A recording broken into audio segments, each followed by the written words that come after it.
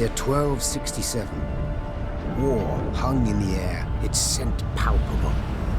The mighty empire of Nilfgaard stood poised, greedily eyeing the northern realms just across the Yaruga. In light of the threat, the realm's sovereigns met in summit.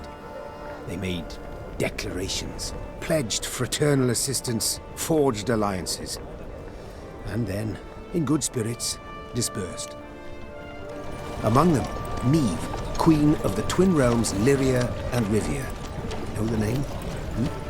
Heard her beauty extolled? Justly so. Remarkable she was. Not for her graceful exterior, but for her persistence and courage. Where was I? As the queen and her retinue neared her capital, Count Caldwell appeared. In Meve's absence, the Count was to have helped her son, the youthful Prince Willem, run the Twin Kingdoms. Caldwell had clearly ridden hard. Drops of perspiration dangled from his whiskers, his neck red and chafed from a ruff, starched stiff. Hail, Your Majesty! Delighted to see you in good health. The summit, it ended fruitfully, I hope? Yes, at its end, letters were exchanged, documents signed. Paper. Time will tell of what value. That will suffice as cordialities go, Caldwell. Tell me what's happened, for I sincerely doubt sheer longing prompted you to ride out. Indeed, Your Grace. Another circumstance inspired me to do so. The strays of Sparla, the bandits, I was to tend to during Your Grace's absence. The situation's gotten out of hand, I fear. I deliberated. Wasn't at all certain in giving you the task. I knew you to be an equally good strategist as I am a shepherdess. So my intuition said no. Yet Reynard interceded on your behalf. Your Grace, they're common bandits, while the Count will have a host of men-at-arms to command. Next time, I shall trust my gut. All right. Speak. What has happened? Be precise. As Your Grace ordained. I set out and was nipping at the bandits' tails for long. We pursued for weeks, until scouts returned, having sighted the strays' camp in the forest near Locheren. We waited for nightfall, to surprise them as they slept. Alas, it proved a ruse. We found the tents empty. Straw-stuffed dummies round the fire. Soon, we learned that as we waited for the sunset, the strays had snuck away, rounded our positions and ridden to Hawksburn. I beg your pardon, my lord. The tax collectors. That is where they station. So the gold? All of it? It's stolen, Your Grace, but I shall do all in my power to recover it. This I vow, if it be Your Grace's wish. After weeks in the saddle, Your Grace's wishes are modest. A hot bath and a night's sleep in her own bed. Yet, they shall have to wait. I must look personally to this matter. Your force, Caldwell, I will now command. You... send a herald to Hawksburn. They must prepare for the Queen's arrival. Air the rooms, dust off the porcelain. Make certain they do it. Do you see now, Reynard? I believe I foretold it would be thus. My son wasn't ready in the least to rule an entire country. I confess, Prince Willem has much to learn yet. Yes. And very little time.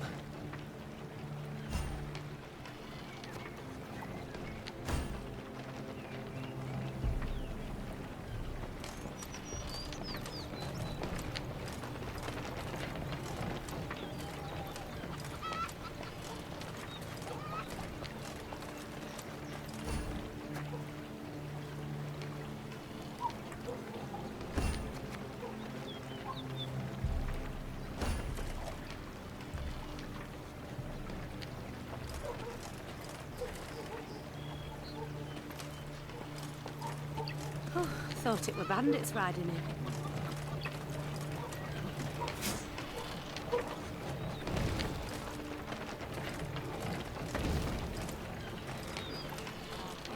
Milka.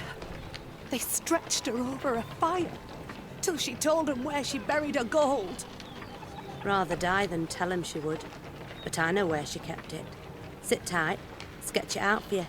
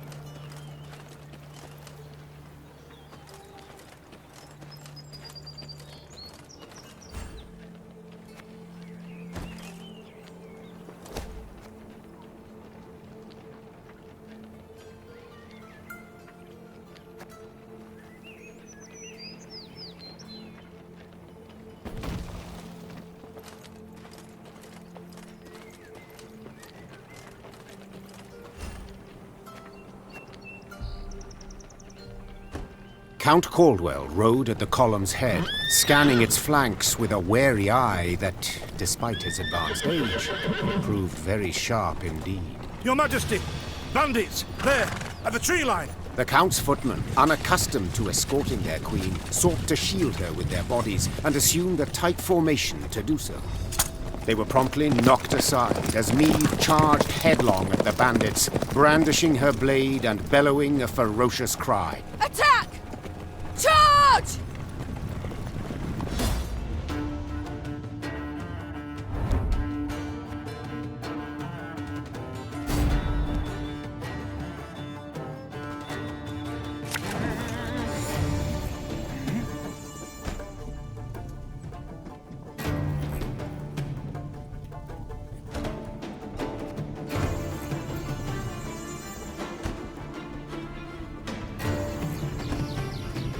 About slings, they hide well. To attack the Queen? An outrage!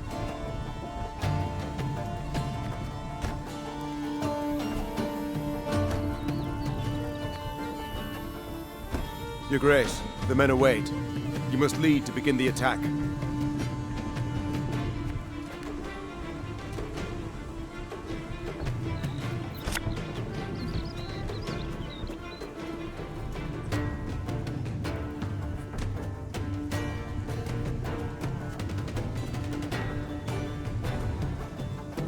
A lesson in humor. The strays took tail and run.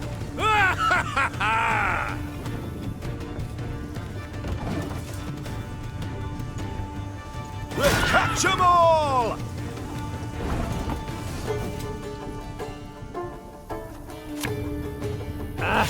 Salt of the earth, they are, Your Grace. They'd follow you into fire. You need simply say the word.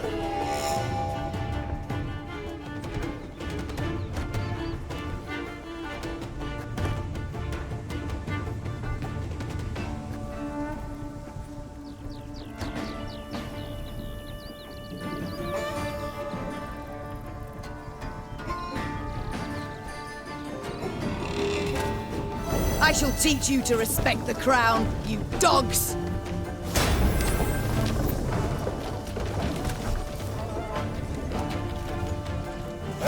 Look out! Seek cover! We are bombarded!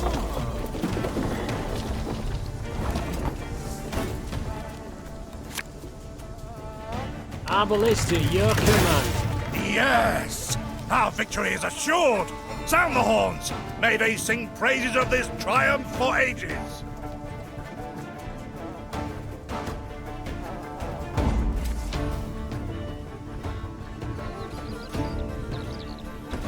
Battle's not yet done. It is better to conserve our strength, prepare for a strike that will prove decisive.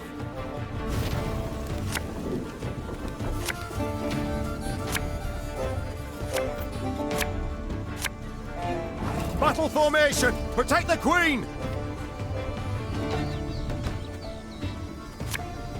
This harvest will be reaping black-clad heads.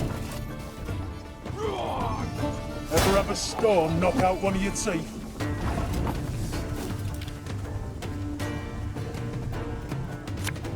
My spirit's willing and how, but these damn boots are killing me. The chase is on!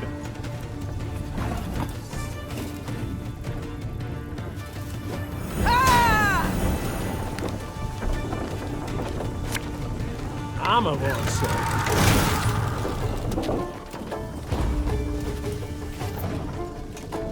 Have it the white of an eye from half a league away. I congratulate you on your latest victory, Your Grace. The bandits stood not a chance.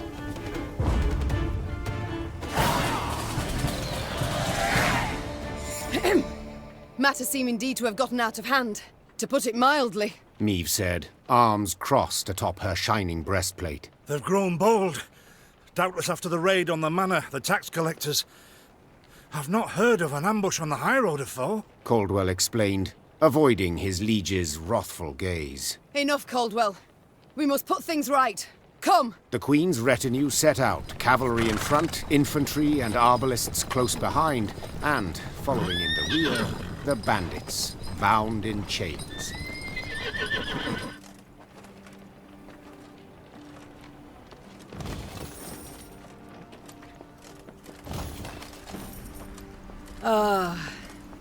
I do adore this prospect.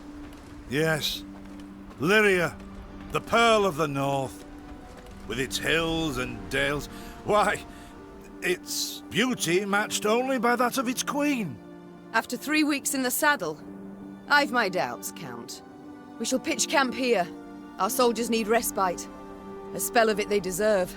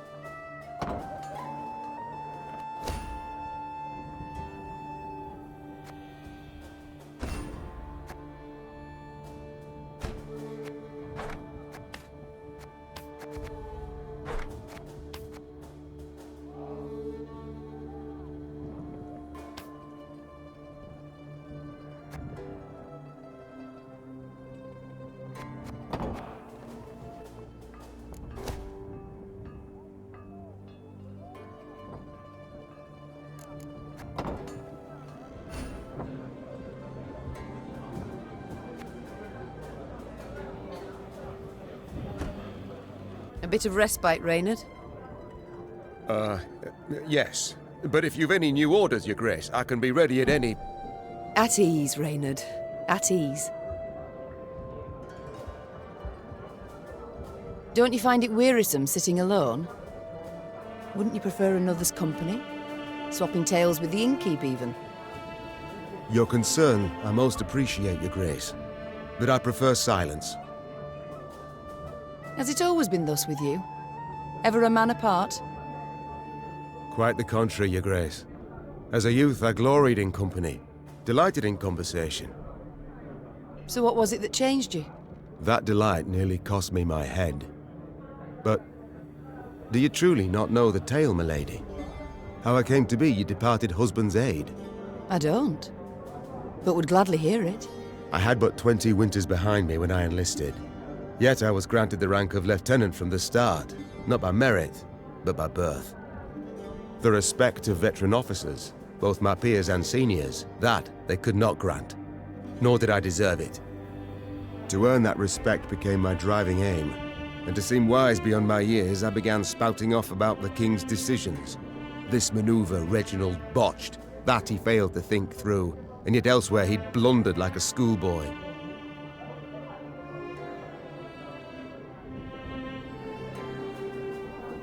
Talk of that nature could only ever result in misfortune.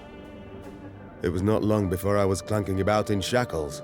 Another officer had reported me. I was charged with lèse-majesté. The court-martial took but a quarter of an hour to deliver verdict and sentence. I was guilty of treason, and the noose awaited me. But Reginald first stayed the execution, then ordered that I repeat every word I'd uttered about his person or deeds. Soaked with sweat, my voice cracking, I did as he ordained.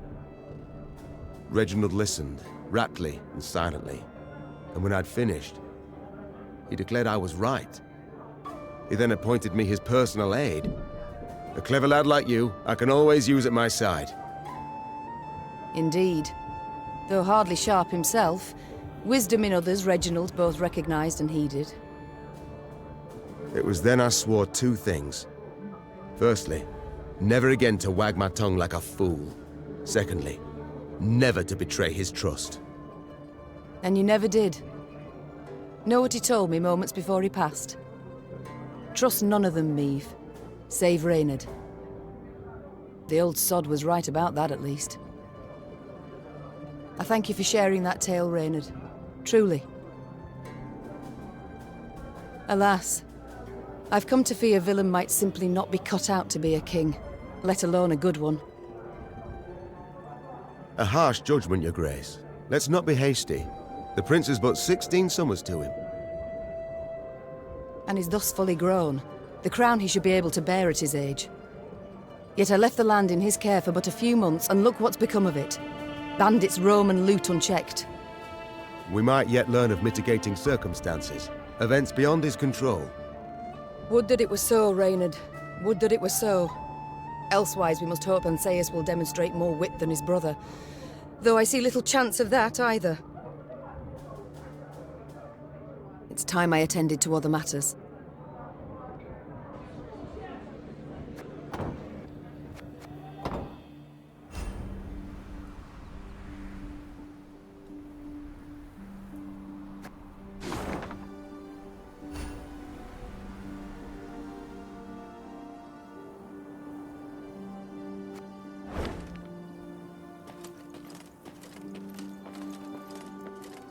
Is this what I pay taxes for? To be robbed along the high road, and in broad daylight, no less? Were it not for mandatory merchant routes and stacking rights, why, I'd have gone round, through Sodden. They told me! Lyria's a wild land, lawless, chaotic, a damn disgrace. Were it not for mandatory merchant routes and stacking rights, why, I'd have gone round. Is this what I pay taxes for? Is this what I pay...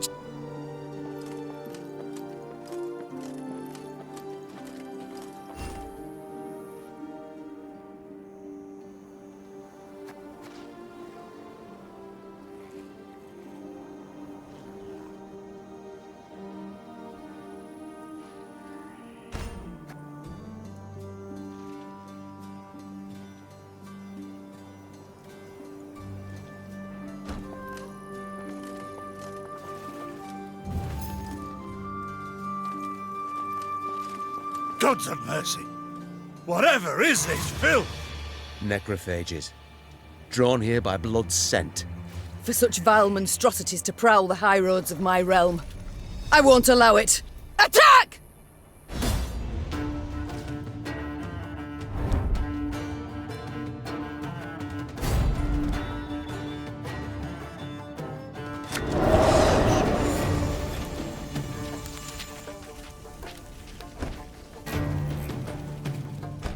Fog in broad daylight, with the heat positively sweltering.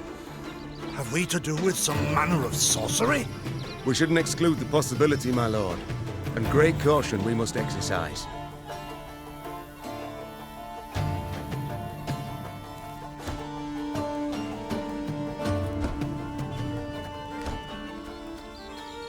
Raynard, what is this? Some spectre? A strigger? I can't be sure, your grace. It's the first I've seen of any such... thing. There's a time to reap, a time to sow, and a time to die. These carrion eaters. I know them. Appeared on my estate last spring, enticed by the corpses of those of my sheep that fell. Harmless at first. Until, that is, they fill their guts. Seemed to become quite powerful then.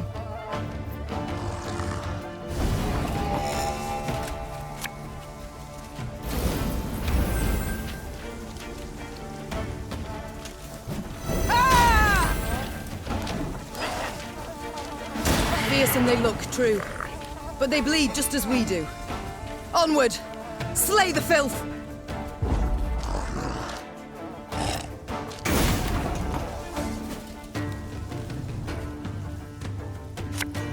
Give me a target.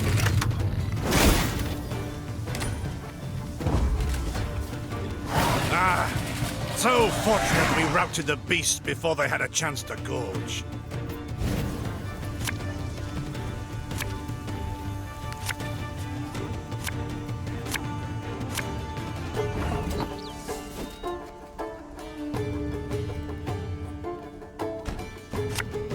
Aye.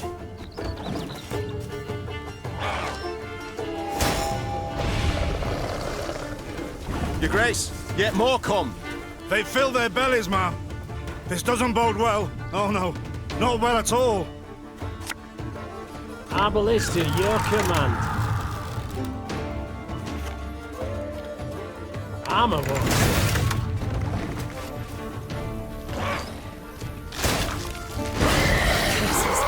Strong as steers they've grown. And they show no fear. Frenzied, my lady. It's bloodlust. They lose all instinct to survive, feel no pain whatever. I've witnessed this before. Your Majesty, we must give ground. Fall back. We can't win. Must minimize our losses.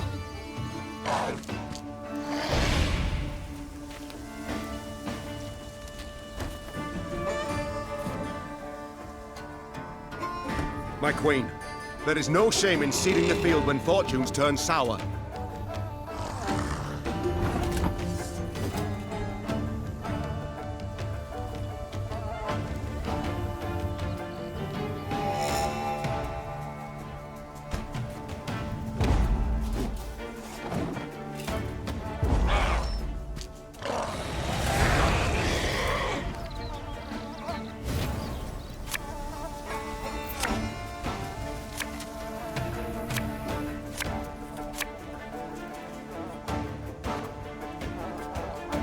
Victory must be ours now. We shall not retreat. Arms at the ready. Attack! Look there! Yet another abomination. Ugh, that stench. My salts. Where are my salts?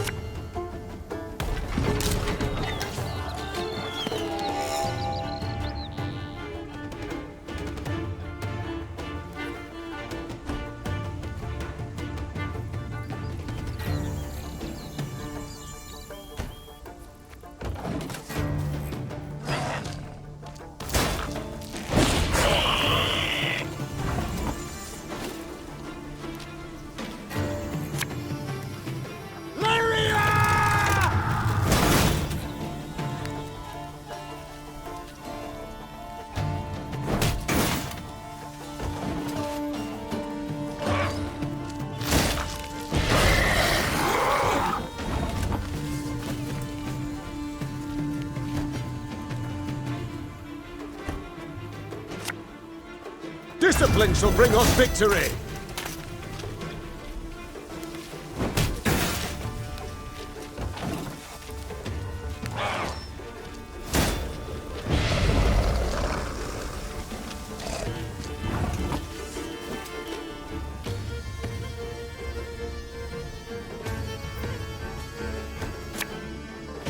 One bullet's all I need.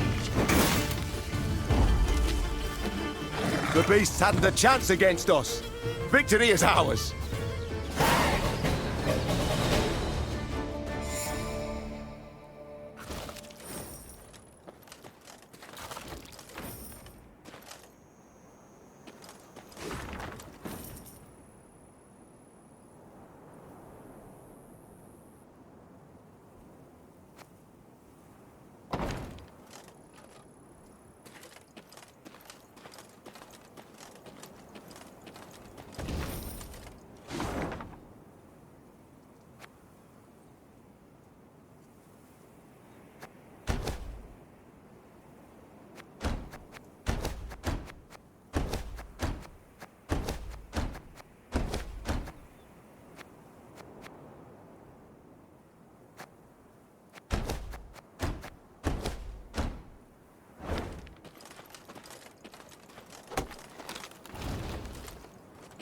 Many trees we've felled, my lady.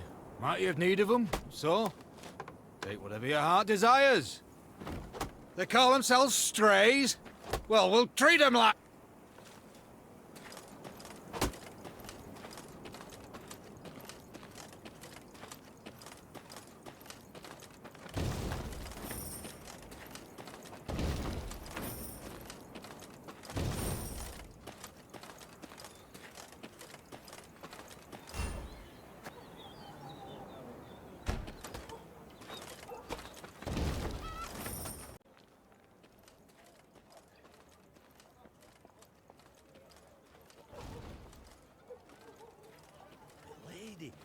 The masks they wear. Have you seen them? They're fangs, snouts, horns. Like a right proper nightmare.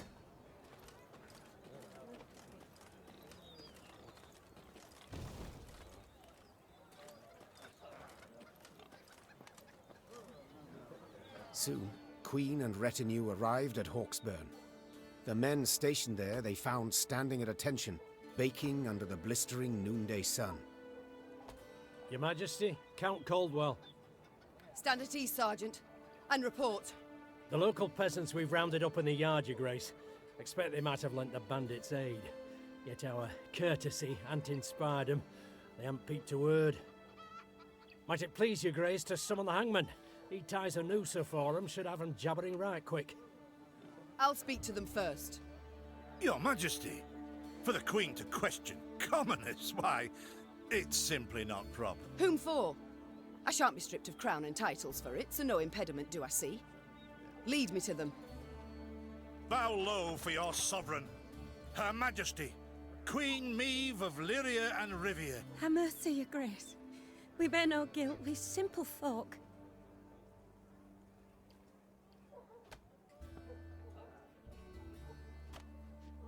Calm your hearts, good folk. Though your queen I may be, you are subjects, not slaves. Meve extended a hand, the royal ring gleaming upon it. Unfamiliar with protocol, a pleb gripped it firmly and gave it a shake as hearty as a good scrub in the tub. My, we shall be addressing one another by name afore long. This is an outrage! Guards! Grab him! I've all in hand, Caldwell. Forgive me, Your Grace. I'm not accustomed, no. Nonsense. You've a firm grip, a spry handshake, and a bold spirit I can respect. What do they call you, man? Helmer, son of Florence. Delighted, Helmer. Now understand me, man. I am in dire straits and in need of your aid, so please answer my queries in full and forthrightly. The bandits, whom do they follow? Him, my lady. We seen him. No name, just an odd title. The Duke of Dogs, they call him. My, a blue-blood thoroughbred mutt. Where are he and his hounds bound? Did he say? Do I recall, Imogen? What do you name? A Gleeton or something? Clayton. Lord Clayton. His estate lies to the south. Sound the horns. Have the men form up. We march at once. Milady! Harbour no ire for the Duke. He's a good man. Gave us proper brass for the welcome we gave him. Shared what grub he had. Shut it, louts. The Queen's had her say. Your Grace, your orders. What are we to do with them?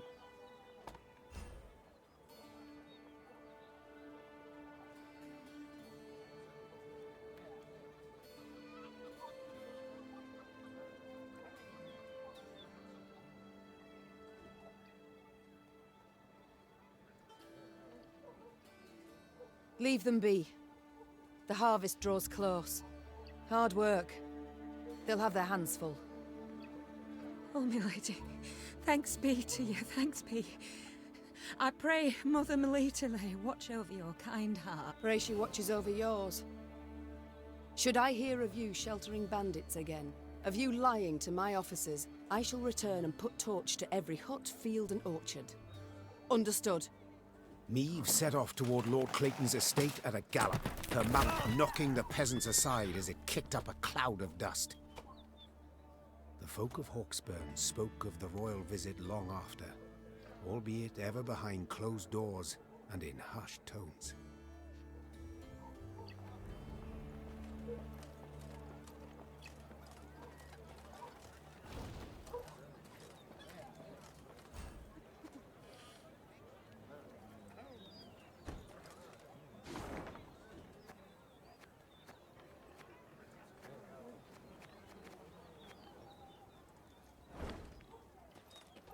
What is this, Reynard? Bandits attacking royal tax collectors in broad daylight. They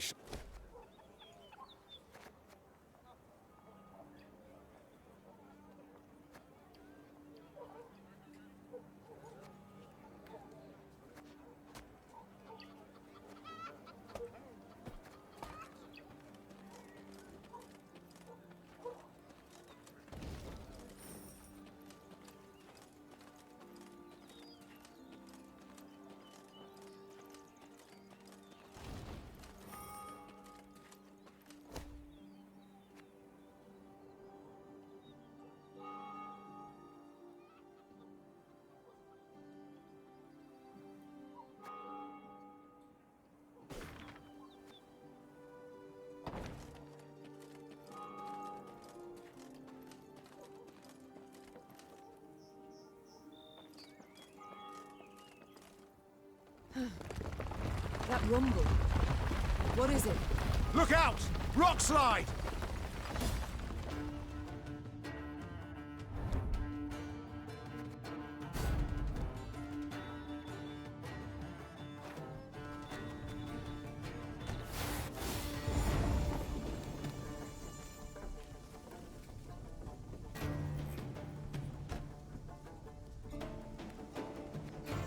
The bluff crumbles!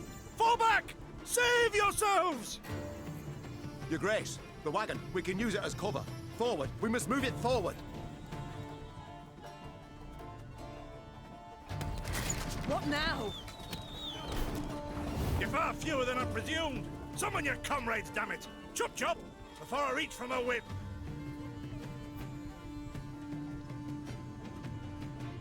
Arbalist is your command.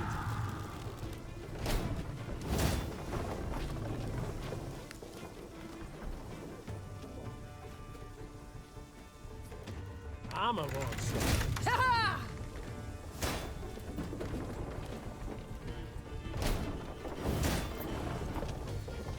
Lyria! The wagon! Use the wagon now!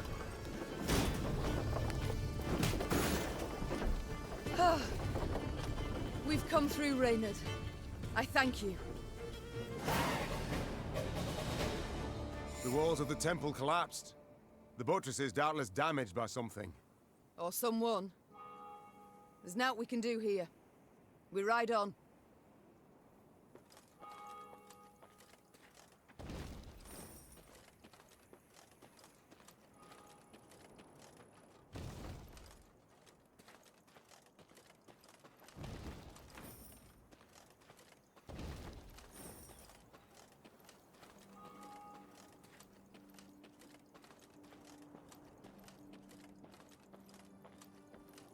A peasant cart, loaded with a heap of hay, came rattling down the road from the opposite direction. Clear the road! Bellowed Count Caldwell, standing in his stirrups. Make way for your queen! The peasants obediently turned their cart into the roadside nettles. As she passed, Meve glanced towards it and froze. Atop the hay bale lay a badly wounded man gripped by fever. The thick, sweet stench of rot wafted from his bandaged legs. Gods. Who did this to him? Meve asked. Bandits? Nay, milady, replied the cartman. 'Twere a beast. Out to the east, down Wetterton way, lies a boneyard, old as the elves, they say. The peasant continued. Clayton was setting snares round about there. Came running back to us, drenched in blood, rattling on about a long-haired wench come climbing out a grave. We've taken him to the good sisters of Melitele here on Bridge. Perhaps they can help him. I'm certain they can. And will. Replied the queen, though just looking at the wounded wretch, she knew he'd expire before nightfall. God speed you on your journey. The queen whistled, and her mare resumed its trot. Shall I send for a witcher, your grace? Caldwell asked. One of those freaks should make short work of the monster. Until we apprehend the bandits, I shan't allow a single soul to leave our company. Even on such an important mission as finding a witcher. Meve replied. Any who did would be captured at once. But, if fate brings us near Wetterton, perhaps we'll see to this monstrous harridan ourselves. Your grace, we've only just fought beasts and scarcely escaped with our lives. This she-beast will take a silver sword. Magic formulae. Yet a dozen arbalists will have to suffice. The queen said, calmly but firmly. And please, Caldwell, do stiffen your spine a bit. Now onward.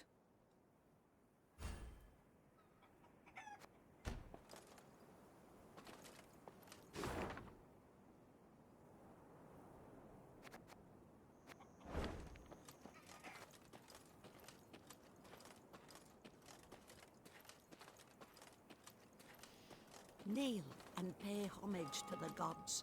You shall be rewarded. Melitele watches over us all. Yet you do well to remind her through supplication. There is ever time for prayer.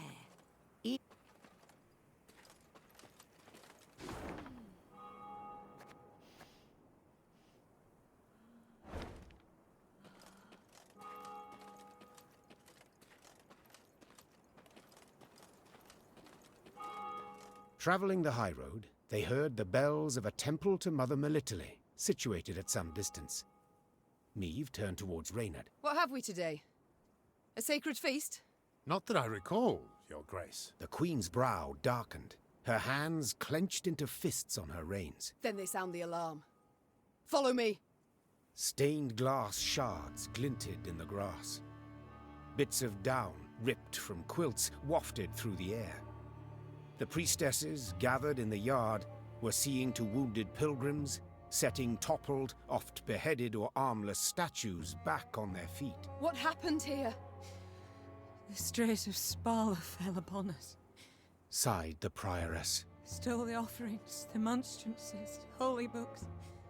My lady, I implore you, come to our aid, recover what's rightly ours. Ever clever, Meve's scouts soon discovered the bandits' tracks.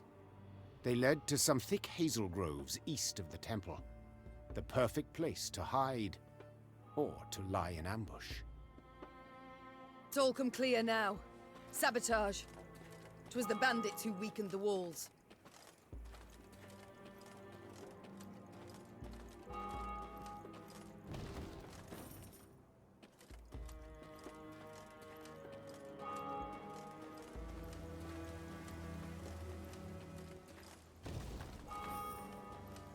Your Majesty, turn back!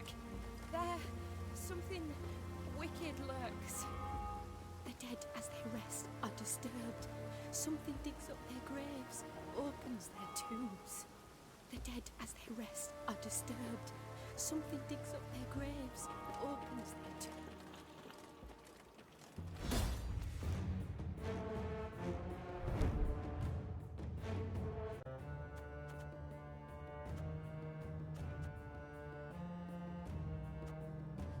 You can try to win them all, but you won't. Lyria! Keep calm, Tiberius. One bullet's all I need. Give me a time.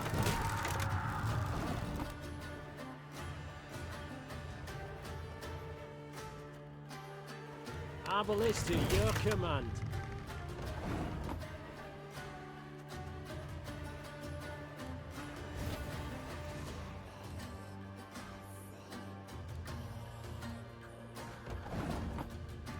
I'm a monster.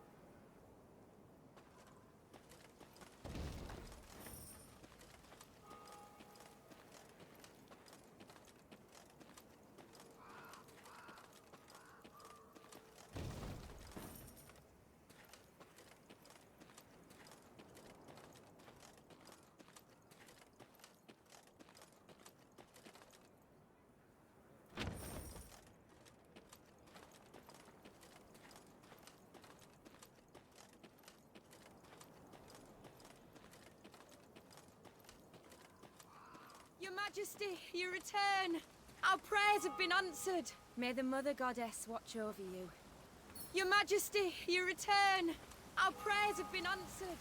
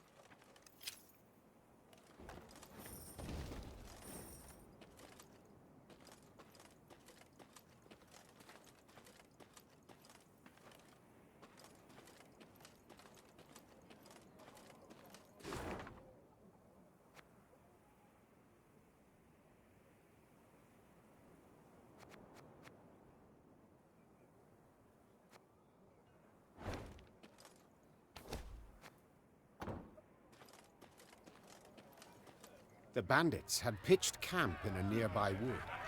Spirits buoyed by the wine they'd stolen from the cloister cellar, the brigands had not posted sentries. Another round! To the sisters! Meve's soldiers were eager, insistent. The desecrators would be punished. Yet only the Queen could order the assault.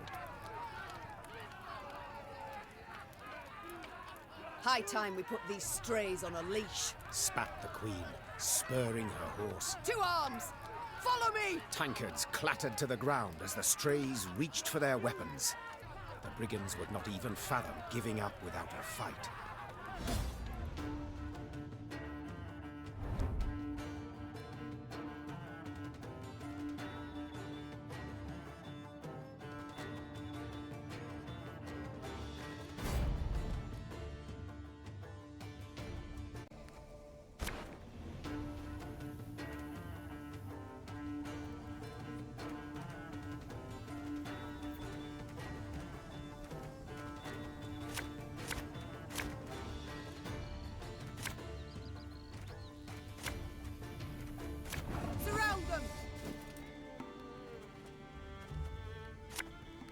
My spirit's willing and how, but these damn boots are killing me. I'll relieve you of that pouch.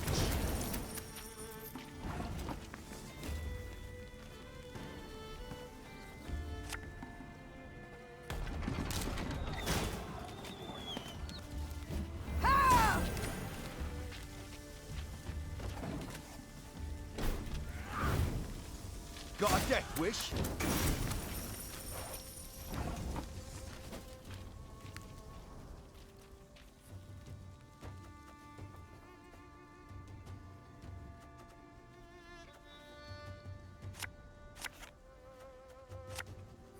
One bullet's all I need. See if he's hid any coin in his pockets. Or his own. Regroup!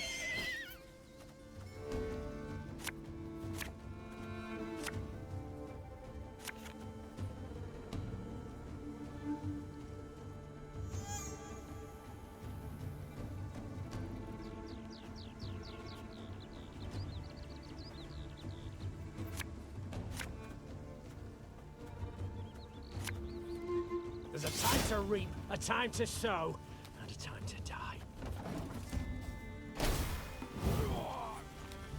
Thing about slings, they hide well.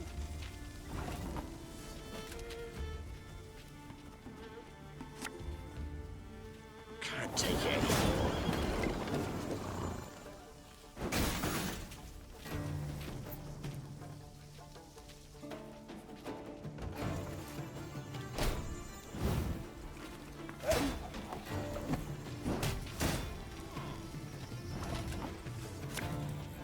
Give me a time.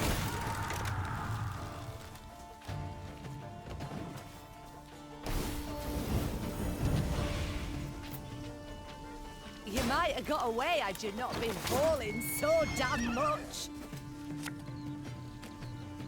What? Who dares? I'm a list at your command. I'm a warrior.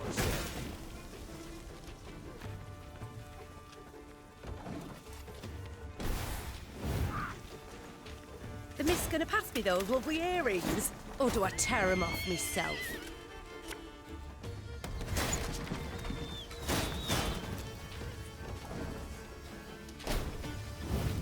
Go, hop, hop.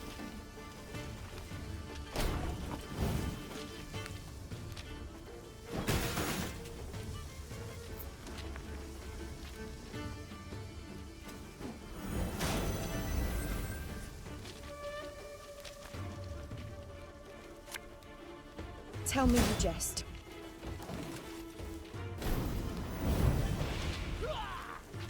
We've got a job to do.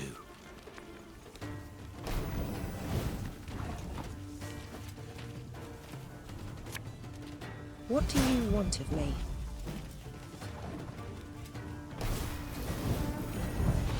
Ever have a storm knock out one of your teeth?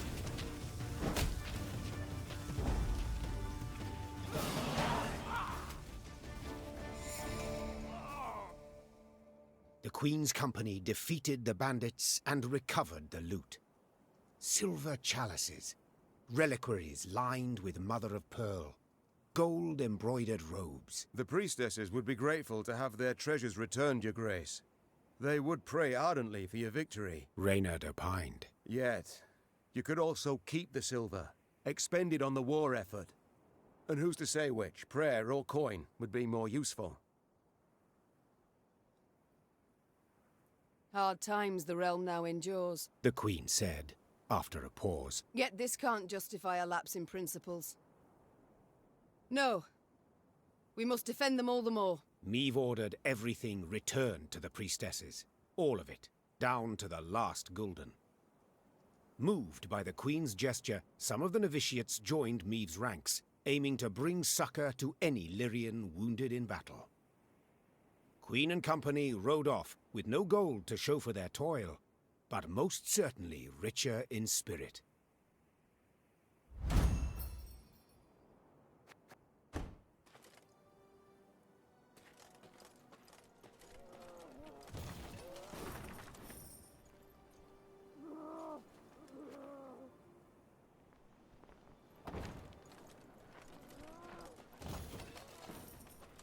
Sure, you can bind a rabid dog, tie his four legs together, but you'll not stop him from lashing out and biting. Arrow! You've bested us, aye, but you'll not find the...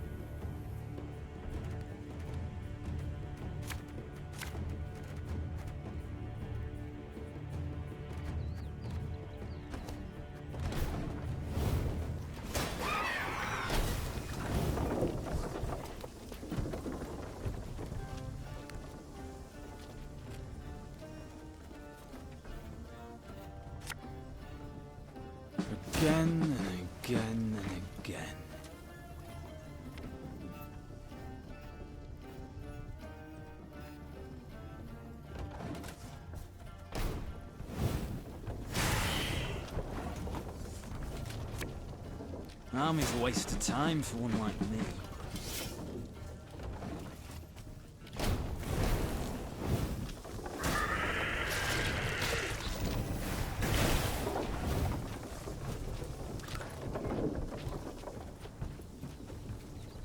My spirit's willing and how, but these damn boots are killing me.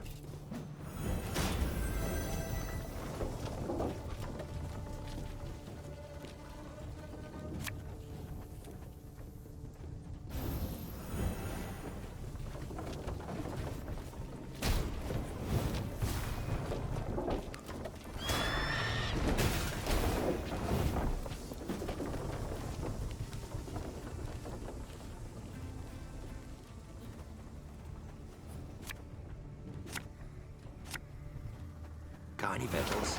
Hungry like a wolf, I am.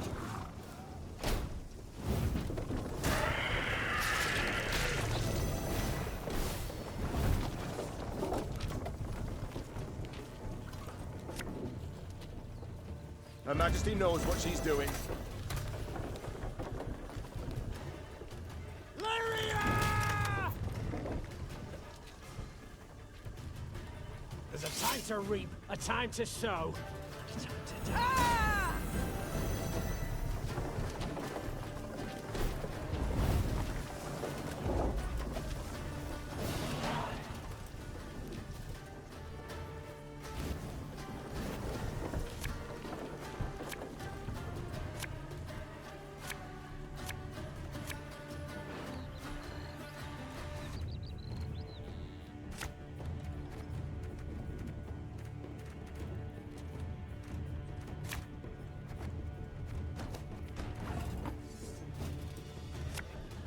Left, right, left, right. Aye.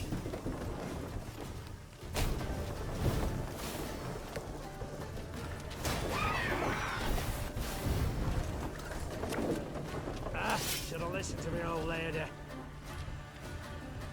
Keep calm, Tiberius.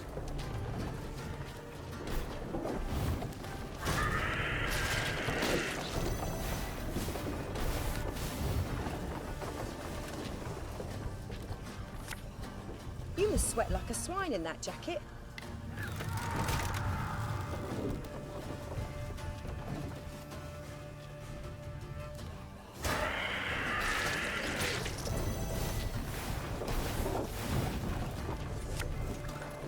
Give me a time.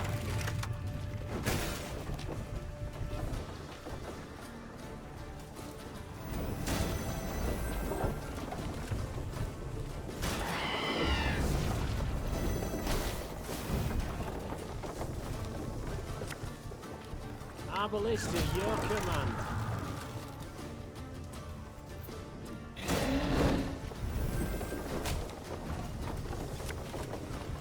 Armor won't save.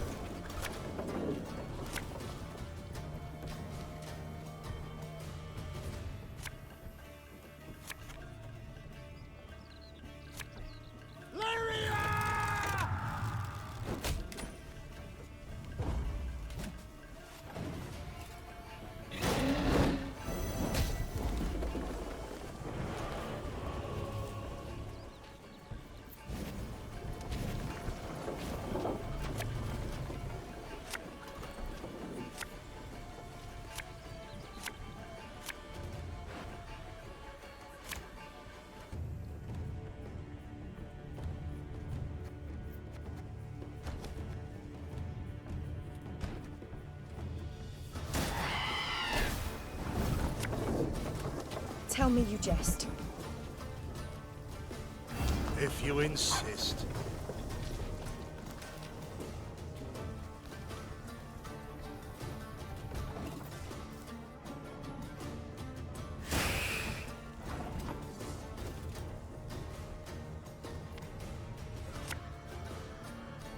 What do you want of me? This harvest will be reaping black-clad heads.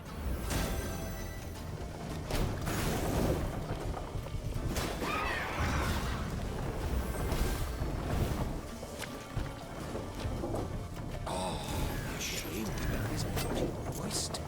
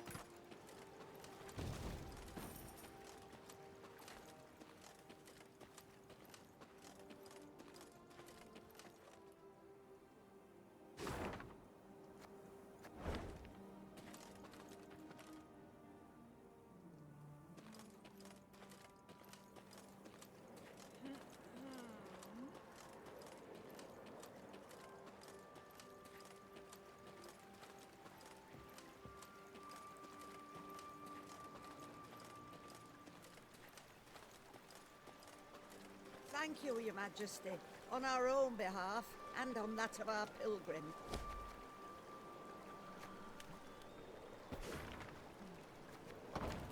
Thank you, Your Majesty. Thank you.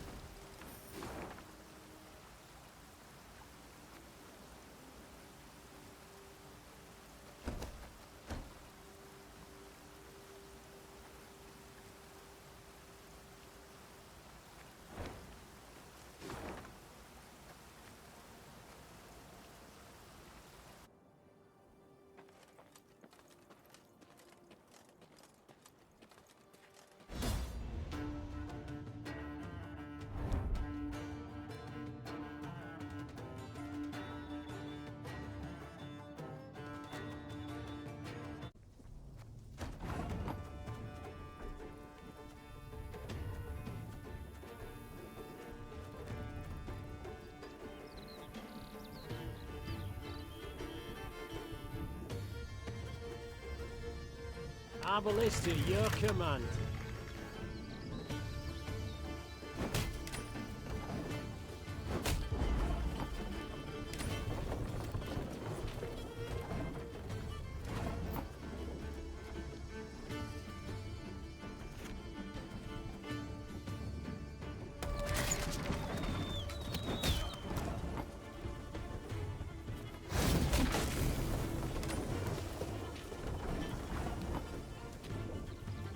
You can try to win them all, but you won't.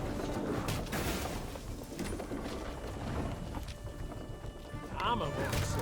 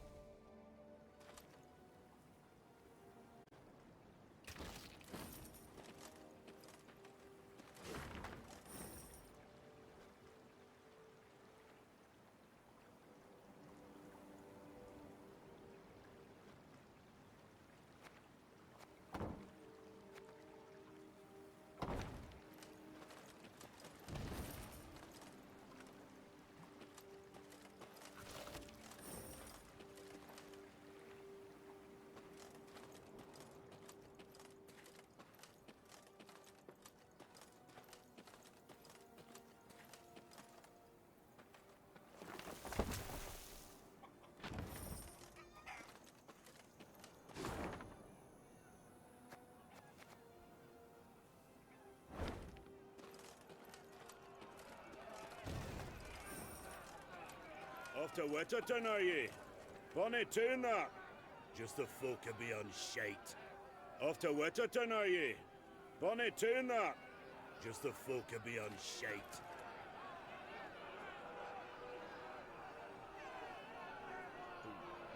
As they neared Wetterton, the Queen ordered her company to halt.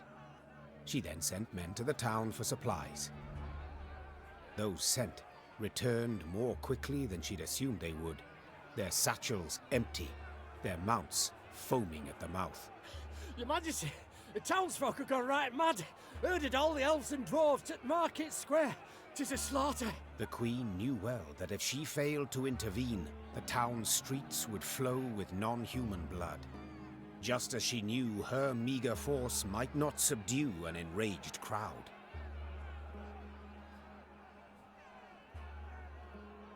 What is your command, Your Grace? Reynard's question pierced the silence. What can it be, dear friend? Answered the Queen, then spurred her mount and rode off towards the town. Her troops followed, running as fast as their legs would carry them. When they passed inside the town gate, they saw corpses lining the gutters. Meve realized she had arrived too late to prevent a tragedy. The crowd was drunk on blood. Its rage would need to be quelled with an iron fist.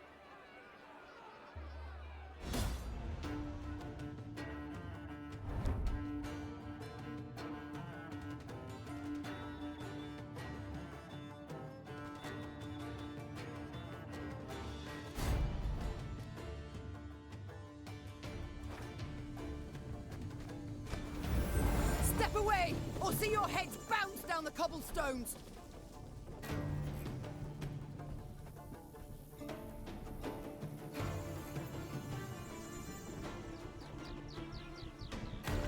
Reynard, who started this? I must know.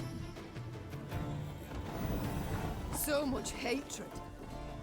We must put a stop to it.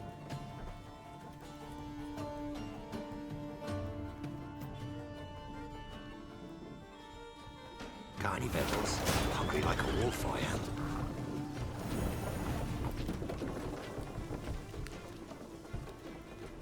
Discipline shall bring us strike the largest clusters! Disperse the mob!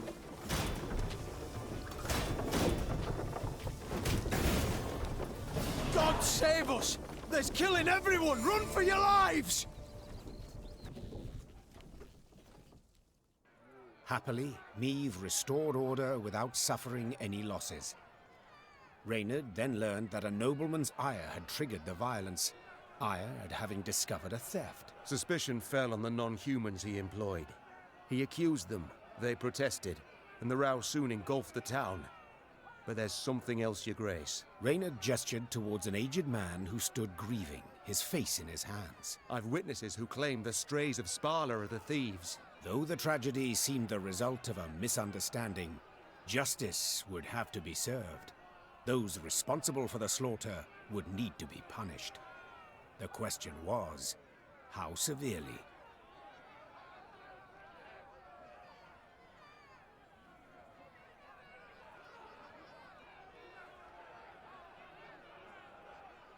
Your excuses I cannot accept, said the Queen. The vipers who called for the slaughter, they will hang. The rest... Majesty! A townswoman fell to Meve's feet. Mercy, please! 'Twere words taken wrong, a misunderstanding. A misunderstanding? To don another's cape, pay out insufficient change. These are misunderstandings. What happened here was criminal, and you'll be punished as criminals. The condemned were hanged at once, without regard to the protests of kith and kin. Those non-humans who had managed to hide and survive made a most generous donation in gold to bolster the Queen's force. I'd like to say Wetterton's small melting pot of races lived on in harmony. Yet alas, I'm not in the habit of propagating untruths.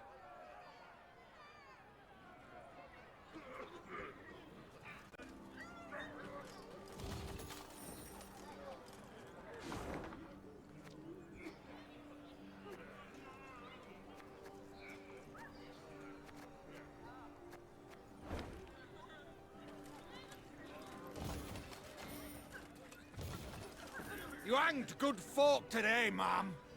And for what? Because they came to the end of their tether? You hanged good folk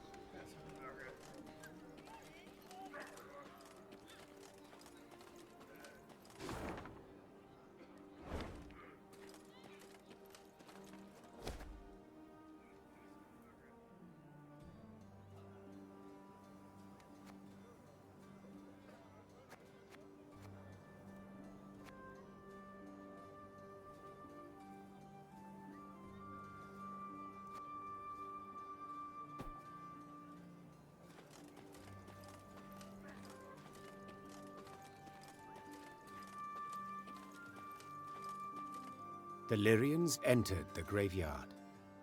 Crickets chirped in its tall, windswept grass, and lush green moss covered its crumbling gravestones.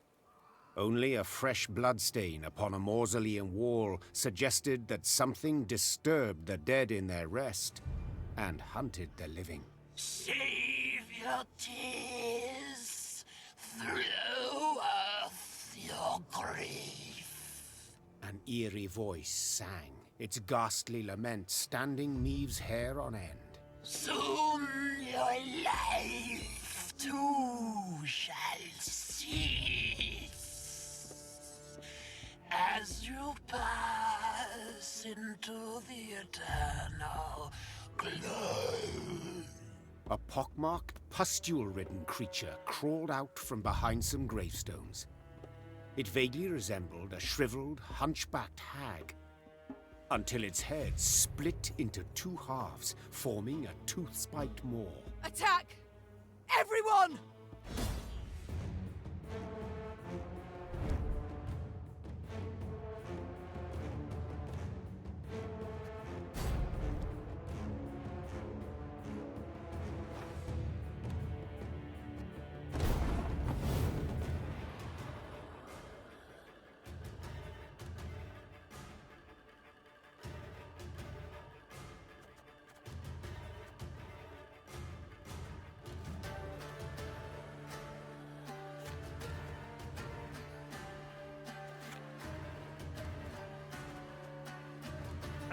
Should have listened to me, old lady.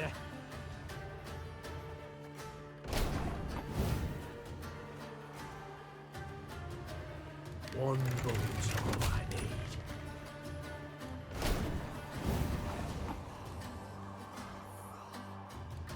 This harvest will be reaping black-clad heads. Give me a target.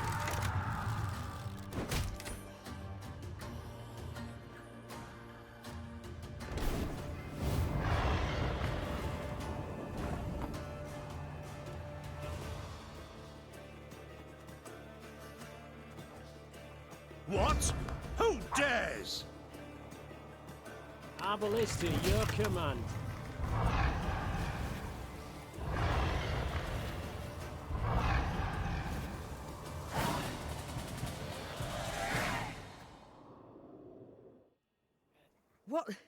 What was that filth? The queen croaked hoarsely as the dying monster writhed in agony at her feet. I know not, your grace, replied Reynard. But to be safe, I would have the corpse chopped up and burned. Elsewise, we will not be certain it shall not return. Yes, have it done. Meve said, brushing her hair from her beaded brow. But quickly, lest dusk catch us in this foul place. The Lyrians soon resumed their march. As they left the cemetery behind them, some believed they still heard the haunting dirge upon the air. Or was it just the wind, whistling past mossy tombstones?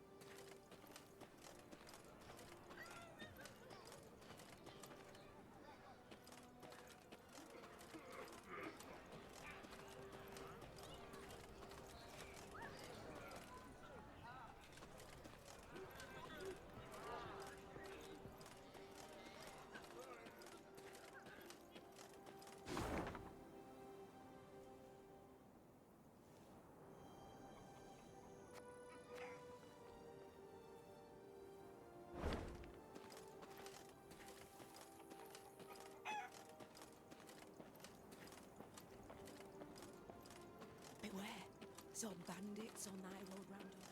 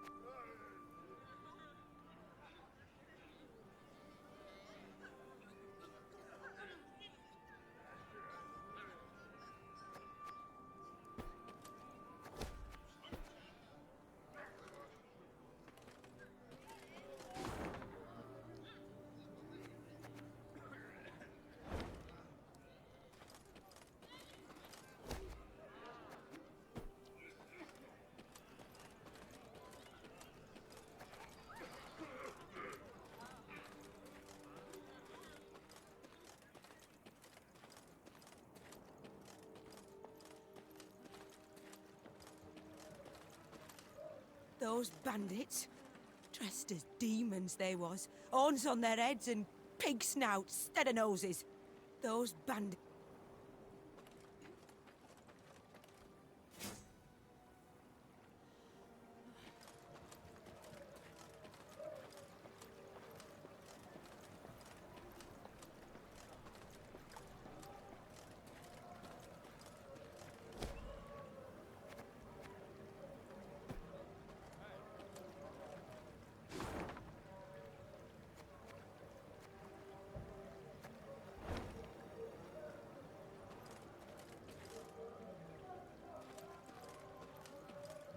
Off to the nuptials, ma'am.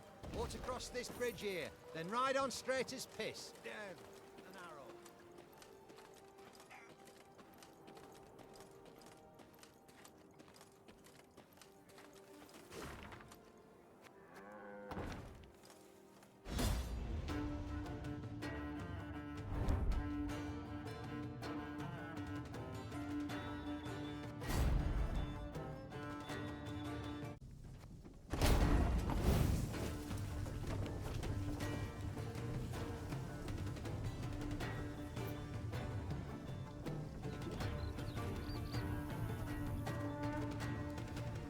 Again and again and again.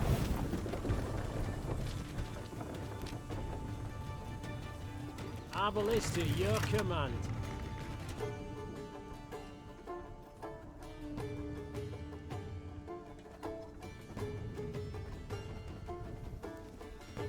Armor won't show.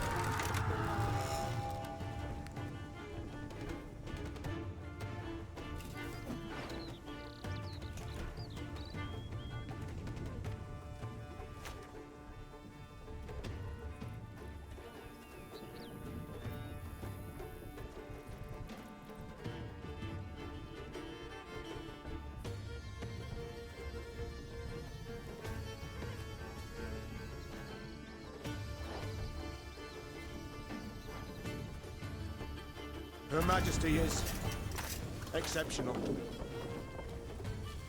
I'm coming, I'm coming.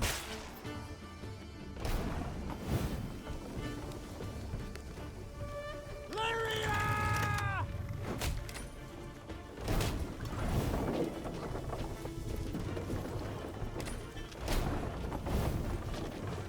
One boat.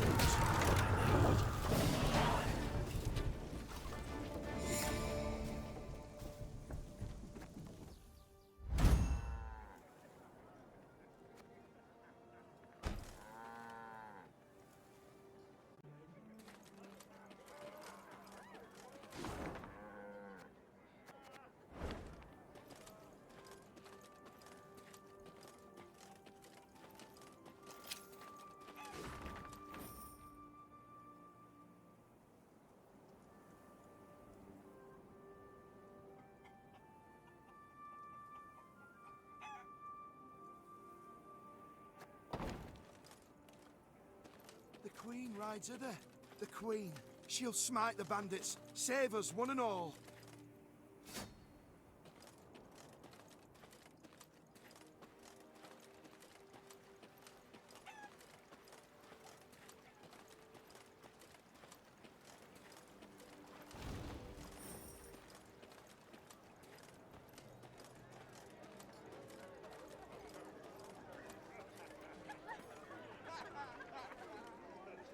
Meve's ear suddenly caught brisk music and voices raised in song.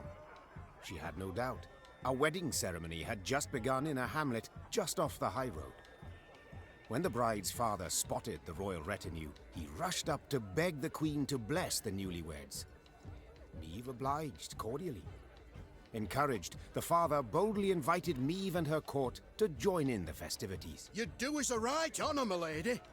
And your men would bolster their strength afore to march ahead. We beg ye, eat, drink and rejoice with us. I haven't slippers to dance in, but I trust I'll manage somehow. Lead on, good man. The nuptials took place in the shade of a vast oak tree. Then the newlyweds and their guests walked in procession to a barn adorned with flowers. An uproarious celebration ensued. As she watched her soldiers dance shoulder to shoulder with peasants, Meve felt a surge of pride at being their queen. The heart of Lyria. It beat most powerfully here, not in the gilded halls of palaces. Suddenly a cry went up as strange armed men rushed into the yard. There's the lass! Grab her! Before anyone could stop them, the bandits took the bride and fled into the woods. The drums and fiddles, suddenly silenced, were now replaced by weeping, moaning, angry calls for pursuit. Deep grief upon his face, the host turned to Meve with a plea. Milady, we beg of you, help us!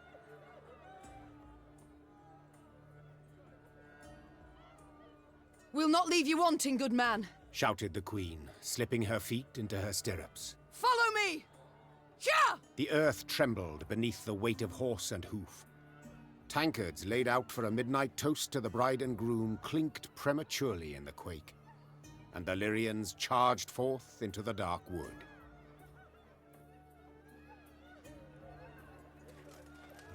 Oh, to be young again, heart bursting with love. Good folk, the Queen's returned. Welcome her we must. Tribute in hand. Ah, ups, ups.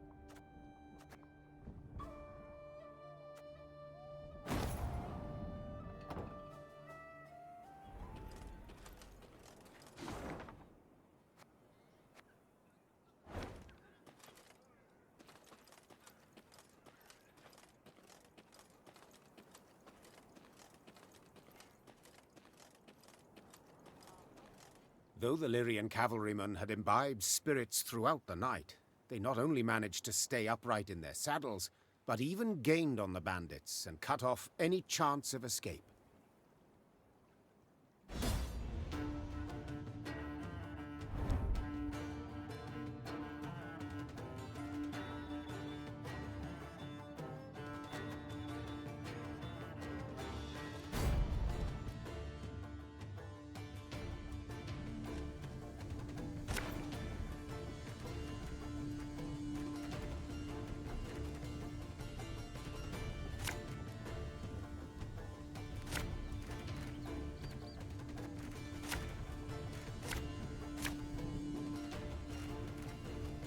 Stop them!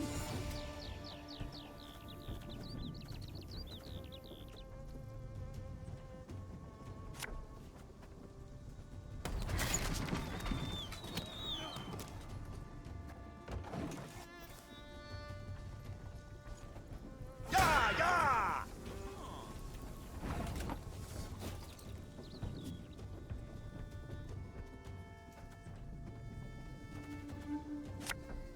Can't take it anymore.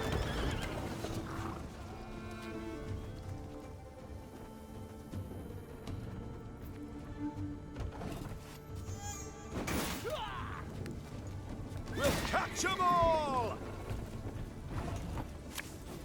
Armor wars.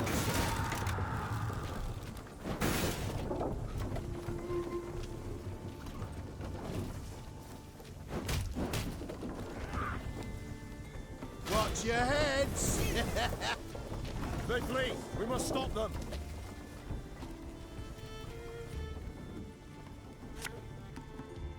Lyria!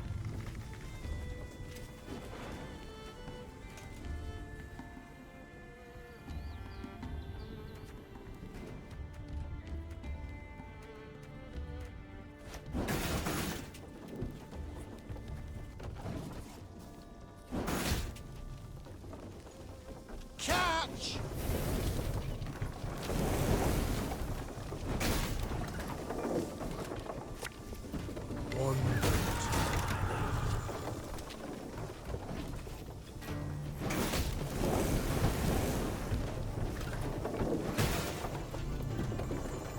The chase is on!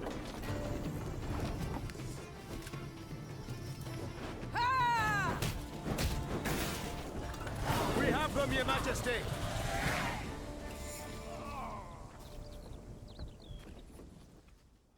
Meve's troops defeated the bandits and rescued the bride. Only to be surprised. For the maiden fair dropped to her knees and burst into tears of sorrow, not joy. Weep not, child. The queen said, placing her arm upon her shoulder. It's over. You're free. Nay, not so, Your Majesty. Milady, I've no love for Jan. No wish to wed him. It's my father. My family forced me. My heart's fimbers. He arranged the masquerade. I beg ye, if you've 1 ounce of kindness, if you've a heart, let us leave this place together and free.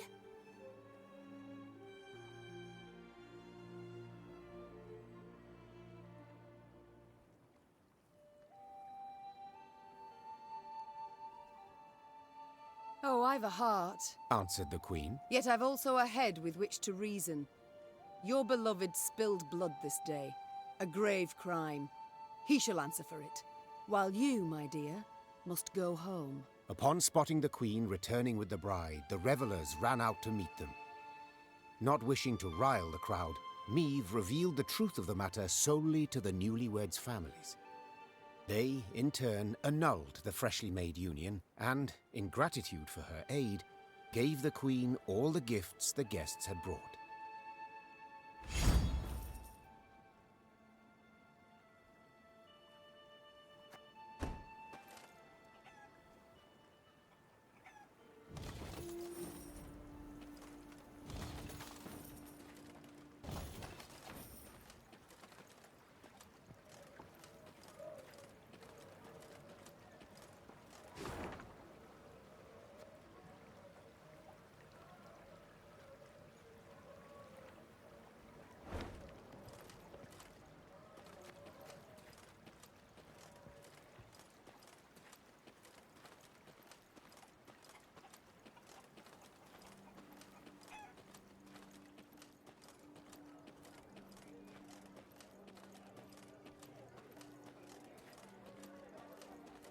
Told you she were an harlot.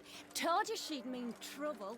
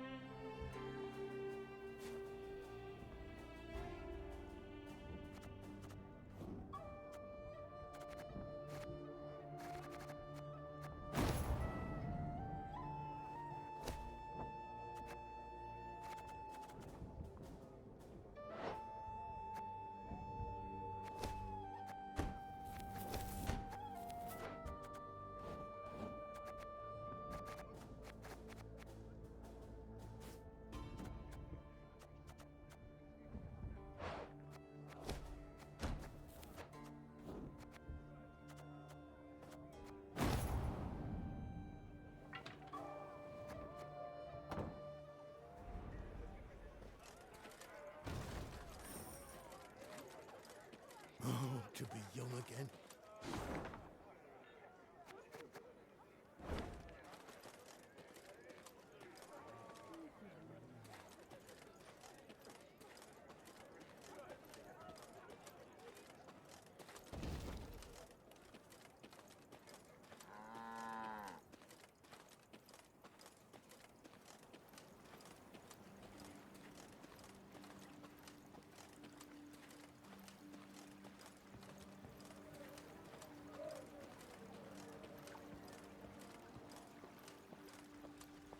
You spy that column of smoke? God damn it! Make haste! As the Clayton estate appeared from behind a tree line, the Queen and all in her retinue knew at once they had arrived too late. A veritable swarm of bandits milled about the yard. Who have we here?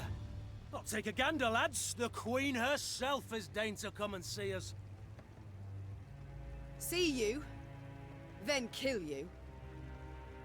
The strays of Sparla. 'Tis you who lead them. 'Tis you they call the Duke of Dogs. Aye, 'tis I they dub so. And in other pleasant ways. Prince of Pariahs, Thane of Thieves, Baron of Brigands, and Marquess of Mendacity. Colourful titles all, yet you omit one. Common cutthroat! I beg your pardon and cry foul! I am anything but common. You needn't get excited, Caldwell. Where is Lord Clayton? Sadly, my lord's no longer with us. Turned us away, you see. Denied us hospitality. A sacred right, after all. Angered the gods mightily, I expect, as he promptly met a tragic end. Fell in the well and broke his neck. I've heard enough. To arms! Attack!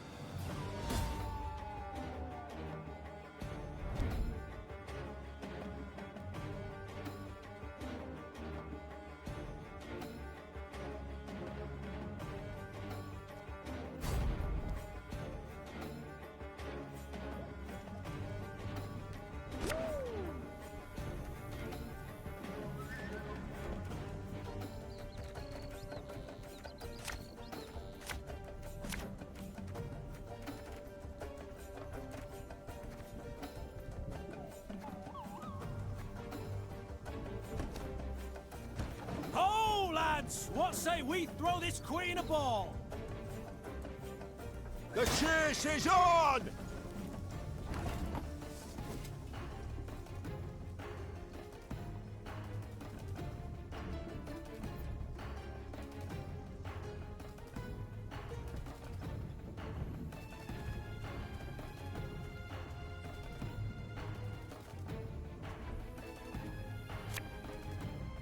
Army's a waste of time for one like me.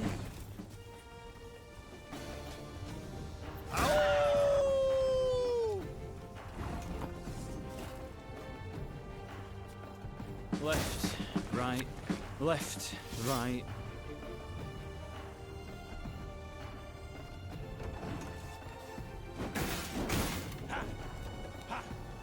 You mad? Don't! Stand back! Tis some alchemical concoction!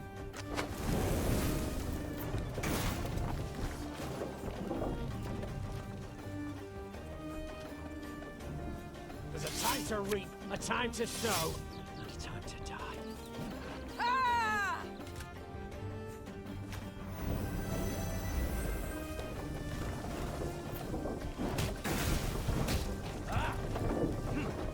This could hurt.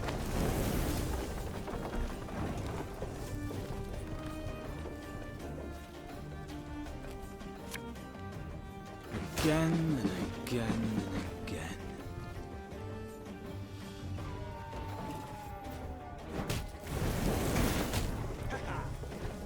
No time for that!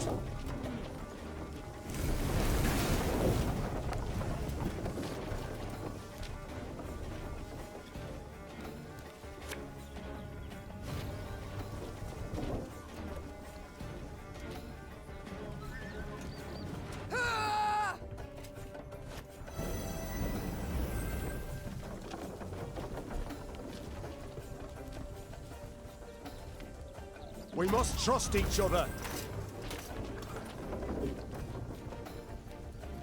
If you insist.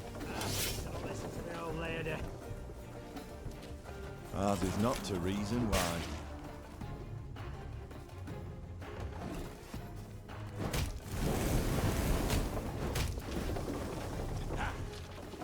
Go, hop, hop.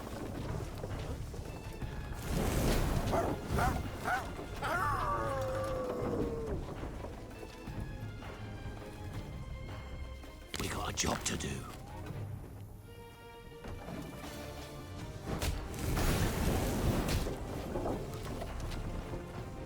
Shh, cork it.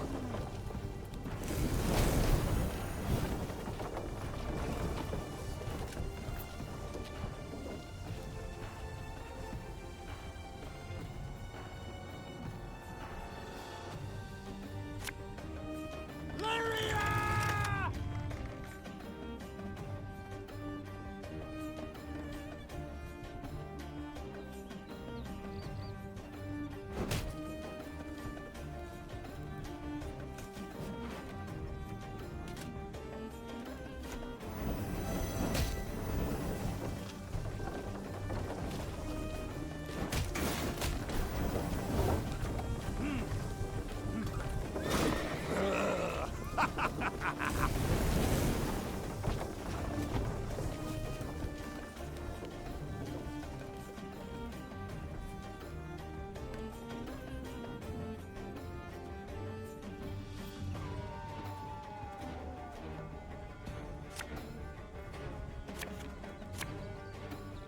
One bolt I need.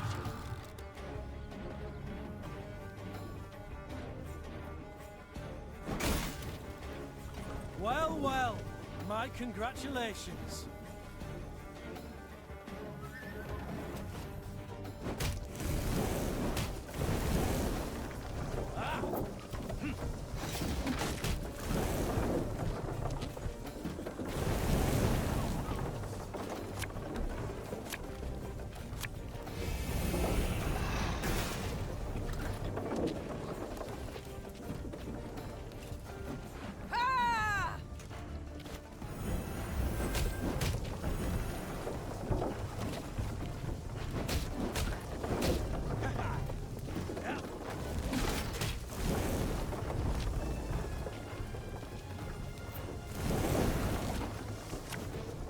pays late.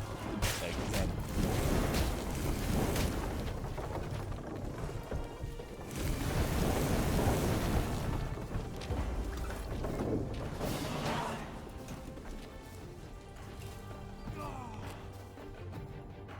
Bravo, Your Grace. Well played. I can't say the same for you, I fear. You'd have done better to die in battle. Bound for Lyria now, where the hangman will have his way with you. Splendid! I've ever wished to see the capital. Quite certain of yourself, you seem. Many afore you have braided nooses for me, Your Grace. Yet as you see, my neck's straight as a pike. My threats are never hollow. And if it's an escape you weigh, well, we've yet to see any man abscond from the dungeons of Lyria Castle. I'd hope so. For to be known as second just wouldn't be worth the trouble. Ugh. Take him away. As soldiers placed the Duke of Dogs in shackles, there was a sudden commotion. A messenger rushed in, sweaty, gasping for air, smelling of smoke and blood. His gaze spoke terror. Your Majesty, Graces, Nilfgaard's crossed the Yaruga. Black-clad hordes. Villages burn. Folk lie murdered. Nilfgaard! Gods help us! They march for Dravagrad. Prince Willem, he can't hope to arrive in time with aid. Help us. You must. Dravagrad. Blast it all. Listen close, soldier. You're to take a fresh mount, ride hard back to your commander and say the Queen comes to repel the foe. Your Grace, begging your pardon, our force. We aren't many. Let's send for reinforcements first. Elsewise... Reynard, I've seen Nilfgaard's trebuchets at work. Should we delay until we're stronger, they'll leave no stone standing in Dravagrad. We must ride for the town at once. As her men prepared to march, Meve climbed the manor's tower. Smoke rose in columns in the distance. As more black pillars appeared one after the other, she knew they meant another home, another barn, another mill was in flames. Tears welled in her eyes, yet they were tears of anger. Bastards. If it's war they seek, it's war I shall bring them. Reynard, prepare to ride!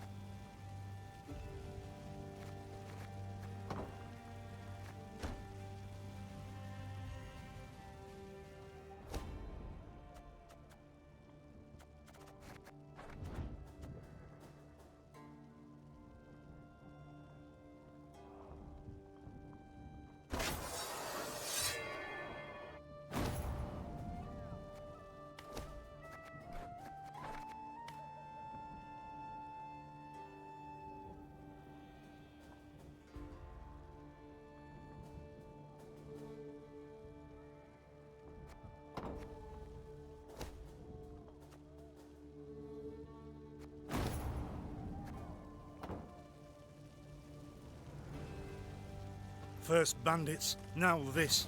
Misfortune does indeed come knocking twice. In hobnail boots, tramping upon my land. Nilfgaard shall regret this. I swear on all that is sacred and blessed.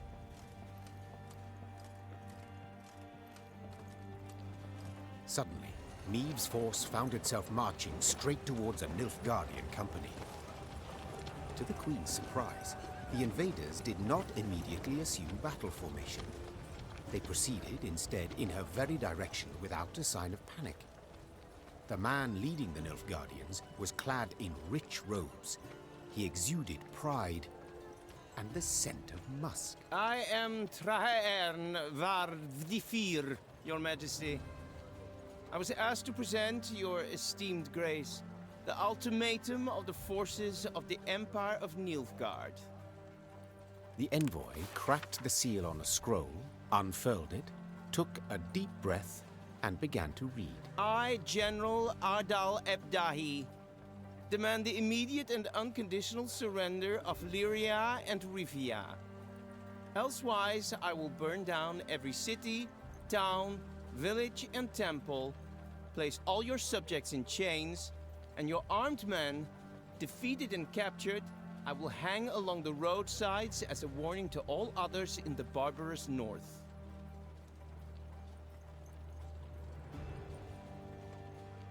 As the final threat echoed in Meve's ears, the envoy put away the scroll and stood waiting for her answer, a mocking smile on his face.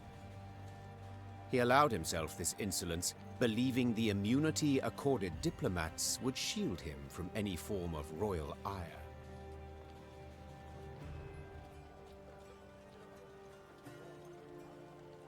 I thank you, sir.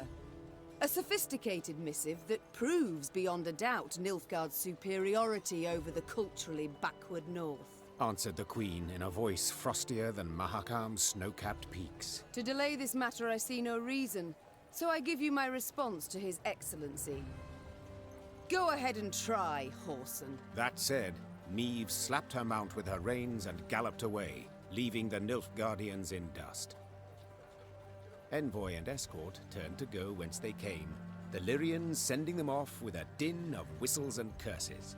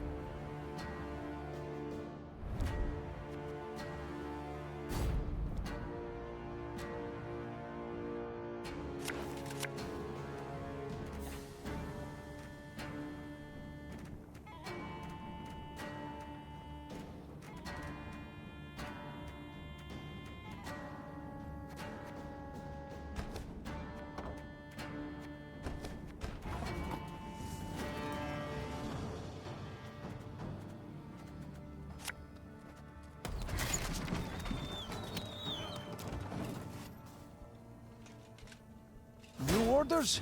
No? Ah.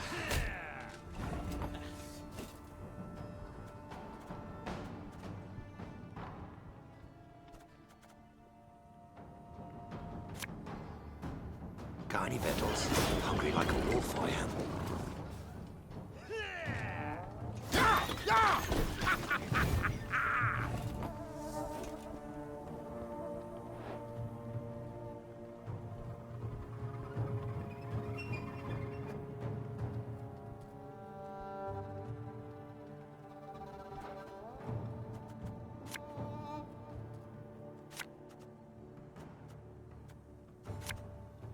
Our ballista, your command.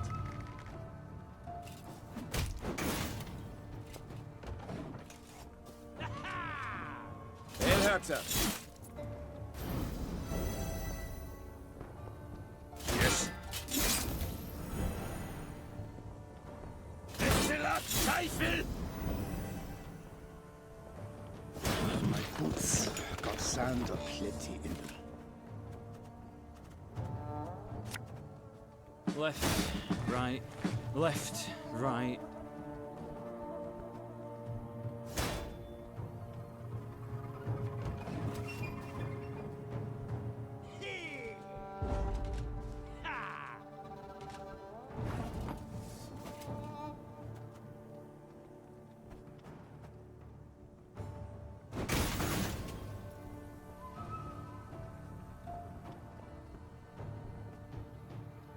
We must trust each other.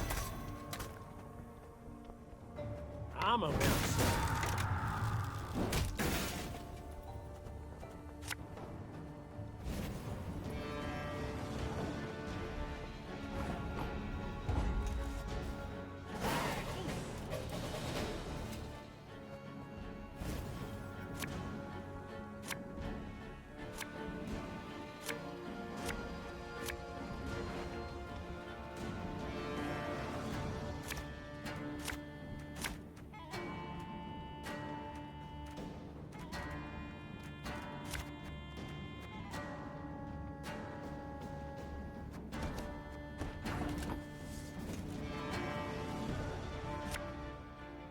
Oh, Lyrian lummoxes. Elherzer! Must be an important lesson in this. But what?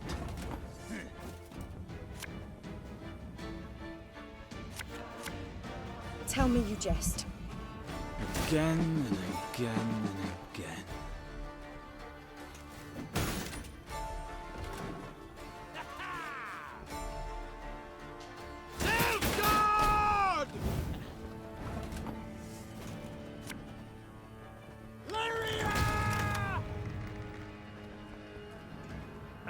Should have listened to me, old lady.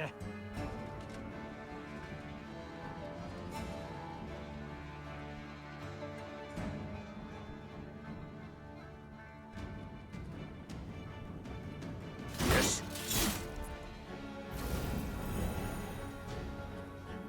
Order! This harvest will be reaping black-clad heads.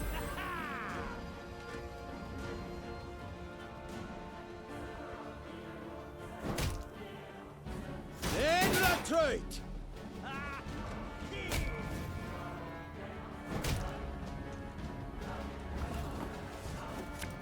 My spirit's willing and how, but these damn boots are killing me.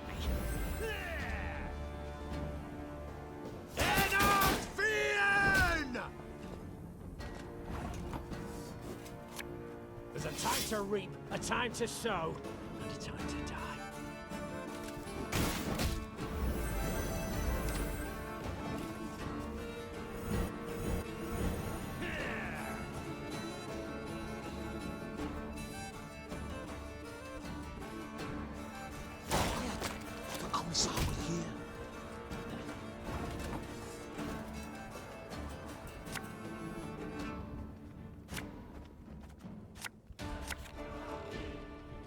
Her Majesty is exceptional.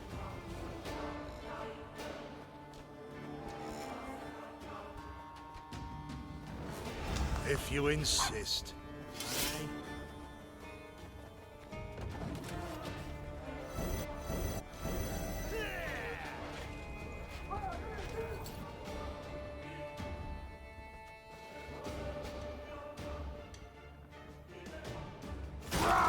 Scheiß in zwei!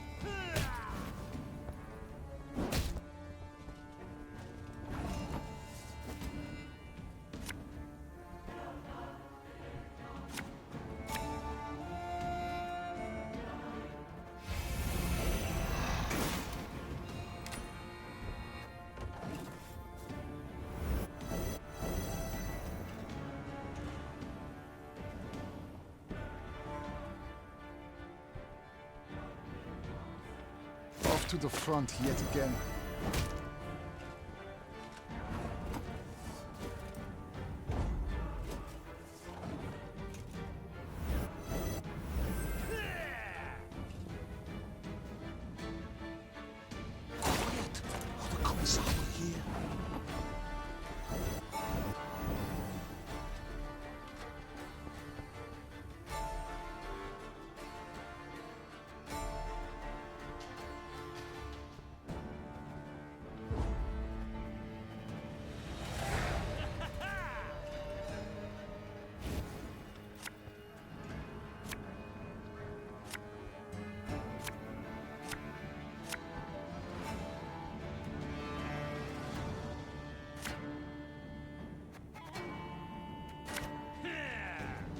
Hundred and 102, 103. An army's a waste of time for one like me.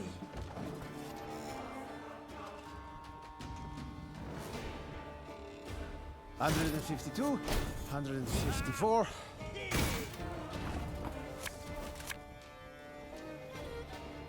One boat.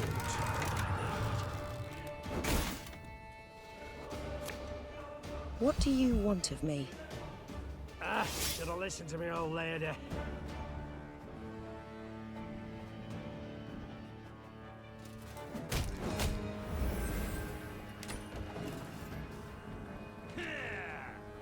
Life is mine now. Left, right, left, right.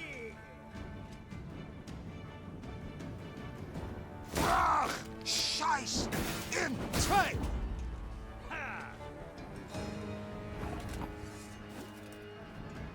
Give me a target. You can try to win them all, but you won't.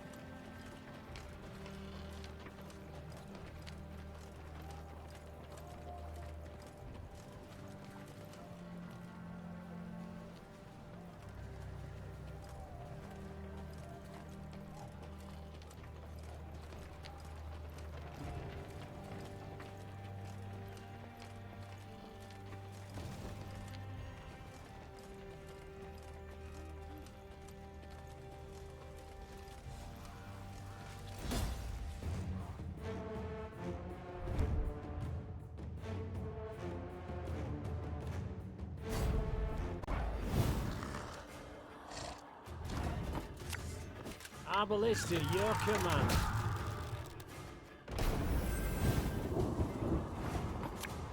Armor won't say.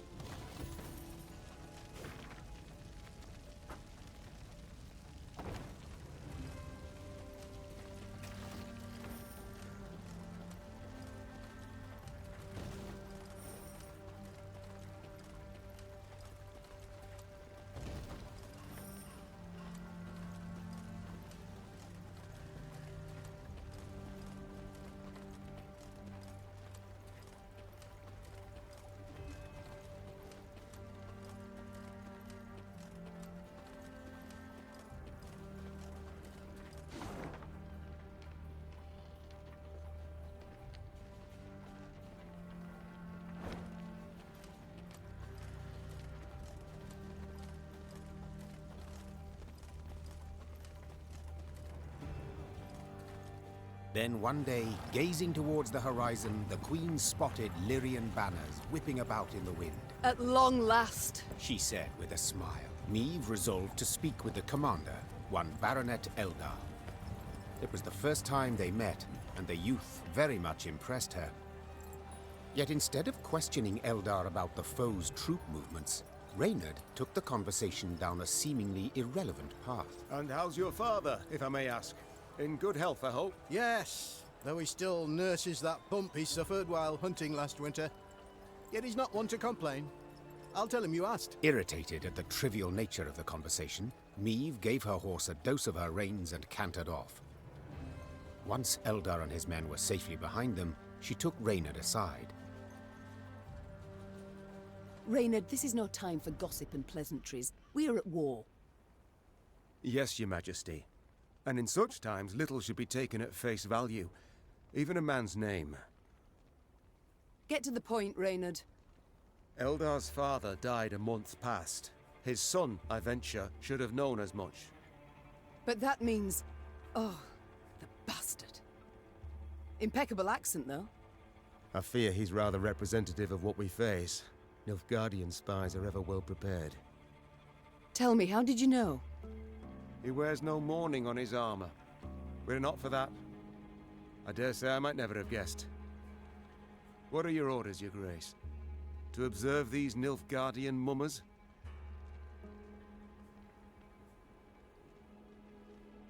Assemble a force.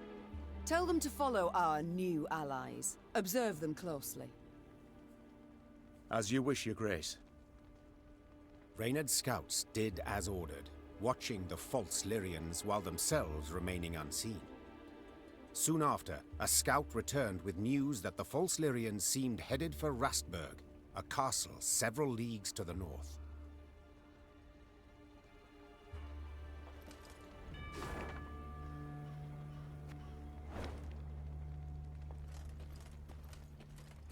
House, barn, granary. Blackclads burnt it all down.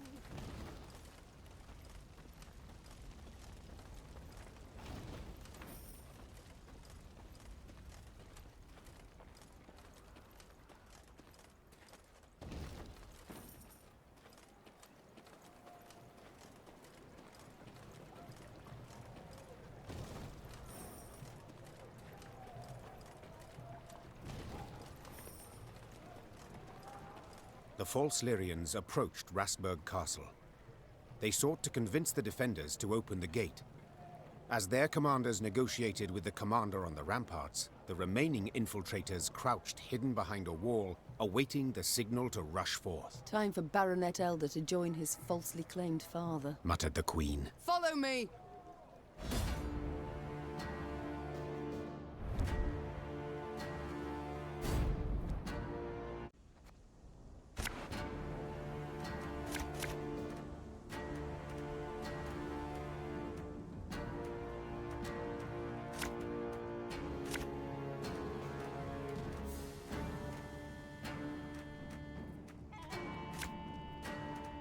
They found us! Sega not to win! To win, gloire! Ours is not to reason why.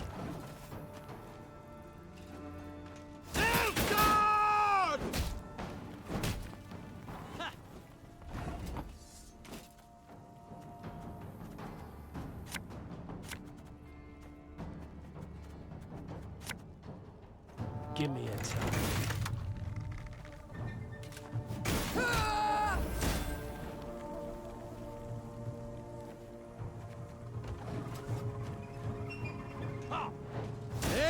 Retreat!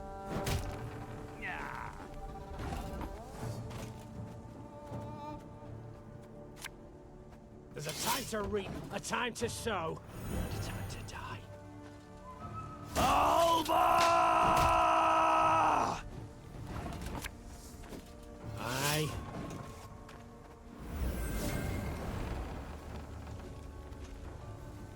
Herzer.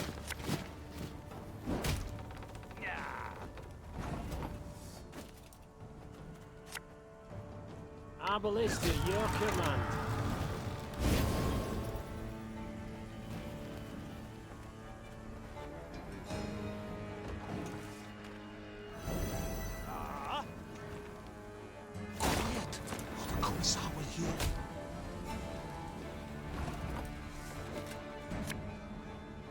Left, right, left, right.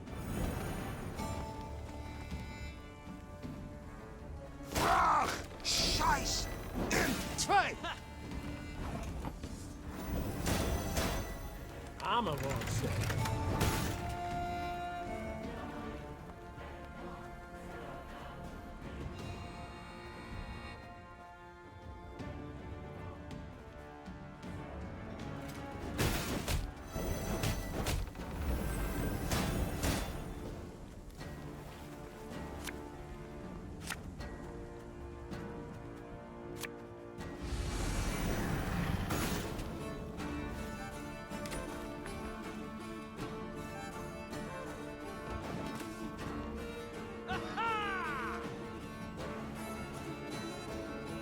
Off to the front yet again.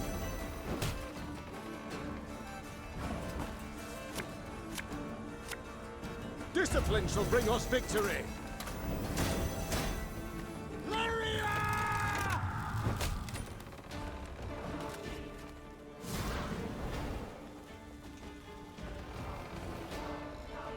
Erigor!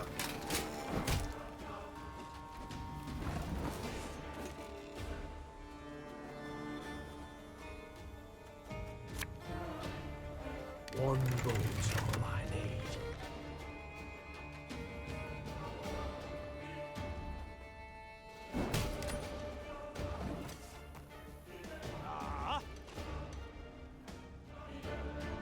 Go on, Enkezer!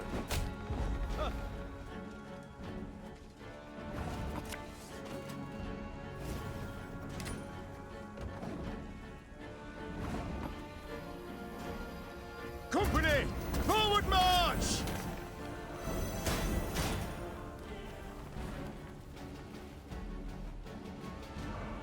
Time I taught you some respect! Better listen to the old lady.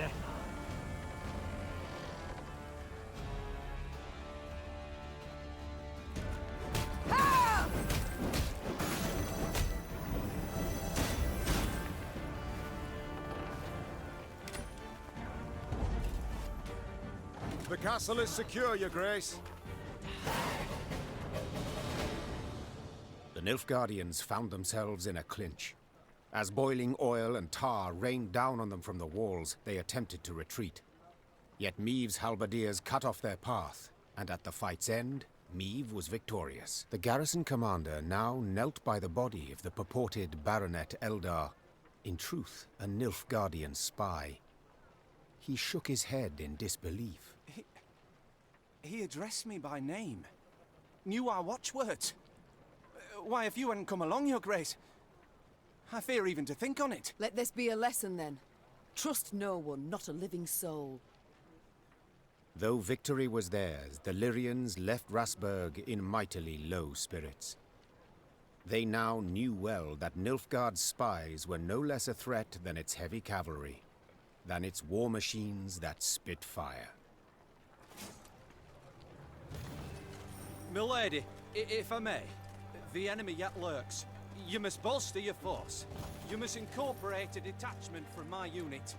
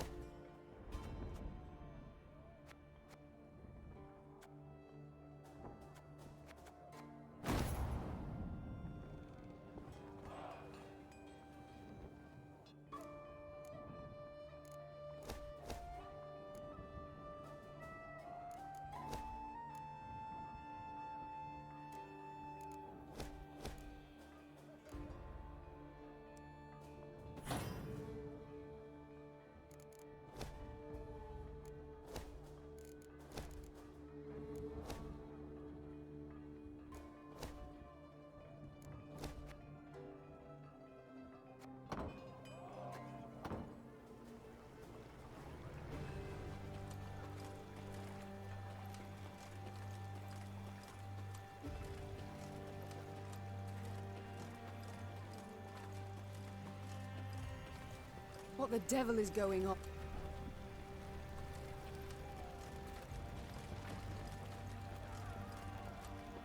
Beware, my lady. Keep a keen watch. Heard the thunder of hooves from the high road. Cries for horses in front.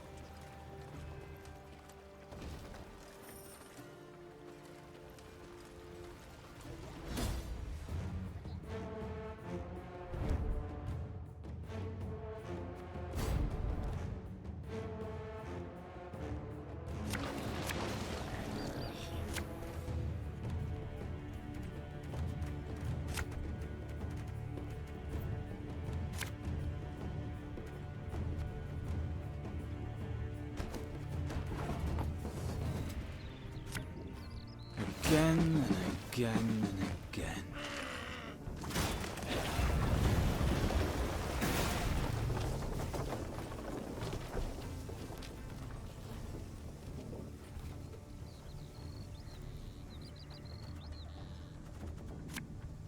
An army's a waste of time for one like me.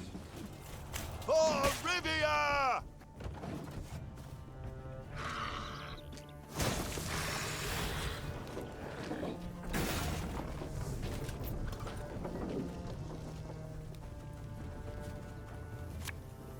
There's a time to reap, a time to sow, and a time to die.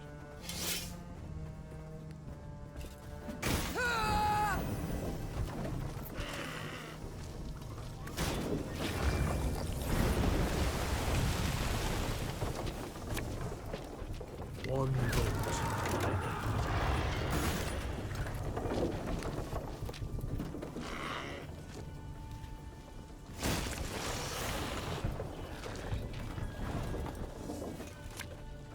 Left, right, left, right.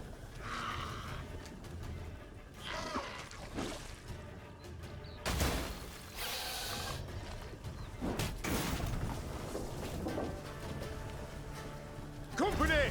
Forward march!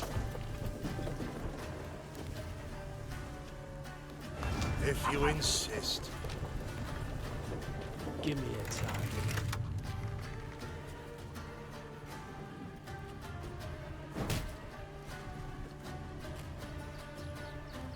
Should have listened to me, old lady. I'm coming, I'm coming.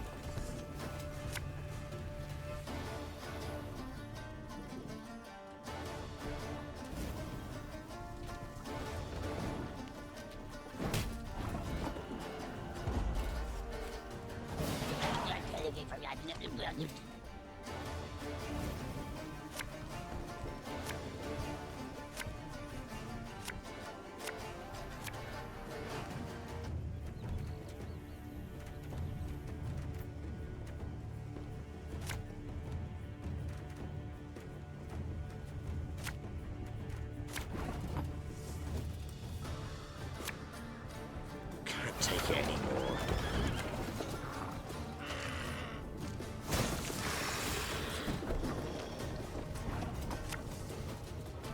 Got any victuals? Hungry like a wolf, I am.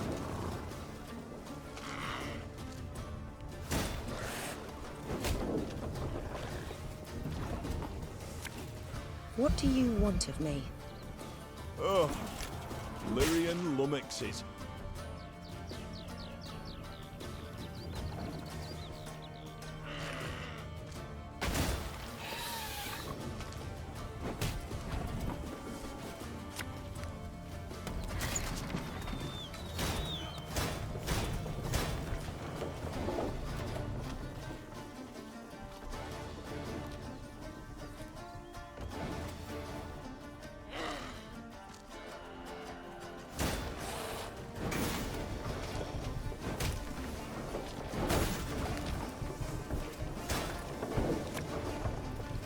This harvest will be reaping black-clad heads.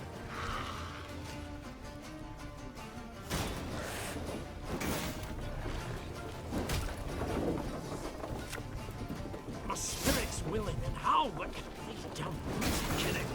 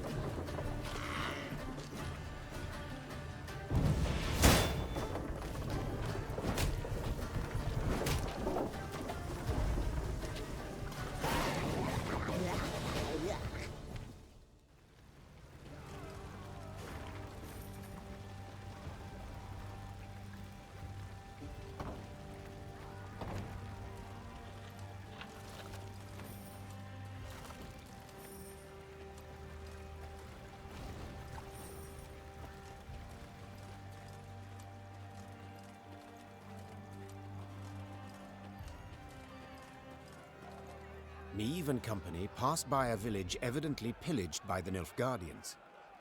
From afar they had heard cries, but as they drew near they recognized them not as cries of grief, but as cursing, cries of anger. Give him a proper walloping, the scoundrel! Mercy, good folk! I've done nothing wrong! The villagers stood gathered near the hamlet's center, surrounding an elf, bloodied and cowering. Stones in hand, the peasants threatened and cursed him. The queen demanded an explanation. A ruddy-faced blacksmith stepped forth and spit. A Nilfgaardian spy the horse and his, your majesty. He's the one brought him here to raise the village. He's gotta hang. The other villagers agreed with the smith. The elf fell at the queen's feet and groveled. Have mercy, Dren. Save your loyal subject. They lie. They fault me only as I am an elf.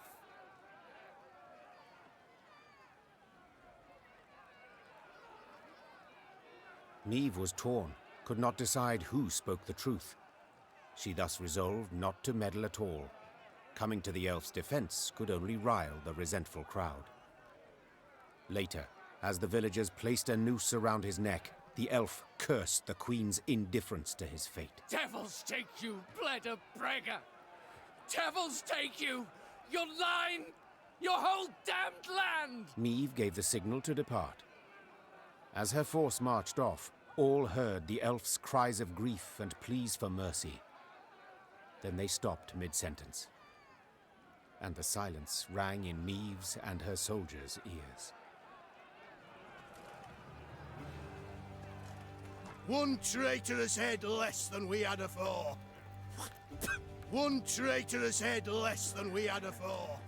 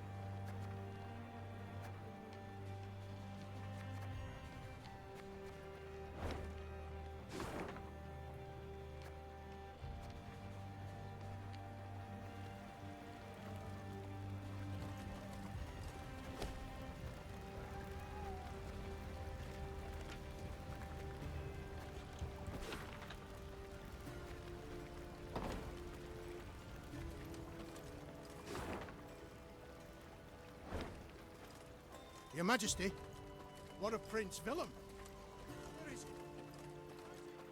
Meve's retinue was riding through a narrow gully when a shrill cry cut the air. And then in order! The gully came alive, and soldiers in black armor rushed forth.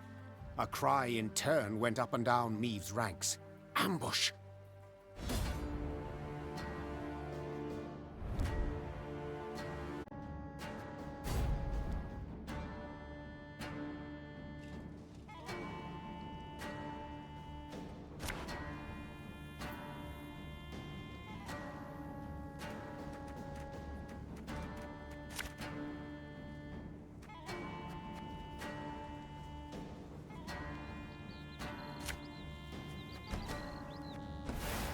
Defensive formation! 101, 102, 103. Page late. Again. Yep. 152, 154.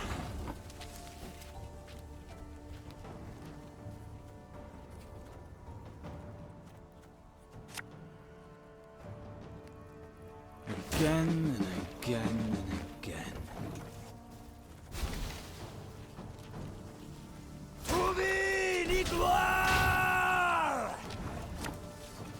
This harvest will be reaping black-clad heads.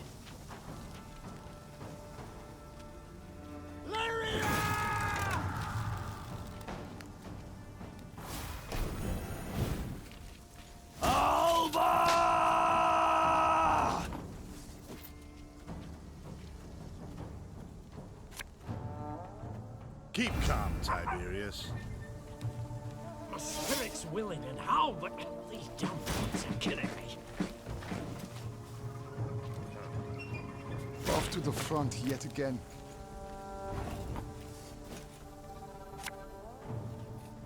One road's all I need.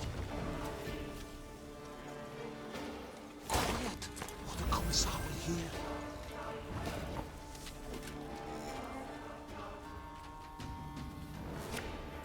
Left, right, left, right.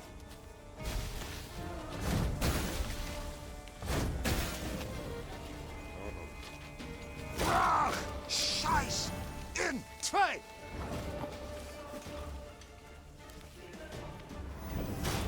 There's a time to reap, a time to sow, and a time to die. Our ballista, your command.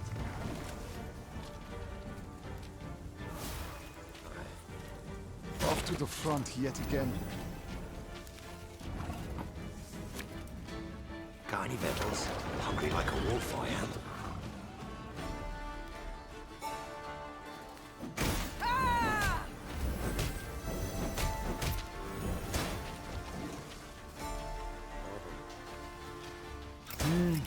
A highly curious case.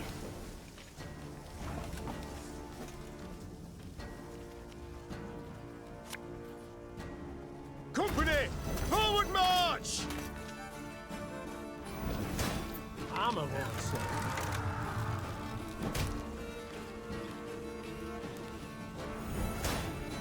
Aye.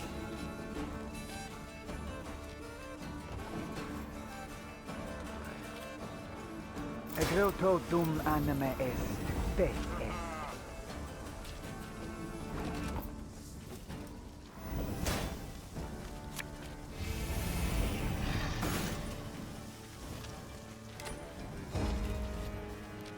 I want them taken alive! I need answers! After the skirmish, the Queen's troops brought several Nilfgaardian prisoners before her. Reynard, who had the best command of their mongrel tongue, interrogated. His first question? How many battalions were marching on Dravograd? Kes, Zagdran, Ep, Dravograd, Ven. The prisoners whispered feverishly, then one spoke on their behalf. They would answer no questions until the Queen pledged to free them in return. The Lyrian soldiers saw this as arrogance and said as much. Conditions they're giving us now? Sons of whores! I say, we find a tree with a strong bough, several...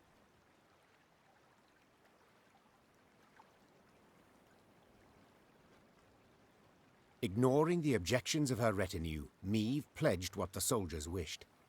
They, in turn, admitted their commander had pushed forward ahead of the army's core force. He now awaited reinforcements that would let him take Dravograd. The prisoners claimed these units would march through the village of Turnifen. To lay there in ambush. Hold them. They could not join forces. Reynard whispered, leaning in towards the Queen. We would gain the advantage for the decisive battle. Meve had obtained invaluable information, while the prisoners would gain their freedom. Or so it seemed at the time.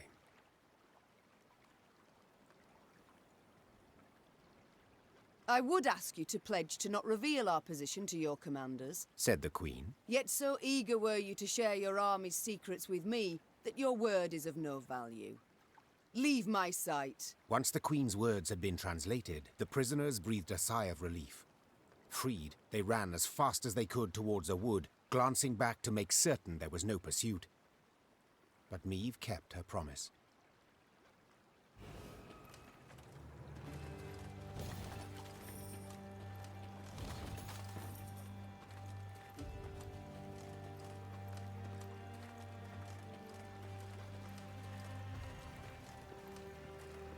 Blackclads trampled my son, your majesty.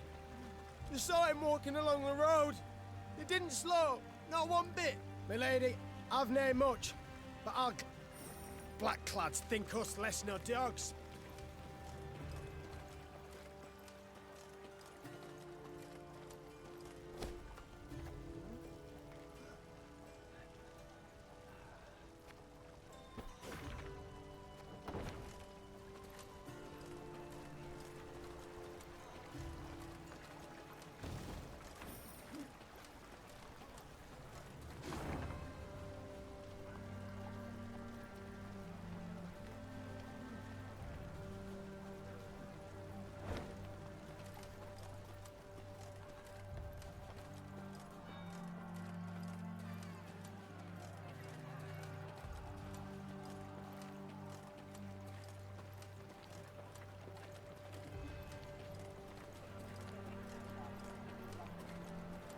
Meve's force made its way to the place the prisoners had indicated, a quaint village named Turnifen. And indeed, soon a cloud of dust appeared on the horizon. A large enemy force approached. We await your order, your grace. Reynard peered at Meve expectantly.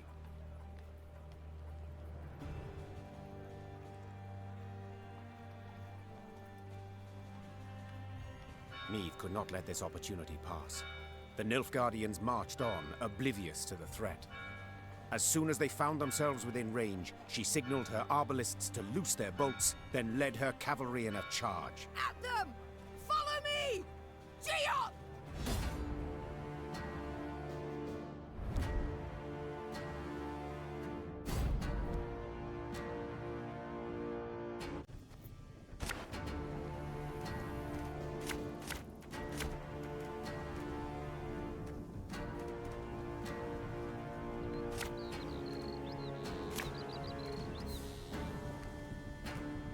At them!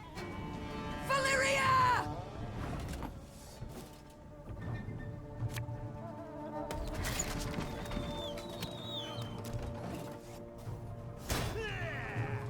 101, 102, 103. Pays late. Again.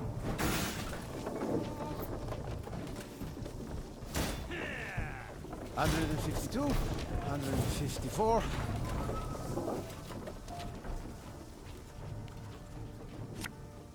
Again and again and again. Scrubbing duty again? Oh, gods. An army's a waste of time for one like me.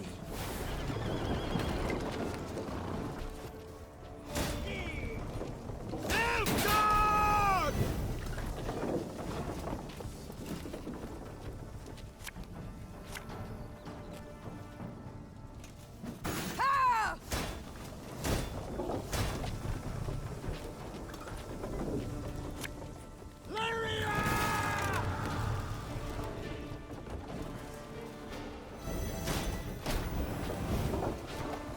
course, as you wish, master. One boat's all I need.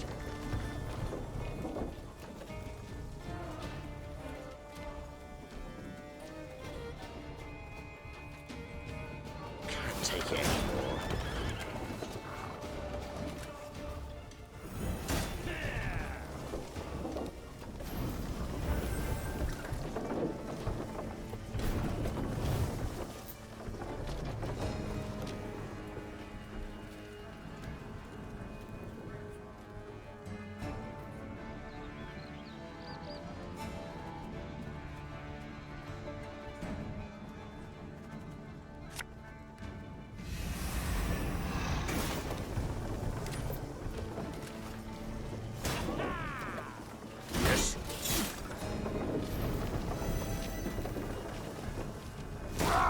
Scheiß! In zwei!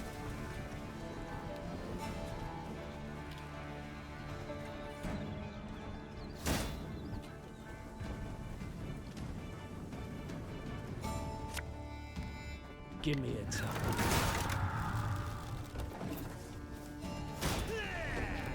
Destillat Zweifel!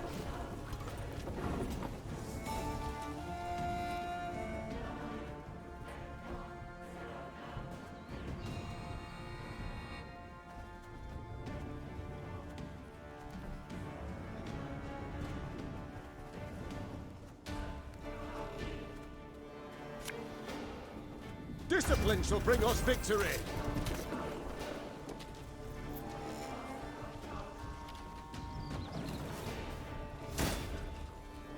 El Herzer.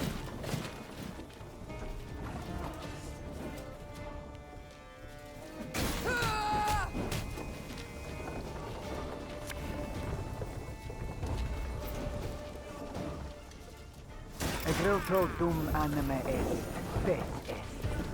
My prescription, a bit of bloodletting. Splendid! One last push now! Not a blackclad to remain within sight of Dravigrad! Thus Meve led her force to victory. Historians would later term this encounter the Battle of Turnifen. Those Nilfgaardians who survived it spoke of a terror on the field. A woman warrior in gilded armor spattered with blood, her blows so powerful as to pierce the heaviest breastplate, the thickest buckler. The Lyrians now set off toward Dravigrad, buoyed by the vision of their foe expecting reinforcements, friendly banners on the horizon, none of which would ever arrive. The Blackclads may outnumber us, but we're the more cunning, with the wit! That's how you kill Blackclads, with swarms of bolts from the thicket and pitfalls neath their feet.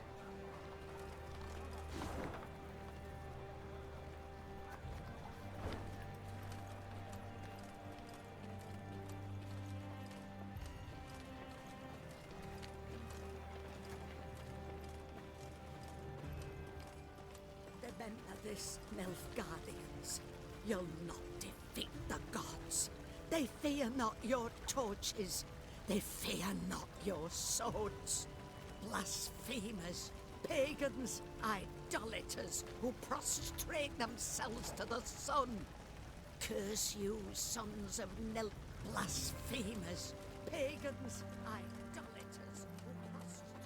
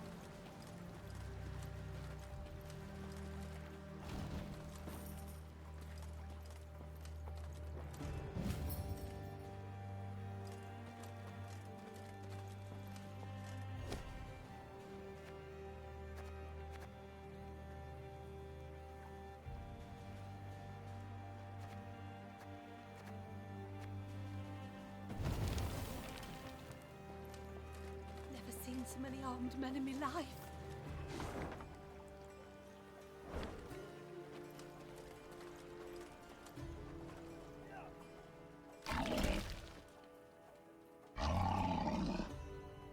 A dark shadow suddenly cut across the sky.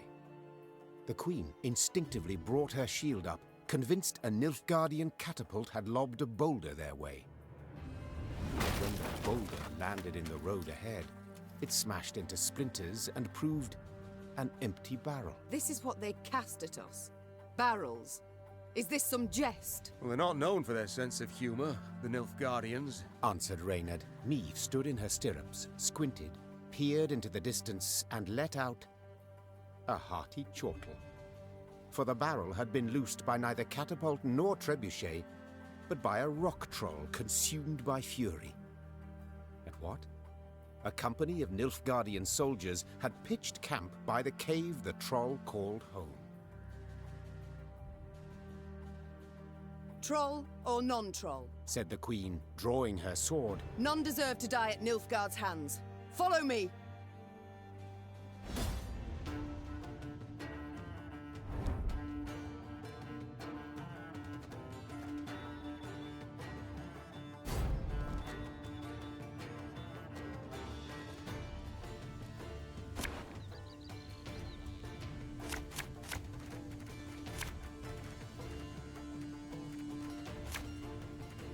Narum! Essayr Tuvin Avian!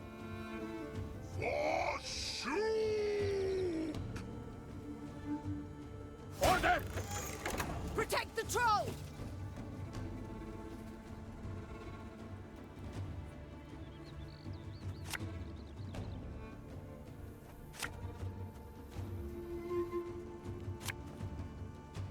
For Rivia!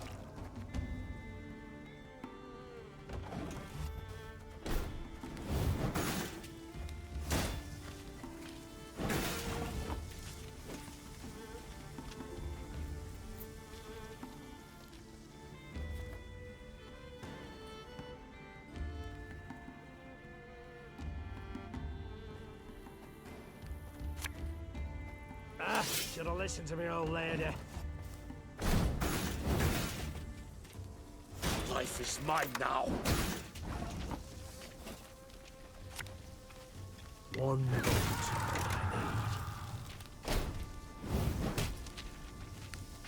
England!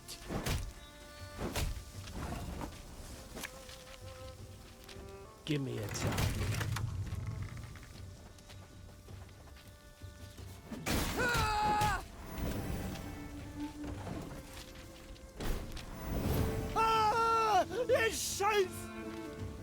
Your Grace, the troll, it's a bit unpredictable.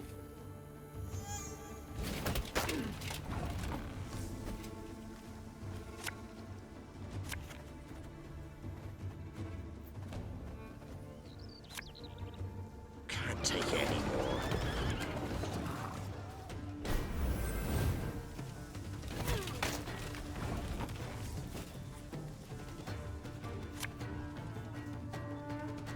This harvest will be reaping black-clad heads.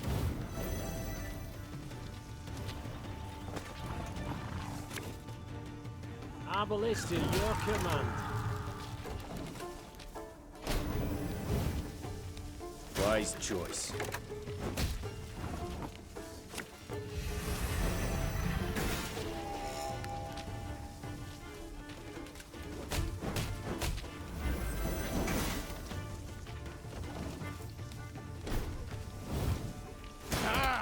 This one's got spirit. Armor won't say.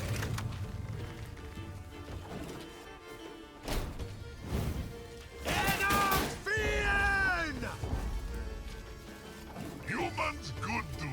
Soup hell.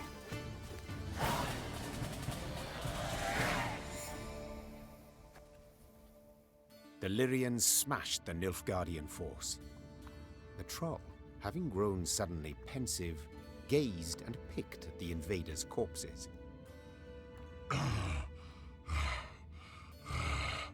Clad in blacks humans, no good humans. Just so, Sir Troll. The Nilfgaardians are a devious lot. Our land they've attacked most treacherously. Clad in black's humans hard. Why no good humans? Big lot armor. You got to. Try morsel of human, you wish? Do you know to whom you speak? This is Her Majesty, your queen. Greeting your queen. Soup is me. There, Reynard. I believe I can manage this. Say, Shoop, you've quite the stockpile of kegs. Do you engage in custom, perhaps? No. Keg's good for smash when Shoop angry gets. But costume engaging. It means... well, to trade one thing for another. At a profit. One thing for other. For glitter rocks, even. Yes, if you play your cards right, you might just convince someone to pay you in rocks. Cards. Cards, kegs, trade, glitter rocks. Oh, Shoop plan got. Shoop gotta go. Afore human go, Shoop human give. Your queen aid give, your queen aid get.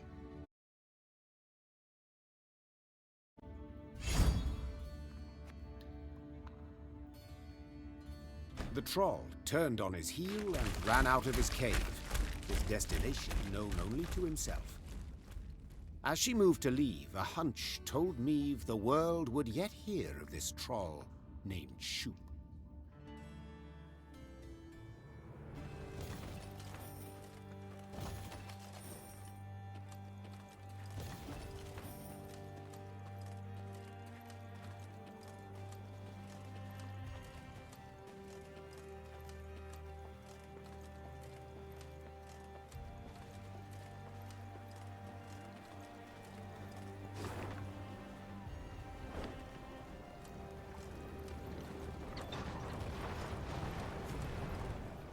Look at the palisades. The machines of war. Too many to count. I cannot fathom it. Has Nilfgaard sent all its forces into Lyria? No, your grace. But a single army. Gods protect us. The queen uttered a juicy curse. Dravagrad stood before them, Nilfgaardians all round it. 3, perhaps 4 battalions of armored infantry. Arbalists and cavalry behind them. Trebuchet volleys had punched holes in the walls, while battering rams had twisted the main gate open. But elsewise, the city was mere moments from falling to the foe. Doomed! We stand not a chance. Nilfgaard outnumbers us twofold. More! Then our men must put double the spirit into the fight. Double the heart. Lyria! Emboldened by their valiant queen and commander, the Lyrians charged headlong at Nilfgaard's lines into a hail of bolts and arrows.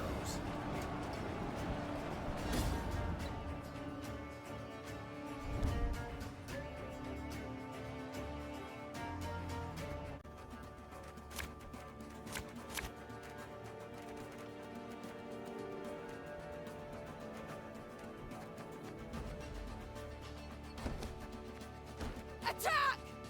Rid this city of all black-clad filth! Your grace, I see the commander. We must train our efforts on him. Aedirn!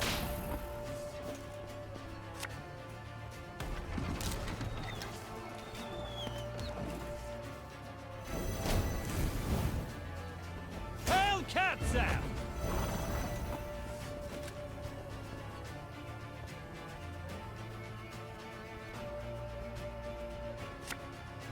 Oh, Lyrian lummoxes.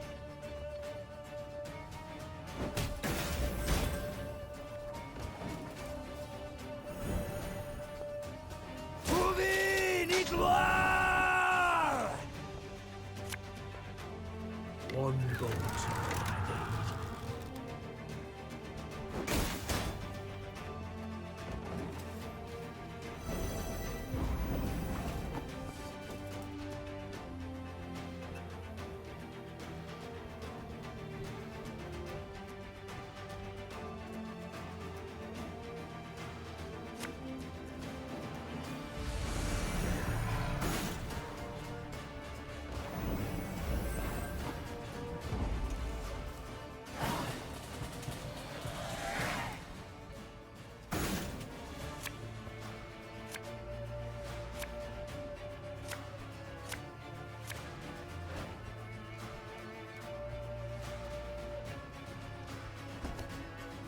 The captives didn't deceive. It was fortunate we snared those reinforcements. Again and again and again. Alba! Army's a waste of time for one like me. Got any victuals? Hungry like a wolf, I am.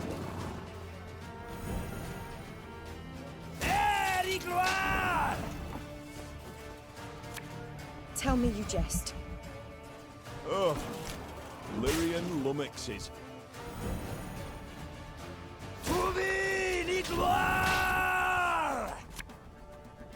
Give me a target.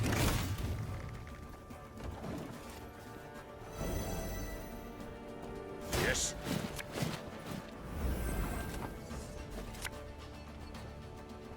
What?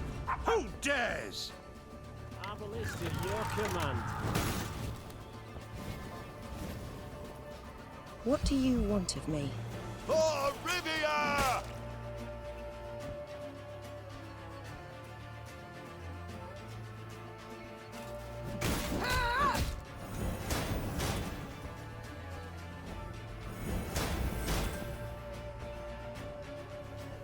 Armor wars.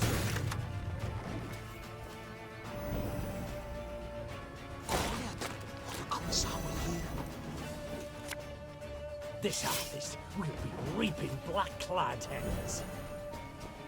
Brach! Scheiß! In zwei! Company! Forward march!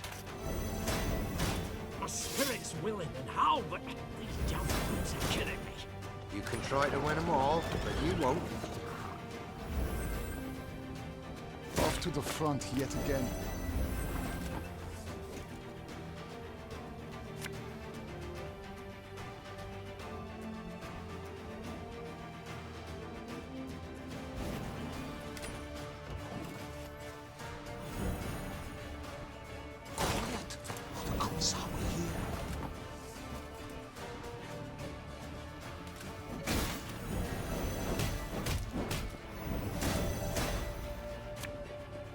There's a time to reap, a time to sow, a time to die. Brach!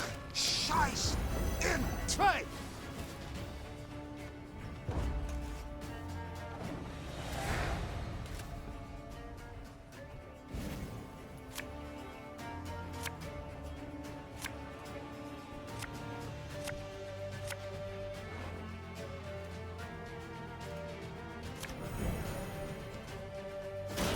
Boots got sand aplenty in them. Aye.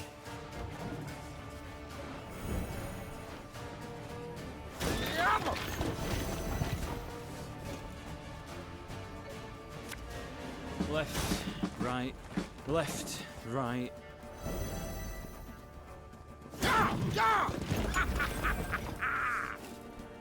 A lesson in humility coming now. Listen to me, old lady.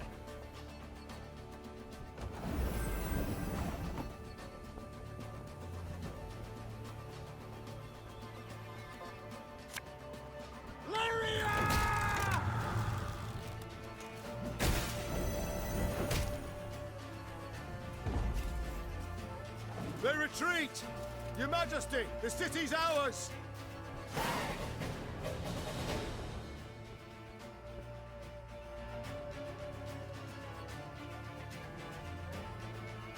The Nilfgaardians fled in panic, abandoning war machines, shields, and arms, even their wounded.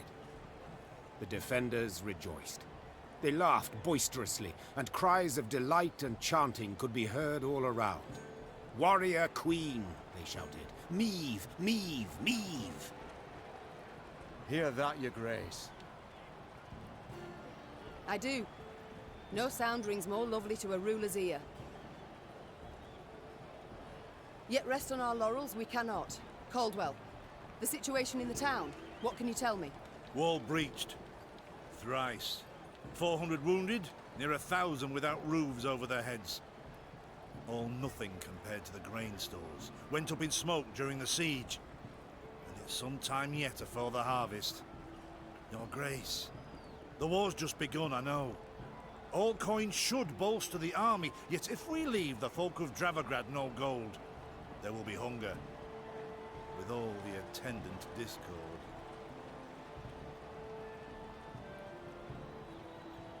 The drought of 1258 I remember all too well. I saw famine, what it drives folk to do, the extremes. A strong army I need desperately, yet not at all costs. The townsfolk need gold to survive till the harvest. Count how much, then give it to the garrison commander.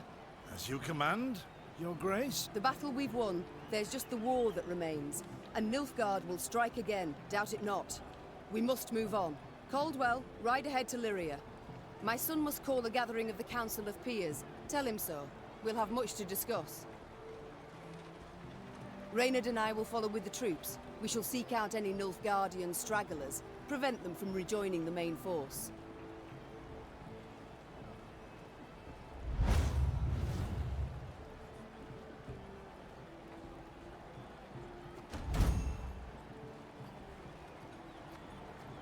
Meve's two adjutants bowed and left the Queen to think. She was hungry, sore from the fight, spent. Yet sensing her soldiers' eyes upon her, she set off for the stable, her gait brisk, her head held high.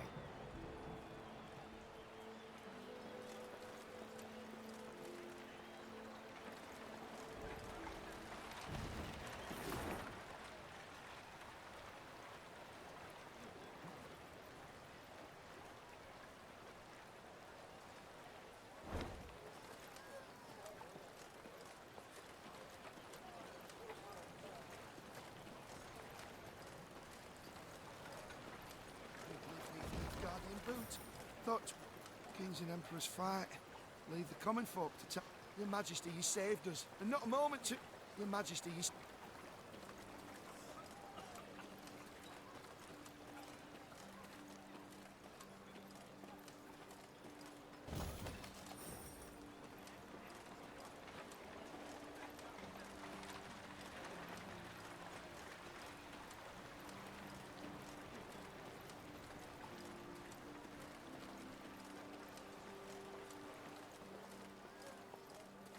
Golden armor, golden air, reeks black lads like grain. Meve, Meve, Meve.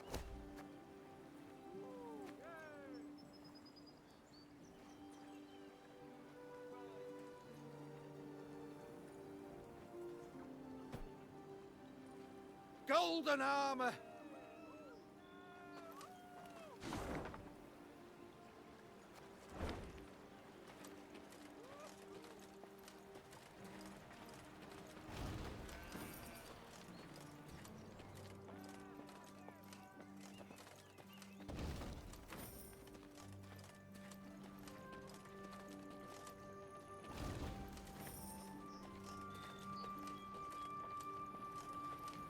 Milady, a strange boat floated past. Thought it imperial, but it flew not black sails, but red uns. Deep red.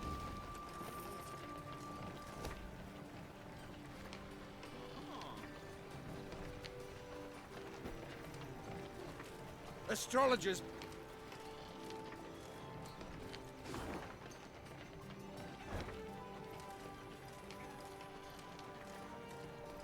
Horns sounded. Meve recognized them at once as those of the Lyrian vanguard. She drew her sword and prepared to face the invader. Yet coming down upon her force were not Nilfgaardians, but bearded warriors clad in leather, horned helmets on their heads. This was not so. The Queen could not believe her eyes. Skelligan raiders? This far inland? But this was no time to be bewildered. Meve spurred her horse. It neighed and reared, and then the twain leapt into the fray.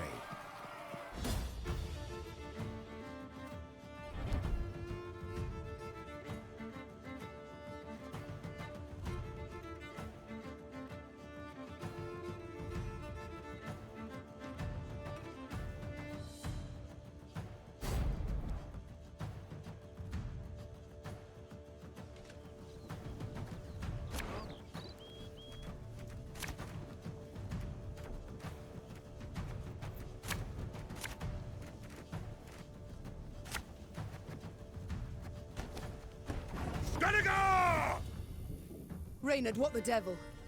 Sea raiders here!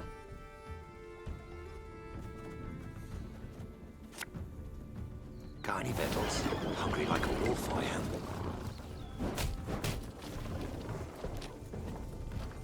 Ariel's been chosen. The gods speak to him. Army's a waste of time for one like me.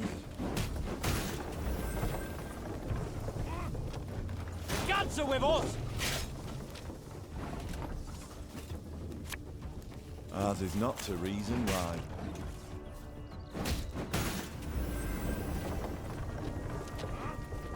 For Brad!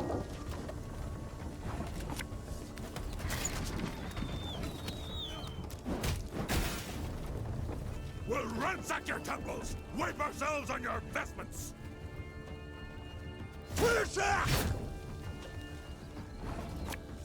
Left, right, left, right. What is it?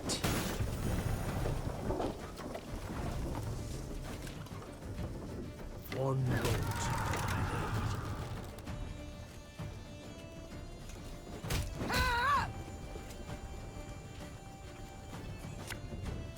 Give me a time.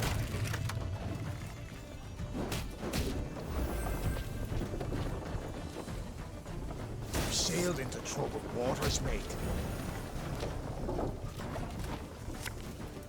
Our ballista, your command.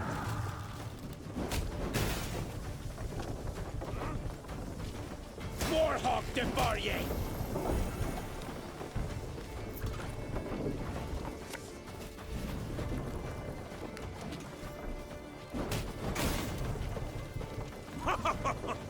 You've got stones, wench!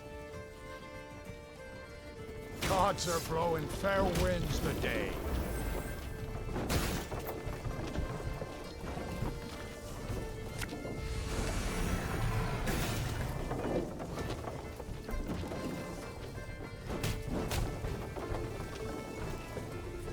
You wanna pass, you gotta pay.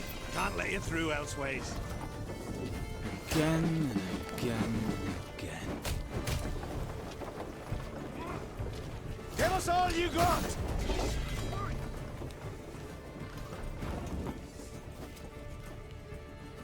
Her Majesty knows what she's doing. This house will be reaping black-clad heads.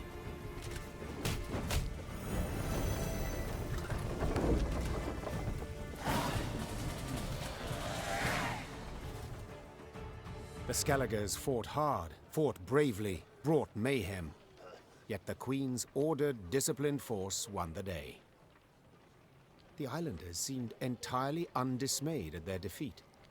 A trait of theirs, I must admit, I've ever admired. Well, you're right scrappy for landlubbers.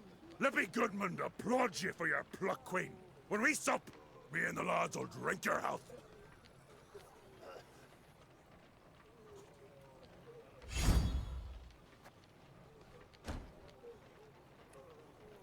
That we shall yet see, sir.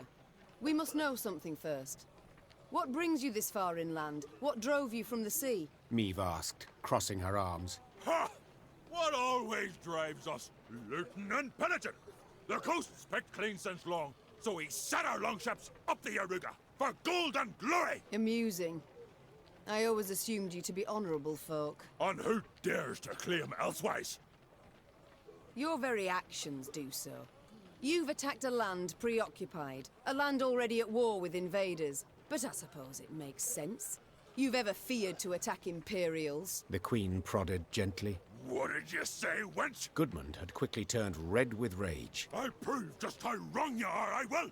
Why, we'll be drinking mead from Nilfgaardian helmets for sundown! Follow me, lads! Meve smiled as she watched the islanders gather their gear and prepare to march. She doubted not in the least that Goodmund would honor his pledge.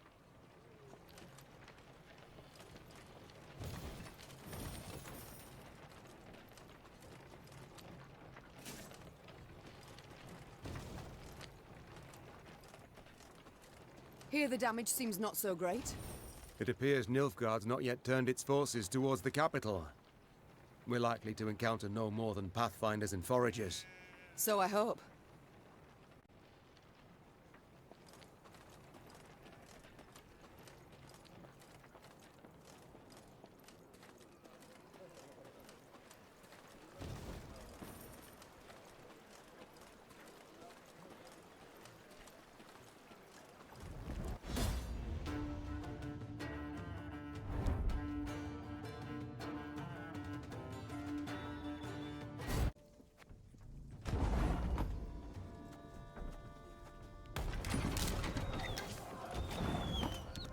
One vote, my lady.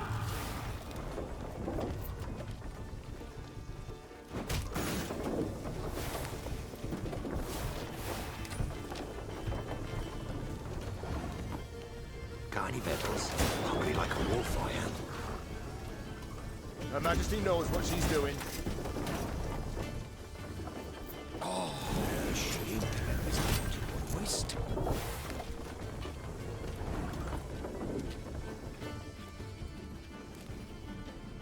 I only lose 4 pieces. But sometimes they're quite fresh.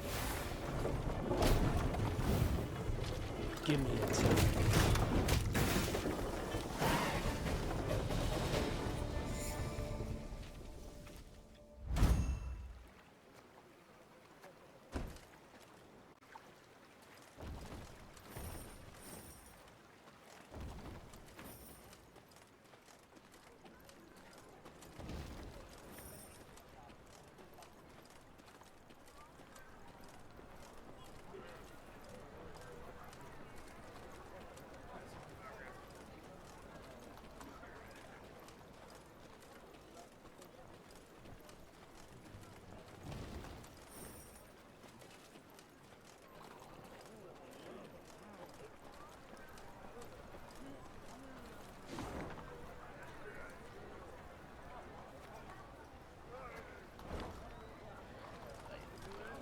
The Nilfgaardian invasion necessitated certain steps.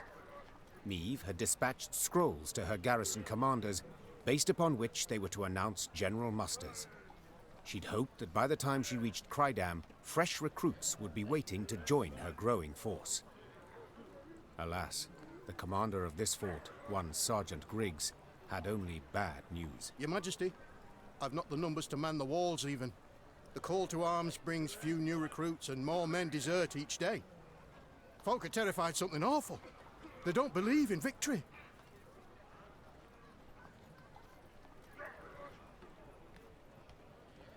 They don't believe in victory? The Queen rose from behind the table, toppling her chair. Then let them hear how I smashed the Blacklads at Dravograd. Quick as can be, the commander gathered all Crydam's inhabitants in the central square.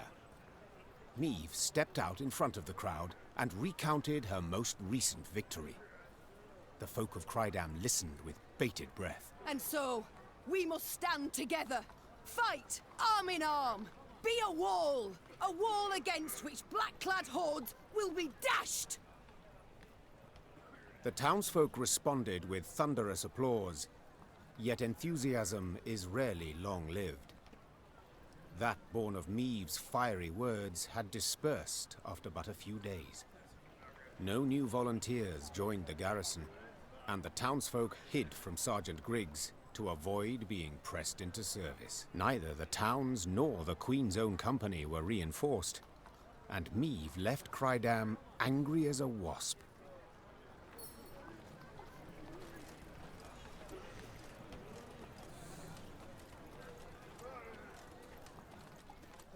A contract on a monster. Interesting.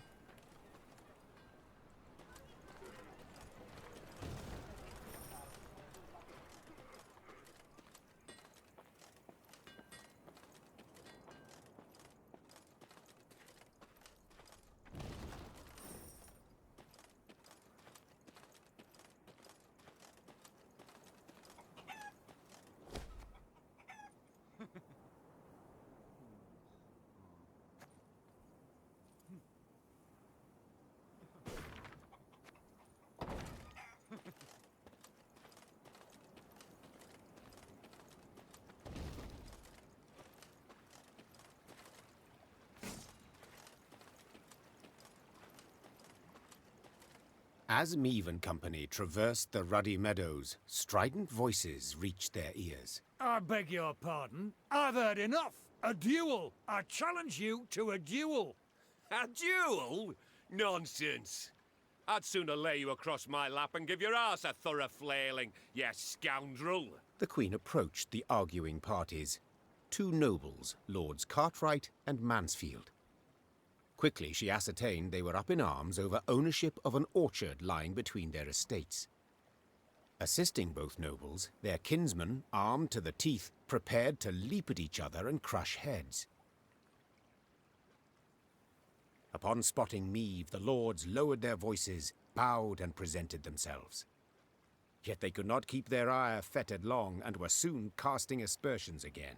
Your Grace, Mansfield has seized it. No, stolen my land. Land that has been in my family for generations. It is my recompense for your reckless deeds. To burn down me mill in Furchin for a bit of sawdust in your flour? Well, I never. A bit? Oh, let me at him. Farmhands taken ill, cooks feverish, all from that manure. You are a fraud, sir. A fraud and a thief. Though she faced the not at all trifling matter of the Nilfgaardian invasion, Meve agreed to settle the dispute. Reynard, who knew the history of every Lyrian and Rivian family 7 generations back, served as her advisor. No doubt I would find for the Cartwrights. They are in the right here, as regards the title to the land. Yet your Grace must consider, the Mansfields have ever served the crown and never delayed payment of tribute. Whereas the Cartwrights are litigious charlatans who owe the royal treasury thousands, many thousands.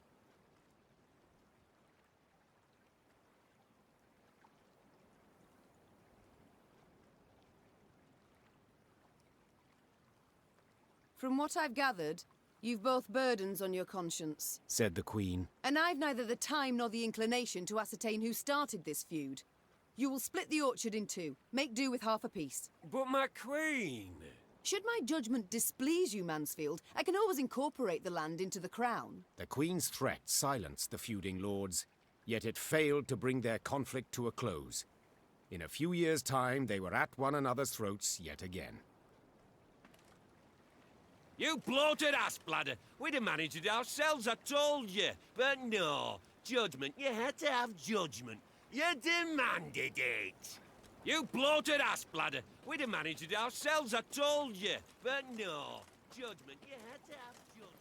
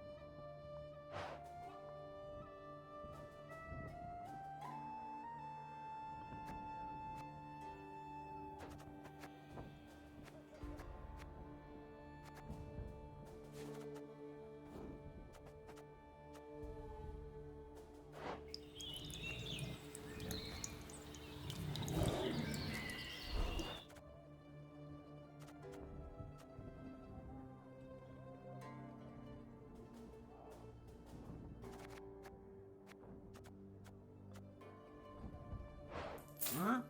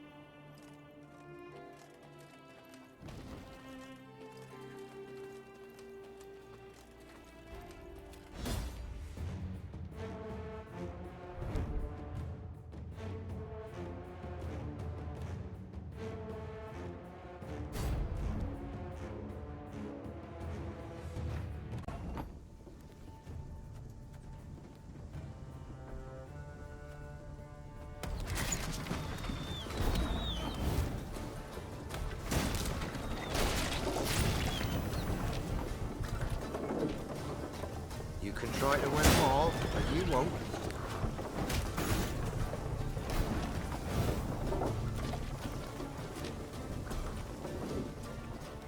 One bullet I need.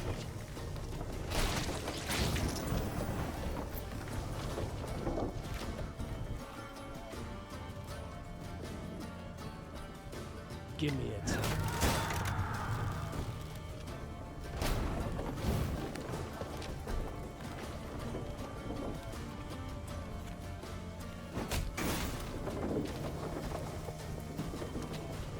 We must trust each other.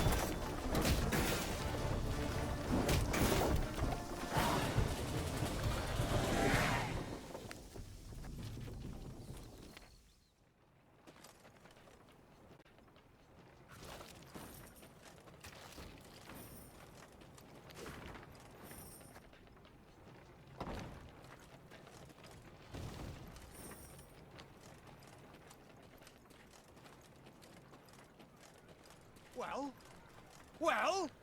A worm, just as I said. Now who's addled in the head, eh? Well?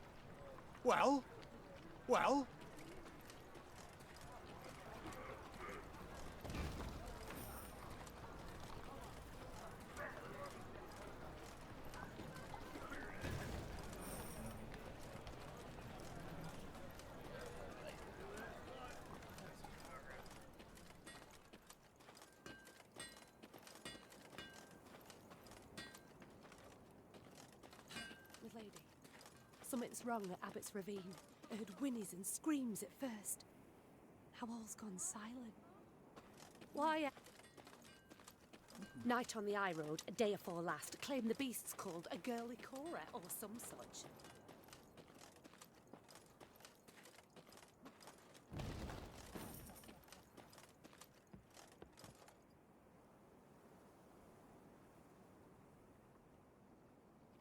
On their way to the capital, Meve and company happened one fine day upon a lone rider.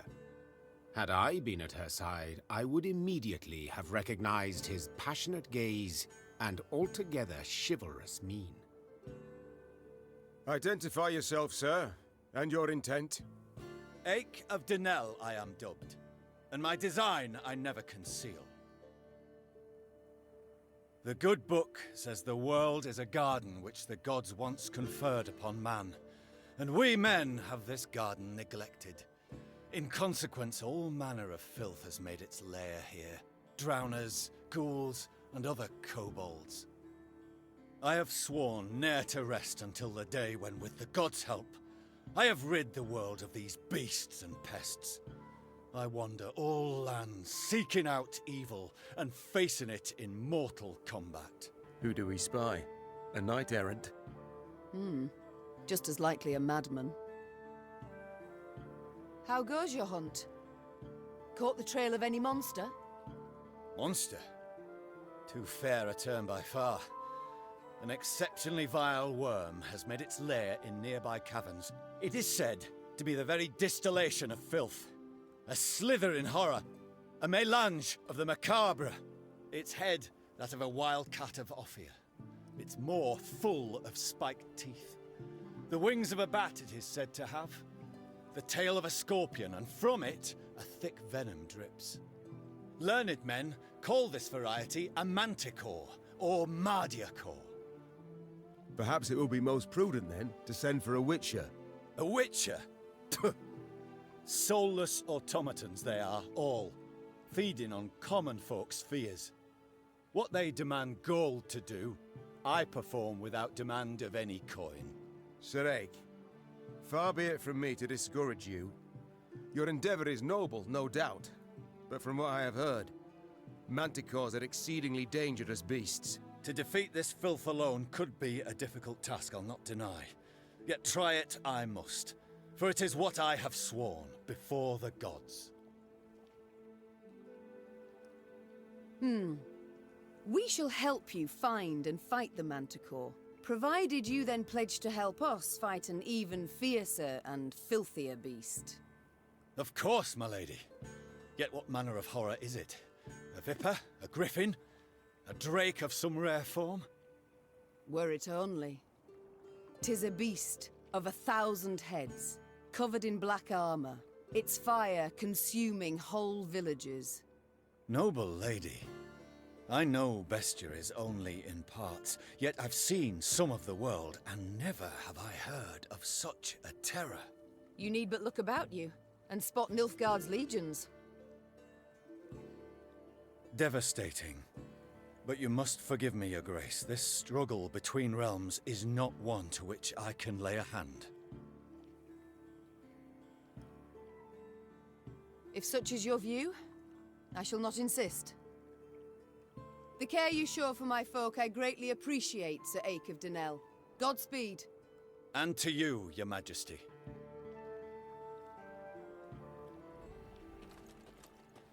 Not a scrap.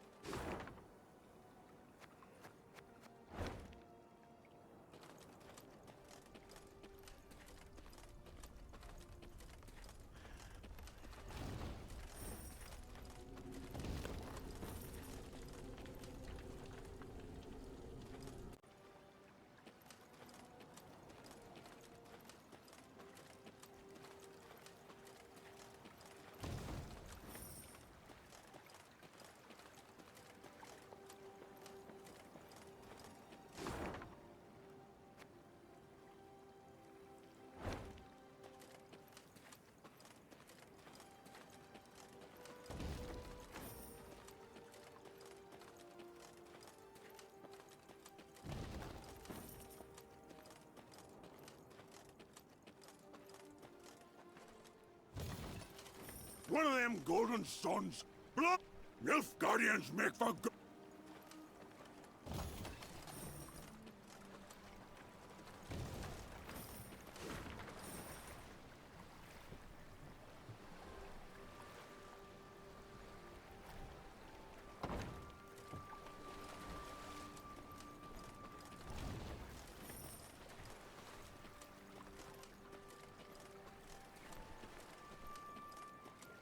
They got black shells, but the meat inside's red.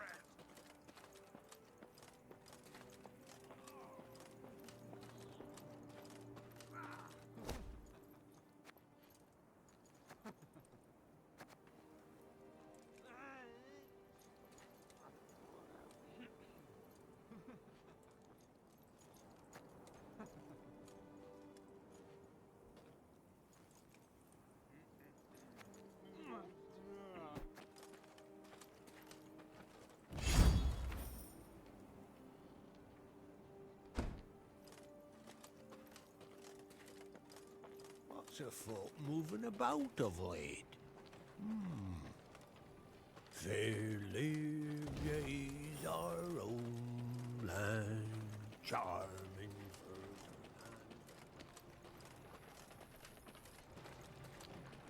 We welcome you home, Your Majesty. Prince Willem awaits your return, Your Grace. Good you've returned.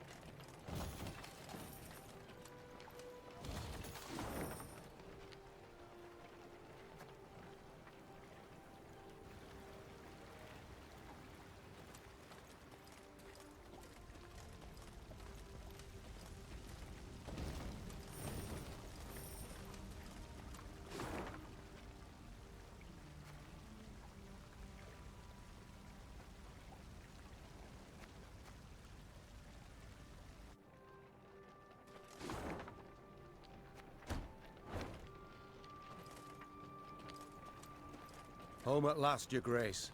Mm-hmm. We shall not enjoy it long, I fear. Soon we must face the black-clads in the field. Yet a moment's peace we will have. After that drubbing you gave them at Dravigrad, they'll wish to rethink their strategy.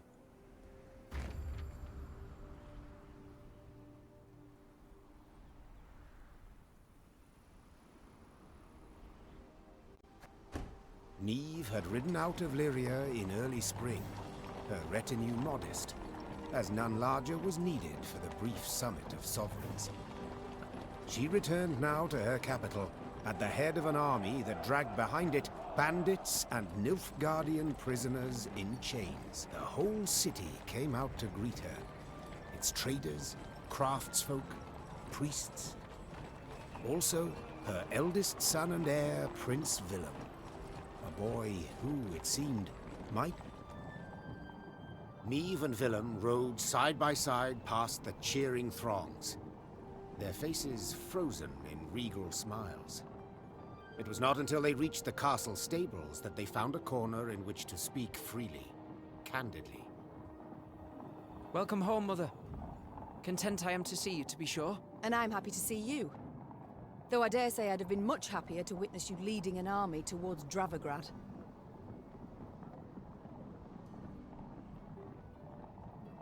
Willem, I trusted you.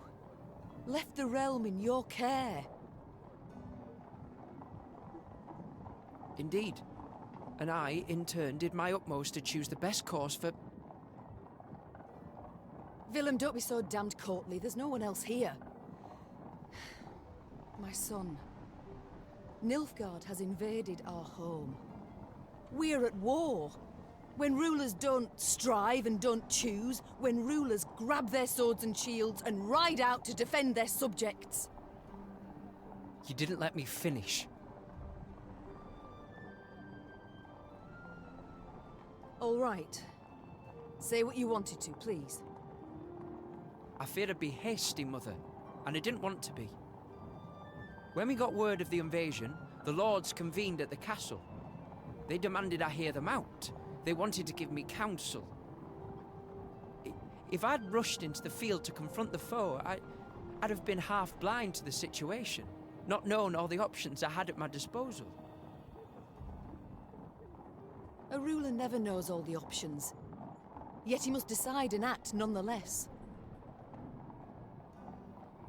I need to prepare. I'll see you at the Council of Peers. And indeed she did, when the peers convened in the throne room. Surrounded by animal hides and Zerrikanian tapestries, the lords stood in tense silence, awaiting the queen. When her figure filled the doorway, they fawningly prostrated themselves. We've myriad matters to resolve, so I trust you're well rested. Whatever the case, I've no doubt we shall meet the dawn afore we're done. Firstly, we must ask assistance. Pen a letter to King Demavend. Scribe, take this down. Dear... What? Uncle? Cousin? Blast. Again. I, Meve, by the god's grace, sovereign of Rivia and... Your Grace. Mother. The peers and I, we've come to propose another solution. Yes, out with it. We wish to acknowledge Nilfgaard's authority, pledge fealty to the Emperor. I beg your pardon. The black-clad hordes outnumber our forces manyfold, and they're far better equipped. We stand not the slightest chance against them in open... You will not lecture me about Nilfgaard's army, my son. All you know of them you garnered from coloured renderings, whereas I faced them at Dravigrad. I faced them and crushed them. But your grace, the losses. For this fleeting victory in which you delight, how many of your subjects had to perish? Bend a knee afore the Emperor, and you shall spare thousands. Nay, never! Understood, Caldwell? Not ever! I'd hoped to persuade you, but it seems I've failed. Nonetheless, the die's been cast. We've signed the accord with Nilfgaard. Our noble lords stand with me. The blood left Meve's face. She had realized her son, who had ever professed to detest politics, and shirked his duties as Crown Prince, had just stabbed her in the back, as had her entire court. What is this? Treason to my eyes! The gallows is what awaits you! Willem rules Lyria now. And should you not acquiesce and approve the accord, I fear only you, milady, shall have the pleasure to meet the hangman. Don't get ahead of yourself, Caldwell. My mother will not be harmed. Not one hair on her head. Understood? Confine the Queen to the tower. You err deeply, my son.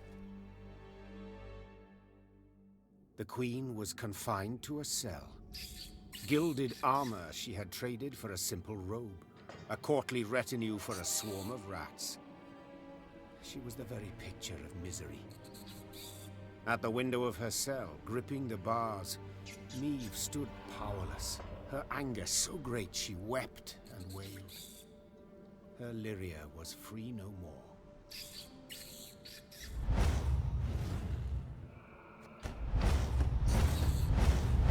Have I come at a bad time?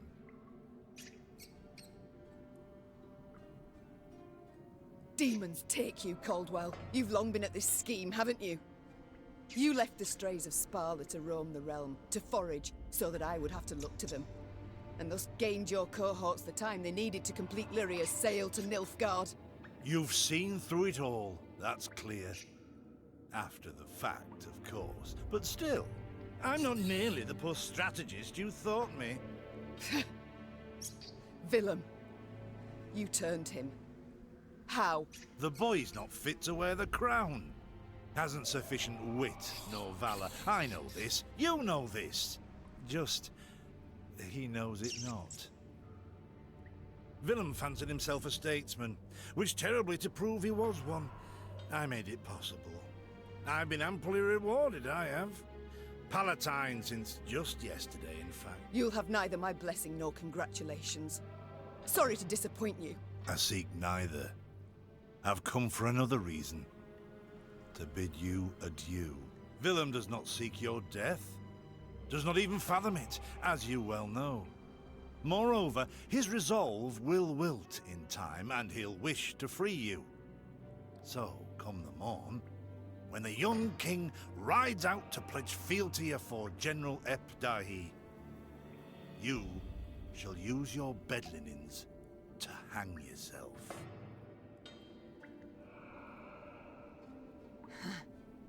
I see. You wish to see me bow afore you, lie prostrate, beg you for mercy, plough yourself with a pike, Caldwell. And you needn't send your thugs. I'll not falter nor hesitate. I'll take my own life. Adieu, your grace, and use your last evening wisely. Meve felt a rush of despair, yet bit her lip to mute any weeping. No, she would not give Caldwell the satisfaction. Morning arrived with the sound of footsteps in the corridor. Meve rose from her cot and stood in the center of her cell. She was prepared for anything. Well, nearly anything. The Duke of Dogs. Titles seem senseless under the circumstances, don't you think? Let's forgo them. I'm Gascon. Has Caldwell sent you? To kill me? No and a no. Actually, you're free. How shall I put this? That cad, Count Caldwell, used yours truly and the strays as bait in a scheme aimed at kicking your shapely backside off your throne. Now, I'm hardly vindictive. First to forgive, in fact. Take your threat to send me to the gallows. Forgotten already. Yet being played for a fool, I cannot abide. So when the strays freed me, I knew what I'd do to spite the Count afore I disappeared. I'd free you. That's to say, on one condition. You've got to request it of me, my lady. Courteously. Never. I'd rather die in this cell. Steadfast as ever. Even with death hanging over you. Colour me impressed, I must admit. Call it my loss, then. You are free. And grateful. Now please let me pass. I must get to the city jail at once. Would you look at this woman? Free her from one prison, she flies off to the next. They hold Reynard there. And if I've any ally left, anyone who's not betrayed me, it's him. I must get him out. Hold, my lady. Unarmed, alone. Have I any other option? In a sense. See, they locked a few strays in the city pits too. Got a common cause, I'd say. Care to join forces? The Queen took Gascon up on his offer. Then she, Gascon, and the strays snuck through the city to its dungeon. Reynard had not wavered for a moment in his devotion to the Queen. Never the slouch, he had also not lost any time. I've inquired among the other arrested soldiers. Many are prepared to fight, even die at your side, Your Grace. Seems they may yet get their chance.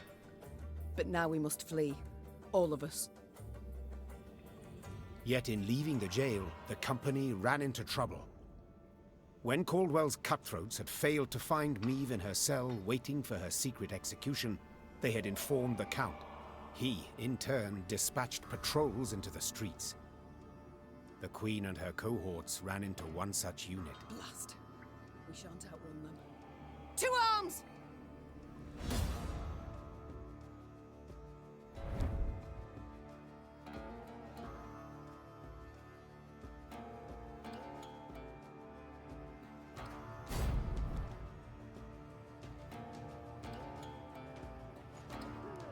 Gascon? Bloody hell, where'd you get to? Your Grace, we must make haste. Caldwell's roused the whole city by now. Should have listened to me, old lady. Don't like this.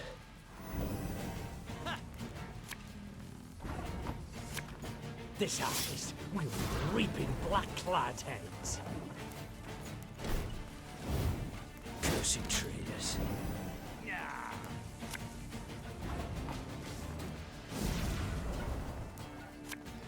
My spirit's willing and how, but Didn't think I'd leave you just like that, did you? Honestly, I did.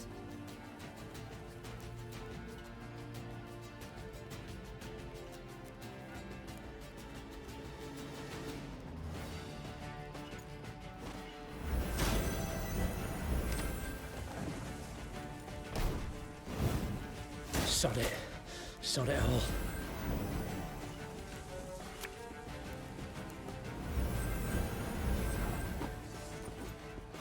there's a time to reap, a time to sow, and a time to die.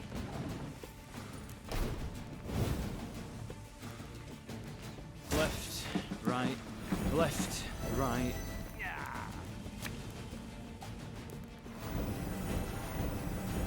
Your Grace, what guarantee do we have that they won't stab us in the back?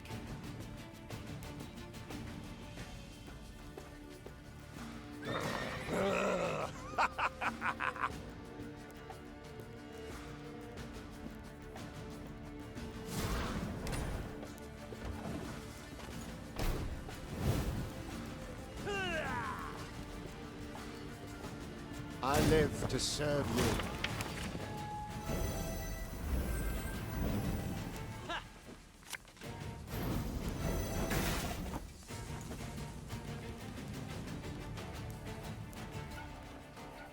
This could hurt.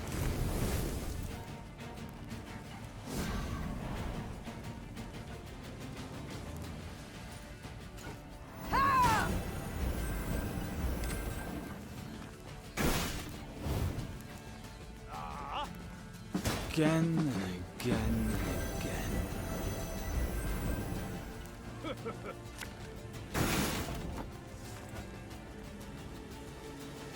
Watch your heads!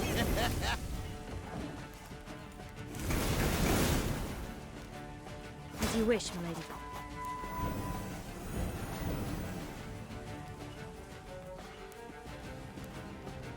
Back to the dust whence you came!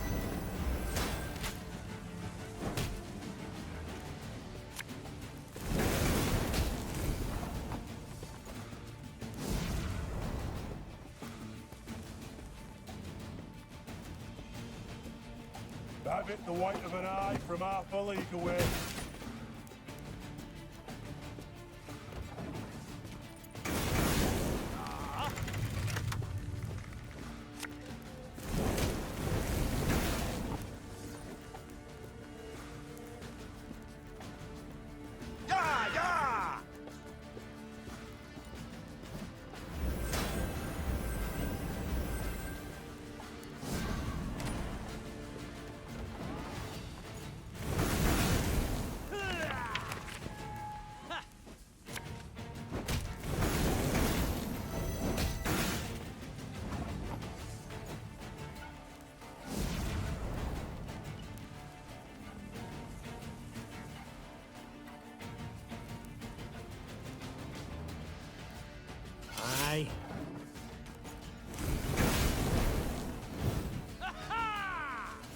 this.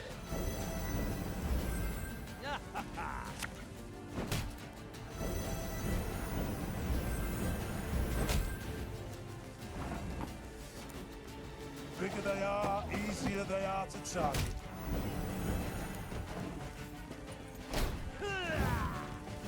Oh, Lady Margarita told us of this.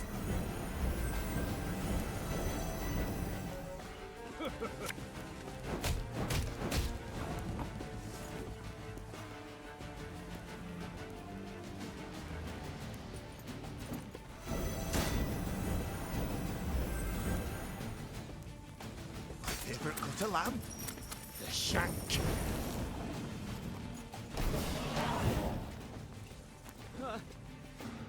I thank you, Gascon. You and your men, for your aid. 'Tis nought, my lady. Strays never say no to a proper brawl. No brawl this was. Sun rising against Mother. Lyrian striking at Lyrian.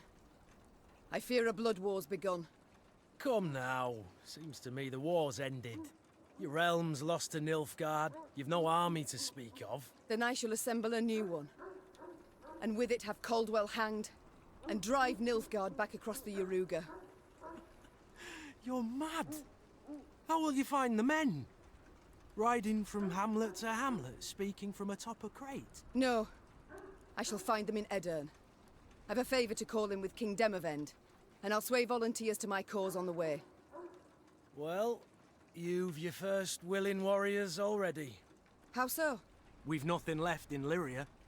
Our hideouts are compromised, Caldwell's sure to set a price on our heads, and Nilfgaardians roam the land in numbers. Besides, I'll be right tickled to see proud Queen Meve fighting elbow to elbow with a bandit she'd wish to hang just a half day afore.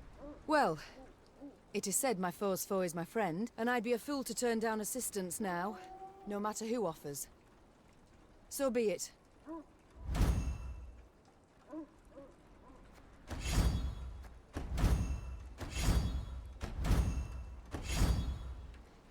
Very high-minded of you, my lady. So, shall we shake on't? Nay? Well then, the high road beckons. Though first we must escape the city with our lives. Follow me. Lyria was hers no more. Meve now had to flee her capital and realm as quickly as she could. Wont to travel the city streets in a gilded carriage, the Queen now saw them from a slightly different vantage point. Is this the only way? Are you quite certain? The Queen is a common fugitive now, so she'd do better to pinch her nose and whinge not at all. At long last, Meve reached the gate. Yet this she found shut tight, locked and guarded. Gods be damned! Easy, your grace. Nothing we can't solve with a quiver full of quarrels. Those are our men. They were, Reynard, were. Gascon's raiders were poised to loose their bolts, but were thwarted when the Queen stepped out in front of them. What she... Your Majesty? I've orders to arrest your grace. Place me in irons, then. Please understand, I haven't a choice. Fear not. You'll be rewarded by Caldwell in Nilfgaardian Florens. The captain's head dropped. His cheeks burned crimson. Go, your grace. Flee now, but only to return. Remember this, Gascon. I'm no fugitive. I'm a queen, robbed of her rightful crown. And though I may need to venture to the world's end before I return, I shall have it back. Having fled Lyria, Queen Meve ventured into Aedirn, her old friend Reynard and new ally Gascon at her side. The war had bitten into this land too. Still, Meve hoped to sway King Demavend to her cause, and with his aid, to oust the traitors, retake her throne, and drive the Nilfgaardian invader from her realm. Yet to start, she was forced to fight, Scoia'tael no less. Emerging from a wood, Meve's retinue encountered a unit of elven rebels just moments from hanging a handful of prisoners. Among the latter, the Queen spotted a woman, a proud warrior with a striking, thick black braid. The lass I believe I know. Well, unless we rush to her rescue, it'll soon be you knew her. Well said. Lyrians, attack!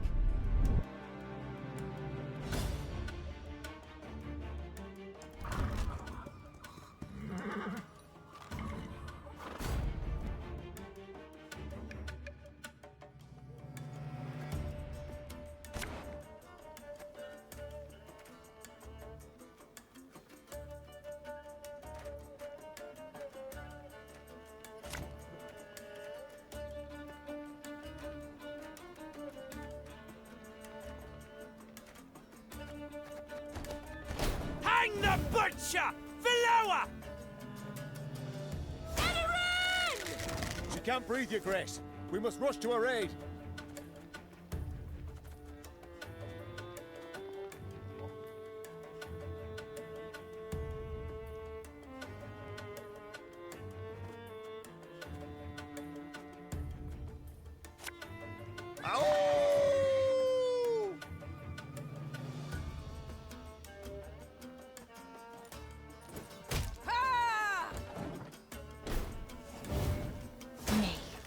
Duan Nest.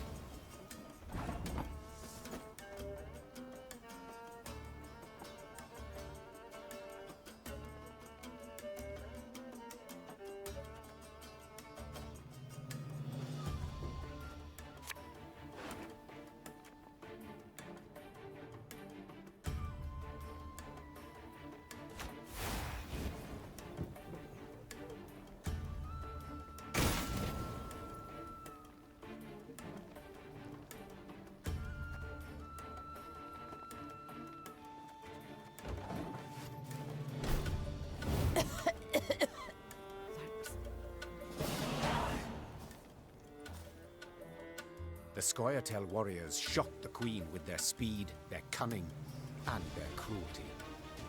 Yet in the end, the Lyrians prevailed. When the last elf hit the ground, the Queen had her men untie those they'd sought to hang.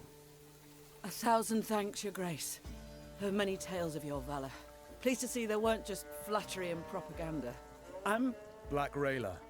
Haga, we saw you there. You command King Demoven's special forces. That's right. Though not many remain to command. So I see. How did it come to this? My liege sent me to wipe out a Scoia'tael band, led by a rat called Eldain. Followed the vermin's tracks for several days. Straight into his trap, turned out. Hunting elves in the woods. Truly inspired, I must say. Had no choice. Doing nothing would have brought us surer, swifter doom. The Black Clad have invaded Aedirn. Thanks to elven aid. They snap our supply lines, lurk like dogs, prey on vulnerable units and scouts. You mean to say Nilfgaard's broken your defenses? Aye. Though their march will soon halt, believe me. To advance, they'll have to take Rosberg, a stronghold that's yet to fall once. They'll break against its walls like waves upon the rock. While Aedirn stands, the north is not yet lost. I'll convey your Grace's words to the king at the first occasion. I'd rather hope to convey them myself. I have come to Aedirn seeking aid. I wish to ask Demavend for support. The king is in Rosberg, overseeing siege preparations. I'm heading that way too to report on our skirmish with the Scoia'tael. I might serve as your guide. These lands I know better than any. Excellent. Guide on.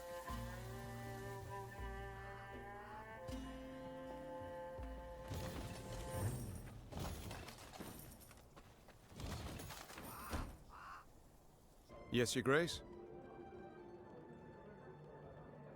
How has it come to this? I, Queen Meve of Lyria and Rivia, must prowl about the underbrush like a common bandit. And you, General Reynard Odo, once proud commander of 4 elite regiments of footmen, now lead a gang of deserters, bandits, and scythe-wielding peasants. I do so proudly, Your Grace. You must be joking, Reynard. Your Majesty, under your husband I served 10 years. Under you another 8. And never in that time did I fight for a more worthy cause. We seek not to grab land, or stifle a peasant revolt. We fight for all the North. For our freedom, that of others. And you alone didn't give up. Didn't even consider bending the knee before Nilfgaard. Yes, all true. Yet look where it's brought me.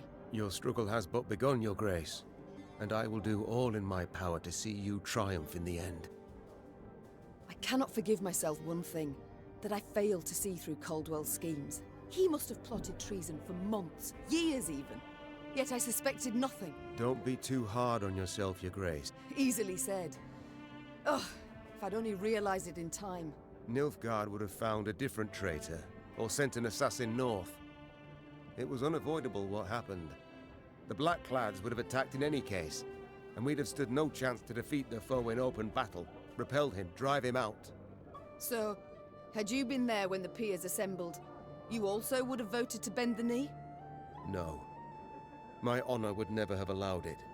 I'd have thrown myself into the fire, and probably died a fool for it.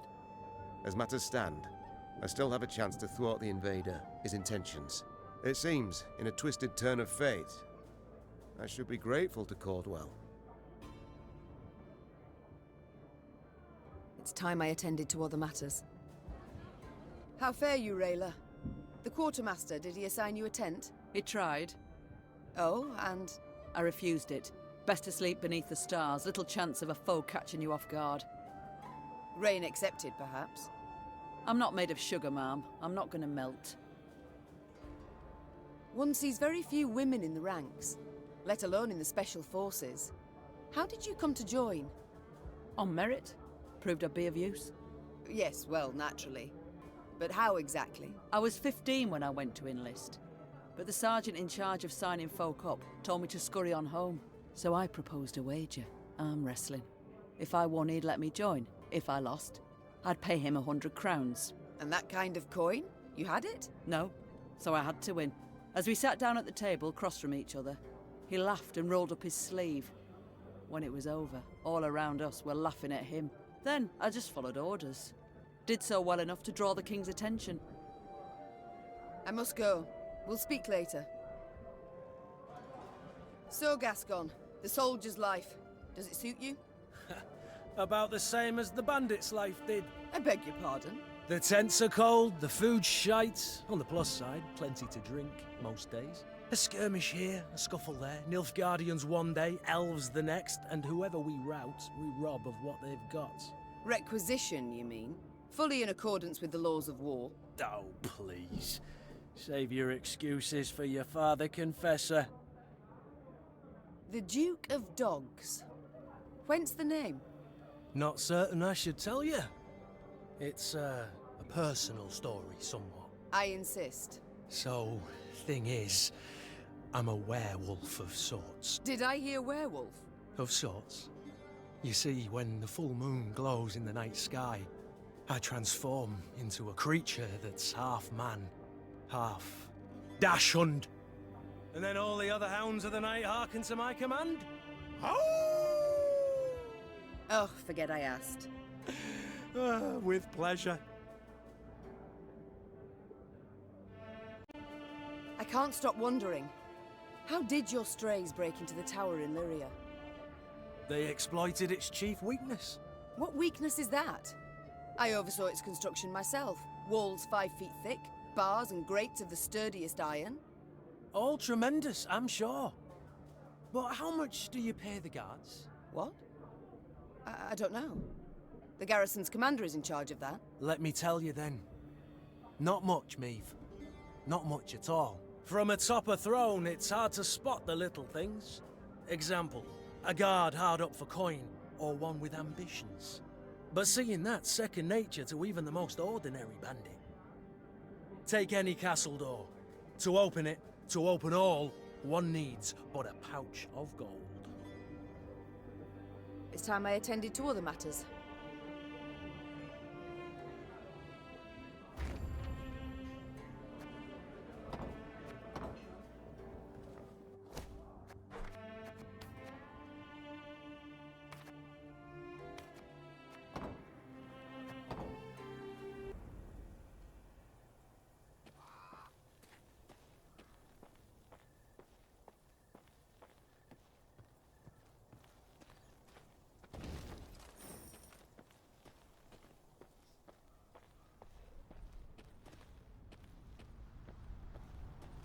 gods! The entire country up in flames. Ebdahi warned punishment awaited Aedirn, that he would show the land no mercy. What in God's names did you do to him, Rayla? Nilfgaard offered us an alliance against the rest of the north, but Demoven declined in his clipped soldier's speech. They say Ebdahi flew into a rage and swore he'd reduce Aedirn to rubble.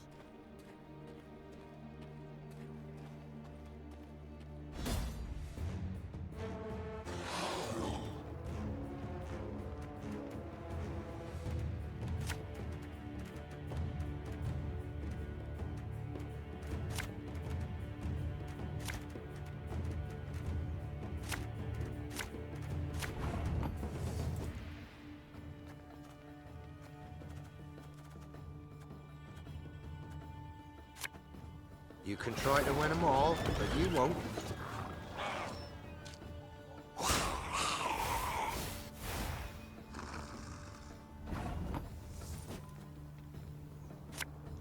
Watch your heads!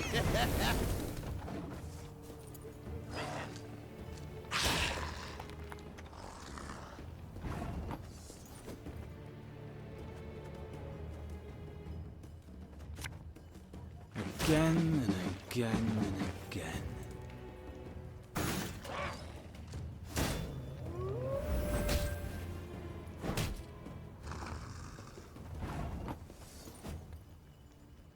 My spirit's willing and how, but these damn boots are killing me.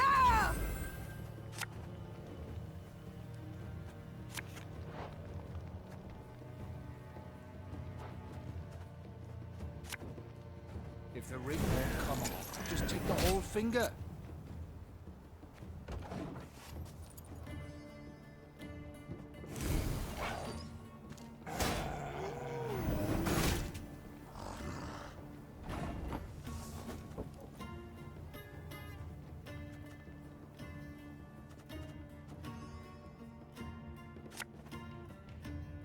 One boot's all I need.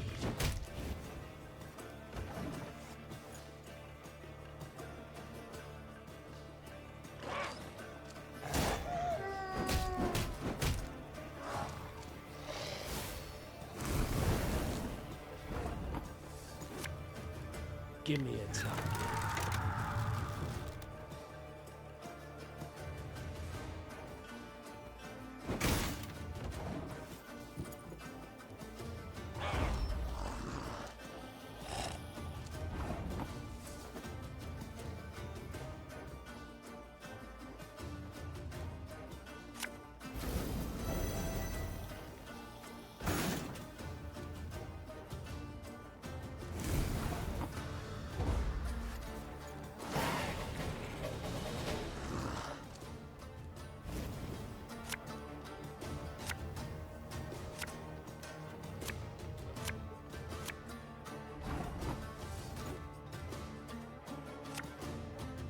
An army's a waste of time for one like me.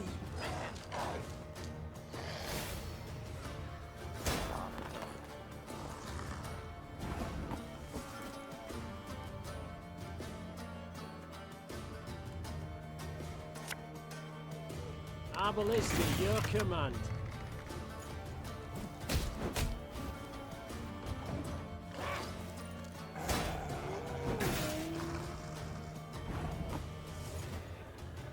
There's a time to reap, a time to sow, and a time to die.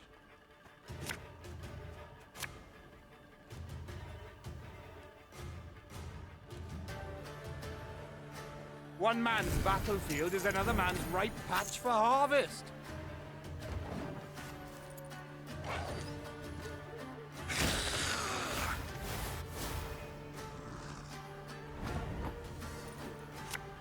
Ever have a storm knock out one of your teeth?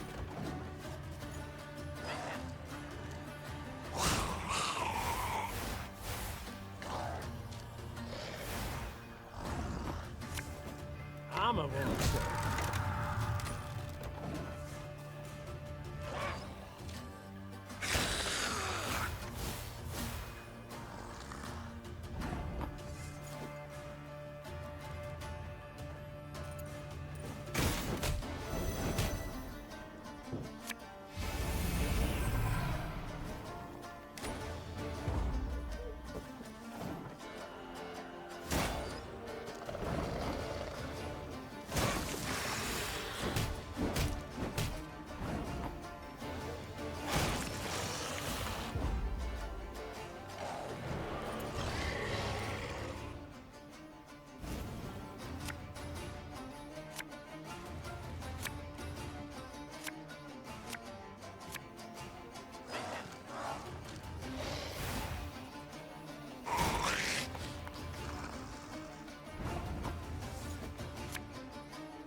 Left, right, left, right.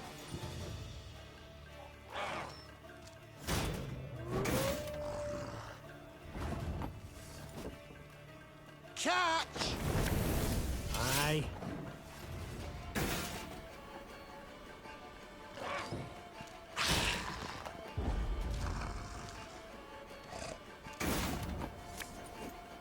Should have listened to me, old lady.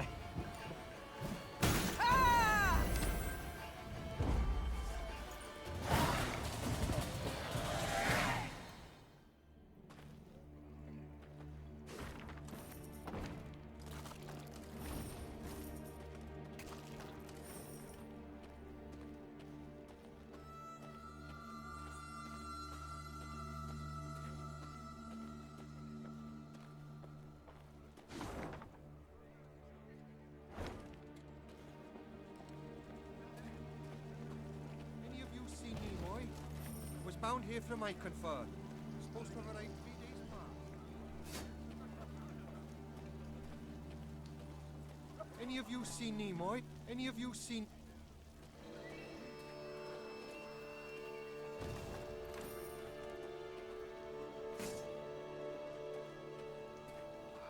The Lyrians arrived at an ancient, half-desiccated beach. Its trunk sat atop a tangle of thick roots, and scraps of paper covered with tiny scribblings fluttered over it from top to bottom. Travellers crowded all around. Barefoot refugees, bony pilgrims, peddlers with armoured escorts, and shifty-eyed men with the haggard look of deserters. The Wayfarer's Beach. Rayla said. Travellers of all sorts swap tales here. Perhaps we can glean something about our enemy's movements. Or paint the enemy a clear picture of our own. Gascon interrupted. Nilfgaardian spies no doubt flock to this tree like flies to particularly pungent dung. Meve decided to proceed cautiously. She pitched camp in a nearby clearing and sent a scout dressed as a peddler to investigate the Wayfarer's Beach. Yet long hours passed with no sign of the soldier. Gods be damned! The Queen snarled. Reynard, send some men to follow his tracks. The Lyrians found the scout's body in the woods a few leagues from the Wayfarer's Beach. His corpse revealed clear signs of drawn-out, cruel torture. Meve could only hope he had managed to hold something back from his captors. You'd fucking Lord Falberson trots about on an Imperial...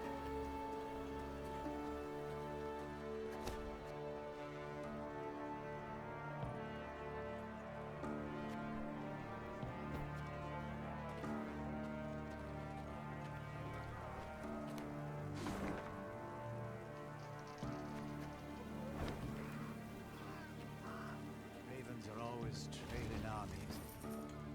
Ravens and beasts.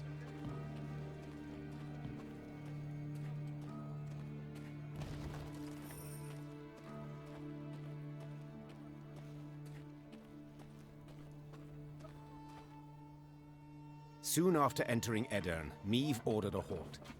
She wished to sit with Black Rayla and plan their onward march, for Rayla knew every path in the realm, including ones not drawn on any map. They were hard at work when shouts rang out among the tents. One final time I shall say it. As your senior officer, I order you to depart the training grounds, or... Or what, pray tell? You'll have me drop and give you 50? What is the meaning of this?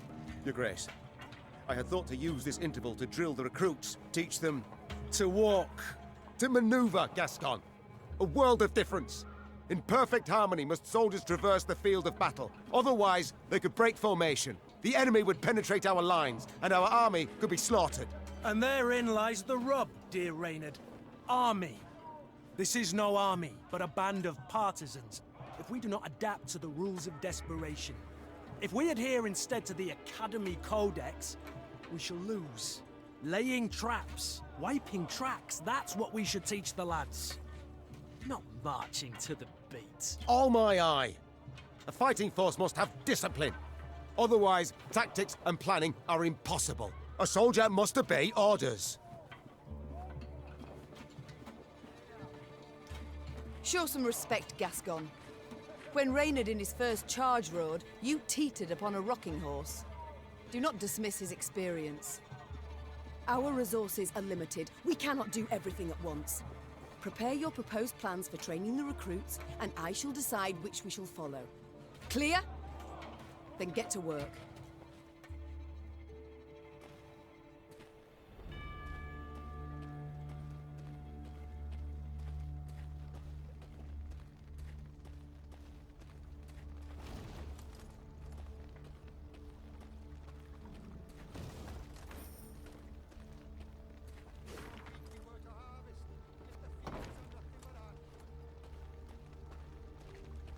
Did our oats not suit the Emperor? However did our oats and other plantings harm? Blackclads brought them monsters here. Your Majesty, I beg ye, let me join your...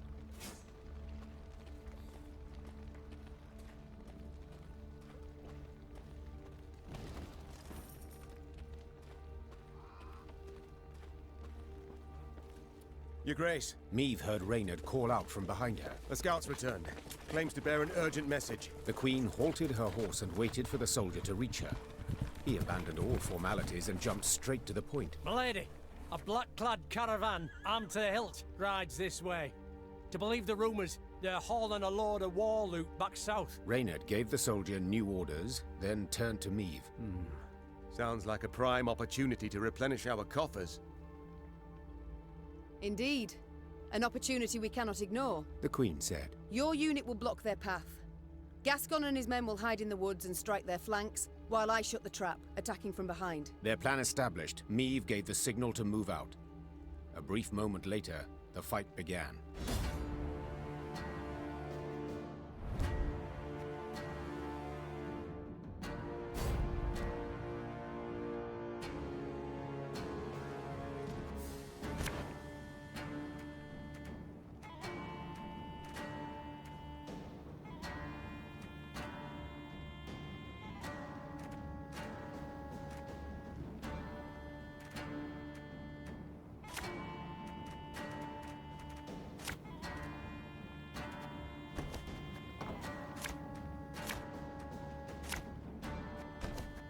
We must drive them into the ambush! Follow me!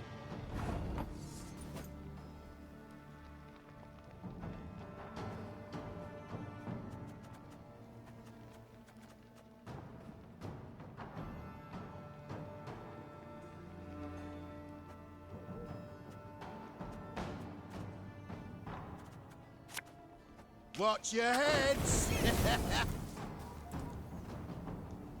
Wise choice.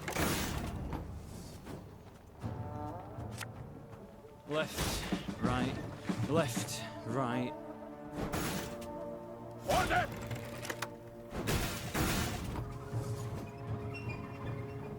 One boat's all I need.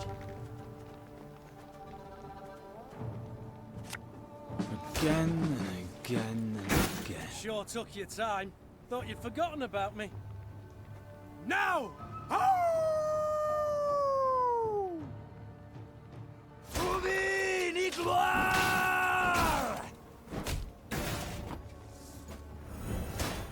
This harvest will be reaping black-clad heads.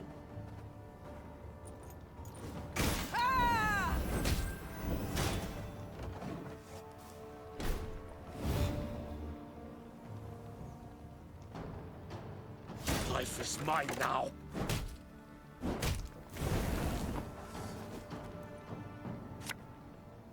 You can try to win them all, but you won't.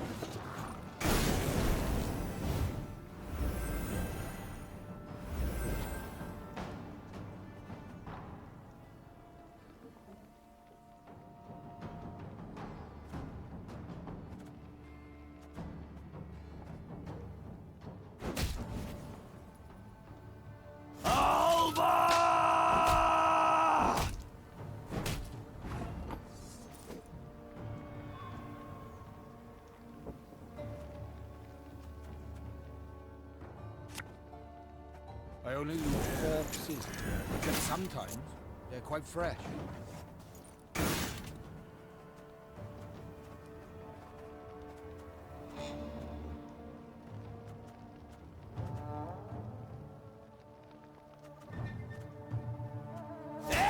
gloire!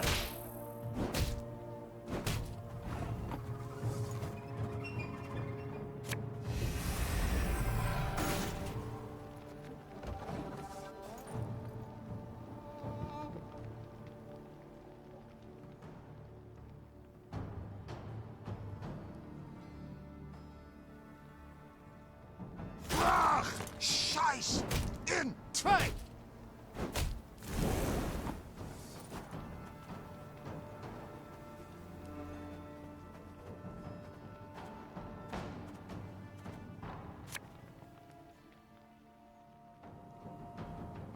Give me a target.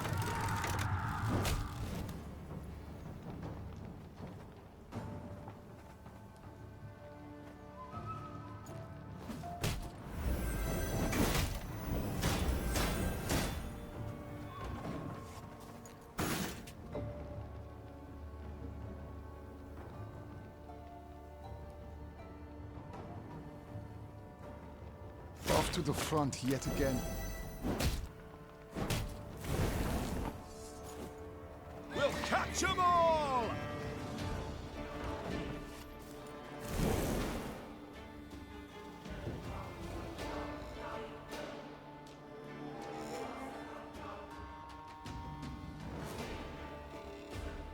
Quiet, or the Commissar will hear.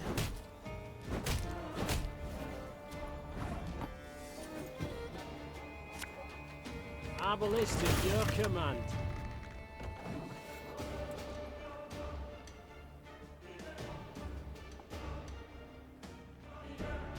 Brach! Scheiß in zwei!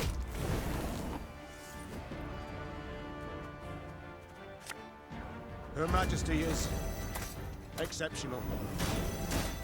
Catch!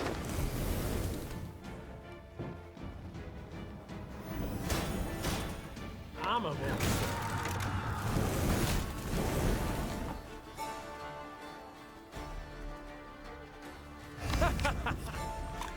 Wait, you're serious?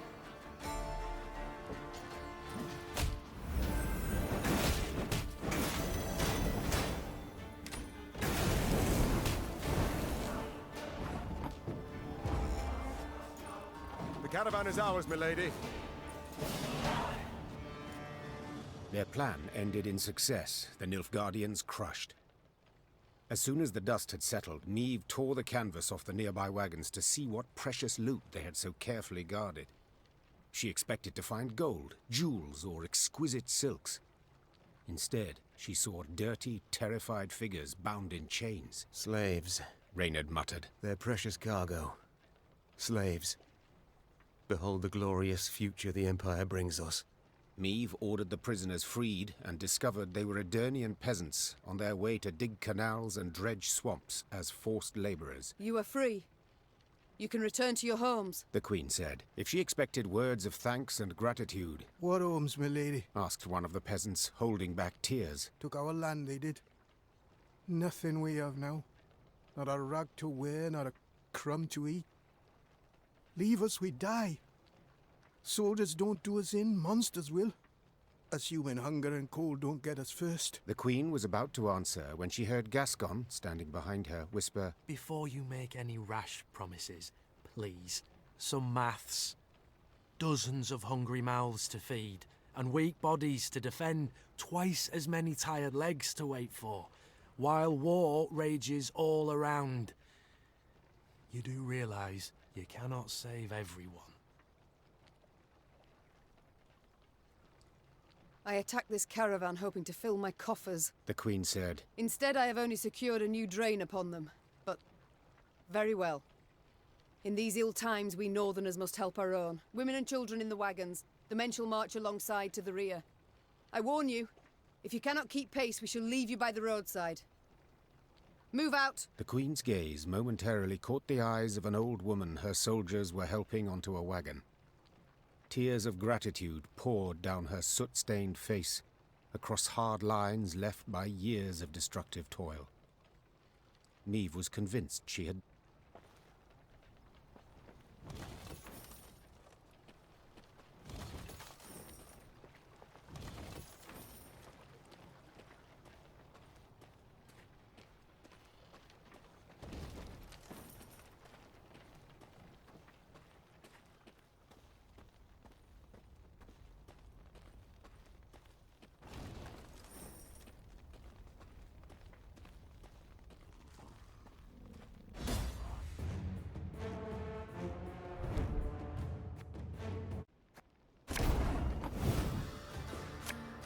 Don't you worry yourself, Grace. We'll get her done in no time.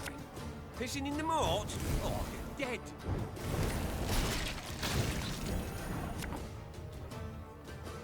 It's gonna be a right good levy. Big and beautiful.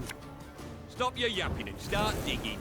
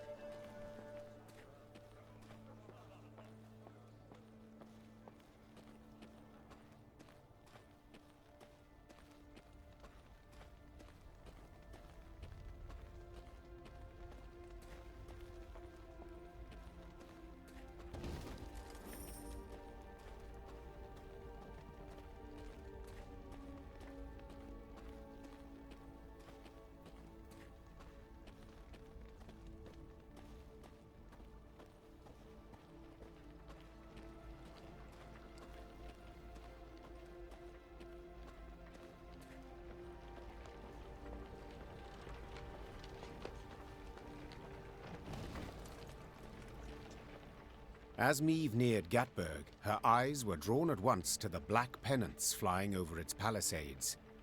Nilfgaard's pennants. Her scouts found the city's buildings intact, its streets unstained by blood. Black-clad soldiers could be seen guarding storehouses holding loot pillaged from nearby settlements. Curiously, these soldiers were very few in number. The gates stand open. Clearly the Imperials expect no attack, giving us the element of surprise. We can take back the city and make off with the gold. Gascon finished. Meve hated Nilfgaard and needed gold to maintain her army. Two very good reasons to attack Gatburg. Her decision made, she ordered her men to prepare for battle. Now the invaders would have to try their hand at defending. Larven! Essay to nothing!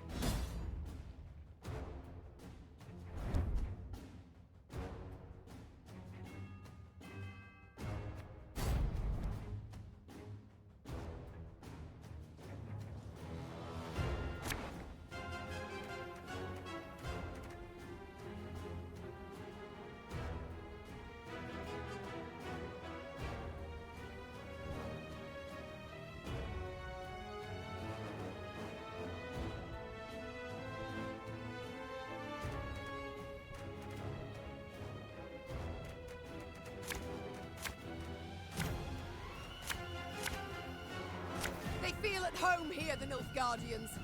Let's show them they're wrong. 152, 154. I smell a leak. Scrubbing duty again? Oh, gods.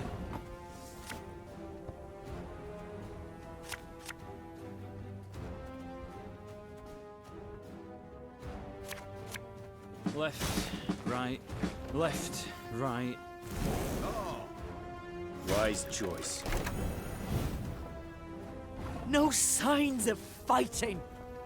These Horsens must have opened the gates for the Blacklads. Again and again and again. We must trust each other. Ah, should have listened to me, old lady.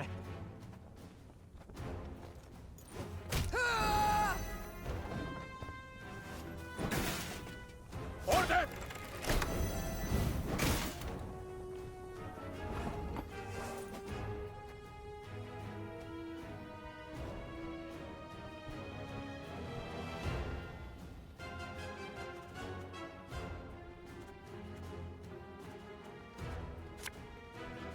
One boat I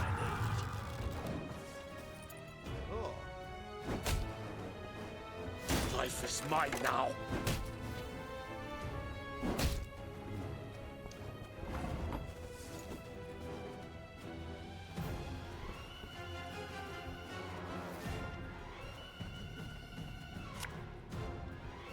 Give me a time.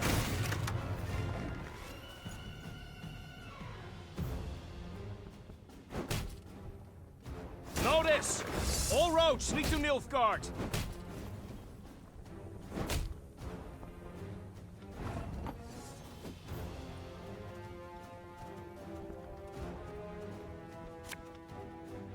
Us or them, no other way.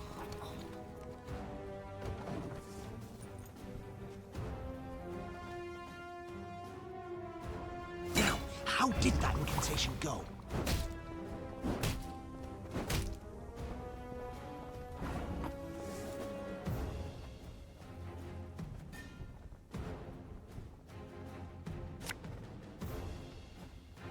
You can try to win them all, but you won't.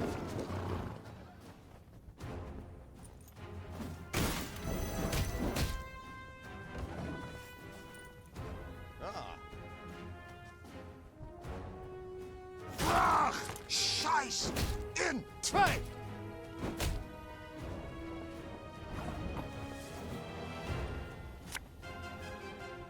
Hey?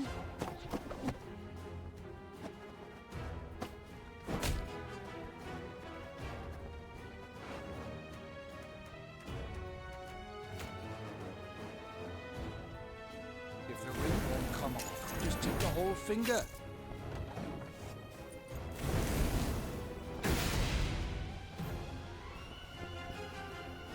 Off to the front yet again.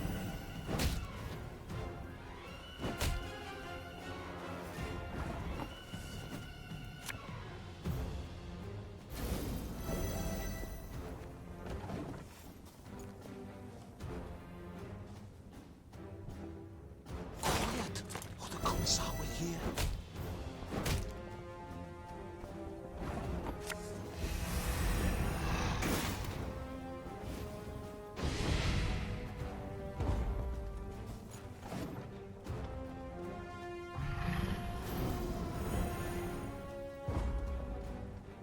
The battle's won, Your Majesty.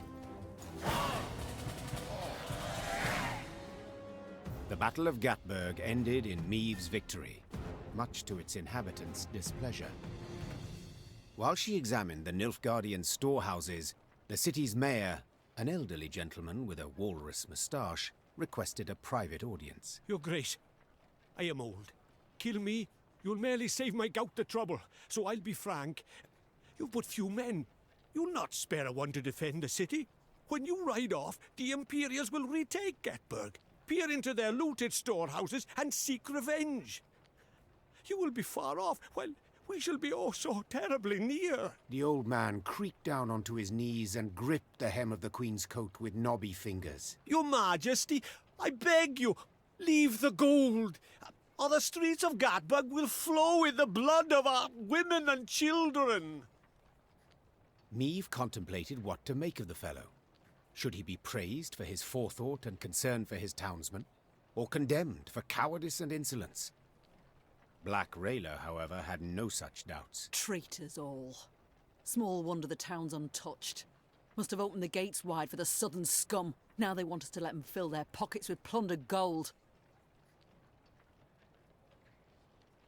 After a moment's hesitation, Meve had her soldiers load the stolen gold onto their wagons. As you pointed out, Mayor, my army is small. which is why I need gold to expand it. The mayor said nothing. He bowed to the Queen, then hobbled off, leaning heavily on his cane, as if this short exchange had cost him years of life.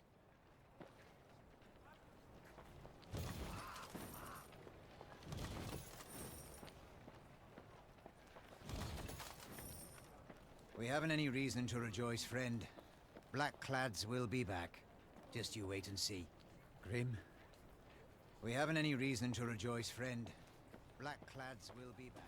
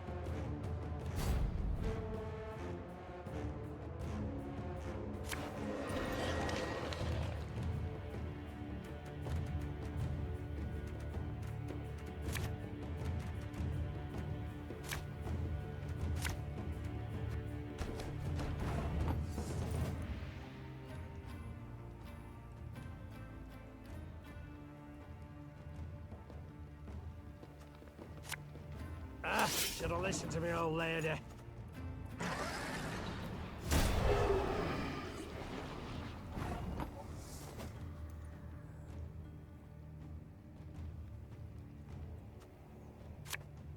This harvest, we'll be reaping black-clad heads. Ah!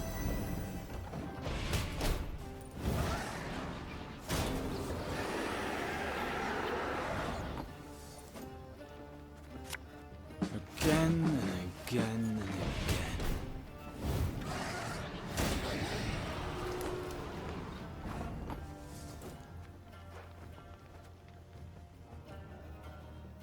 My spirit's willing and how, but these damn boots are killing me.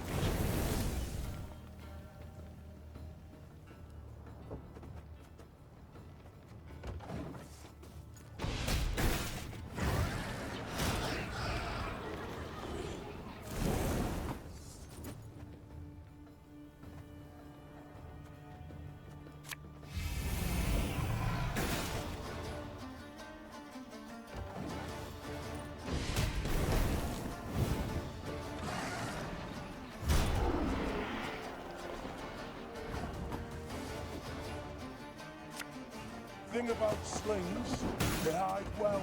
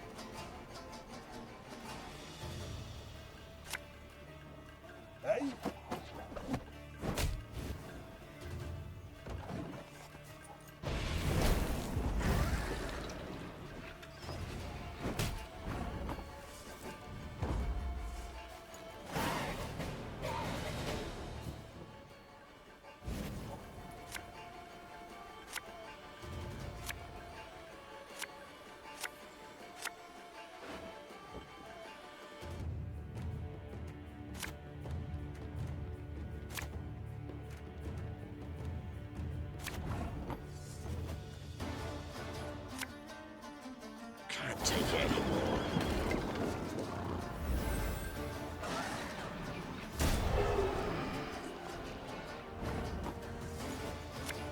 An army's a waste of time for one like me.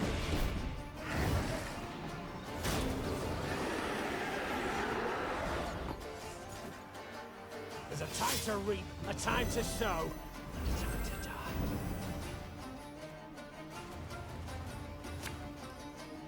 One bullet's all I need.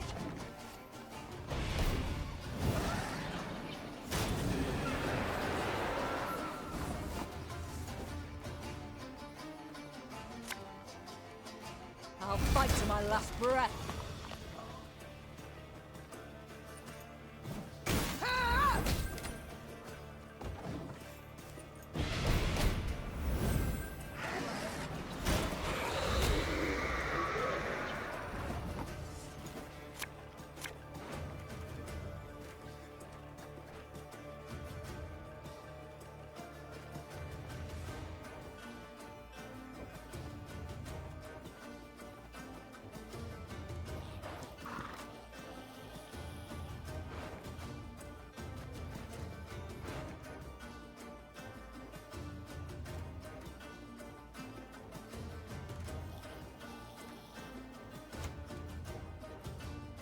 Her Majesty is exceptional. Give me a time.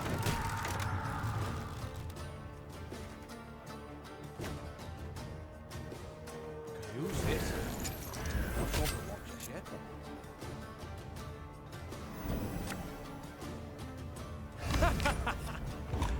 Wait, you're serious?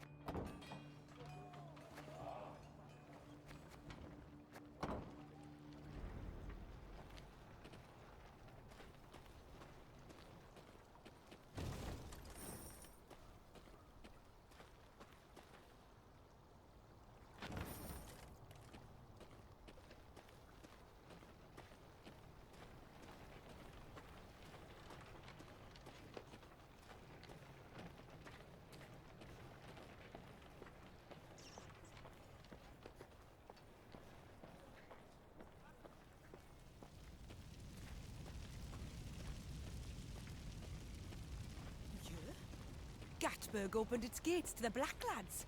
Surrendered without a fight.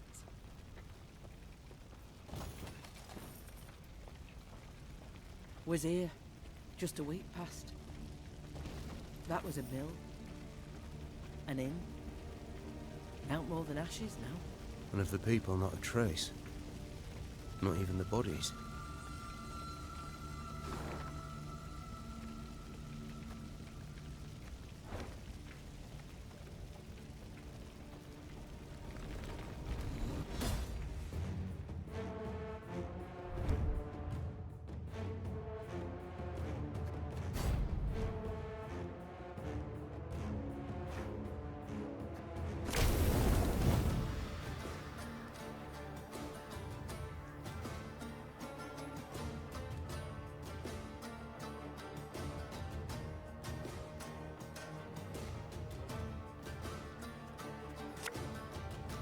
Again and again and again.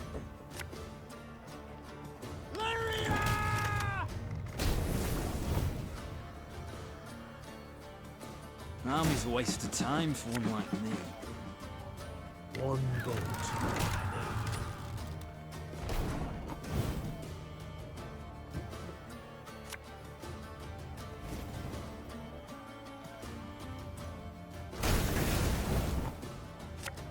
Give me a time.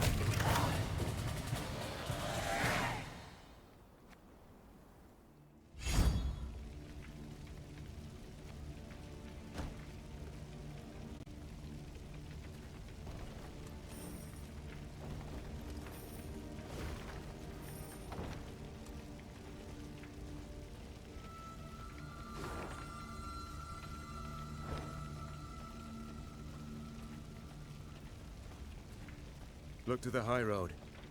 The earth furrowed by wheels, hooves. The Blacklads went at Rosberg with all their strength. An ominous sign. For Nilfgaard, I'd say.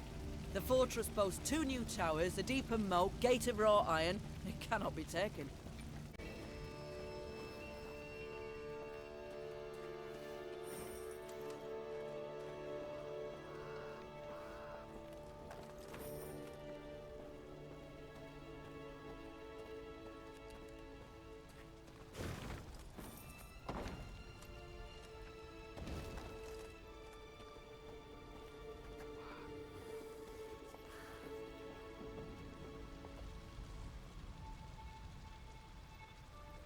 What happened here?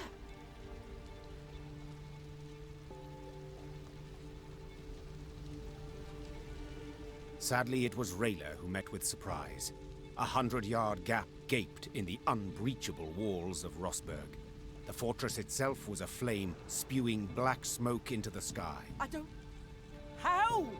It can't be! There was no time to consider her question, for Nilfgaardian scouts had spotted Meve's company. The Queen knew battle was inevitable, so she gave the signal to form a defensive line, then drew her blade.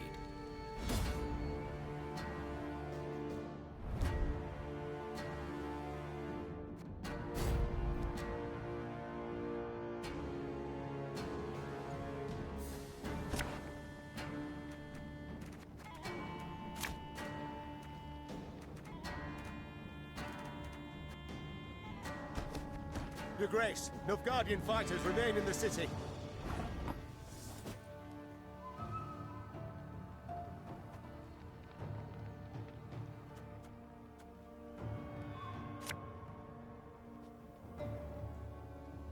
Watch your heads!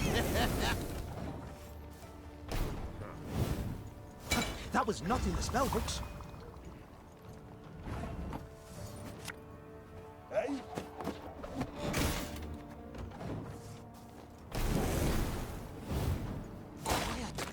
Commissar will hear. Bloody Horsens. They'll pay for this.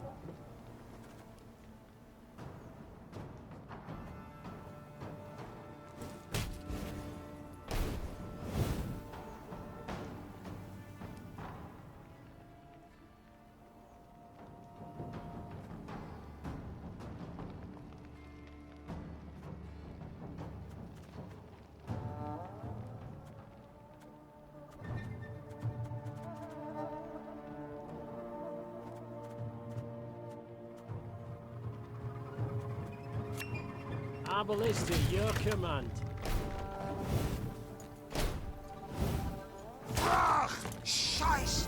In! Zwei!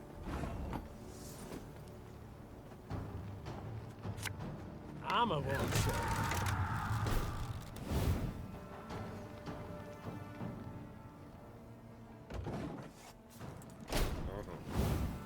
Off to the front yet again. Left, right, left, right. Quiet, or the Commissar will hear. I refuse to believe it. The king could not have died here. Again and again and again. Brach! Scheiß! In! Zwei! Catch!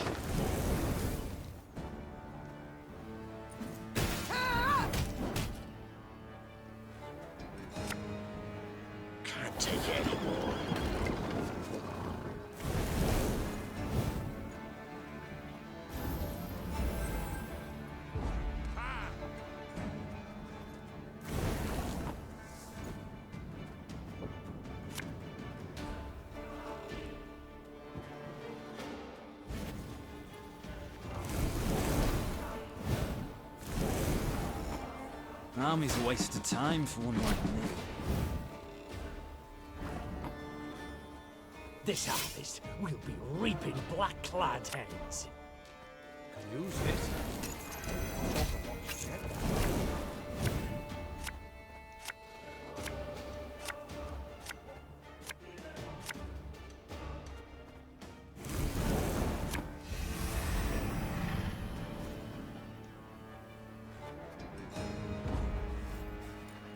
Watch for Demoven's banners!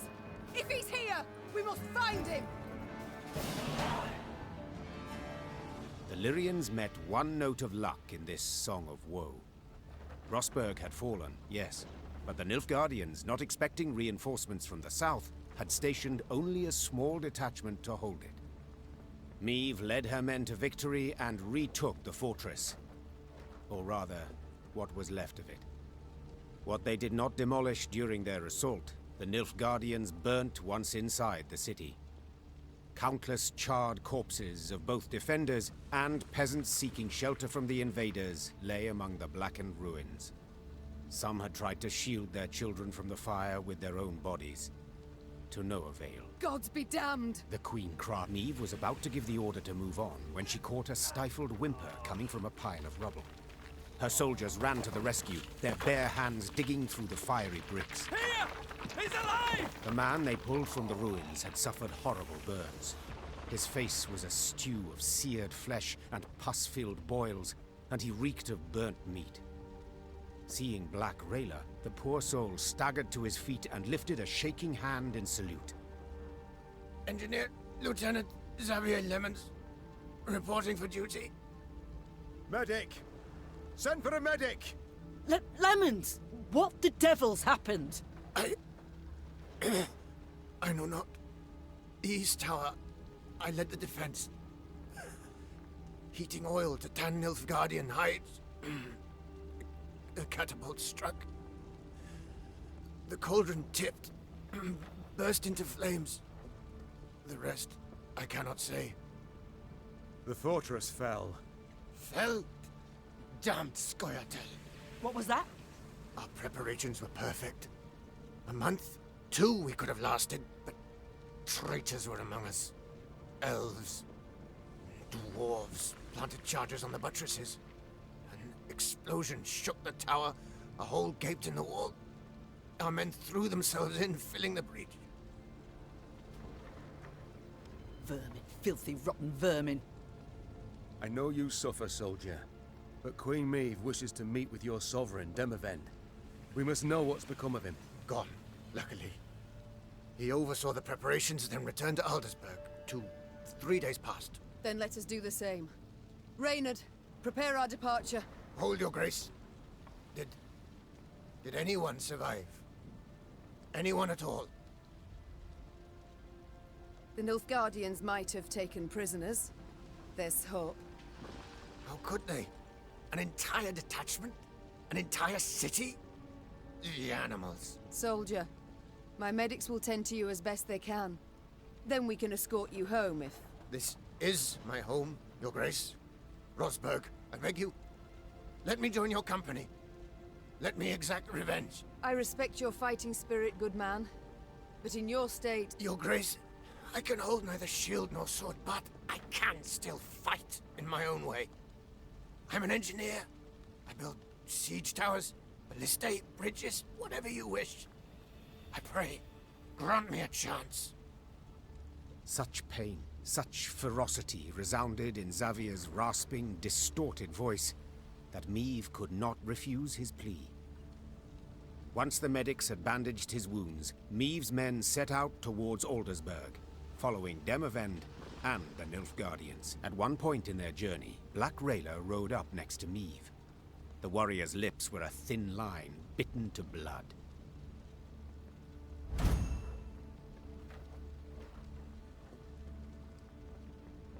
Milady, the road to Aldersburg leads through Moulderwood, where Eldain Scoia'tael prowl. Same filth who killed my men and delivered Rosberg to the Black Butchers. Rayla breathed deeply to steady her furious, shaking voice. Please, milady, I ask you upon the holies, let us find them and destroy them. Meve gave a slight nod. It seemed the road to Aldersburg would prove long and full of challenges.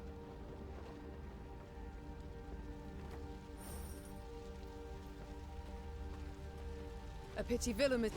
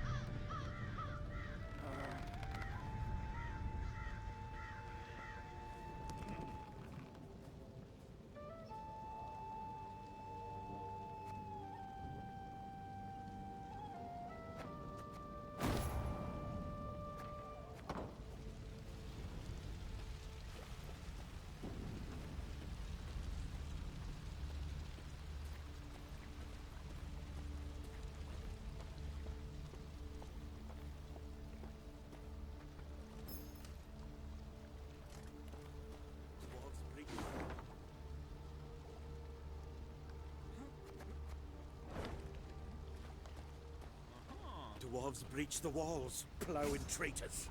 Where's the king? Why'd he leave us a black-clad mercy? They took everything. Where's the king? Why'd he leave us a black-clad mercy?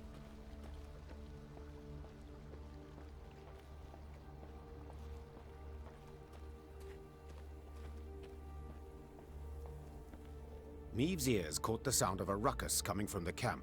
Feet! Ingrid! A pox upon you all! It was her quartermaster, hurling oaths at the peasants she had freed from the Nilfgaardian slave convoy. A few had stolen supplies under the cover of darkness and escaped into the woods.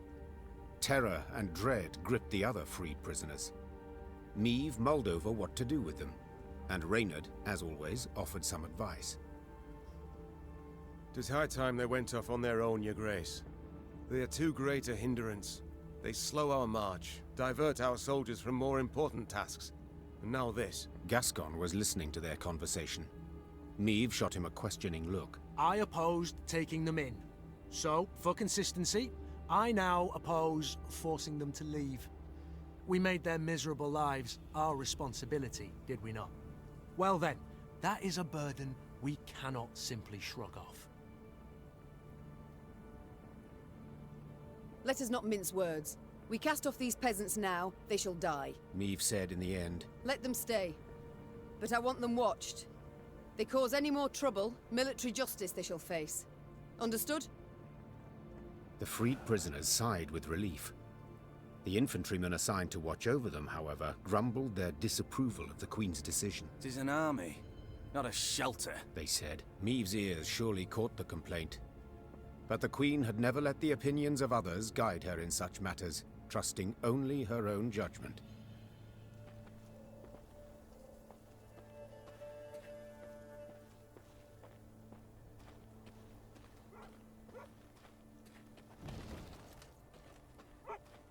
Not liking the looks of this, Gascon said, furrowing his brow. Meve followed his gaze.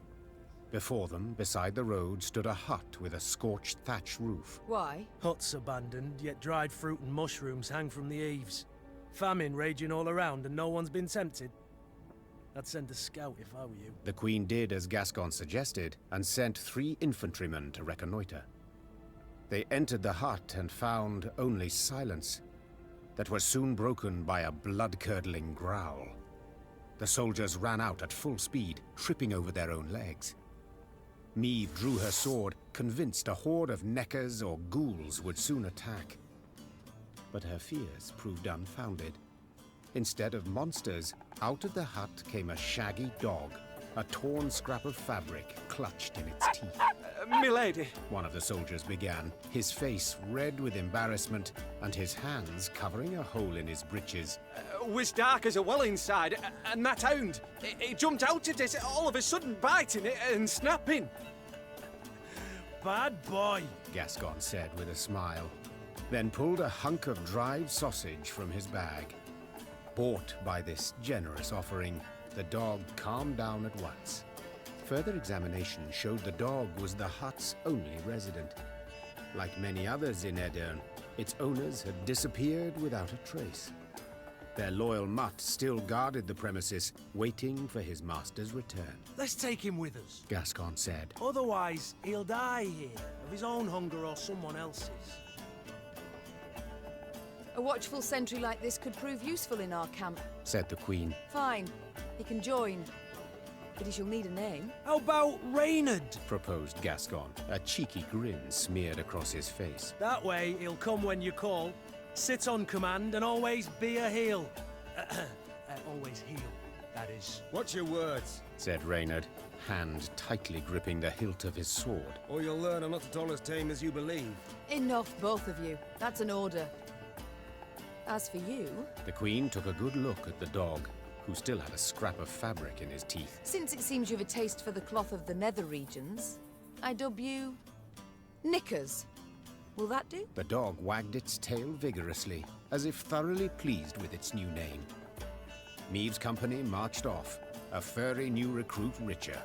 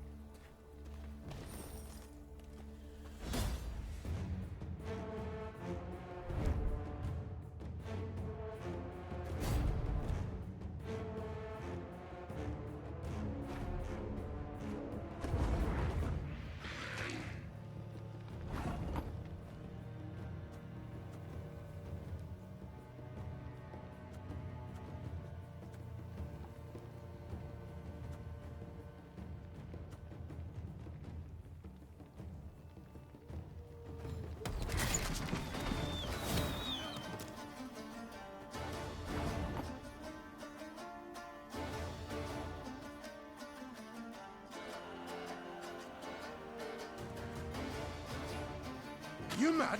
Don't say that!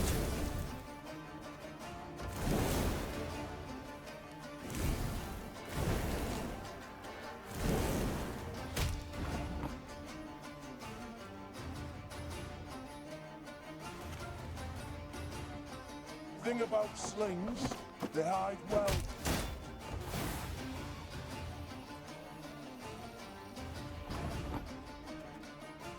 Stop your yapping and start digging.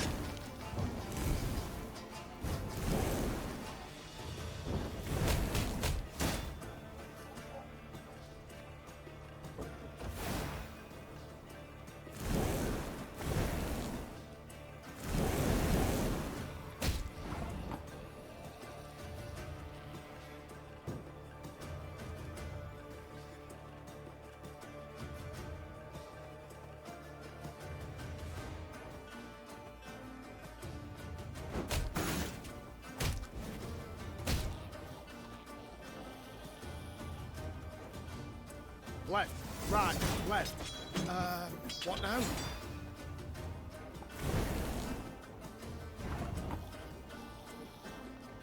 Gonna need 3 buckets of nails and a tub full of pegs.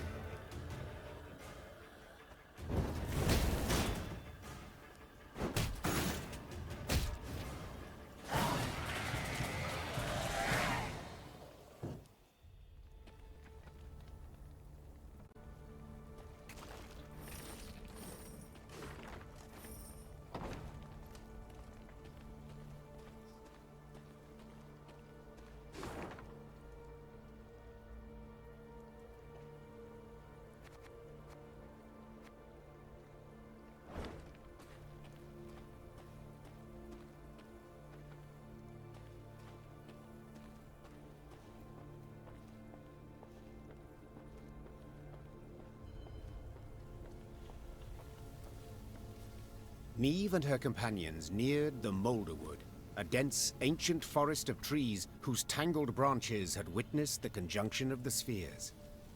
It was not until King Vidamont's day that a road was finally carved through the primeval thicket, significantly shortening the journey from Rossburg to Aldersburg. Even when peace reigns, danger rules this road. Rayla said. Now no one dares travel it. At the edge of the wood by the road stood an enormous willow. Its branches swept down to cover its trunk, looking for all the world like long tresses shrouding a woman's face. Meve had an ill premonition. She did not like the sickly sweet aroma wafting from this tree, nor the metallic buzzing of insect wings. She sent a scout to investigate. He drew aside the drooping branches and stumbled back. There were men bound to the tree, covered in sap oozing from gashes in its trunk. Its heavy scent had attracted swarms of insects, flies, wasps, bees and beetles.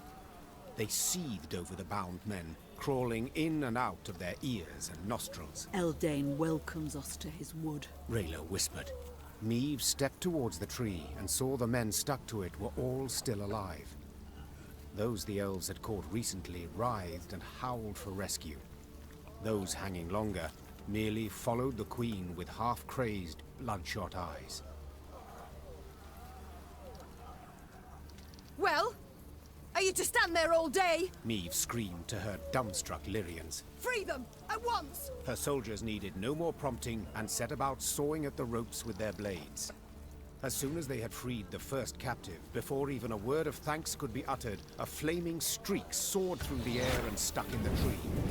The oozing resin burst into flames, engulfing the prisoners as well as the soldiers who had come to their aid. Elder speech battle cries rang out from the woods as elven warriors launched their attack. Nilkancia! It's a trap! Cried Reynard. Defend the Queen!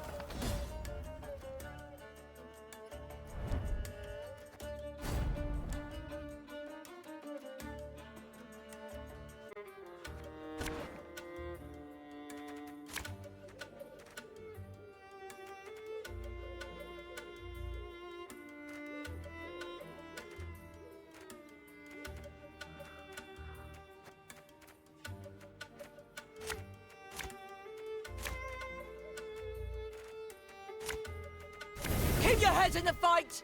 They'll seek to blind us with shock and awe! Enough chit-chat. Draw your weapon.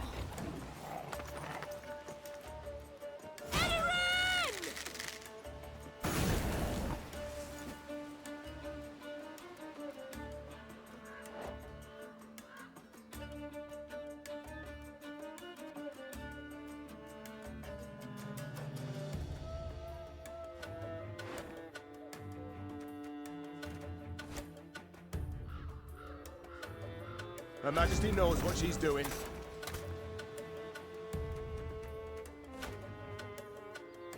This could hurt.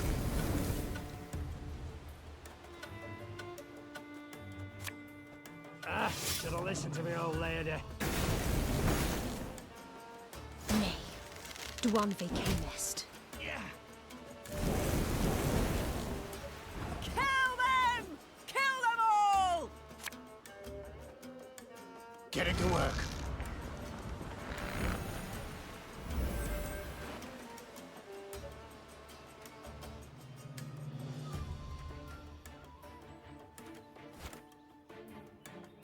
Ever have a stone knock out one of your teeth? Have it the white of an eye from half a league away.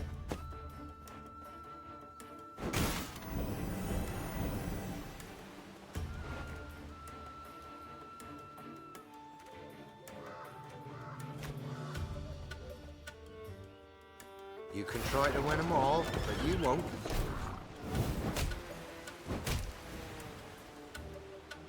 None shall tread on us!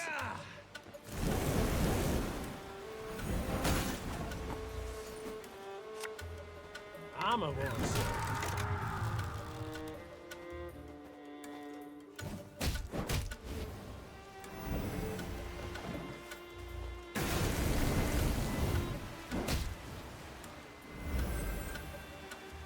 Now we will see who is weak!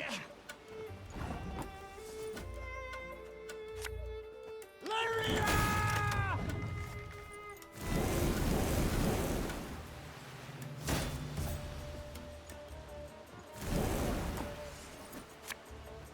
One bolt.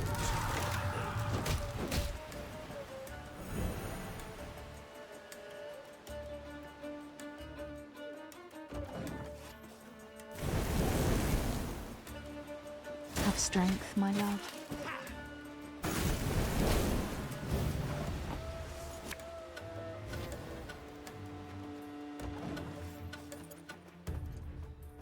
The storm is coming. Let's enjoy the weather while we still can.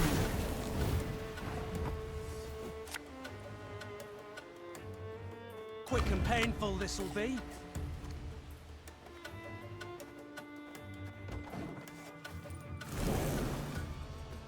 Death to Old One!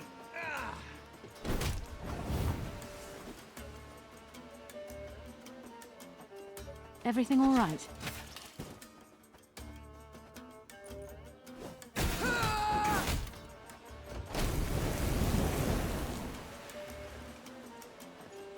Death awaits us all.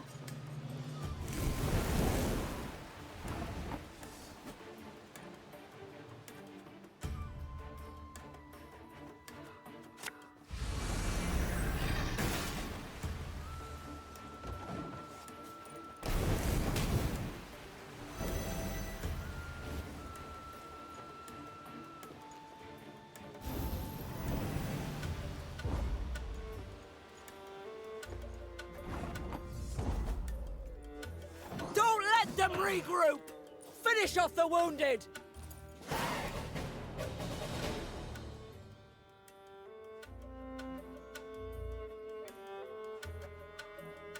The battle done, Meve surveyed the carnage, her breath still ragged. The thick stench of blood, sap, and ash she sucked in made her stomach churn and head swoon. The Scoia'tael.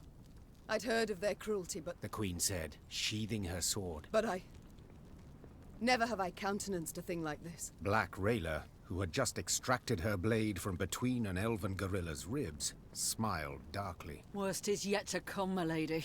The Queen regrouped her forces and marched into the Moulderwood. The Lyrians sang none of their usual marching songs. Instead, they walked in silence, eyes darting constantly to their flanks. Hear that? Nightingales. Unmindful of war, they sing on. Those are no birds, my lady. Just Scoia'tael scouts use animal cries to communicate. Tell the men to hold to the road, my lady. Anyone wanders in the trees, they don't come out.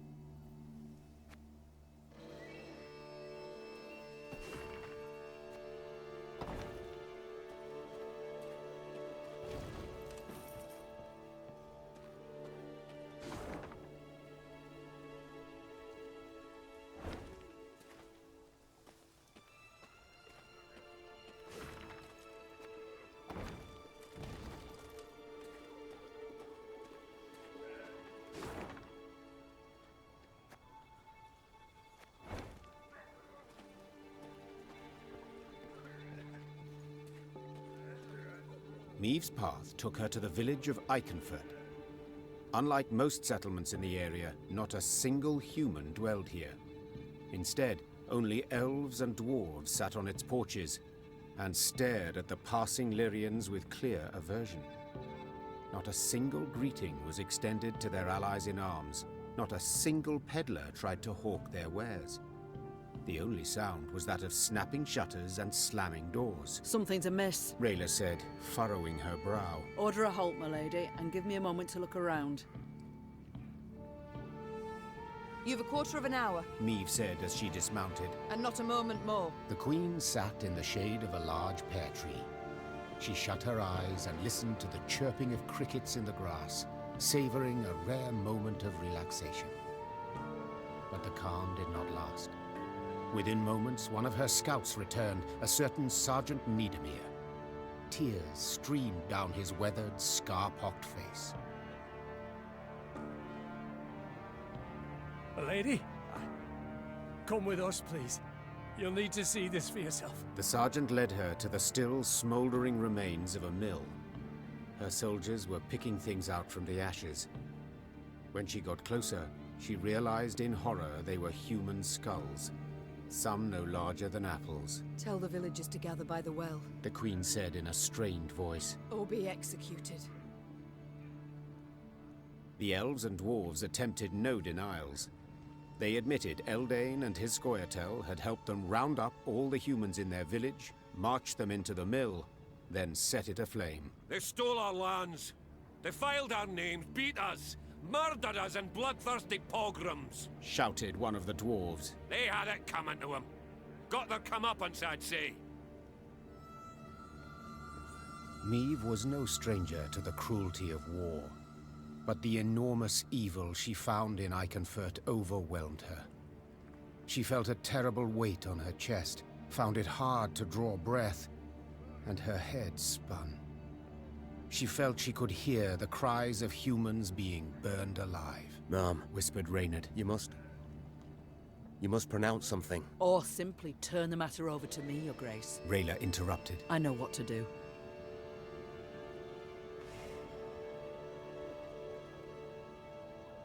Do as you see fit. Meve said quietly, gaze fixed on the ground. The Queen snapped her reins and rode out of the village. She did not want to witness the bloody massacre of non-humans her soldiers were about to perpetrate. What she had seen at the mill already sufficed to keep her awake for many nights to come.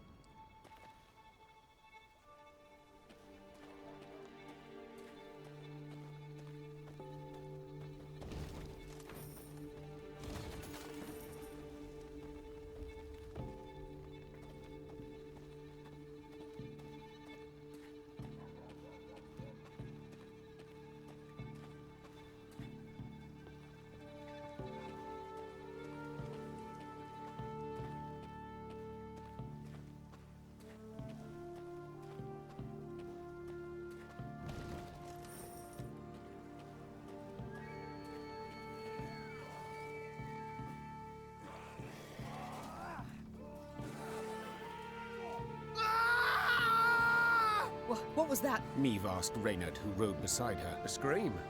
A man's, I think. Need to investigate. Gather a few men and we ride. Quickly! The screaming came from a small settlement. When Meve rode up to its farmhouses, her horse reared and neighed in terror. Necrophages swarmed all around.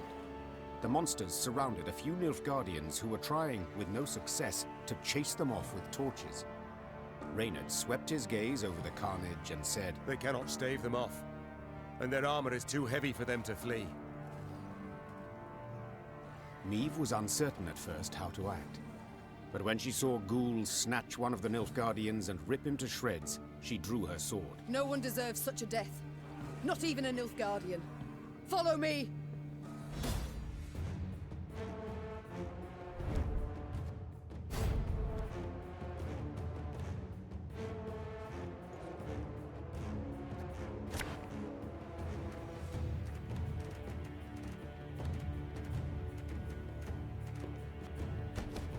Lower your weapons! We're here to rescue you!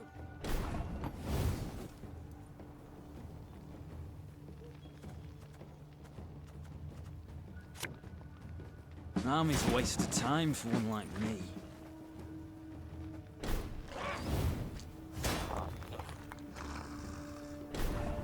Well, why do you help us?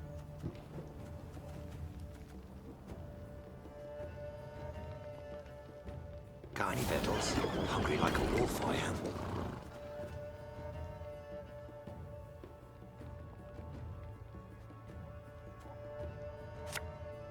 My scars? No, they don't hurt. Lyria! One bolt.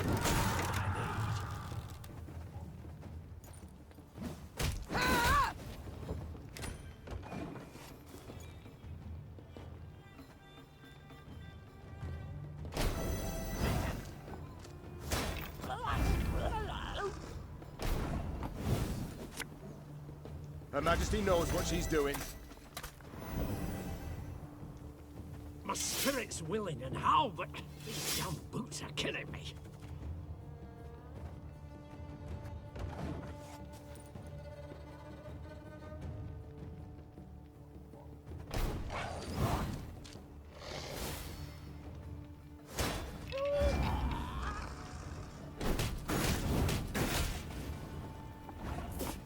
Let the ghouls eat them, I say. Silence! The Queen has made her decision.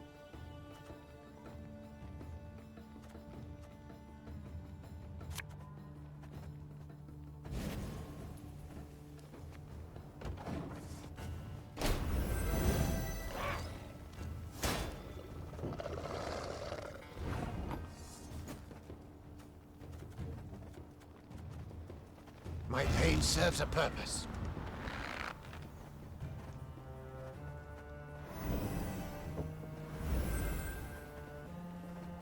Aye. You mad? Don't shake that!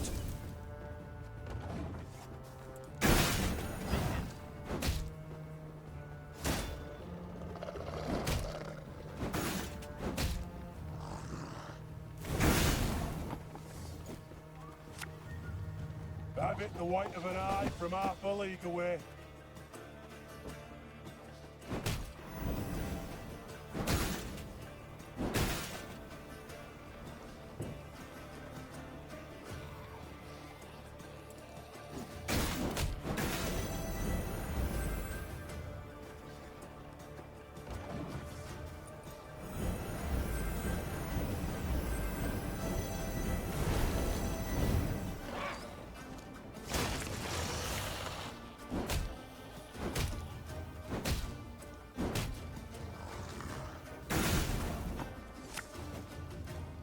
You can try to win them all, but you won't.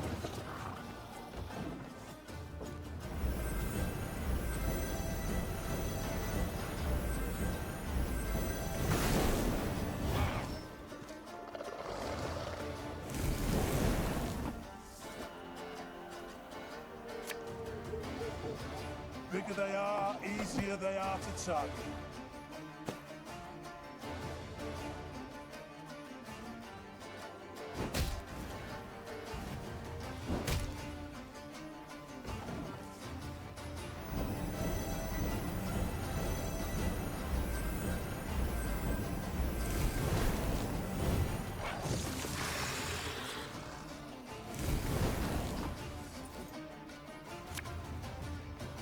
Should have listened to me, old lady.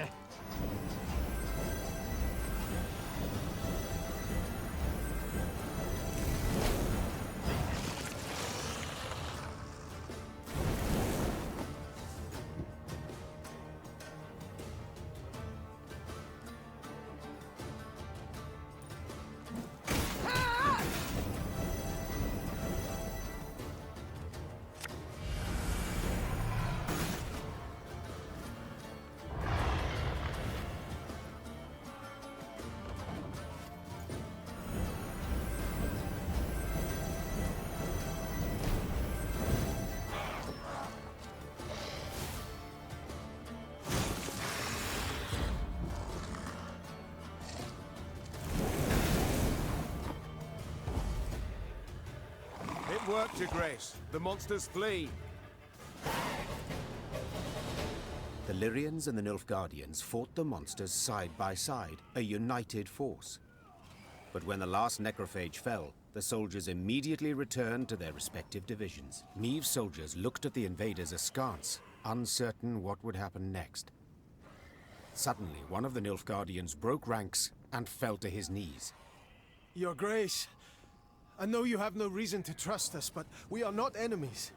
We hail from Geso, a land Nilfgaard conquered and made its province. We did not ask to fight in this war by force. We were conscripted. The soldier hefted his sword by the blade and handed it, hilt first, to the Queen. We yearned for a way to desert, and we have found it. Your Grace, allow us to join your army. We long for the Empire's defeat every bit as much as you do. Meve helped the kneeling soldier to his feet. The enemy of Nilfgaard is my friend, no matter who he is or whence he hail. The Lyrians were clearly displeased with their queen's decision. The black-clad deserters from Geso would need to earn their trust.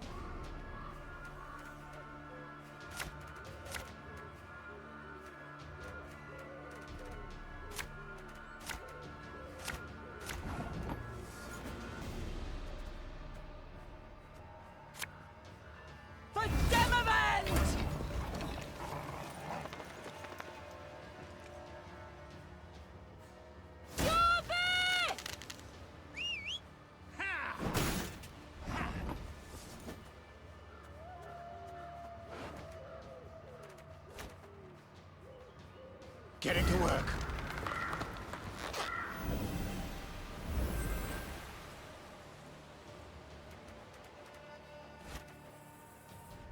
Got any victuals? Hungry like a wolf, I am. Arbalist is your command.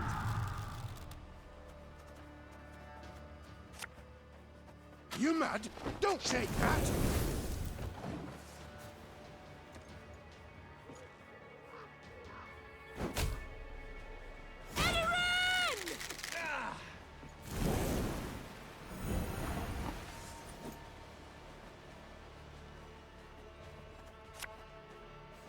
I'm a voice.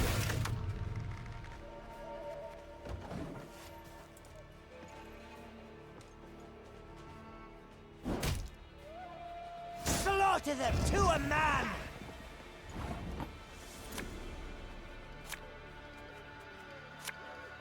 Lyria!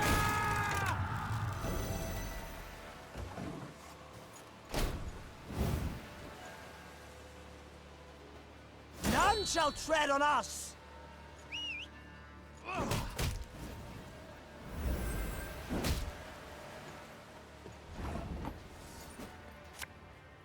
Hey?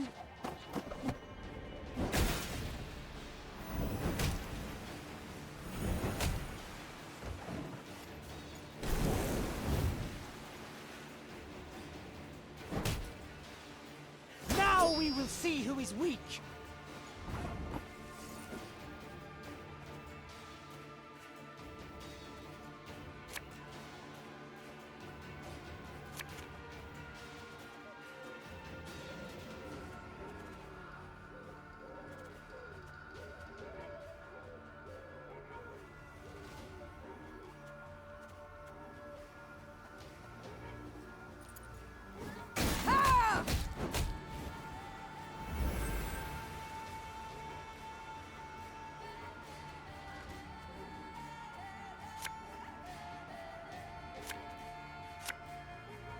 Discipline shall bring us victory!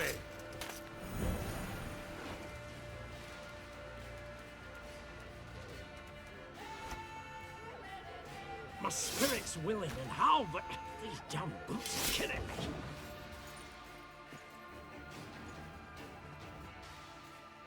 Fine! If my coin's rank to ye, go kiss a dog neath its tail.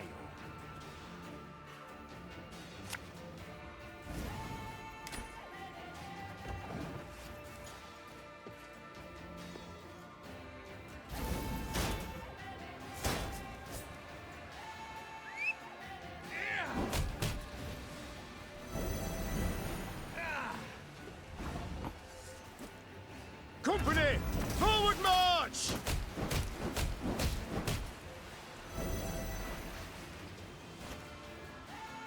One bolt all I need.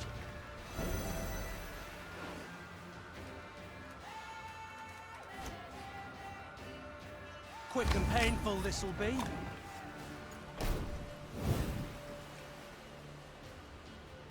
Death to humans!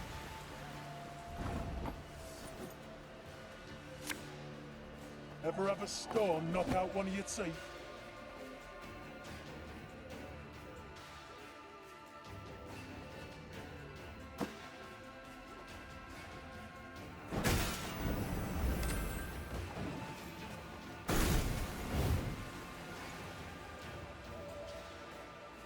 Dance of death!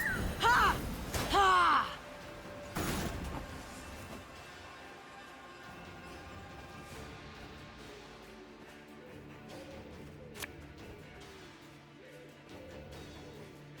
If the ring won't come off, just take the whole finger.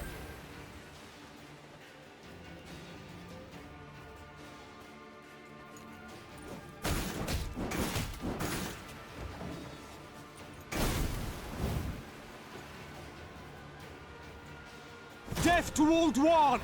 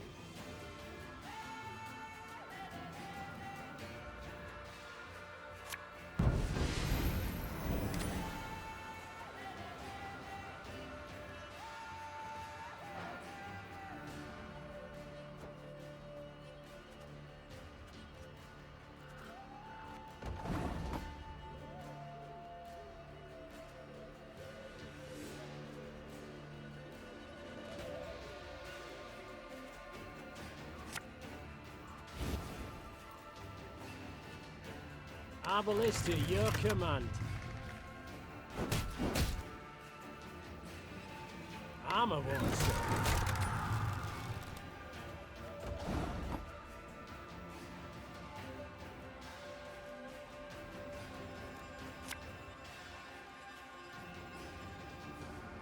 Oh, Lady Margarita told us of this.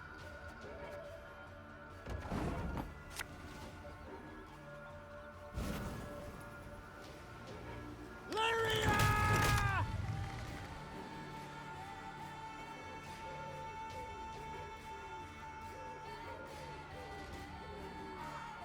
One bolt I need.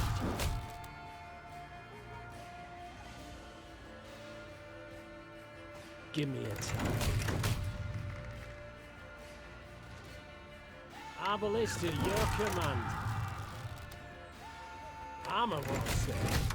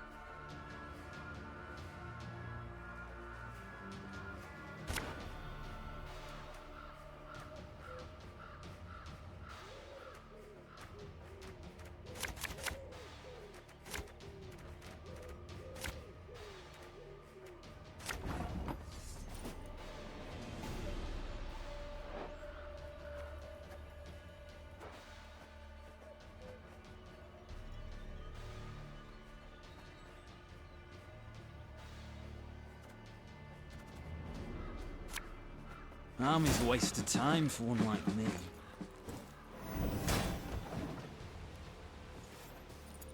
Nay, Duan Vacanest.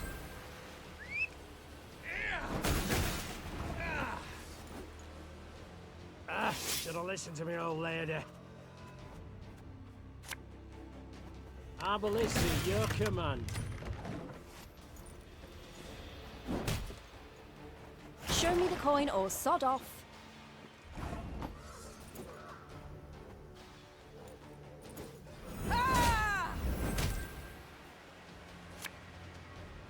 Armor was.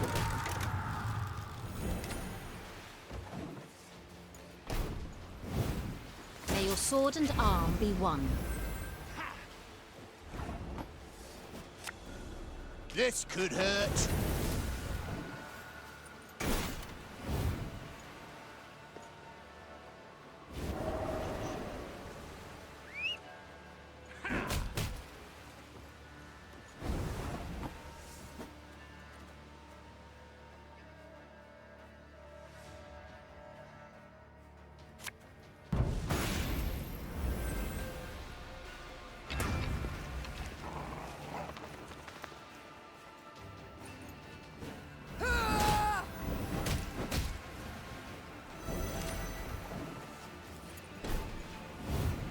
I shall not fail!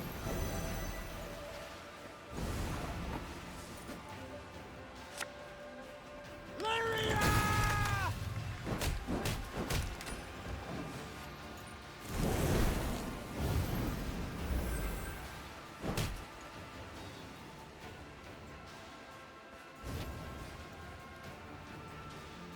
None shall tread on us!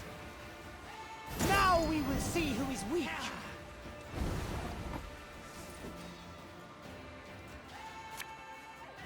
One bolt.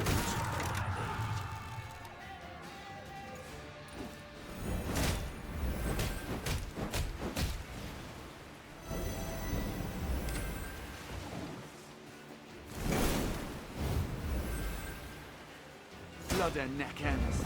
Similian Watt.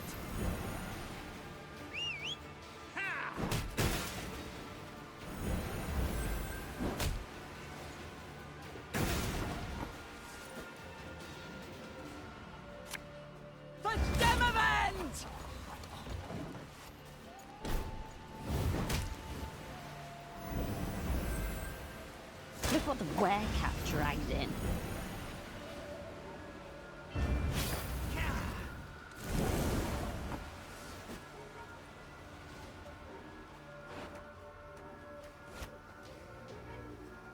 My pain serves a purpose.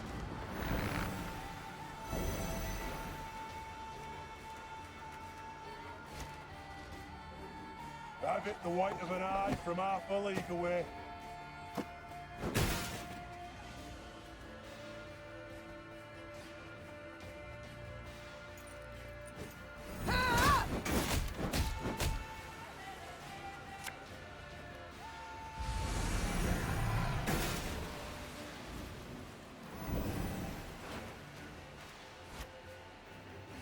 Discipline shall bring us victory! This harvest, we'll be reaping black-clad heads.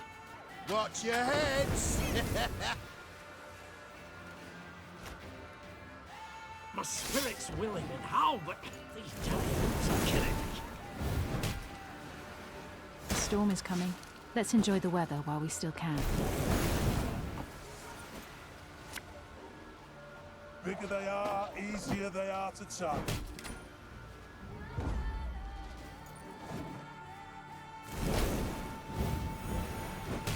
Everything all right?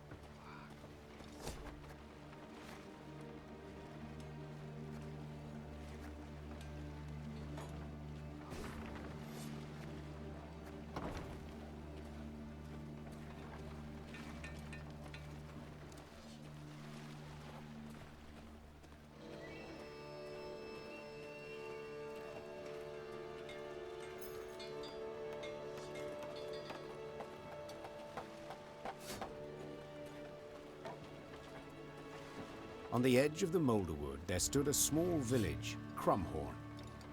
The hamlet was surrounded by a high palisade, while the villagers carried makeshift weapons, flails, axes, and nail-studded planks.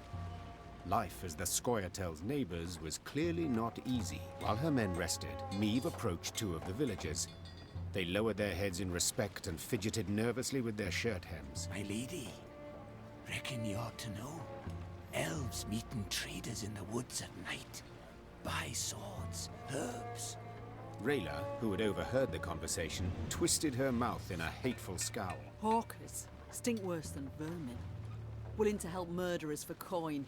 Please, milady. We must find them and punish them. You, talk. Where do these meetings take place? The peasants looked at each other. One scratched his head, the other toed the sand. Finally, one of them blurted out, Could tell you, milady, yes, but only for gold. I see I'm dealing with shrewd men of trade. Fine. Your fee. Meve took a few coins from her pouch and tossed them on the ground. The peasants dropped on all fours and started snatching the coins from the grass, ignoring the contemptuous gaze of the Queen's soldiers. Them orcas wheeled them goods to the old fishing hut north of here. Scoia'tael come a-crawling from the woods, the first crow of the cockerel. The Queen told her men to prepare to fight the Scoia'tael and their abettors. Black Rayla sat on a fallen trunk and sharpened her sword. The grinding of stone on blade sounded a grim promise. When two dogs fight, the third's sure to get the bone.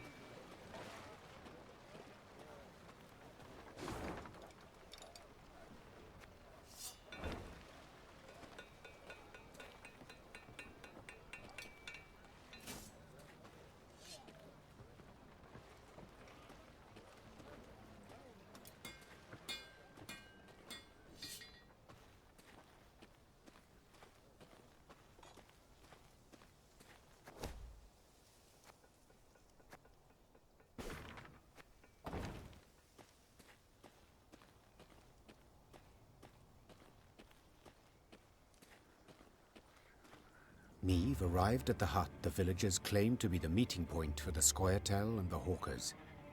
Torchlight flickered amidst the trees, and she heard the sound of hushed voices. Your Grace, whispered Rayla. They're in our grasp.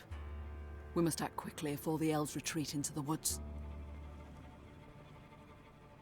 Worry not, Rayla, the Queen said, patting her on the back. I shan't let a chance like this slip. Attack! The Lyrians rushed out of the woods at the unsuspecting elves and merchants. Moments later, the sound of combat filled the dark wood.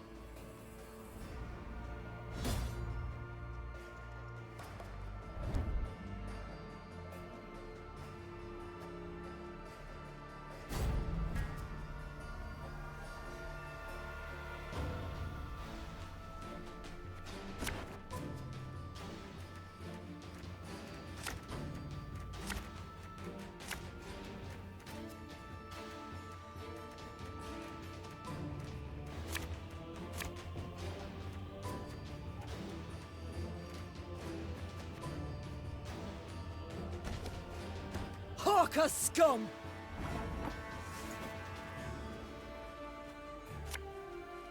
Us or them, no other way!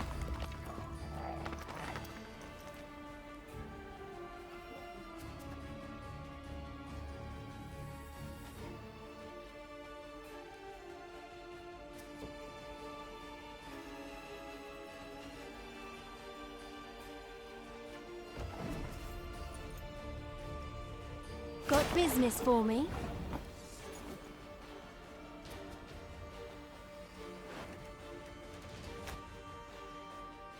Fear not. We shall achieve our goal. Weeping black-clad hens. My spirit's willing and how, but these damn boots are killing me.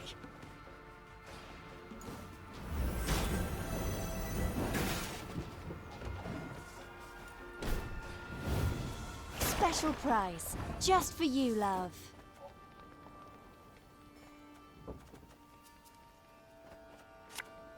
Discipline shall bring us victory!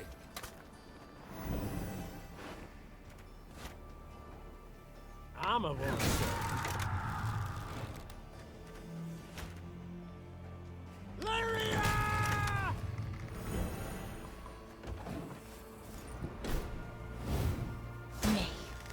want. Defendvara!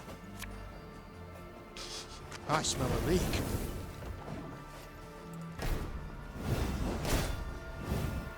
Let us sing the song of steel!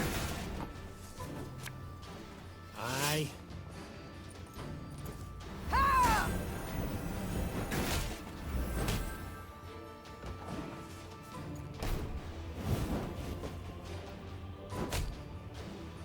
Now we will see who is weak. Left, right, left, right. I shall not fail!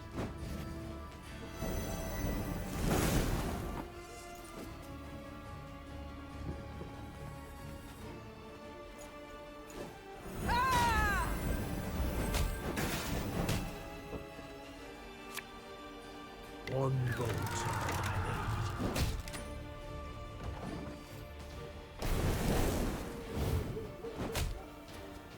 Oh, my little A.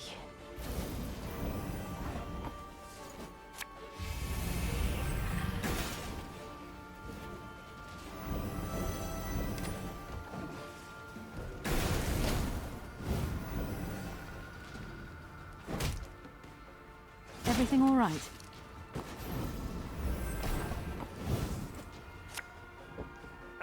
Should have listened to the old lady.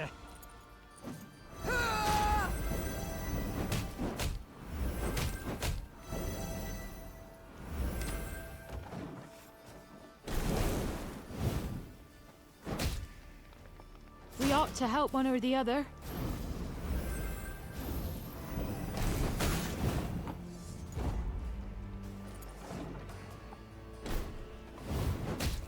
Wow. There's but one penalty for trading with elves. Meve pulled off a rare trick. She laid a trap for the Scoia'tael in their own woods. The surrounded elves fought to the bitter end, choosing death over human captivity. Meve cracked open the hawkers' chests and stared at a mass of tangled oakum. Perplexed, she dug deeper and found the real goods hidden underneath. Bolts with entrail-pureeing hooks, leg-snapping bear traps, and incurable poisons. Instruments of cruelty, said Reynard, looking over the chest's contents. Designed to deliver maximum pain and a prolonged death. Gascon did not share in the general gloom. He reached for one of the arrows and balanced it in his hand with curiosity. A corpse is a corpse. It cares not how it became one. And these marvels... Oh, my lads could do fine things with them.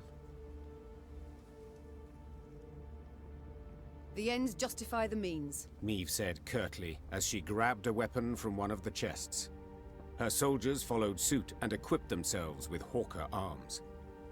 Soon enough, the elves would feel the pain they'd hoped to inflict on others.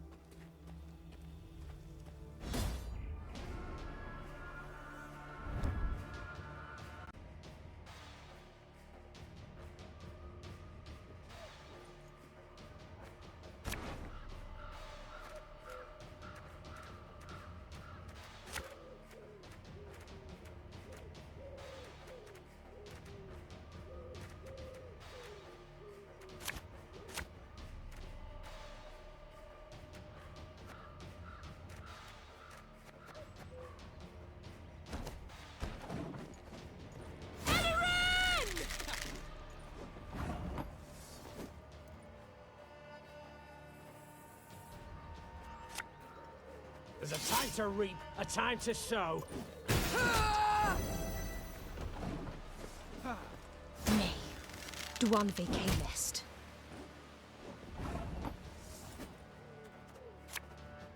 For Demavend!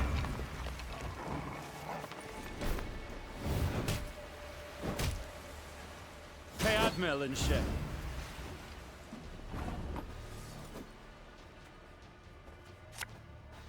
Aye.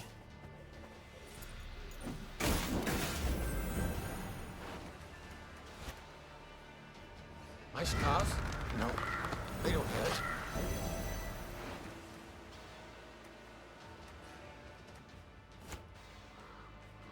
Our ballista, your command. Discipline shall bring us victory!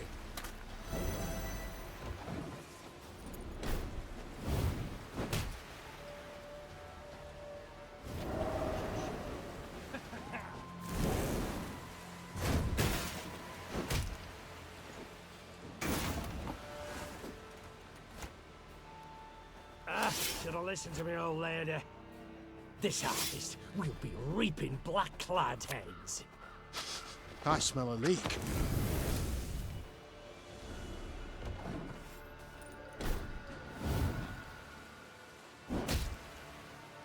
Look what the werecat dragged in.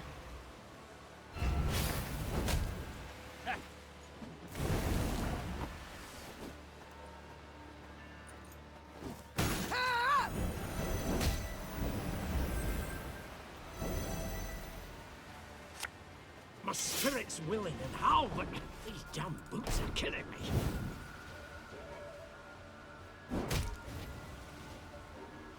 Fire!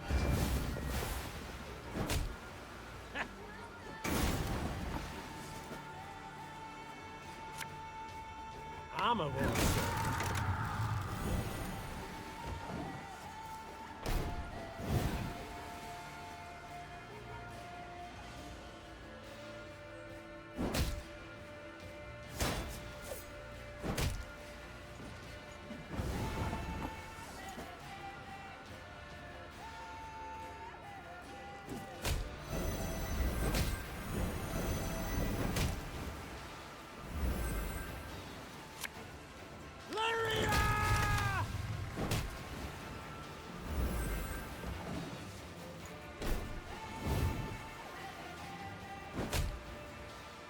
Have strength, my love.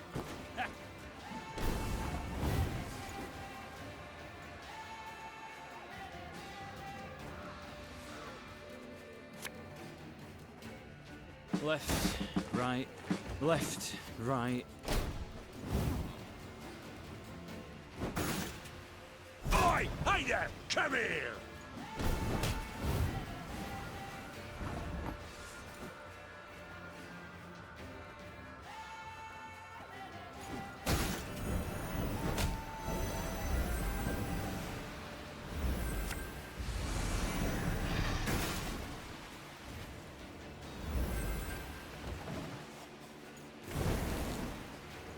Death to Old One!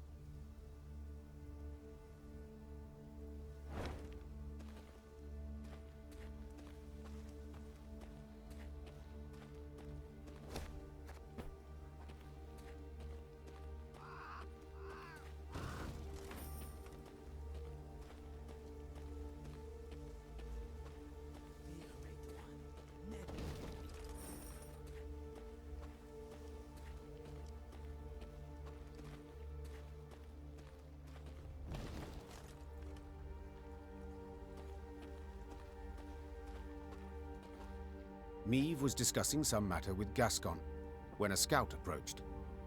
His blood-streaked uniform revealed the matter to be urgent, so the Queen cut short her conversation and requested a report. We were scouting, milady, and we found a cave entrance. Small scattering of elves guarding it, but we took them right out. Gascon scratched his chin. I'd wager 10 Novigrad crowns there are more Scoia'taels squirreled away inside. We strike afore they know we've snuffed out their guards, we might well catch them by surprise. But we must act quickly. Then let us act. Gather some men and prepare them for an attack. But keep quiet. The Lyrians crept into the cave. They moved carefully, noiselessly even, avoiding notice for quite a while. Nevertheless, elven warriors soon came pouring out of a side cavern.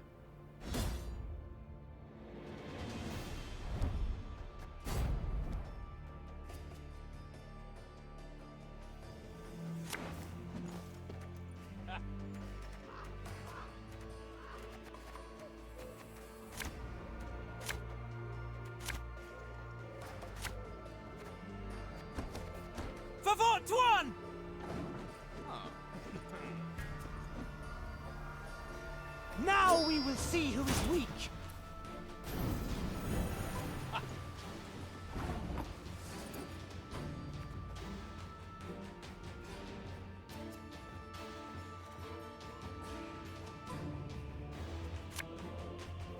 Us or them, no other way.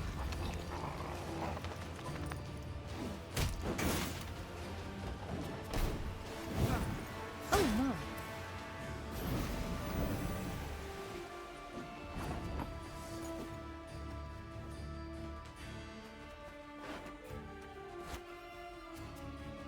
My pain serves a purpose. My spirit's willing and how, but these damn boots are killing me. Catch!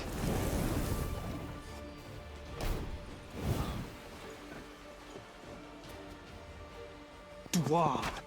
I shall not fail! They're not backing down. Must be something of value to them here. Aye.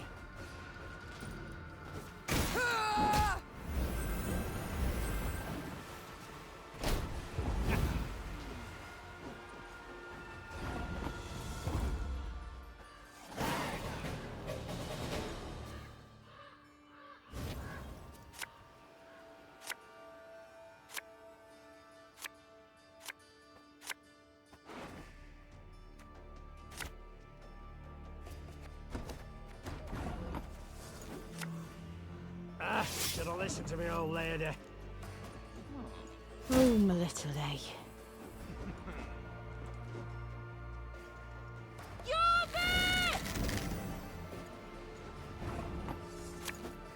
This harvest, we'll be reaping black-clad heads.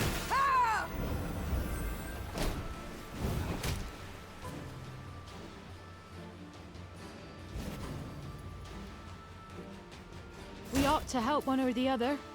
Oh my.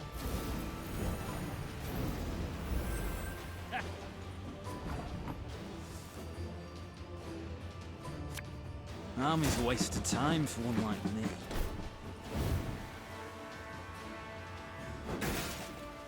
Go! Blathana! Oh, my little lay.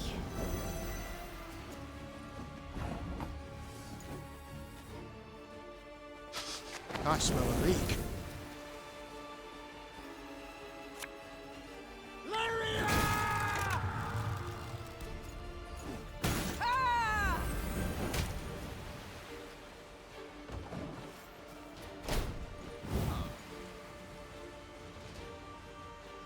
We ought to help one or the other.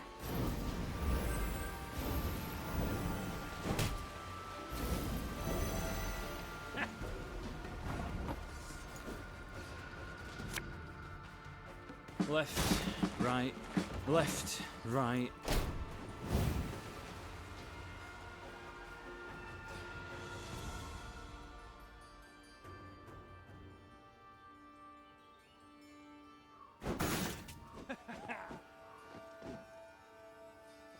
Oh my. Death to humans!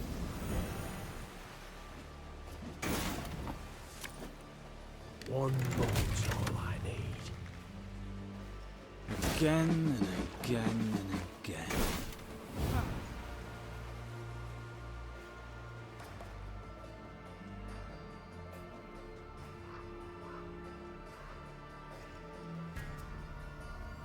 Gods of death! Ha! Ha!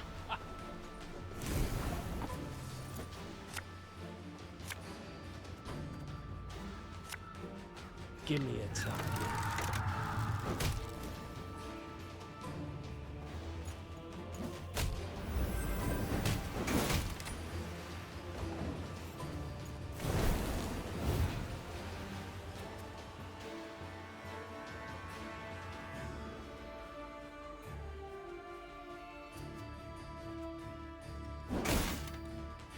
This is elven land, Dwan, upon which your kind dies.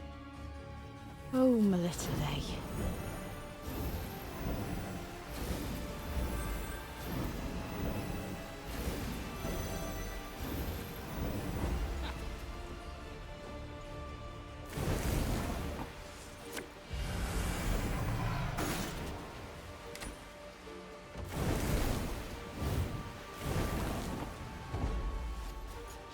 They resisted to the very end. When the Lyrians broke the elven ranks, Meve was convinced their foe would retreat and regroup. But to her surprise, the Scoia'tael fought to the bitter end. She concluded there must have been something truly valuable hidden in that cave. As Meve entered the next chamber, her nose caught the stink of blood, pus, and urine. Then she understood. The elves were using the cave as a field hospital. Wounded fighters lay by the cavern walls. They made no attempt to defend themselves, nor to beg, nor to make peace with the gods. They merely watched the Lyrians calmly, with stark contempt. Milady, whispered Rayla. you saw what the Scoia'tael are capable of. What they do to humans. They would have no mercy for... Reynard, usually calm, could not hold back and cut Rayla off. What, pray, do you suggest? That we murder the wounded? The warrior responded in a whisper, slowly emphasizing her words. I suggest you leave. Leave me and my men. We'll take care of the rest. Meve swallowed with difficulty. The rancid, clammy air caught in her throat. We'll await you at the top, Rayla. The Queen moved towards the exit, keeping close to the walls. After a long hesitation, Reynard followed. Rayla joined them later that evening. She spent a long time washing the blood from her armor.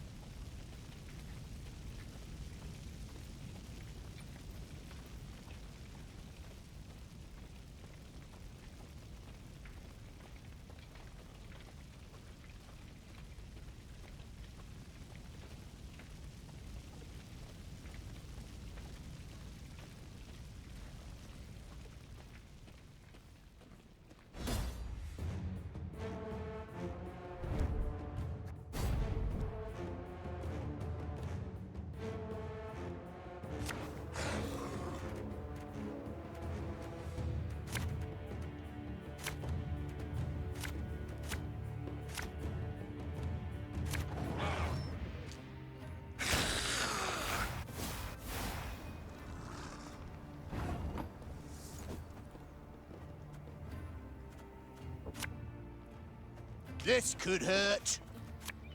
Army's a waste of time for one like me.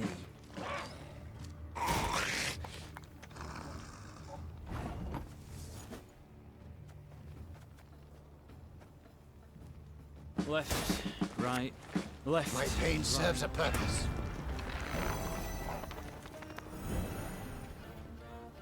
Aye. Her Majesty is exceptional.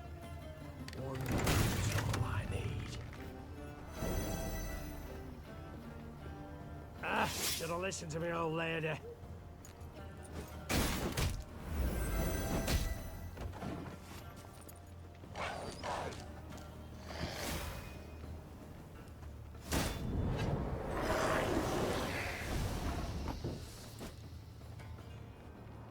This harvest, we'll be reaping black-clad heads.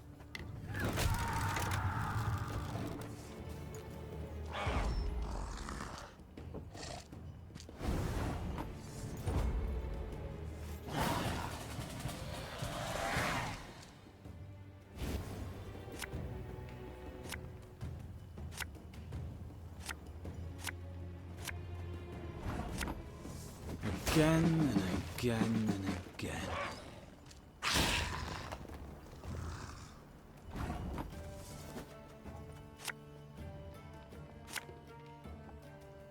Watch your heads! Arbalisi, your command.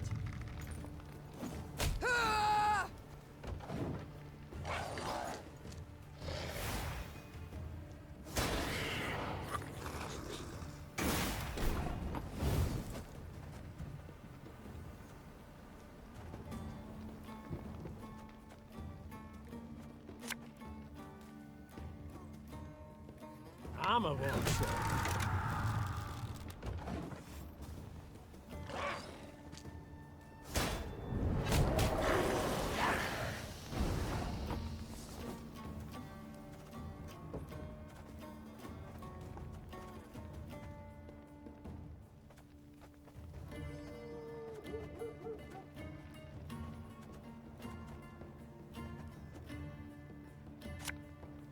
Ever have a stone knock out one of your teeth?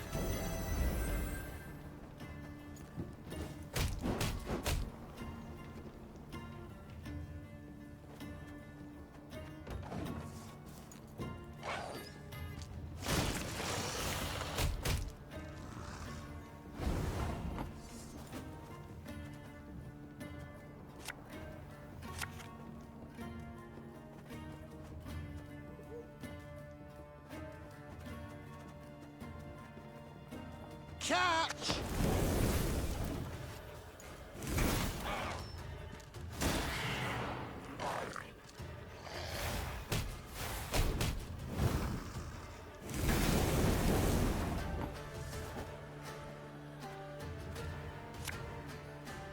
My spirit's willing and how, but these damn boots are killing me.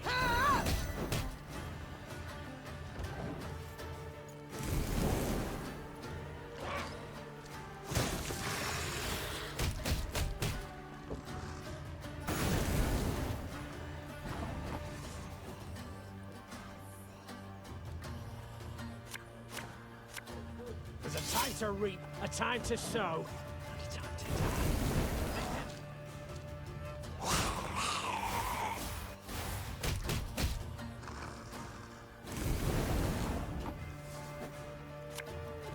Coin never stinks, no matter how rank the pouch.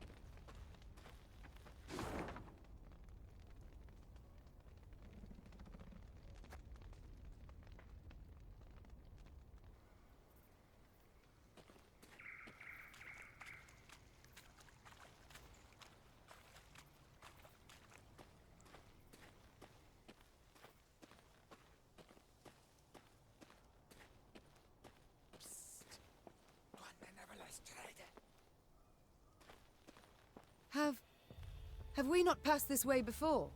Scouts say no, Your Grace. They mark the trees. Elves could have erased the marks, or left new ones where we've yet to tread. Best to follow the sun. Only when...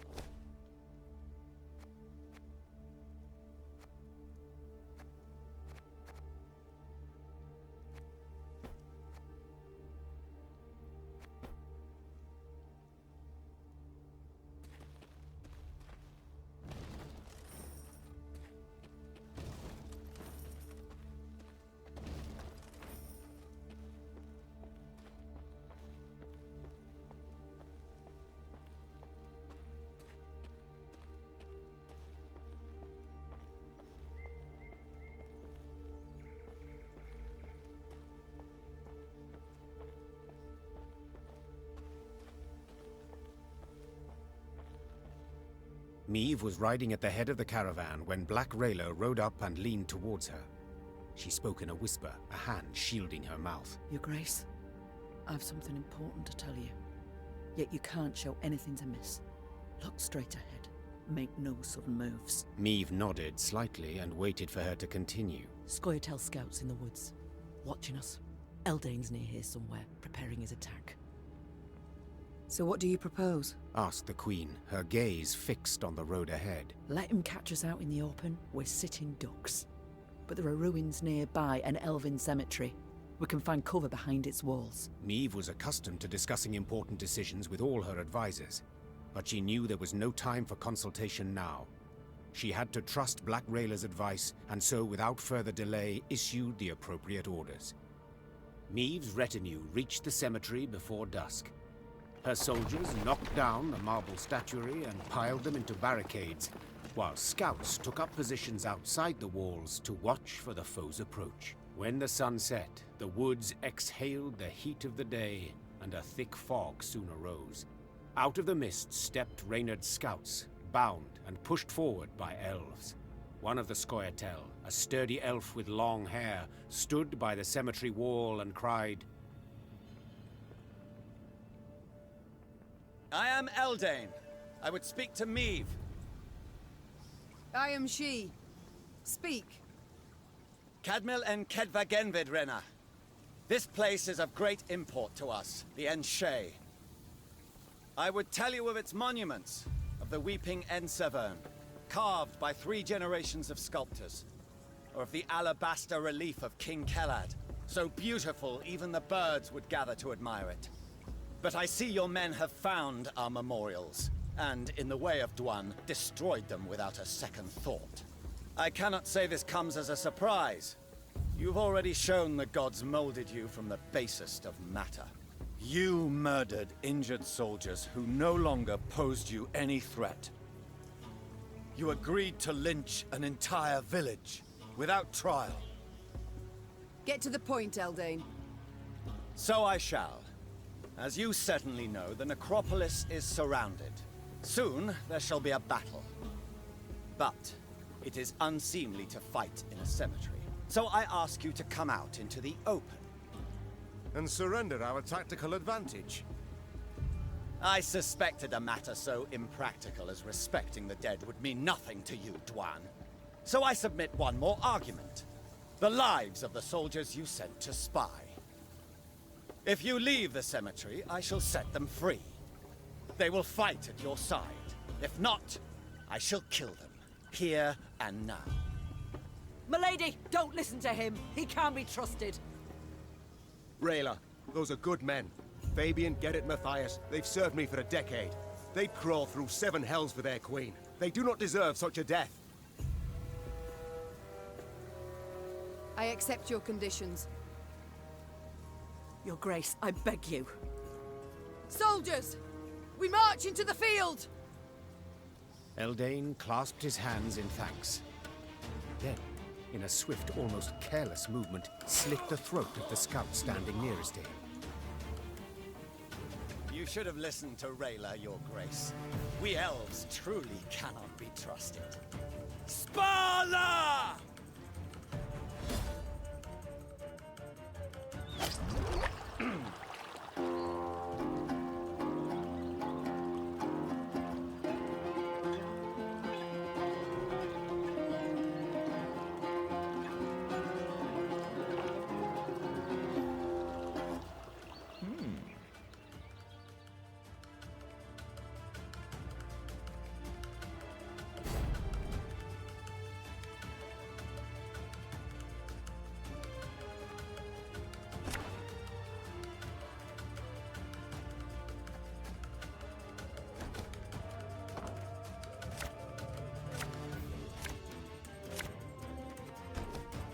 I warned you. Now we've lost the advantage. I'm sorry, Your Grace. I take full responsibility.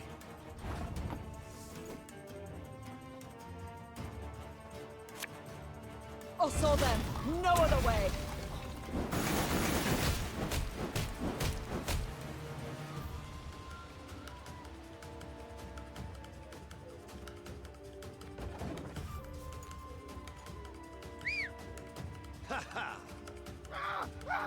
Show me the coin or sod off.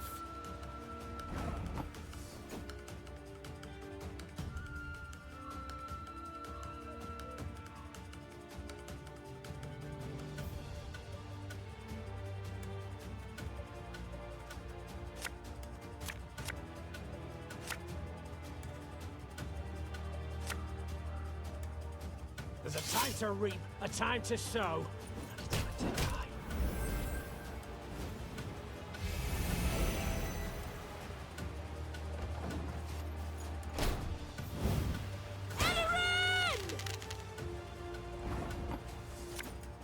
Left, right, left, right.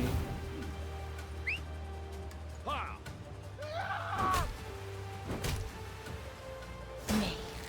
Dwan Vacamest. I'm a monster.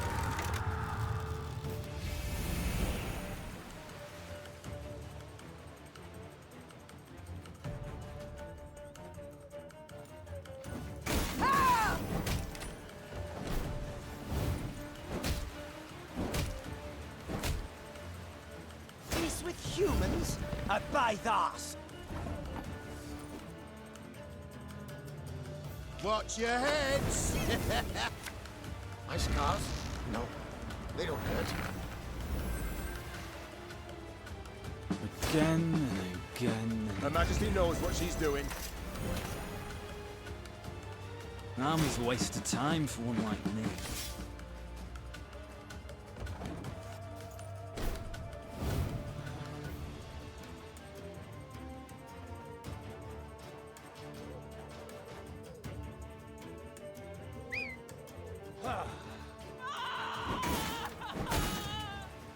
Death to humans!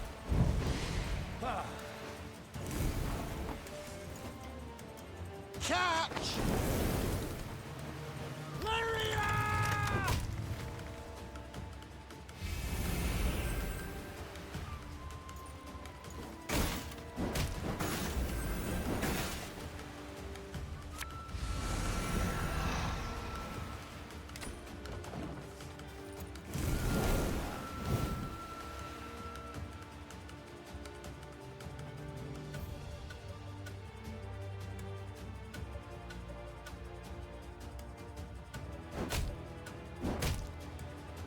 I shall not fail!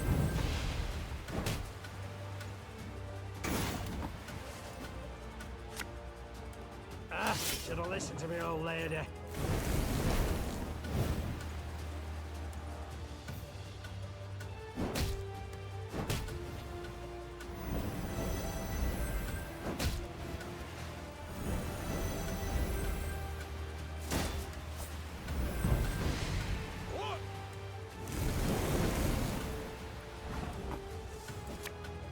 This harvest will be reaping black-clad heads.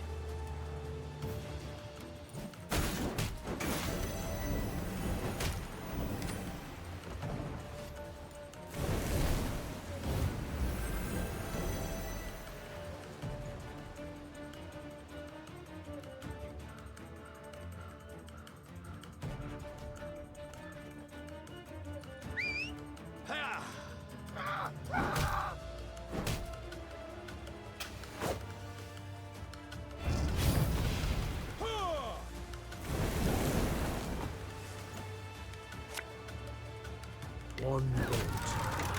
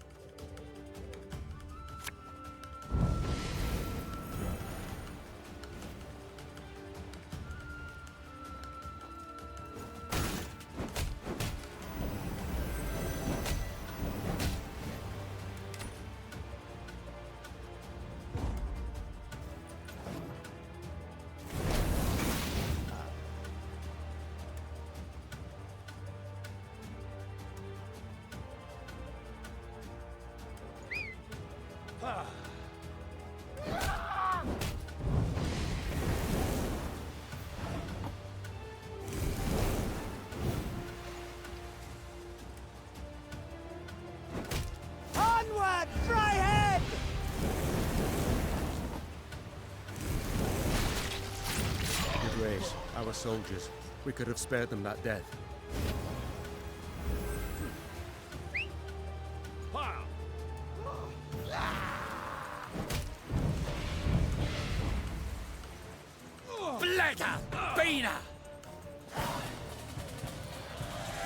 After a long, bloody battle, Eldain's unit was destroyed, and Eldain himself sat at Meve's feet, defeated and dying.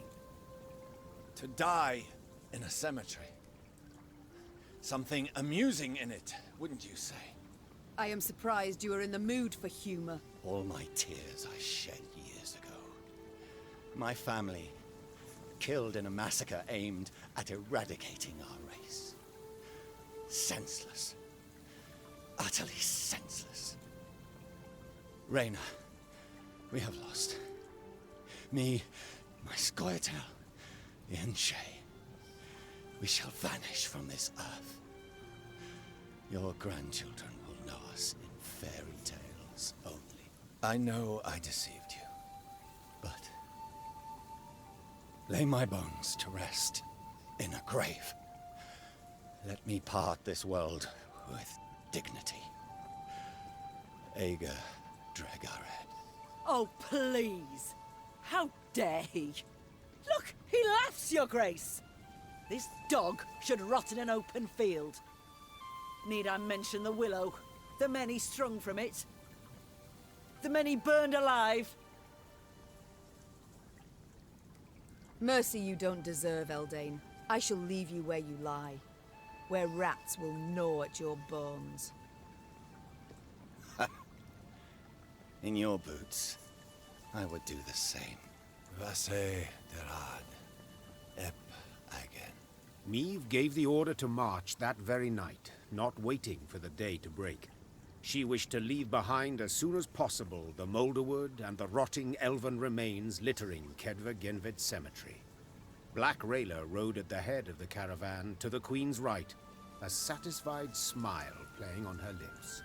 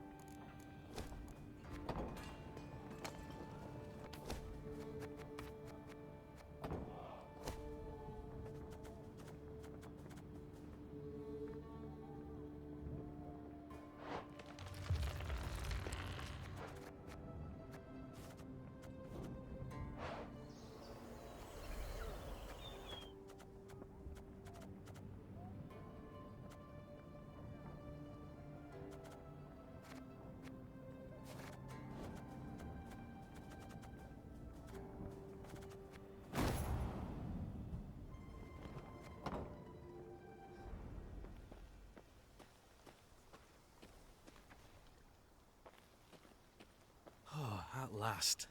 I'd begun to think this wood had no end. And I thought bandits knew their way round a wood. We do. Around those not brimming with elves armed to teeth.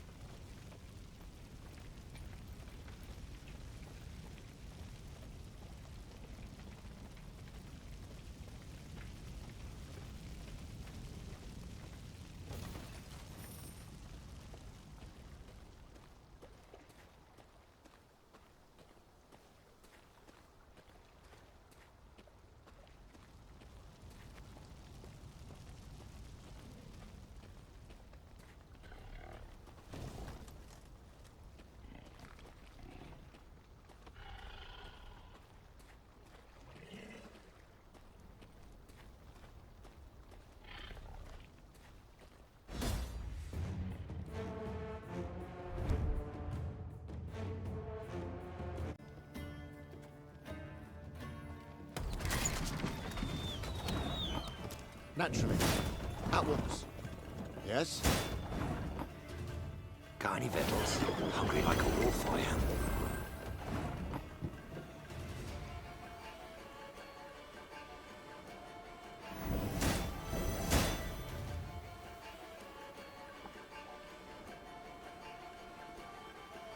You can try to win them all, but you won't.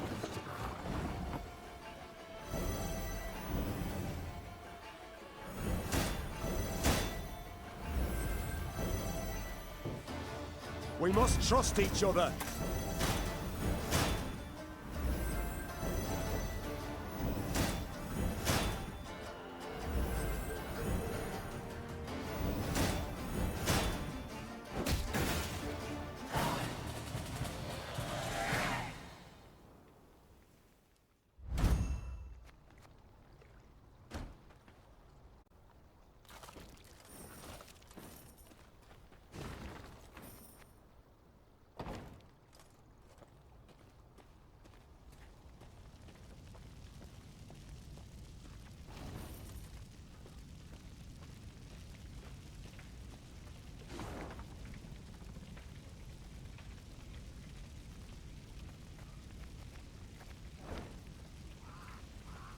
The burning fields and orchards spewed thick black smoke, turning day into darkest night. Riding in the middle of her caravan, Meve could see neither its head nor its rear. Reynard ordered the men to keep formation and march in silence. Eyes open, fore and aft. The foe might well use these conditions to spring a trap. When a scout's shrill horn cut through the silence, Meve immediately galloped to the front of the column. She found herself in a pile of red-hot coals that had once been peasants' huts. What the devil happened here? Bodies lay amid the ashes, barefoot men in nightshirts as if caught in their sleep. Meve deemed them yet more victims of the black-clad invaders, but Gascon had another interpretation. Look at the arrows. Imperial issue? Not hardly. Nor are they the type the Scoia'tael favor. And the tracks in the mud, the attackers fought not in formation, but man to man. Bandits.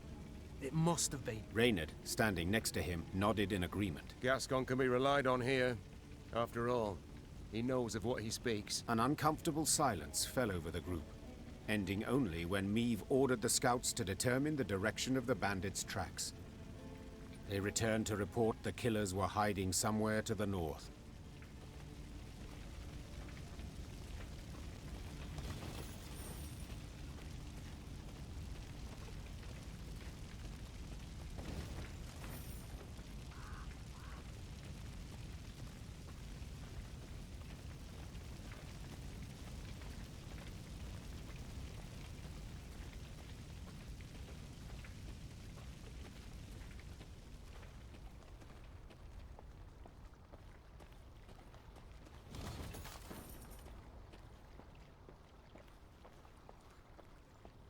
I'm going no further, and I'd advise you to do the same.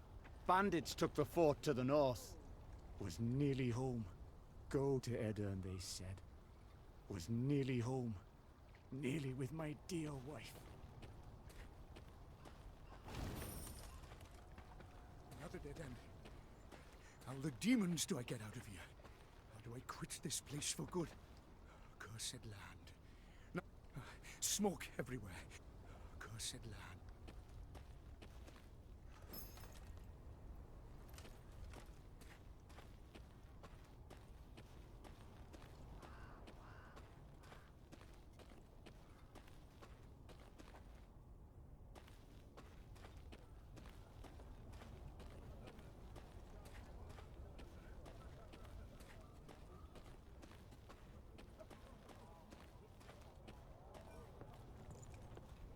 The scouts reported the bandits who attacked the village that night now occupied a fort the Aedirnians had hastily abandoned during their retreat. They'll have crossbows, arbalest, ballistae. The bandits are armed to the teeth. What's more, according to the local folk, they had a witch among them. In light of these reports, Meve's advisors debated whether it was worth risking a fight with the brigands. Let's call it as it is. Gascon said. The game's not worth the candle. Game? Rayla said, struggling to swallow her anger. They slaughtered an entire village. We cannot let them get away. The stage seemed set for a long debate, when Meve pounded her fist on the table. I am a queen, for God's sakes. I shall not cower before common rogues, even if the entire conclave of mages stands with them. Reynard, have the men prepare their arms. Reynard saluted and left the tent. If one had seen him then, he would have sworn the grizzled soldier smiled to himself, beaming with pride in his ruler.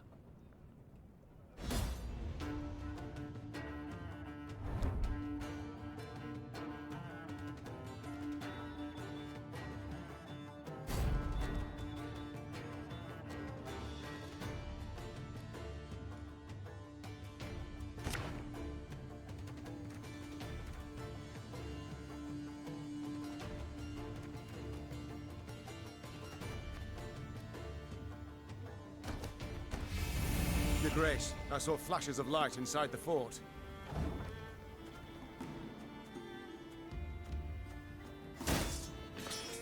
Surrender while you can!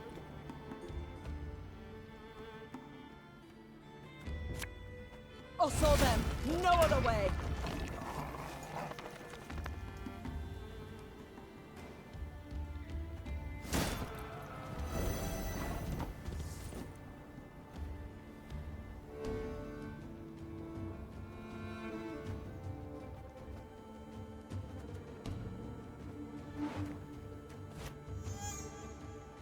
As ordered.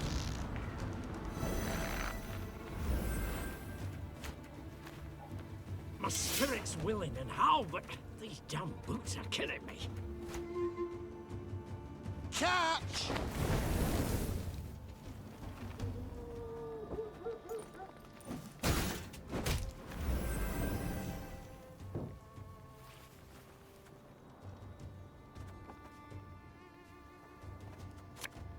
There's a time to reap, a time to sow, and a time to die. Carny Vettles, hungry like a wolf I am. Armor won't say.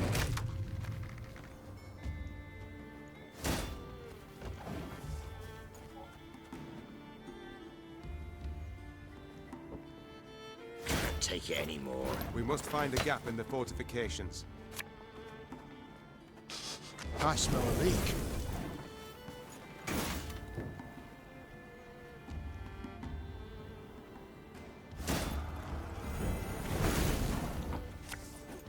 Aye.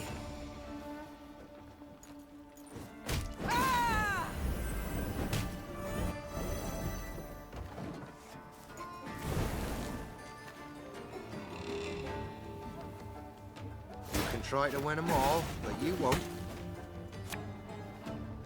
Should have listened to me old lady.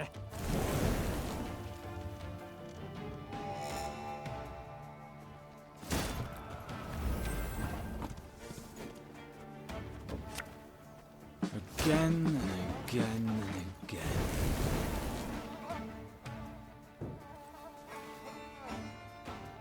We'll get that fixed in no time. I promise.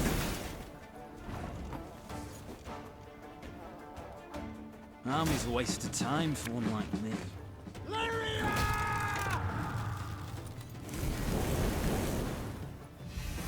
Did you hear that? A kind of incantation. Something's not right. They should be dead with those wounds.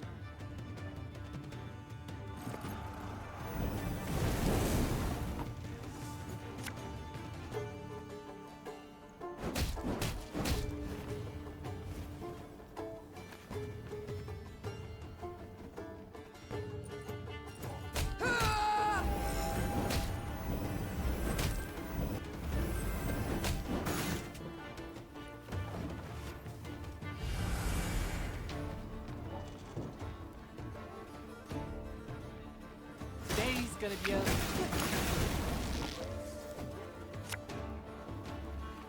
Her Majesty knows what she's doing.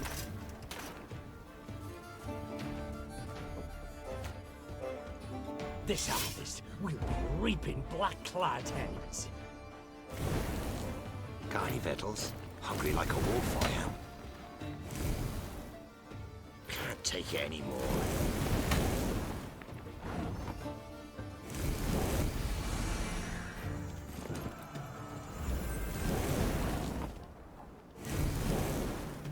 try to win them all, but you won't. The fort is ours, Your Grace.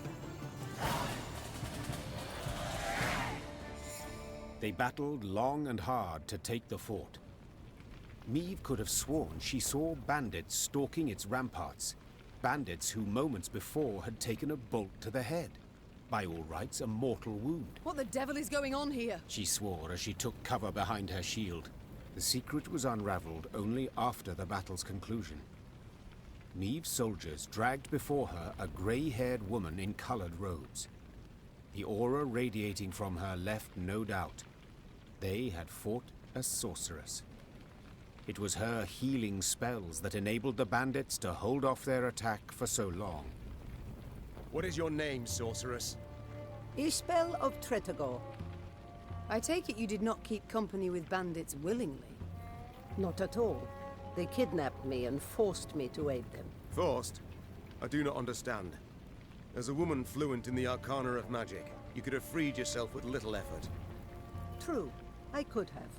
But I would have had to kill, and I swore never to use my talents to harm another. Not even in self-defense? Not even then. Then you live in truly unfortunate times. War rages all around. You cannot hide from it. So be it. Then I must entrust myself to the care of the gods. Or a passing queen.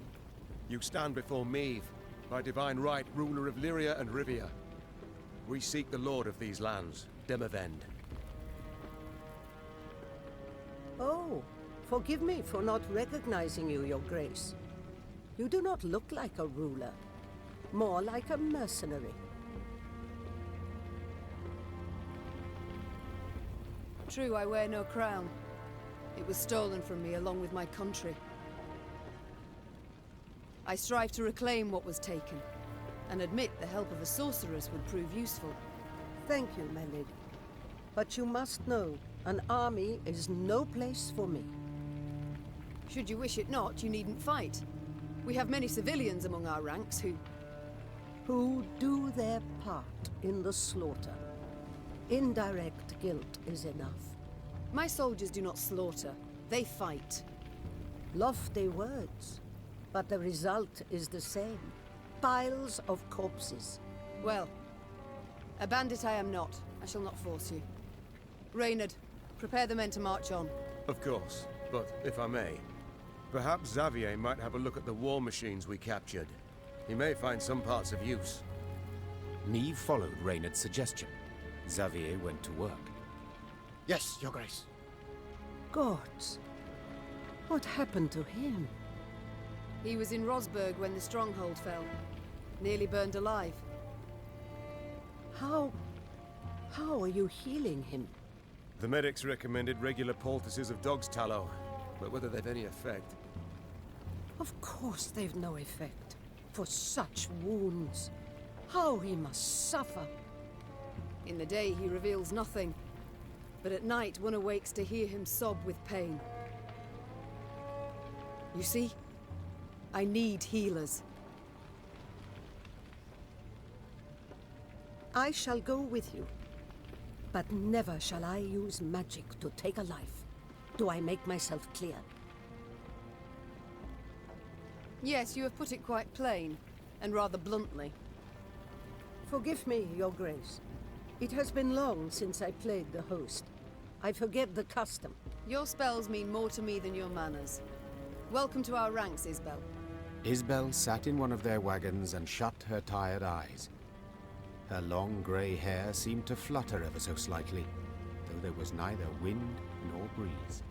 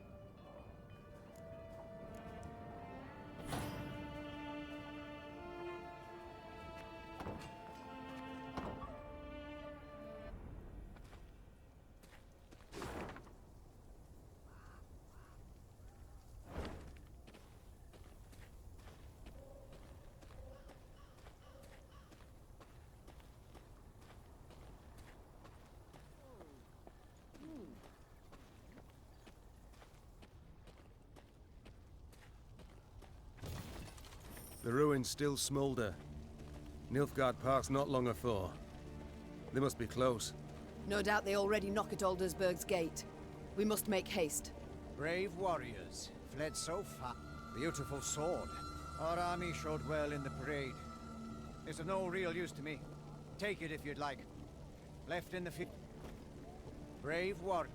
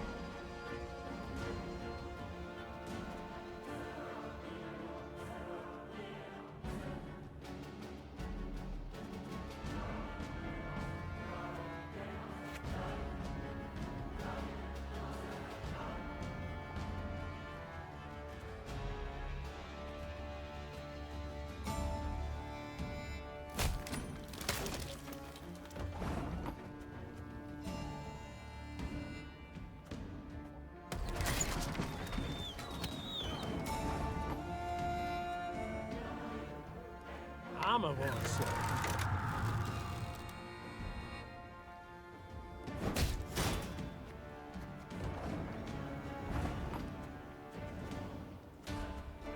Lyria!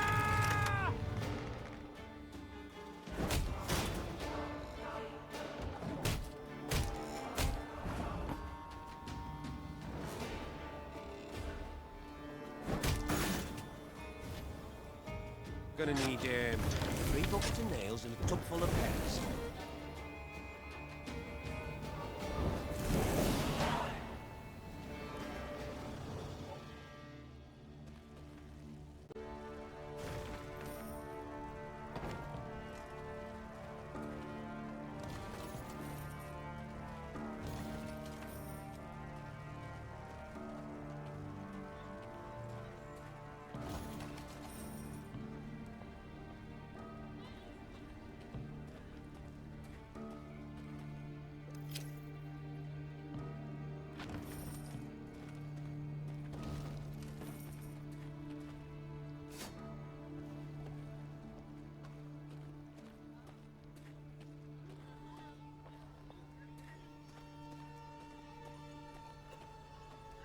Meve shook her head in disbelief as she surveyed the landscape before her.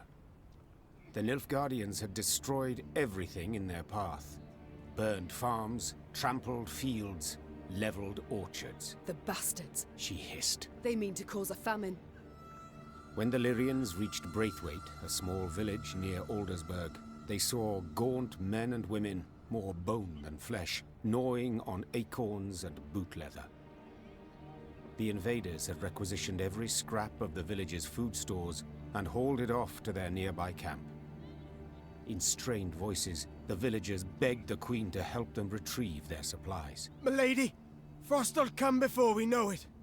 Felt help us. Why not a soul will live to see the thaw? Meve looked around at the blackened, scorched village, at the walking skeletons who dwelled in it. The suffocating smoke bellowing up from the fields sent tears streaming down her face. I'll do what I can, was all she said. She knew this was not the time for a rousing speech. She needed to act. Milady, have mercy. We'll waste away and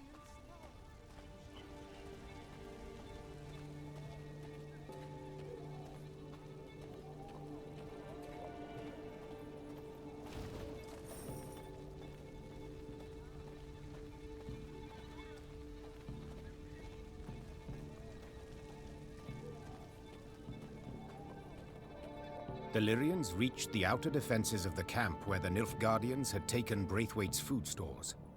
Rayla delivered her report. 3 heavy infantry regiments, Nazari arbalists, The warrior said. and I heard neighing, so they've cavalry as well. Meve said nothing, working it over in her head.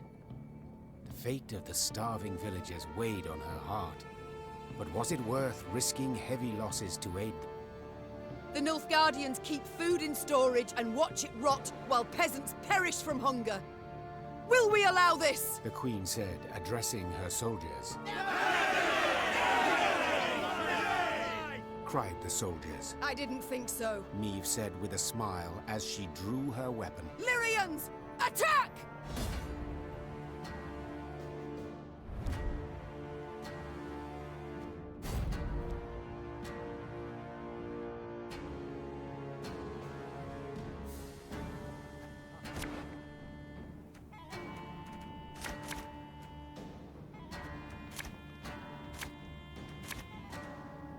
Today our swords shall taste imperial blood. Must be an important lesson in this. But what?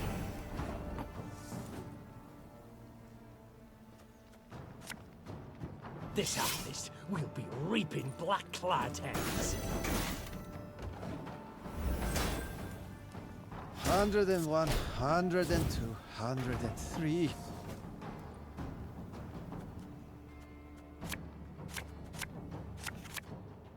Enough chit-chat. Draw your weapon. Order!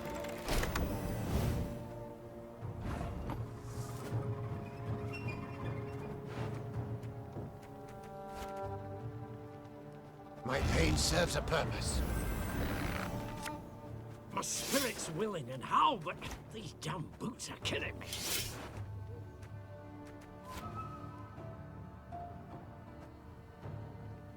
Her Majesty knows what she's doing. Catch!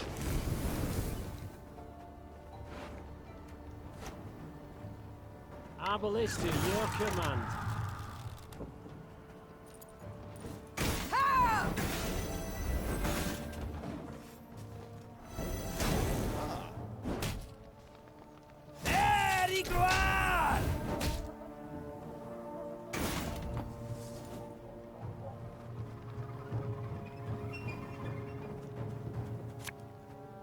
Again and again and again. Life is mine now.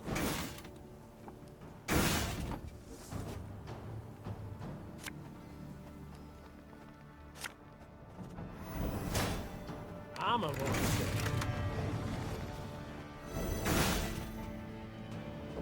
Tuvin Igloire!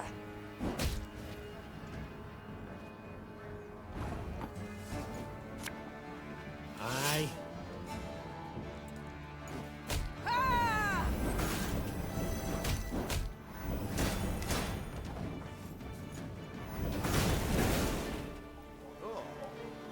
Notice! All roads lead to Nilfgaard.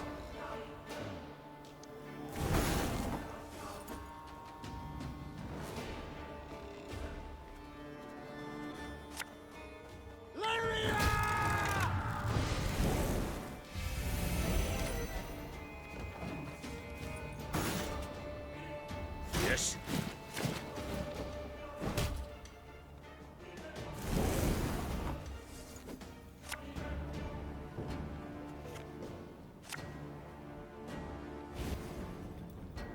Hey.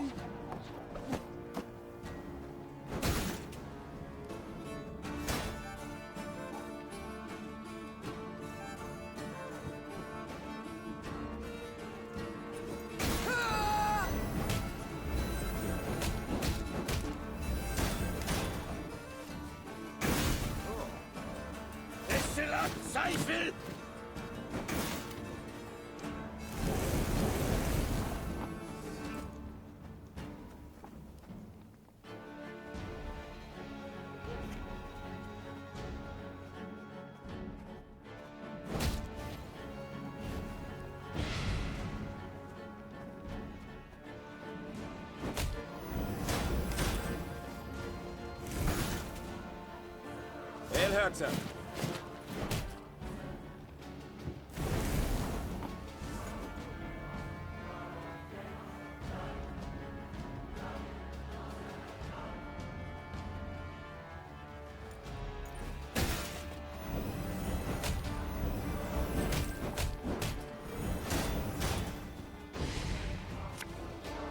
One bullet's all I need.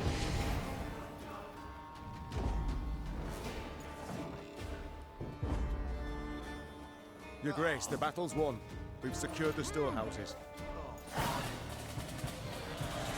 Meve managed to rout the Nilfgaardian troops and regain the stolen supplies. However, the Queen's good humor faded soon after the battle. Her soldiers began loudly demanding she not return to the village, but keep the food for her troops. We've nigh empty bellies too, milady. And whatever we give them, the black-clad bastards will just steal right back. Better to strengthen our own army.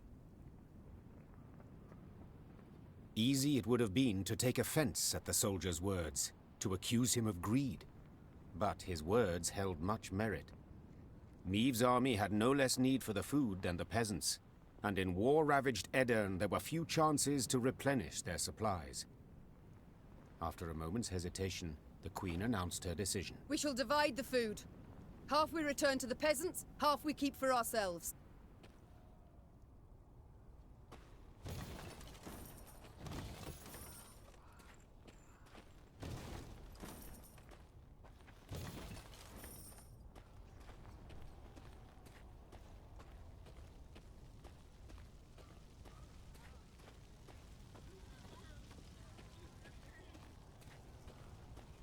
At first, the peasants were glad to see the soldiers. But their joy quickly turned to anger when they found Meve had decided to return only half the recovered supplies. And for a queen to stoop so low, robbing good folk, starving good folk. Ugh. Meve refused to argue with the villagers. Yes. A thief who takes half your coin is just as much a thief as one who takes it all. Remember these words well. A thief who takes half your coin is just as much a thief as one who takes it all.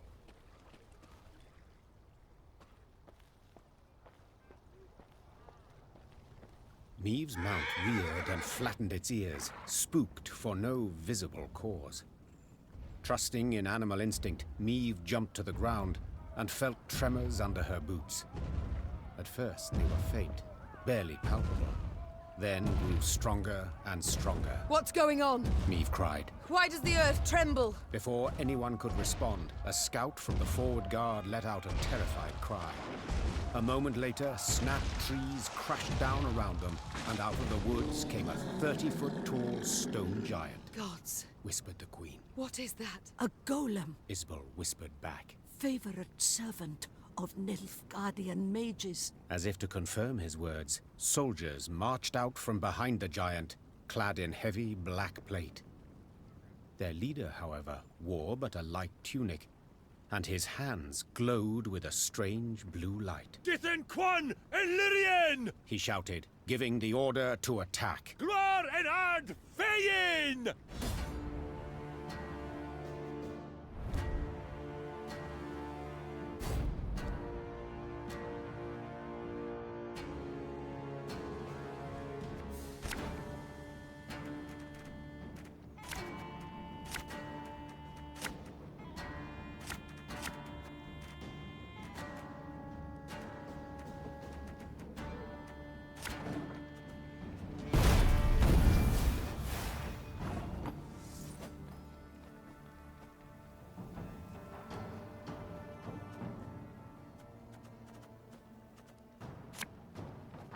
I saw them. No other way.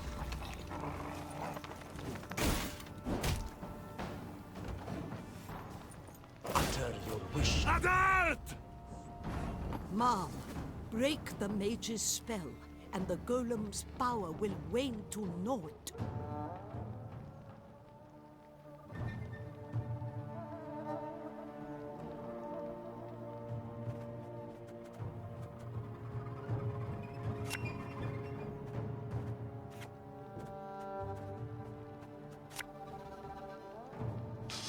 I smell a leak. means serves a purpose.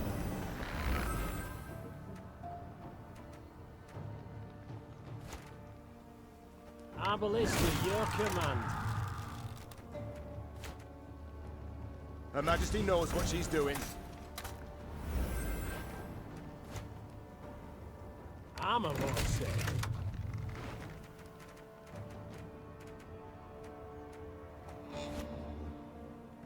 Left, right, left, right.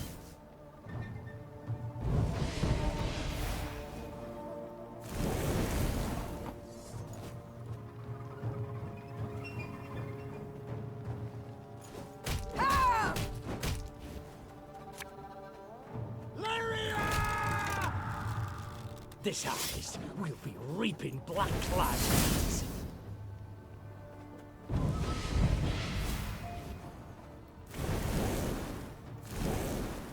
Your Grace, it worked! Raising her shield against the whistling rain of arrows, Meve fought her way towards the Nilfgaardian mage leading the attack. At close quarters, magic arcana would stand no chance against a well-swung blade. Yeah! Meve roared, delivering a powerful blow. Her blade severed the mage's aorta, and drowning in his own blood, he fell to the ground. He choked out by way of last words. Then the blue aura coming from his hands flickered out, and the stone giant thundered to the ground in pieces. When the dust of the battle had settled, the Queen ordered her men to search the Nilfgaardian camp. In the mage's tent, they found a rare instrument used to communicate at a distance, a megascope. The crystals encrusted in its brass frame were still warm, meaning it had recently been used to conduct a conversation. The burning question was, with whom? Isbel! Yelled the Queen. The mage dutifully came closer. This device. Could you activate it? Yes, Your Grace. But are you sure? I am. Get to work. Isbel nodded, then began calibrating the magic device. Finally, something clicked. A light flickered on, and before Meve's eyes appeared the outline of a Nilfgaardian general.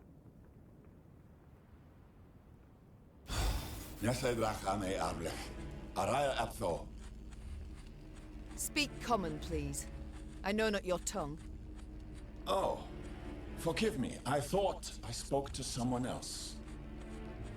Good to see you in good health, Queen.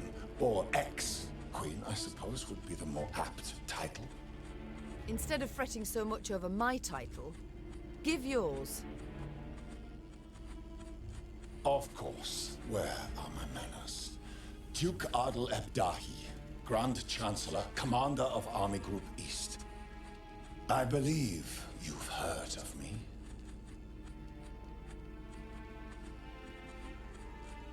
No.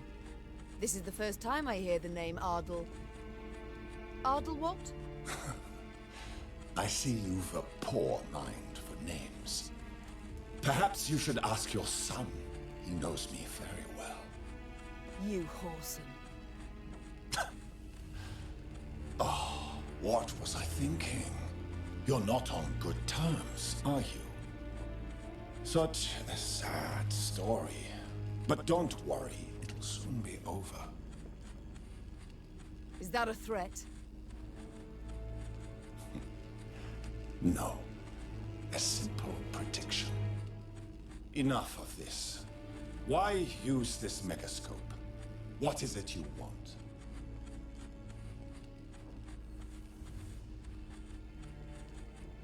I wanted to see the man who's butchering Aedirn. The man responsible for the deaths of thousands of women, elders and children.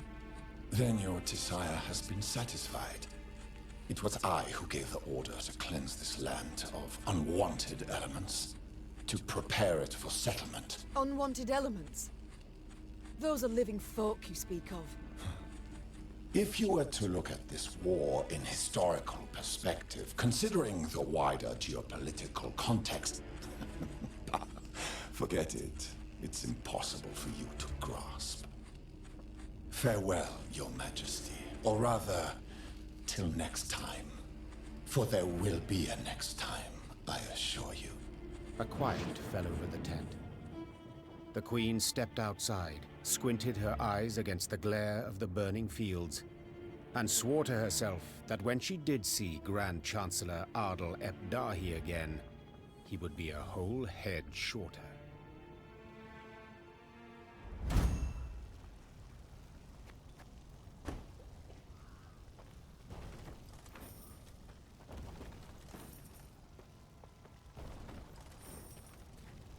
All destroyed. As if nobody lifted a finger against the Nilfgaardians. King surely ordered all his armies to return to Aldersburg. Took cover behind its walls. I do not wish to dismay, but after what we saw at Rossburg... Enough doomsaying, Gascon.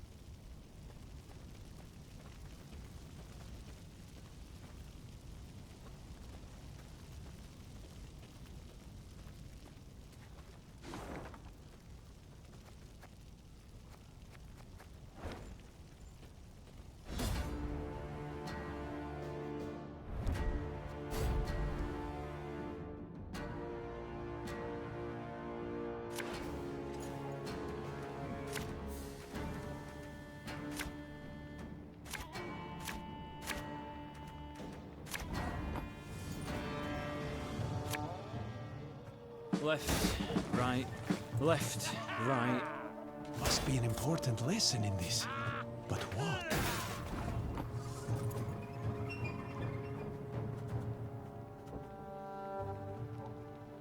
Lyria! My pain serves a purpose.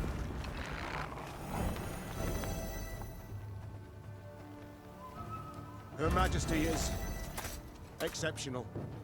Again and again and again. My spirit's willing and how, but these damn boots are killing me.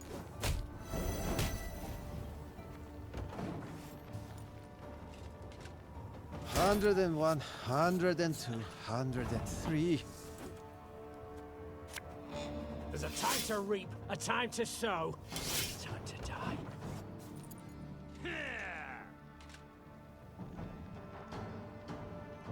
Order!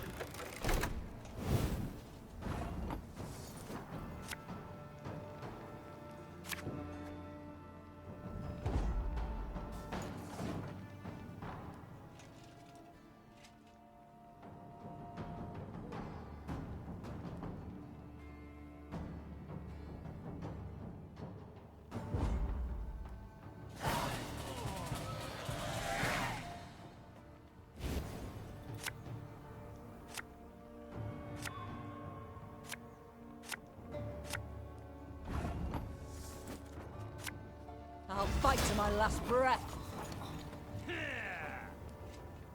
Life is mine now. Watch your heads! An army's a waste of time for one like me.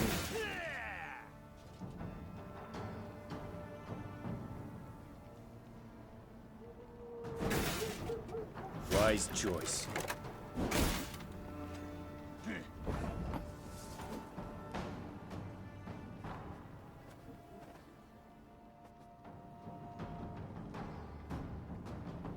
One bullet's all I need.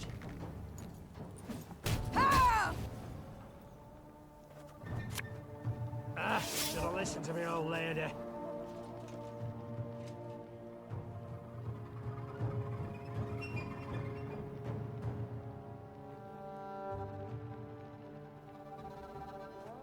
Destillat Zweifel!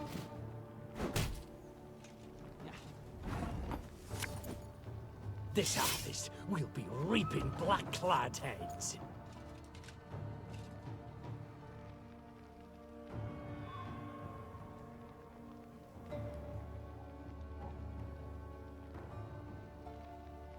El Herzer.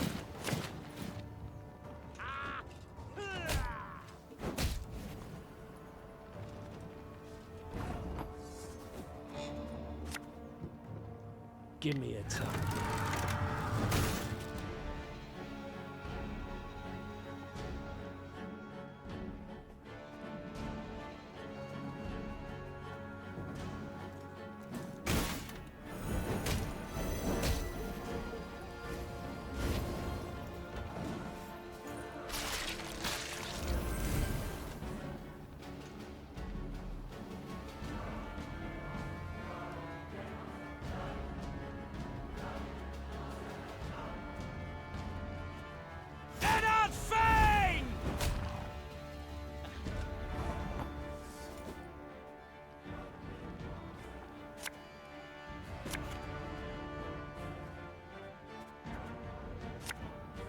catch!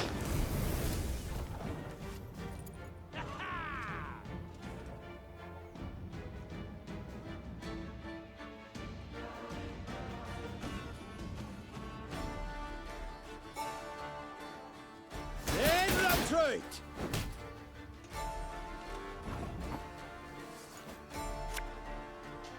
That bit the white of an eye from half a league away.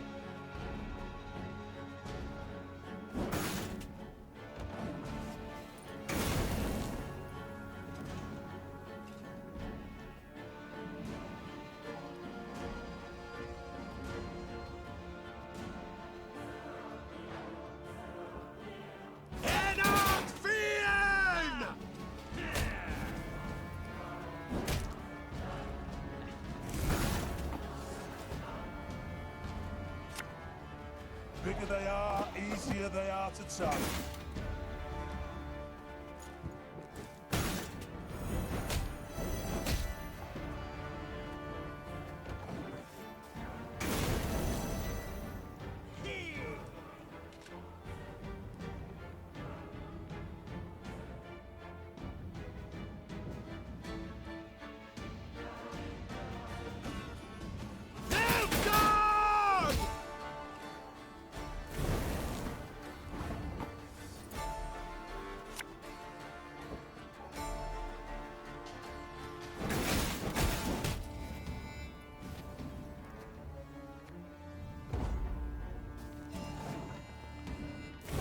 Edroto dum anime est, spes est.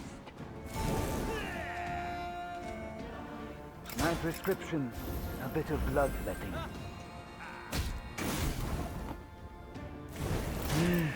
A highly curious case.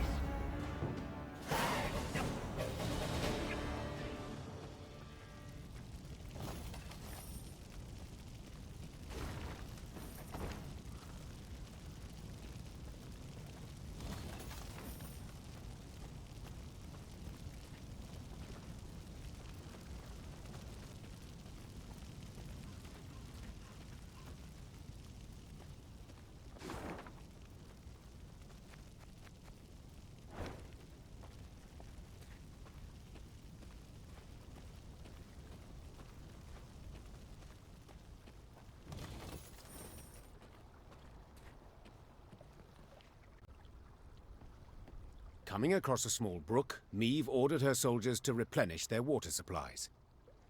When they returned, it was with empty water skins and troubled expressions. Milady, the water tastes of blood. Not like black pudding, mind, but rancid, filthy. Meve had no choice but to march on. She gulped dryly and wondered how to interpret this strange event. An omen, perhaps? A warning from the gods? She soon learned the truth. Following the brook upstream, the Lyrians arrived at a small pool. Bobbing on its surface were dozens of corpses. A young woman caught Meve's gaze, her long hair spread delicately atop the water, wide-open eyes reflecting the sky, a fine nose peppered with freckles, and a gaping wound slashed across her throat. We shall stop here, the Queen said calmly, and give these souls a proper burial. Reynard, send scouts. Tell them they are not to return until they ascertain what has happened here. When the scouts returned a while later, they brought with them a barefooted peasant they'd found hiding in the woods.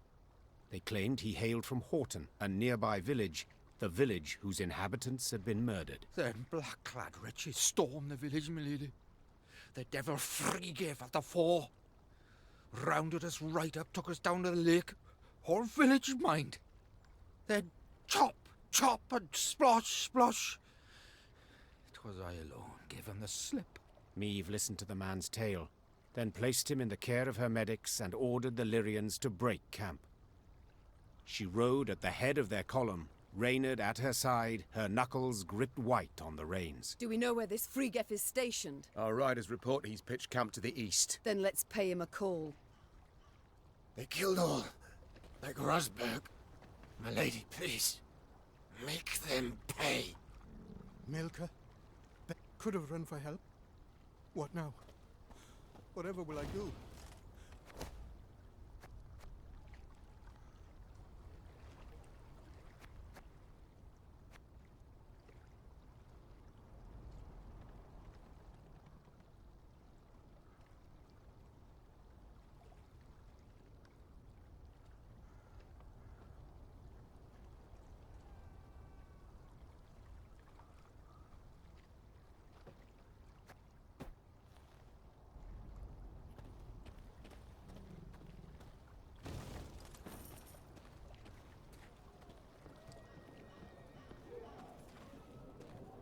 The Lyrians had no trouble finding Vrygif's camp. It was the size of a sprawling town. Meve stopped her caravan and called for a council. The first to speak was Reynard. Seems our scouts were both right and wrong, Your Grace. They did pinpoint General Frigef, the Butcher of Horton. Unfortunately, they underestimated his detachment. It is much larger and better armed than our own. That changes nothing. Meve said, forestalling all protest. If I leave him unpunished, without so much as an attempt, I shall never be able to face my reflection again. We must attack. Reynard bowed and passed the order to the Lyrians. Later that same day, Meve and Vrygif's forces stood face to face on the field of battle.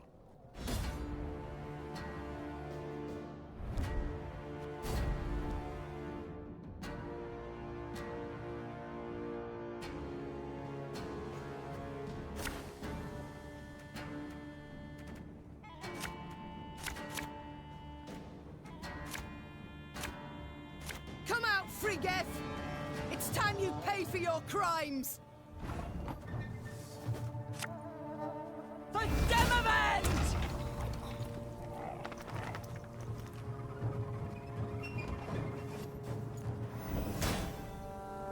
You deserve to die! There! Frigef! I see him! We've got to catch him!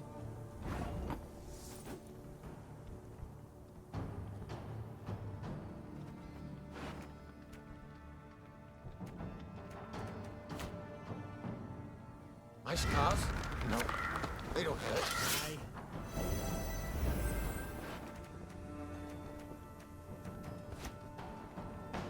Watch your heads!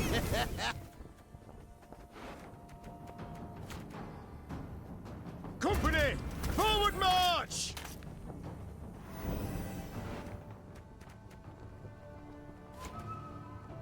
One bolt. Give me a second.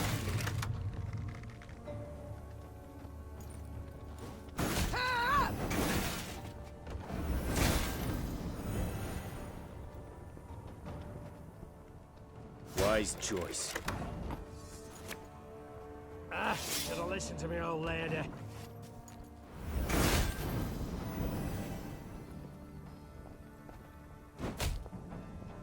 Order! Whoresomes.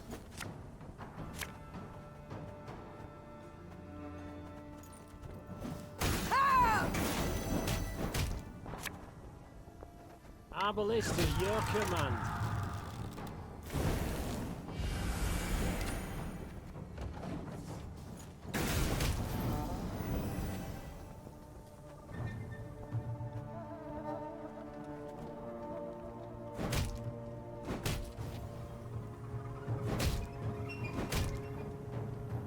Life is mine now.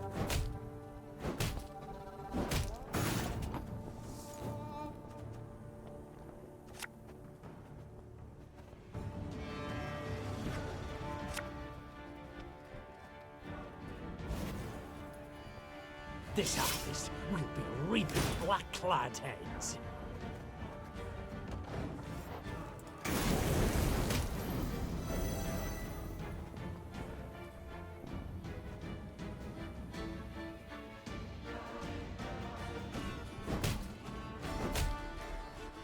Eddard Fane!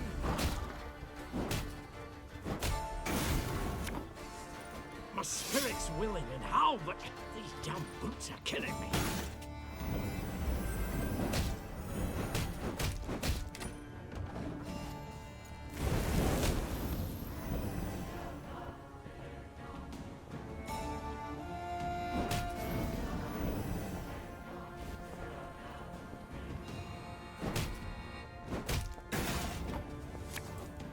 An army's a waste of time for one like me.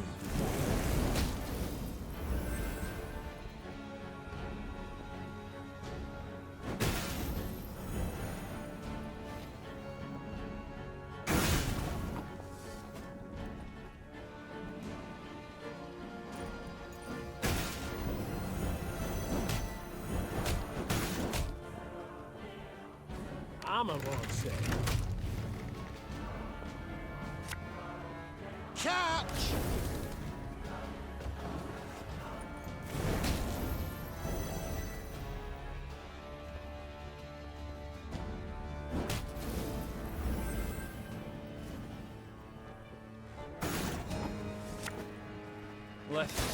right, left, right.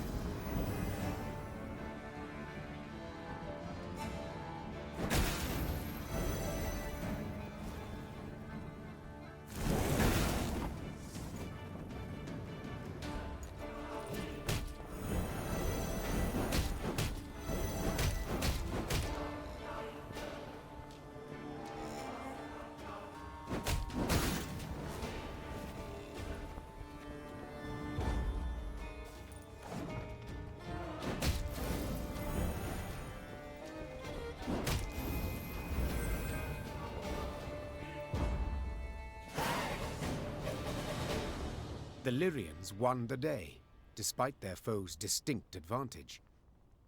Historians later ascribed Meve's victory to her light troops' superior maneuverability in the difficult terrain compared to the plate-clad Nilfgaardians. But if you ask me, that wasn't it at all. A storm of fury had been quietly gathering in the Lyrians' hearts, a squall of rage stoked by the Nilfgaardians' unparalleled cruelty towards the conquered. And no one embodied this barbarism more perfectly than General Frigga. Meve's men were ready to sacrifice anything to see him punished. They dragged the defeated general before Meve. The Queen wished to learn why he'd ordered the execution of an entire village, how the Nilfgaardians could possibly justify such a crime. 2 weeks prior, I'd sent a detachment to Horton to procure feed. Captain Gaynor commanded it. While he was verifying their grain stores, they barricaded him in the barn and put it to flame. The Queen listened to the general's story, her face a mask, betraying nothing. Murdered. One man was murdered. Frigga raised his eyes to Meve's. The Queen was surprised to see them wet with tears. Yes, my lady. My son. The general's simple words bore pain, grief, and a thirst for revenge that would never be slaked. The Queen had to decide what to do with Frigga. No doubt the general had earned punishment, the harshest possible at that. Yet, such a weighty personage could fetch.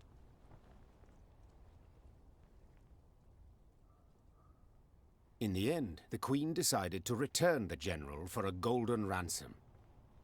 Whether she chose the path out of mercy, moved by the Nilfgaardians' tears, or out of pure material calculation, sensing an excellent chance to replenish her war chest, it is hard to say. One thing is certain. Her men were crestfallen at the news.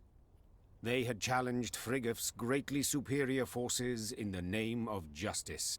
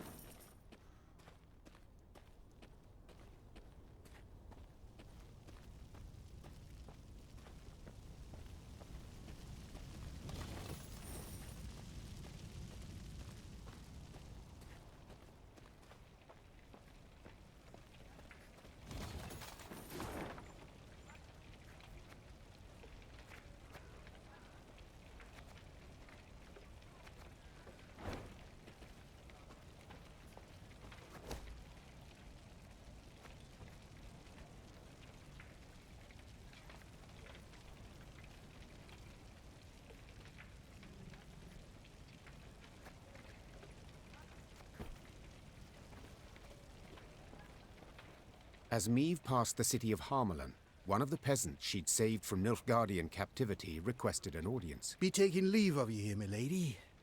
Folk from our parts lives in Harmelin. We'll manage.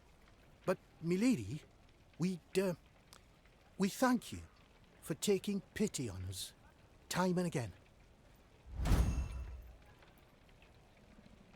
We've nothing, my lady, or nears enough. Black-clad bastards took all's worth taking. Except in this amulet. Been in my family for ages, kept us from harm. May it do the same for you. Meve wanted to say she did not believe in peasant superstitions, but when she took the ivory pendant in hand, she felt a curious warmth from it. The peasant bowed, then joined the others as they trod off towards Harmelin.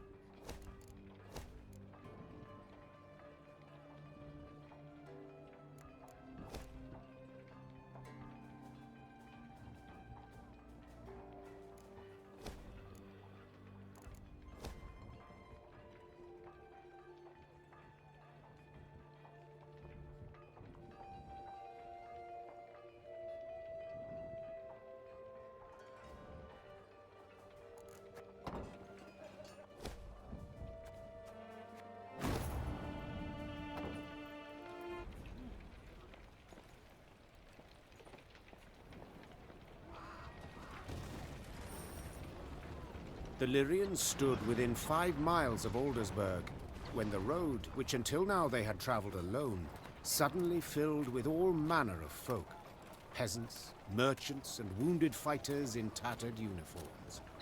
They trod solemnly in the opposite direction, their worldly possessions on their backs. Aldersburg's fallen, my lady. Sighed one of the refugees with a forlorn shrug. Outer walls breached. King still defends the old town, but black-clad goats are winning. You'd best turn back before it's too late. We've nowhere to turn to, good man. The Queen said, then spurred on her horse. Follow me! The Queen galloped so fast the wind squeezed tears from her eyes, the Lyrian cavalry close at her heels. Hoofbeats thundered down the high road, and the crowd of refugees parted, making a path for the charging riders. Faster! Faster! Soon they set eye on Aldersburg. A red glow filled the horizon. The wind carried screams and the clanking of steel. The once proud city was quickly turning to dust in the Nilfgaardian sun. The Nilfgaardian force moved to block the Lyrians' way. Without slowing, Meve cut down the infantryman who tried to drag her from her saddle with a hook.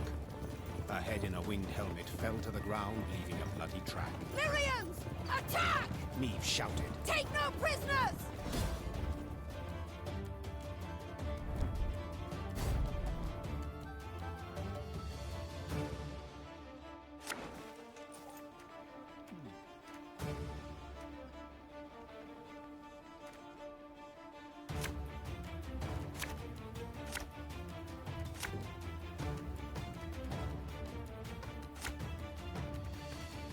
Bloody hell!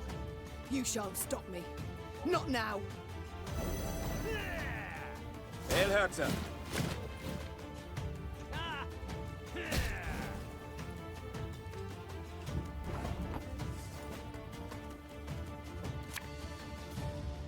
I'll fight to my last breath.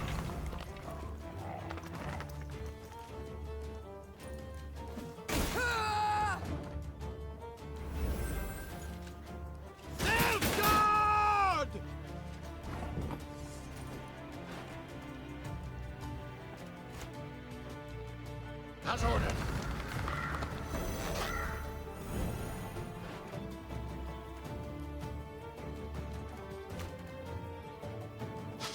I smell a leak.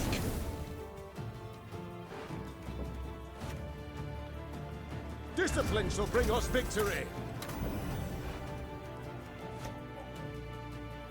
This harvest will be reaping black-clad heads. Arbalist at your command.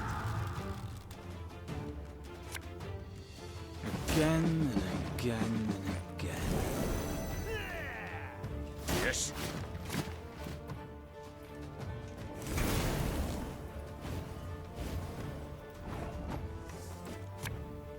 My spirit's willing and how, but damn boots are killing me.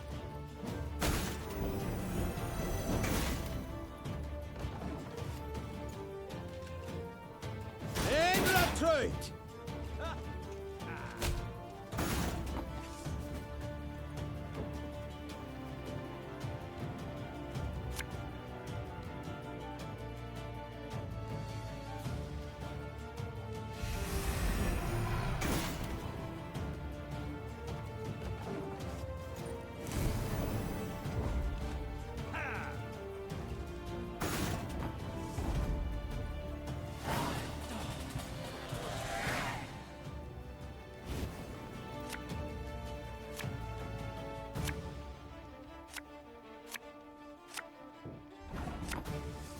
An army's a waste of time for one like me.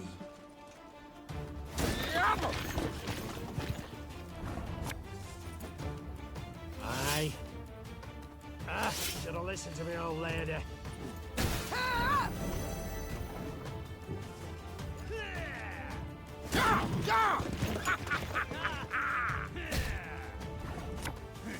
You mad? Don't shake that!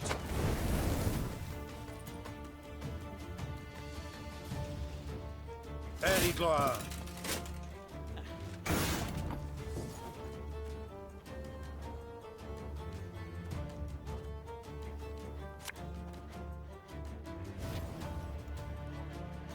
Thing about slings, they hide well.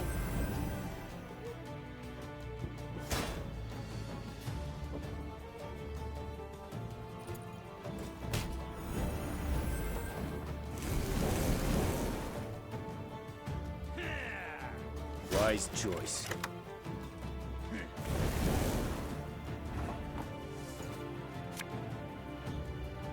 Armor won't stay.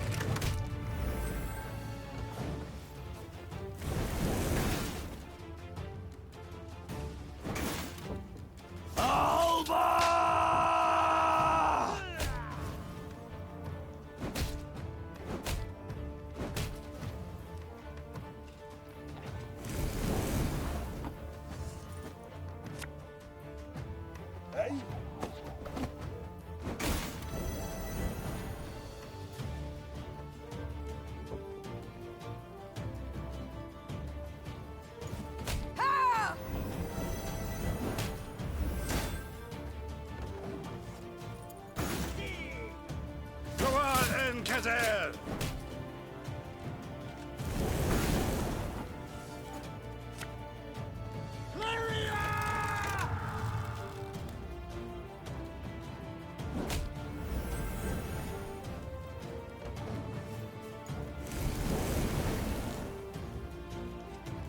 Order!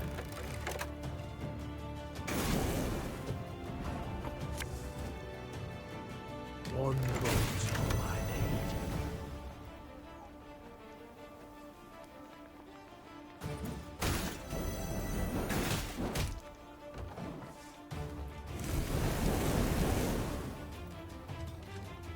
Discipline. That is what you folk lack.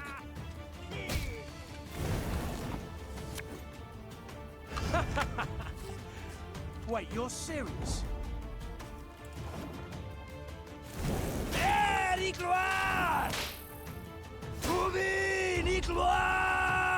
The Grace, that. All that was but their rear guard. The Lyrians managed to scatter the Nilfgaardian battalion, one of many besieging Aldersburg. Their scouts brought before the Queen a prisoner freed from the invaders. Meve inquired about the situation in the city. Turned the right slaughterhouse it has. The Imperials, they... King had the city cleared, my lady, but didn't budge himself. Holding out with his guard in Old Town, walls still standing there. Said he'd fight to the end. Come with me. Meve weighed her options. The situation looked dire. Demavend, to whom she had come for help, needed help himself. Nilfgaard enjoyed an overwhelming advantage. A small Lyrian detachment stood no chance of breaking the siege. To retreat? Surrender? That was not something Meve did. The Nilfgaardians do not expect a relief force. Rayla, you know Aldersburg. Can you lead us by side streets to the Old Town, that we may avoid the largest part of the Nilfgaardian army? The warrior nodded, and without waiting for any further orders, strode out in front of the party. Reynard followed her with his gaze, clearly troubled. And what then, Your Majesty? We burst into the lion's den and... And we pray the lion chokes. Follow me!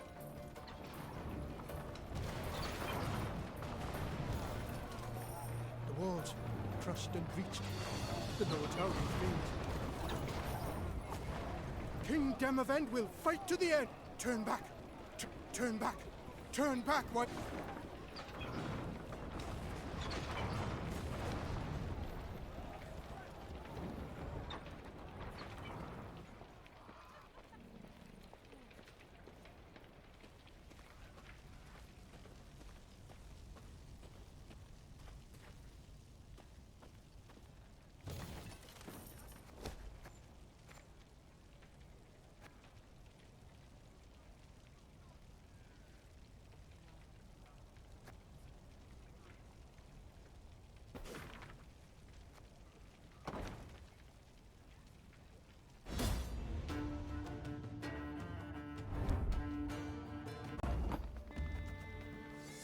Give me a time.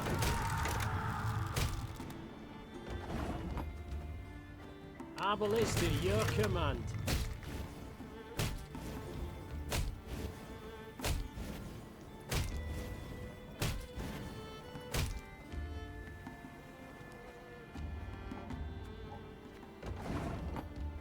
Armor one, sir.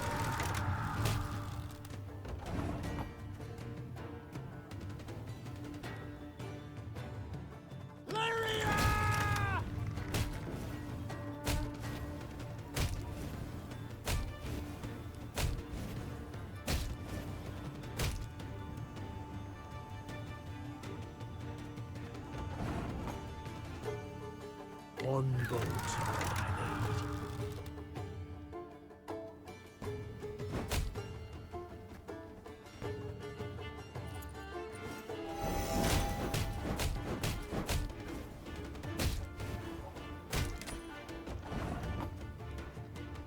Give me a time. Arbalista, your command. Armor won't say.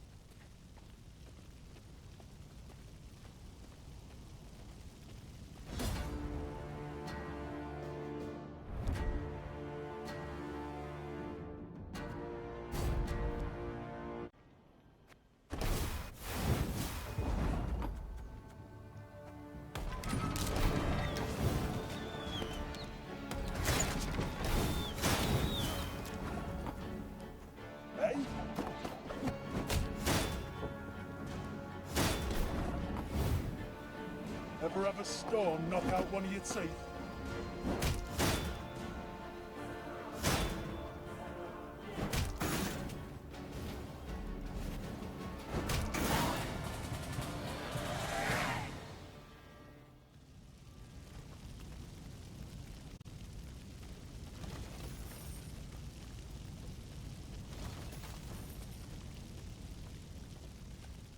Took but one damned week, and the army was shattered to bits. Blacklads were supposed to grind their teeth against our walls. Commander, onward to Abbey. There's a place for me in your ranks, Your Majesty. I'd so like to serve you. I do so with loyalty deserving of my own king.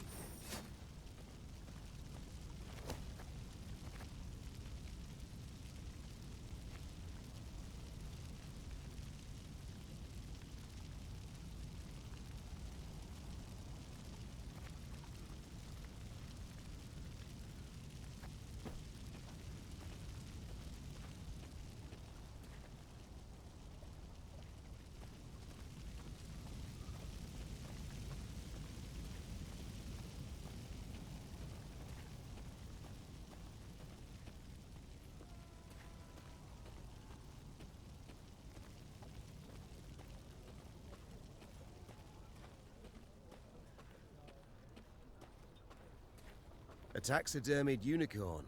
Strange. What are your orders, Your Grace? Shall we take it? I've no notion what one could possibly do with such a thing. We ride on.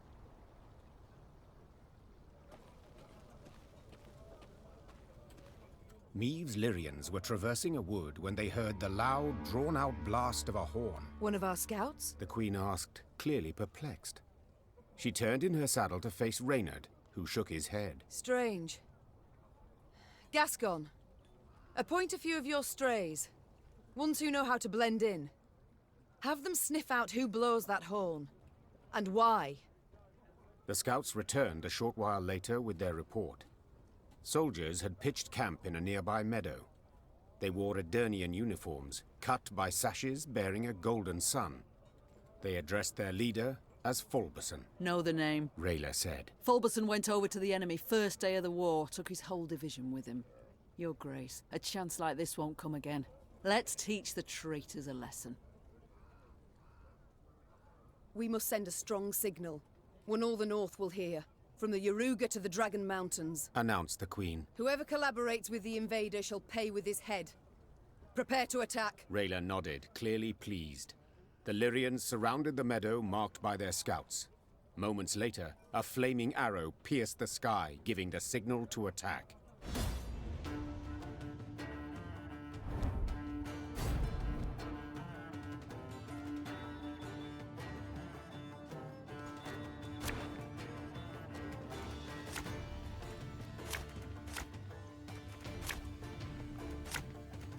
Is that Queen Meve? To arms!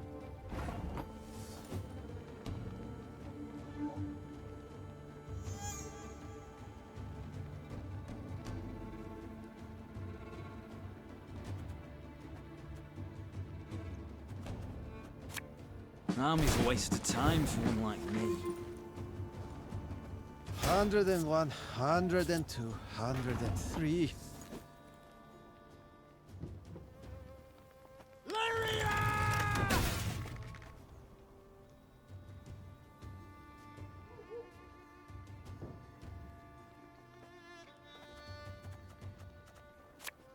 Catch! 152, 154. This man has suffered much.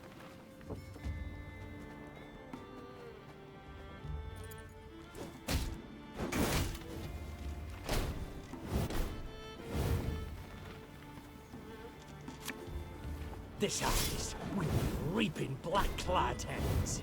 Scrubbing duty again? Oh, gods. One vote. Mercy, Your Grace. We surrender. The traitors, perhaps used to fighting unsuspecting foes, stood no chance against the determined Lyrian attack. At its conclusion, Meve personally knocked Fulberson off his mount, then tore off his visor. The face she saw evoked more sympathy than hatred.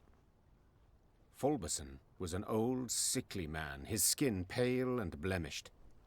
With great difficulty, he pulled himself up on his knees, then extended a shaky hand in pleading. Your Grace, have mercy. The Nilfgaardians forced me to treason. They threatened torture. Meve felt her soldiers' eyes on her. They awaited her decision. You needn't fear torture anymore, said Meve. Your execution shall be quick. Fulberson made a last grasp at the Queen's foot, pleading for mercy. But she brushed him off with a firm gesture. Soon thereafter, he swung from a tree, hanged by the very black sash he draped over his arm.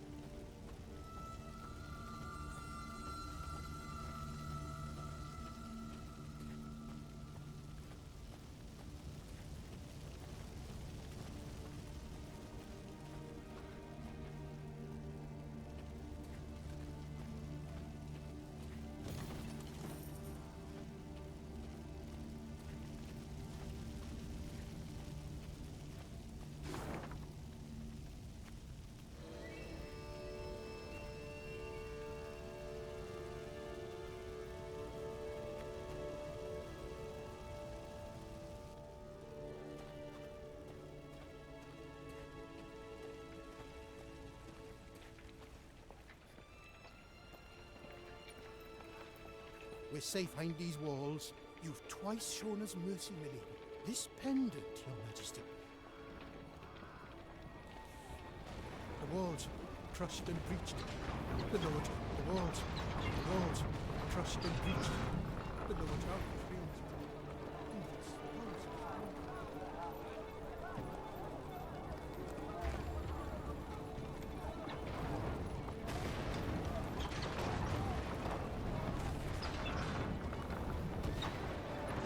Your mother was a hamster, and your father smelt of elderberries. Abort, Lyrian Quad! Antven Esnar!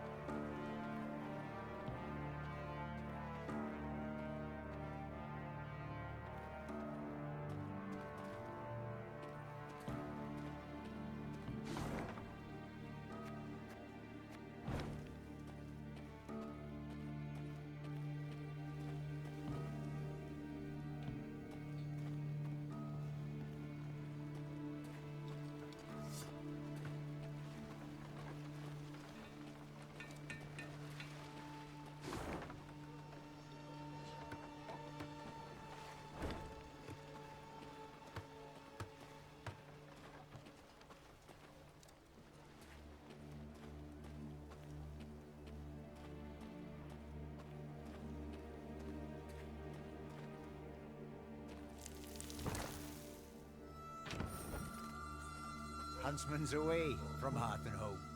Watch out for the acromantula. Mighty fine pumpkin. Watch out for the mighty fine pumpkin harvest this year.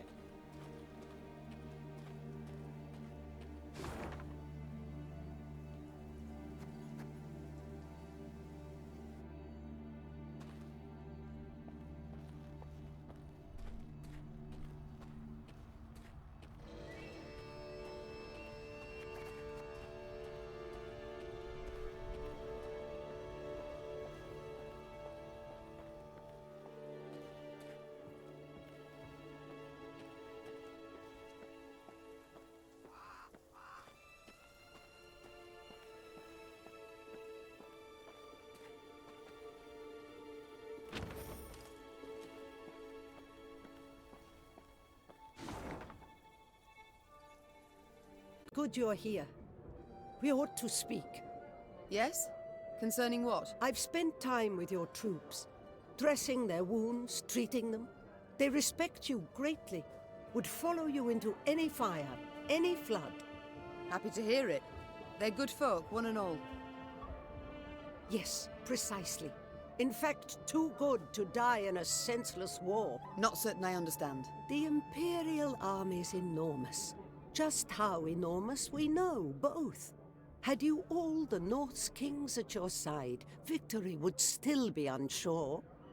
Yet you fight alone. Know well you cannot rely on them. Agreed. Nilfgaard's far better equipped and greatly outnumbers us. Yet, though try, they cannot be everywhere at once. They've stretched their forces thin, too thin. An error I aim to exploit. You may be right. I hope you are. The lives of those you lead depend on it. You're proud, persistent, and sure of yourself. Just as I was at your age. It may work in your favor. Meanwhile, how might I help? You're no village witch, no healer. That much is clear. But nor do you look like our northern sorceresses. I use no glamour, true. I've come to feel a body must age, and honestly so, as nature intended, as is the order of things. You sound much like a druid drivelling on about balance, harmony, the good that is rot. Rather poor, their reputation, druids. Yet they're in the right in this regard, I believe. Defy nature's laws, and nothing good can come of it. Is that also why you wear no shoes? Ha! No. I simply like to feel the grass between my toes, the sand, the mud. You must try it sometime. I shall think on it. Thank you, Isbel. Duty calls. I must go. Of course. Yes? Rayla, how are you holding up? Not certain I understand what you mean. All Aedirn is aflame. Nilfgaard's banners fly over its cities. Don't tell me you're not troubled. Of course I'm troubled. I stationed at Rosberg for 5 years. Knew all on the crew there by name. But that's war. That's its nature. No sense bemoaning it. I see. Just know if ever you wish to talk. I won't, but I do appreciate your concern, ma'am. I must go. We'll speak later. Your Majesty, I've been meaning to thank you for allowing me to join your ranks. Certainly, Xavier. I welcome all foes of Nilfgaard to march beneath my banner. But what did the field surgeon say? Have you not resumed work too soon? I've strength enough to wield a hammer, though my scars still burn, and fiercely so. My lady, I've seen folk turn and frown at the very sight of me. If my appearance disgusts you, I can... Nonsense. The Nilfgaardians, not you, should be ashamed. You've no reason to hide, no reason to cower.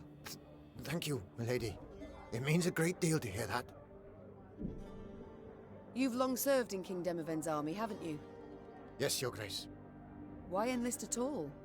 What prompted you to do so? The king needed engineers. I answered the call. Not terribly talkative, are you? I can build any bridge, any ballista, but to talk, well, it hurts to talk. I see. Well, do not worry. I prefer deeds to words, in myself and others. Other matters await my attention. As you wish, my lady.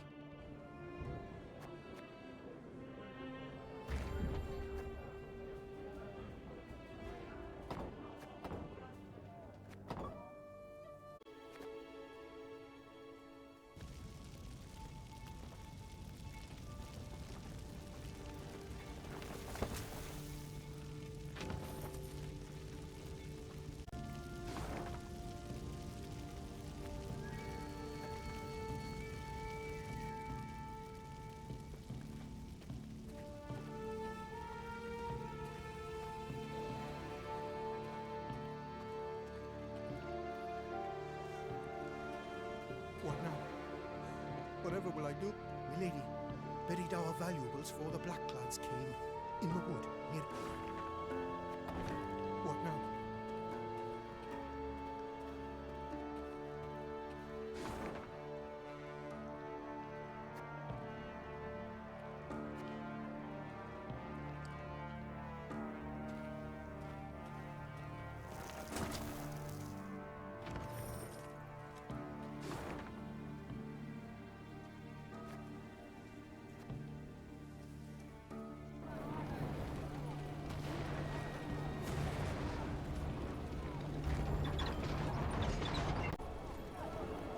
Gods have mercy.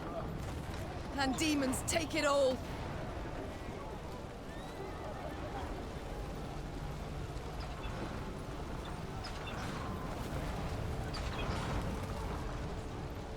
Taking advantage of the confusion, Meve maneuvered her troops to the very walls of the old town.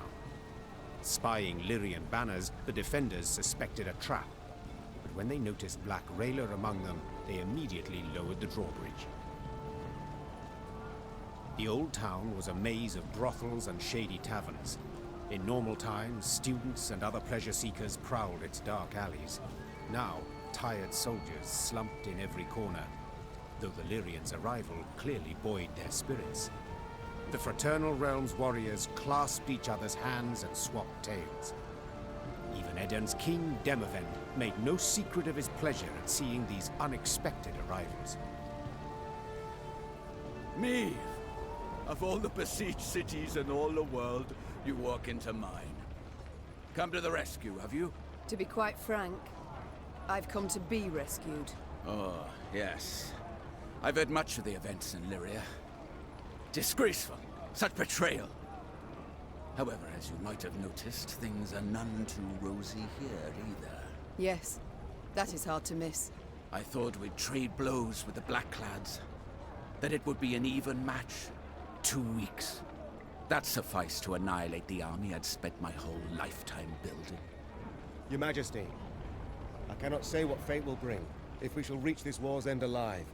But I wish to say now that I admire you. Oh? You evacuated the city, yet refused to evacuate yourself. You fight to the bitter end, like a hero. But of course. A king must lead by example, after all. Especially in war. Reynard, that rumbling, you hear it? Studded boots on cobblestones. The Nilfgaardians. Prepare the men for battle. Yes, Your Grace. So, now that we're alone, what's really going on? What? Did you not hear? I'm defending my capital, like a hero. Demavend, please, don't feed me that drivel. We've known each other far too long. Why did you stay? Meve. As meddling as you are beautiful. See that building? That one there. The brothel? The Crimson Bodice? Precisely. So, promise not to laugh. I'm a patron. A loyal one, in fact. One of the girls there, Demeretta. She's marvelous. Makes me feel young again. A young fool, you mean? Demavend, there's a war on, and... Allow me to finish. Demeretta became, well, with child. Exactly 9 months ago. Understand now? She's entered confinement. Having contractions. Since yesterday. You see, I cannot leave her like this. Can't have her moved. I must stay put until she gives birth. And then what? Pray tell. Invite all of Nilfgaard to the christening? No, my dear. There is a hidden tunnel deep beneath the city, leading far beyond its walls. Once the midwives cut the cord, we flee.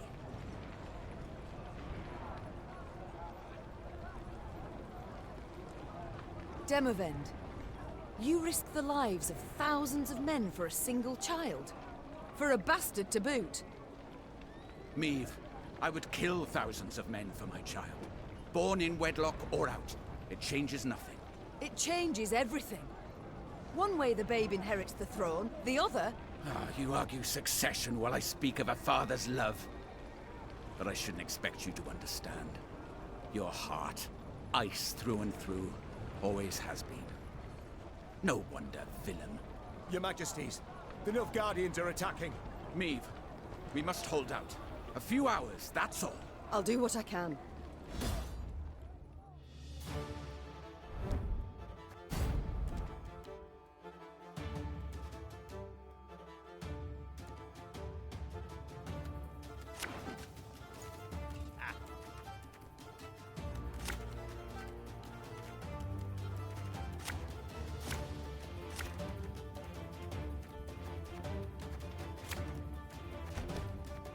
Defend the king!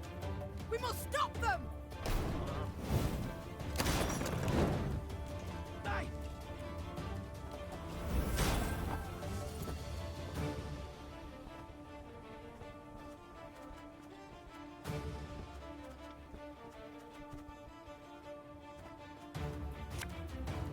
armor won't save.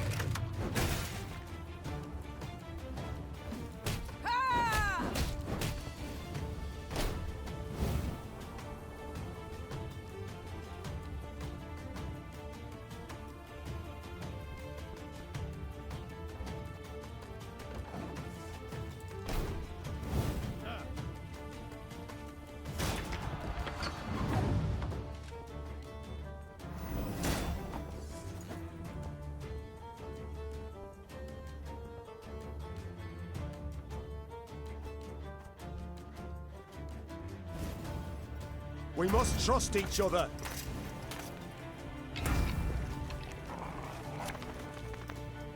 Aye.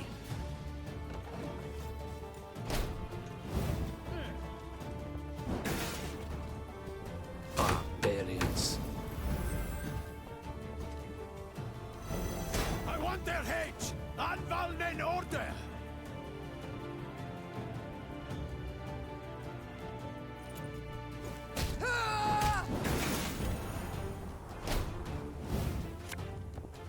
Watch your heads!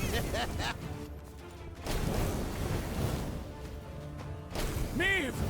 They're getting close! Devils take all! Help me!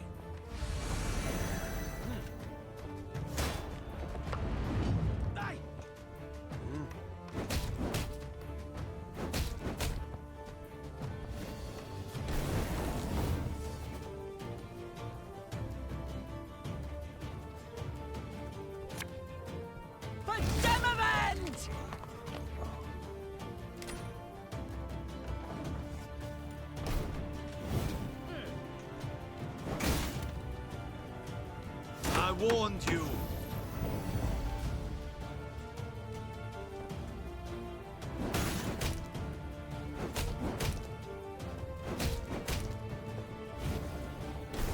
Meve! We must hold on a bit longer.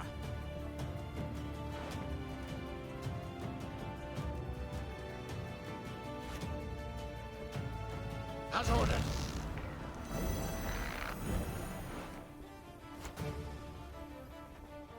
Should have listened to me, old lady.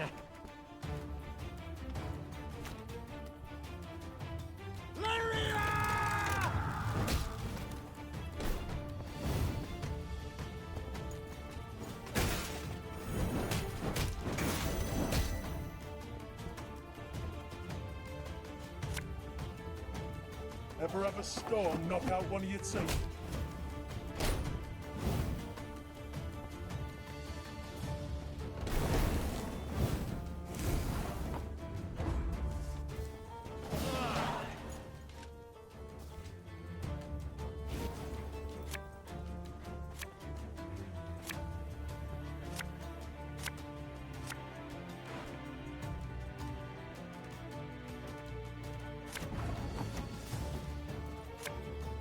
Left, right, left, right.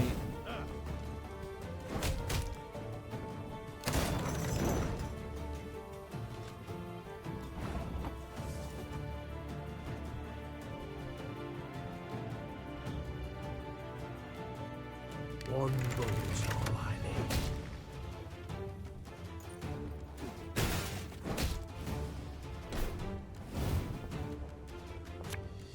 Give me a time.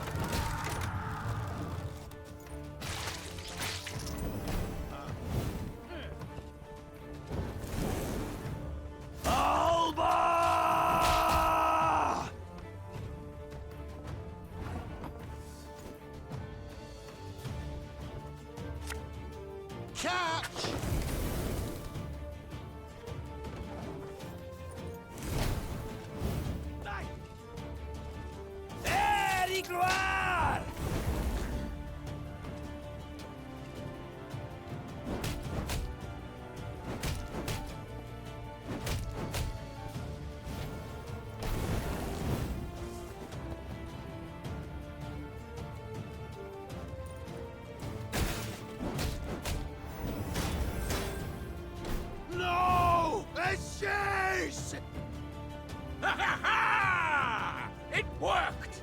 Now retreat to the tunnel!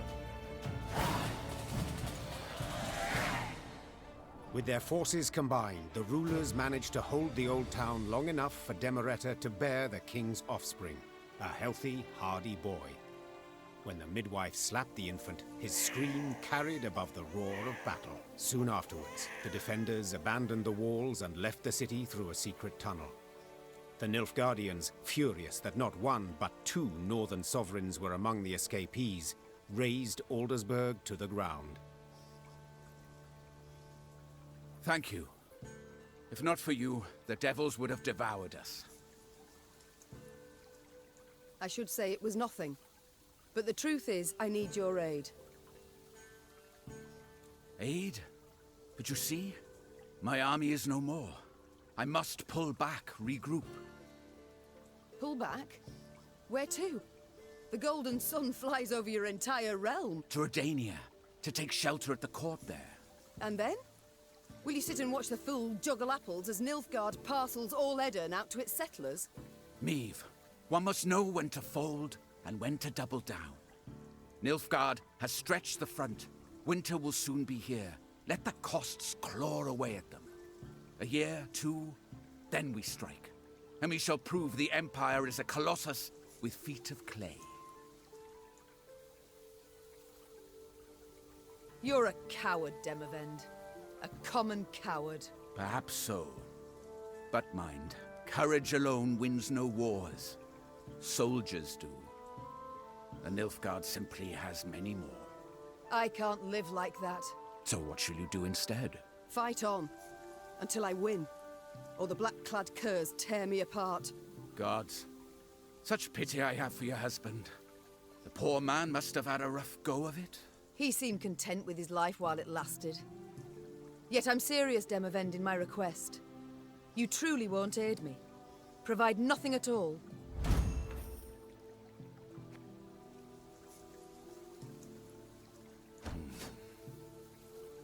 I will tell my men whoever so wishes can join your party and fight on. But please, curb your excitement. They are tired. Few will choose the path of greater resistance. But, are you familiar with the saying, when at wit's end, a dwarf's your friend? Yes, it and many others. Yet as much as I appreciate folk wisdom, I prefer facts to philosophy at the moment. Preferably facts relevant to my situation. How about this? Mahakam is but a week's ride from here. And there you'll find thousands of dwarves armed to the teeth. Enough to turn the tides of this war, I venture. Yes, they could. If not for another fact. That the dwarves have always been famously indifferent to strife between humans. They'll never come to my aid. I doubt they'll even let me into their land. Unless you show them this. The leaden ring. A token of amity given to me by the Elder-in-Chief. That's not to say they'll welcome you with open arms. But they will hear you out. And that is something. Dwarven infantry I'd make good use of. I shall do as you say. Or at least try. Good. And to ease your journey somewhat, I'll give you as your guide the best man, or rather woman, for the task. Rayla! Yes, Your Grace? You've been to Mahakam with me many times. You know their paths. Take Queen Meve and her party there. 'Twould be an honor, Your Majesty. I'll send messengers ahead that the dwarfs may expect your arrival. Until then, good luck, Meve. And may we one day waltz upon the grave of our foe, Emperor Emir. May it be so. Just as long as I get to lead. Ah, of course. Farewell. Meve left Aldersburg in ill spirits. Rather than provide the help she had hoped for, Demavend had merely sent her on to Mahakam. Her way west was lit first by the glow of a burning city, then by the smoldering remains of charred villages by the roadside. It was clear the war against Nilfgaard had taken a bitter turn. Each stranger was now treated as an enemy, and the customarily hospitable Aedirnians slammed their doors at anyone's approach. The party's morale was somber as well, and did not even improve with the first sight of mountains looming in the distance. Wandering among the ashes, Meve entered the dwarves' domain. Along perilously steep paths, Black Rayla led the Queen and company towards Mahakam, the dwarven homeland. There, among snow-capped peaks, someone awaited. Rayla, you brought strangers. Gabor, I present to you Meve, Queen of Lyria and Rivia. Ah, a queen. Crivens. Well then. A large shadow swept across the sky. The dwarf swallowed the rest of his greeting as all raised their gazes to see a dragon soar swiftly toward Mount Carbon. Keltalus, dinna be afeard, he isn't a threat to us. The dwarf had broken the silence gently, he himself quite familiar with this altogether unusual sight. And now, sit yourselves down afore the pottage grows cold. Aye. Oh, but... Flew.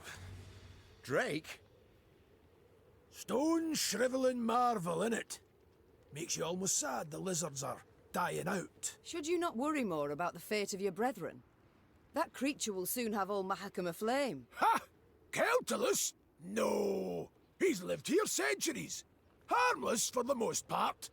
Now, your grace. A taste? No, none.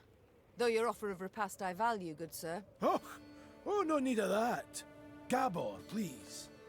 Enchanted to make your acquaintance. Gabor here's a true local notable, from one of Mahakam's leading clans, the Zigrins. But then he wouldn't be our guide if he wasn't. A guide for all important guests. A pleasure. And as I said, I thank you for your hospitality, but I've no time to feast now. I must speak to your ruler at once. Don't mean no offence, but Aedirn Chief Bruverhoog's a recluse of sorts, as humans go. Didn't even meet the ones that wear crowns. But I suppose I could, meaning if you drafted a letter... Her Majesty's got Demoven's signet, given willingly. Ah. Well, that's a sheep of a different sort. We didn't let many human folk into Mahakam, and for good reason. So those who we let come through the second gate get blindfolded. Just after they've surrendered their arms at the first. But you've the leaden ring. Given one of your kind to confirm trust and amity. So, we're certain we can treat you as one of our own. Aedirn Chief's in the pass visiting. Looking to his flock. Come on. No reason you two shouldn't jabber right quick. Though the Lyrian infantry rose half an ell taller than the dwarf, he moved with remarkable ease through the waist-high snow, while those behind him slipped and stumbled on the ice-slick rocks. Meve and Rayla trailed the party, so they might speak in private.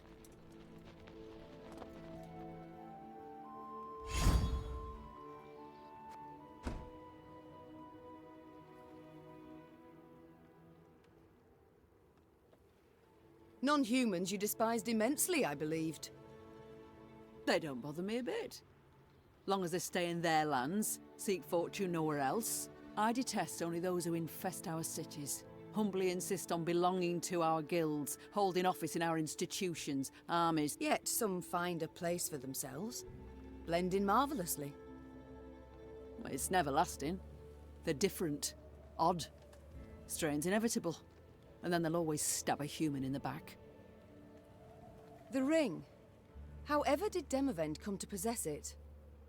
Aedirn Chief himself gave it to him, years ago. A decade, perhaps more. Why? Oh, you must have heard the tale, Your Grace. You see, formerly, Foltest of Temeria's sovereign of Mahakam, he believed it was his right to tax any Leand lands, so he sent collectors. Well, the dwarves felt stripped, so they stripped the collectors down to their natural state. Put them in beer barrels, they then rolled down the mountainside. Ah, my. That incited Foltest's ire, I'm sure. Indeed, Ember hot ire. A punitive expedition was assembled immediately. We're about to set off when Demavend managed to dissuade Foltest. Aedirn Chief gave him the ring in thanks. I see it all now. Prevented Mahakam's slaughter, Demavend did. Your Majesty. Demavend prevented a slaughter, true. But Foltest's in the Temerians, not the dwarves. Mahakam and fortifications. Well, you'll soon see. No human will take them, ever. The Elder's gratitude, then? Not certain I know where it came from. Had the dwarves crushed the Temerians? No, when they had done so, what would have happened? Why, retaliation against all non-humans in Temeria. Bruver knew this, so in fact, Demoven saved them. Exceptionally provident, the Elder-in-Chief. And shrewd as a swarm of snakes. So when you speak, beware his hiss, and weigh your every word. Rayla, your aid proved an unexpected bounty. Your Grace, to fight arm in arm with one so bold as you is an honour from which I'll not readily resign. I was to lead you to Mahakam, King Demoven's order. As to my duties afterwards, I received no instruction, so until a sealed scroll containing such arrives, I will serve your Grace under her command. I'm content, Rayla. The times are such that no aid can I dismiss, and yours in particular. I'm humbled, your Grace. Let us move on. I've grown amply curious of this Elder-in-Chief, this Bruver who. Your Grace, I've a message for your eyes only.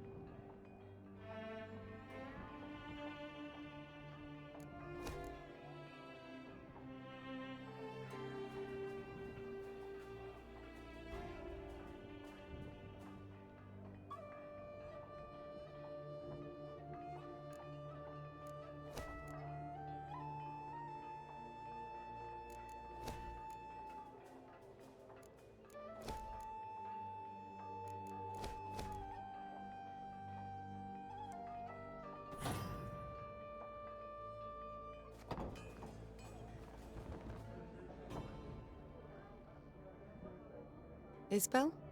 Apologies. Thoughts consume me sometimes. Is there something you need? Since we left Aedirn, you've seemed unsettled. Is all in order? I've seen many wars in my time. All ugly, all repulsive. But what the Imperials did at Aldersburg was...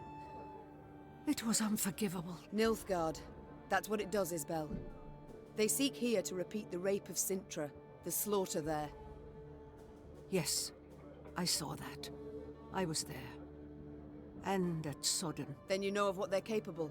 After Sodden, I took an oath never to take part in another war. Such suffering, such hatred, senseless, all those deaths. Senseless deaths? Our troops sacrificed their lives in defense of their homeland, loved ones. I believe, I must believe there's a better way. Forgive me, Mom. I must gather my thoughts. Never mind about me, though. I shall perform my duties to my utmost, as ever. You speak with my soldiers a good deal. Said so yourself. I'd like to know what about. Corporal Larkin, Mom.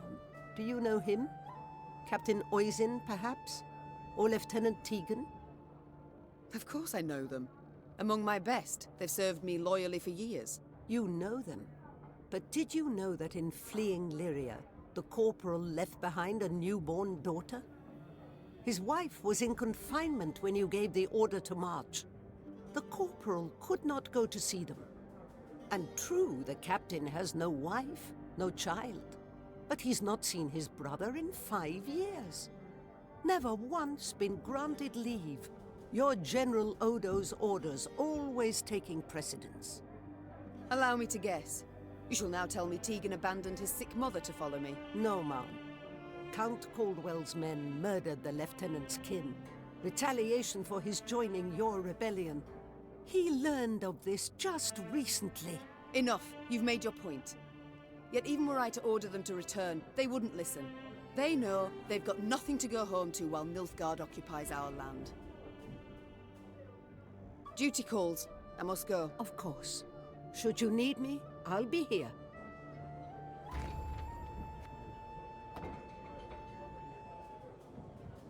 Hey ho, how's my favourite queen in the north?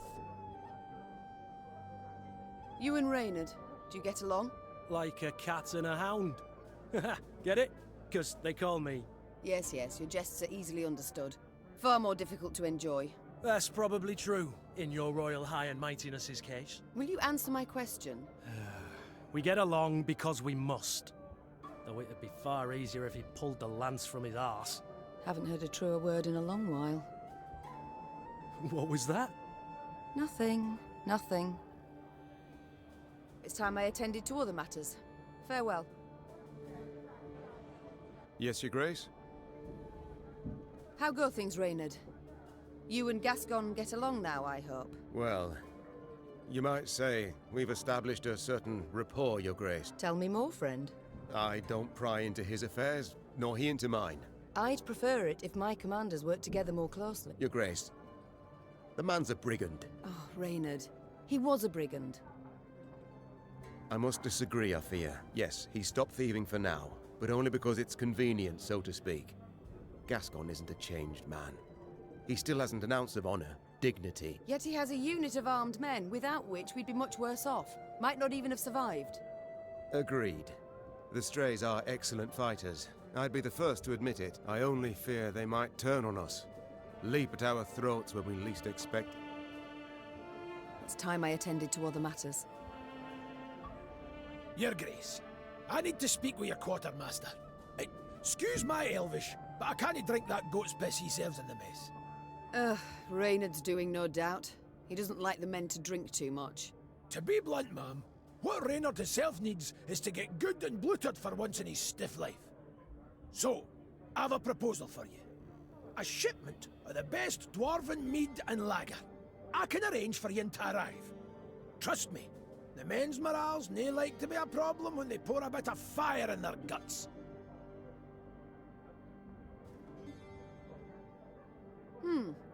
Good point. Very well. Oh, give my thanks, dear Queen. A few more days of that and I'd have been lapping up puddle water. I trust you'll arrange the details. Of course, no worries. You didn't ken how happy a dwarf you've made me. Ah, right. And the men too, of course. Your elder. I'd like to know more. Do tell me about him, please. One tough horseman, Rivia. Stubborn as an old goat. as you'll soon see for yourself. All in all, though, he's nae as scary as some say. Been keeping the clans in check for some 2 centuries now. Which is nae a small feat, I might add, no. No conflicts between them all this time? Are you certain? I can't tell if you're jesting. At each other's throats each day they are. Breckenrigs despise the Chives. Dalbergs would scratch out the Hoog's eyes given half the chance. As for us, we hate them arse-licking fuchses. But Brewer's got his ways, keeps each yen in line. If not for him, Mahakam would have fallen to bits ages past.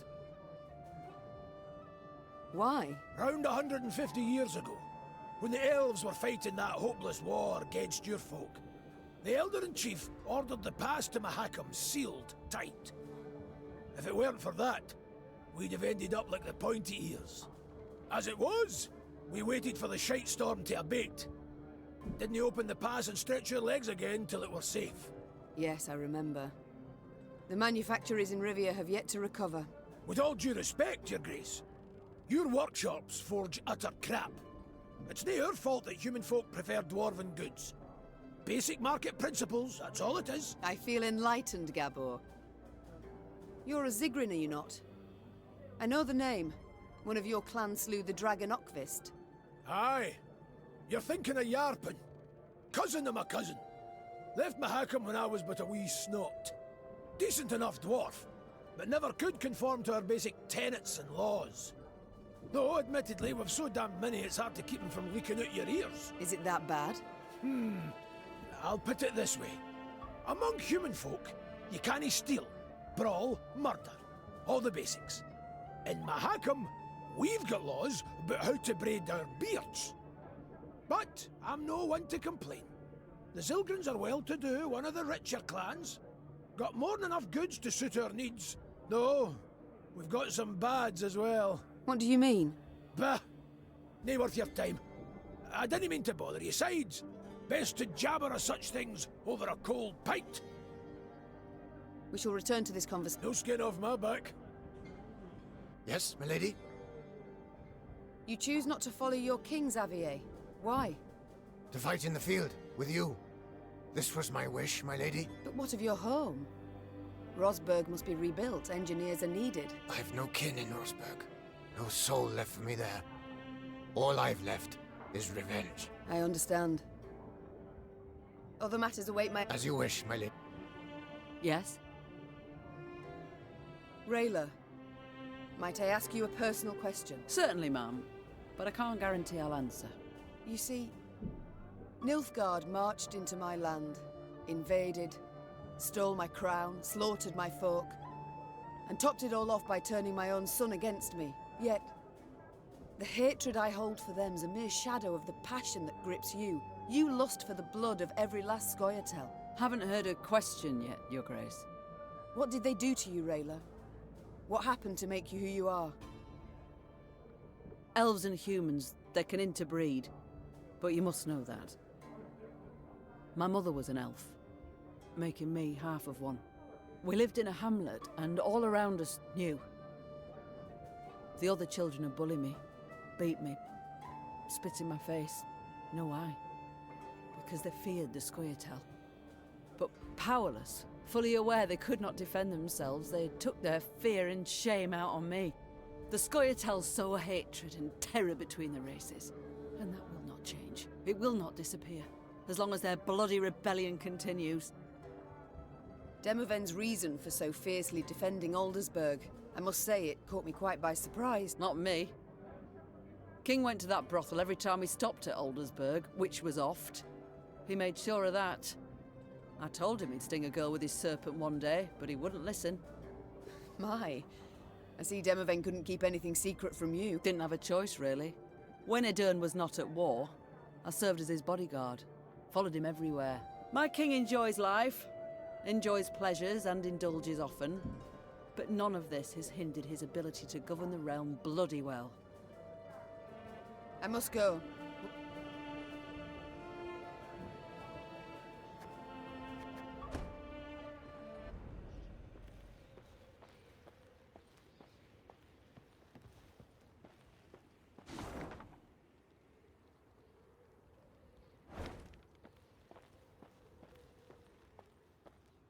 A hearty Mahakam welcome to you.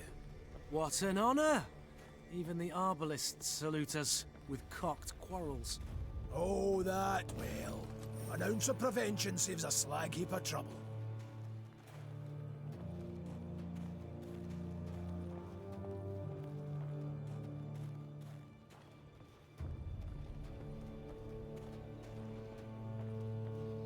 None too shabby as views go, eh? Were it not for the howling wind, I'd make a sketch.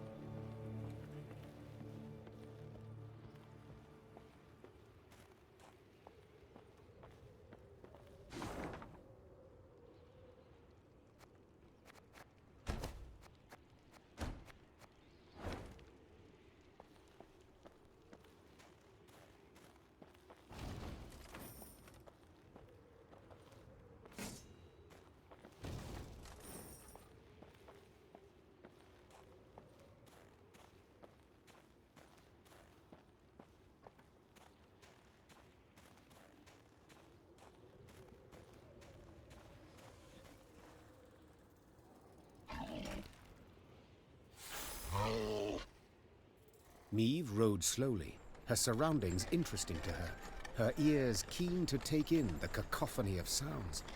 The sharp whistle of wind rushing past towering peaks, the squeak of wagon wheels rolling over frozen snow, and the roar of beasts. What the... I dare not venture a guess.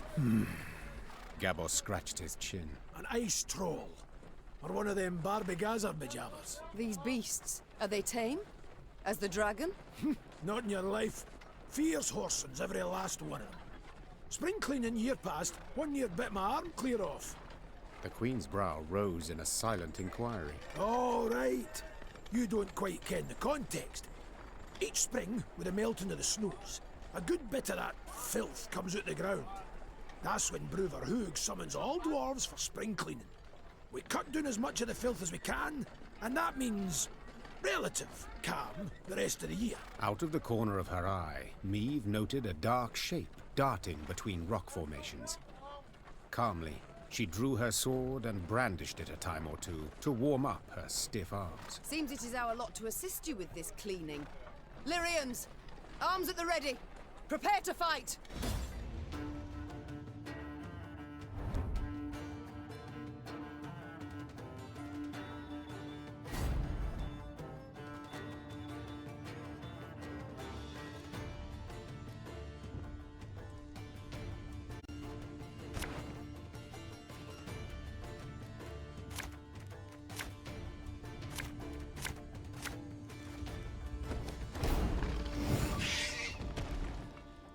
Stop standing around like corns on a toe! Get to work!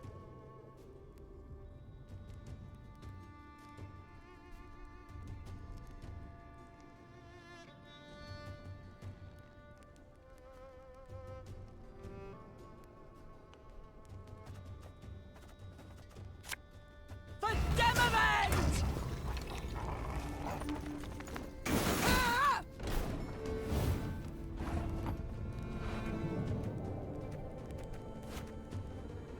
Getting to work.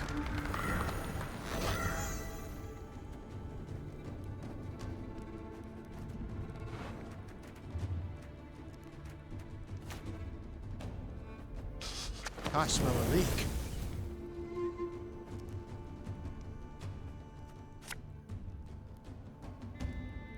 Give me a target.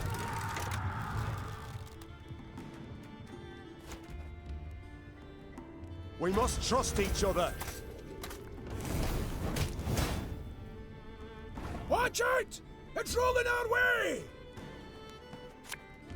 Arbalist at your command.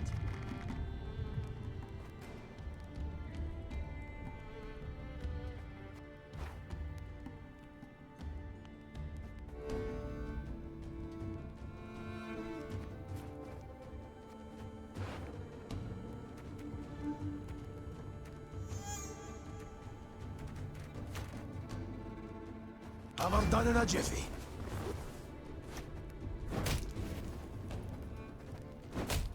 All right. You got some splaining to do. As the wails of speared Shaelmars died down, the crowd of Mahakam infantry parted.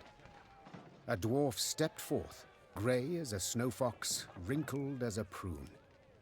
He walked with difficulty, supporting himself on a battle axe, its two heads dripping blood. This would be our Elder-in-Chief, Bruvor Hoog. And who might your guests be, Gabor? Meve, Queen of Lyria and Rivia, and her associates in court. My regards, Elder. I come... You come for something. Coin's my first wager. Fighting bodies my second. Well, what is it you want? I'm on in the years, aye, but I'm not gone dotty. Tja, you menfolk. You got to... I've come with a design in mind, I cannot deny. But hear me out and you shall see. She's armed! Gabor! Why the devil did you let her in here like that? And without a sack or her heat! She has the leaden ring, Elder. A gift from a king. From Demavend, lassie, I ken that already. Trust a man, give him something of value, and he'll go and give it away as easy as a street whore gives away nubs. It's a good thing he didn't pawn it. Sons of humans. You interrupt me. I'm not accustomed, for you see, I am a queen. That's so. For I've heard you were stripped of crown and title some time past. Not so much a queen no more. Nay, don't you fear, tidings of that sort reach us here, too. Her Majesty was shamefully betrayed, 'tis true. Yet the unified throne of both realms remains hers, as the laws hold. Laws, schmaws, shite and bare paws. I ken well the kind of respect you human folk accord your laws. We've signed pacts, treaties of many o'er the years, and each time but a couple of years had pass afore you shat on all the terms. Now, on a normal day, I'd have you all thrown clear out of this land I love. But you've the leaden ring, and that grants you the right of hospitality. And here, in Mahakam, laws and rights are sacred. You may stay in the pass long as you wish. Young Zigrin'll serve as your guide. And once you've tired of the mountains, well, you ken the way down into the valleys. I bid you farewell. My Lord Elder, with all due respect, we came to your aid. We smote the beasts with you, yet... And who the demons is this son? Count Reynard Odo. Ho ho! Odo, Lodo, Bodo! Now, you listen and listen well. We didn't ask for aid, and you know why? 'Cause I've my dignity. Not like some. Mates and wenches! Spring cleaning's done, beast culling's over. Mount Carbon beckons us home. Follow me! Your Grace, be not dismayed. We will find a way. Manage we shall, true. Though damned if I know how. We have none other to whom we can turn, no other land where we can flee. Let us convene in council, Your Grace. Consider together what's to be done. We've yet Redania, Temeria... Your Grace, might I draw you aside a wee moment, for a jabber? Reynard, please excuse me. Well? What is it you want? I ken the Elder-in-Chief didn't make a good first impression. And the second? Is it any better? To be quite frank, no. I'll try elsewise. Not all's lost, trust me. Bruver's a stubborn goat, no doubt about it. But a goat to be persuaded. And I happen to ken how.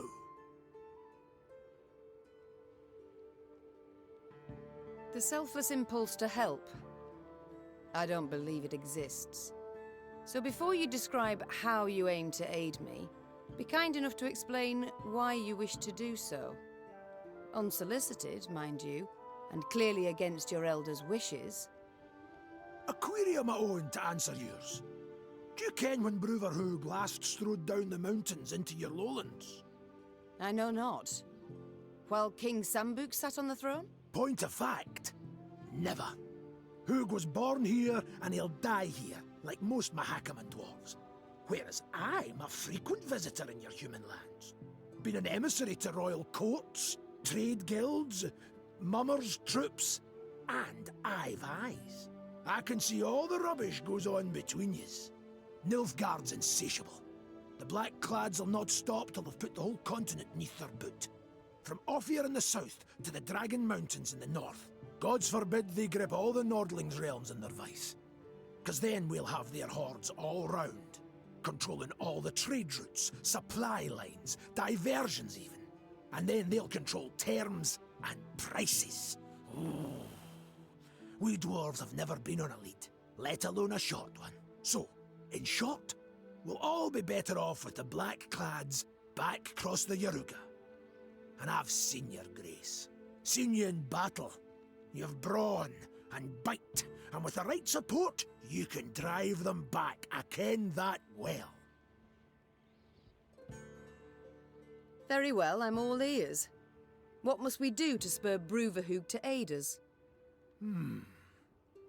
I might start with the thorn in our side that are beasts. A bigger thorn than most expect. See, in our never-ending search for gold, we dug deep, too deep, and reached abysses where monsters are born, or however they come to be. Soon as it turns a bit warmer, they crawl out to feed, and there's more every year. What you saw there, the spring cleaning, that's just light yearly upkeep. It dinna go at the source of the blight. Every spring we cull enough so we can live and trade and mine, normal-like. But there are corridors in the upper valleys midst the peaks, where more lie waiting to pounce. So many, there's settlements that have done been abandoned. I still fail to see how this relates to myself and Bruver. Your Majesty, slay the beasts down to their last, and you'll win the hearts of the clans. All of them. And with the clans behind you, why, the Elder will have no choice. He'll bend an ear, treat you serious. You got two sites through which beasts swarm in great numbers. There's Davor's Abyss, and an abandoned underground settlement called Burr's Rump. Destroy those, collapse the corridors, problem solved. And this, 'twould suffice? I believe it would. But find you other ways to win the heart of a clan or Bruver itself. Do so. Can he bring no harm? All this sounds rather toilsome, yet I do favour this to losing another moon seeking out a court where we would at first be welcomed, only later to hear another rebuke.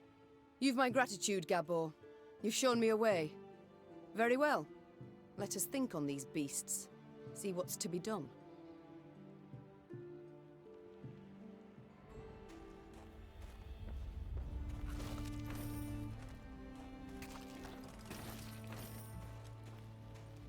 I've come to the conclusion your Elder-in-Chief is not fond of guests. Fond? That's near the quarter of it. He hates them, with seething passion. But you're damned lucky. Why's that? Let you in, didn't he? Mahakam was cordoned off completely through the outside world for many a long year. Clans finally forced Bruver to at least let in peddlers and emissaries. Though he dragged his feet as long as he could. Quiet, wench. Or you'll scare the fish off. Crevens. Trout was already nipping at the bait. And you came along and frightened it off. Duvel scheisse! Duvel scheisse! Duvel scheisse!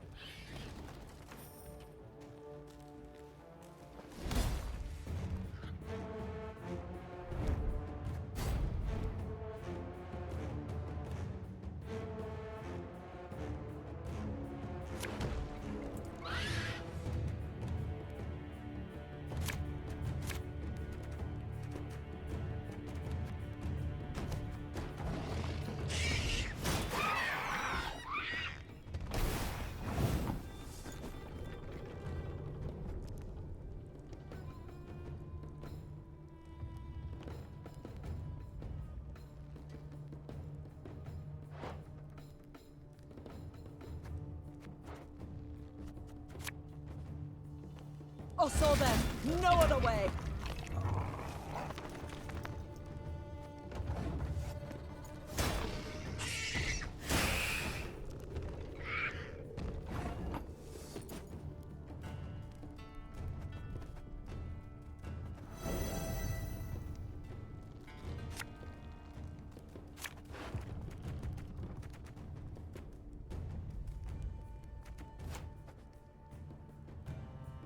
Catch! One bullet's all I need.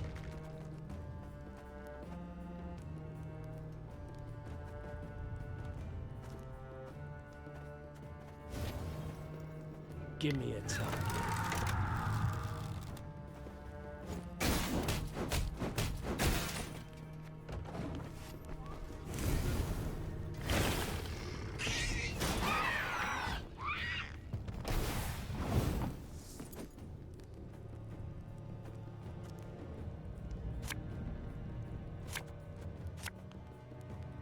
My spirit's willing and how, but these damn boots are killing me.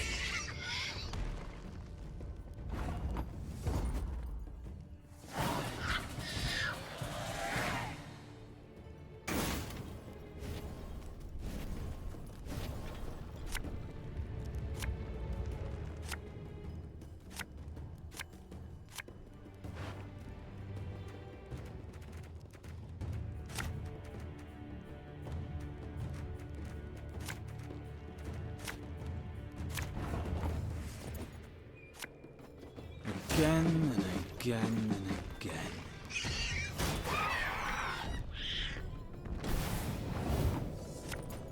An army's a waste of time for one like me.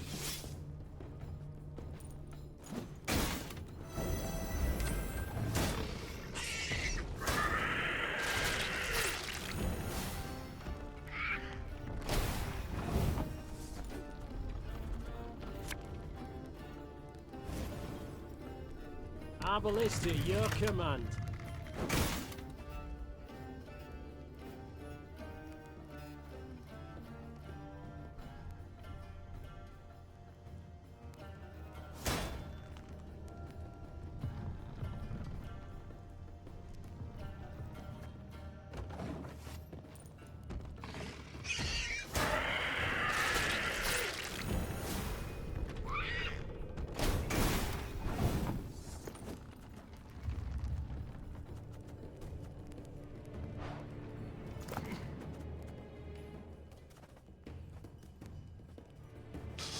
I smell a leak.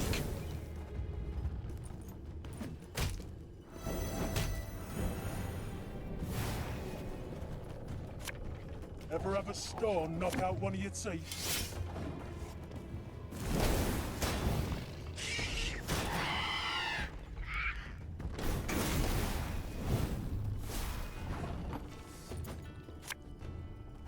Armor what's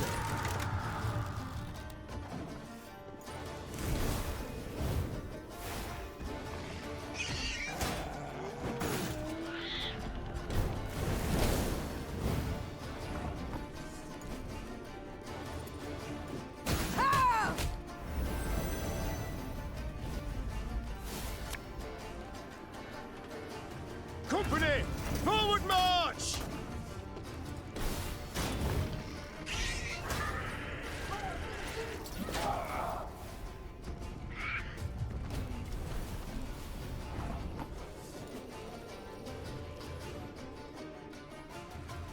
Left, right, left, right. I've hit the white of an eye from half a league away.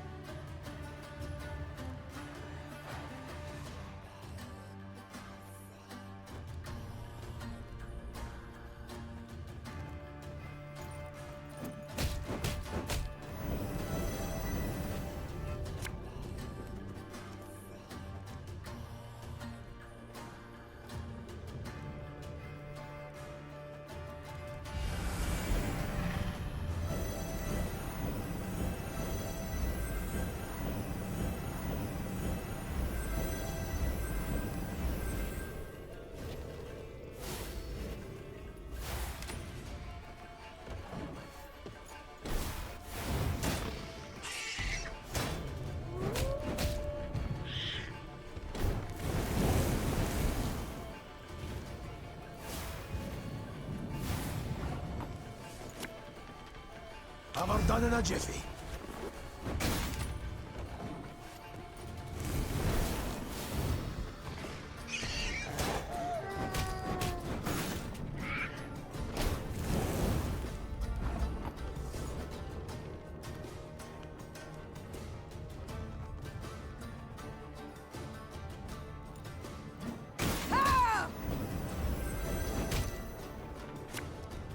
And just when you thought things were about to get dull.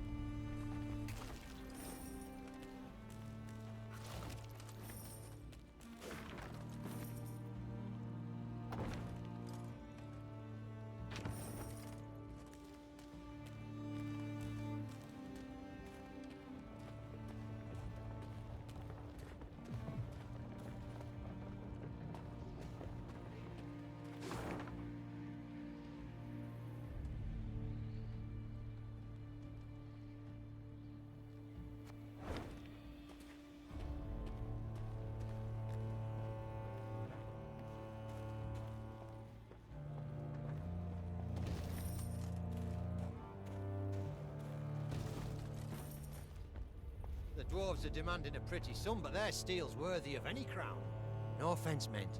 The Rivian blades don't hold a candle to their Their elders just... The dwarves are demanding a pretty sum, but their steel... No offense meant. The Rivian blades don't hold a candle to their Mahakam.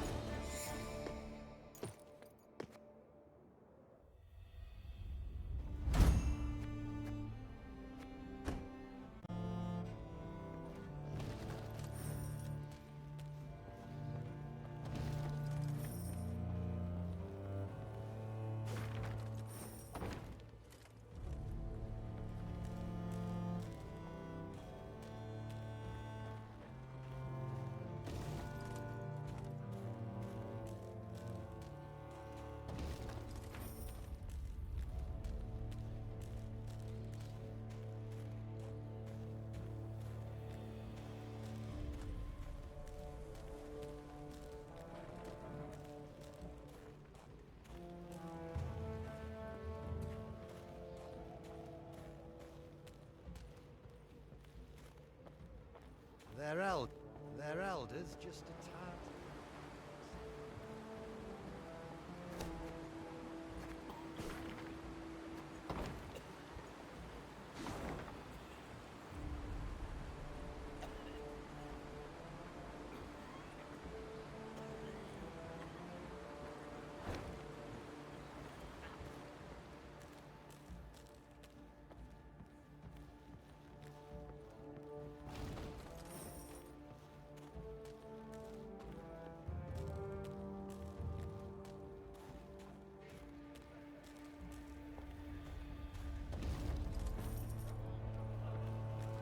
Meve noted a crowd of dwarves. They were several dozen, many holding baskets brimming with dried sausages, soft, puffy pretzels, and jugs of frothy beer. What is this gathering? She asked Gabor. These folk, they're the parents of youngsters who are to return today from their Drekthag. Gabor proceeded to explain that the Drekthag was a trek upon which the local dwarves would embark when they reached maturity. During this year-long voyage, young folk would taste of life beyond their home. Yet if they failed to return on time, they would be stripped of all rights and privileges accorded to Mahakam's natives. See, in recent years, young folks' blood's been boiling on account of the strict laws in force here. Gabor added. So, we send them out. Let them taste life in the lowlands. Once they've learned for themselves what it's like to live among humans, they come back and ain't likely to complain. Customarily, only a few dwarves ever decided to remain in the valleys for good. That year, however, was different. Deadline's the Mora. And 40 Drekthagers still haven't returned. Their parents now worried if some misfortune had not befallen them. The Mahakam and Guard had sent out patrols to the near reaches of the valleys. They returned not having seen anything distressing, while the humans living at the foot of the massif had been largely unwilling to talk. The guard captain, a dwarf with a fiery red beard, removed his helmet, wiped the sweat from his brow, and addressed Meve. Your Majesty, we need to find our youth. Perhaps you'd be willing to go out and search. Human folk are more like to tell you if they saw anything out of the ordinary of late. Naturally, there'd be something in it for you too. One could say I myself have lost a son. Meve gripped the captain's hand firmly. And I know well the pain that comes. I shall do all in my might to spare you at least that. Meve set off, the hopeful gazes of the dwarven parents bidding her farewell. The Queen sent a scout ahead. Sometime later, she heard his horn. 3 blasts. 2 short, 1 long. An ambush! Meve expected to combat beasts or robbers. Yet upon her force descended warriors with squirrel tails attached to their helms. Scoia'tael.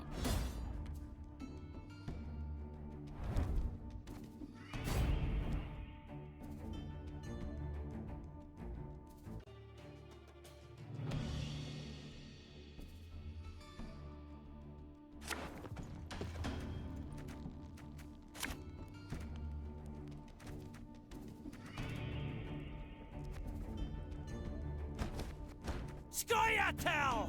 Don't let them escape! Glediven Vort!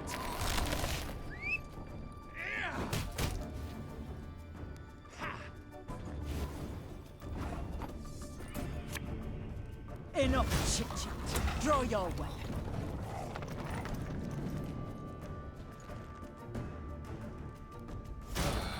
Got a hearty hankering for Gwent. The Scoia'tael are a plague. They blight all they touch. Fear not. We shall achieve our goal.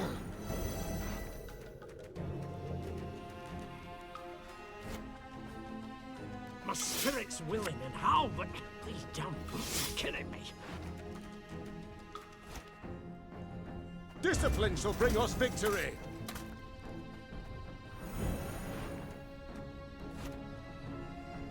One vote's all I need. Give me a target.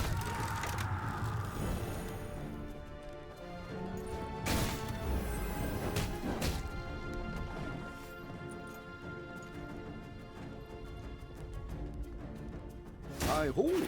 Hi-ho!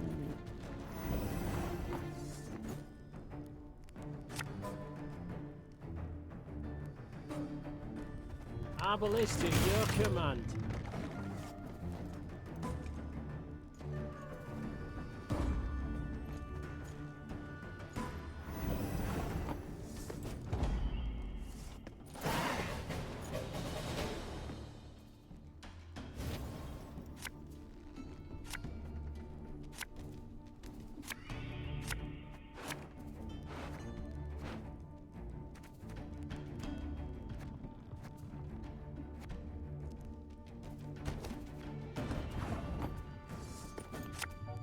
Watch your heads!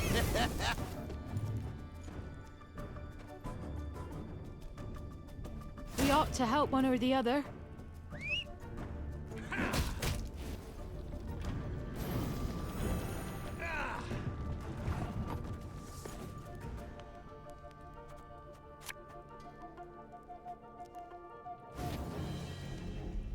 Catch!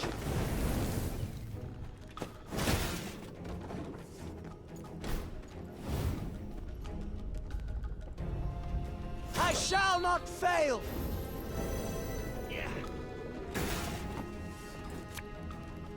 Again and again and again.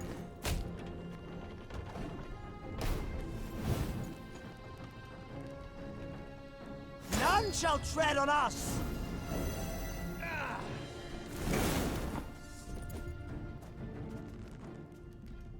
An army's a waste of time for one like me. Left, right, left, right.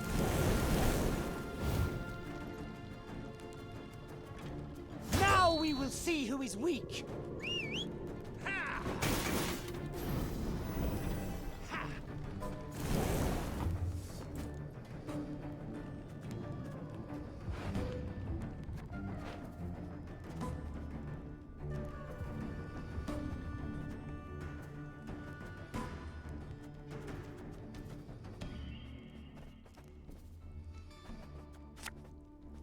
Aye.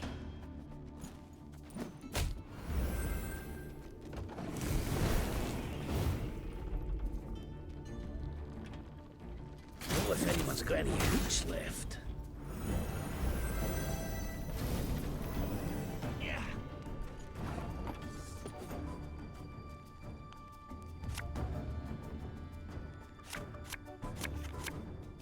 Armor won't serve.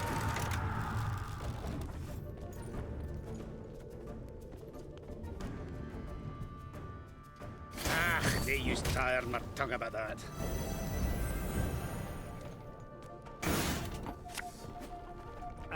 Should have listened to me, old lady.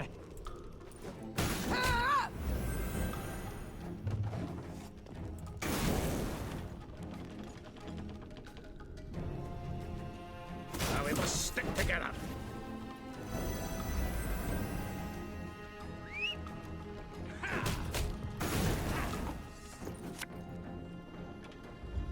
Ever have a storm knock out one of your teeth?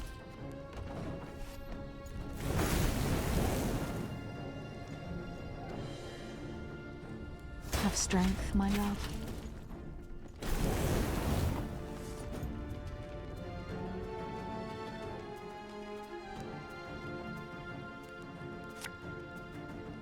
All right, that's no problem.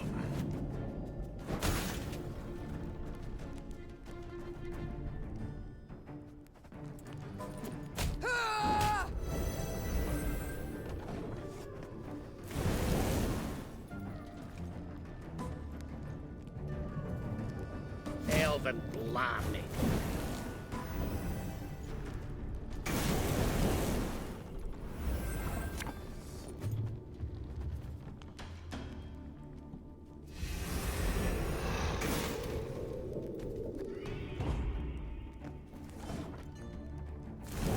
Scoia'tael! Attack!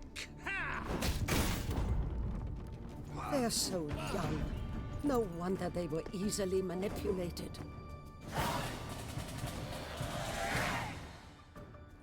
As soon as the battle had come to an end, the prisoners were brought before the Queen. All, without exception, were dwarves, and all looked to be youthful dwarves. Mystery solved, Muttered Meve. In fact, these were the missing Drekthagers. Instead of returning home, they had enlisted with guerrillas fighting for non-human rights. But what had prompted so drastic a decision? I was impatient. Wanted badly to turn 50. I couldn't wait to see human cities. Vitsima, Tretogor, Novigrad. Said one of the dwarven prisoners while pressing a bandage to a bleeding wound. And you know the welcome that awaited me there. I was spit upon and called names. I saw ghettos, massacres.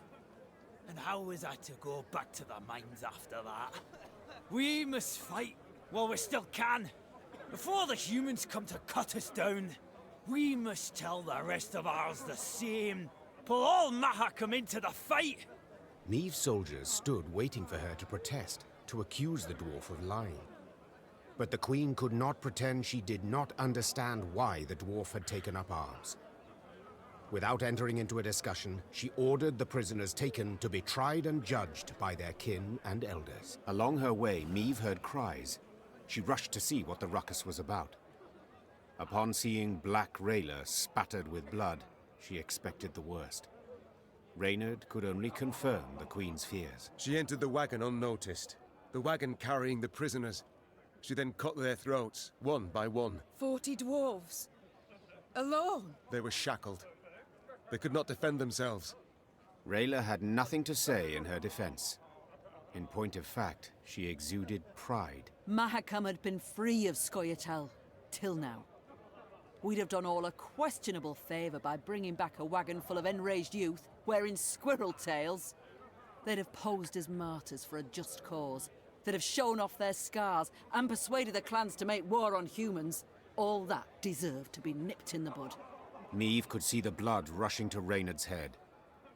When he finally spoke, it was clear he was holding the reins of his emotions, preventing himself from exploding with some difficulty. Your Grace, we must banish her, drive her off. This was in no way ordinary insubordination. This was a grave crime. Your Majesty, you know I rarely meddle in your affairs. Said Isbel. Yet for this, I cannot remain silent. This woman must go. I neither accept nor condone what Rayla did. Yet, there is a war on, and she is one of the best warriors I have under my command. Said the Queen. Naturally, I shall punish her.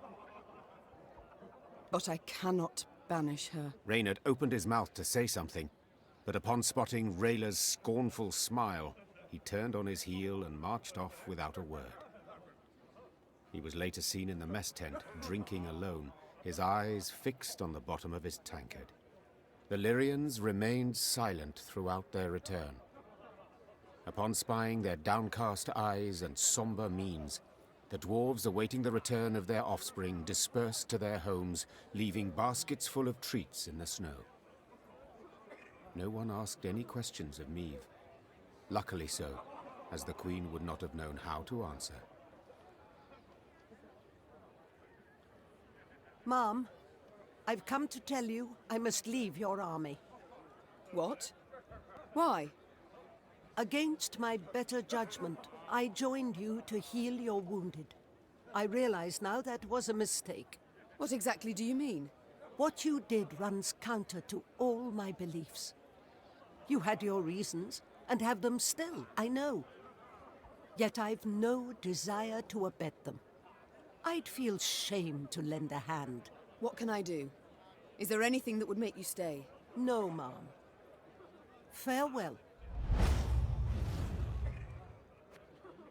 So be it. Good luck and Godspeed, Isbel.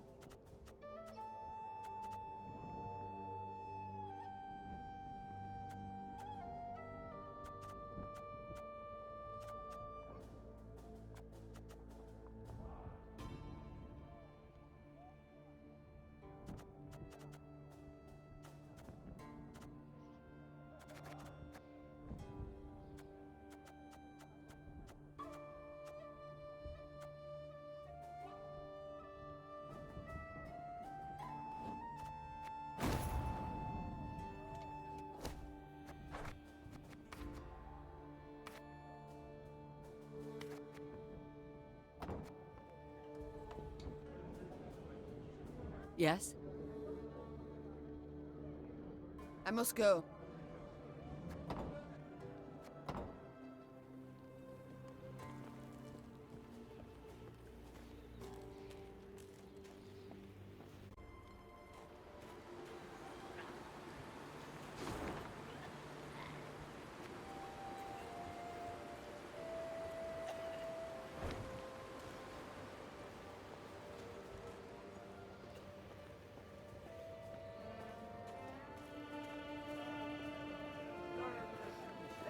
The Queen noted a building with unusually lavish ornamentation, including shining bronze roof tiles and glistening rock crystal window panes.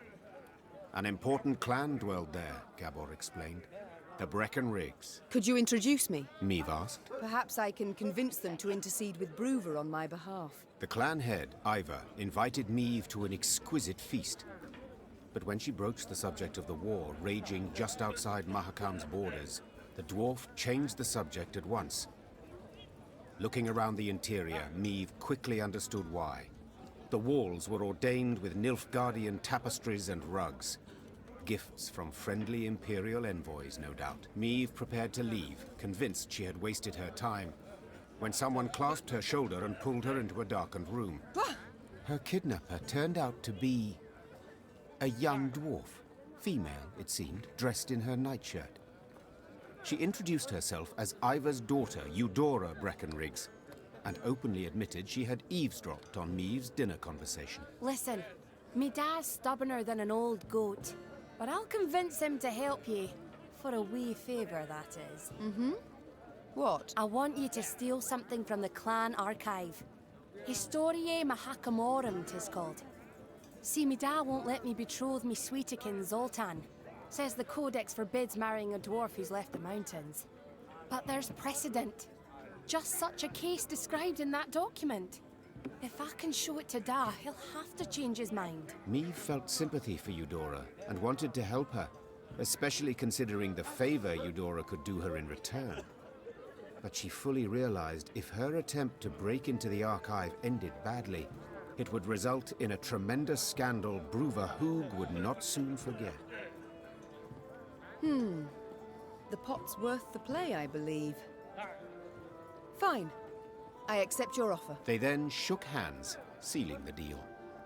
Meve had to bite her tongue to stop from crying out, for the young she-dwarf had the grip of a brawny blacksmith.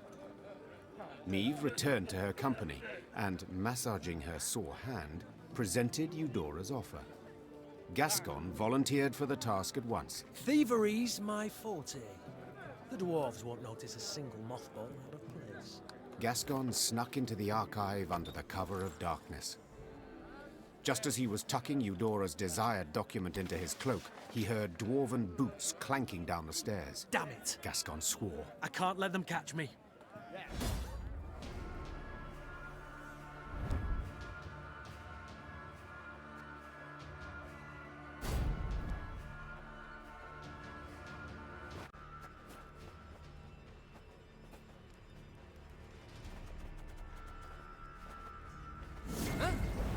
Who's there?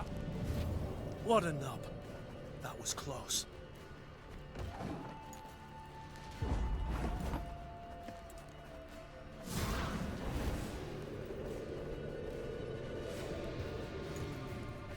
Yeah!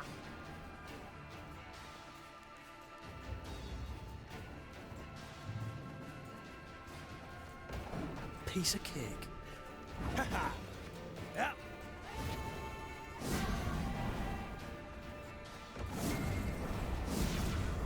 Just a bit more.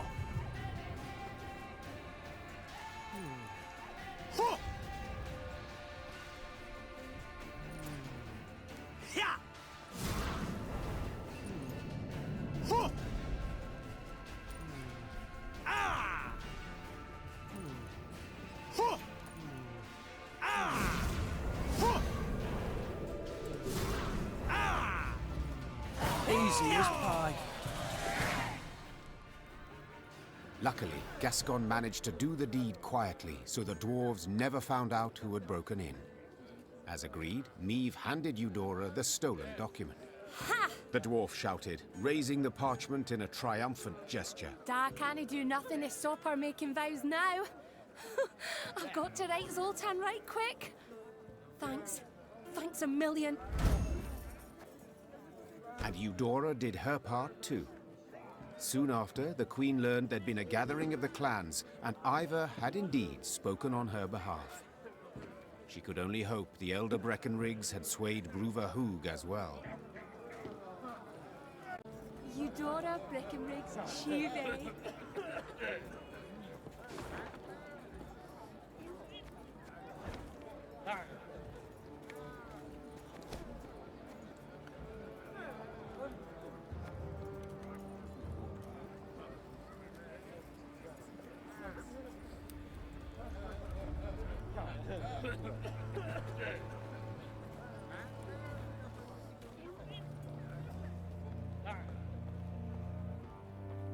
You can count on us, Queenie. Ivor'll be a wall at your back.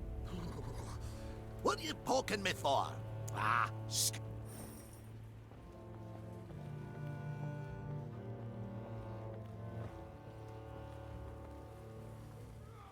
you thundering dolt! I told you to hold your horses or you'll shake the hitch loose. Oh, now you're a bleeding expert, are you? You overloaded the damn cart, that's why it's busted. A wagon lay strewn across the middle of the road. Behind it stood others, some loaded with gold, jewels, and other valuables, others groaning under barrels of pickled meat. Each dwarf had his own theory about how the accident had come about, and thundered it out to all and sundry, peppered with choice invectives. An odd caravan. Meve said. They don't look like merchants. Nay, they ain't. Gabor answered. Dwarves of the Ferens clan, carrying gifts for the Drake. Remember Keltidas? When he took roost here, Ferences fought him for near a century. Then the dragon got weary of fighting and they realised he weren't going nowheres, so they cut a deal. He didn't bother them. They give him what he needs. Well, well. And these offerings they send often? Every week. Excuse me, got to separate them lads, for they tear out each other's beards. Hey there! Cool your idiot heads! Gabor managed to douse his brethren's fiery tempers. But the wagon still lay across the road, blocking all traffic. Queen? Said Xavier. There's an easy repair. I've the tools, the parts. Need but your permission. Of course. Go see what can be done. Xavier did indeed make quick work of the problem. Within moments, the wagon was rolling smoothly down the road, good as new. Well, shaft me, your highness, said one of the dwarves. Your engineer's got a pate like stewed meat, but he kens his trade. That's for certain. I'll convey your words to him. Or at least part of them. Me and the lads will be on our way now, but first, take this. Bit of gold by way of that. Thank you, Meve said, accepting the surprisingly heavy pouch. In wartime, every copper counts. The dwarf bowed in parting, shook the snow off his beard, then rejoined his caravan. Within a few moments, the wagons had disappeared around the bend.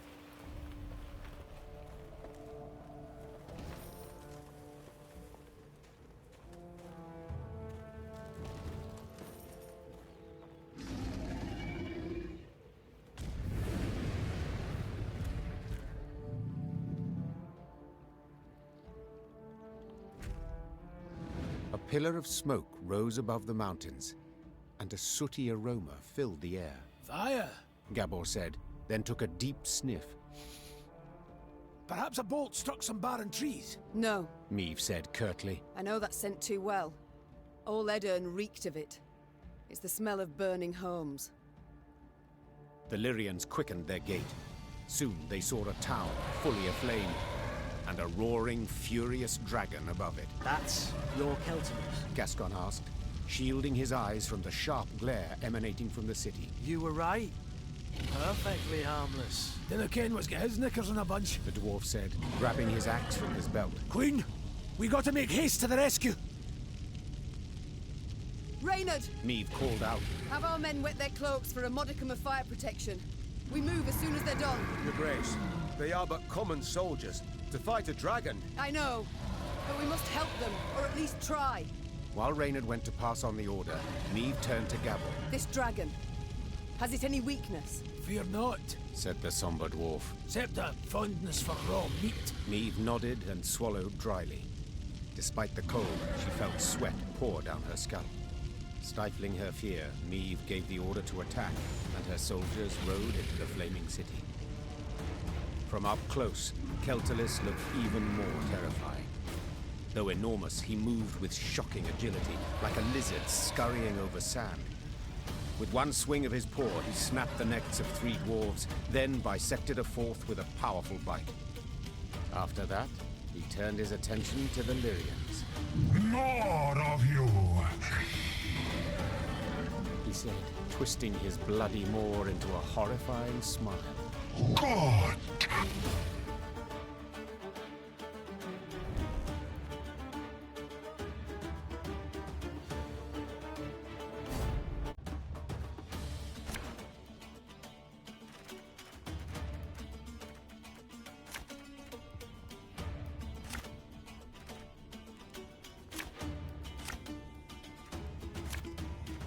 Behind me! Stay together! There's a time to reap, a time to sow. You sure about that? Ah! Enough chit-chat. Draw your weapon. I've been killed a dragon. It has to be possible.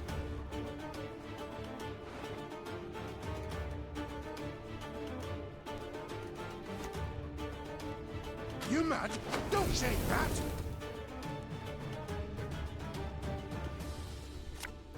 Fear not. We shall achieve our goal. Aye. Should have listened to me old lady.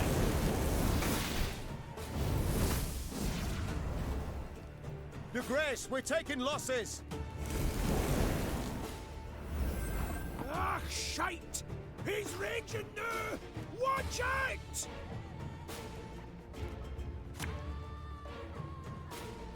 Discipline shall bring us victory!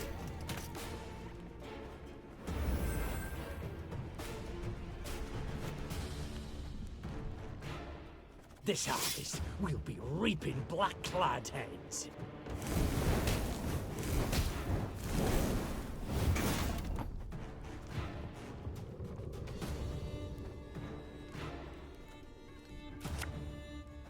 One bullet's all I need.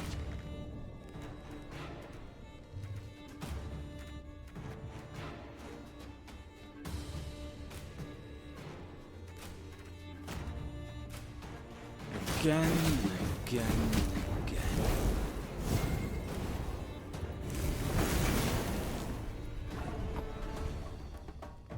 An army's a waste of time for one like me.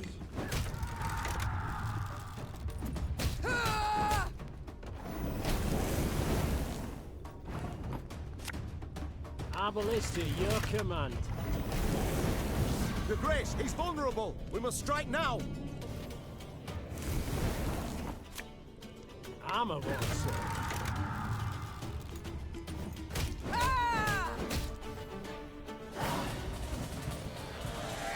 That day, many Lyrians perished, either to the dragon's all-consuming fire or to its flesh-rending claws.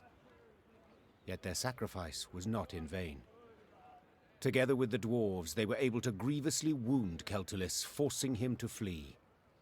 The howls of the wounded monster rang throughout the valley.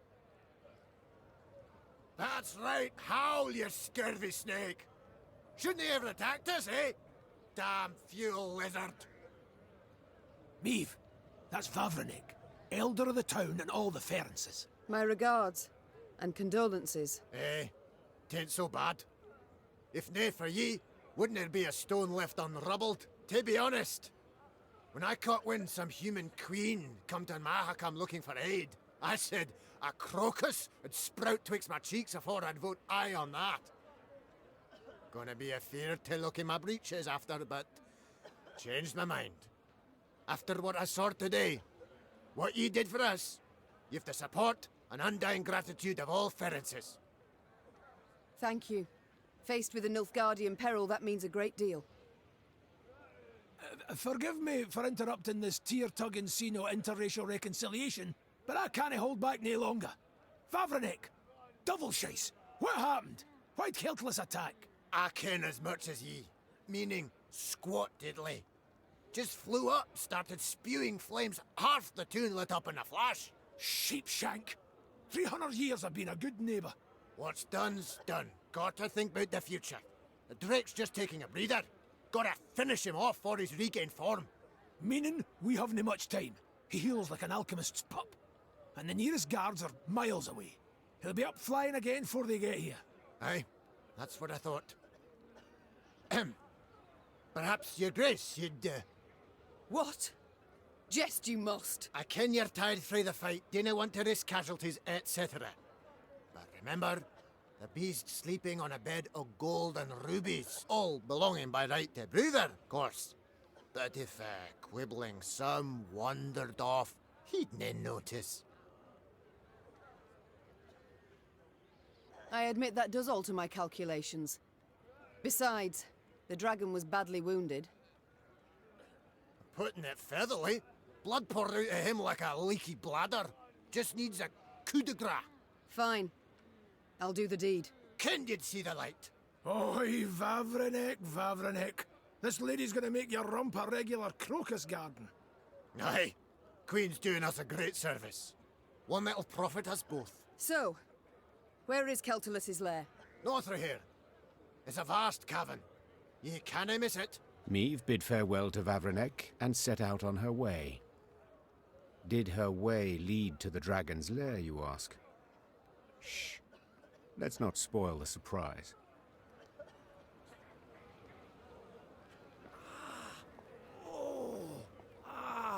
That stings.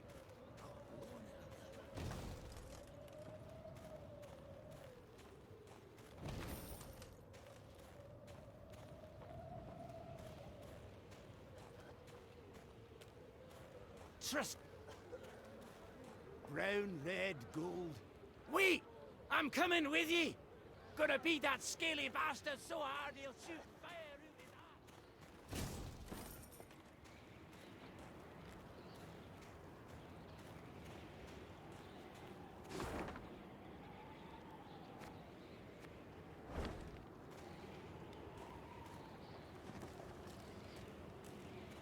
Keltulus's lair was indeed impossible to miss, as would stand to reason, for any space capable of containing a dragon must be enormous. The lair's maw, a black triangle cut out of a vast plain of snow, loomed from afar. Confirming the dragon's presence was the powerful odor emanating from it, one of sulfur and blood. Well then, Gascon said, ready to become a legendary dragon slayer? My father oft said, never should you count pelts till the hunt is through. Meve said, dismounting her horse. It's all the more true when you hunt dragons. He's wounded, yes, but one puff of flame, and we shall be not legends, but corpses. Leave all thoughts of foolhardy bravery behind. The Lyrians crept across the dragon's threshold. They walked single file, shields raised, watched by bats hanging from the ceiling. Keltulus lay curled up on a bed of diamonds and gold coins turned red from his blood. Seeing how he strained merely to lift his massive head, Meve knew the dragon no longer posed any threat. Come to finish what your poison began? The monster croaked hoarsely. Fine. Do it then. Keltulus turned over, exposing his vulnerable underbelly, and waited calmly for the fatal blow. Meve raised her sword high and swept it down with enormous strength, cutting the scaled belly in twain. The monster bellowed out a long roar and writhed its tail, scattering diamonds everywhere.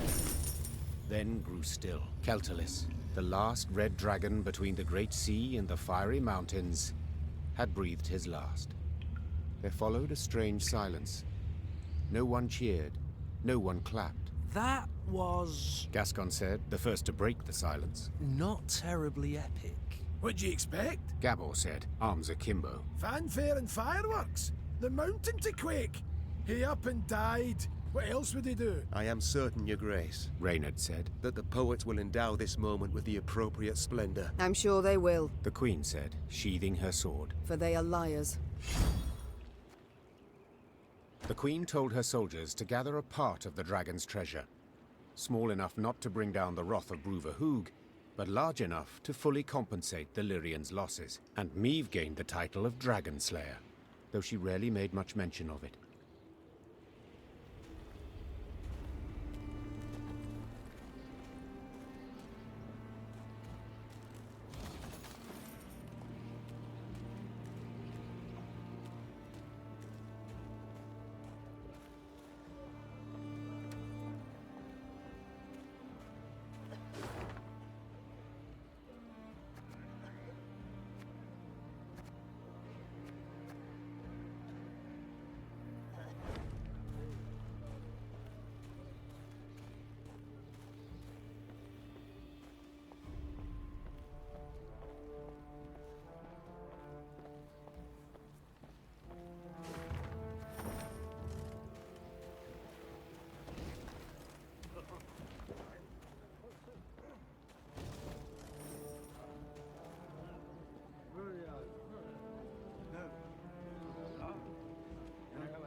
Meve squinted, the better to see the scene.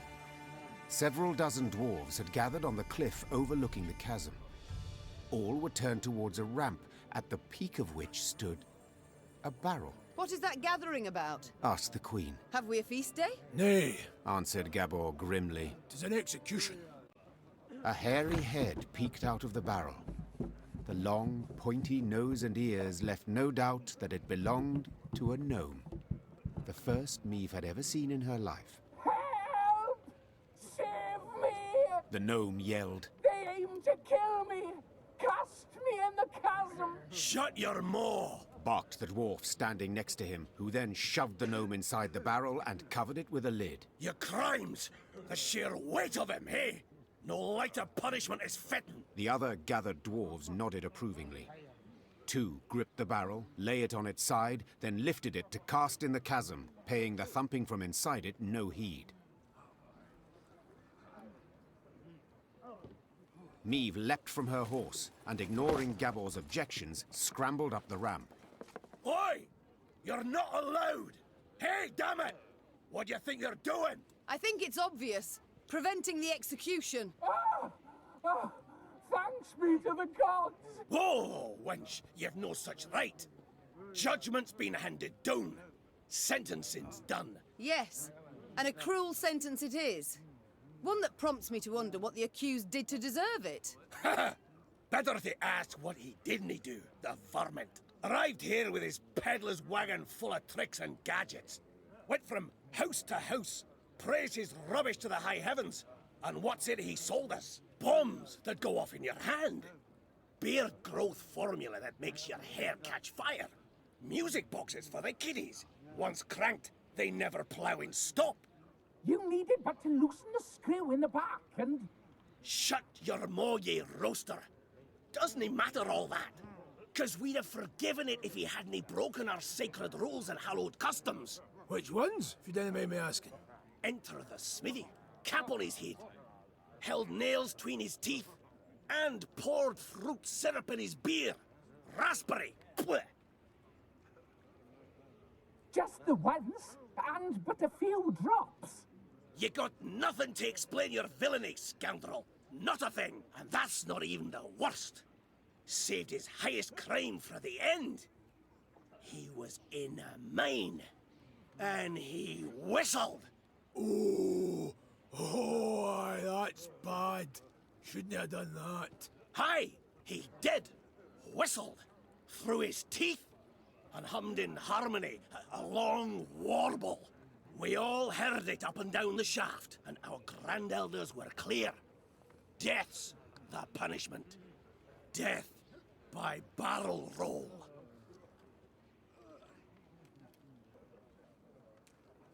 Your land, your laws, I shall not argue with them.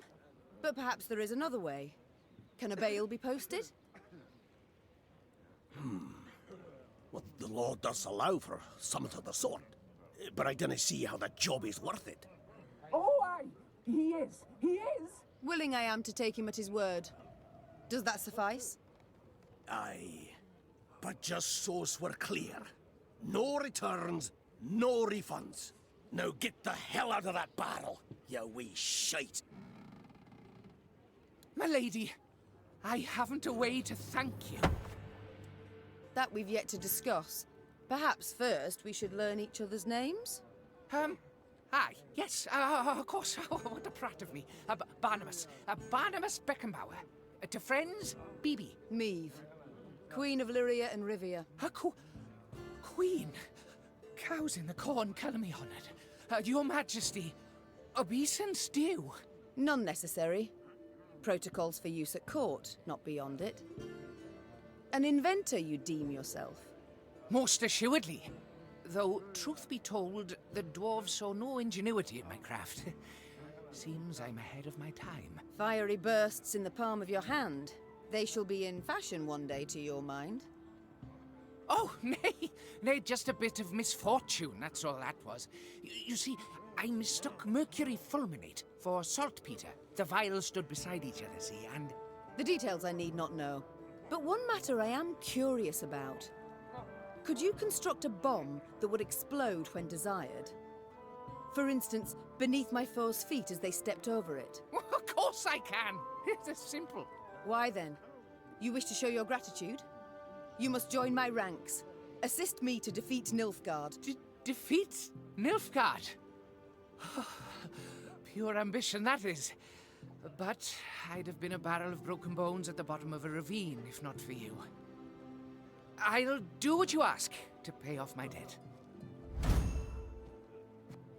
And thus, for the first time in Lyrian annals, a gnome enlisted with the army.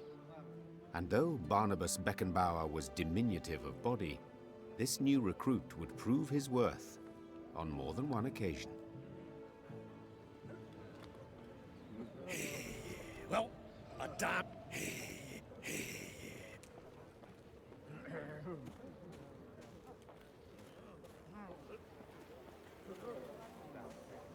Every year more monsters crawl out for spring cleaning.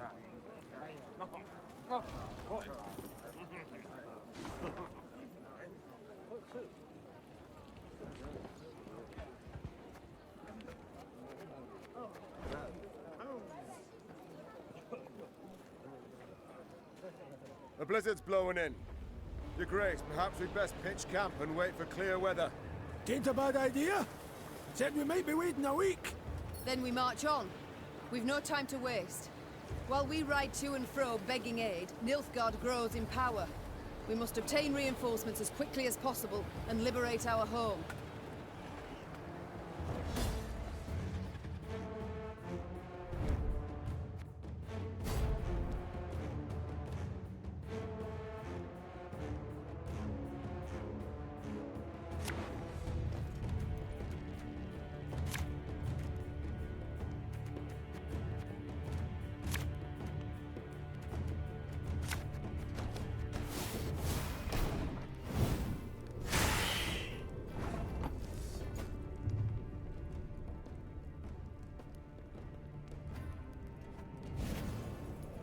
Fear not. We shall achieve our goal. Enough chit-chat. Draw your weapon.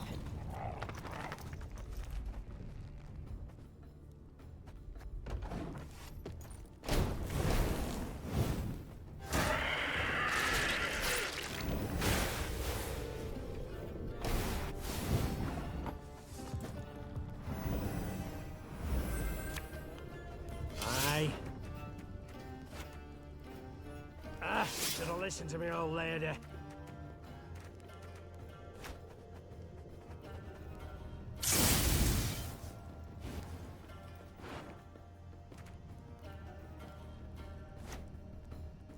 Give me a target.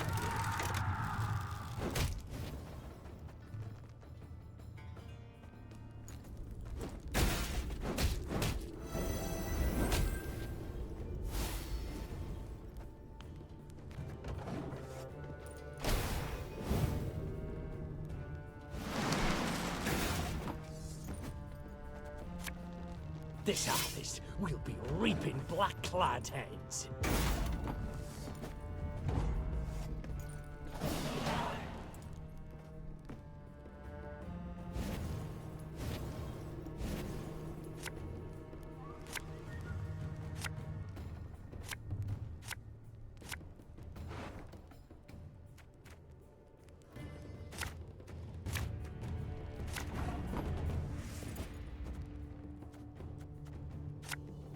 My spirit's willing and how, but these damn boots are killing me. Watch your heads!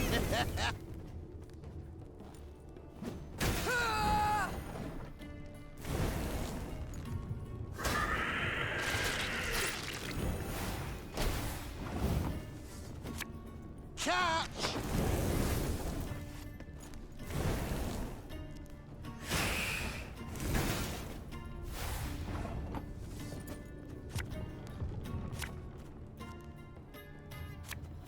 Oh, could murder a pint.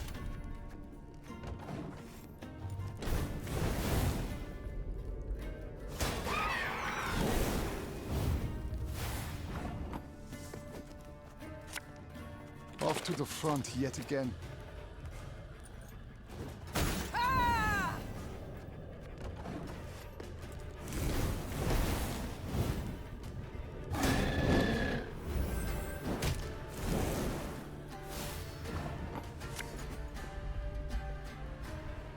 Ballista, your command.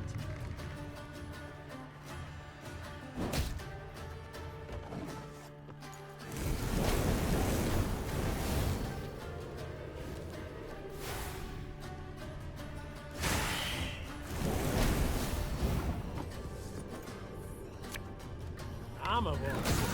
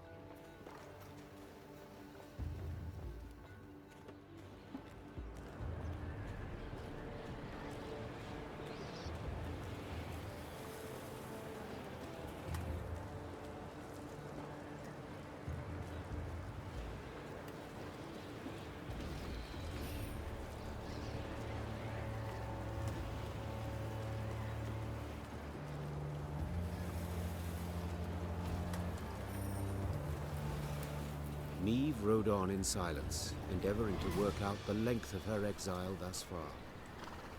A scout's call tore her from her reverie. Your Grace! You must see this! With a grave mien, the soldier indicated a track in the snow. The hobnail bootprint was all too familiar. Meve had seen it before, upon Lyria's sandy tracks, and midst the ashes to which Aedirn had been turned. Nilfgaardian footmen. Seethed Meve. Marched through of late. Interrupted Gascon. A day, perhaps 2 days past. The scouts had learned a Nilfgaardian caravan with an armed escort had recently arrived in Mahakam. The invaders had brought with them chests brimming with gold and jewels, then exchanged these for the finest Mahakaman-forged swords and spears. A scout gave Meve one of the coins the Blackclads had used for payment. Upon the coin's back, the Lyrian eagle. They pay with gold from my vault. The Queen said through gritted teeth. For arms that will cut down my fighting men and subjects. We might yet pursue and hunt them down, said Reynard, a spark in his eye. And make certain Eddahi never lays hands on those weapons. You might, I can. Piped up Gabor, who had been listening to their exchange. But you might also recall, we Mahakamans are neutrals who assure all guests within our borders safety. True, formally speaking, the Nilfgaardians have passed outside them, but attack him a stone's throw from our gates, and you'll see Brewer's rage come out his ears as steam, and out his arse as fire. Gabor, forgive me, said the Queen. This caravan we must attack. I must stop the Nilfgaardians. And entirely apart, I should be quite content to watch Brewer spew fire. Gabor's mouth gaped as he tried to protest, but the Lyrian soldier's laughter drowned out his grunts. Meve gave the signal to depart. Soon after, Queen and company descended upon the foe's caravan, and a battle ensued.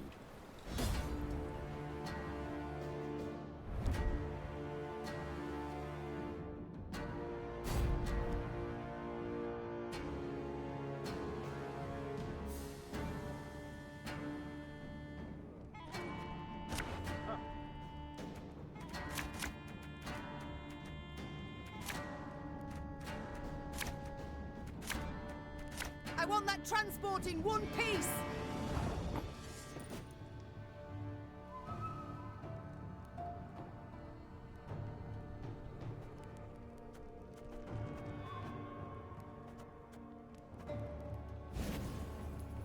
Get it to work. Watch No fire anywhere near that wagon, or you'll answer to me.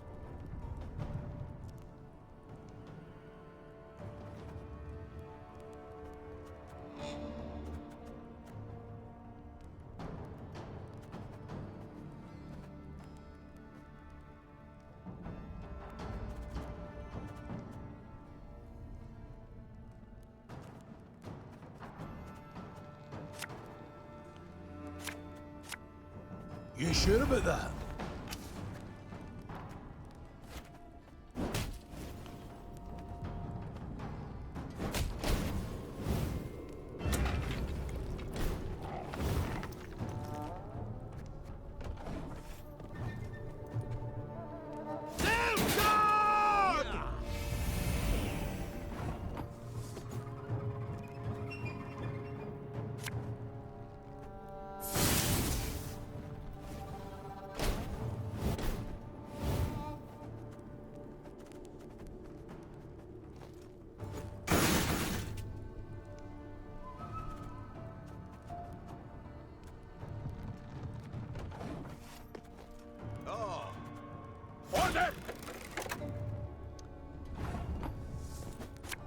My spirit's willing and how, but these damn boots are killing me.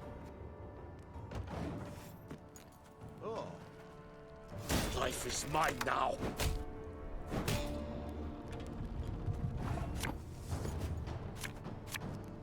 There's a time to reap, a time to sow, and a time to die. Ah! I said I wish to capture the transport!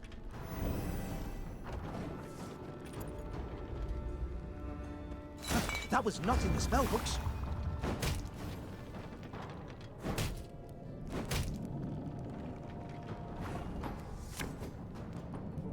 Aye.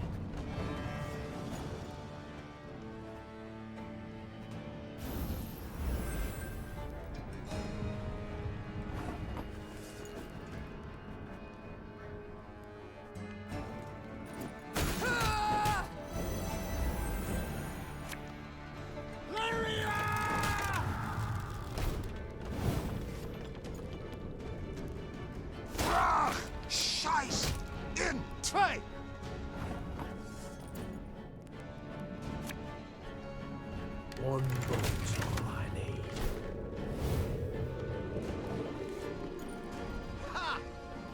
Off to the front yet again.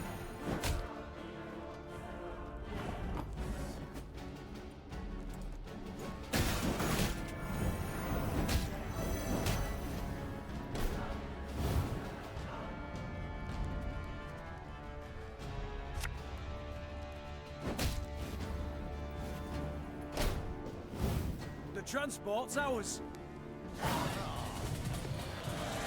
Crushed by their defeat, the Nilfgaardians tossed the chests into the snow lining the road and rode off with the cracking of their whips. One chest burst open, revealing a weapon wrapped in greased leather. Gascon removed the leather and held aloft a sigil that shone with newly forged luster. He examined it from all sides, then put his thumb to its blade. Blood immediately squirted out. Ooh! Sharp bastard. He said, clearly impressed. Hearing these words, Gabor unexpectedly burst out laughing. What's got you so tickled, if you don't mind my asking? Custom holds. The first words out a warrior's mouth upon seeing a sigil become the blade's name. So, congrats. You've dubbed it. Gascon stood there awkwardly as Meve took the weapon from him. I'd have chosen a different name personally, one with a bit more dignity. But Sharp Bastard has an undeniable charm. And I cannot wait to try it out on Nilfgaardian plate. Aye, but perhaps nae in Mahakam. Gabor interjected. You've made a fine enough mess for yourselves as is. Gonna need to amend for it somehow. And that'll nae be easy. Tidings of Meve's deeds soon reached Bruverhoog's meaty ears.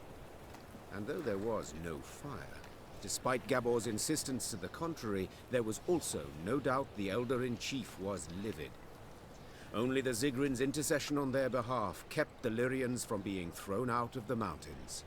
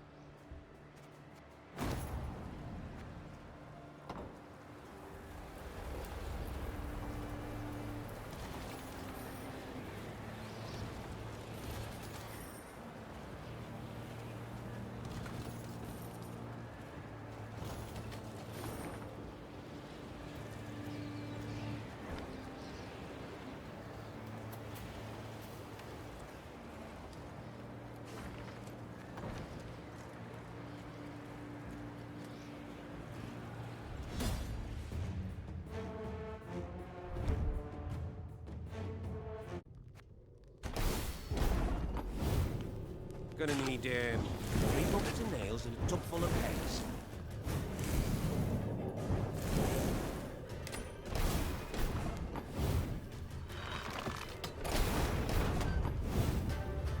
If anyone asks, you've not seen me.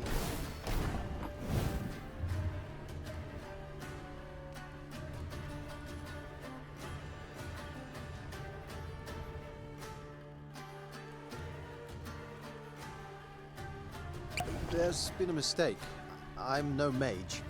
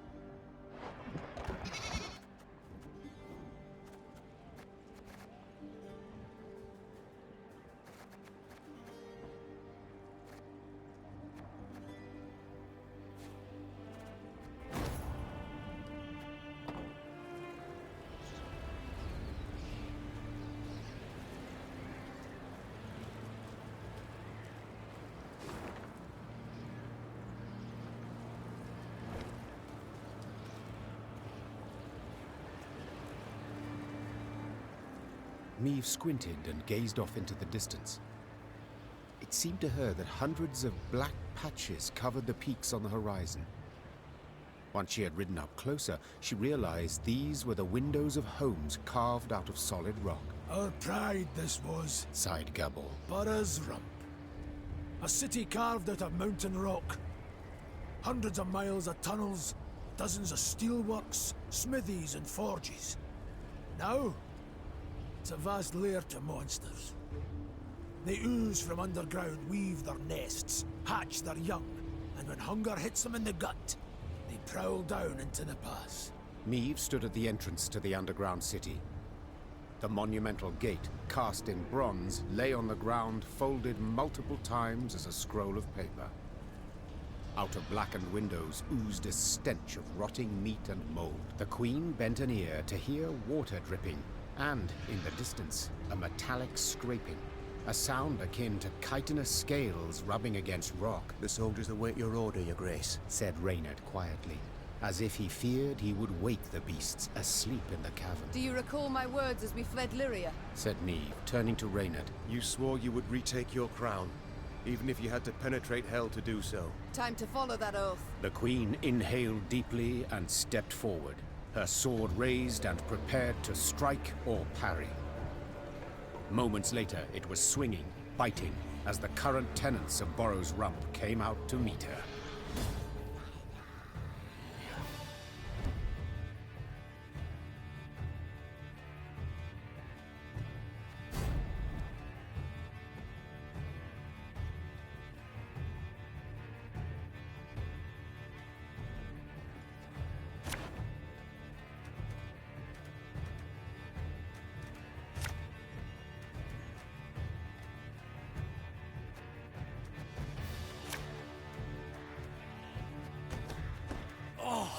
This stench is foul. I'd like to make it known that us gnomes don't run so fast. You know, in case you were planning to skip out on the quick. For Demavend! Army's a waste of time for one like me. Discipline shall bring us victory! Ah, damn it! They're hatching! Place is about to swarm with creepers!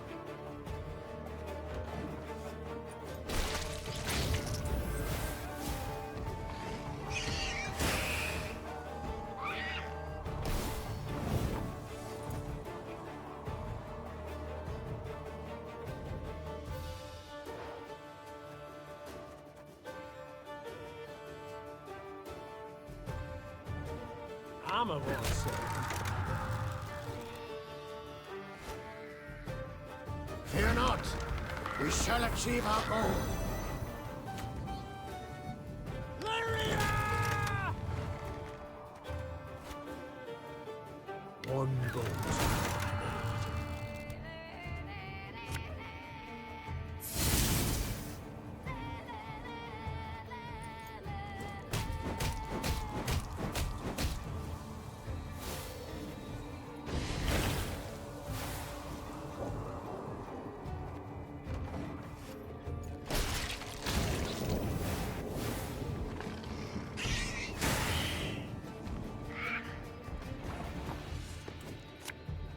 Aye.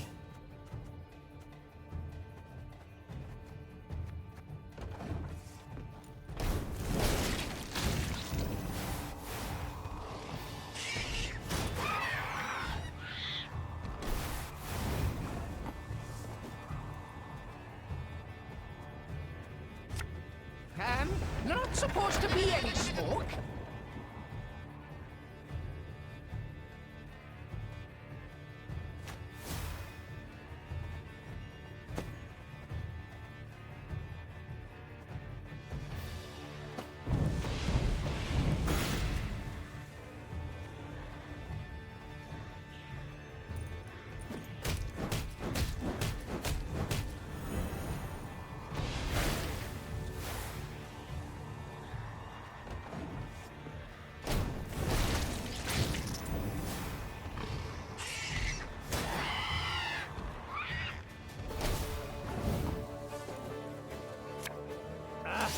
listen to me, old lady.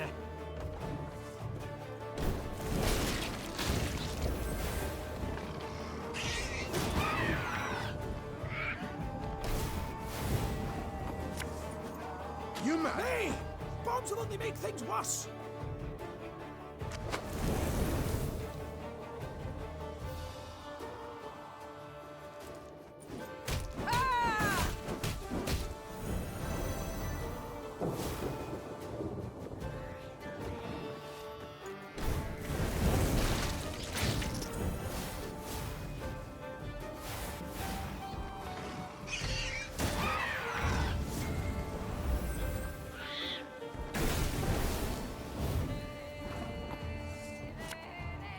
This harvest, we'll be reaping black-clad heads.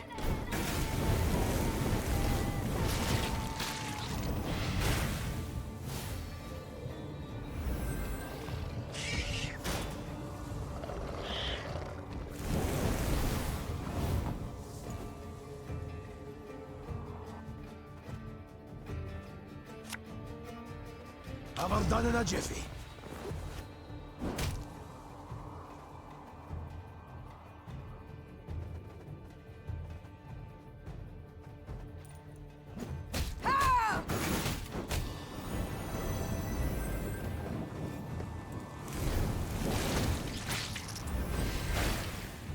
This way!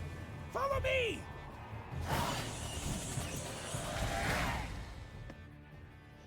Though wounded, Meve approached the Shaelmar, which lay writhing on the ground. She then ran her sword through its heart, finishing it. Yet so spent was she that she lacked the strength to pull her blade from between the plates of the chitinous armor. The beast near took me. She whispered. It was very close. The Lyrians reached a vast hall that had once served the clans as their meeting room. The stone benches were covered in sticky slime and insectoid eggs, while bats of varying size hung from the crystal chandeliers. Gascon rummaged through old, weathered bones, surely hoping to find something of value. Gabor, in turn, was at a shut and locked door, grappling with it as if it were a deadly beast. The door finally gave way with a sigh, and the dwarf raised his arms in a triumphant gesture. It's a storeroom. Should hold miners' tools aplenty, he said, enthused. Some barrels of alchemical brews in here too. Lucky there's no sign of moisture. They haven't soaked through. Alls we've got to do is roll them out into the corridor and set a bit of fire to them. And woomph! We'll have sealed the beasts off from the pass once and for all. Meve treated the dwarves' instructions as hallowed. Soon after, the mountains trembled from a powerful explosion. Rubble came down and blocked the tunnels. They say the plumes of smoke escaping the window openings in the rock could be seen as far as Aldersburg.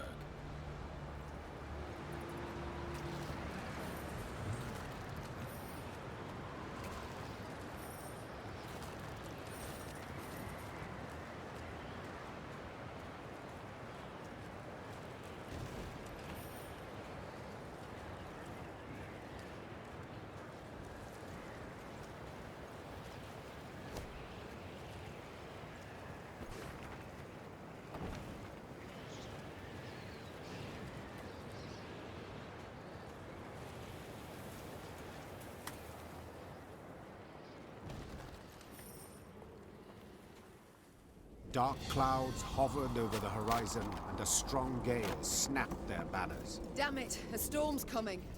Gabor! Take us to the nearest settlement. We must seek shelter. Soon, the Lyrians arrived in Stuhlkamp.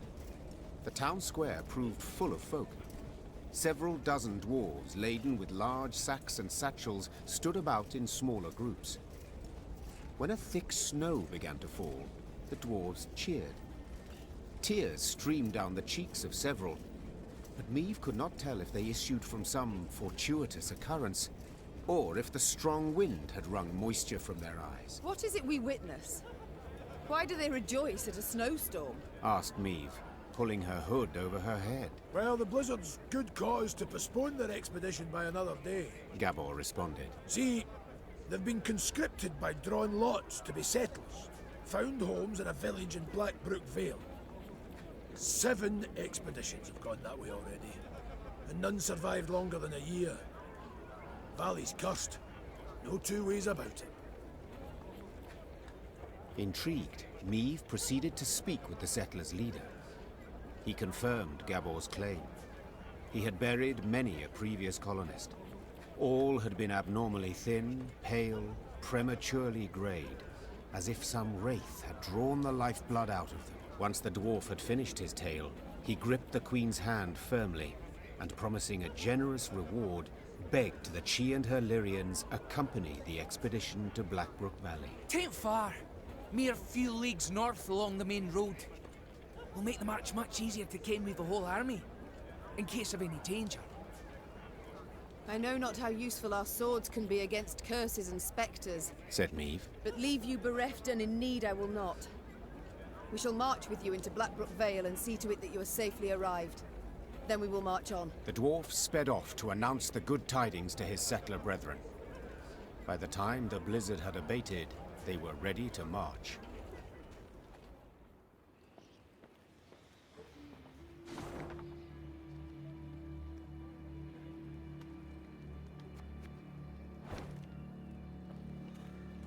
Be bold. Take on challenges, risks even. Always darkest for the dawn. Waiting's painful. Forget. Fall down 7 times. Fall. All. Be bold.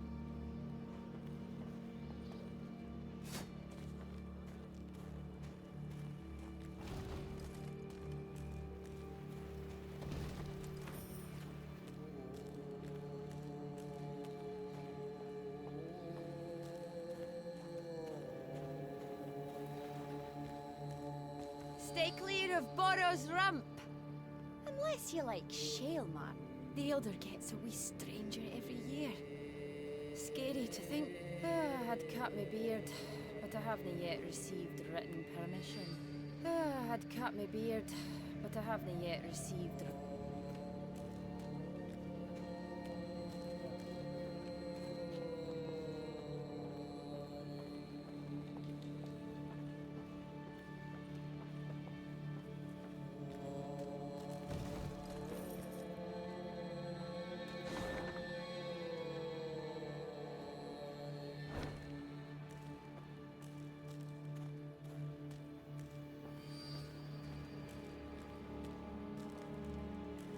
Meve had stopped and was removing packed ice from her mare's fetlocks when Gabor Zigrin approached. The dwarf squatted at the Queen's side, glanced about quickly, then started speaking in a barely audible whisper. Your Majesty, I overheard some folk talking in the smithy. Birdies claim there's treasure, true riches, in the hills near Blackbrook Vale, south of here. Stowed away there. And nobody dares go looking for it on account of beasts that have made their lairs there. You've got a wee army behind you. I reckon you could try. Might be worth the risk, eh? The Queen brushed the snow from her knees and, raising a hand against the glaring sunlight, peered towards the mountains. Though tempted, she had doubts.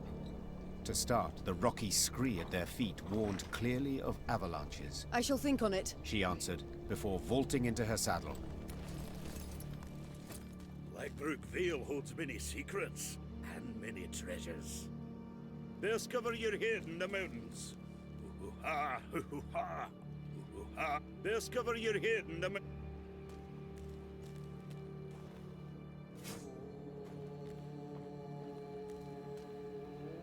The following is proclaimed by formal decree of the Elder.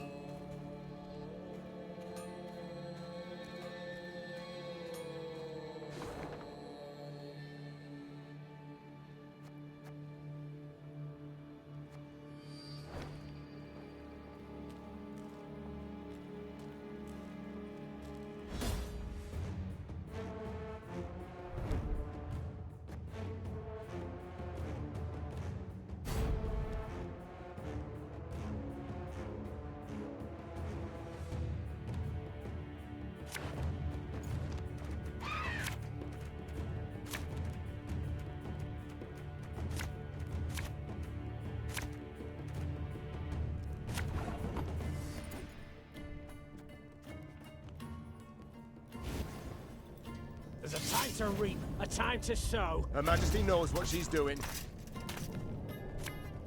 Feel any burning? See a local healer or wise woman?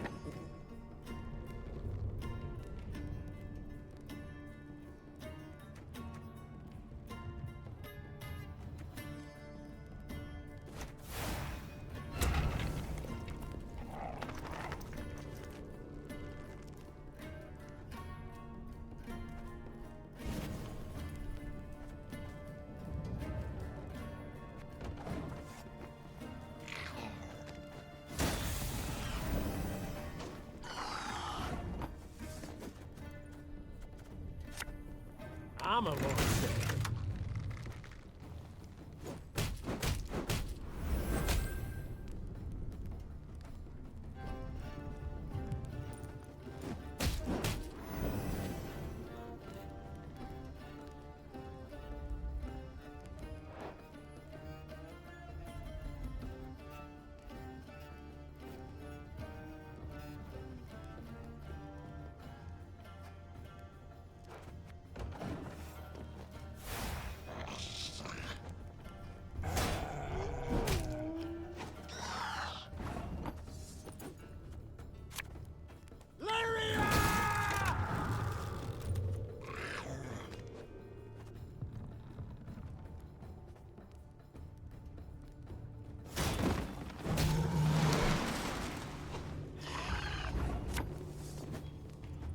Aye.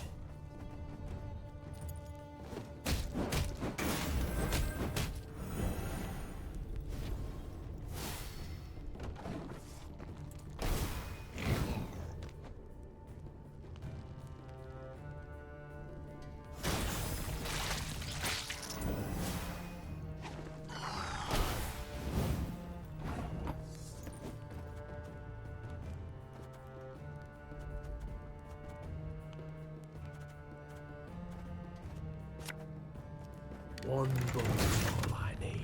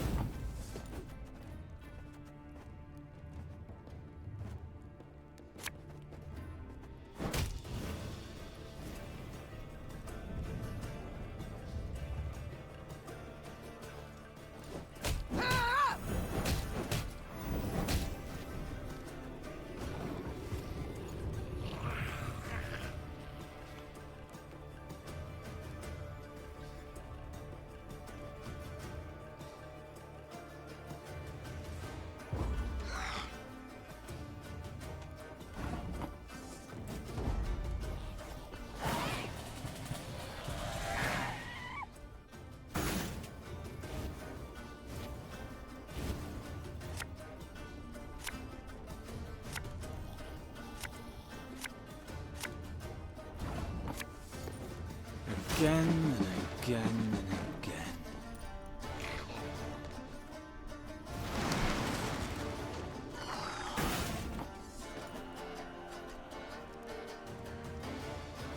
Give me a time. Ah, should have listened to me, old lady.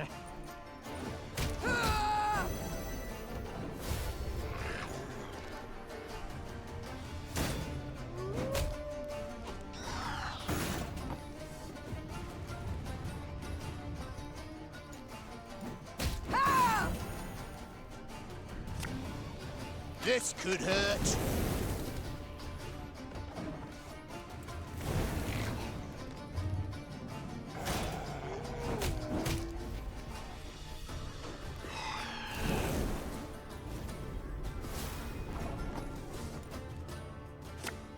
Watch your heads!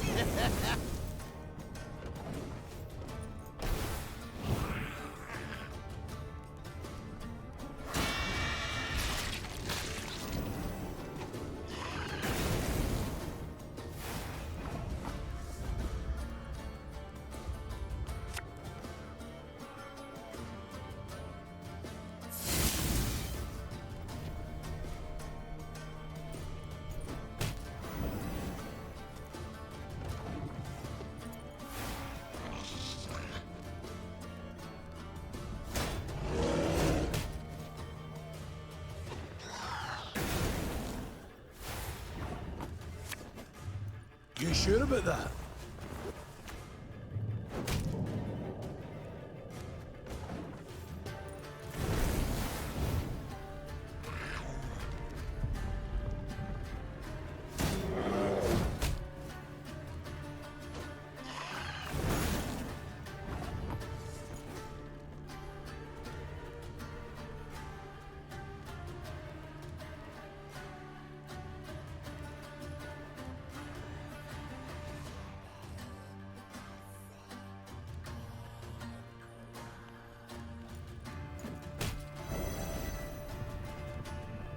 Discipline shall bring us victory!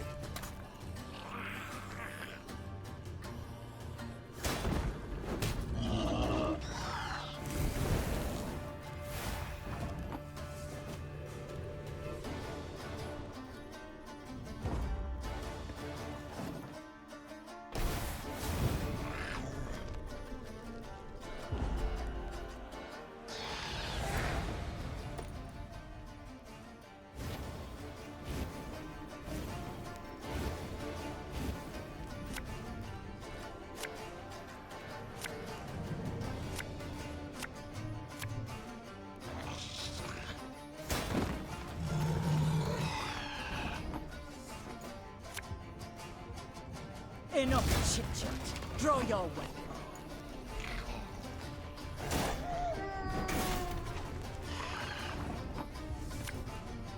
This harvest will be reaping black-clad heads. Get into work. Quiet, or the Commissar will hear.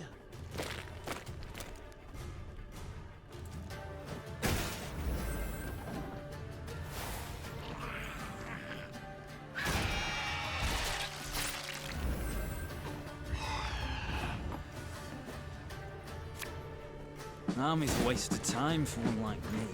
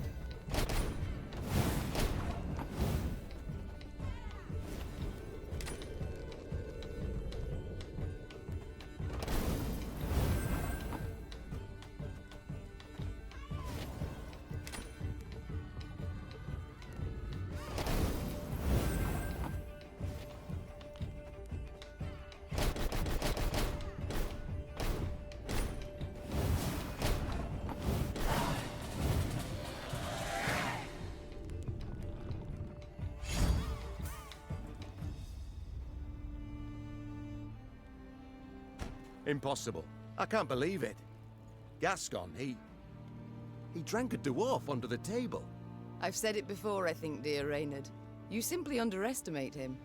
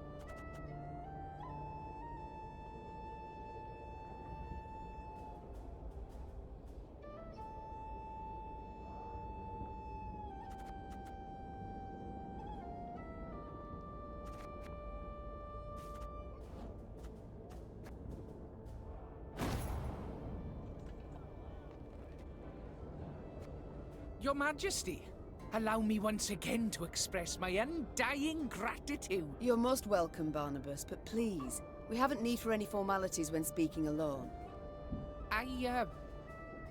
Well, of course. How might I help you then? I like to know. No, I must know who I travel with. Please do tell me about yourself. About me? I've most civil relations with dwarves, as you saw. But is there anything in particular you'd like to know? Why not start at the beginning? Tell me where you hail from, perhaps. Oh, right. Well, I was born in the distant south, in Tir Tokhair. My mother was a washerwife, my father, an armourer. Soon as I'd passed 40 winters and could strike out on my own, I left the family, my native parts. So I've been on the road now about, 20-odd years. Indeed. A rather long while. Did the South simply not suit you? Oh, I wouldn't say that exactly. It's just staying would have meant stepping into my father's shoes.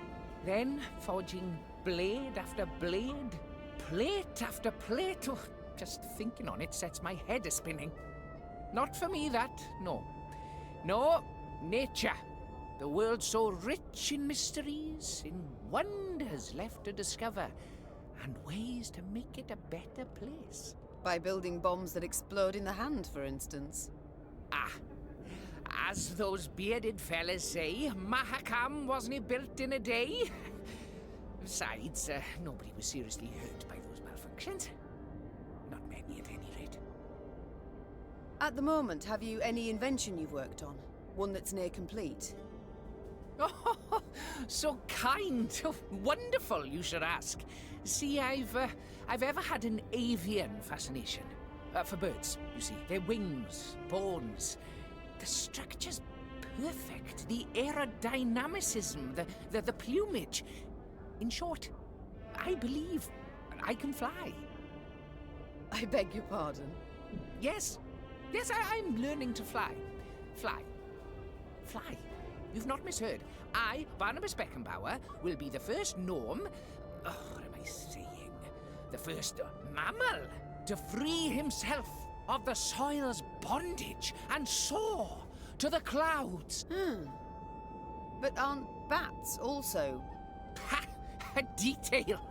This is no time to be petty. No, but frankly, my preparations are far advanced, and I'm rather optimistic about my design and prospects. I've calculated every trajectory, every force. It all works out. Just need to do a few more field tests. Did you have volunteers try it, or did you test the design yourself? Naturally, I must stay on the ground. Who take all the measurements elsewise. Luckily, there's no lack of thrill-seekers in Mahakam. Most eager to etch themselves into the annals. My first prototype, the Sky Licker, I dubbed it. Oh, Your Majesty, if you'd only seen the beauty. Flew over 120 ells. Truly? Colour me impressed indeed. Must have made quite the name for himself, your brave volunteer. I'm certain he's caught the eye of every she-dwarf in Mahakam since. Oh no, he's dead. The landing, it was rough. And then a bear sauntered by, didn't help any. Anyhow, as he died, the dwarf swore he regretted nothing. Brave lad. A bit daft, though. I see. But the next time you request I try one of your inventions, I'd ask you to remind me of this touching tale. Time I attended to other matters. Ah, yes, you're still here.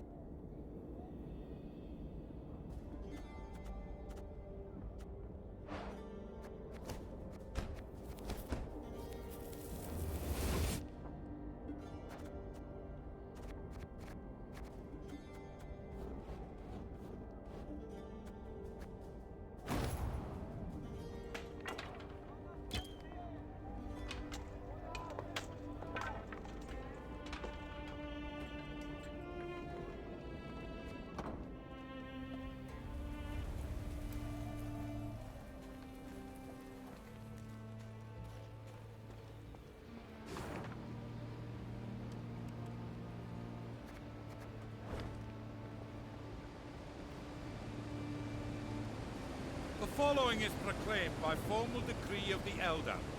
From here on in, you're on your own, wench. In Blackbrook Vale, you're advised to never stop or stray from the road. Follow the four dwarves' code. The following is proclaimed in Blackbrook Vale. You're advised to never stop or stray.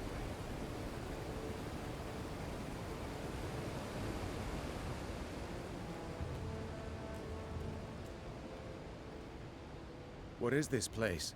Blackbrook Vale. Quite lovely. Aye, and damned dangerous. Keep your arms at the ready.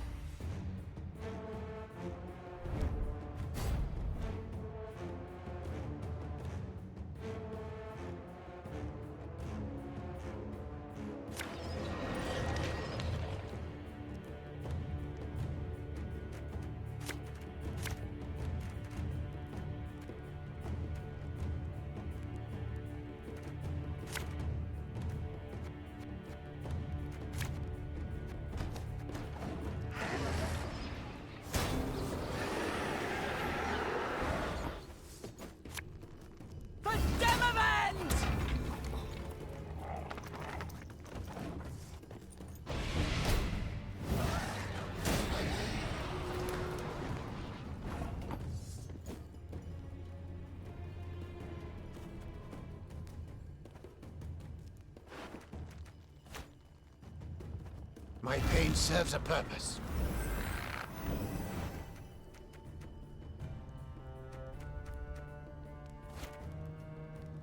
Our ballista, your command.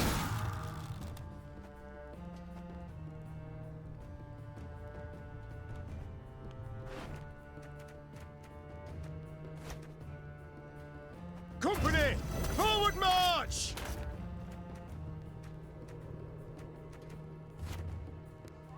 Armor won't say. My spirit's willing and how, but these damn boots are killing me. There's a time to reap, a time to sow, and a time to die.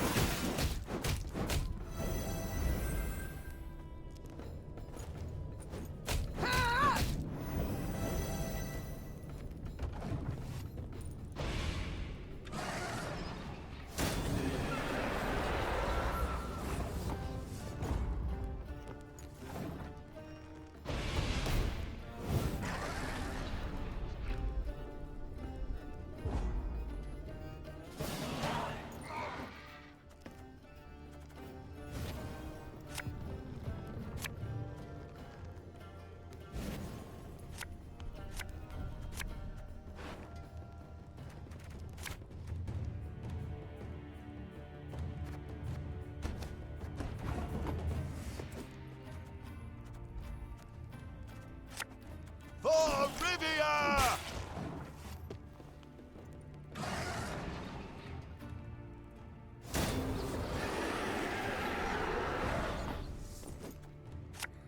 This could hurt.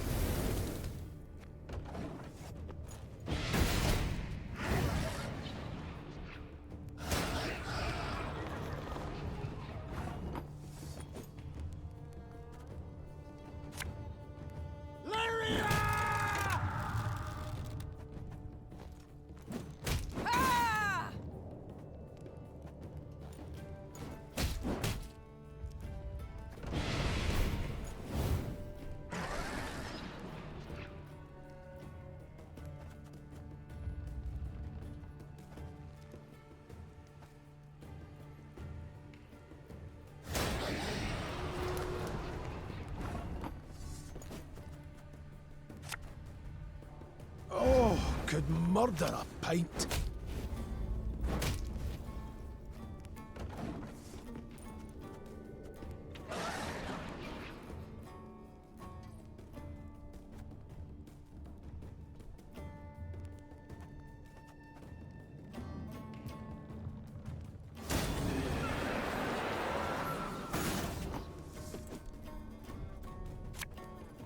Again and again and again.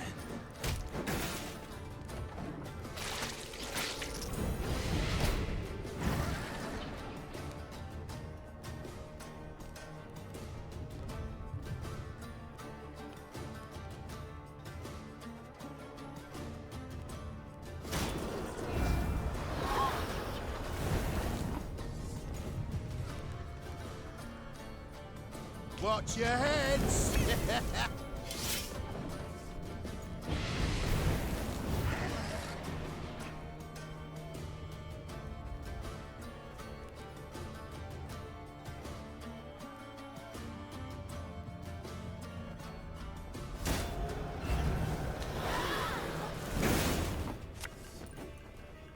Should have listened to me, old lady.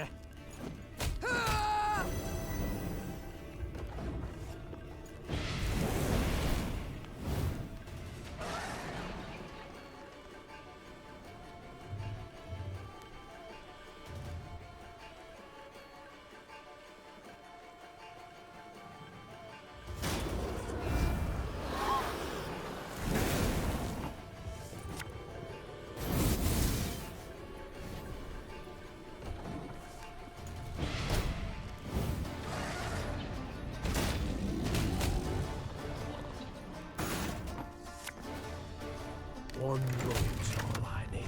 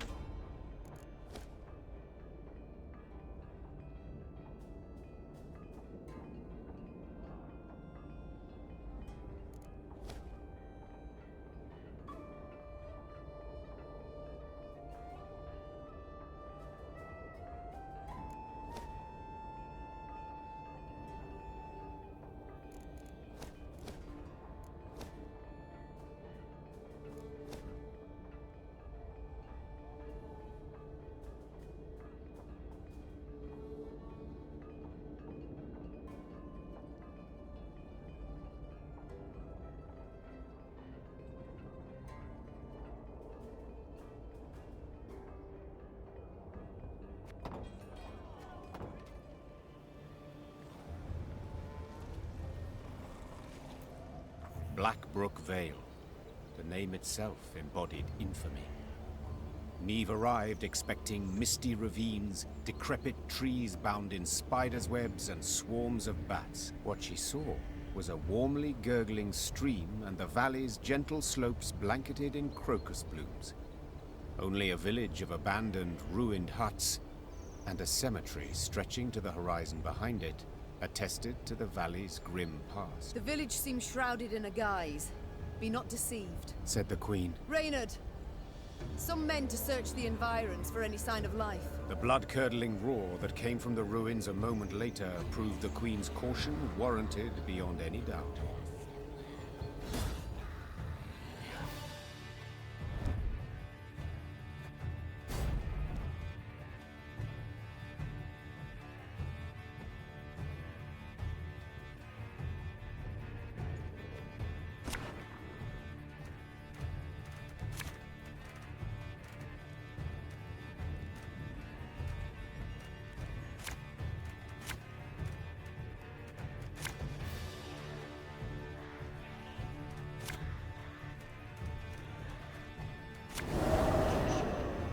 Protect the settlers!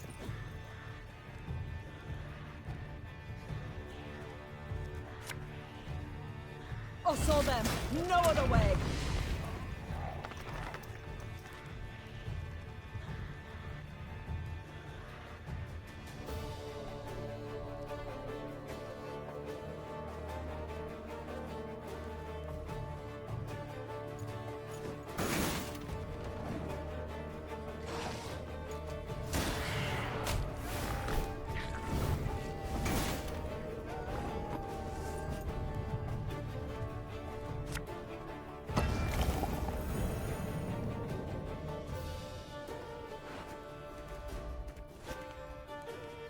My scars? No, they don't hurt.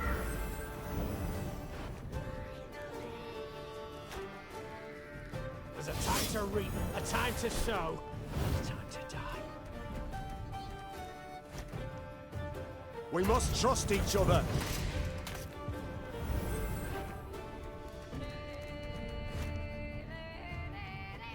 For you, pal! Anything.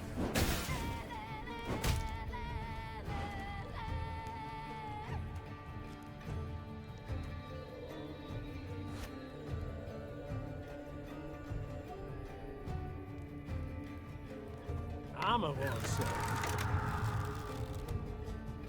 Lyria!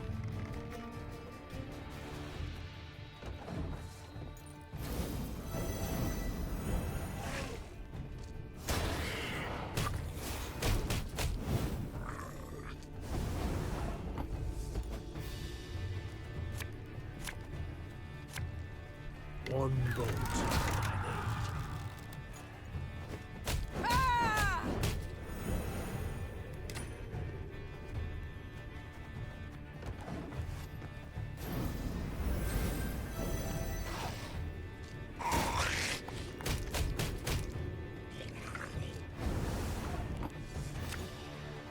You mad? Don't say that!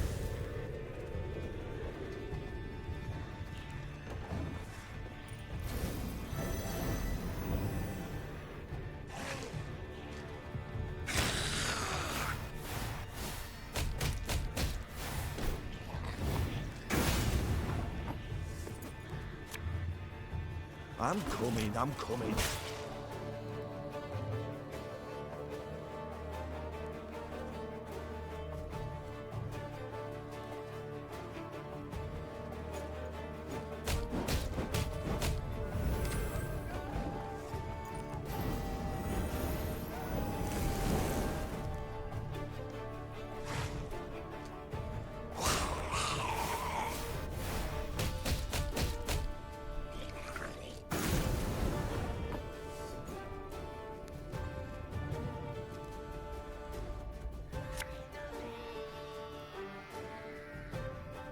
Feel any burning? See a local healer or wise woman.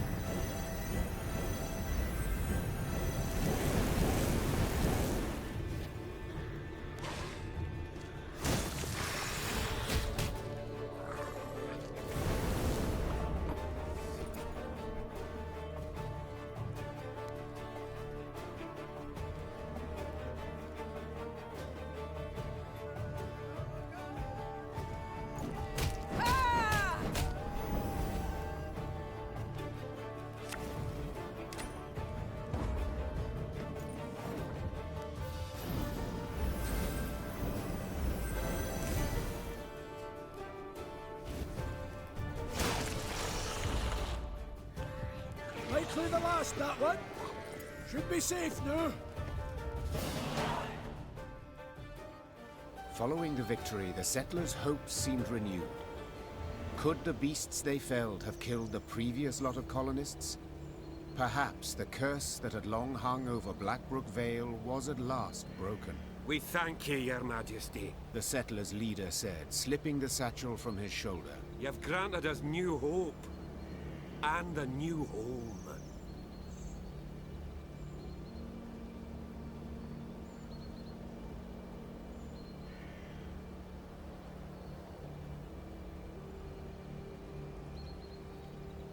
The dwarves had rolled up their sleeves, were prepared to go at the huts to repair them, when one of their number cried out. Hold! There's something here. Something reeky. A voice most familiar, thought Meve.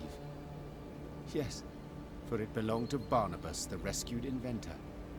The gnome had elbowed his way to the fore, stood on his toes, extended his nose, and inhaled through it like a pointing hound seeking out wildlife. Ignoring all queries, Barnabas had then sat down on the brook bank, filled a glass flask with water, and was now holding it up against the sunlight, dipping into it the tip of his tongue and some strange scraps of paper extracted from the depths of the pockets of his patched coat. Finally, Barnabas stood, brushed his backside clean, and announced his findings. Well, we know with some certainty the reason for the settlers' demise. 'Twere not beasts, no. They prowled in later, drawn by fresh graves. 'Twas the water. Oh, roll your eyes and whirl your fingers all you want, and then peer at the brook. Nary a fish. All poisoned by subterranean fumes. The dwarves hemmed, hawed, and grumbled, and were a heartbeat from abandoning the Vale for good. Then Barnabas reached into his satchel and extracted a device of his own making he termed an aqua purificator. That is to say, a water cleaner, as odd as it may seem. You need but siphon water through this straw. Then drink up, worry-free. Thus Meve rode out of Blackbrook Vale, deep satisfaction in her heart. The dwarves extolled her for being bold, shrewd, and wise, while Gabor ensured this praise would likewise reach the meaty ears of Elder Hu. We're the dwarves of Mount Cadban. Hoo-hoo-ha! Hoo-hoo-ha! The two hammers as our sign, as our sign. We feed those suffering hunger. Hoo-hoo-ha! Spill me ale and get a pound and hoo-hoo-ha! Hoo-hoo-ha! Such is life neath the mountains, aye, aye, aye, aye, aye, aye!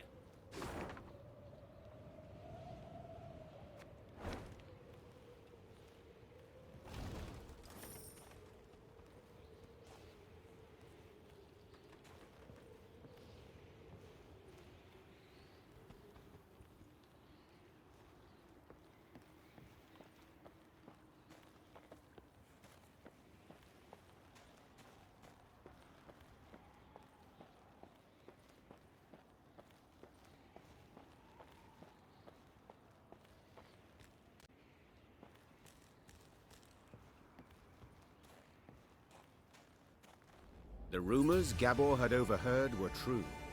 Scouts returned with news of a cavern at whose mouth lay rotted logs, an indication that something of great weight may have been rolled inside. Chests full of gold, for instance. Then again, paw tracks clearly showed some beasts had made the cave their home. Right. Decision time. Enter or scramble back down, said Gascon, rubbing his hands together for warmth. Please hurry. This frost is downright biting. We've scaled this high. Foolish we'd be to descend empty-handed. Fall in behind me! The Queen took the fore, sword in one hand, torch in the other. The flickering flame's glow illuminated the cave's interior, casting long shadows. Meve was certain some horror would leap at her at any moment. And she was not at all wrong.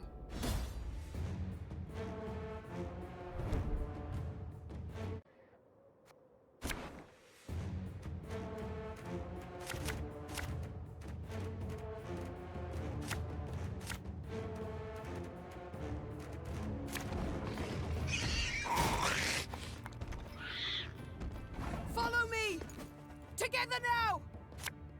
Anyone here struggle with strong reservations when entering monster-infested pits? Asking for a friend. You mad? Don't shake that!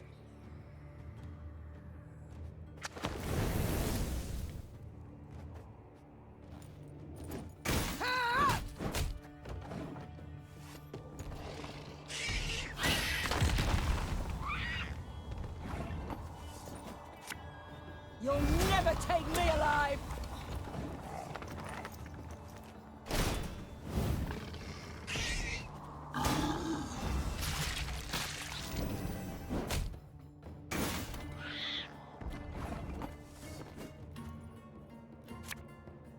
Give me a target.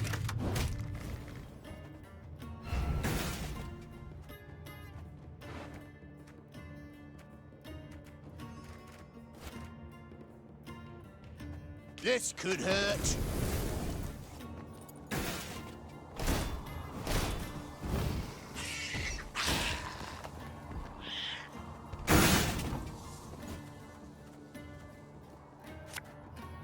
Feel any burning? See a local healer or wise woman.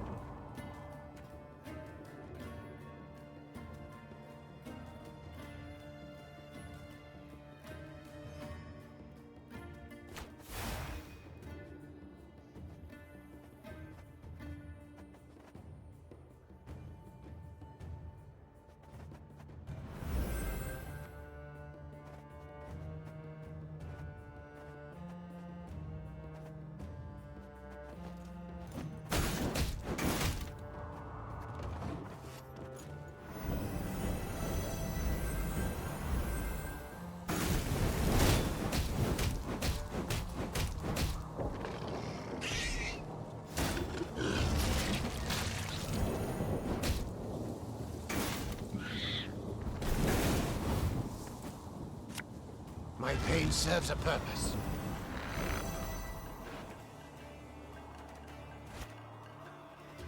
Arbalist to your command.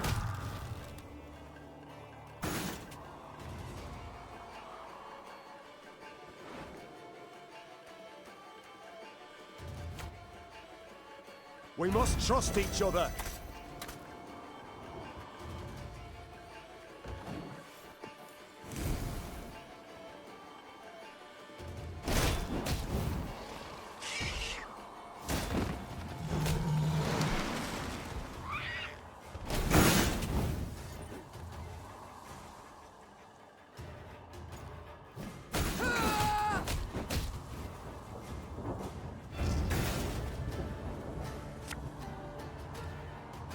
All right, that's no problem.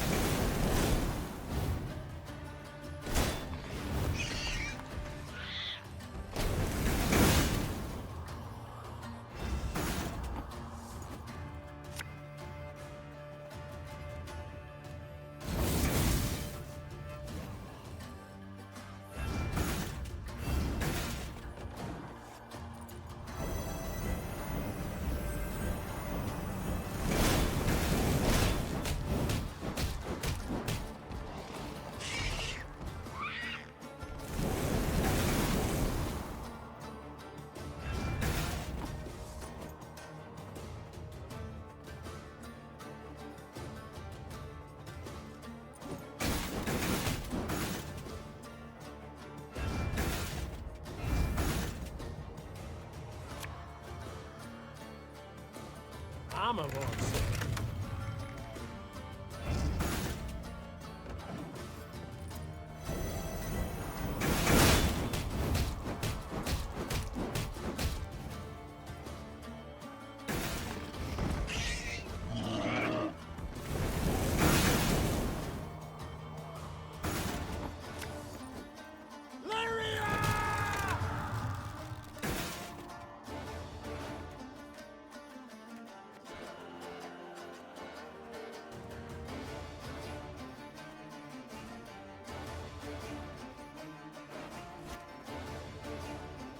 Again and again and again.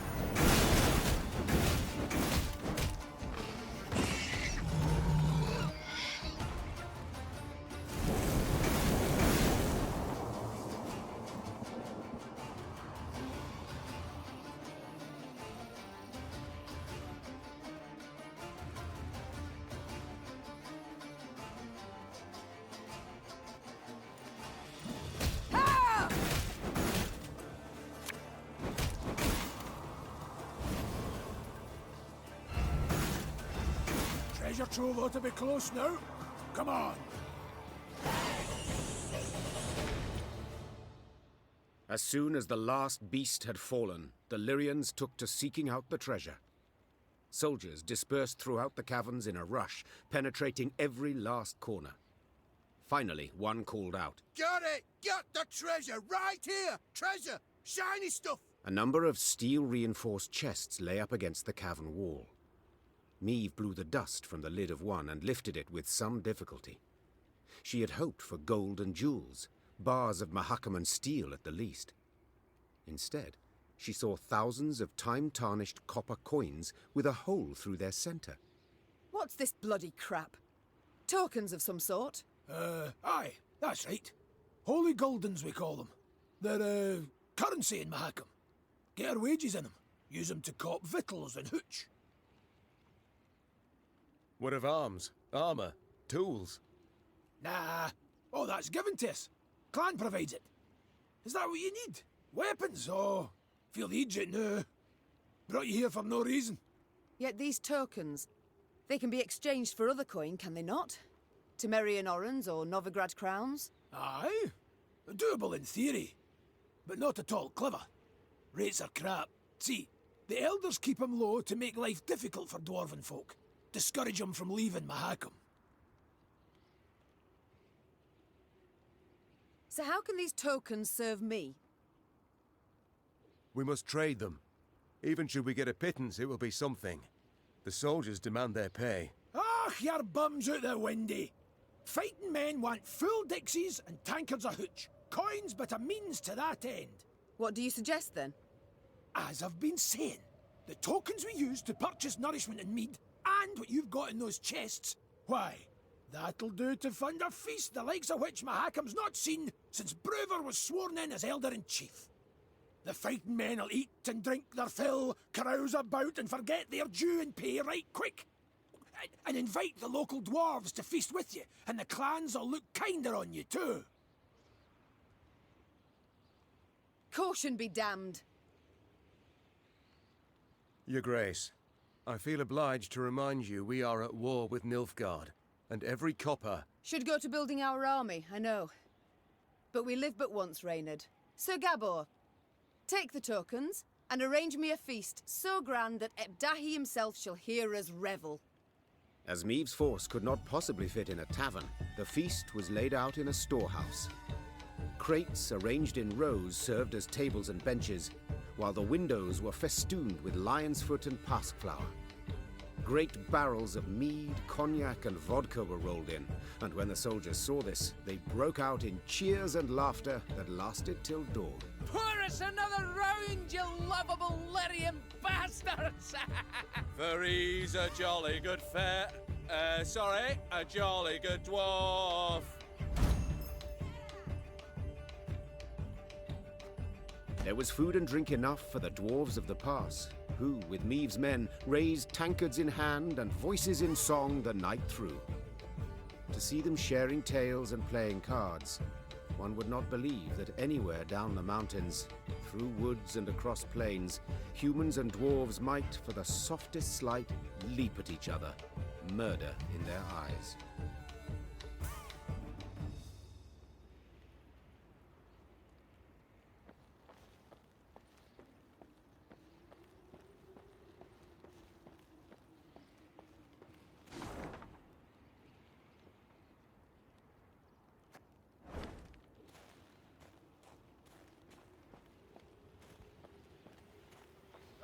Curse of Blackbrook Vale's been undone!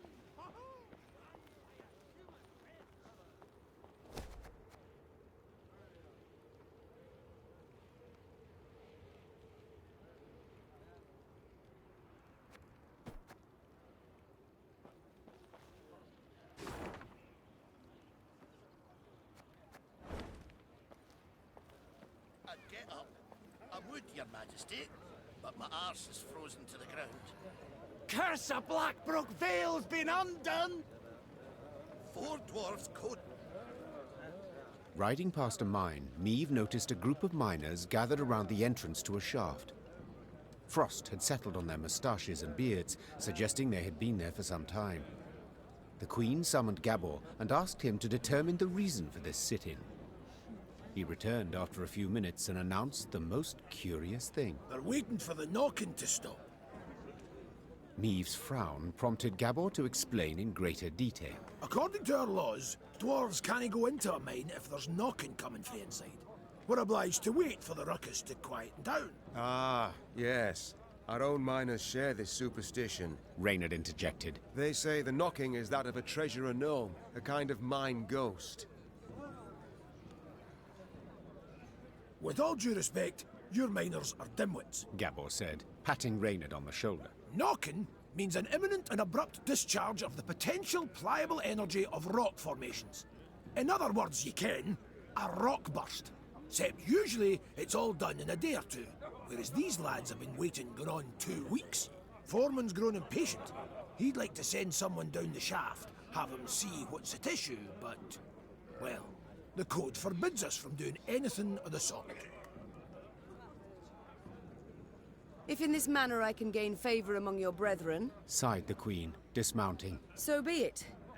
I shall descend and see what the problem is. The shaft was too narrow to fit an entire army, so Meve and a small unit of men entered the mine, miners' lamps in hand, and hearts in their mouths. Soon the company arrived at the place that seemed the source of the knocking.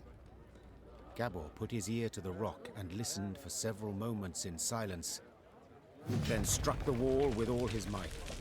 The wall crumbled with a crash, opening a passage into another corridor, from which sprang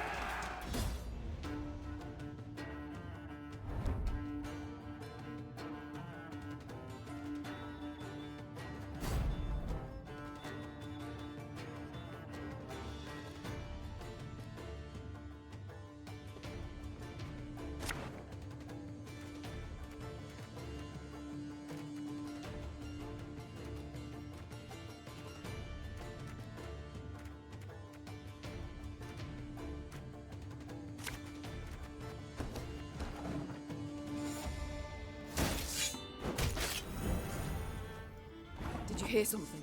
What was that? My gnome senses are telling me. Those definitely aren't ghosts. Enough chit-chat. Draw your weapon.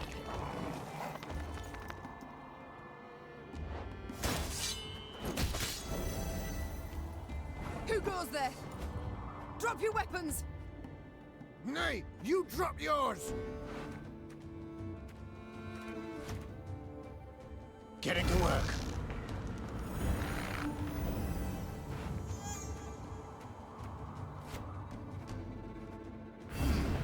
What? Oh, yes, I'm on it.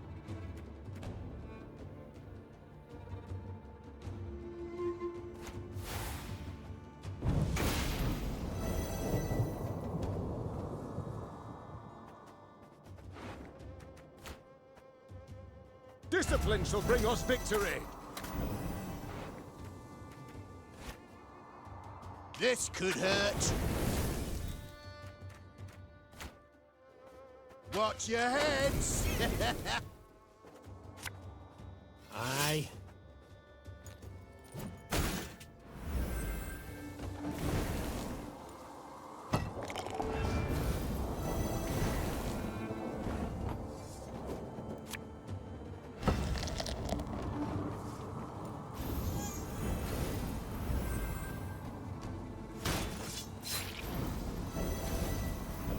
Who just grabbed me?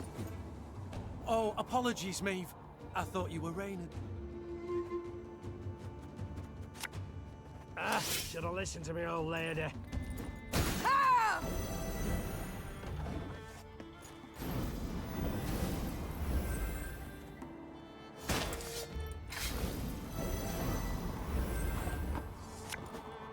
I'm a monster.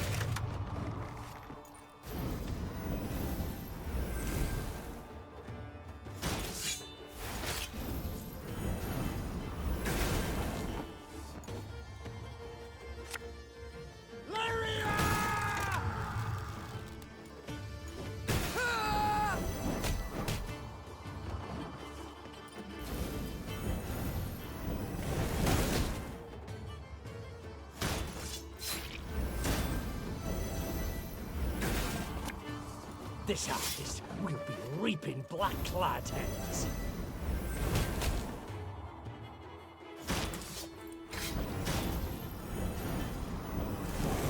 Reynard! Are we winning? I can't see a bloody thing!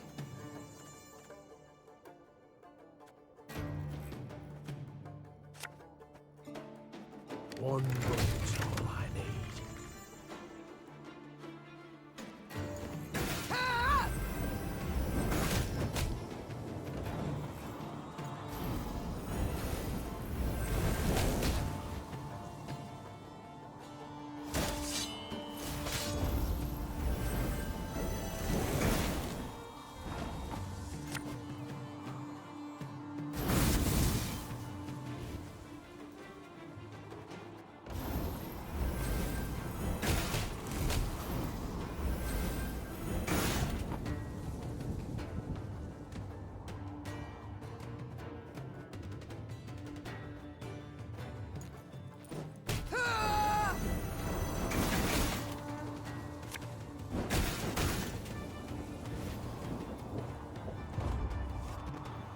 Stop!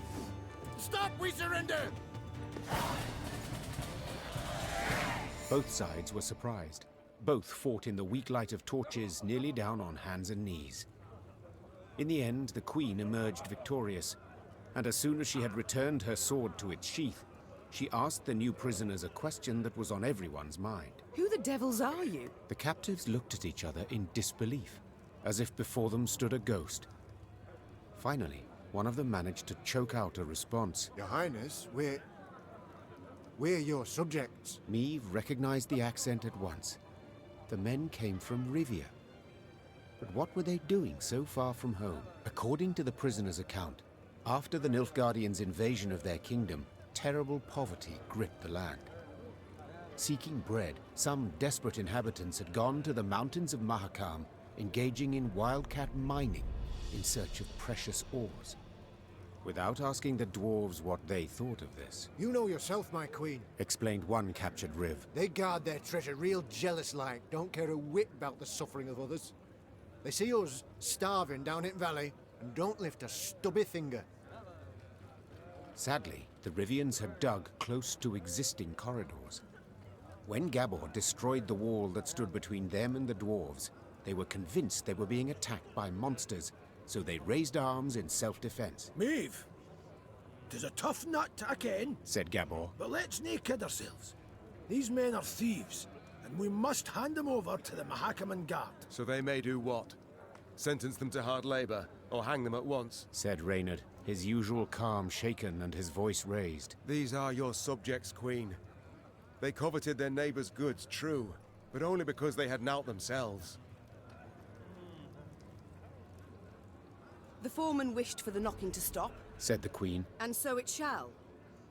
As for you, go back to Rivia, and tell all their queen shall soon return, leading an army. The grateful Rivs quickly packed up their tools and left the mountains.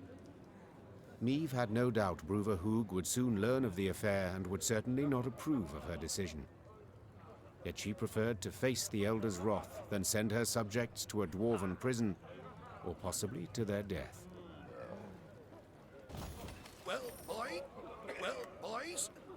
Well, boys, a wee swig and we get back to work.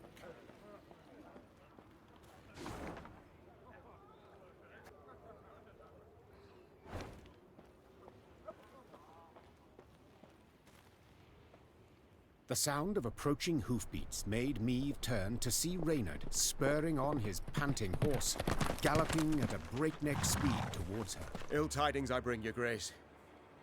Clearly. Glad tidings never arrive with such urgency. Our scouts captured a Nilfgaardian messenger. He was traveling in disguise, and by night. When he realized his capture was imminent, he strove to destroy the letters he carried. We were able to salvage some, in parts. Anything of interest? Yes, there is, I fear. Your Majesty, you must listen. Consider your offer accepted. Direct Meve and her force to the agreed site. We await their arrival. Your reward shall be as agreed. Hail Keritsa. A traitor. We might have expected as much. Nilfgaard has shown amply that it abides only by the rules it sets. Since they have not proved able to defeat me in the field, in open battle, they seek other means. I suppose the scroll bears no name. It does not, Your Grace. The messenger. Have you questioned him? Naturally, Your Grace. Alas, he knows not to whom the letter is directed. He was to leave it in an agreed spot. I take it tidings of the whole affair have spread throughout the force? Yes, Your Majesty. The witnesses were too many to keep this fact a secret. We must thus assume the traitor in our ranks knows it as well, and will make no attempt to retrieve the scroll. A dead end.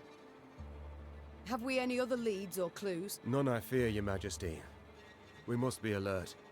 Keep a keen eye on events as they unfold, and exercise great caution in forging new acquaintances. Very well. Eyes wide open, all senses attuned. Yours in particular, Reynard. Of course, my liege.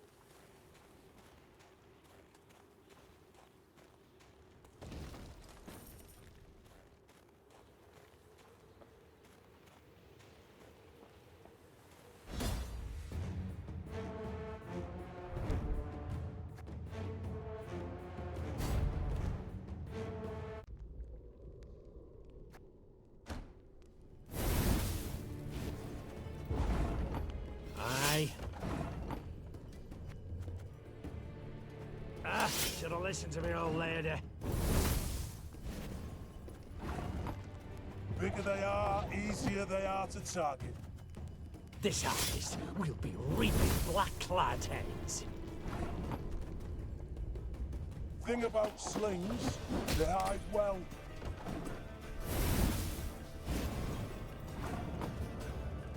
My spirit's willing, and how much of these damn boots are killing me? Hey?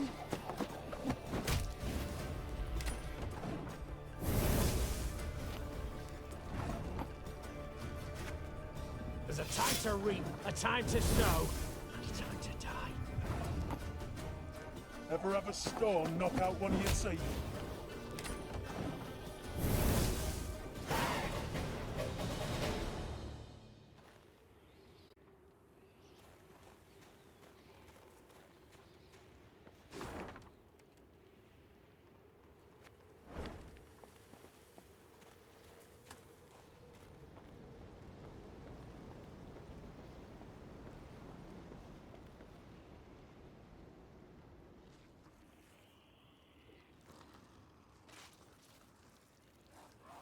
Meve's force neared Davor's abyss.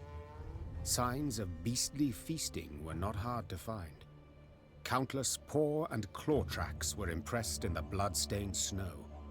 Among the boulders, bones picked clean were strewn about. Gascon lifted one from the ground. Empty inside, he said. Something sucked out the marrow. Meve's soldiers feigned indifference to the grisly sight.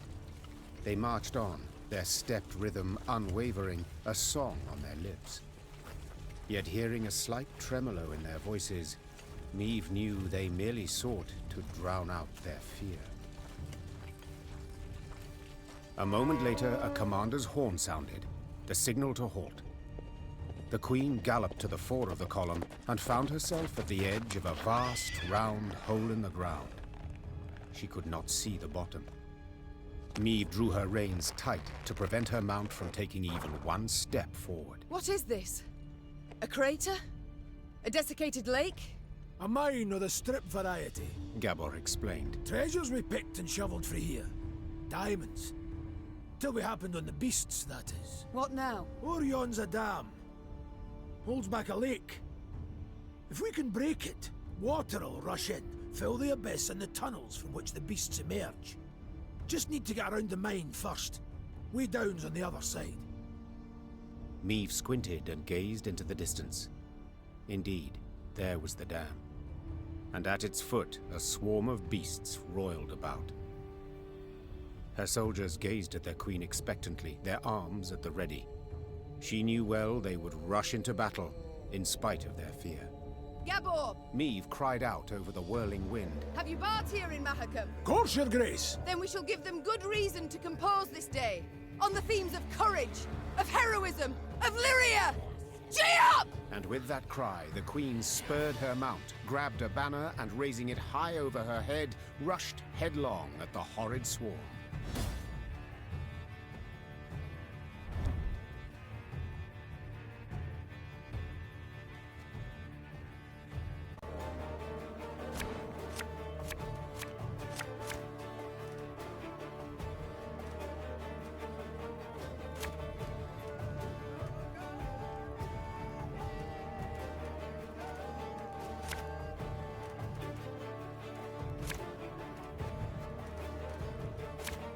Here's the way down. We need to break through and destroy the dam. This could hurt.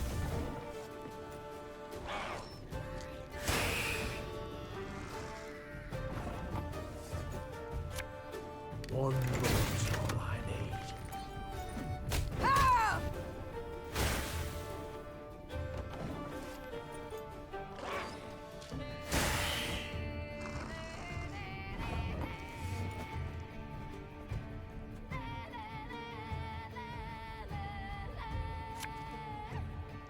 Give me a time.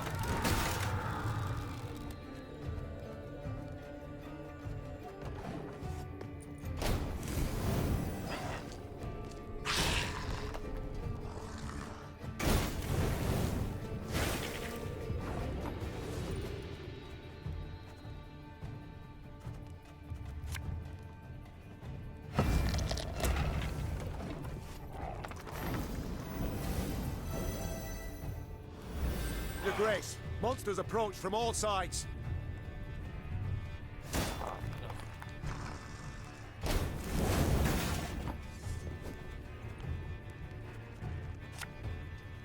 I think you'll really like this one.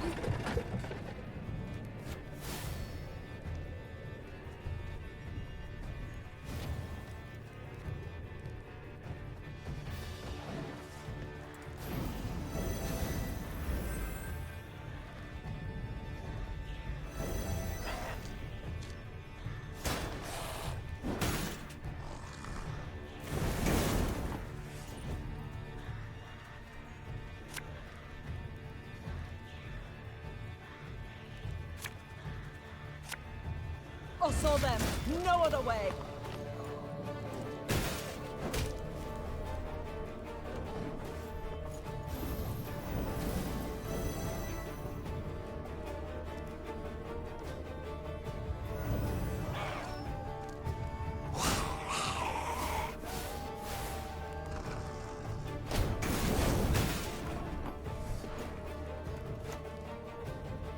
Fear not. We shall achieve our goal. Watch your heads!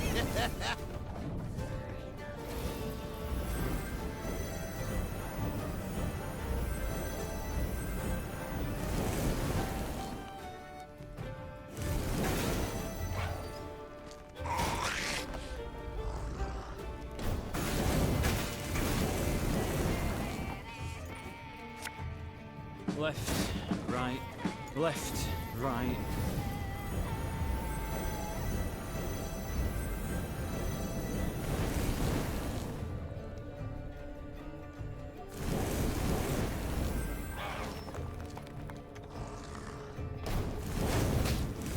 Excellent! The dam's about to give!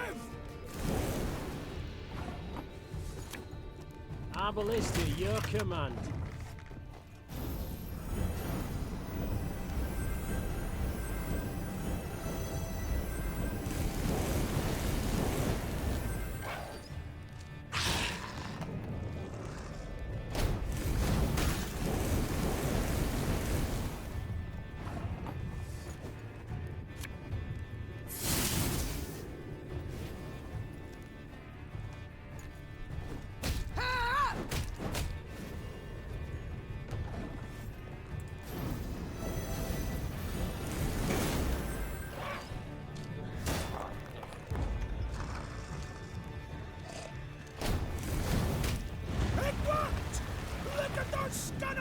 Flounder! Excellent work!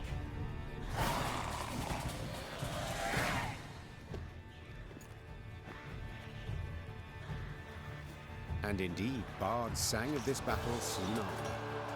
For no claws or fangs could break through the wall of shields the Lyrians raised that day. And no scales could protect the beasts from the Lyrians' stinging arrows and blades. Fight! Do not relent! Let us show these beasts! It is they who should fear us! The Queen shouted. In the end, the beasts turned to flee, yet Meve's force cut off any chance of escape. A solid wall of men began to push the monsters ever closer to the edge of Davor's abyss. Pressed from all sides, the horrors began slipping over the precipice, screeching terribly as they fell.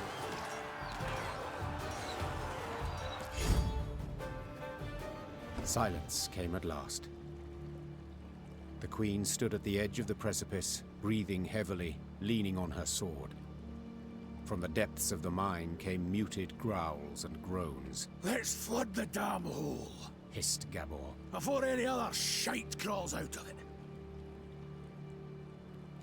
A rush of icy water suddenly rose, then just as abruptly plunged into the mine, flooding the pit. And where once lay Davor's abyss, now lay Davor's pond. Meve descended back into the pass, exhausted and covered in beastly blood, yet also exceedingly pleased. She was one step closer to dwarven support in the war against Nilfgaard. Once the Lyrians had put some distance between themselves and the now destroyed monster lair, Meve ordered her men to pitch camp. Then she sent the quartermaster off for food and drink.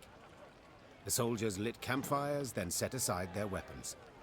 Soon after, lively music and song could be heard throughout the camp. Your Majesty, Reynard said from behind Meve's back. A messenger from the Elder-in-Chief. The Queen turned to see a dwarf in a richly adorned jerkin and a shako with golden seams. She stifled her laugh into a smile and lifted her chin proudly, expecting praise and a pledge of aid in the war against Nilfgaard. My lady, your daring deeds have come to the Elder's attention, said the dwarf in a measured voice. He's positively irate and demands an explanation. Irate? But why? I and my men, we've aided you greatly. Elder Hugh awaits at the Long Bridge. You'd be wise not to keep him there any length of time. And with that, all the Queen's enthusiasm for a celebration was instantly gone. She waited until the fires expired and the songs died down, then gave the order to march.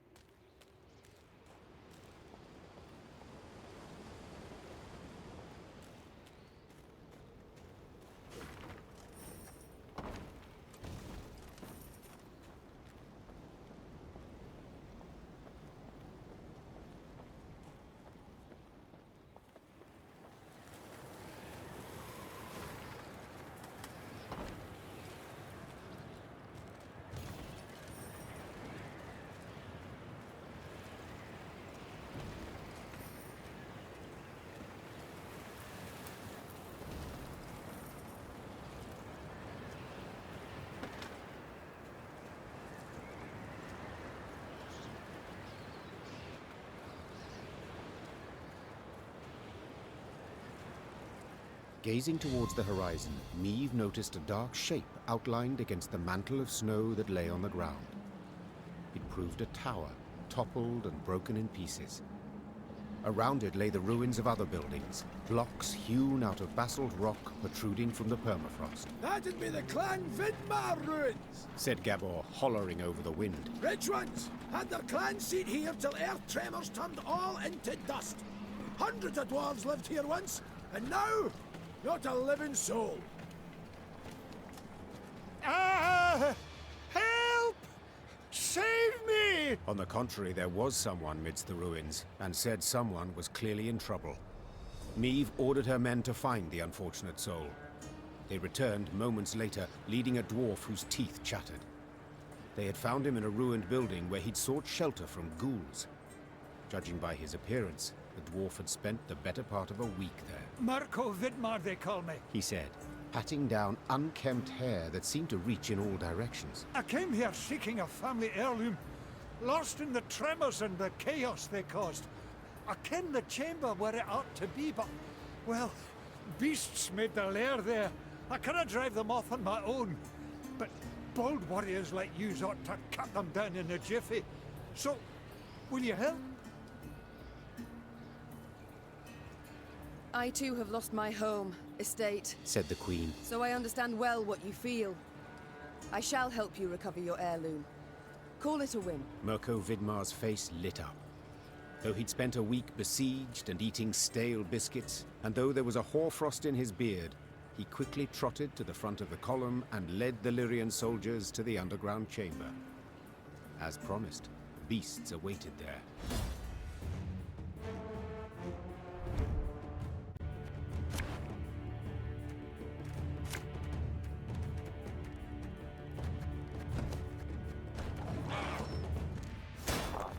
The ruins! From there they come! Drive them back! I'll fight to my last breath.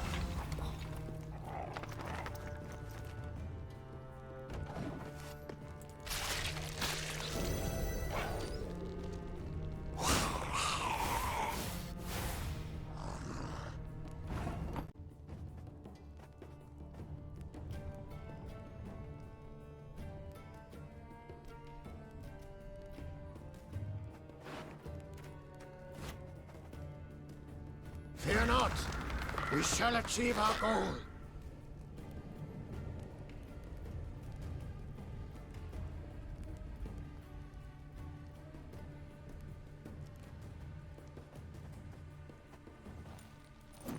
Ah!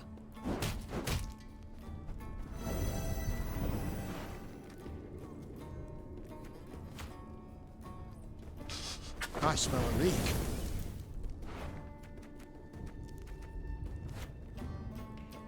Her Majesty is exceptional. You mad? Don't say that! Aye.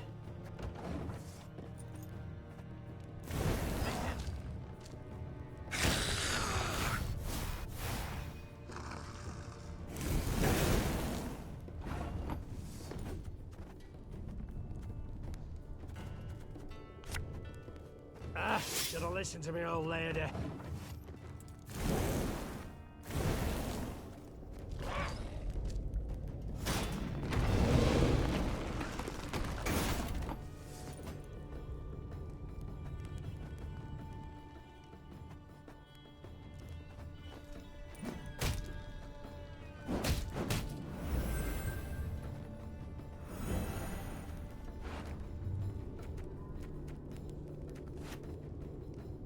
This harvest, we'll be reaping black-clad heads.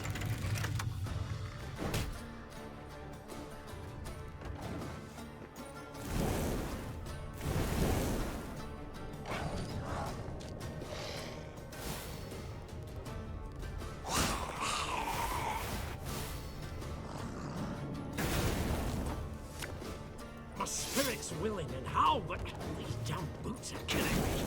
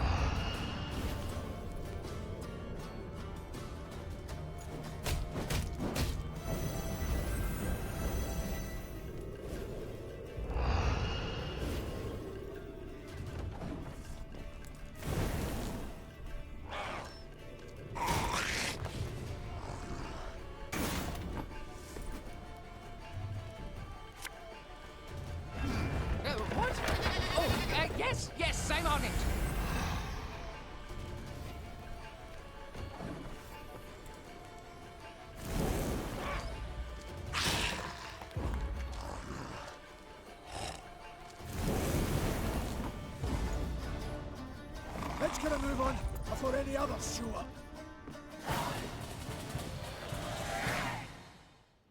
As soon as the fight was done, Mirko Vidmar ran towards a crate that stood on a pedestal, slipping on the now bloody floor.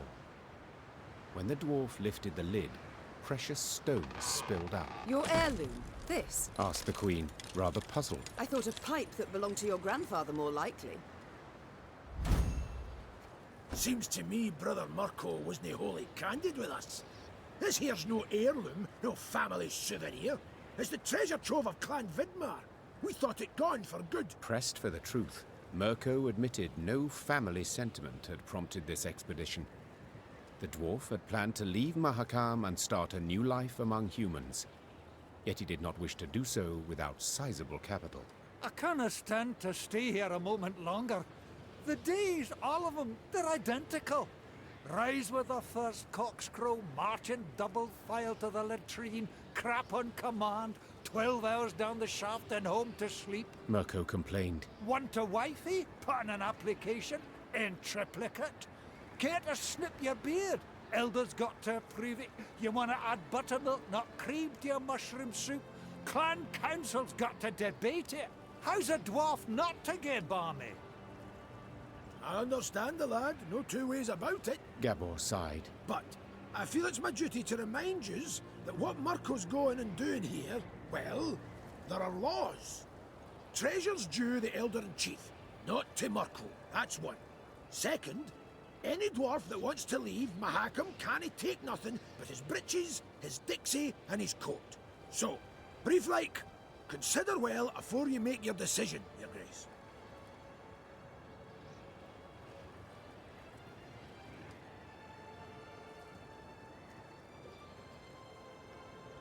I sympathise, Mirko, said Meve. but I'm a crowned head. I must decline.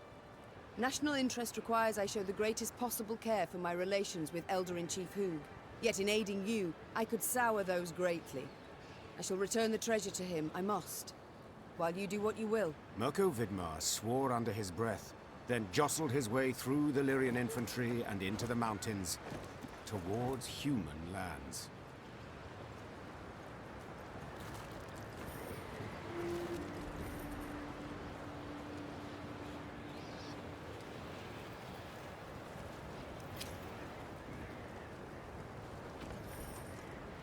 Frozen, all. Only the banner moves, blown by the wind. Downright poetic. Prime material for a ballad, perhaps even a whole saga.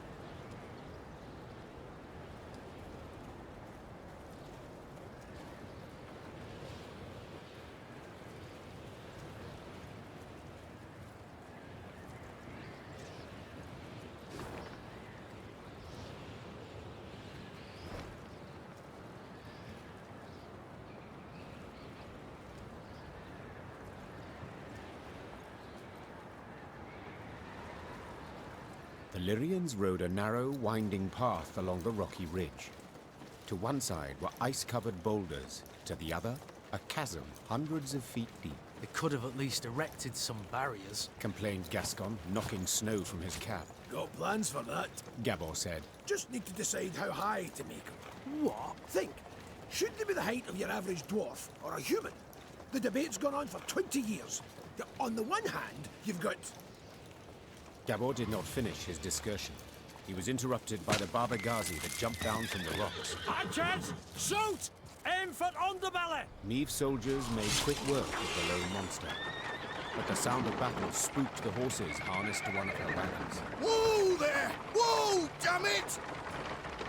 The driver tried to rein in the animals, but could not. They dragged him into the chasm along with his cart and the soldiers riding it. They landed a few dozen feet below on a rocky outcropping.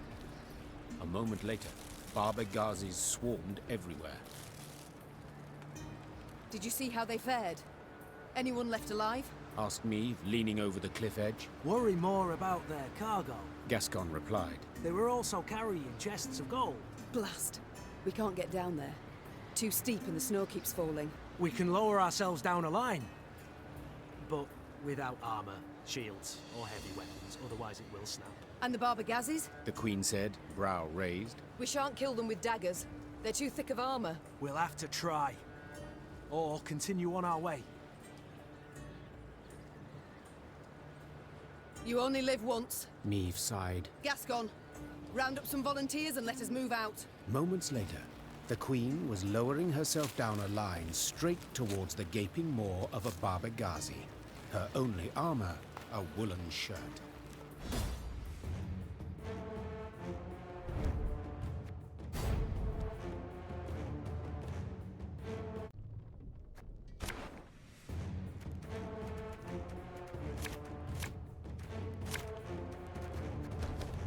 Careful! No one try to be a hero! Our ballista, your command.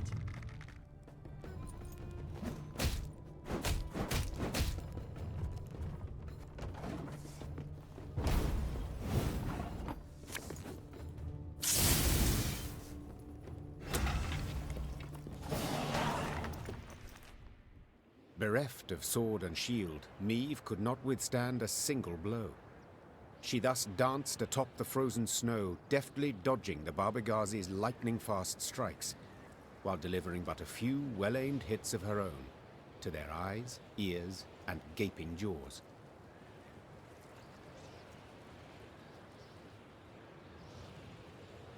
When the last monster fell lifeless to the ground, Meve walked up to the shattered wagon. The soldiers it had carried were bruised, frostbitten, but alive. Your Grace, we were sure you'd leave us. A good ruler never abandons her folk. Nor her gold. Gascon interjected, while securing a rope to a chest. Soon enough, all were safely back on the path. The admiration Meve saw in her soldiers' eyes was in itself sufficient reward for her difficult battle.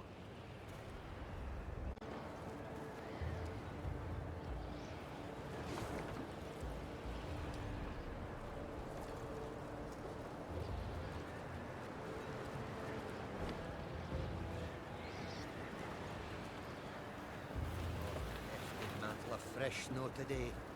Got a blow before too long. Bring a rush down. Braving the snow in those meagre courts, are ye? Truly. Throw yourselves here for a spell. Snow falls down, snow falls down.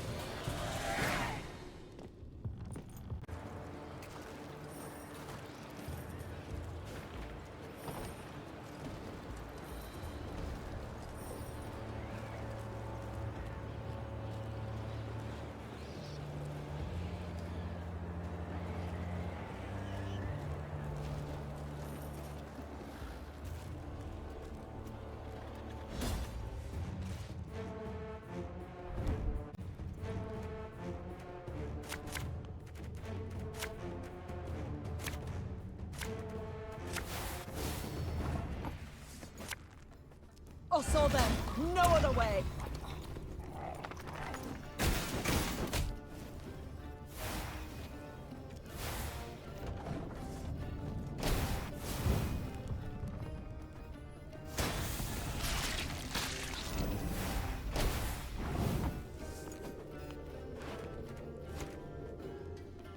My pain serves a purpose.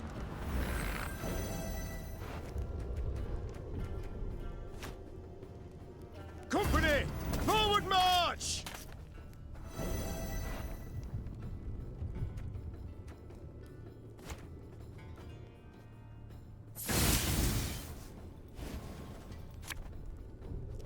armor won't say.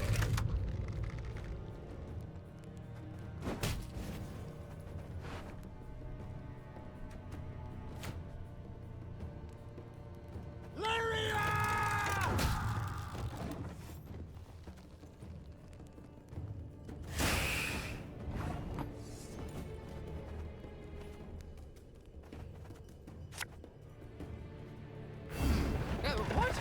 Oh, yes, I'm on it.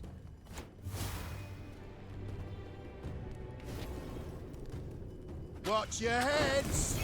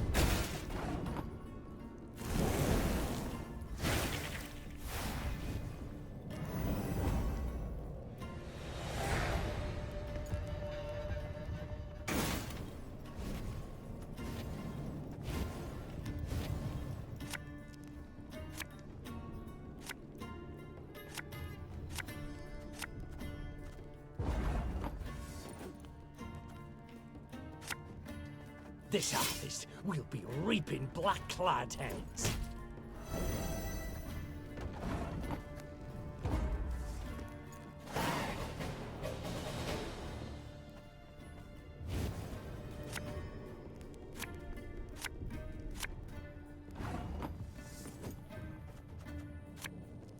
My spirit's willing and how, but these damn boots are killing me.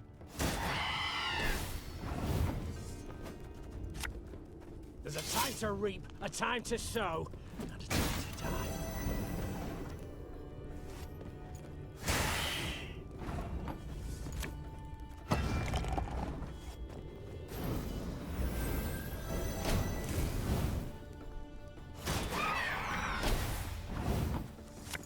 Catch!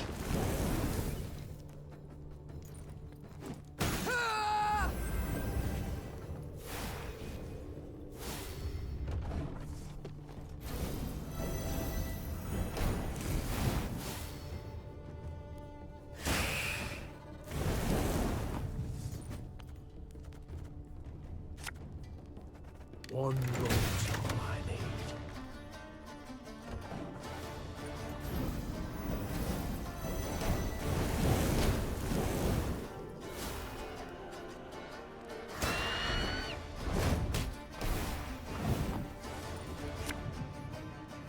Aye.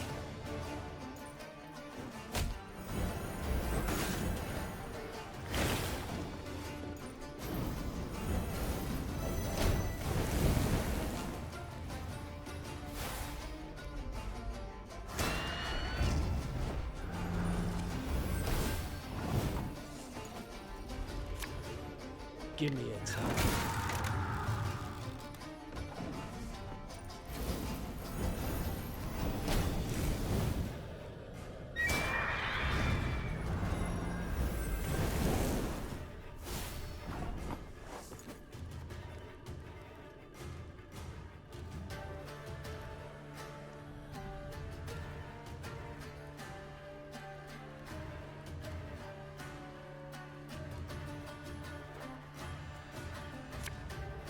Left, right, left, right.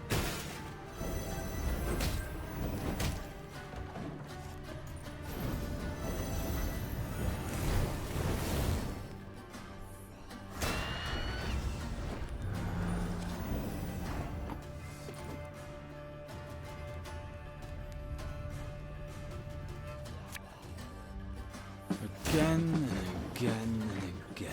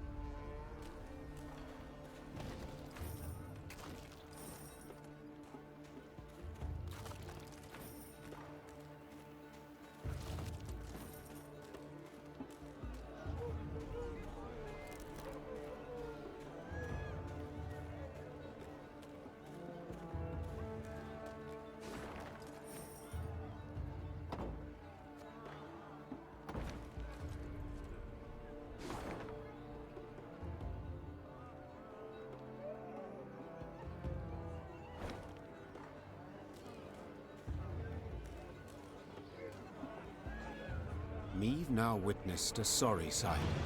A mass funeral for miners killed due to a tragic convergence of events.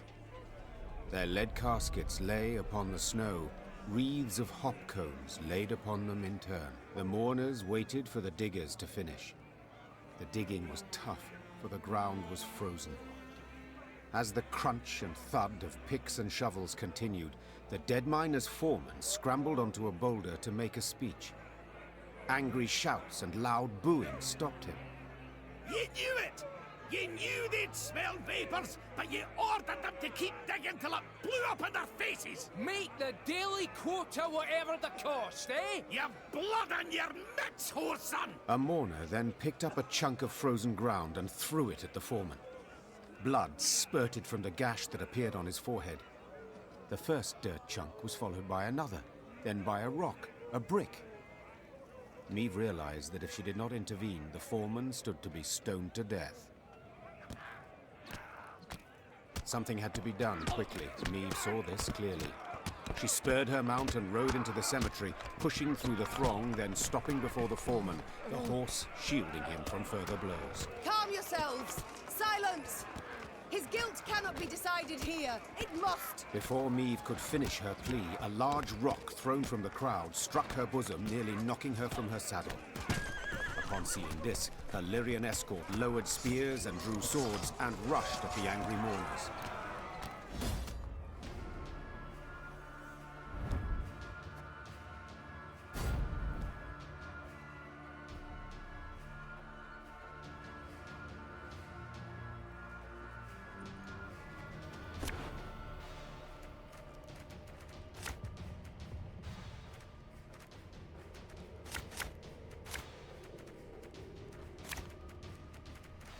Back off!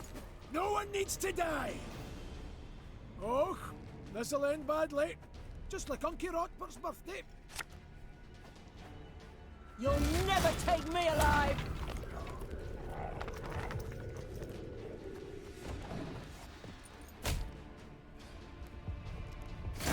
They used to iron my tongue about that.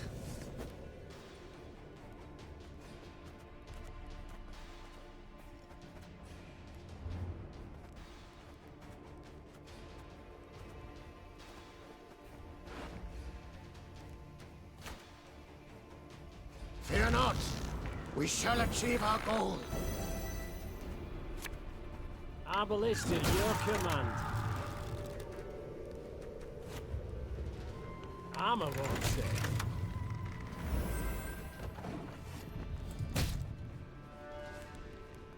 Now we must stick together. Shite! This sign of stopping.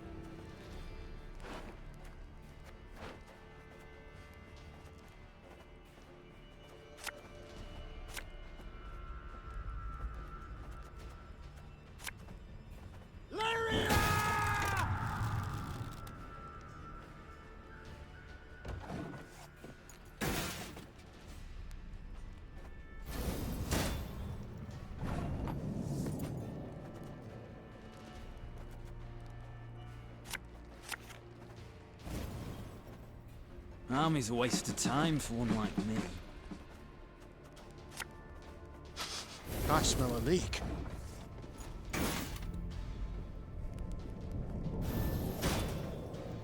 Diddy interfere! Keep your business!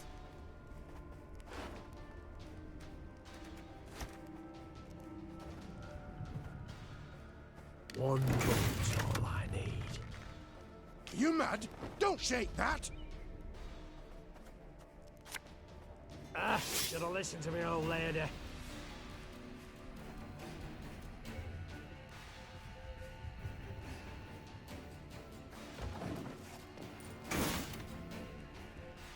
Oh, if anyone's got any hooch left.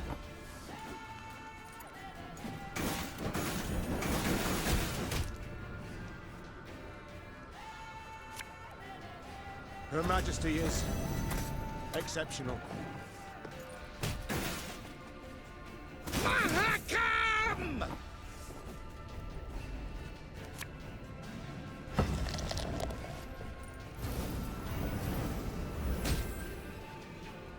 Want a whiff of my axe?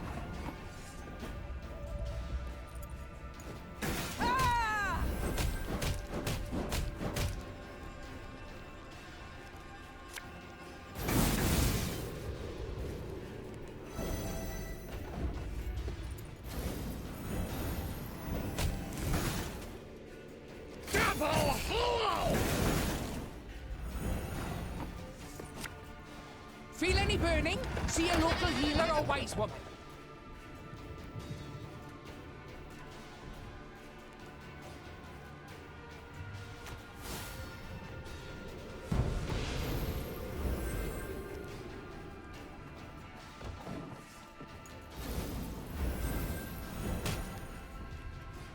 Elven blarney.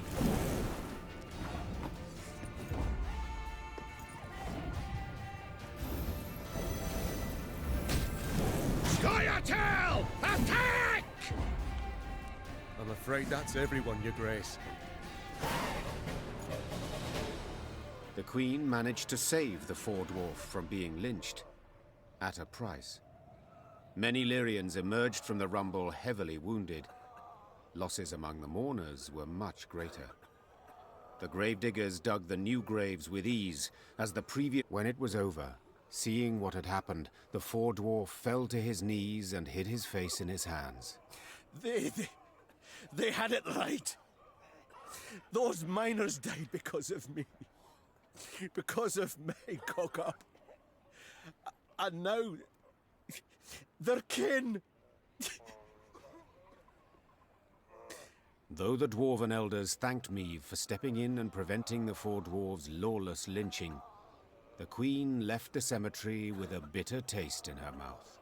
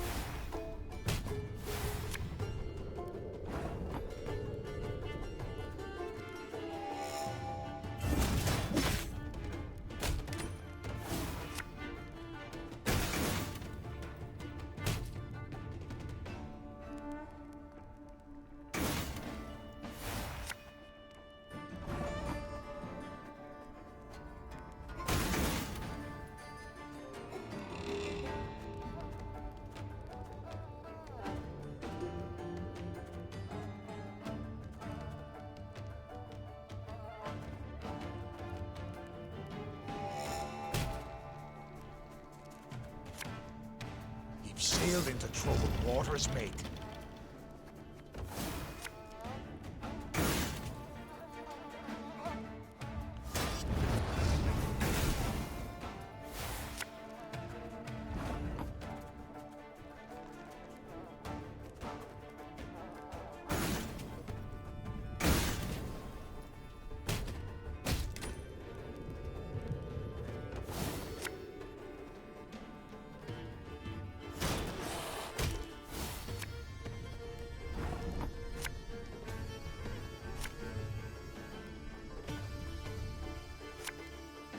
Yes?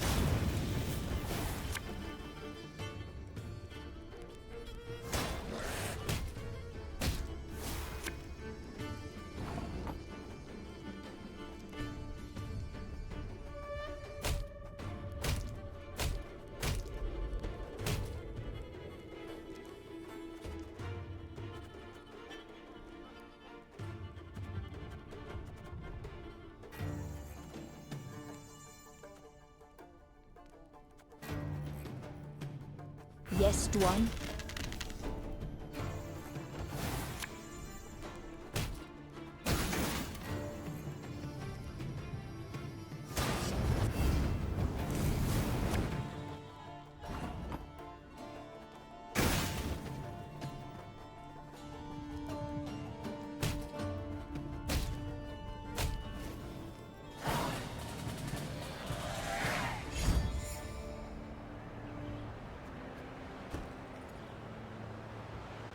Welcome to me inn. We've many folk today, but there's always room enough.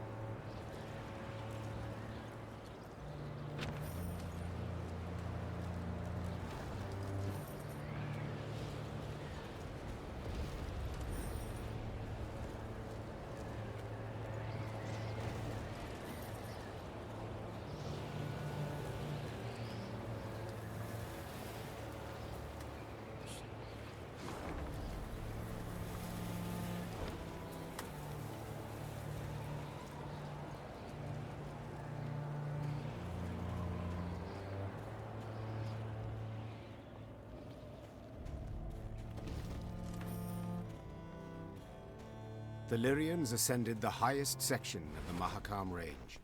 Snow crunched under their boots, cold air stung their lungs, and the wind snapped at their cloaks. Meve wiped sweat from her brow and turned to Raynor. There! By the rocks! We shall... The rest of her words were drowned out by a powerful blast. The entire mountain rumbled with a low, vibrating roar. The sound grew louder, echoing off the rocks, splitting their ears. The Lyrians looked around, disoriented. Few heard Gabor's warning. Dinna just stand there! Get behind the rock! Quick! Hurry! Meve followed the dwarf's gaze and cried out in terror. The snow stuck to the mountainside had started to slide down the slope, sending up mists of icy dust. Before she could react, the white torrent knocked her to her knees, crushing her and smothering her into the ground. All she felt after that was all-encompassing cold and fear. Meve survived. The dwarves who ran to the Lyrians' rescue dug her out of the snow in time. Some of her soldiers were not so lucky. The Queen looked at their bodies, blue, frozen. Next to them lay dead horses, demolished wagons. The losses were enormous. Meve wiped her cheek. Her tears burned her frozen skin. Gabor spoke a while with the leader of the Mahakam guard patrol that had come to their rescue. His face was dour. What? What have you learned? I'll tell you all in good time. First, you need a warm drink, good victuals. No, Gabor. I need to find out what in blazes happened here. Well, it was an avalanche. Of course it was an avalanche. I'm no fool. But what caused it? What was that noise? Signal horns. Ours. So you brought this snow down on us? Dwarves!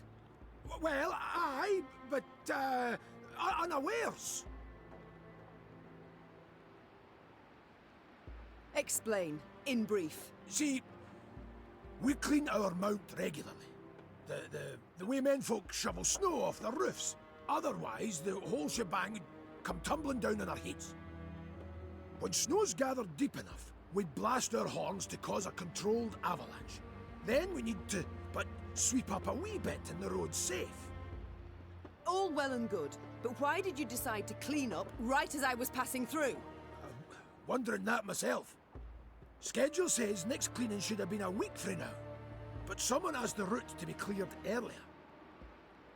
Who? Meve, I'll tell you. But first, promise you'll... Who? Hey. Ovain ep Clenvog, the Nilfgaardian emissary. Think it were meant as revenge for attacking their caravan. The bastard. Reynard! Reynard! Wait! Wait! I understand you're a wee bit upset, you've every right. But you'll never prove Ovain meant you harm. The sly weasel will make sure he didn't dirty his own paws. I've no such scruples. I'll find him and kill him. And then? How'd you tell that tale to Bruva? Meve, you're justly torqued, but for the love, just this once, let it go. Or you'll leave Mahakam with me a scrap to show for it. Moments later, scouts reported Ovain was camped to the north of the accident site. Meve had to decide how much she was willing to risk to get her revenge on the Imperial emissary.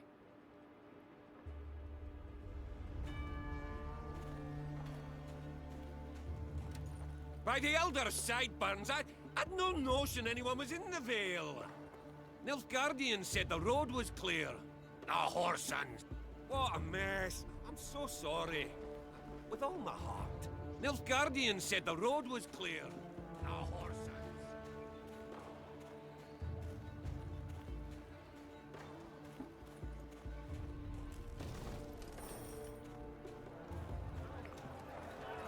There, milady, whispered one of the scouts. Left of the path. Meve squinted. The Nilfgaardians had taken shelter from the falling snow under a rocky outcropping. The smell of roasting meat wafted from their campfire, and echoes of laughter could be heard. The black-clad soldiers had reason to celebrate. They had just decimated Meve's company without even drawing their weapons. Meve's gaze caught something else. A metal container into which the Nilfgaardians tossed bones once they'd been gnawed clean. It looked strangely familiar. Only after a moment did the Queen understand it was an overturned Lyrian helmet dug out of the snowy grave of one of her men. The whoresons. Meve hissed. They'll pay for this. Meve! Asking you last time, keep a cool head, whispered Gabor. You want vengeance? I get it. But think of the cost. If so much as a hair gets plucked from Ovain's head, Bruver will never forgive you, and you can kiss any hope of aid goodbye. Silence followed, finally to be broken by one of the scouts. Milady, what's the order? Do we attack? Await my signal. The Queen stepped out from behind the rocks, put a hand to her mouth, and yelled, Ovain! Ovain at Clenvog! All laughter stopped in the Nilfgaardian camp. Moments later, a sumptuously dressed man stepped in front of the wagons. He wiped a thick sauce from his lips, then bowed with an exaggerated courtly flourish. Queen, my condolences. That avalanche. Oh, what an unfortunate turn of events. The mountains can be unpredictable, Meve said with a shrug. Accidents can happen at any time. Oh, yes? Even right now. Meve leapt towards the emissary, placed two hands on his neck, and hurled him into a rock with all her might. The Nilfgaardian's head slammed against the stone, and his skull crumpled with a sickening crash. He fell to the ground and writhed a few final tremors. Attack! Meve roared. Take no prisoners!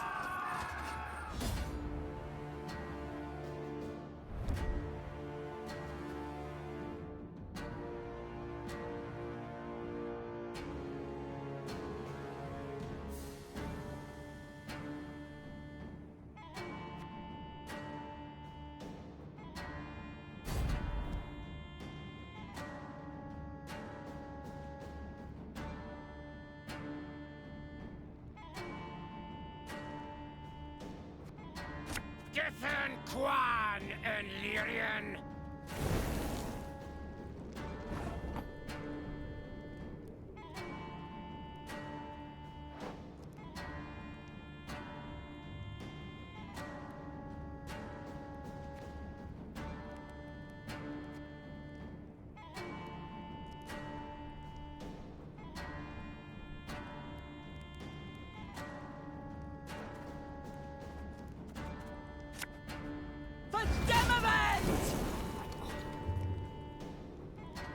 Order!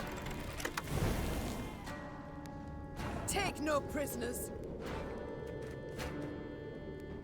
My scars? No, they don't hurt.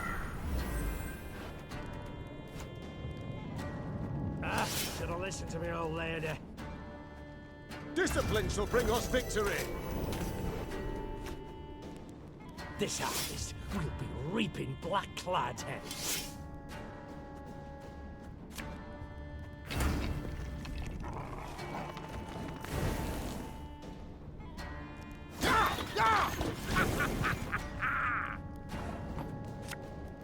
One minute's all I need.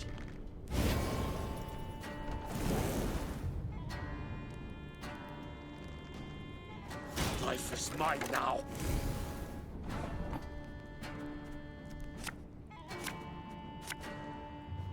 Feel any burning? See a local healer or wise woman.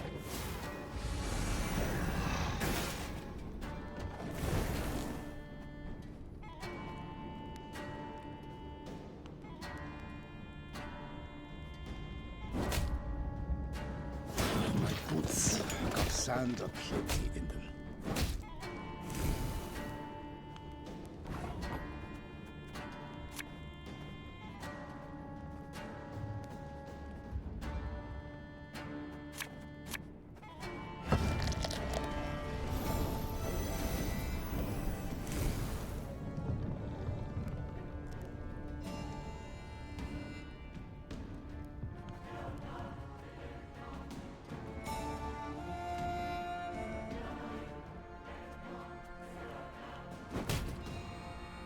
Wise choice.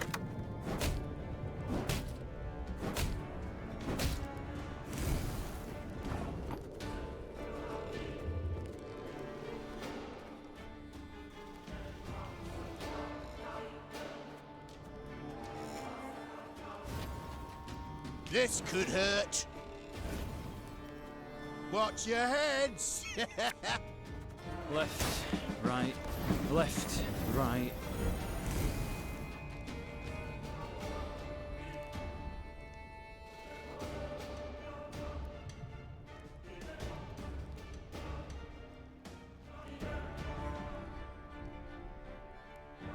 Of course, as you wish, master.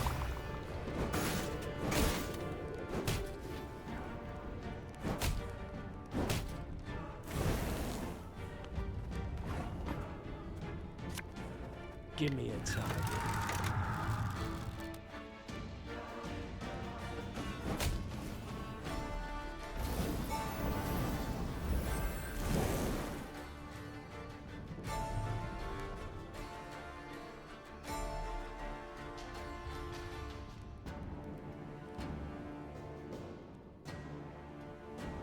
That was not in the spell books.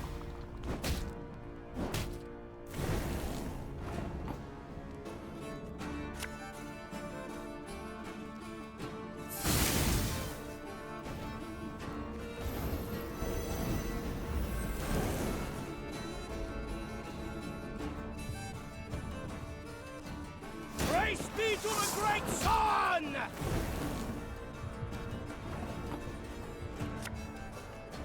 Again, again, again.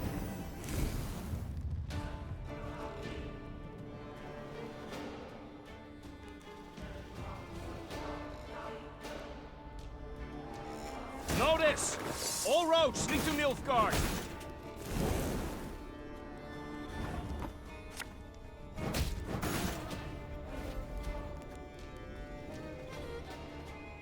Arbalist at your command.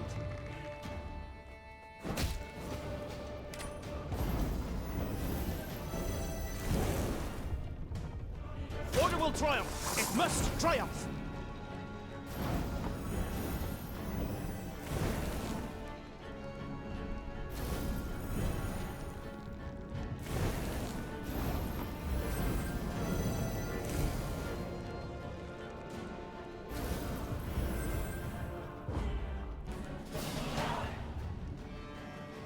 Meve showed no mercy for the Nilfgaardians in Ove Nepklenvog's camp. All would share their leader's fate. And the dwarves? As predicted, they were outraged by Meve's open attack on the Nilfgaardian emissary. Bruva Hoog suddenly called for a council of the clan elders. They debated what to do with the Lyrians for a long time. The elders, outraged the Queen had once again defied their principle of neutrality, levied a punishing financial penalty, and threatened another such incident would result in a lifetime ban from entering the Dwarven Kingdom.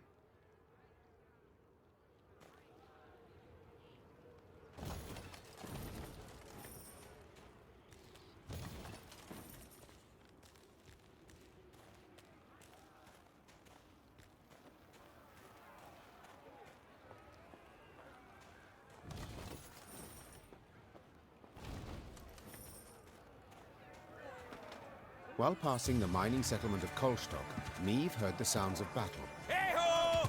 Into the fray, lads! Expecting she would see monsters swarming dwarves, the Queen set off at a gallop to the rescue. Her braid blew about in the wind like a banner, showing her men in which direction to attack. The dwarves she saw, however, were not engaged in a battle against Shaelmars and Barbigazes. No, they were going at one another.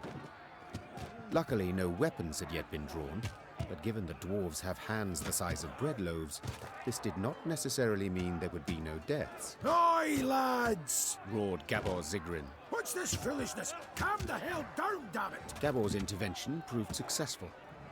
The dwarves limited themselves to verbal jousting. Meve, who was no stranger to barrack room talk, nonetheless turned crimson at the dwarves' cursing. Piecing together the obscenities, Meve concluded they were debating an old quarrel about the height of a certain mountain, or rather of the twin peaks atop it. One of them lay in the territory of Clan Dahlberg, while the other in the Hoogs land.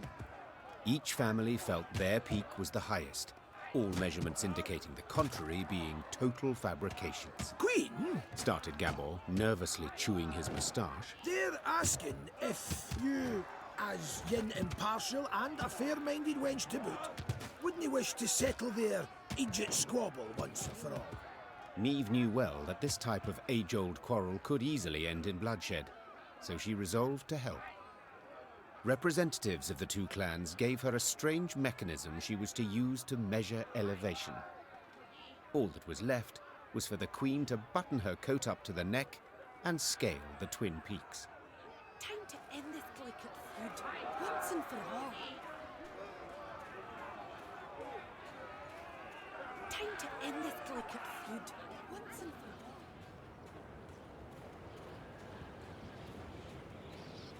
When she and her force had travelled half the way to the first, she heard a long roar that made snow shells detach and descend. Without waiting for her scouts to return with reports, Meve drew her sword.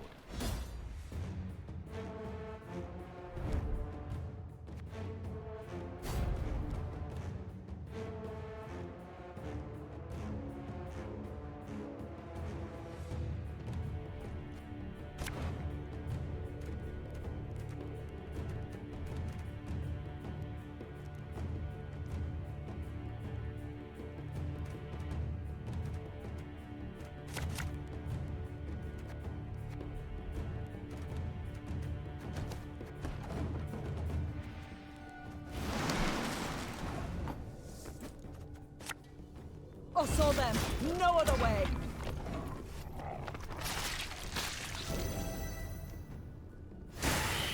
Eyes up, lads! They're flying straight for us!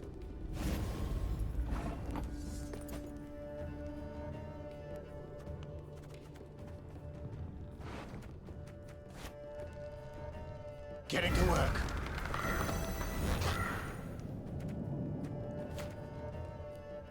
This harvest, we'll be reaping black-clad heads. You mad? Don't shake that! My spirit's willing and how, but these damn boots are killing me.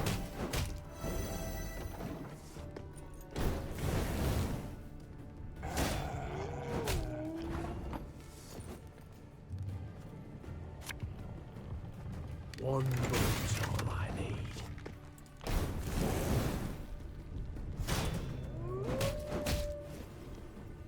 Quite the clever little contraption they gave us. Work of a gnome, of course. There's a time to reap, a time to sow, and a time to die.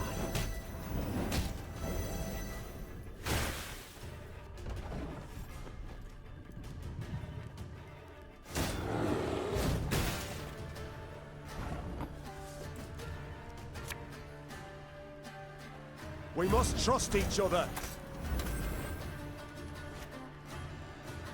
Feel any burning? See a local healer or wise woman. Left, right, left, right. This could hurt.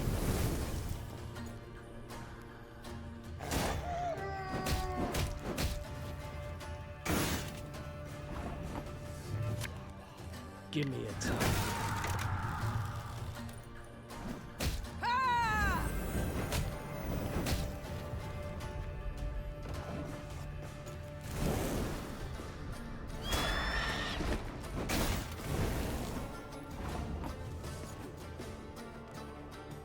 Our ballista, your command. Armor won't save them.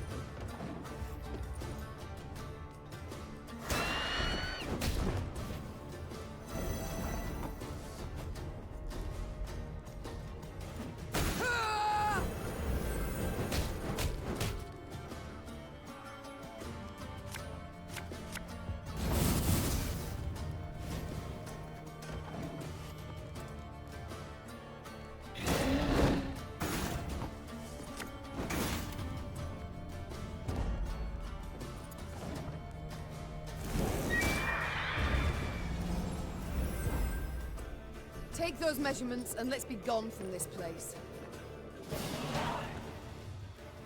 The Lyrians managed to repel the monsters and reach both peaks. Upon each, Meve ordered her men to take the measurements. While waiting, she admired the breathtaking view of the Mahakam Massif. The dwarven contraption left no room for doubt. The peak within the Dalberg clan territory was 2 feet higher than that within Hoog territory. Gabor was clearly displeased with the results. Damn it all! I'd hoped you'd prove Brewer's clan was in the right. He'd have been content to see the Dalbergs knocked down a peg or two, and, possibly, he'd have been more inclined to help you. Said the dwarf in frustration. Then, after a pause, he added, Although, only you saw what the device showed, Queen. Perhaps you could, recalibrate the results a wee bit? To lie would be simple, true. said Meve. Yet to forget the matter would be so much harder. No, Gabor, I shall tell the truth. The Queen's tone made it clear the discussion was over. Gabor let the matter lie, and Meve's force began its descent.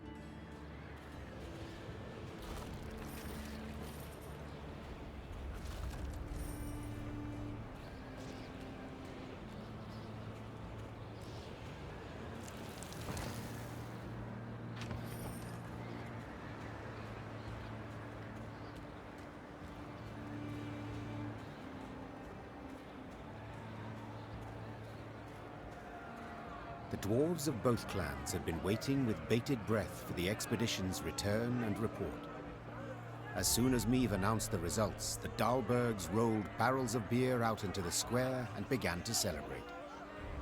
Naturally, the Hoogs were disappointed.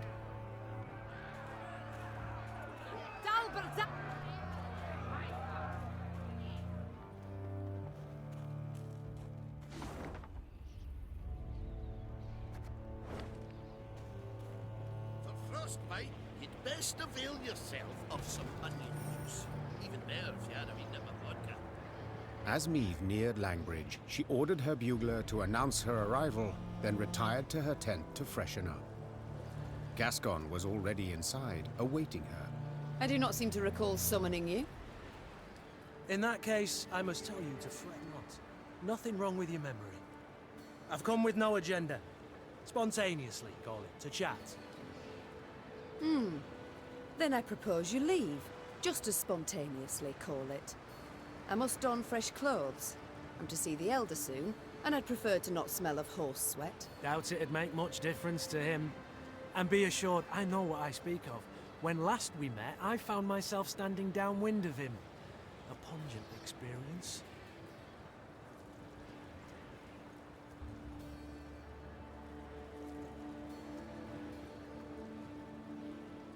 My patience is near its end, Gascon. Either state your business, or I shall have the guards escort you out. Not a hint of a sense of humour. There's something you ought to know. And decidedly before you meet with Bruver. The sites we cleared of beasts. I ferreted a bit. Noted something peculiar. Any notion what it was? None. The monumental dwarven architecture, perhaps? Bones, my dear Meve. Dwarven bones. Now, guess what I found on them? Wait, don't dare give me any hints. Bite marks. Of course. After all, they'd been gnawed clean of all flesh by monsters, incidentally making it quite easy to spot other markings. Ones made by axes and swords. To be certain, I showed the bones to our medics, and they confirmed my conclusion. Meaning what? That the entire clan, the Fuchses, did not perish due to an invasion of beasts from the depths. The monsters merely ate the bodies and occupied empty homes. Now, I shared my discovery with Gabor, and guess what he did? He panicked. He started to squirm, babble nonsense. I wager my right arm, he's hiding something. Blast. Overly eager to aid us from the start he was. I might have sent something. I shall have him summoned at once. And I thank you, Gascon. I won't forget this. Minutes later, Gabor stood before the Queen. At first, he tried to mislead her with evasive answers, but as her pointed questions demolished one clumsy excuse after another, he had to give in. Oy. As King Desmond said after a hefty squirt in his hose, we can't sweep this under the rug. If you think I welcome jests in this moment, you err. My fingers itch to summon the hangman. Right. So... 'tis true. I misled you. On our clan elder's orders, supposed to make sure you destroyed Burr's Rump and Davor's Abyss thoroughly enough to leave nae a trace. What? Why? What did they wish to hide? They was home to the Fuchses, our mortal enemies. They'd been a-boiling our heinies for ages, thumbing their noses, taking what they want when they want. And the Elder-in-Chief didn't gie a ploughing whit. So to stop them, our clan, we did the unpardonable. The Ziggurin elders saw their chance and they... Gods. So you were responsible for the deaths of all those dwarves? Me? I didn't raise a finger. Tried to stop them, in fact. No witnesses survived, meaning you must have murdered the entire clan. How? Queen, you sure you... I am. And you should be sure to answer in full, omitting no detail. A few years back, we got pummeled by a horrendous winter. Stone-breaking frosts, whiteout storms, avalanches. Made travelling a painful form of suicide. Hunger drove beasts out of their dens. Pass was covered in the filth. Got to where they paced rout outside the walls. Fuchses fought a hard, bloody fight to keep the critters out of Davor's Abyss. Lost near every axe-wielding dwarf they had. Only survivors had to winter at Burr's Rump. Our elders felt such an opportunity wouldn't knock again. After killing the town's meagre guard, they set fire to it and barricaded the gates. They didn't stand a chance. Bastards. How in the world did the truth go undiscovered? Once it were over, our dwarves opened the gates. Before they'd lit their pipes, starving beasts came crawling out of the pass. The stank of dead flesh were strong. Zigrins who came back from that never were the same. If you'd only gandered their gaze when they had us all take a vow of silence. And then... You invented that blarney about primeval monstrosities the Fuchses had awoken by mining too deep. A riveting tale, and one with a moral to boot. Aye. But the Elders worried Brewer would suspect something all the same. That's why they wanted you to destroy all the evidence. Repugnant. You claim not to have taken part, but neither did you do anything to stop the massacre. What was I to do exactly? The Elders had decided. Near dwarf would listen to me. You might have informed the Elder-in-Chief. The guilty would have been punished. The guilty? You didn't ken Brewer. He'd punish the whole clan. Women, children. No exceptions. Meve. Queen. I'm begging you. He canna ever learn of this. Aye, I want a hack flame too when I think what the Elder's done. But t'other way it'd bring but more pain and death. I need to consider what's right. Meanwhile, Gascon, make sure Gabor remains our guest. Of course. I'll let you know if he so much as rolls his eyes towards an escape route.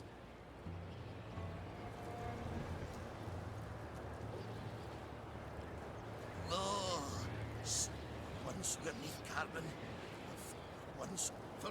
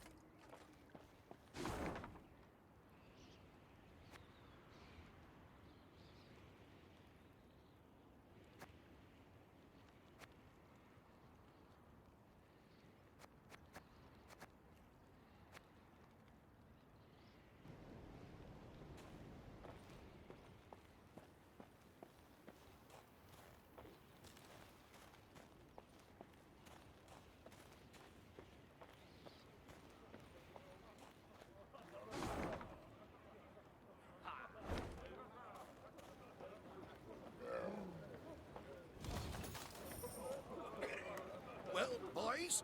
Well, boy.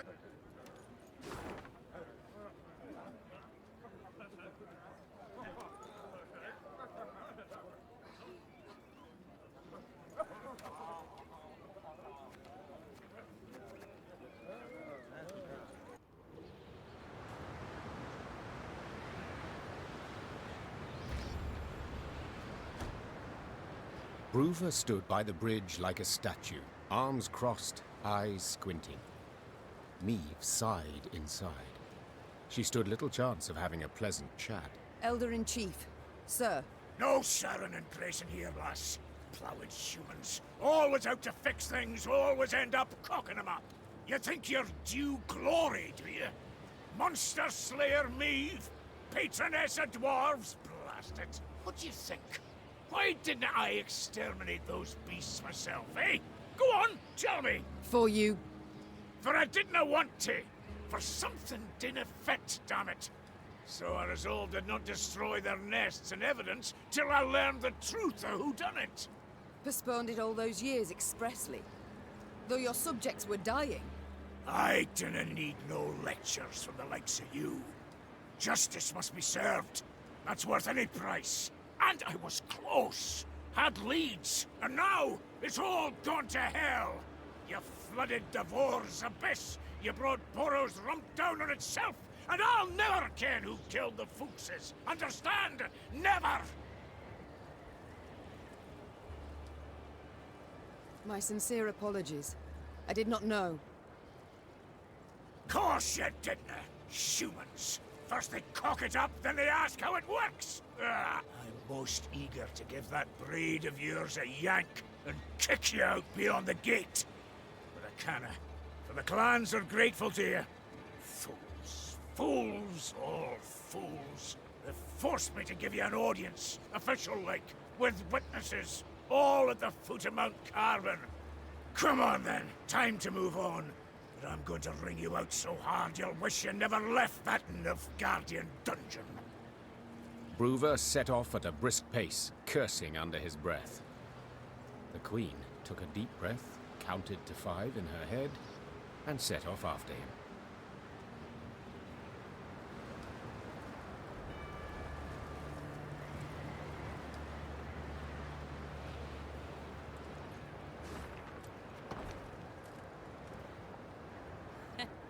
Oh, elders feared. Let humans neath come. Oh, let. Oh.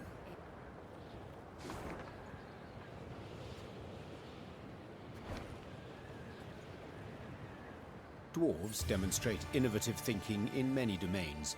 Metallurgy, engineering, architecture. Yet there is one in which they could not be bothered. Naming. For this reason, the bridge that linked the Mahakam Pass with Mount Carbon was simply named Langbridge. Meve learned it was a thoroughly fitting name.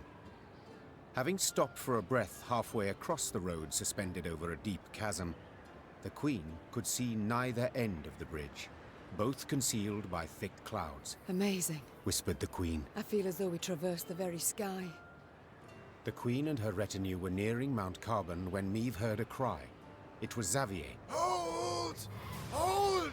Meve drew in her reins abruptly. Her mare neighed and reared, lifting the Queen above her formation of men. From that height, she saw the last pier of the bridge crumbling. The dwarves at the head of the procession were unable to stop in time and plummeted, screaming into the abyss. What's the meaning of this, gods damn it? Bruver roared. Fetch the engineers! Now! The Queen was striving to calm her spooked mount when she sensed something swish past her ear. Out of nowhere, a Scoia'tael band had appeared at the rear of the column. Before anyone could react, elven archers had felled the rear guard. The soldiers lay on the bridge's stone surface with arrows in their backs. Meve was trapped. In one direction lay the chasm, in the other, a fierce foe. She had...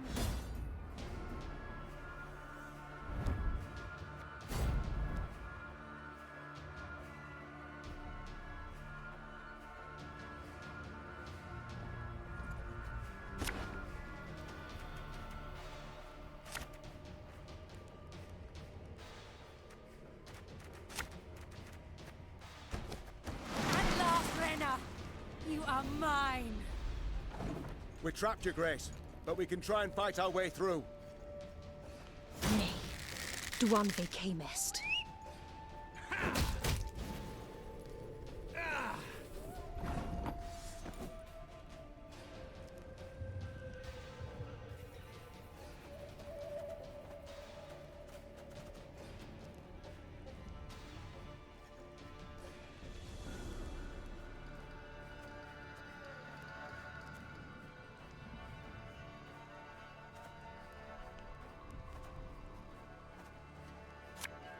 This harvest, we'll be reaping black cloud heads.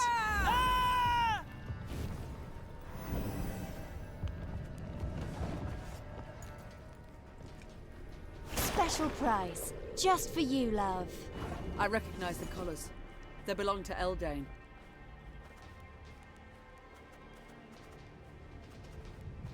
Water is the poison.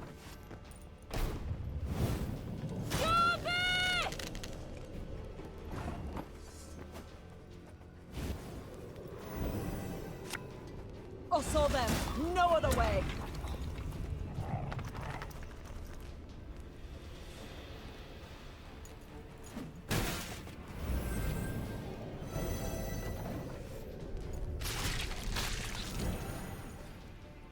Show me the coin or sod off.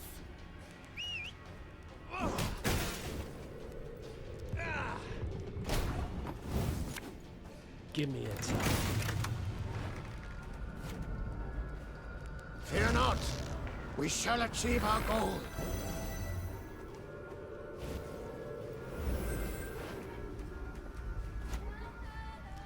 Her Majesty is exceptional.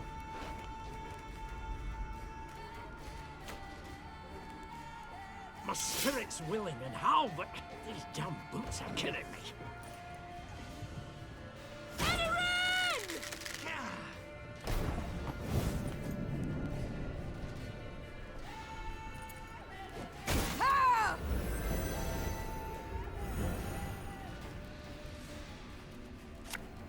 Watch your heads! Swords I smile at, weapons laugh to scorn.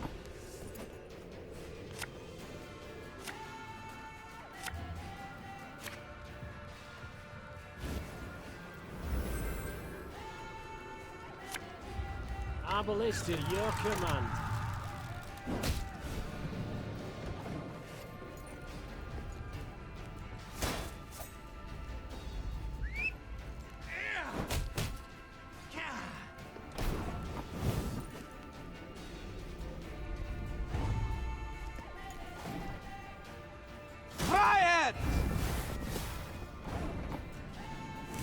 Now we will see who is weak.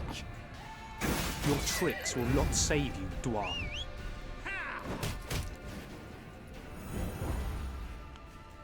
No! Aedirn! She must die! Their strength combined, the Lyrians and dwarves managed to defeat the Scoia'tael. The guerrillas had weakened the last span of the bridge, turning the crossing into a deadly trap. Had Xavier, who noticed the weakened structure at the last instant, not called out, all would have fallen into the chasm. The Lyrians managed to capture the unit commander. She stood, her head raised high, and when Meve glared at her, she did not avert her eyes. What is your name, elf? Abayeth meta Parstwan. She said, Thank you, Reynard. I know well what she said. Kiss my arse, is that truly the best you can muster? I'd rather show you exactly what I can muster. Tell them to unbind me. You got your opportunity. On the battlefield. Will you not tell me what they call you? Fine. It's all the same to me. I'm more interested to know how you came to be here. Who sent you? No one. It was my decision to kill you, and thus avenge Eldain. Do you remember him? The elf whom you denied a burial? Whom you left in an open field to rot? You've elven blood on your hands. The blood of the elves of the Moulderwood. Eldain was a criminal. He got what he deserved. You call him a criminal? What do you call humans who murder our kind in pogroms? Who massacre us? What do you call Black Rayla who fought at your side?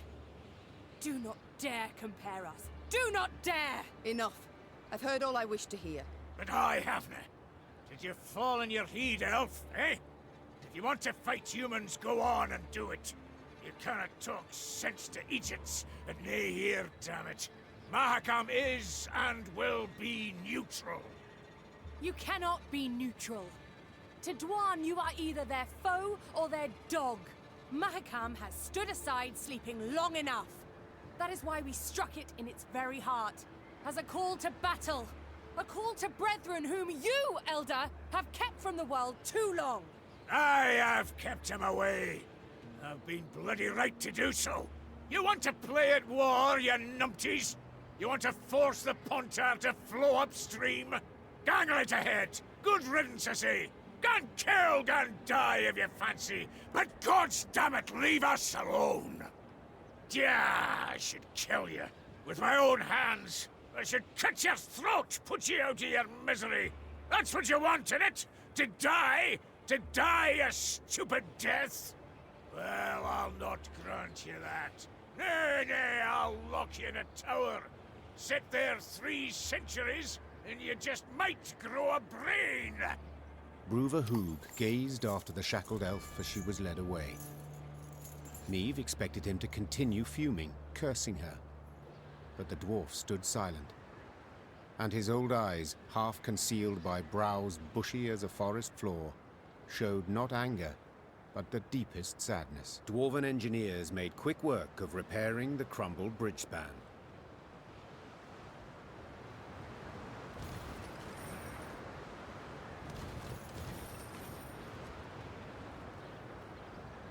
Look, Mount Carbon. Damn! And I thought Novigrad was big. So the elves are against us. Truth be told, I supported this.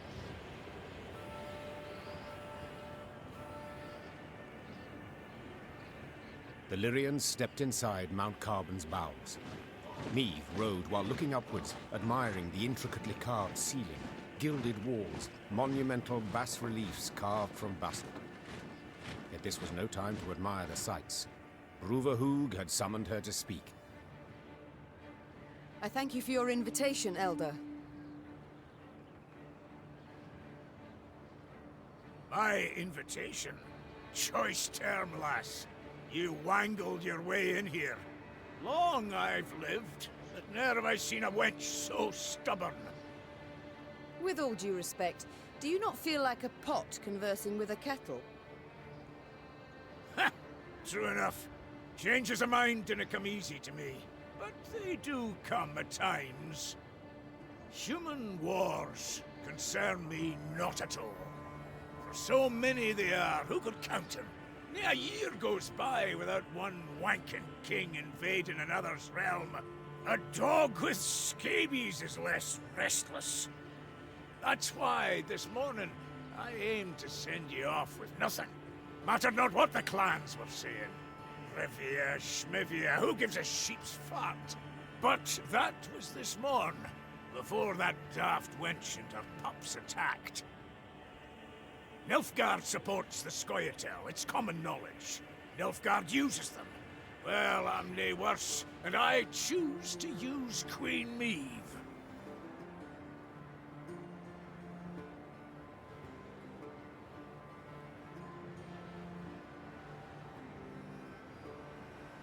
So what use would you make of me, if I might ask? You've a plan? Aye, the kind dwarves like best. Simple, but sneaky. Like to give Nilfgaard a warning, you ken. If you're going to rile my dwarves, throw 'em into the Scoia'tael ranks. You'll regret it, aye? But I'd like to issue the warning without declaring war. All clear to you so far? So, when you march out to Mahakam, you'll find a company of our foot dwarves waiting out with the gate. Officially, volunteers, enlisting with you against my will. And you're to put them at the fore next time you face Nilfgaard. Want the Blackclads to break their teeth on our bucklers, get a taste of our axe blades. After that, dare say they'll think twice before they send more Scoia'tael into these hells. I do not... Thank you, Elder. You restore my hope that I shall have my home back in the end. Candid like, I dinna share your faith. I've watched you. You're naive. Let ire take you. Meddle in matters near your own. Disrespect our custom. But you win or nay, it's all the same to me. Then I hope that I shall at least surprise you. Honestly doubt that. So you'll only get the bare minimum recruits to make the Imperials take note. And nae a dwarf more.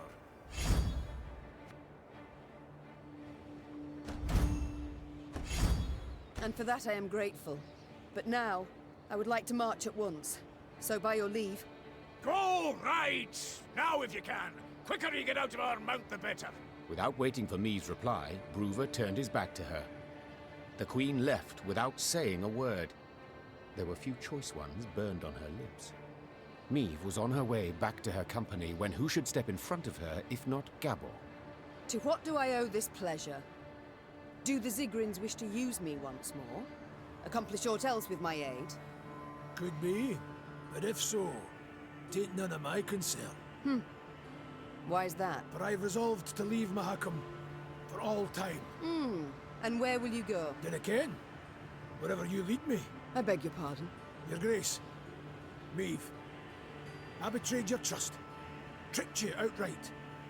In spite of that, you kept my confidence. Risking everything. To say I'm grateful is just a wee understatement. I'm indebted to you. Deeply so. Please let me pay it off. Let me fight at your side. Head to hip with you. Gabor, vindictive I am not. Oh, thank you, Meve. Yet neither am I stupid. You may join our ranks, I agree. Yet trick me once more, in the tiniest manner, and I shall show you no mercy. Is that clear? Chastened, Gabor merely nodded to confirm. Meve extended her hand for the dwarf to kiss as a sign of submission. Yet he simply wrapped his arms around her waist and squeezed. The Lyrians were ready to leave Mahakam when they heard the sonorous blast of a commander's horn announcing the arrival of Bruver Hood. Oh, what does he want now? When she saw a sour grin on his face, Meve knew the tidings were not good. But what she heard next exceeded her wildest expectations. Come to say farewell? No need, truly. Came 'cause I got a burning question. Meve, you expecting anyone? How's that? Runner says a delegation's arrived at Carbon. Frae Lyria and Rivia. Got a Nilfgaardian escort. How dare they? Traitors. Who leads it?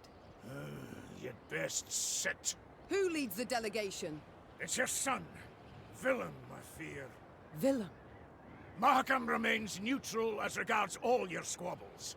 I trust I needn't remind you. So I'll have no scrambling or shoving, and certainly no bloodshed. Point of fact, I'd prefer it if you... I wish to speak to him. I'd forbid you, but, as I said, never seen a more stubborn wench. Alrighty then, jabber away with him.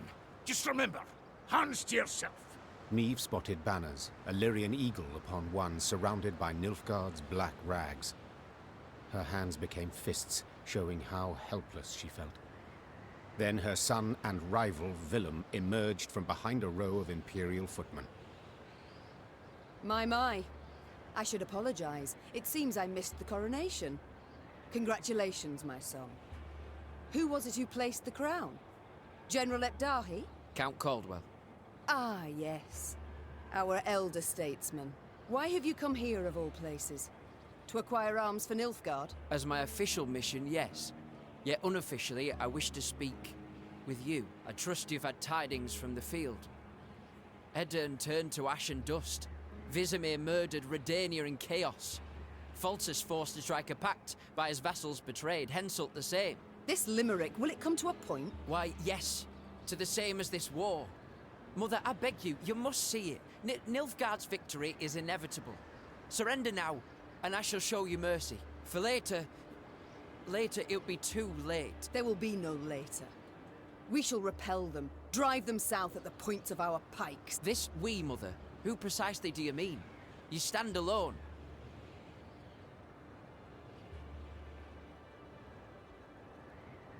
I prefer to stand alone over standing with Nilfgaard, with the invader, as you do.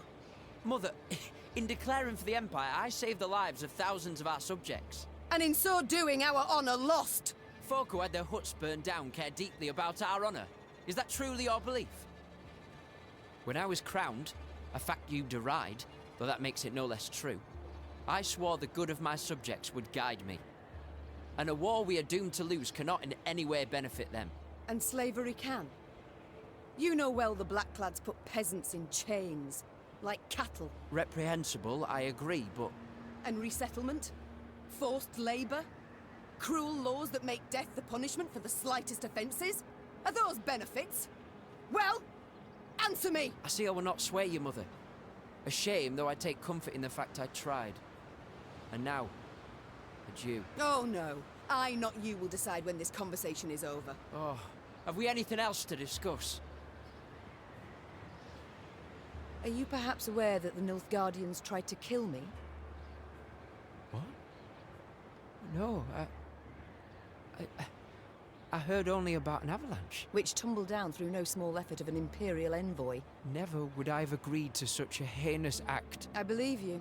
I'm heartened that, despite all we... I believe you because I believe the Nilfgaardians wouldn't ever have asked your opinion.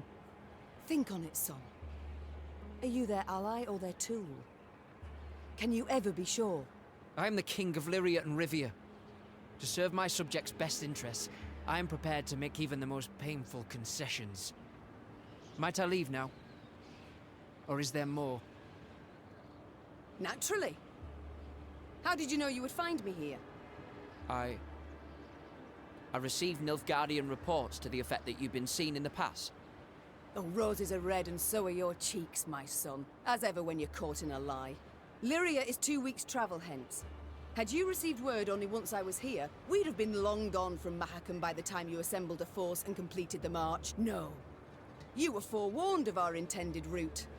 It means I've a traitor in my ranks. Another one. Get out of my sight, villain. And pray we only ever face one another on neutral ground. Meve struggled inside not to turn and gaze once more at her son. He'd changed since they'd last faced each other, grown manlier, and he wore the crown well. The Queen returned to her company. Her advisors shot her questioning glances, curious what she had discussed with Bruva. But Meve decided to keep the details to herself. One of them wore a Nilfgaardian lead around his neck. Until she knew who, she would have to remain vigilant. Time to march on. But in which direction? I've thought on it, Your Grace. We've strength enough to hit the foe, but still not the numbers to face him in open battle. So what do you propose? This war we cannot win alone, nor even with the dwarves at our side. But if we secure a victory, small yet symbolic, we shall show the other realms of the north all is not yet lost. Thus, I propose we attack behind the front lines, somewhere well clear of any major Imperial force. Where would you suggest? I'm considering Angren. To begin with, a thickly wooded marshy land, always helpful in clandestine operations. Secondly, the land strategically important, as it's the chief source of building material for Nilfgaard's fleets. All too little, I fear. Since we require a victory that would be symbolic, we must strike where it shall hurt. And Angren...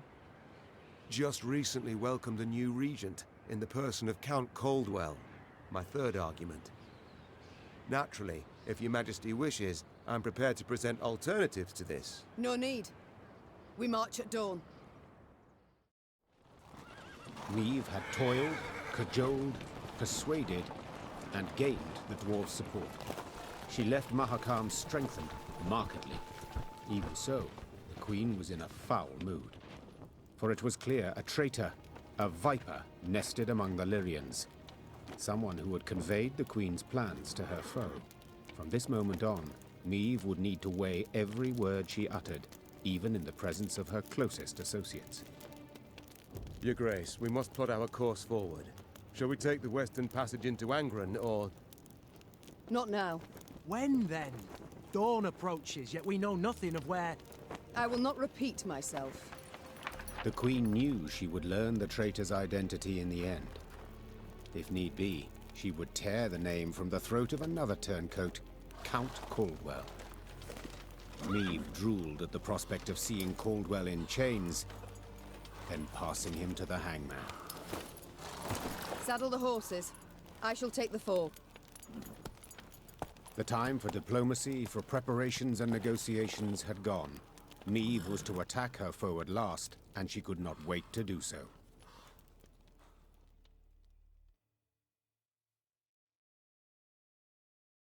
Meve's force reached Angren's marshy woods.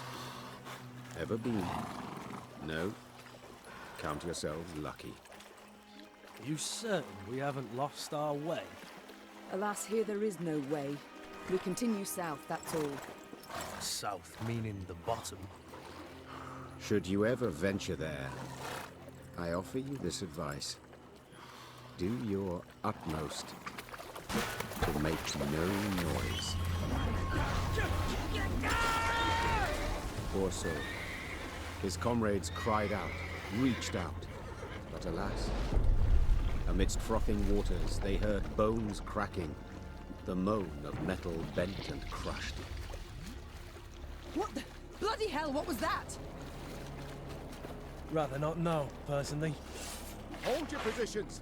Arms at the ready! It was a glusty war. One of many the Lyrians would encounter along their path. But let's not get ahead of ourselves. At last, Meve and her force stood upon the Yaruga's bank. To find and punish the traitor Caldwell, they would have to cross the river. Yet the sole bridge nearby was in Nilfgaard's hands.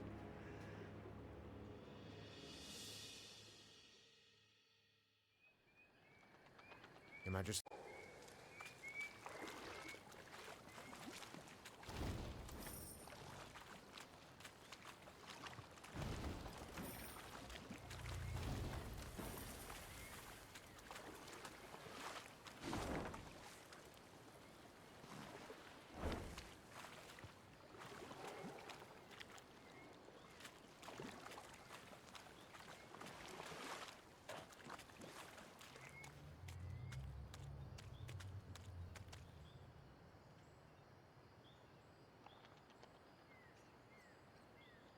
Hidden among brambles, Meve watched the Nilfgaardian sentries atop the palisade. In full gear, alert in stance, they looked sharp and ready to defend the stronghold. Blast! Meve hissed, for she now knew Red Lobendon would not fall by surprise. A siege would be needed, and it would slow her advance. Yet there was naught she could do, as this was her one road to Angren and to Caldwell. Reynard wiped the sweat from his brow, donned his helmet, and dropped his visor with a tap. On your command, Your Majesty. Very well. We mustn't delay. Reynard, our plan of attack. Armoured infantry to lead and take the first salvo upon their breast, scaling ladders to follow. Afterwards... Masterful. Truly masterful. Interrupted Gascon. Yet, despite the mastery, fit to be improved. How, namely? Hold back your force. Lie in waiting. I'll take 10 good men and open the gates for you. Wide. And how do you aim to achieve this? Asked Reynard. Knock and claim to be a trinket peddler, I suppose. Or perhaps one of Lebioda's devout disciples. Must you know every last detail? Where's the fun in that, sir? There's none in warfare. Never. Seethed Reynard. For war is no farce. Your Majesty, he stands no chance. Not the slightest. None at all, I concur. Yet his eagerness intrigues. Let's see what he can do. Reynard did not approve of Meve's decision, this was clear, yet he dared not undermine it. The Queen's blessing now his, Gascon assembled a small force and set off, straight for the stronghold gate. Lambs to the slaughter, muttered Reynard, shaking his head. My Queen, it's not too late. We can always... Shh! Look. Already at the gate, Gascon lifted his arm in a gesture of peace, then merrily bantered a bit with the guards. A moment later, the gates jerked into motion. But how? No matter. The gate stands open. We must attack. Meve raced off towards the fortress without even glancing back. She knew well her soldiers would follow.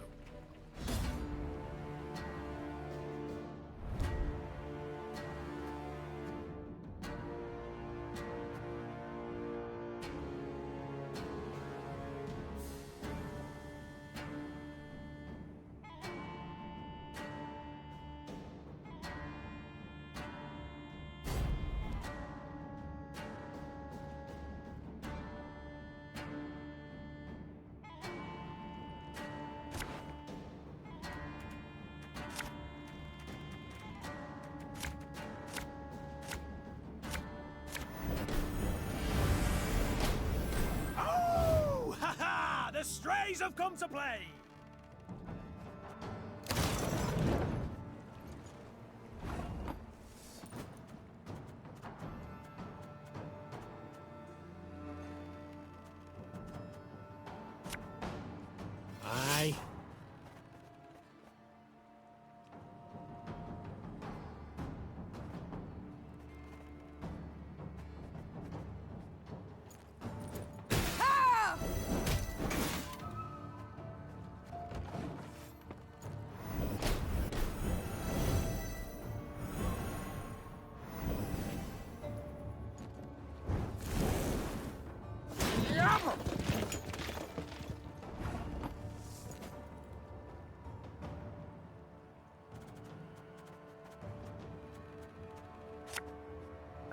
Should have listened to me, old lady.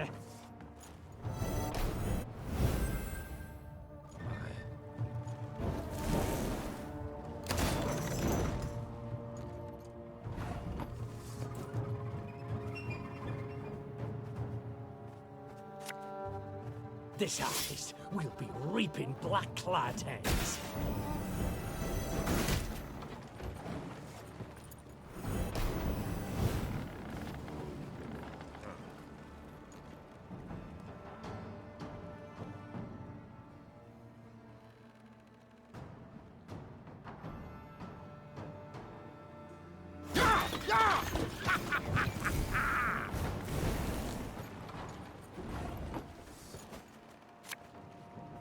Feel any burning? See a local healer or wise woman.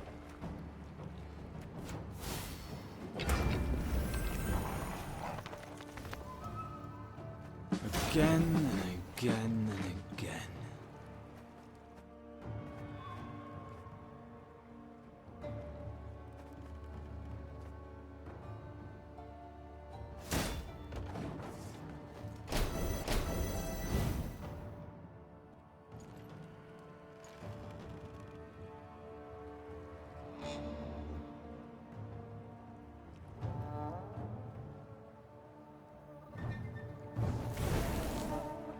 Life is mine now.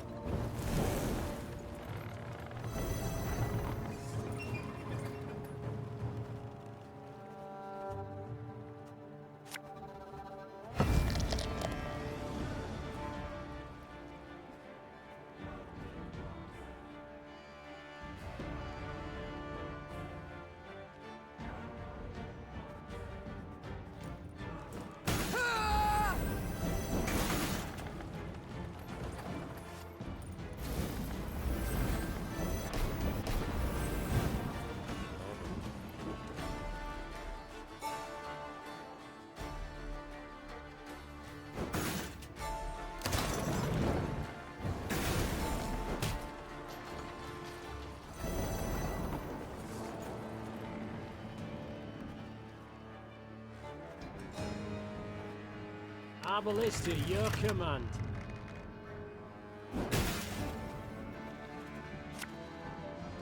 Getting to work. I smell a leak.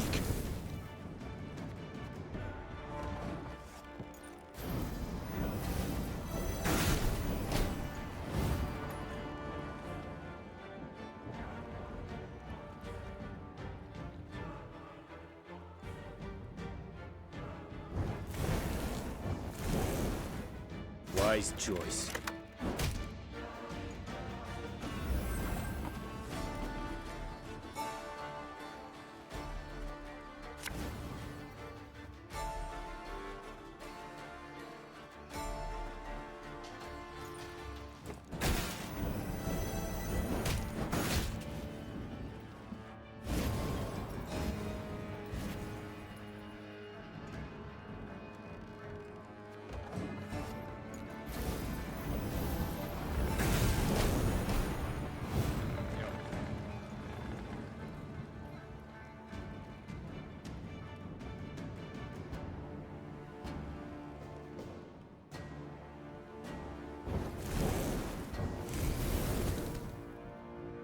Order will triumph. It must triumph.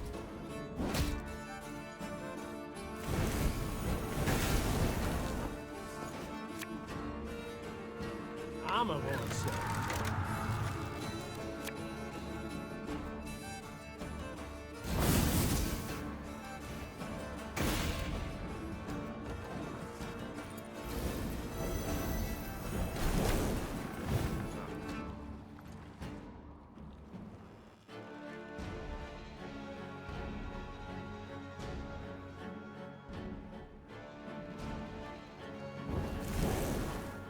Praise be to the great sun!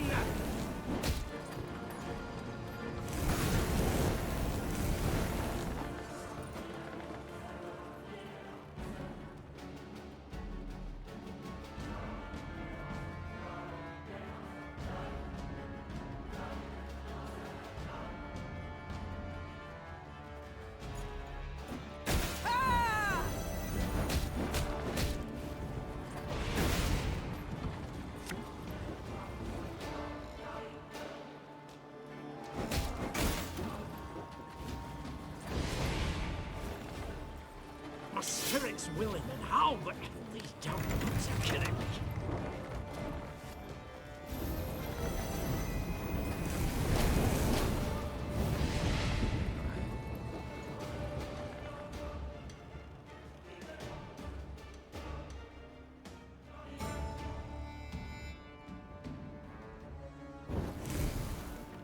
Please wait, Your Excellency.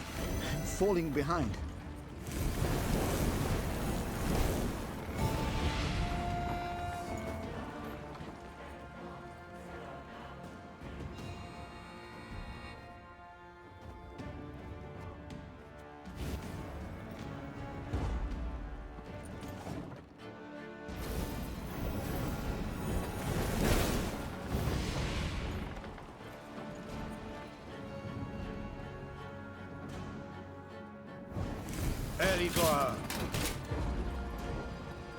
One red Lobington for you, milady. Compliments of the house.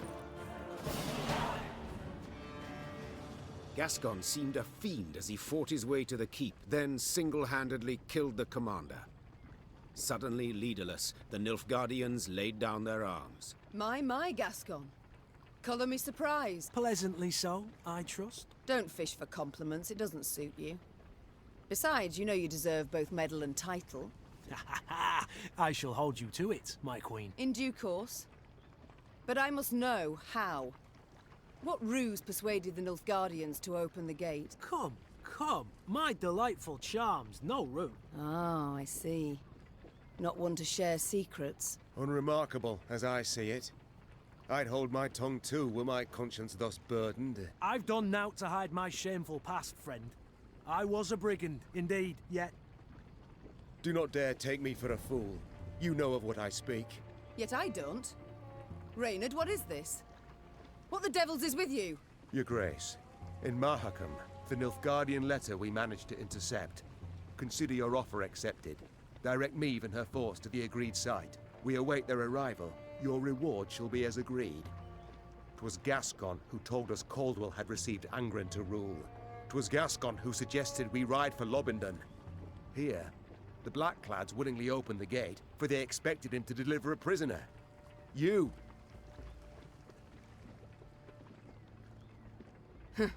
Yes. I might have expected as much. When captive, I asked you why you'd chosen to aid me. Your answer was odd and unconvincing.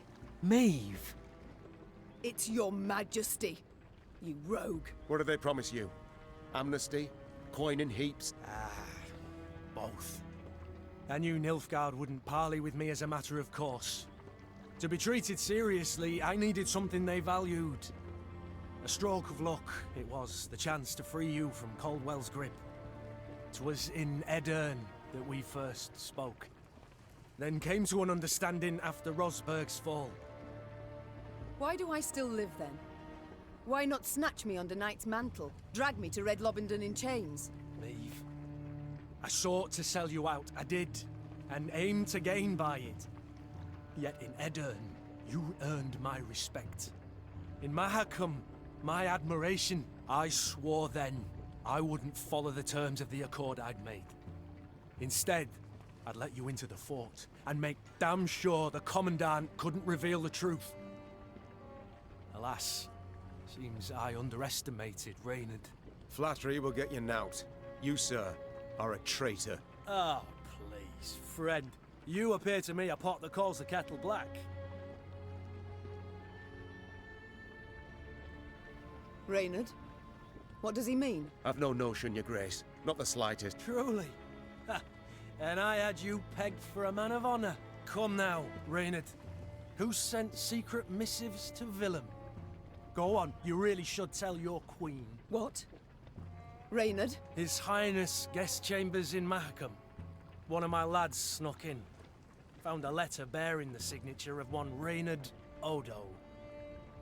Reynard, I beg you. Say it's not so. Tell me it's a filthy lie. Your Grace. I'd hoped His Highness and you would reconcile. To see son stand against mother rent my heart. I wish to help. Behind my back? Your Majesty, I sought merely to push the youth to see reason. To open his eyes. So say you now. Yet I can't know what was in the letters. I can't know what pacts you made. And alas, I can no longer take you at your word. I'm not alone in having deceived. Yet I am in repairing my wrong. Meve felt a tempest rise inside her. Yet she could not release it lest it cloud her view. She would solve the problem, strike it from her mind, and resume her journey at once.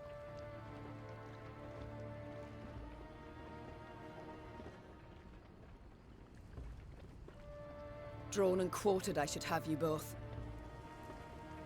Yet in truth, I cannot do without your aid.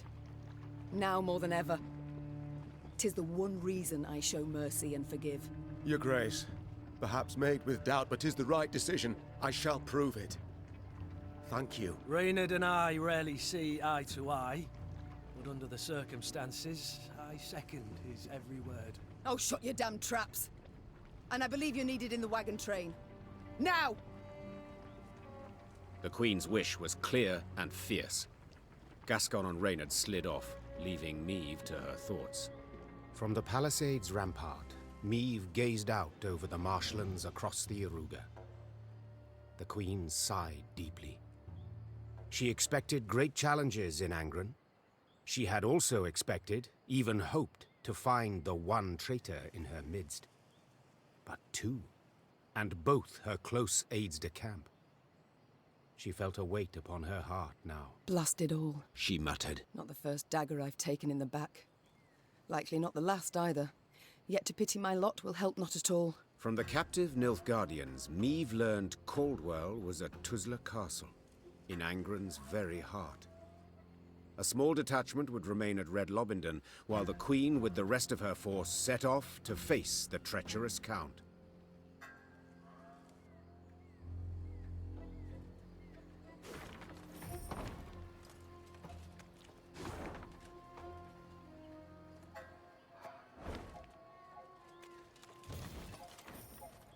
Savarut, Nordling. I'll keep a close eye on him, Ma.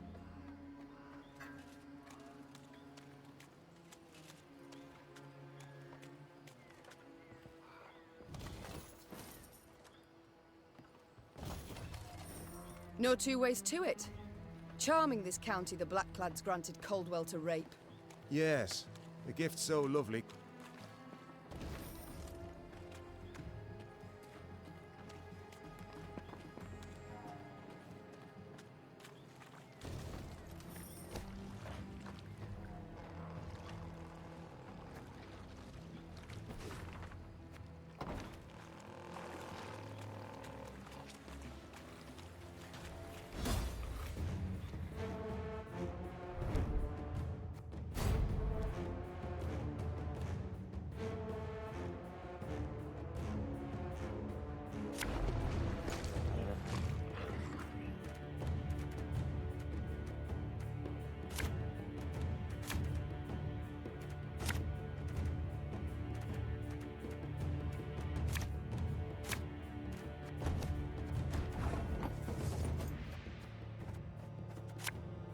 There's a time to reap, a time to sow, and a time to die.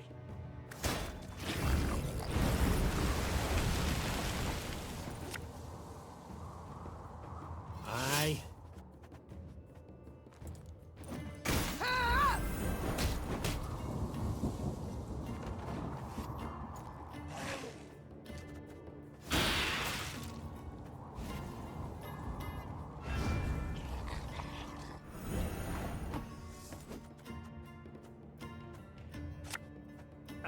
Should have listened to me, old lady.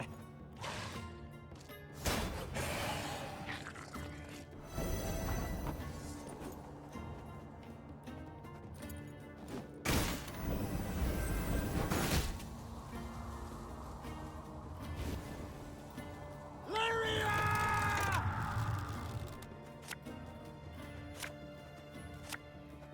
One boat's all I need.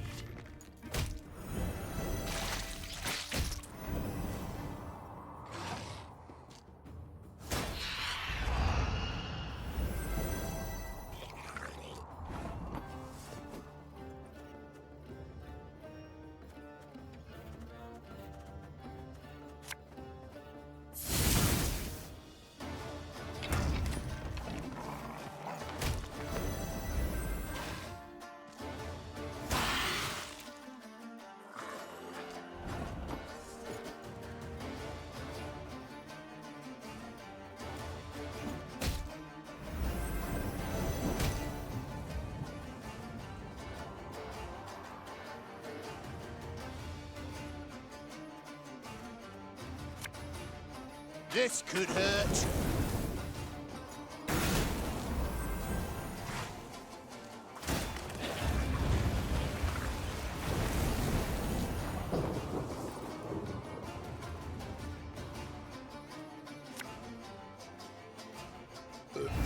Sorry, turnips back for an encore.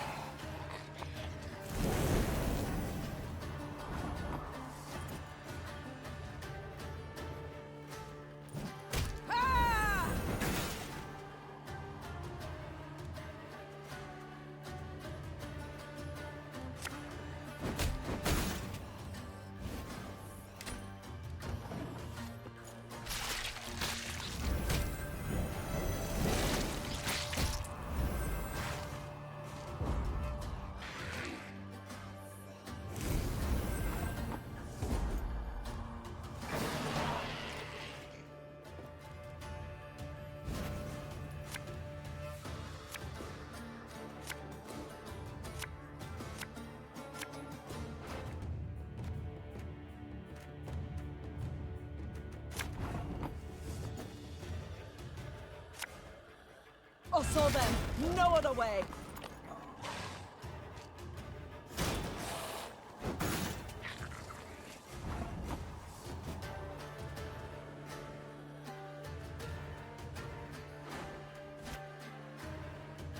Fear not.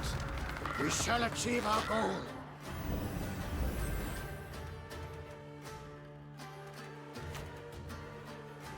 Watch your heads! This harvest will be leaping black-clad heads.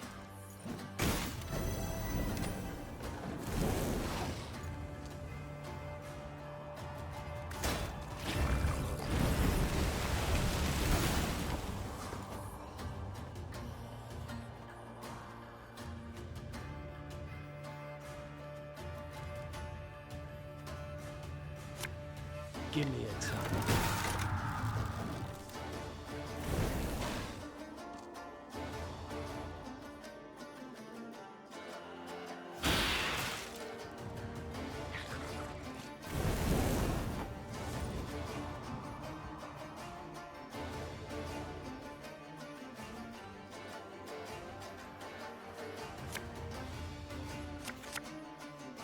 Army's a waste of time for one like me.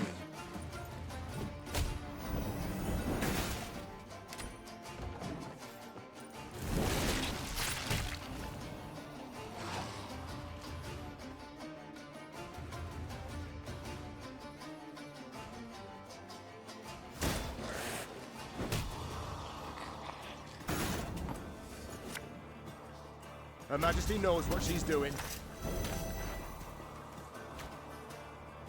Our ballista, your command. Left, right, left, right.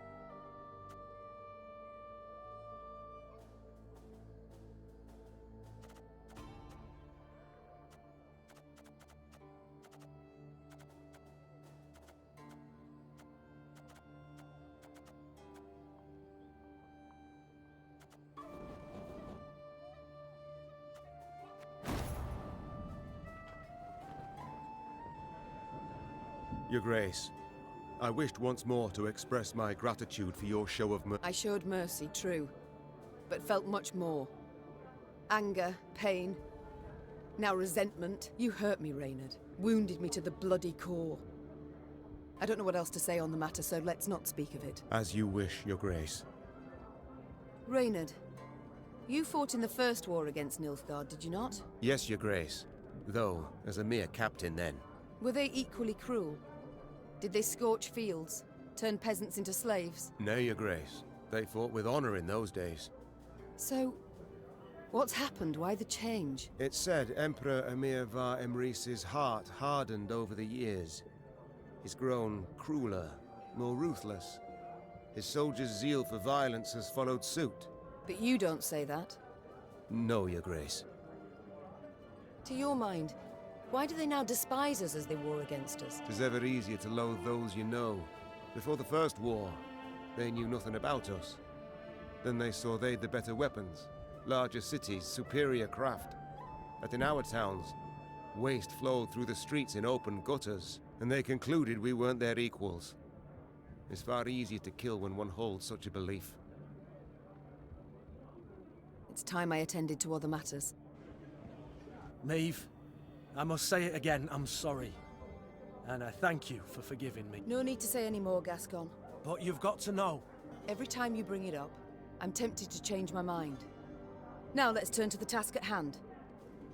Ever have regrets? Feel remorse? For what? Oh, I don't know. Killing innocents, perhaps? Murdering travelers, pilgrims? I've always warned them. Won't touch a hair on your heads, provided you don't resist. So, see, gave them a choice. Besides, innocents? Please, Meve. We both know those to be mythical creatures. So there's always call for murder? That's right. Dead right. You need but answer. It's time I attended to other matters. Yes? To see Scoia'tael in Mahakam, I was quite surprised. To see them attack their own... Their own? Ha! They hate humans, sure. But those non-humans who won't join in their struggle, they hate far more. Collaborators, they call them. Traitors to their races. Murder them in cold blood to make others join out of fear. Only way to replenish their ranks, truth be told. I'm led to think we may owe the Scoia'tael more compassion. Seems so many enlisted under duress that... Hold, madam, truly? And how would you tell those from the others, who grasp their weapons willingly? Those whose hearts have turned black from sheer hatred? I know not for certain, but to question them might be a start. And what? Think you'd hit? No. Exceptions are a clear road to human blood spilt. All Scoia'tael must die. Leave the gods to sort the wheat from the chaff. Something I could never agree to. Collective responsibility on all their fighters. I couldn't assign it. That's your right as a queen. Fortunately, King Demavend has other principles. One's closer to my own. I must go. We'll speak later. You need my help with anything? Anything at all? Ever travelled with an army before? Frankly, can't say that I have. You folk are my first. And let me say, it's not nearly as dull as I expected. Your travelling companions are fascinating, truly. Is that so? Who, if I might ask? Let me think. Well, Rayla, a charming lass. So sweet. Asked if she'd help me test out the Skylicker too. She immediately offered to shove me off the nearest cliff. And just between the two of us, the quiet chap, Xavier, gives me the willies, truth be told. Could just be on account of his face looking like a piece of taffy stuck to the sole of a boot. Who else? Oh, right. A word of advice. Never play Gascon at cards. He's a hustler, that one. And he tells tall tales. About debts, specifically. Ones that I supposedly owe him. And the Reynard fellow. What a jester. Always good for a laugh. I'm sorry, what? Every day he barks at me, stand at attention, with a perfectly straight face. And last, he asked asked if I'd served in the Norm army. I mean, really, sometimes I just can't with that man. Very thorough, Barnabas. I thank you. Time I attended to other matters. Ah, yes, you're still here. Off you go then. Yes, my lady? I haven't had the opportunity to thank you. Had you not been so alert, we'd have fallen to our deaths in Mahakam. I merely did my duty, Your Majesty. Modest as ever. Yet once the war is over, I shall make certain you're properly rewarded. My lady, the one reward I desire is victory. Your victory. Other matters await my attention. As you wish, my lady. Always good to see the Queen. We haven't had a chance to speak since we left Mahakam. Why join us? Or decide to leave your homeland, for that matter? As I said, I was in your debt. Still am. You're a dwarf of honor. I'm pleased.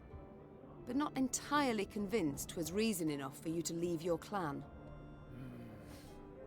Not about to let me off easy, are you? All right.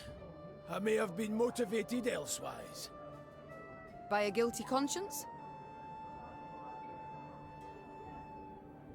The horridness with the Fuchses. All that blood and mud. It went too far. I tried to talk it out with the elders. They brushed me aside like a wee bairn. But that weren't the whole of it. I saw the shite dwarves living in your cities go through. Thought I'd forget once I came home. Got back to dealing with my own problems.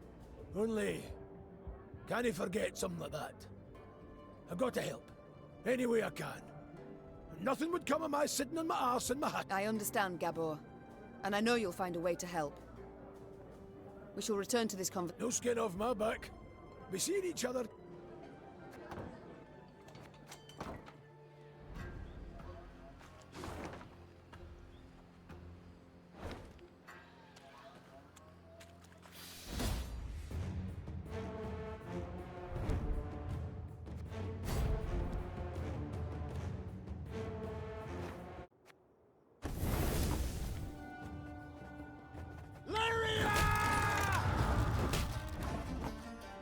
One boat's all I need. Give me a time.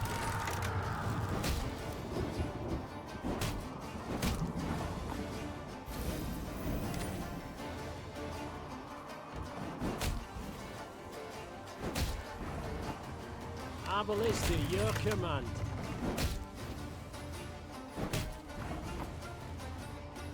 I'm a one, sir.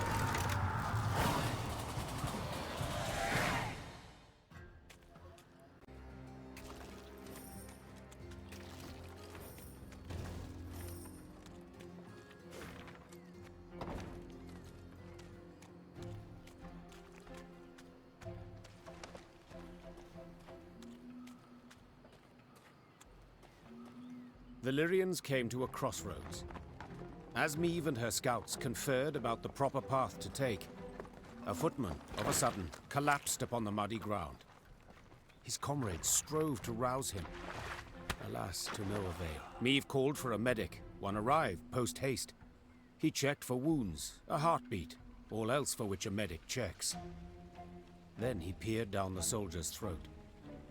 In a flash, he was on his feet, his hand over his mouth, backing away. What's with him? What's wrong? The Queen asked, her eyes darting between the medic and his patient. Typhus exanthematicus, Your Grace. Replied the physician, wiping his hands with a spirit-soaked cloth. Typhus fever. Contagious? Extremely, I fear. Though not yet at this stage. The spots are but in his mouth for now. Tomorrow he'll be blotched all over. It's then the disease turns infectious. I see. What about a cure? Is one known? The medic gazed at Meve, shook his head and shrugged. On a cloth laid on the ground, the afflicted convulsed and mumbled feverishly. What does one do in such a case? Your Majesty, it sounds cruel, I know, but we must leave him and march on. Else our force could be decimated by an epidemic in the ranks.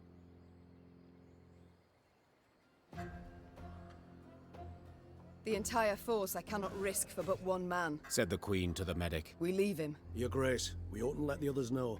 They'll march ahead. We'll linger a bit so no one... Out of the question. Those who fight for me, I will not deceive. The Queen assembled the force and laid bare her intention. She would leave the ailing man to waste away and die. Those who knew him pleaded, protested, cursed the heavens. But Meve was unmoved and gave the order to march. She then rode at the fore. to hide her eyes that could not hold the tears she wept.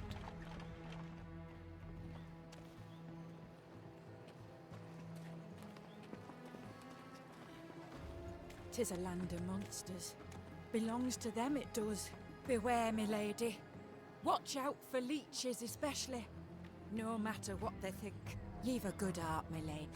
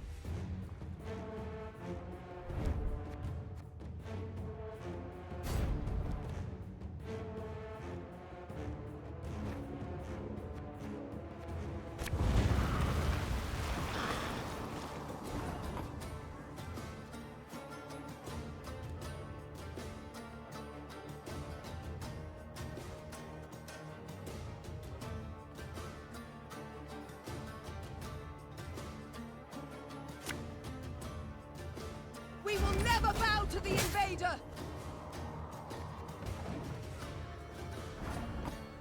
It's war you want? Then war you shall have!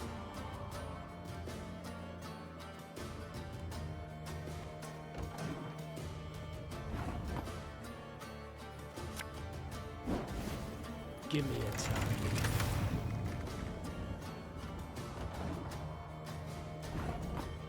For Lyria and Rivia! For the north!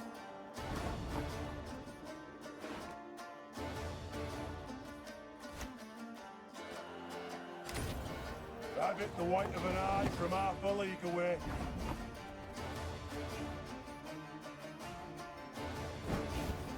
Our ballista, your command.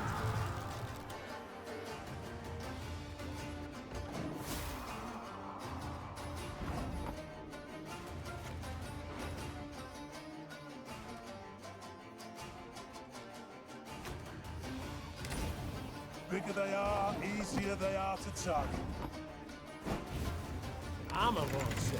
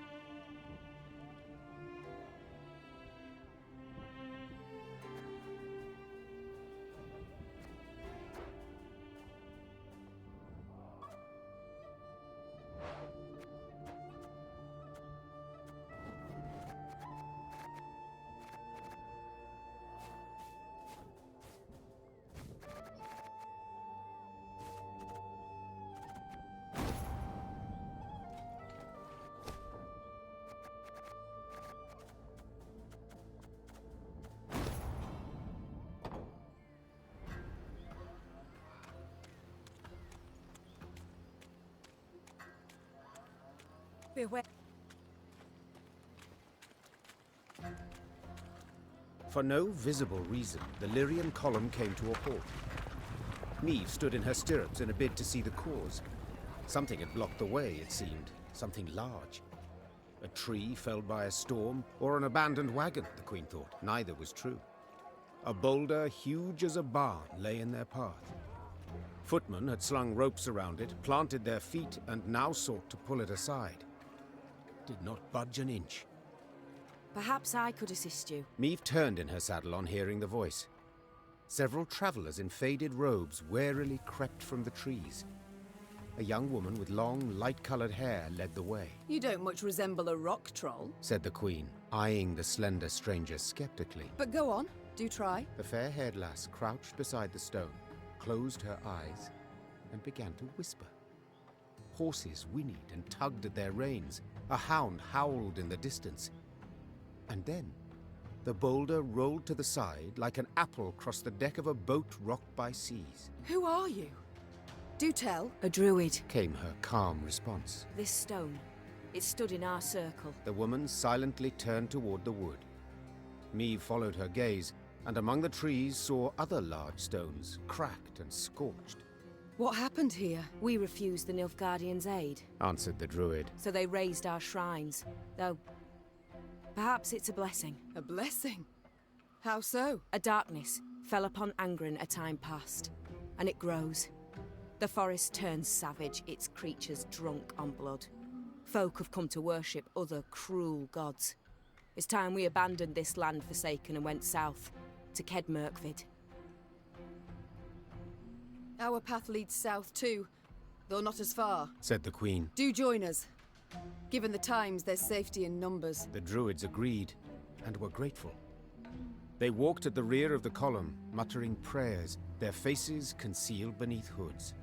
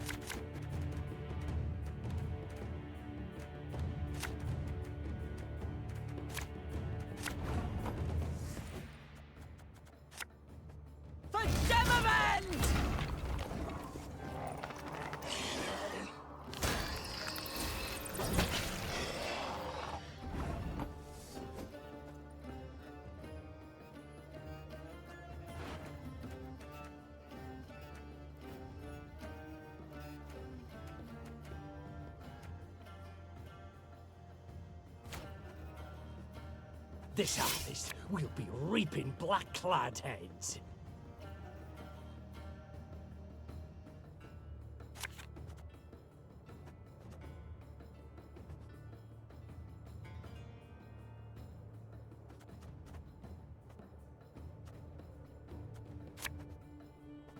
For you, pal! Anything.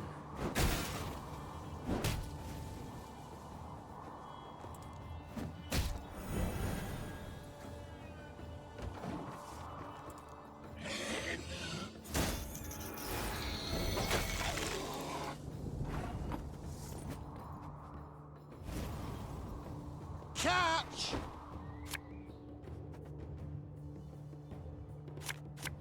My spirit's willing and how, but these damn boots are killing me.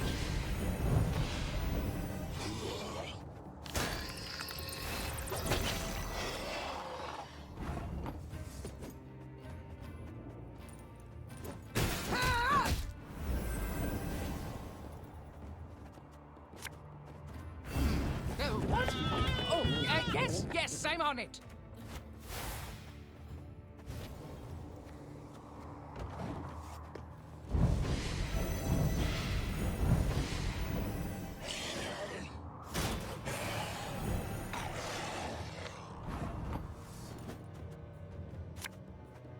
time to reap, a time to sow, a time to die.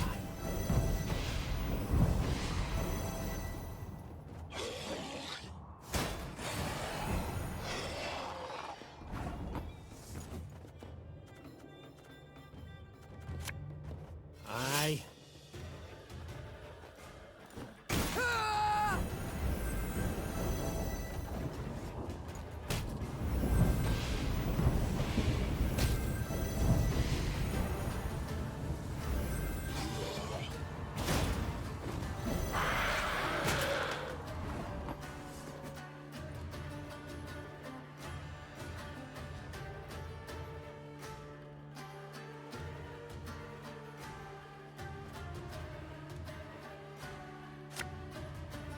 Our ballista, your command.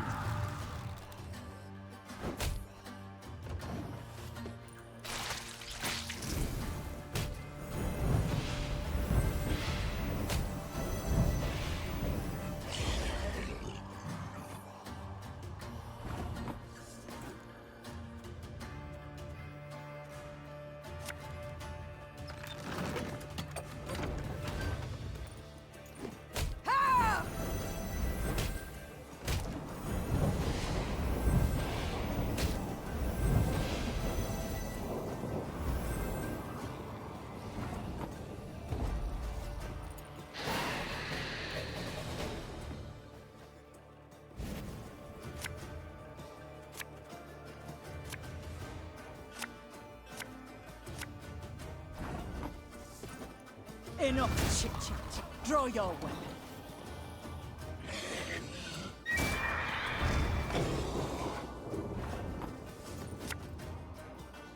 Left, right, left, right. My pain serves a purpose.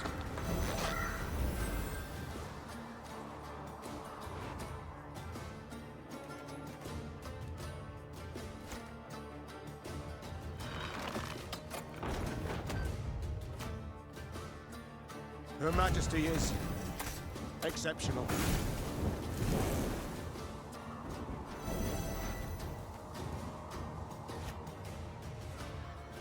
Should have listened to me, old lady. Again and again and again.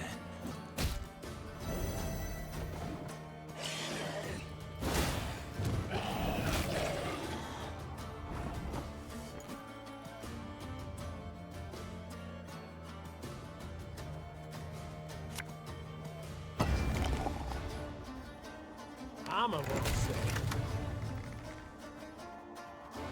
Lyria!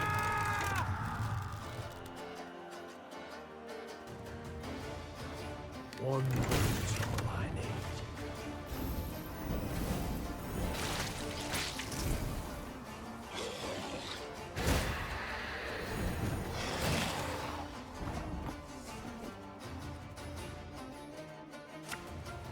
Give me a time.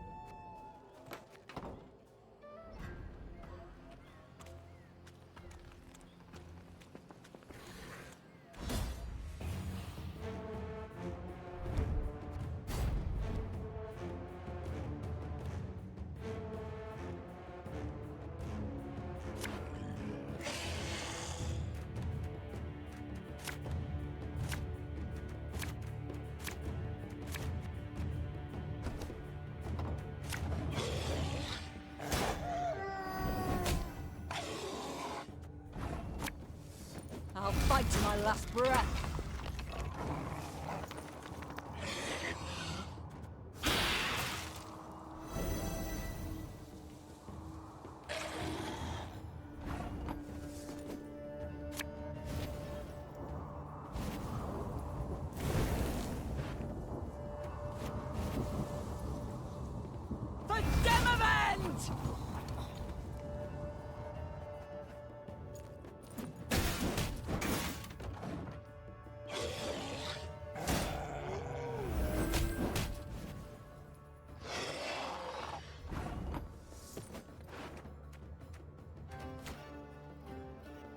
Fear not. We shall achieve our goal. Listen to me, old lady. This harvest will be reaping black-clad heads. Her Majesty is exceptional. My spirit's willing and how, but these damn boots are killing me. You sure about that?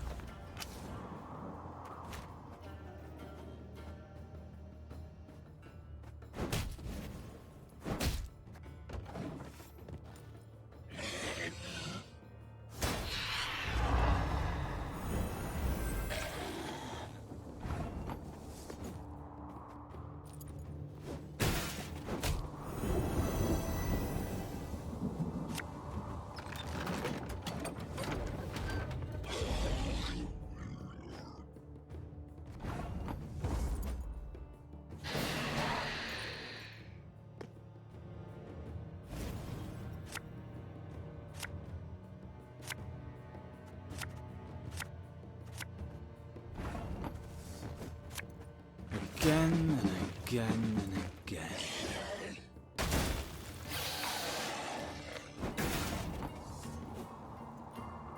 Arbalist with your command. There's a time to reap, a time to sow, and a time to die.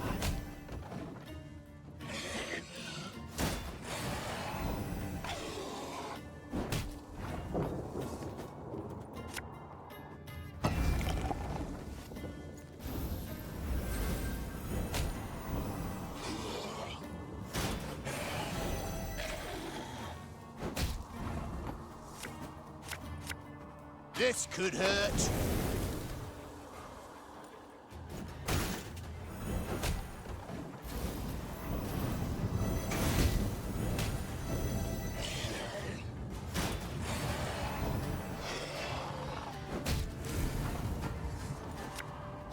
Aye.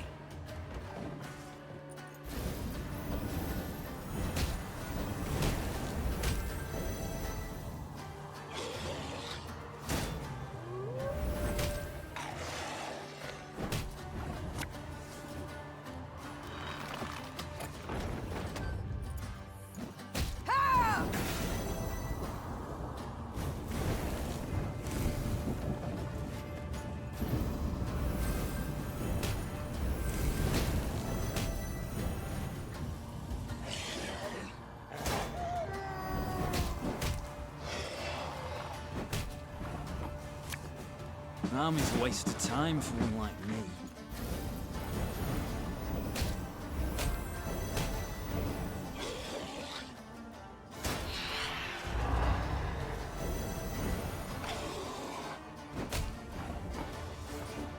Armor wants it.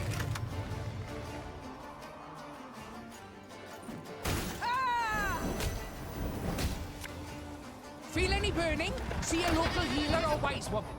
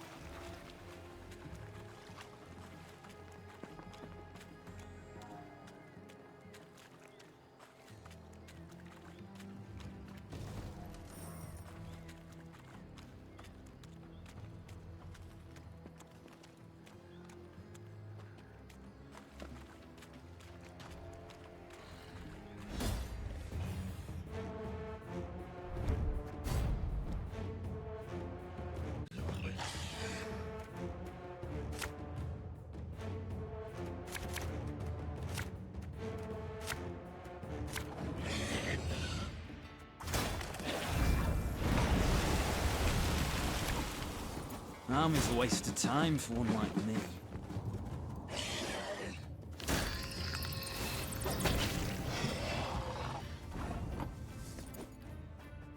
Should have listened to me old lady.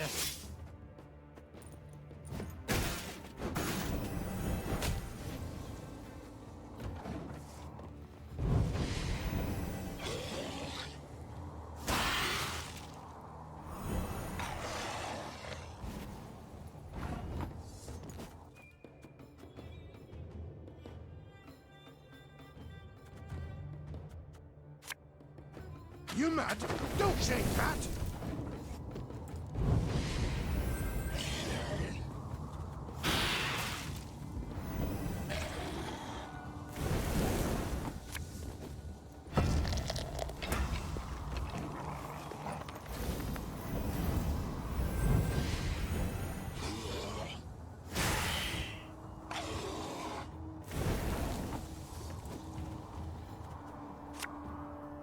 Give me a target.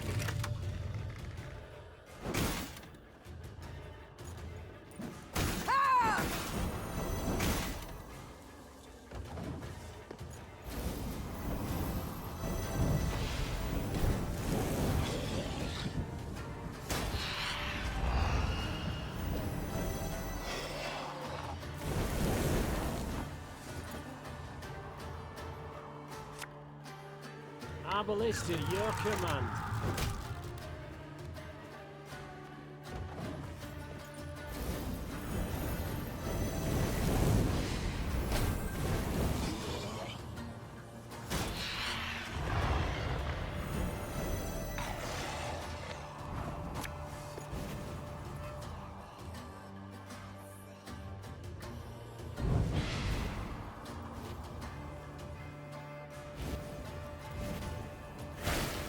This could hurt.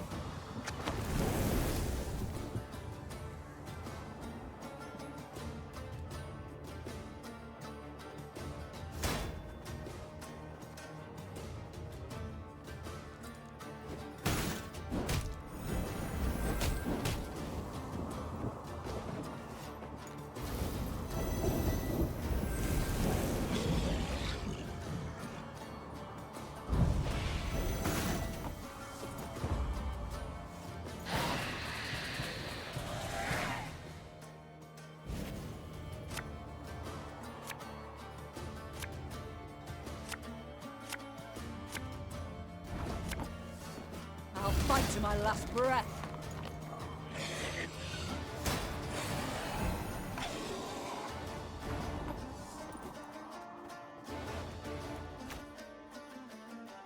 As ordered. My spirit's willing and how, but these damn boots are killing me. Her Majesty knows what she's doing.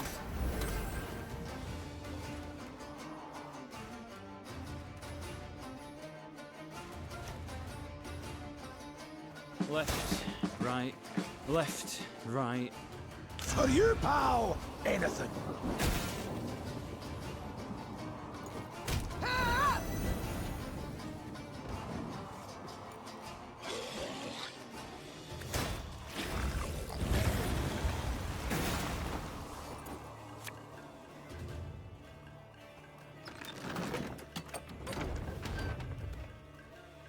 Aye.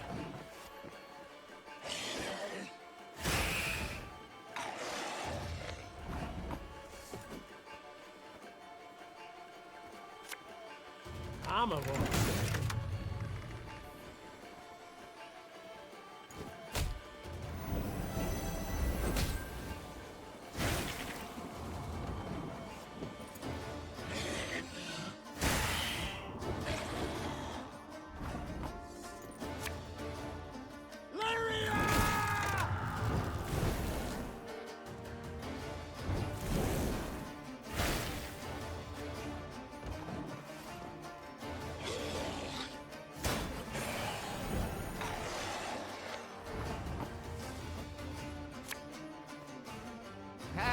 Not supposed to be any smoke.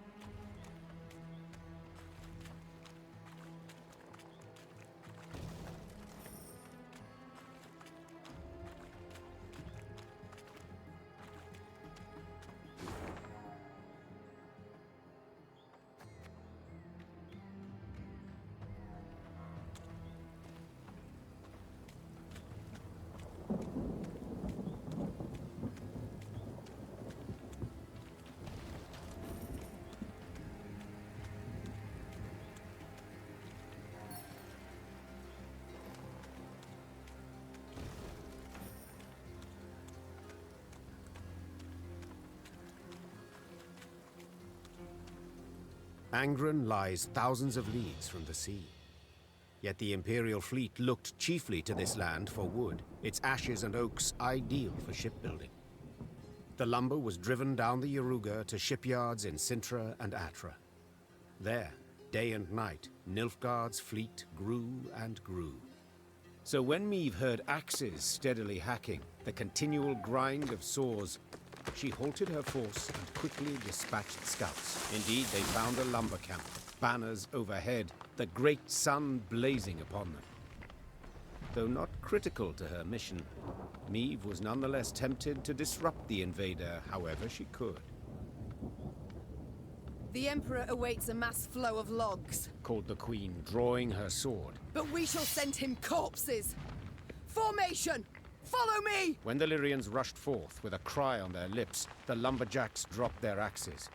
Their black-clad guards, though likewise surprised, formed up and stood ready for battle.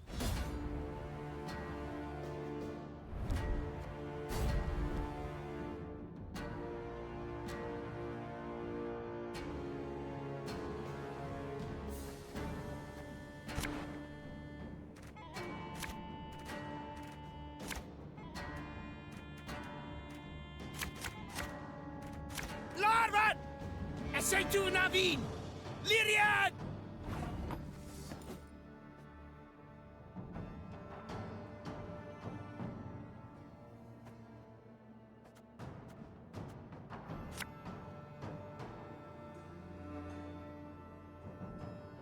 I'm a boss.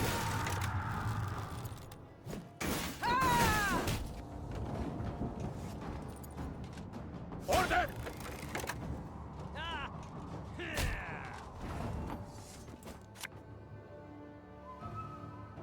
Lyria!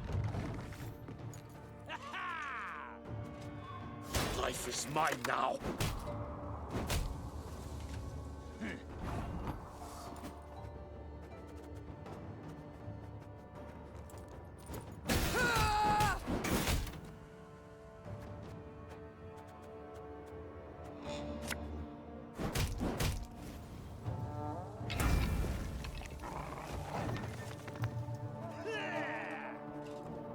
Infiltrate!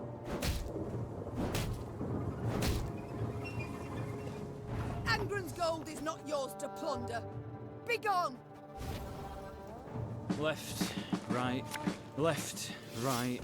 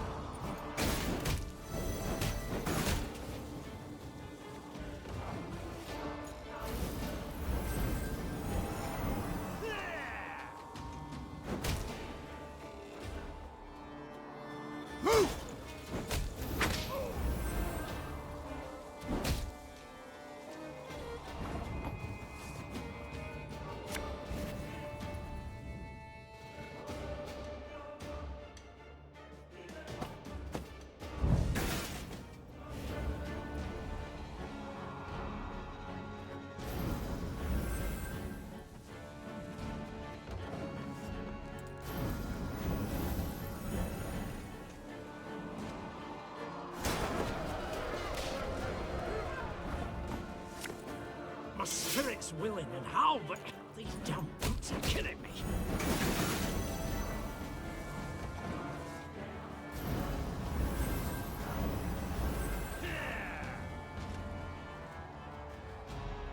Fight for the Emperor and you might be freed! There's a time to reap, a time to sow, and a time to die. To work!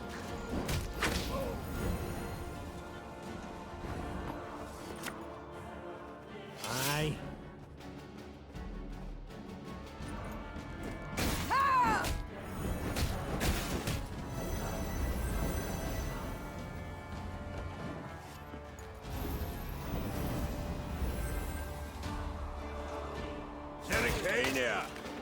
source of the best goods.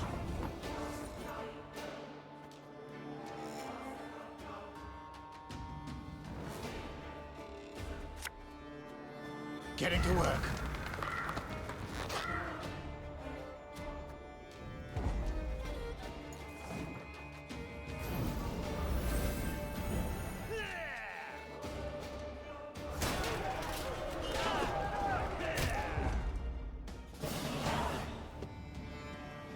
Nilfgaard's ranks folded. Soldiers fled in fright, stumbling over felled trees and corpses.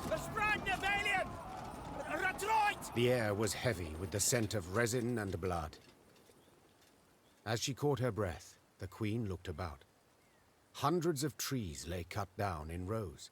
Oak and ash enough to keep the shipyards working till winter. Meve ordered the lumber requisitioned.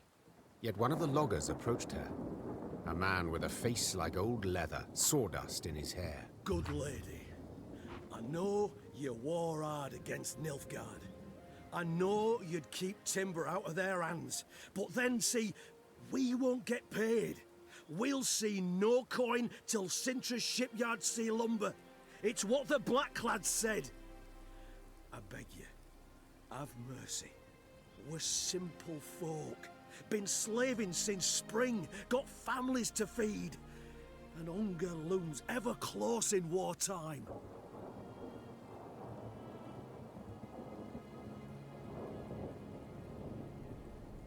Meve looked at the logger's hands. Thick scars, crisscrossed fingers twisted by years of axe work. This wood I cannot allow to reach Nilfgaardian shipyards, she said. Yet neither can I let you go hungry. I shall take the wood and pay you from my own purse.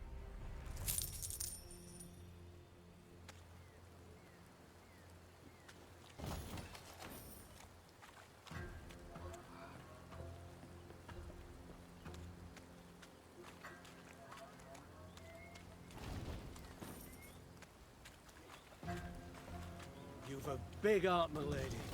Not many folk like... You've a big heart, my... You've a big heart... Got blisters on my hands from all this work. Weren't enough the corns on me feet, ye gods. Never ends, I tell you.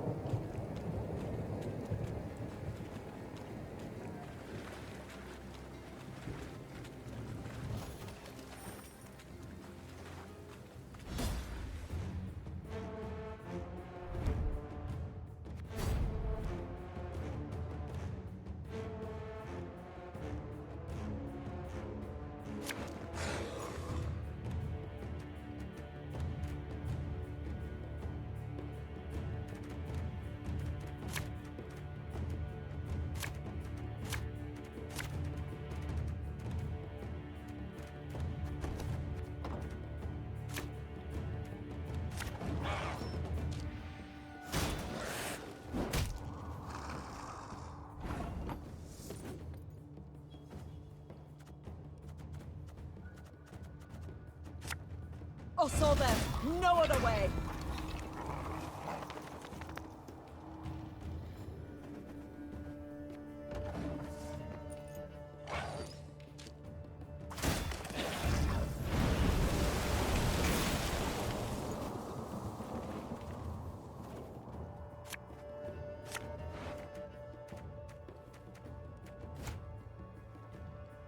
My scars?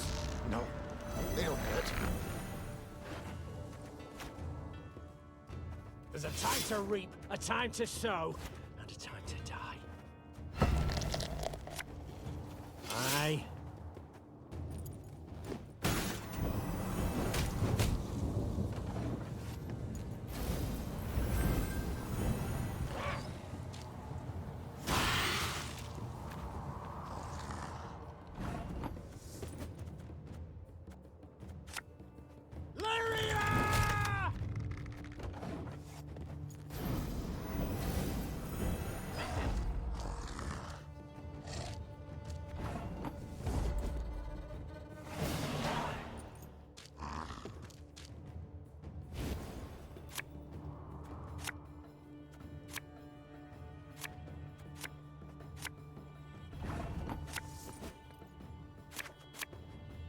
again and again and again.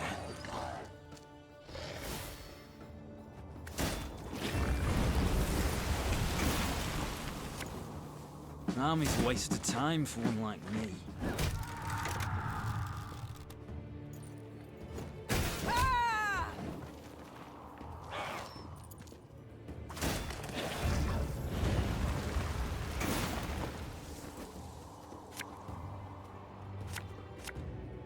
You mad?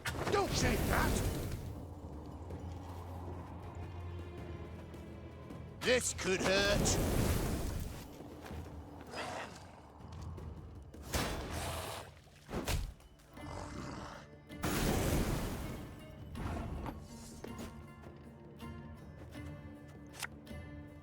Give me a time.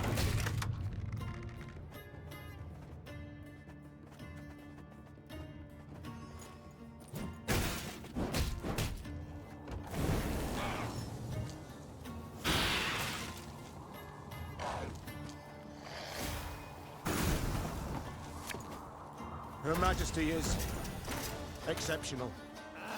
Listen to me, old lady.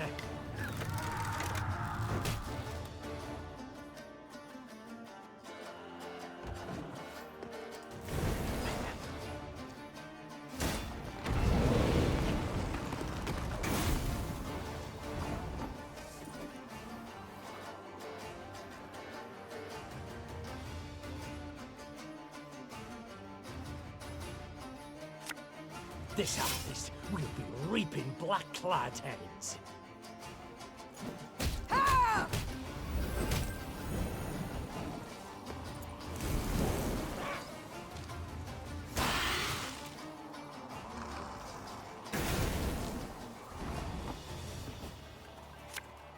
My spirit's willing and how, but downwards are killing me.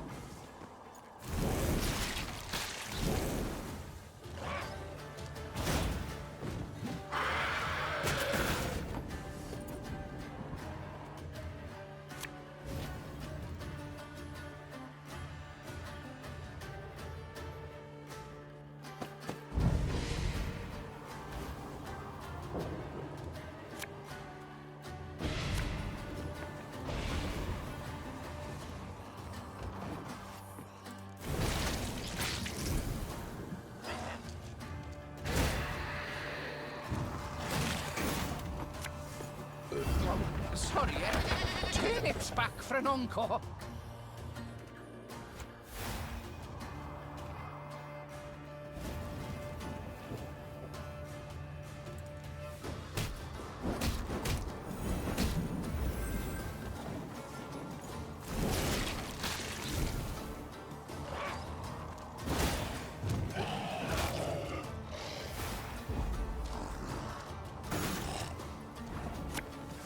Oh, could murder a pint.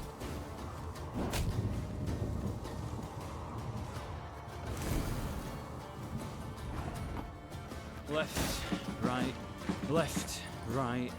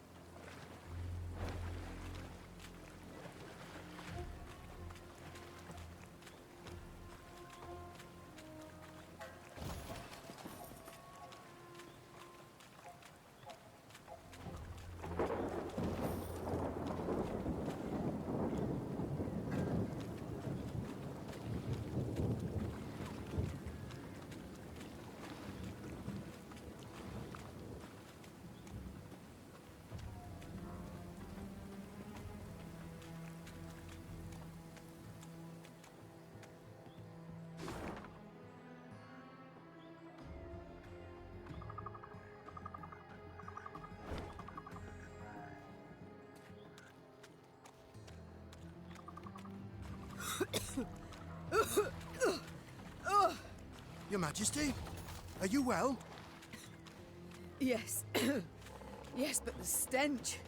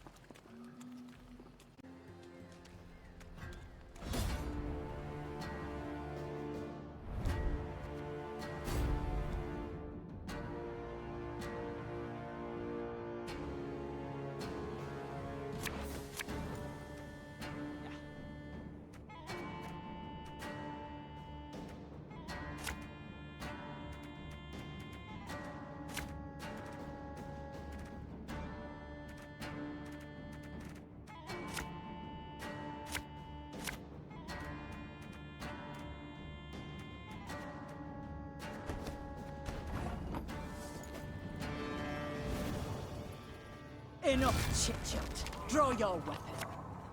Should've listened to me, old lady. Quiet! The Commissar will hear.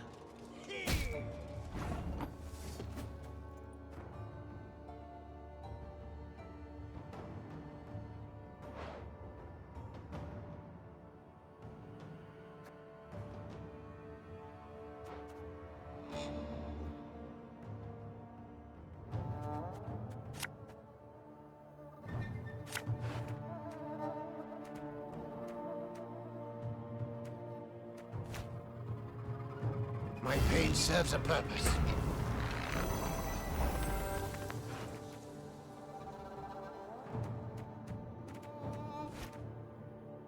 Arbalist at your command.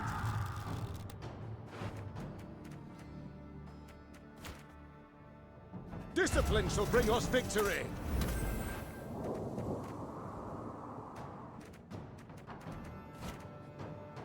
Armor won't say.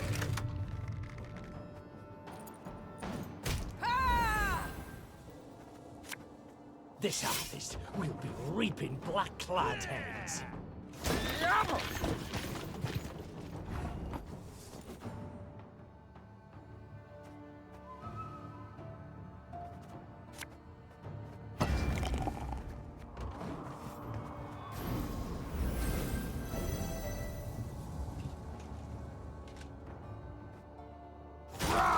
Scheiß! In! Zwei!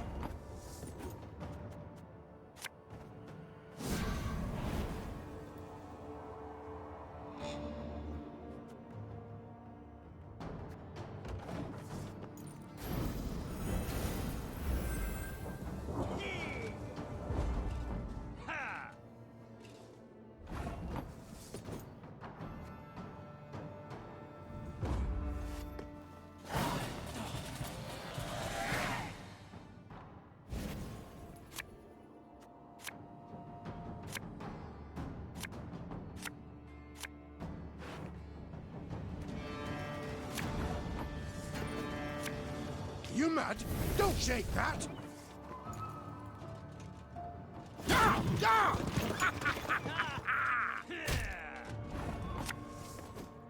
This could hurt.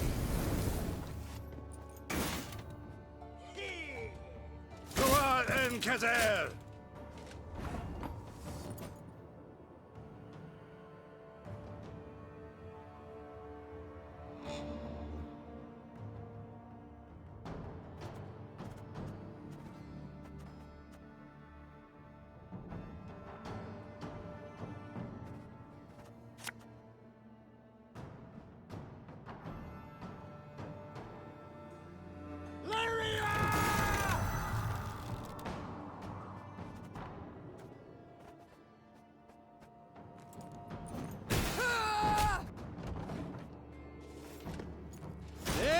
Retreat!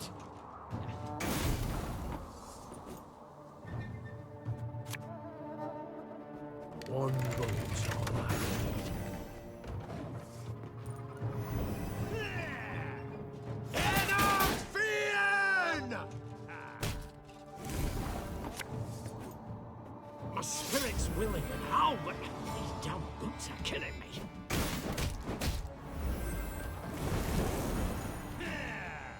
Nilfgaard!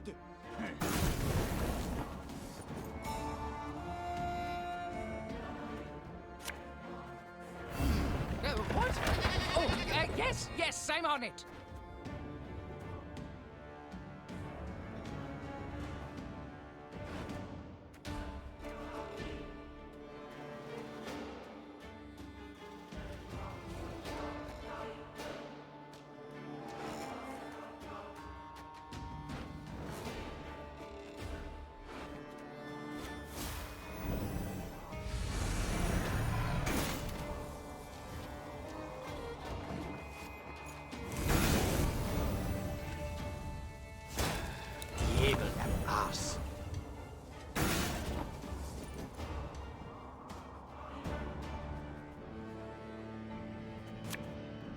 There's a time to reap, a time to sow, and a time to die. Ah!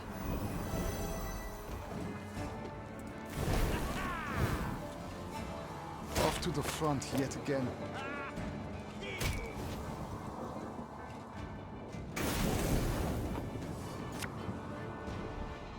I'm coming.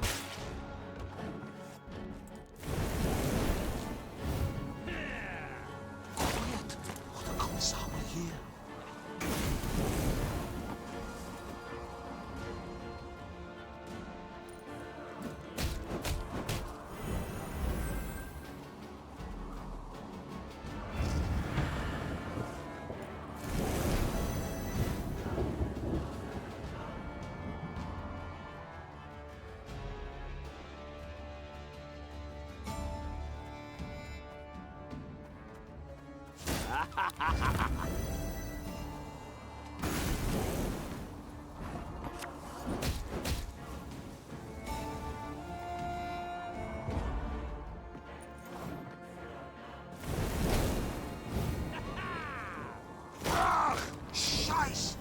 In train!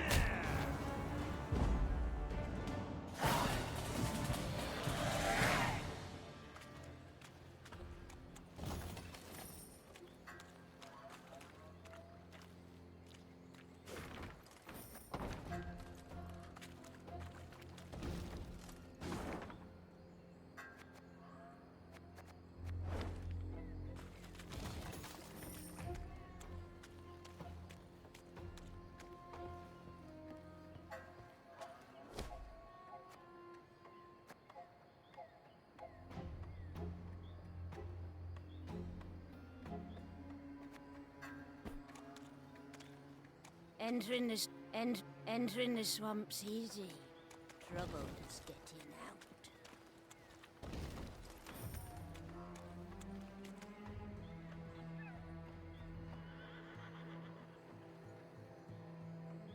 In the distance, Meve spotted a spindle-like shape, which soon proved an enormous, dark obelisk.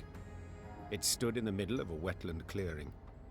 Dozens of iron rings dangled from its shaft, clinking and rattling in gusts of wind. Cows, donkeys, and dogs were gathered round the stone, all tied to the rings by ropes. Their hides showed many shallow cuts, seeping blood, festering, drawing mosquitoes in swarms. A number of the animals struggled against their cords, while others, near dead, lay still in the wet, tall grass. Across the clearing, folk emerged from the woods, a handful of peasants with a mule in tow. The beast resisted, stomped and planted its hooves, perhaps sensing its gruesome fate. The queen decided to question the peasants, and soon learned the animals were their sacrifice to the swamp gods. They're all about, dearie. Very close. Oh, very, very close. The toothless old woman whispered. They hide neath murky waters. Can't feed when they hear the drip of blood. The gods look kindly on those what make an offering.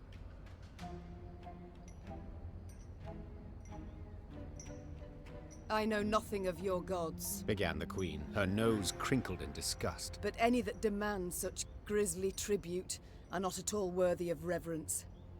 What you do to these creatures is savagery. Savagery I can't allow. Run us off, you can. replied the old shrew. But soon as you're gone, we'll come back. As ever, we'll come back. This I know. So I must take care to leave you naught to come back to. Over the peasants' howls and pleas, Meve ordered the obelisk brought down. Her soldiers gripped the ropes that hung from it and toppled the shaft. As it hit the ground, it shattered into many smaller pieces. You say you know naught of our gods? The old woman's eyes narrowed. Her voice grew darker still. Well, don't you worry your head, sweetie. You'll meet him soon enough. They'll tangle you apart. Sow a pox among you, drive it to madness. Every last one. I curse you, all of you, in Kurdakora's name. Undisturbed by the Harridan's screamed threats, Meve rode on. But her men whispered long of the curse.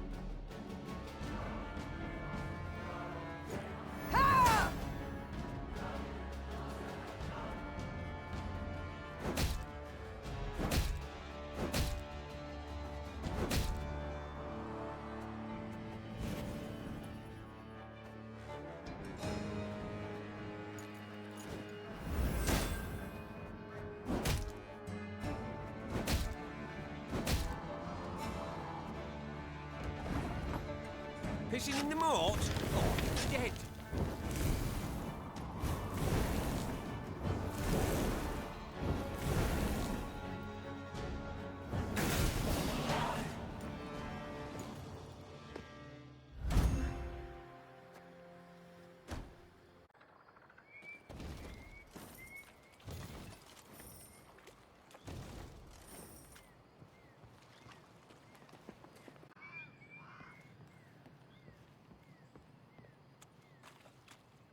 Meve stood waiting while her scouts cut through the tangled branches and roots that had overgrown the trail through the swamp. Suddenly, a soldier doubled over and began to retch blood. The same symptoms soon afflicted others in her ranks. A potent poison, was the medic's verdict. It seemed all those who'd fallen ill had shared a tent. One night, they'd chattered about an obelisk they'd destroyed and the group of incensed peasants who'd cursed them for it. Fearing for their lives, the footman had gone to a local herbalist. She'd brewed them a potion to ward off black magic. Alas, the concoction had proved poisonous. The soldiers succumbed to the poison. Their agony was profound. Meve sought a rational explanation, claiming simple human depravity, not some mysterious, malevolent force, was behind the deaths. Alas, her words fell on deaf ears. The Lyrians were convinced a curse had killed their comrades, and grew yet more fearful of the ghastly dangers the next day could bring.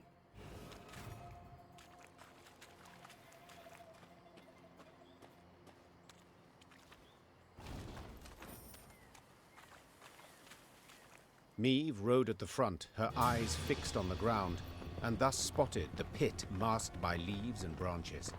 She tugged hard on her reins and steered her mount to the side. Alas, the cavalryman behind her did not follow her lead. Leaves rustled, boughs snapped, and the horseman crashed to the pit's bottom, snapping his neck. Moments later, it was clear who'd set the trap, when the forest came alive and a cry rang out.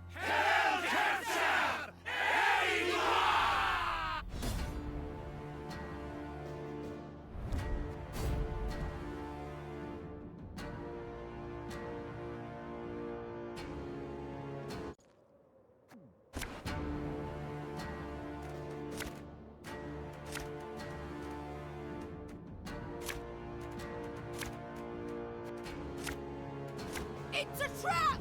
Rally to me! Life is mine now.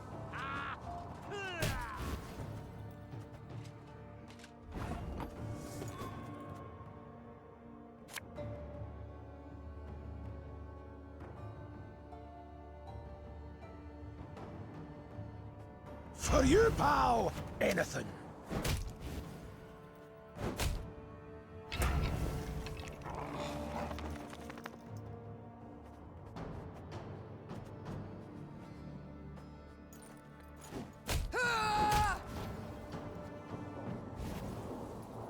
There's a time to reap, a time to sow.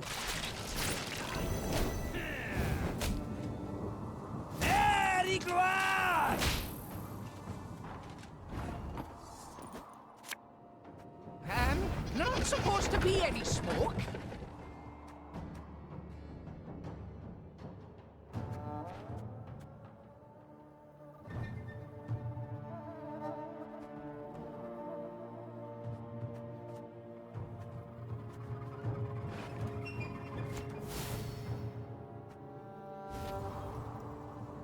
Armor won't serve. Discipline shall bring us victory! Is that why? Wise choice.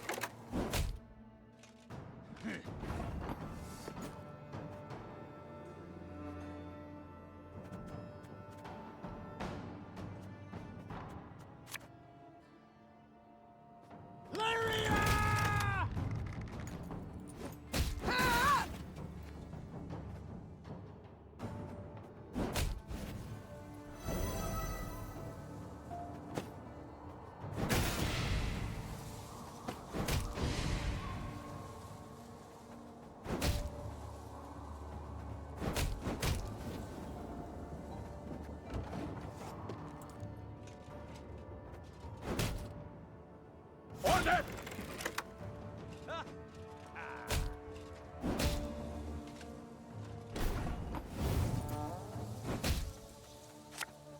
Aye.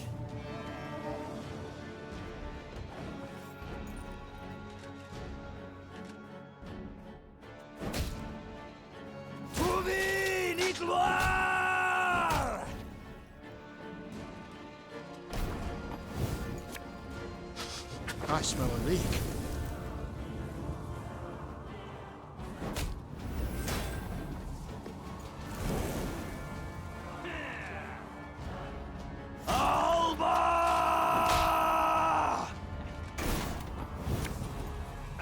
Should have listened to me old lady.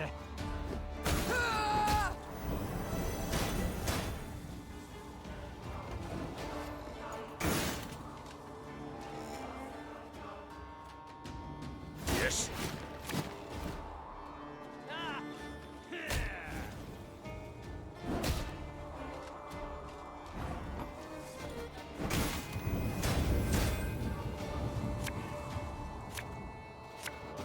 This harvest will be reaping black-clad heads.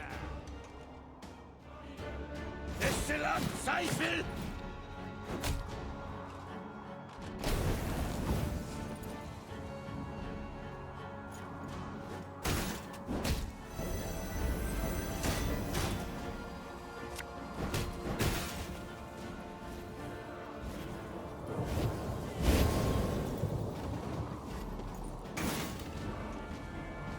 My prescription, a bit of bloodletting.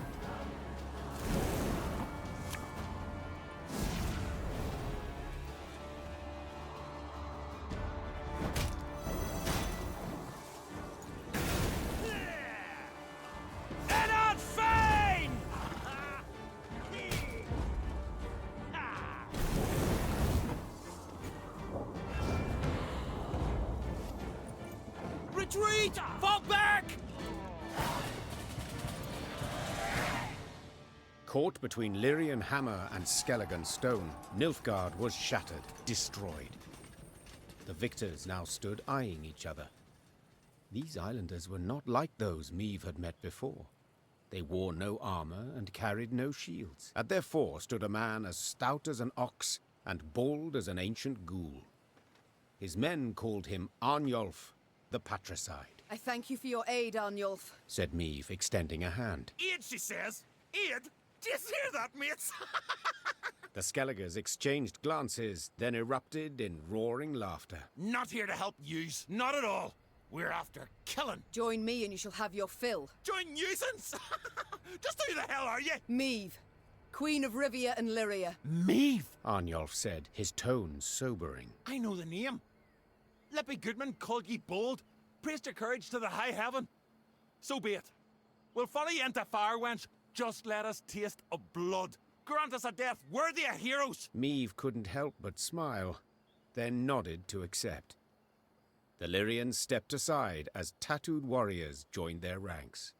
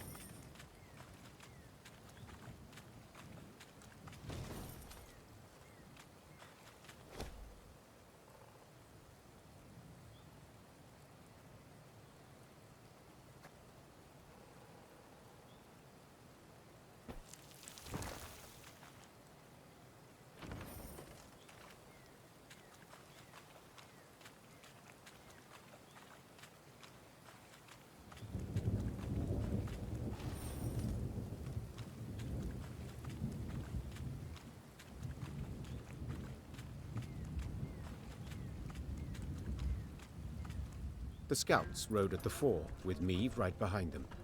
Their task, to find safe passage for the rest of the force.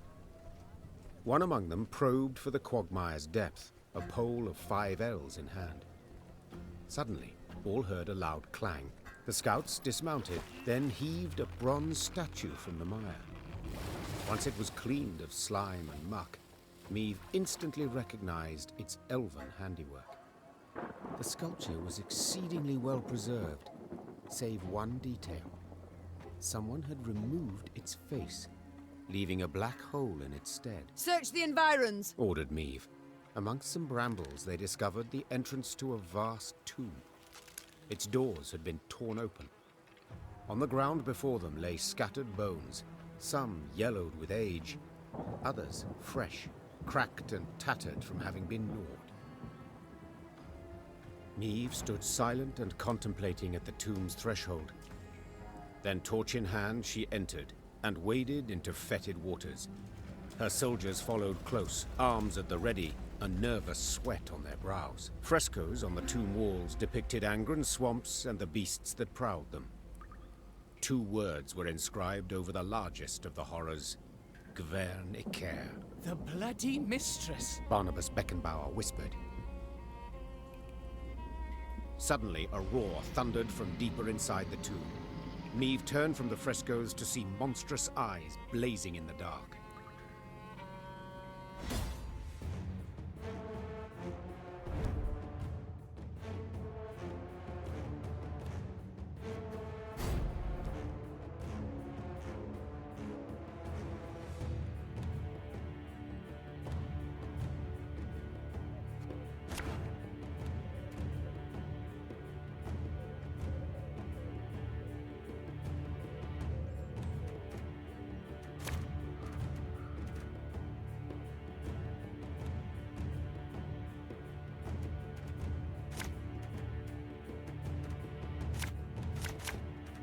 To me! We'll not die this day!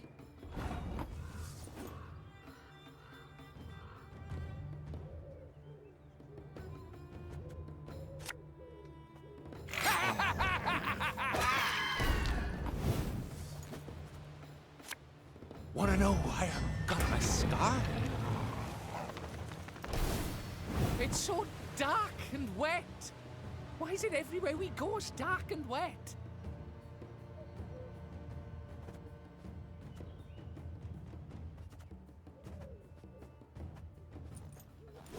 Ha!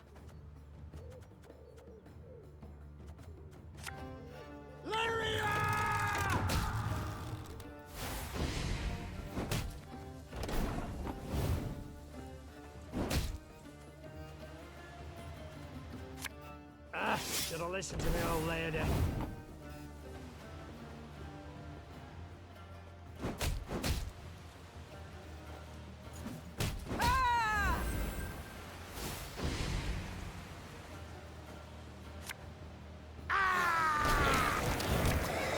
My disgrace ends here! Time I wiped it away!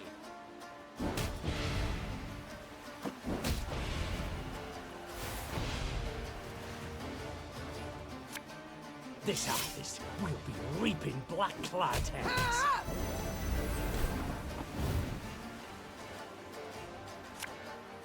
You'll never take me alive!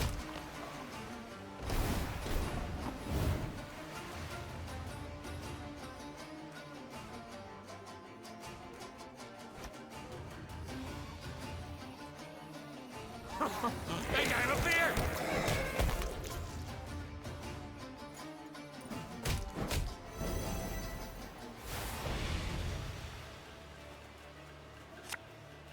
For you, pal! Anything.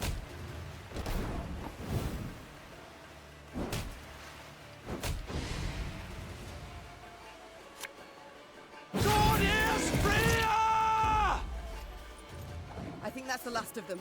But keep your weapons at the ready.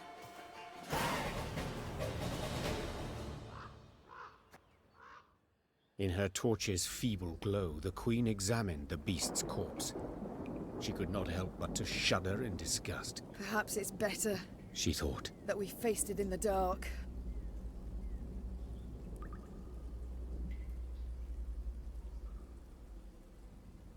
At the corridor's end, they found a closed door. Before any could draw near, it opened with a crash. Beyond lay a circular room. Light shone through a hole in the chamber's ceiling, illuminating a stone pedestal and the sword that lay upon it. Meve gripped the blade's hilt. A soothing warmth filled her arms and spread across her shoulders. Her tired muscles ceased trembling. Her fingers, stiff as sticks, relaxed. She brandished her prize, the air hissing as the blade sliced through it. She then nodded approvingly. The reward had been worth the risk. Barnabas Beckenbauer, a gleam in his eye, asked to look at the unsheathed sword. The gnome studied the quillions intently, having spotted an inscription there. Can you say what's written there? Asked Meve. Yes, perhaps. They're clear, the words. Their meaning, not necessarily so. Wieldeth me, and loseth not hope amongst the blood-red waters. It sounds like a riddle, but I've no wish to solve. We should move on, and quick.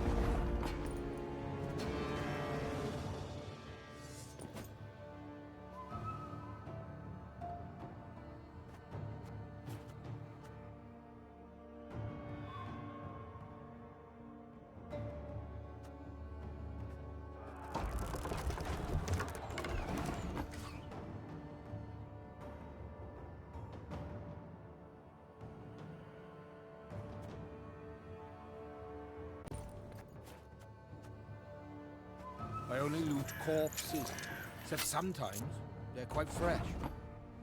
Our ballista at your command. Armor won't save.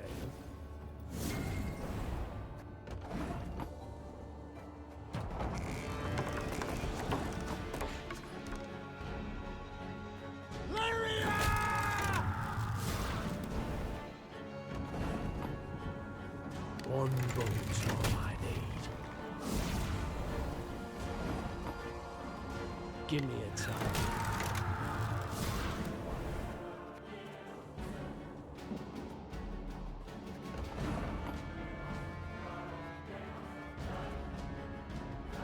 Arbalist at your command.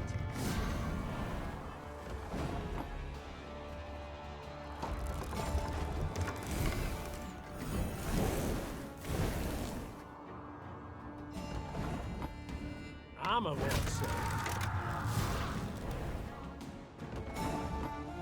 Lyria!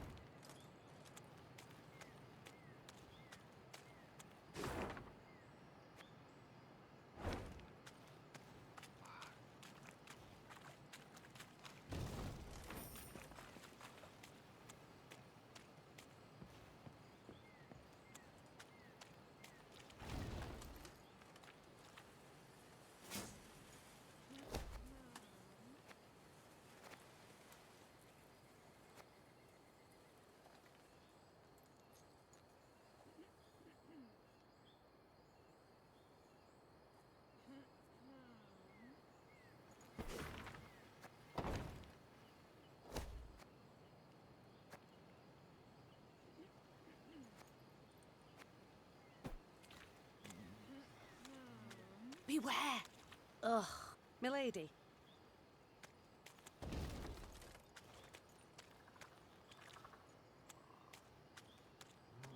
Ugh, we're only winter.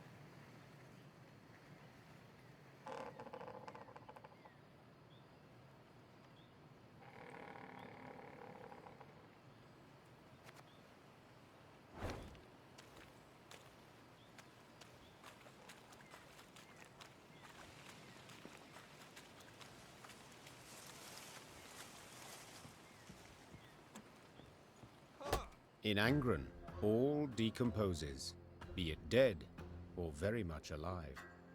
Rot blights trees, seeping sores torment beasts, and the whole swamp emits the acrid, stifling stench of decay. So when, in the swamp's distant corner, the Lyrians caught whiffs of smoke and roasted meat, they stopped dead in their tracks. The scouts followed their noses to a clearing framed by a palisade.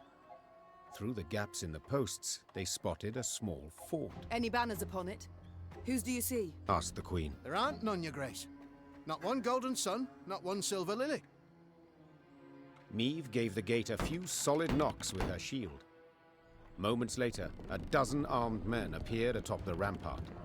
The one who led them wore a beard. Who are you? Why are you here?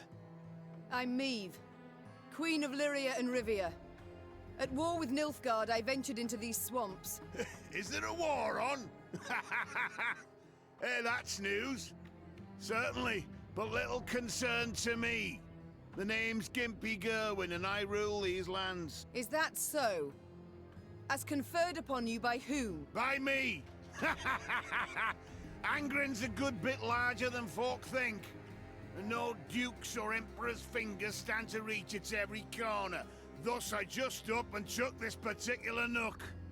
Made it mine. So let's parley, Meve. One ruler to another. At the risk of being blunt, I don't care who wins this war. But I want to be in good standing with whoever does.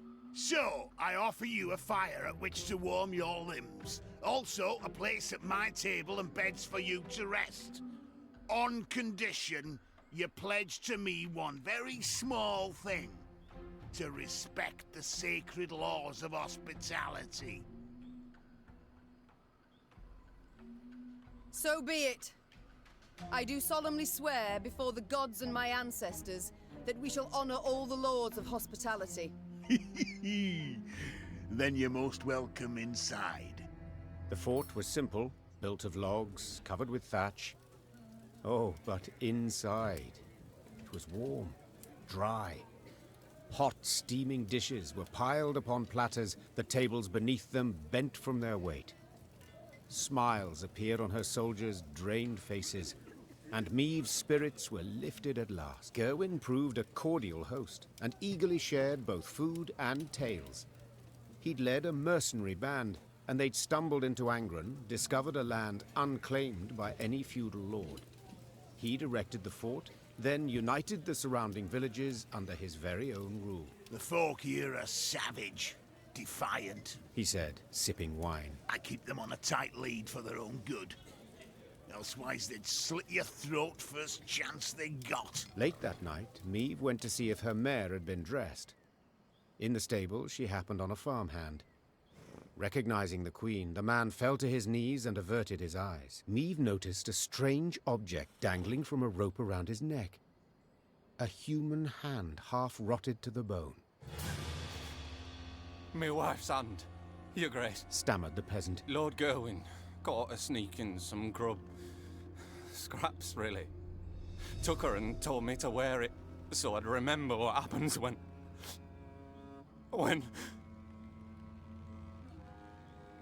Meve left the stable without uttering another word. She went straight to the servants' barracks. In the pale glow of her torch, she looked over the peasants, all terrified, all with fresh, bleeding wounds. The queen felt rage rise inside her. The queen blew her horn. Lyrian soldiers filled the yard. They hastily donned their armor, strapped on their swords. Unsure of Meve's intentions, Gerwin's men likewise stood at the ready, weapons in hand. Gerwin! Roared Meve. Get out here at once! The stout mercenary stood at his window, glaring from beneath his furrowed brow. I don't know what you think you're doing, he called, but I kindly remind you of your oath and the laws. I've seen your laws. You're strict and they're cruel. So your rule will end now. Attack!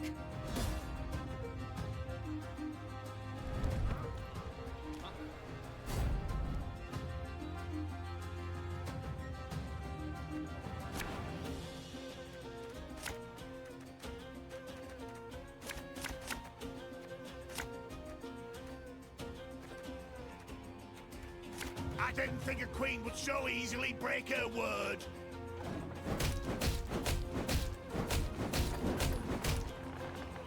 Don't like this.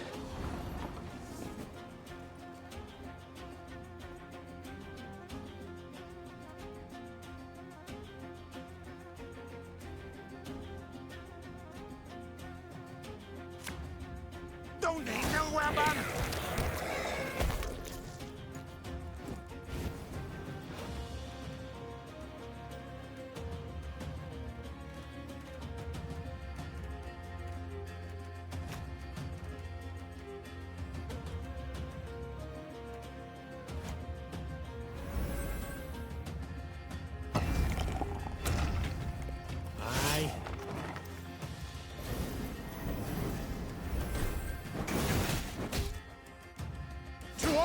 arms!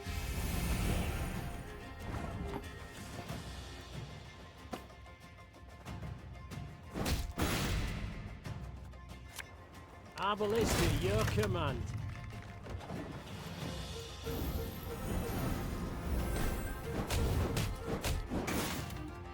Cursed traitors. For Demavend!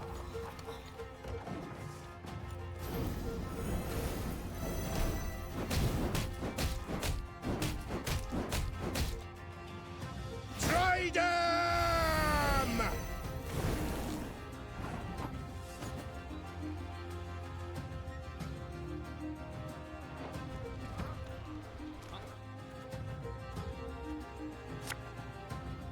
Death is only the beginning! As ordered.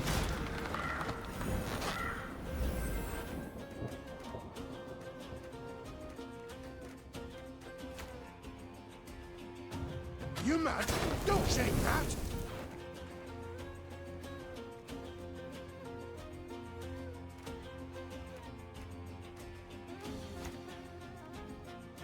Her Majesty is exceptional.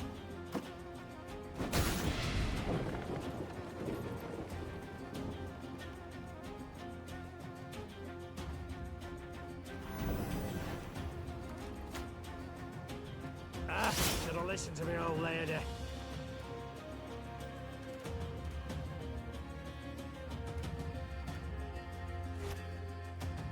Come here! Let's dance!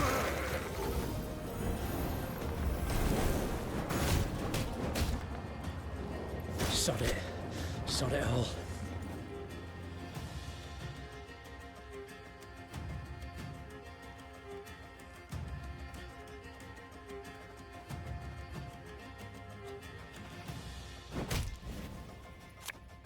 This harvest, we'll be reaping black-clad ends.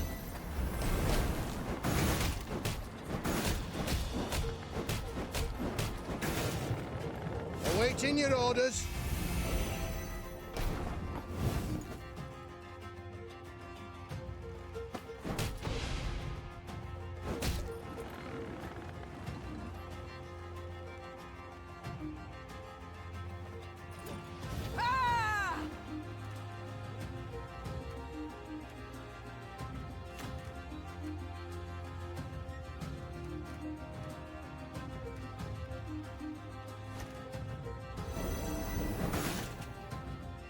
Get it to work.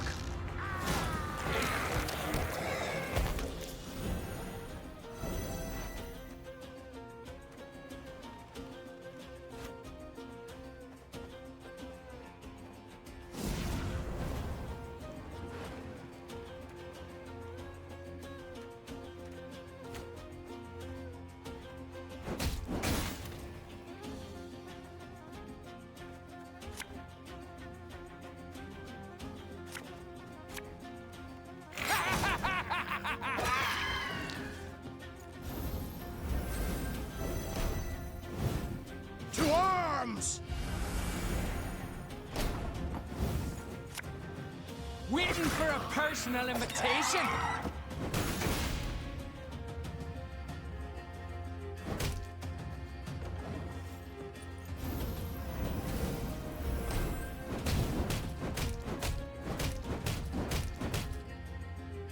Don't like this.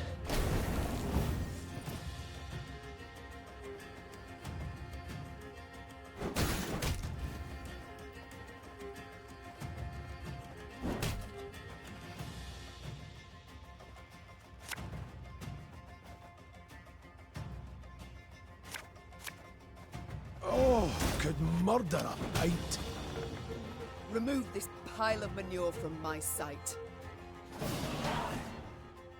Lame as he was, Gerwin had been a mercenary. He fought hard, he fought well, yet still proved no match for Meve. She knocked his axe from his hand, he fell to his knees, then she cleaved his head clear off. It rolled like a gourd and came to rest at the peasant's feet. You've your freedom back, Growled Meve as she wiped her sword. yet do not take it for granted. Nilfgaard is in Angren. The Blackclads will come here too. As long as the golden sun flies over the marsh, you must hide in the woods. Meve's force left the fort before dawn. She rode at the fore, lips pursed, jaw clenched. A stain on her honor. She'd broken her word. Apart from all else, it stung on the inside.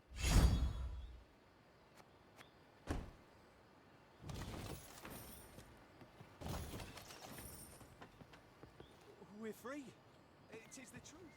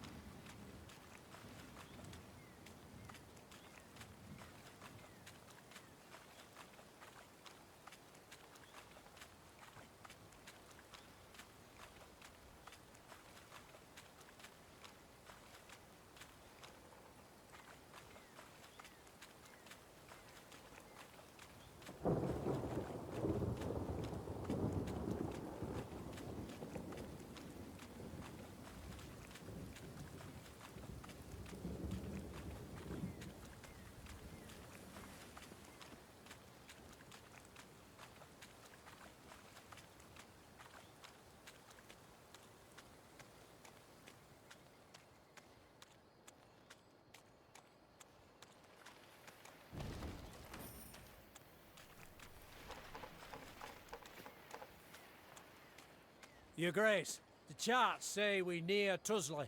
Angren renders charts helpless to show the way, I fear. Soon we shall halt to sight our exact position. We will know then if our path is true. As you wish, Your Grace.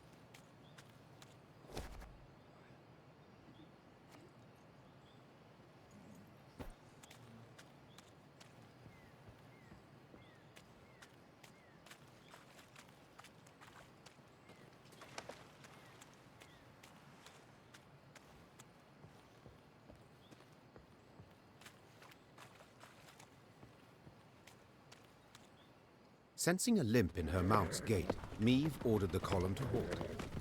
There was a thorn in her mare's hoof, burrowing deeper with every step. The horse whinnied and pulled her leg away, but Meve knew how to calm her. She stroked the mare's cheek, whispered slow words in her ear.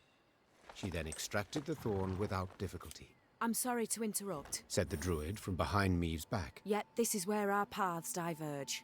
We've a modest gift to thank you for the road shared, and for your aid at the obelisk to the marsh gods. Meve wished to respond, but the druids had turned toward the woods, their satchels slung over their shoulders. The queen waited till they were out of sight to open the bundle. Their gift was by no means modest. The trees no longer wish us here. This land is sick. Corruption flows from Isgith. The tree...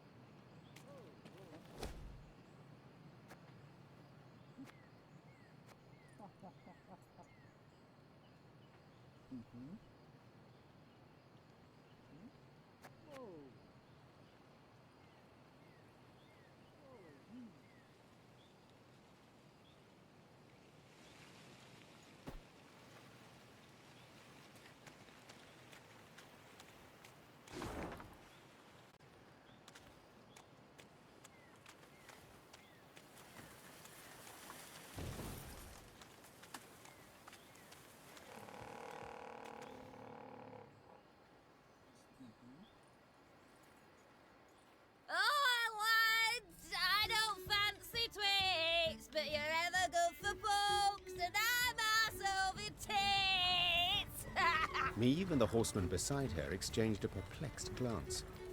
They'd heard the song clearly, both its tune and its verse. Whoever had hollered it had to be close, and given their diction, rather well oiled. Moments later, a hamlet appeared to the Lyrians' tired eyes. A great bonfire blazed at its center.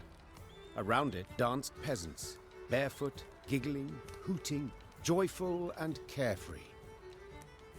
One by one, they noticed the queen. Soon, all were silent, huddled together, children peering from behind their backs. Fear not, Said Meve. we mean you no harm. What do you celebrate? A lad's grooming? Nuptials? Nay, my lady. Hell yes. The gods have been kind. Filled us nets and snares with game. Come time we thank them. Yes. You've things to be thankful for. We do, my lady. And we's poor folk. So a queen. Well, you must as well. Your Majesty, stay tonight, feast with us. There'll be music and plenty of rum by the fire.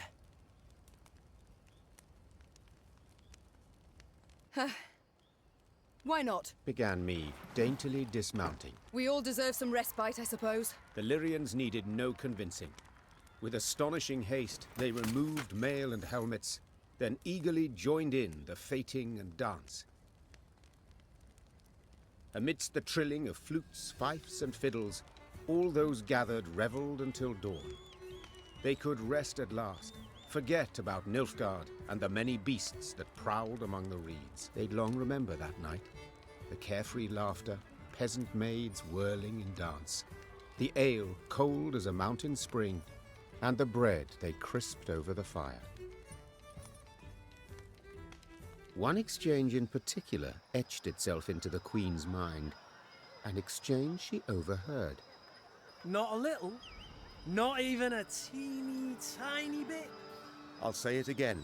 It's not your concern. Of course it's not. Wouldn't be so damn curious if it were. So be it.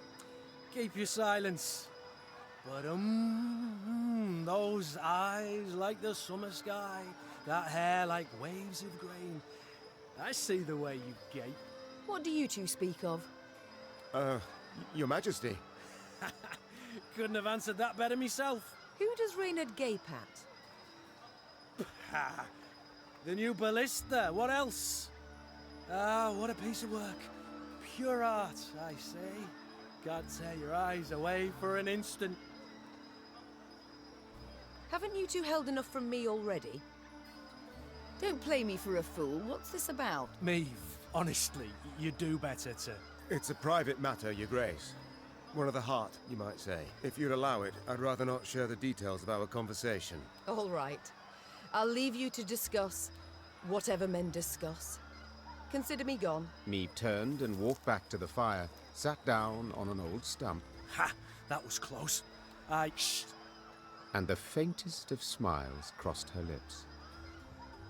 Meve expected the villagers to request recompense for their welcome.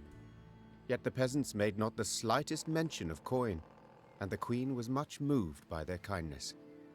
Once again, those with the least had proved the most willing to share. The Lyrians did not assemble come the morn. The force marched off in the afternoon, unshaven, unbathed, dishevelled. Not normally one to overlook contempt for discipline, that day Meve understood even soldiers needed to let their guard down, at times.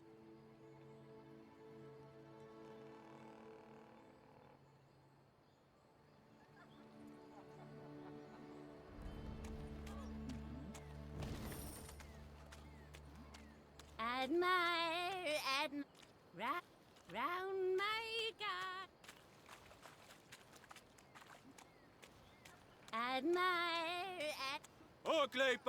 Ugly bad, play a smoke.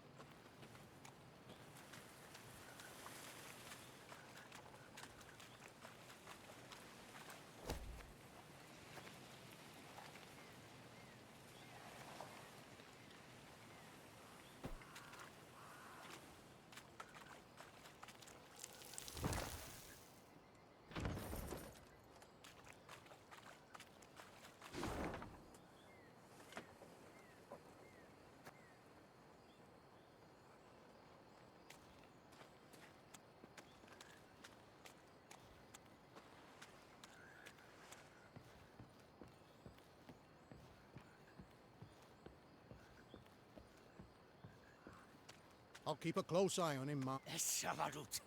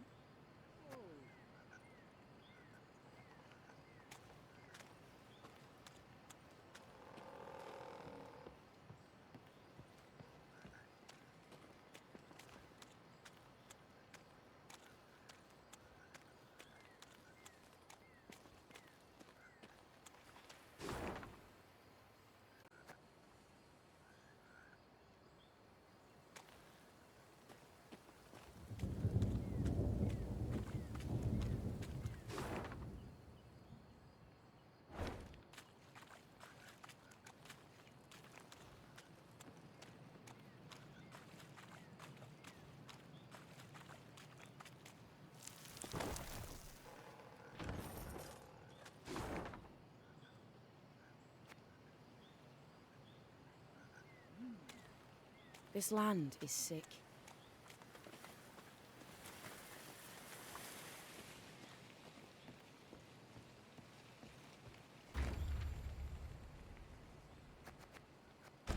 In Angren's swamps, one can easily lose one's way.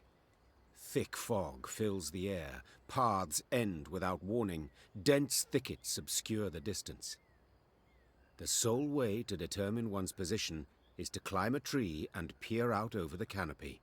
This duty fell to Meve's scouts, while the force halted below. During one such delay, Meve caught the words she'd longed to hear. Majesty! Tuzla Castle! Its tower! I see it! To her soldiers' astonishment, Meve cast off her gauntlets and started up the nearest trunk. She longed to see the castle for herself, for then she would know sweet vengeance was at hand. The climb proved tricky, as the trunk was slippery and the branches, run through with rot, were frail.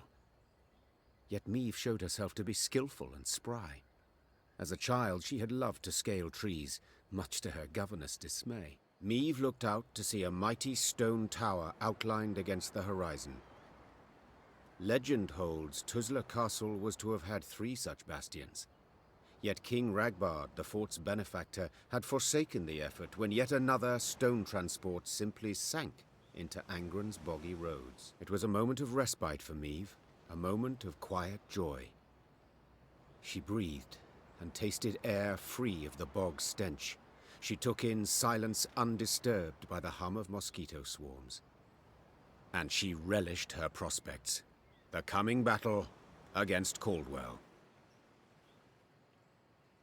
The soldiers stood exhausted and filthy, many with raspy coughs, all sick of the meager gruel. But with the command to advance, a new strength sparked within them. Their step was lively, a fire burned in their eyes, each hoping to spill Caldwell's entrails, then dash them upon the fort walls. Yet as they drew near the stronghold, perched atop a stone isle, their verve dwindled, enthusiasm waned. They had taken fortresses with thicker walls, taller towers, and manned by more men. Yet they'd never seen nor laid siege to a fort standing on land so ill-suited. To rush the bulwarks through waist-deep mud, was this even possible? Prove I was no fool to keep you at my side, said Meve, turning to Gascon and Reynard. A slaughter I must avoid. How will I do it? Your Grace, began Reynard. Set our machines to sling boulders. At the west wall, it's weakest.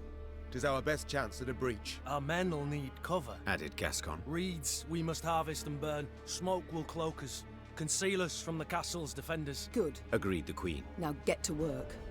Amidst billowing blue smoke, Lyrian footmen rushed through the breach wrought by Reynard's catapults. Though she had yet to forgive her companions, Meve had to admit they'd given her sound advice.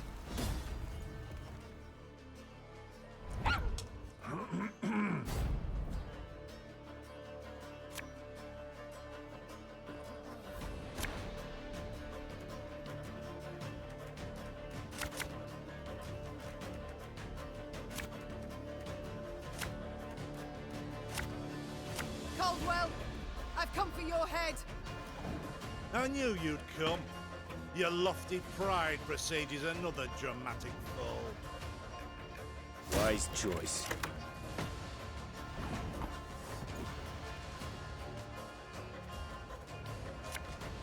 For Demavent!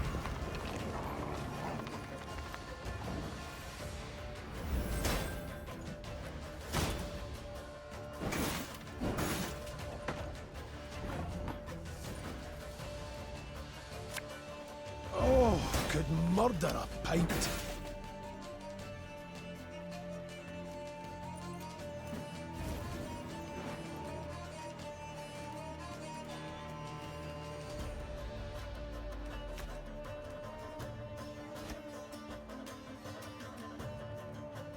Have her done in a jiffy. My scars? No, they don't hurt.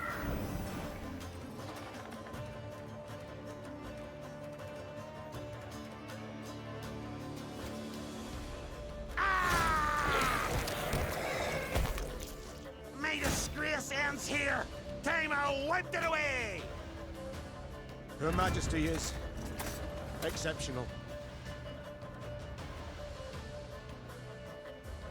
We must exploit the breach in their fortifications, Your Grace.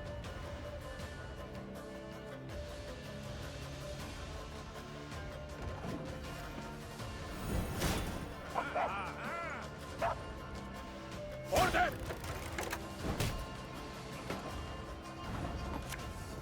The Morale drink with our forefathers!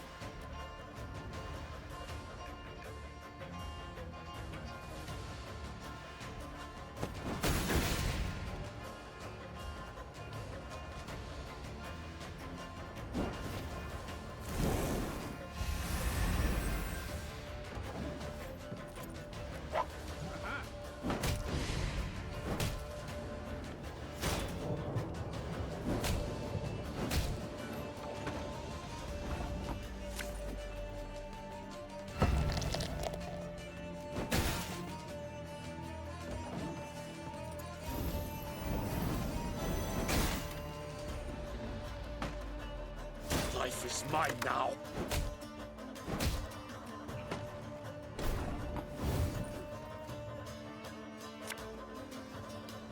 This harvest, we'll be reaping black-clad hens.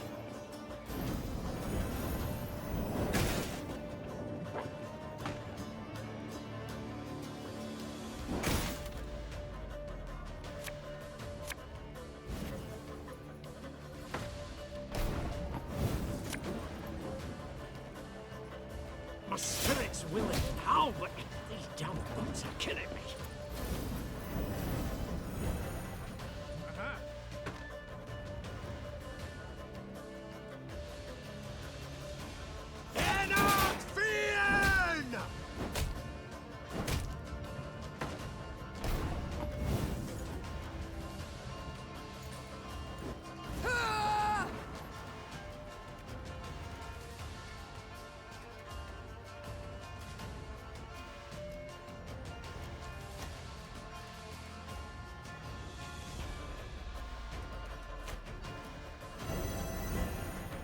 Nothing personal, I assure you. Their archers shouldn't be any more trouble. My pain serves a purpose.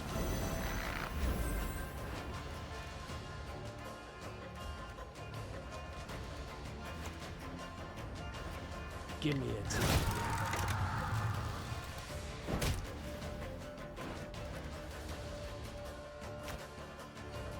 This could hurt. Arbalist in your command.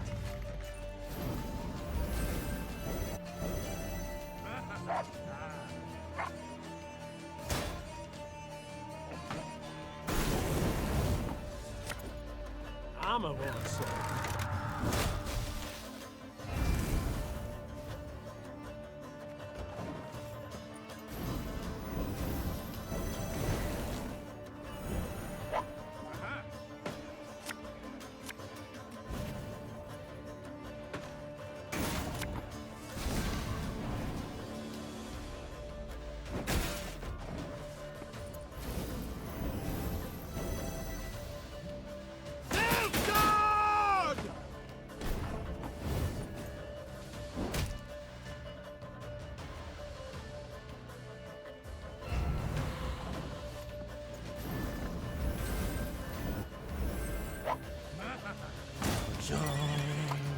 John.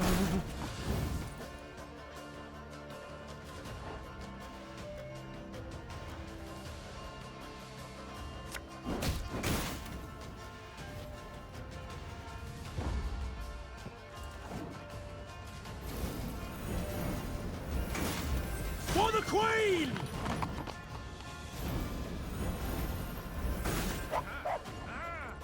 God save the Queen! For the last! No one touch him! The Count is mine! Many of Meve's victories have been immortalized in poetry and song, but not the fall of Tuzla. Lyrians fought Lyrians. Brothers killed brothers, in rain and mud, midst a cursed swamp. Certainly nothing to inspire a bard. Near the battle's end, Meve stormed the great stone tower to which Caldwell had fled. The Queen ascended the stairs, dealing blow after blow, blood cascading down in her wake. She reached the top floor to find the Count waiting, with no intention to defend himself. If it's mercy you expect, you'll be sorely disappointed. Mercy? I know you all too well for that, Meve. Ever vindictive and cruel. All this from a paragon of knightly virtues. You stabbed me in the back, Caldwell, and used Willem to do so. My son! Who agreed without a moment's hesitation. Forsaken by your own son. Your flesh and blood. What's that say about you? Oh, you tread on thin ice. Choose your next words carefully.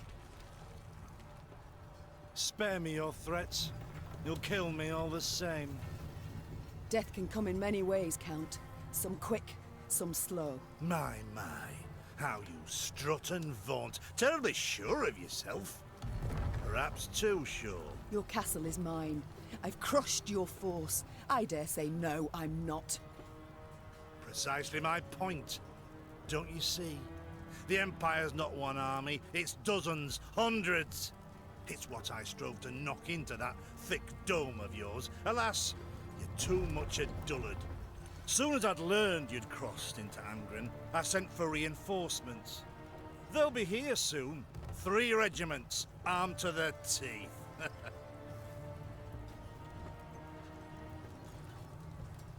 Nilfgaardians seem ever to have the upper hand, yet I find the means to defeat them. Not this time, Meve. Nilfgaard comes in numbers. 10 Imperial footmen to each and every one of yours. You'll not win, nor can you flee. Do you know why? Enlighten me. I dare you. But one bridge leads to Tuzla. As it happens, I ordered it raised as you laid siege. The swamps around the castle are too deep to cross. Try to rebuild the bridge, the Imperial troops will arrive before you can finish. Your men they'll slay as you watch, and then they'll wring your neck. I wouldn't be so pleased were I you. You won't live to see this outcome. I know that, but I take heart in the truth. Though the castle you've seized and will likely kill me, I've won. Outsmarted you, Meve. Twice now. And you know what? 'Twasn't even that hard. With those words, with his arrogance and contempt, Caldwell had gone too far. The Queen gripped his shoulders, pushed. Caldwell stumbled backwards, then tripped out the window. A blood-chilling shriek filled the courtyard, then broke off abruptly. Now fool me thrice. Try. Meve slapped the dust from her hands. The traitor had met a deserving end at last. Yet this was no time to revel in the Count's demise. If Caldwell had spoken the truth, the Queen and her army were in grave danger. Meve's scouts quickly confirmed the traitor's claim. The bridge was indeed in flames, and Nilfgaardian regiments were advancing from the south. Now to confirm if there was truly no other route by which they could flee, the Queen ordered her men to ask the local peasants. One of their number, a stable hand who'd lived near Tuzla all his life, claimed a secret path led out the back of the stronghold. King Ragbard himself ordered it built. Had him drop great stones into its swamp, one after another, like beads on a string. Bitter water covers them, so you can't see nowt at start. Can make 'em out if you go proper slow, though. What is it? The stones, they lead to Isgith. And there, my lady, lurks an evil worse nor any black-clad army. What? A beast of some sort? Some say beast, others god. Gurnikora, they call her. And you'll yet see, my lady. Isgith shines red with your blood. A silly tale to frighten children, Meve thought at first. Then paused. For something about the man's voice made his every word believable. None too encouraging, yet preferable to certain death. Tell me, from Isgith, will we reach the banks of the Yaruga, near Red Lobendon perchance? Aye, your majesty. you need but head north. And pray all along the way. Soon, Meve stood where the stable hand had said she should, at the edge of a vast marsh. Carefully, she dipped a foot into the broth and probed for solid ground. Sure enough, she found stone. One cautious step, then another. Meve slowly strode off towards Isgith.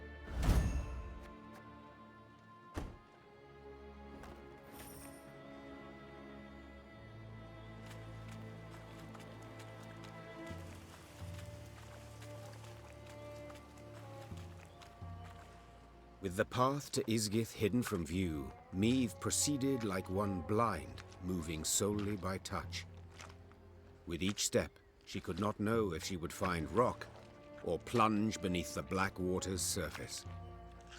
The Queen's soldiers followed single file, carefully mirroring her every move. The Lyrians, near the end of their strength, got lucky when a light breeze dispersed the fog to reveal dry land. The Queen let out a sigh of relief. At last. Meve kicked off her boots to empty them of water and mud, then promptly screamed. Her legs were in leeches, slimy, bloated leeches. Ignoring the pain and trickling blood, she frantically tore them from her legs, wishing to be rid of them. Having plucked the last parasite from her calf, Meve grabbed her boot to crush the bloodsucker beneath her heel. Yet it had already slithered off. She spotted it on the trunk of a birch where, like a very fast snail, it was climbing. What the devils? But Meve's words caught in her throat. Leeches and ticks in the dozens dangled from the tree's branches. Some were so gorged on blood that their skin was translucent and on the point of bursting. Meve had some difficulty muting the urge to retch. The Queen stepped back, finding it hard to believe what hung before her eyes, confused as to what it all meant.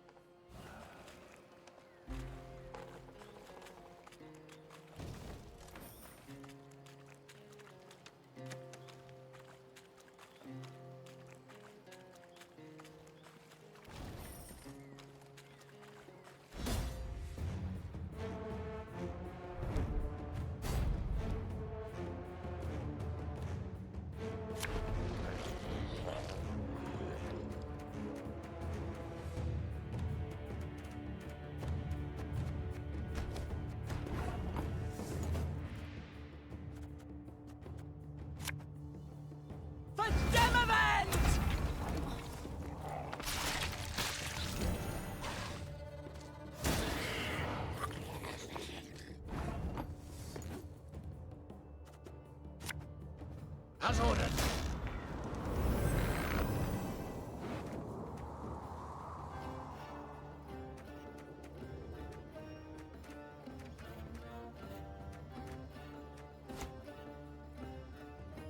Should have listened to me, old lady.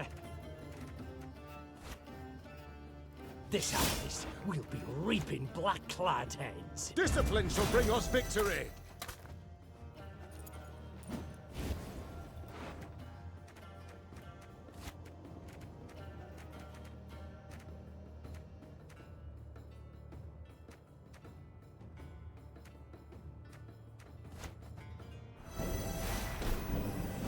My spirit's willing and how, but the damn boots are killing me.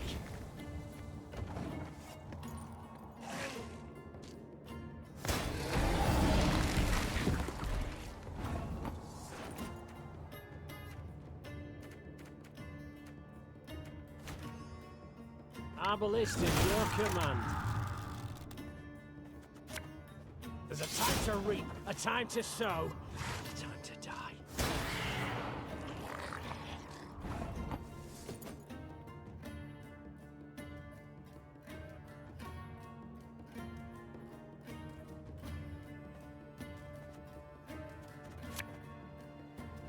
Blood washes away all shame!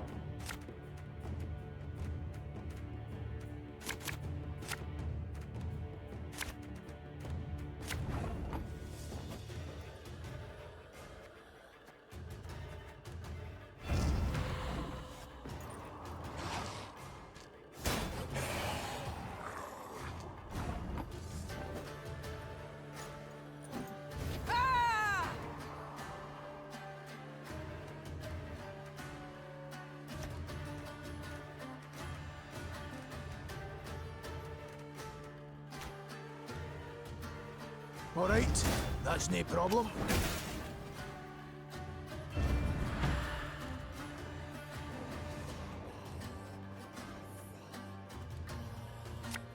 Is today the day?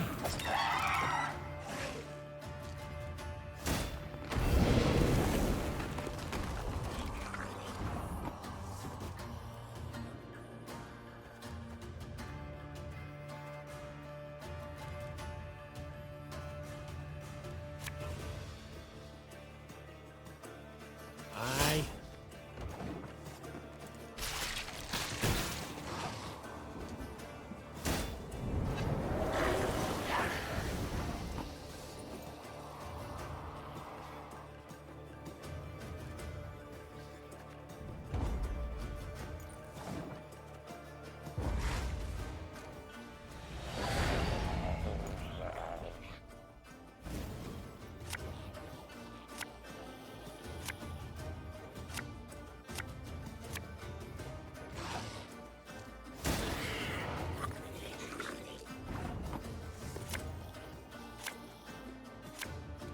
Come here!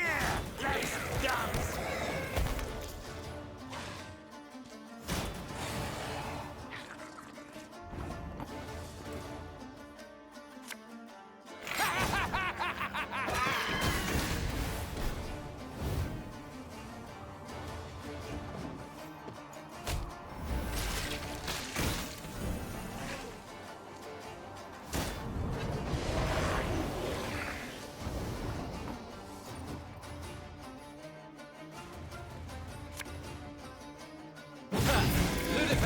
Give me some of that.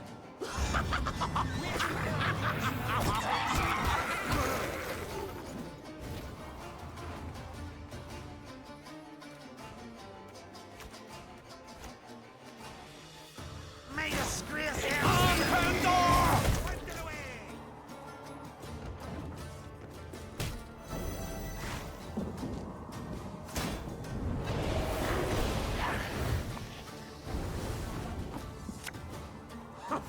Think I'm a beer?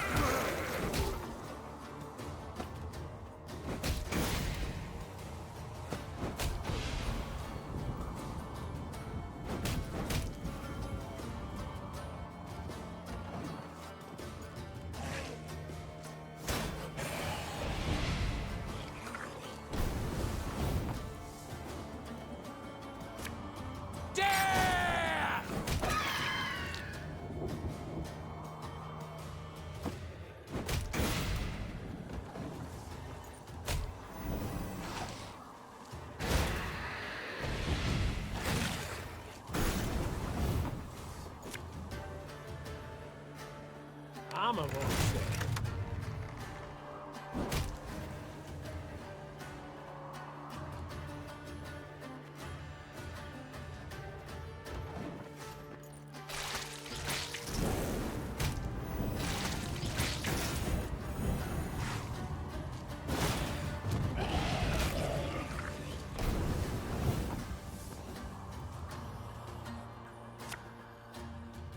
Getting to work.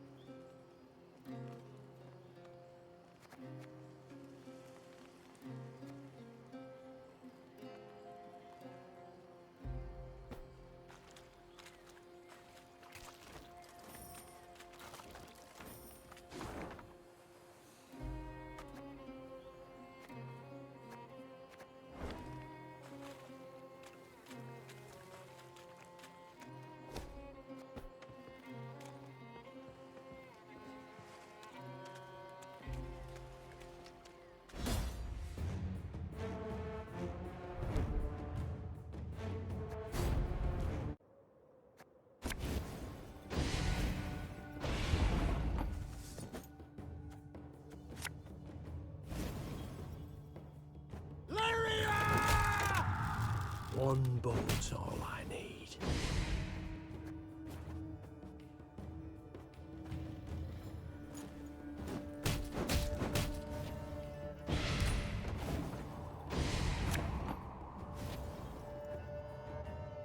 Give me a target. Arbalist at your command.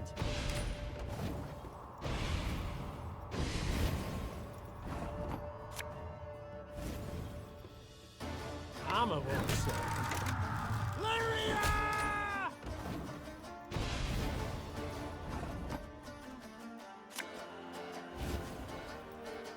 One boat.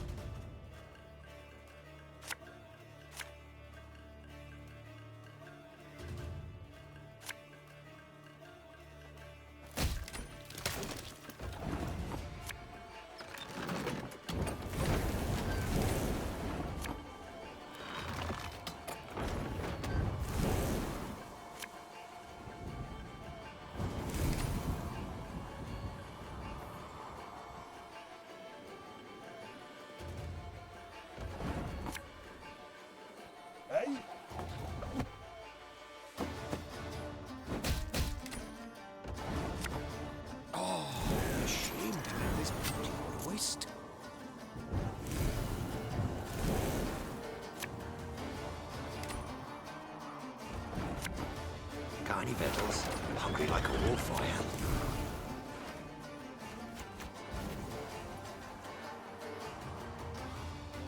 Ever have a storm knock out one of your teeth?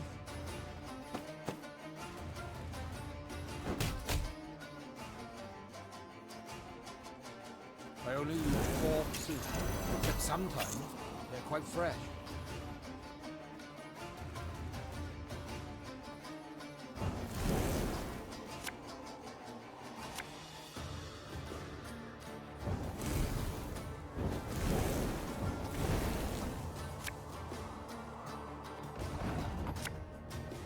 Have it the white of an eye from half a league away.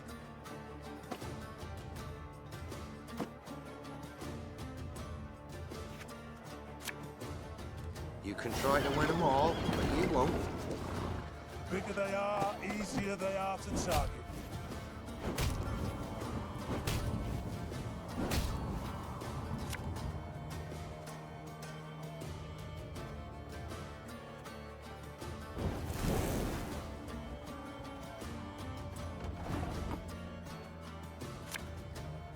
Can't take it anymore. Don't you worry yourself, Grace. We'll get her done in no time.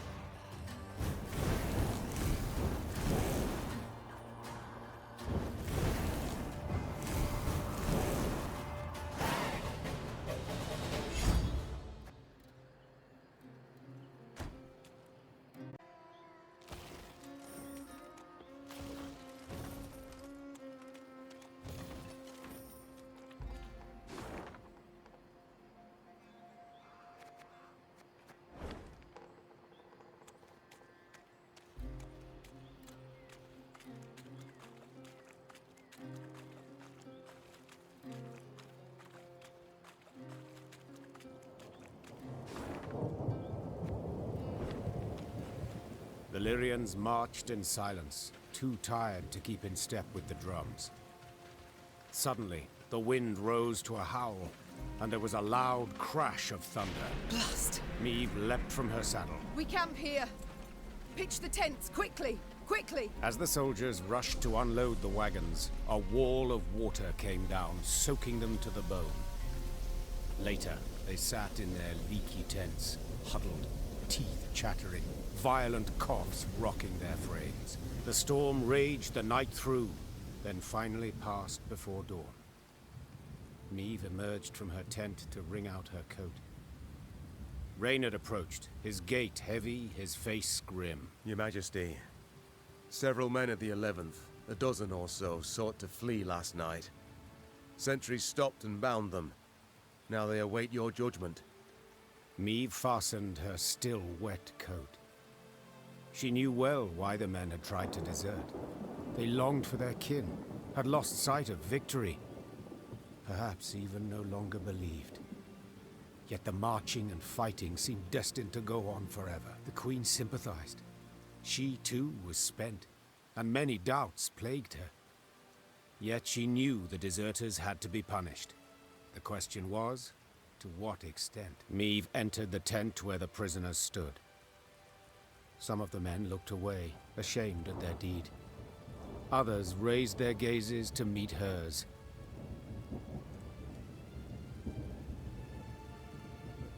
You all know the penalty for desertion. Meve said to the soldiers bound at wrist and foot. I ought to have every last one of you hanged. Yet, we've come far along a treacherous road. Endured hardships extreme. This I considered against your crime.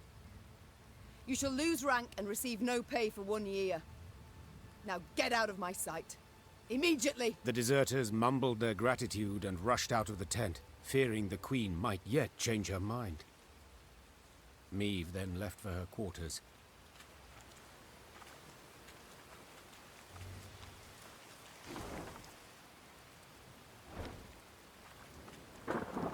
Gods, have we passed the very threshold into hell? Close ranks. None is to step off the path without clear orders to do so.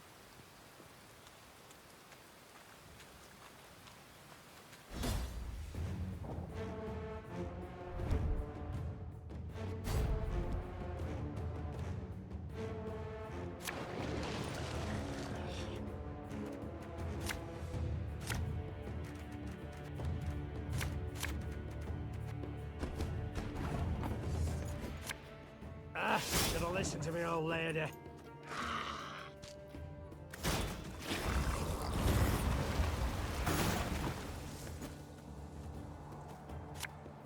I'll fight to my last breath.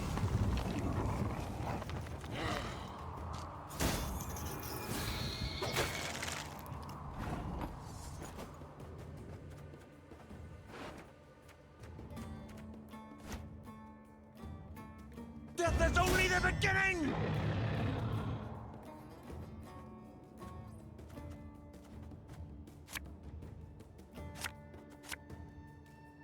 Give me a time.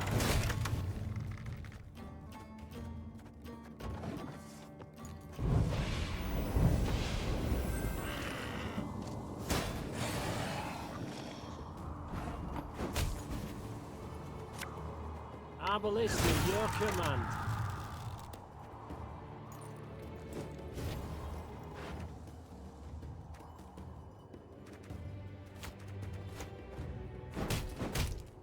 Come here! Let's dance!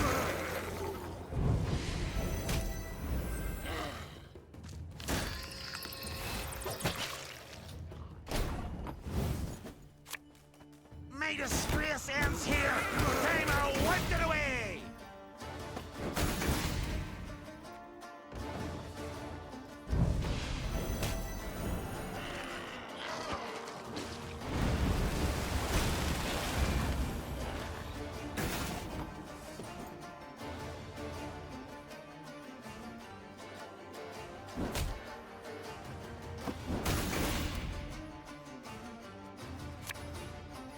This harvest will be reaping black-clad heads.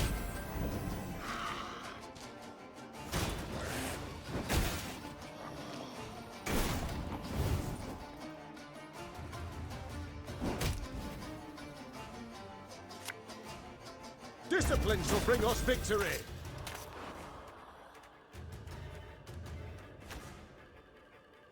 For you, pal! Anything!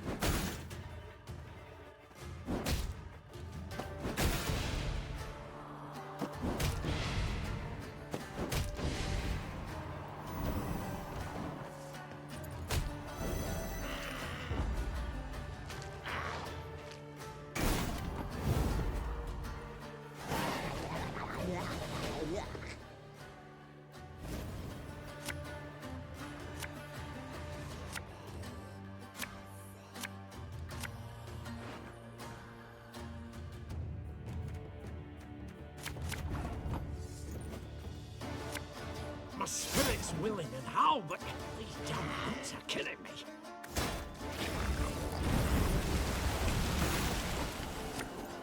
You mad? Don't say that!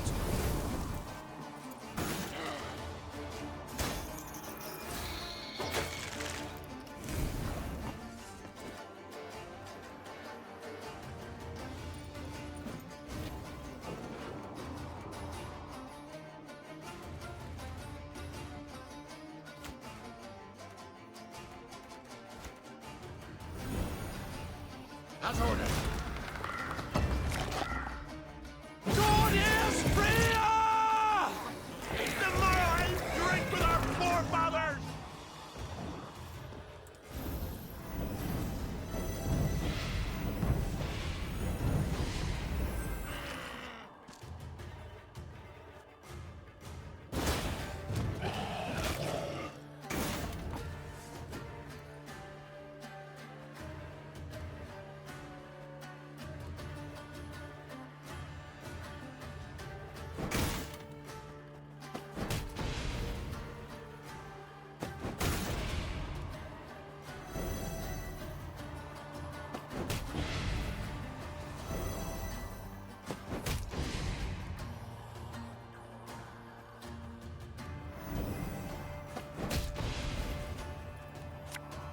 There's a time to reap, a time to sow, and a time to die.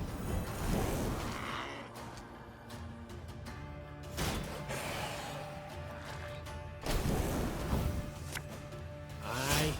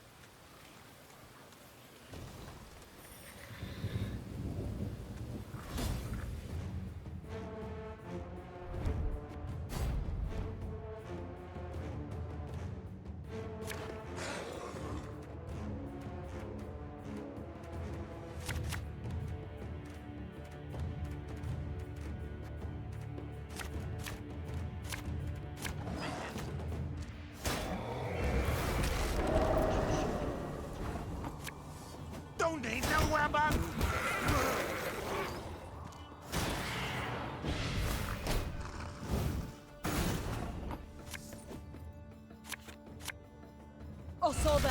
no other way!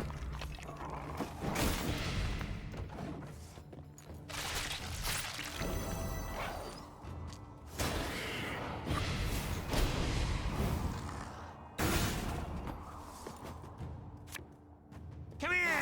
Let's dance!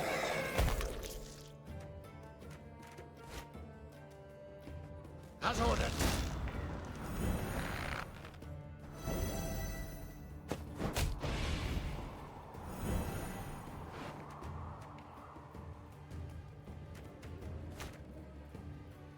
Discipline shall bring us victory!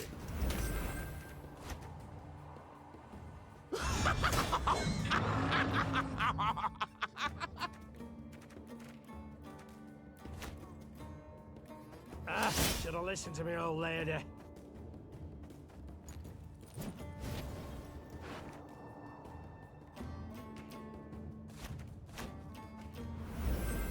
Getting to work. This house will be reaping black-clad heads. All right, that's no problem.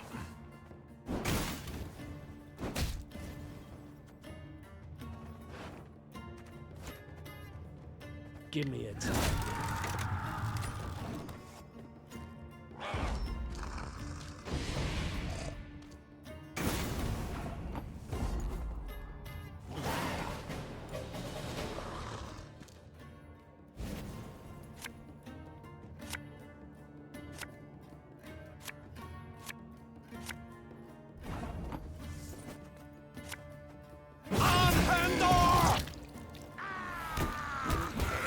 Wanna know why I got my scar?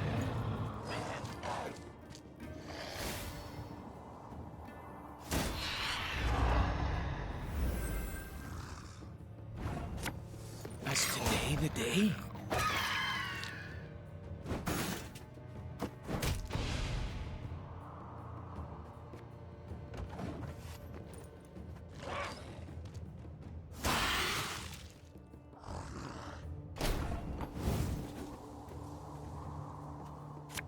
My spirit's willing and how, but they don't want to kill at me.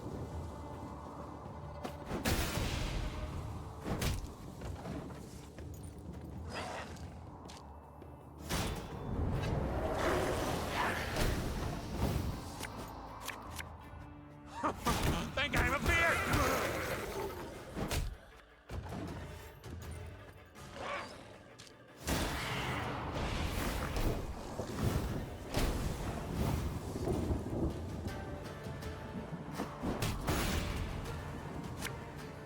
Ballistic, your command.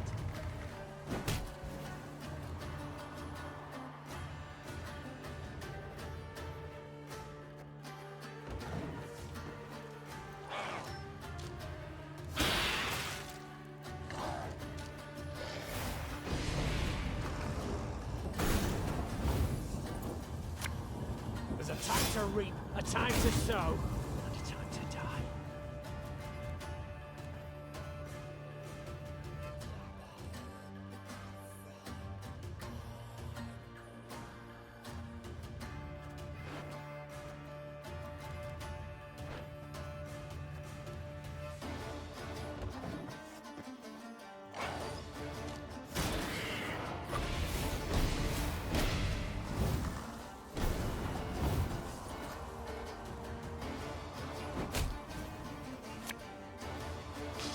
I smell a leak.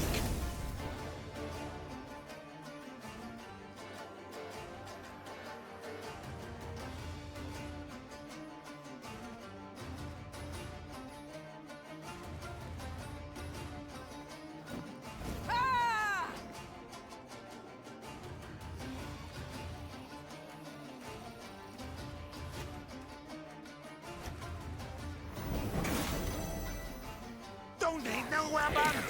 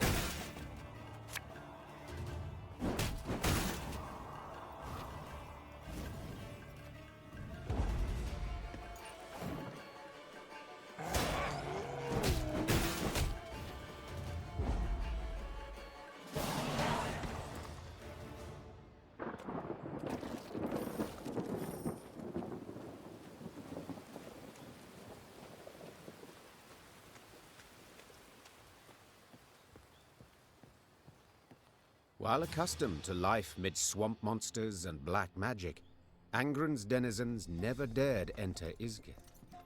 The Lyrians only once saw signs of a human presence there, when they spotted a group of thatched roof huts amongst alders. That settlement, is it inhabited? Meve asked, turning to her scouts. Impossible to say from this distance, Your Grace. The Lyrians entered the village, swords in hand, prepared to fight.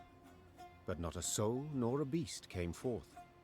Some homes had collapsed from rot, while tall grass concealed the paths between them. Yet, someone had been there not long past, for fresh ghoul cadavers lay by the well. Meve knelt beside the corpse of one cut clear in half. The beast's killer had been exceptionally strong, and wielded a razor-sharp sword. More likely to come around. Meve leapt to her feet. A man in thick leather armor had emerged from one of the huts. Transfixed by his cat eyes, the Queen nonetheless sensed he was rather badly hurt. Were that true, my scouts would have blown their horns. The man pulled out a pendant shaped like a bear's head. It hummed and twitched as if striving to free itself of its chain. Far as monsters go, he said, lips curling into an unpleasant smile. Witchers aren't usually wrong. A moment later, a scream pierced the air. Quickly, instinctively, Meve drew her sword and lunged forth.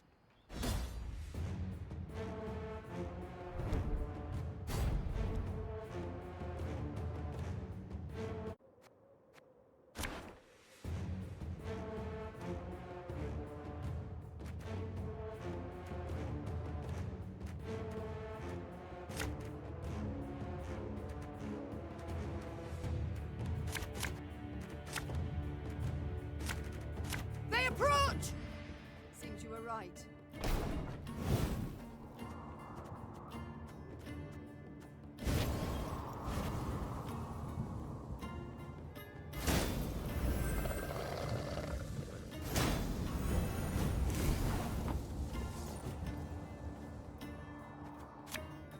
Death is only the beginning!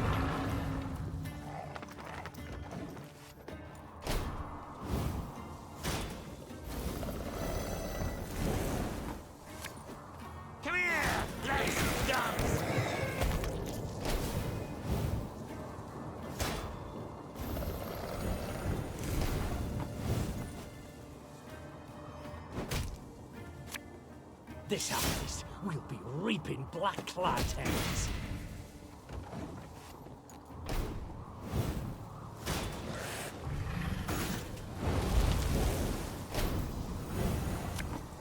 My spirit's willing and how, but these damn boots are killing me.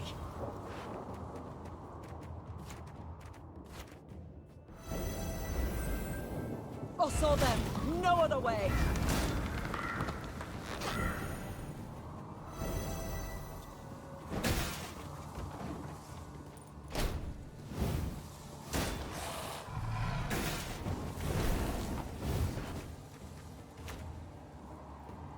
There's a time to reap, a time to sow, and a time to die.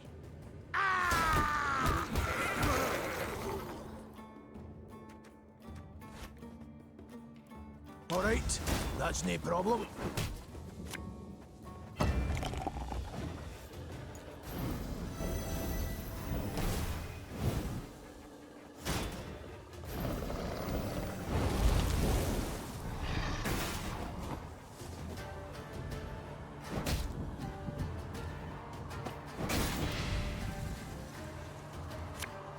Arbalist to your command.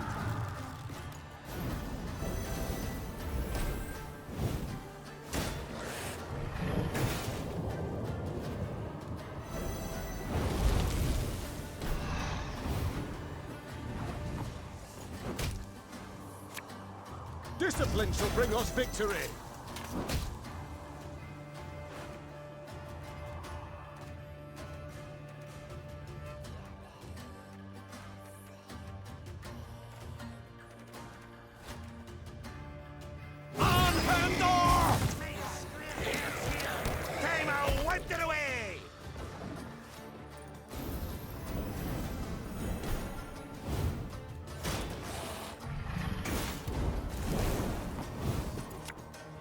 I'm a warrior.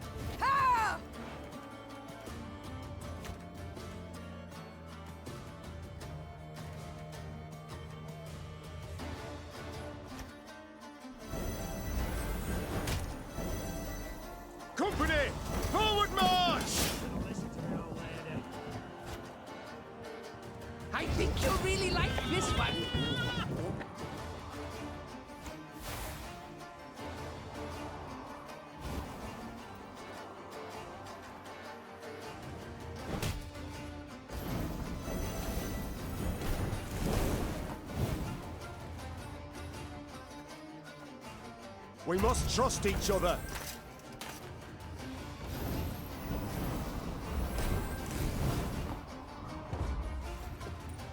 That'd be the last of them. Should be quiet for a bit.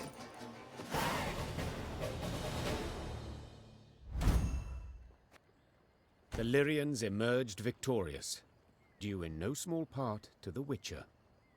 Thanks for the help. Name's Ivo, Witcher, School of the Bear. Meve, Queen of Lyria and Rivia. Well, well. Didn't expect to see anyone out here. And certainly not a queen with an army in tow. We're not here by choice. I bet not. No one plans to pass through Isgith. And you? What's brought you here? A contract, perchance? That's right. Hunting a monster. I know your services to be rather dear. Who could afford a witcher's bounty in these wretched swamps? Nilfgaardians. Blast, of course. Preparing the land for settlement. Cull the monsters, drain the swamp, then bring in slaves. Doubtless from the north. Maybe. I got paid in advance.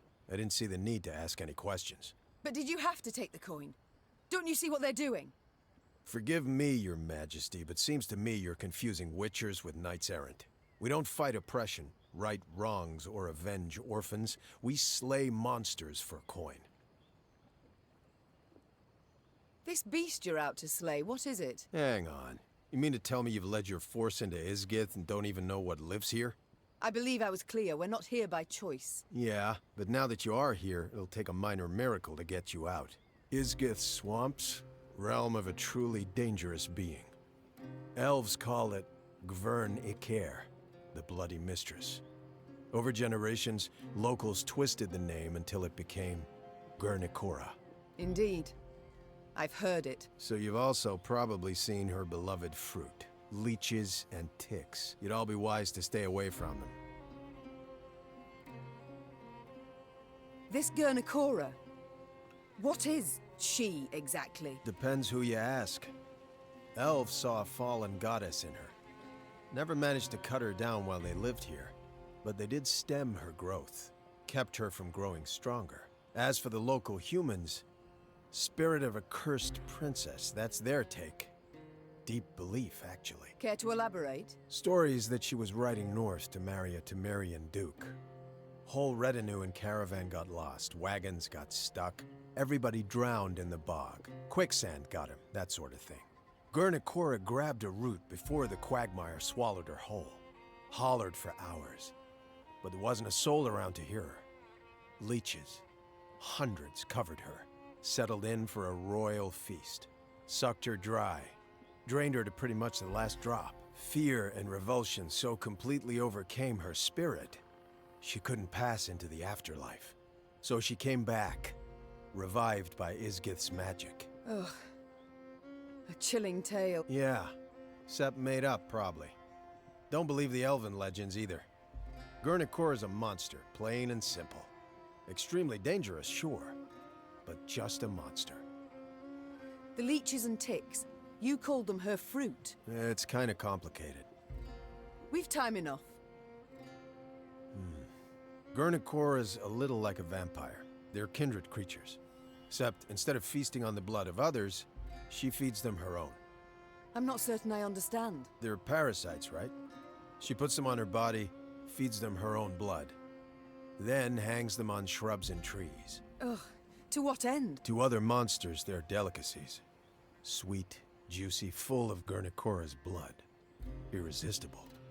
Any beast that tastes that loses its mind, turns into Gwern-Ikora's slave. So, if your paths cross and push comes to shove, she's not gonna be alone. Find yourself fighting the whole damn swamp.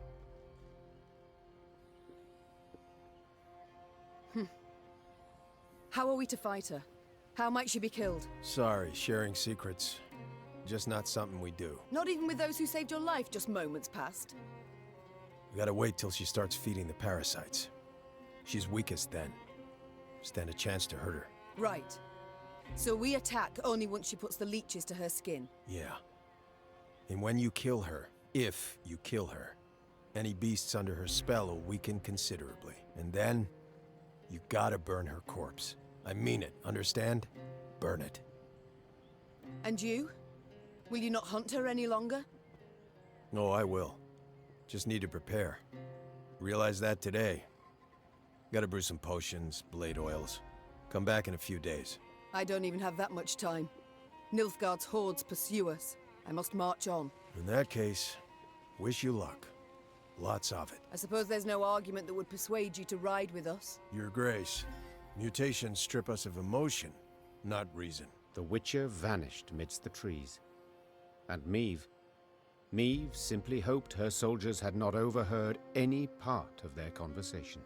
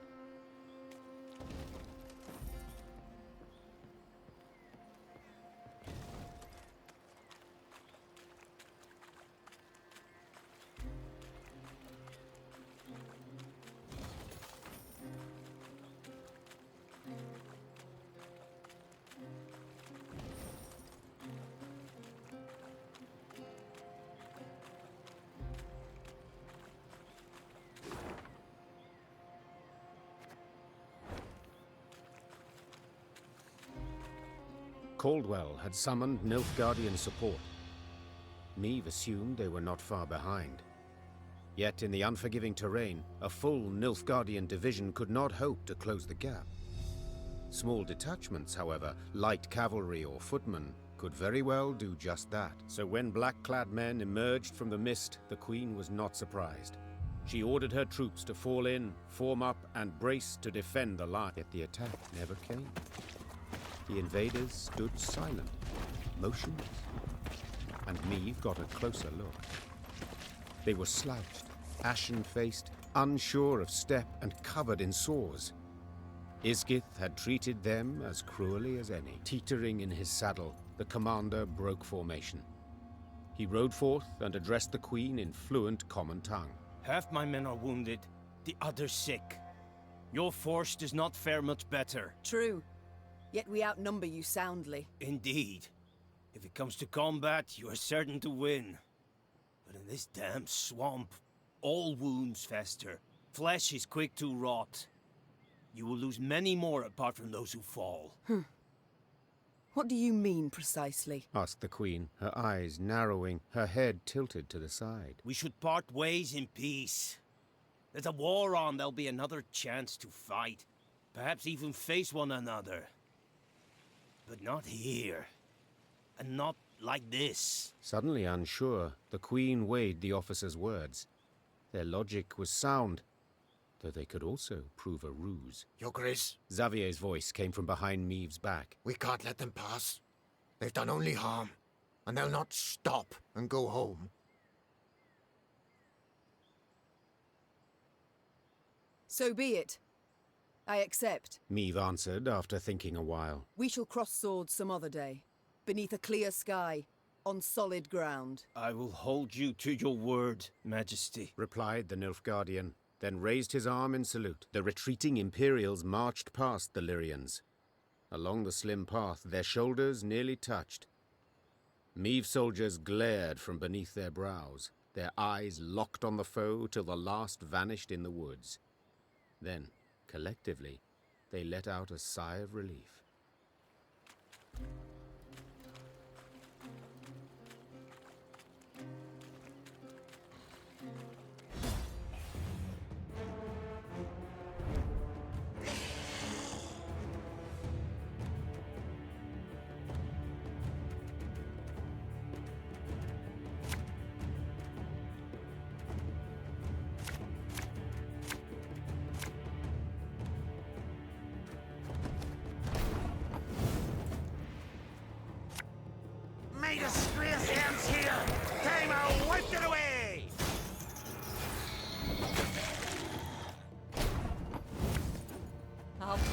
last breath.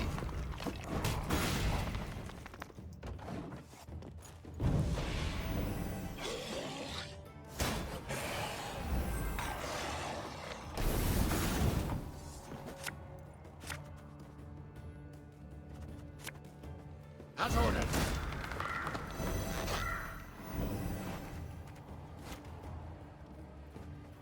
Should have listened to me, old lady.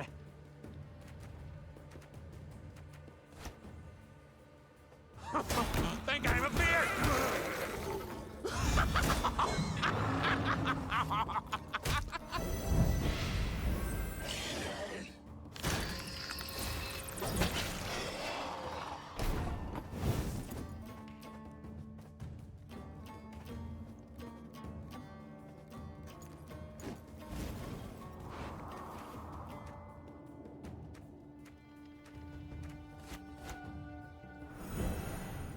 This harvest might be reaping black-clad heads.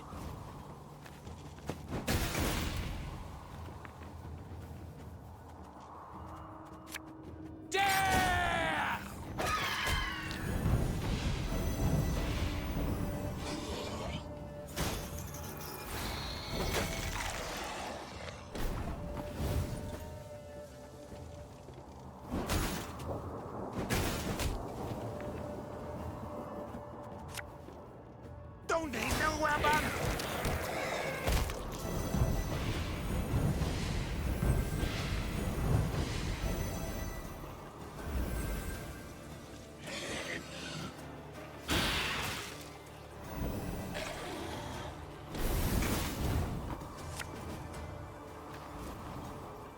Come on, kill me!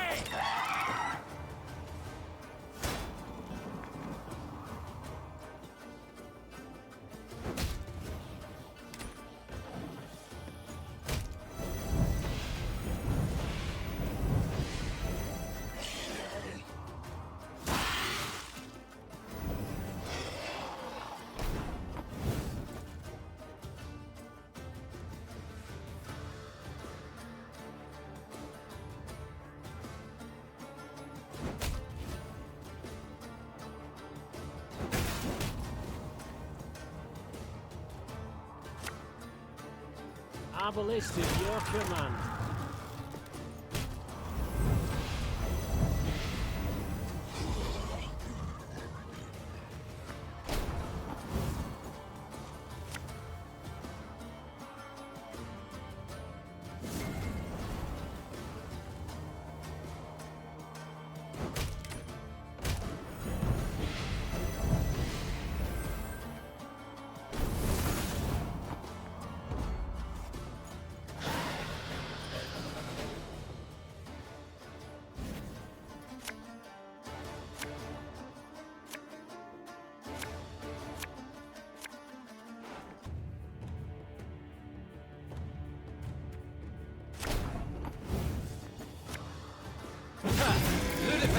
Give me some of that.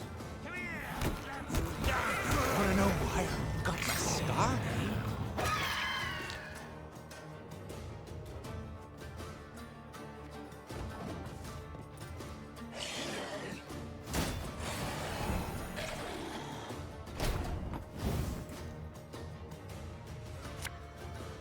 Armor won't.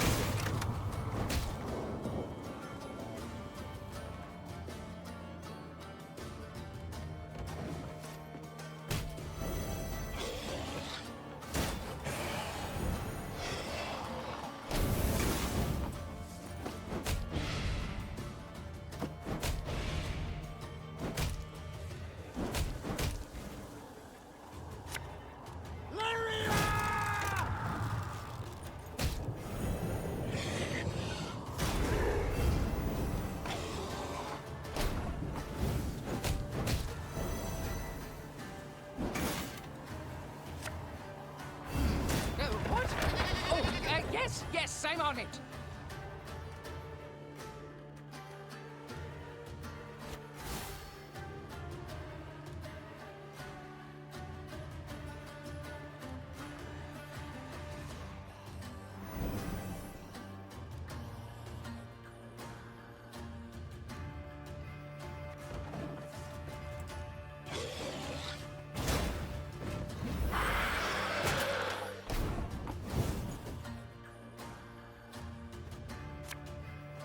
All right, that's no problem.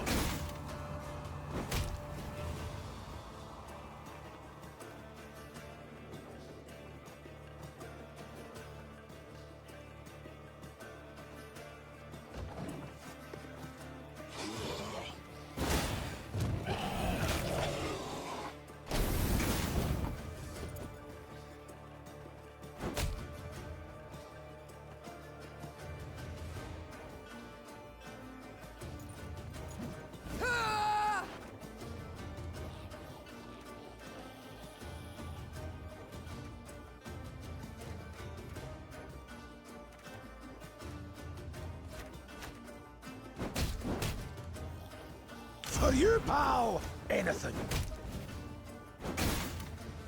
Discipline shall bring us victory!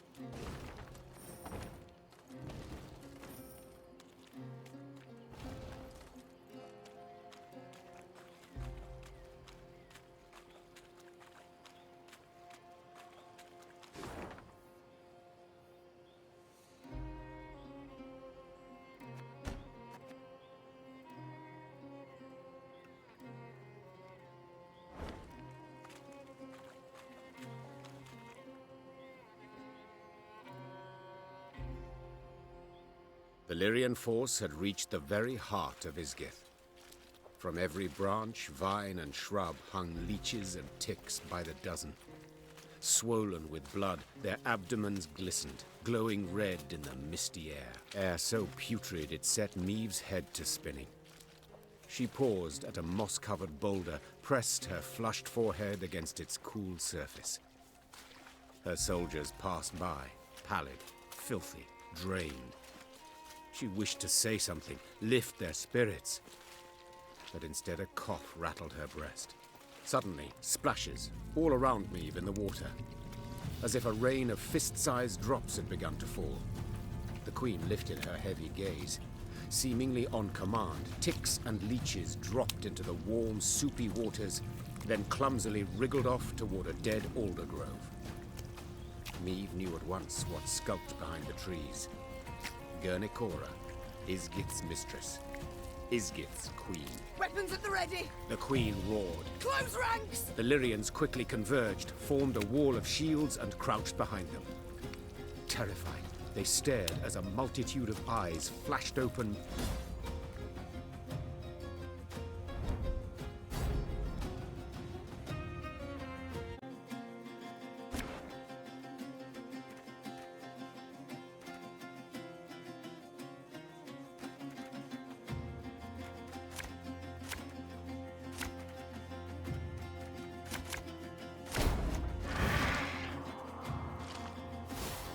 Everyone, rally to me!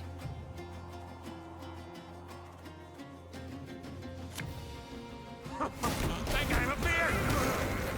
Majesty! These parasites! They feed on her blood!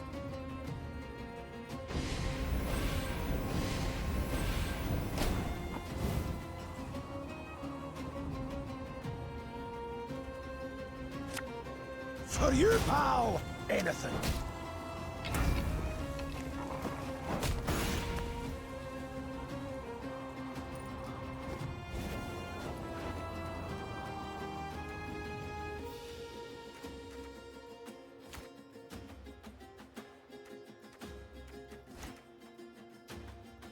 Blood washes away all shame!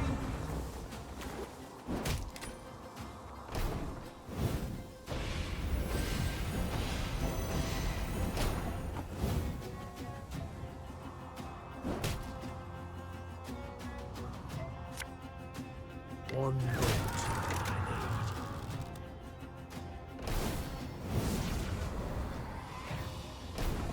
quickly the scales tip.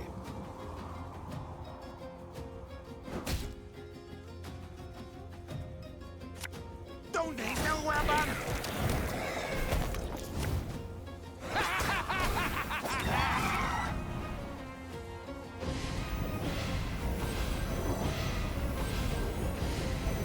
These ghastly beasts can be slain.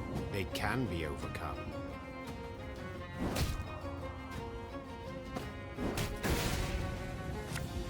Give me a time.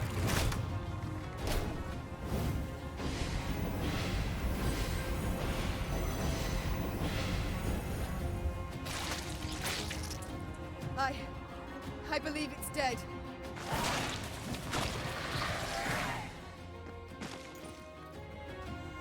Of the battle in Isgith, Meve remembered very little. It seemed a nightmare, its details a haze, the sensations very real. Amidst a thick fog, she fought in a frenzy, desperately hacking at the scourge that advanced from all sides. In the end, silence fell over the swamp. Its boiling waters lay calmed. The ticks and leeches were gone, while Guernicora lay among rotting leaves, covered in blood, unmoving. But still a fearsome sight.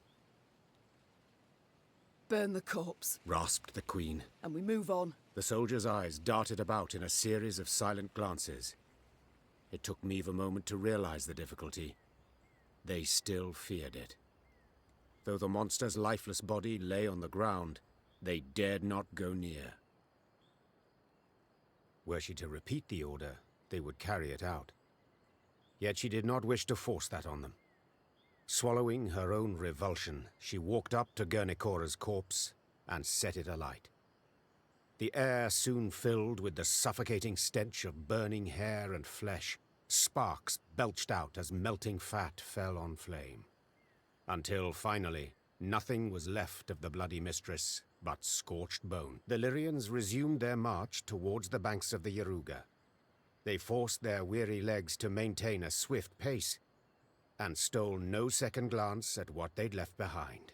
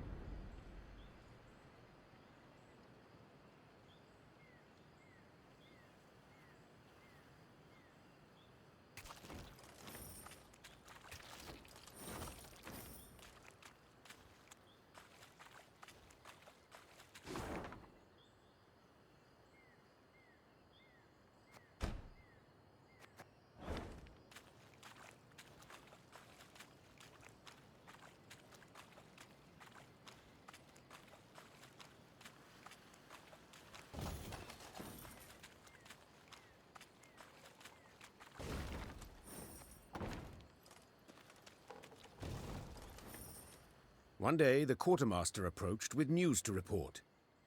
Alas, bad news. Your Grace, our food stocks have near run out. And about villages, folk have naught to spare, not even to trade. The Queen dispatched small groups of scouts. They were to scour the countryside for hunting camps, beekeepers, charcoal burners, any souls willing to trade food for coin or goods.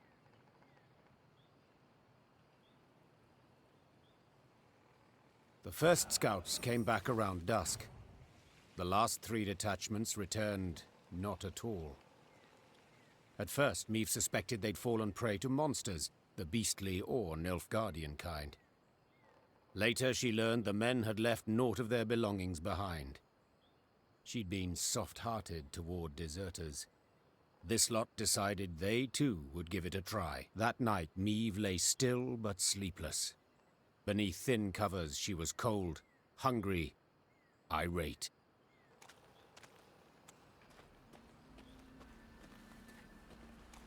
Towering alders grow thick in Isgith, their crowns weaving an expansive canopy that obscures the sky.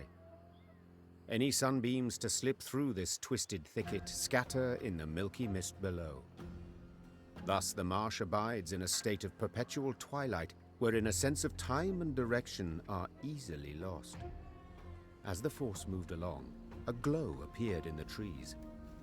The Lyrians squinted, their mouths agape in wonder. An orb hung over the water, pulsating, humming. It circled the soldiers, darted off a distance, then hovered as if waiting. A will-o'-the-wisp, that is, whispered one of the footmen. Believe it's keen to show us something. Meve knew the wisp could prove treacherous, lead them into a trap. Nonetheless, she followed, though not entirely certain why. Her soldiers seemed eager, she sensed they approved. Yet she was also simply curious. We follow it. Carefully. Weapons at the ready.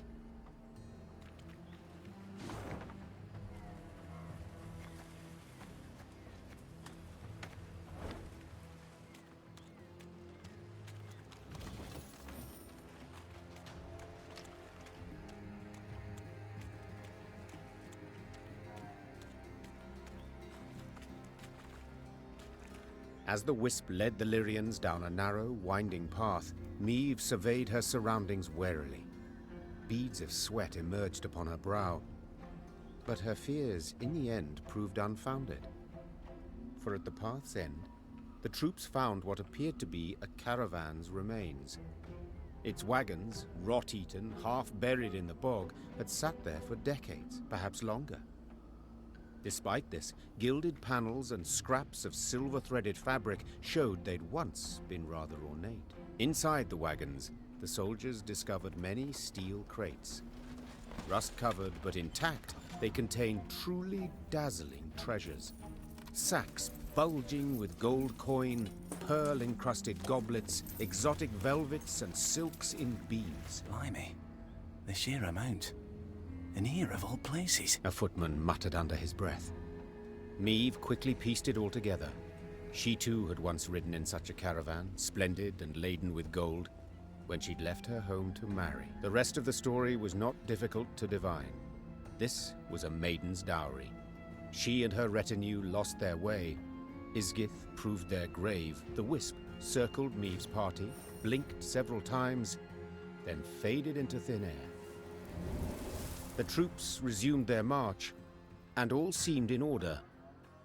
Seemed, for soon several footmen were discovered to be gone. Greed had been their ruin. They'd grabbed too much. The loot had weighed them down, and the marsh had embraced them.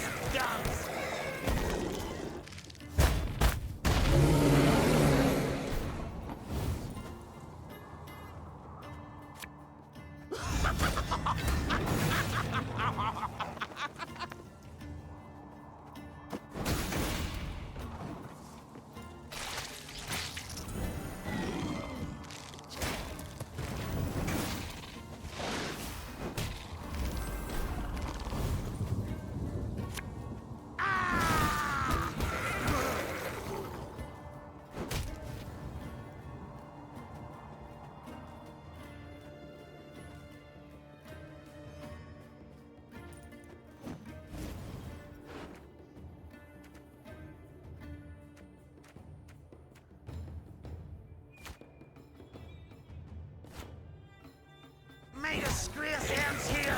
Time I wiped it away!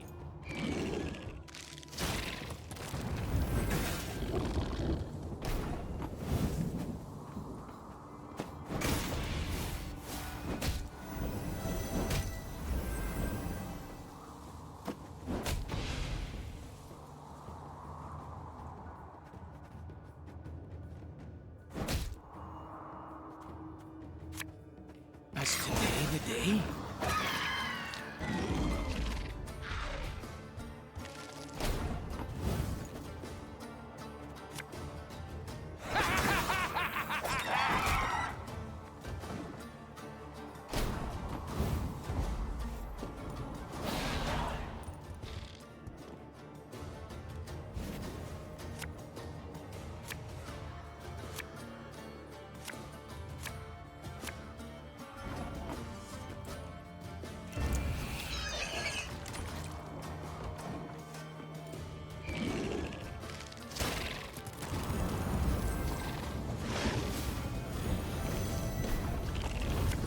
My spirit's willing and how, but these damn boots are killing me.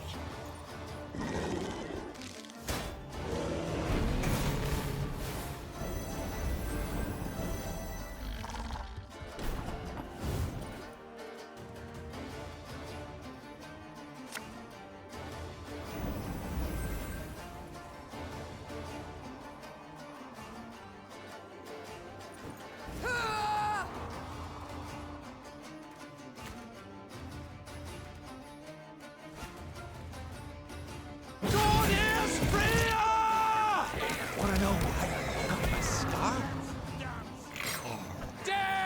Her Majesty knows what she's doing.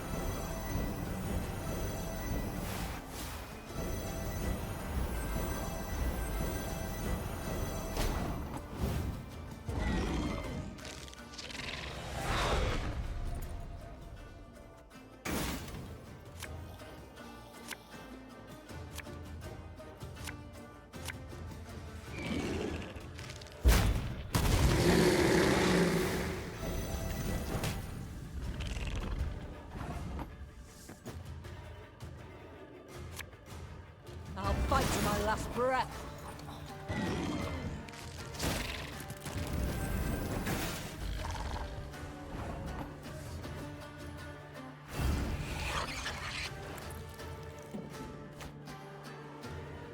For you, pal! Anything.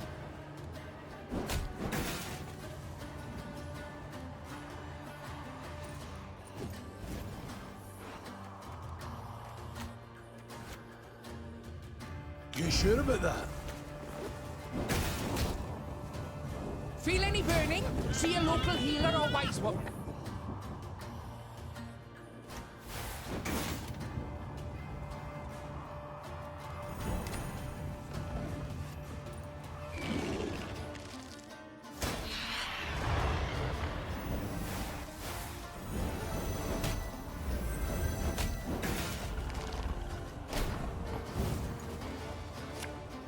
There's a time to reap, a time to sow, and a time to die.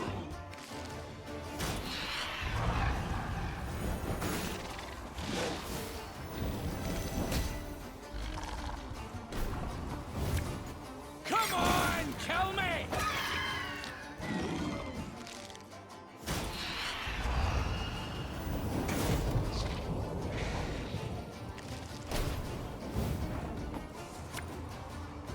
Abolition, your command. Aye.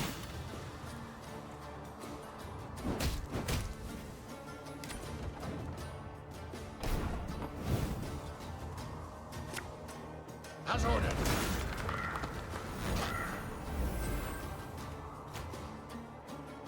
Ah. should have listened to me, old lady. This harvest, we'll be reaping black-clad heads. You mad? Don't say that!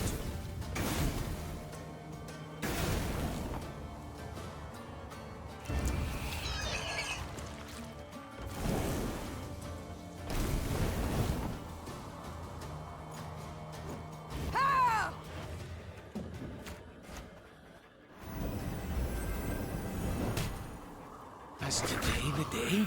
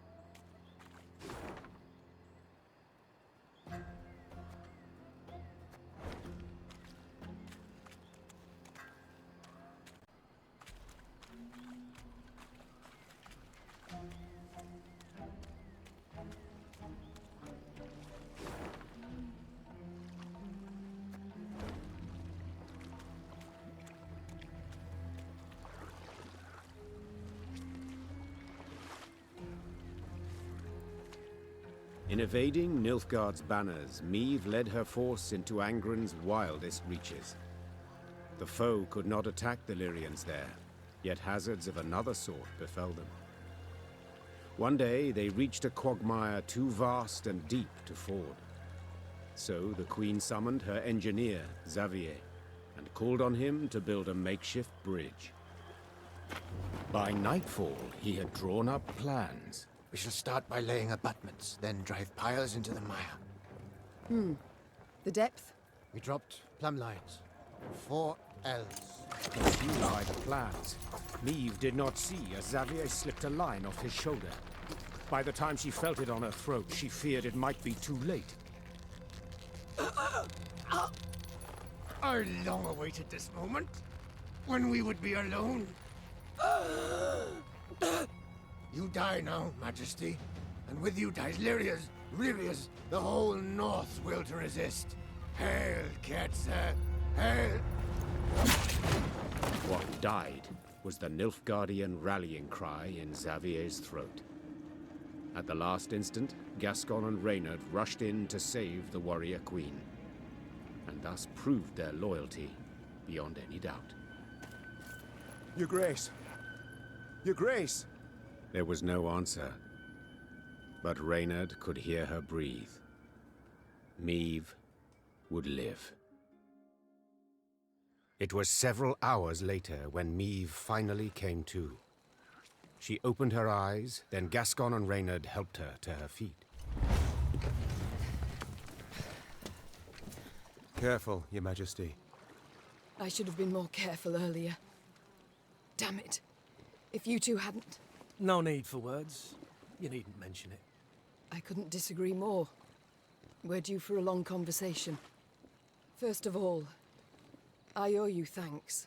Second, my trust in you both has been heavily tarnished. I believe that goes without saying. Yet today you proved beyond all doubt that I can rely on you. So I thank you. To serve under your banner, Majesty, it is an honor. Likely I'd have put it differently, but Reynard seems to have the right idea. Very well. We've reassured ourselves of admiration for one another enough. We've matters to which we must attend. I trust as I lay there dead to the world, you did not sit about with your thumbs up your bums. Have you at least learned why Xavier betrayed us, sided with the Empire? In a manner of speaking, yes. Your Grace, the rogue who lunged at you, in truth, was one Gwalter ep Lwynoch, a Nilfgaardian spy.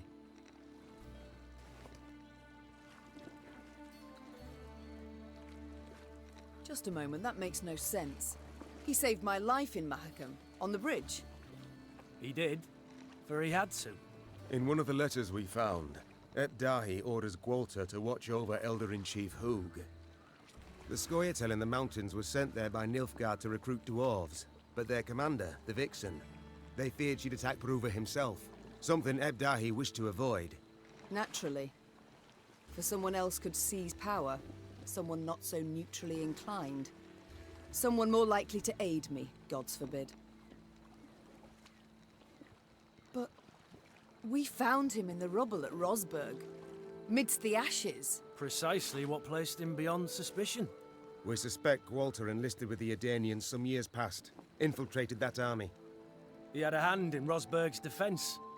Then, when the time was right, he lent that same hand to its demise. Caused an explosion that tore a hole through its walls. It worked, but at a price. He suffered severe burns. If not for our medics, he'd have... Stop. So it was not elves who brought about the fort's fall as he claimed? A filthy lie to stoke the fires of racial hatred. To stir conflict and chaos and rage that would make the realm of Aedirn waver and fall. If we're to judge by Rayla's actions, he was rather successful. Bastard. Yet even so badly hurt, in such pain, not for a moment did he drop his mummer's act. I've heard much of Nilfgaardian spies, Your Grace. They're trained from childhood, face constant indoctrination. They do anything for the Emperor, anything and everything. As soon as Gwalter spotted a chance to join our ranks, to be at your side, he took it, exploited it ably. To be brief, I've traitors all about me. Your Grace, You resent our actions. I understand. You, Willem, the Cad Caldwell, Gascon, Gabor, finally Xavier. Tell me how. How am I to trust anyone? You can't. Amongst all the realms in the north, you're Nilfgaard's sole rival. One remaining threat. All other rulers either soundly defeated and enchained, or tails tween their legs, they've donned Nilfgaard's leash. The Blackclads will do all to destroy you, if not upon the field, then in secret, with an assassin and a quick, sharp blade. What's left? Prayer? Melitele too is sure to turn and take Nilfgaardian gold sooner or later. We've talked enough. We must form up. Move on. Majesty, you ought to rest. You stand swaying. Your step can't be too sure. Only my horse needs step true. Meve, you've just about had the life choked out of you. No time to play the hero. I'm not Gascon. Quite the opposite, actually. These damn swamps, they terrify me. I wish to get the hell out and never, ever look back. The Aruga lies near. I sent scouts ahead. They've secured a barge. We can sail to Red Lobindon. Splendid. Sound the horns. We march.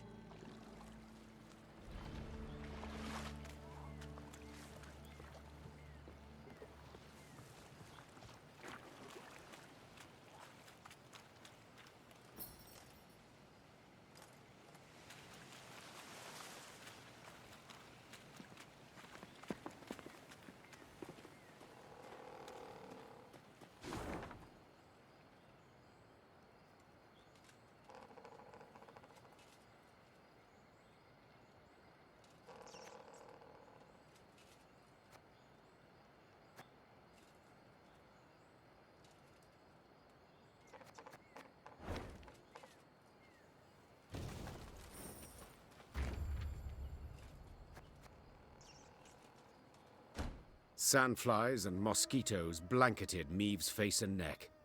She did not bother to brush them away. She'd been in Angren long enough to know more would come in their place. Your Majesty. Reynard called from behind. Our scouts have returned. We've a large force of Blackclads on our tail, infantry and horsemen, and they draw nearer. Blast! Meve wiped away the sweaty hair stuck to her brow. What say you, Reynard? Shall we give them a fight? We're but a few miles from the river, where a barge awaits. It makes no sense to battle now.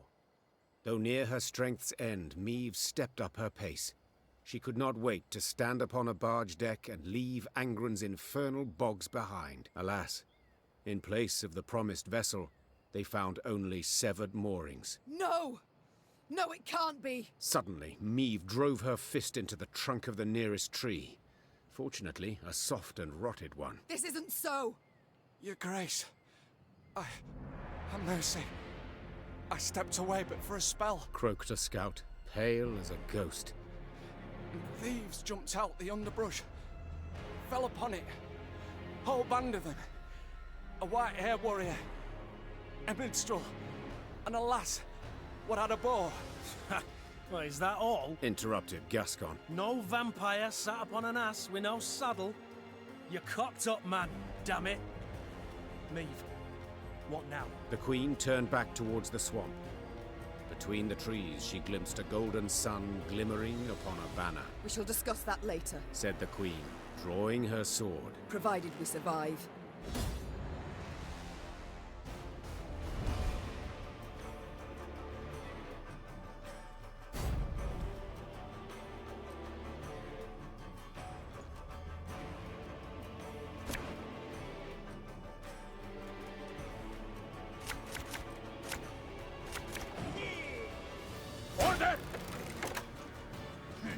Everyone, rally to me! Drive them back!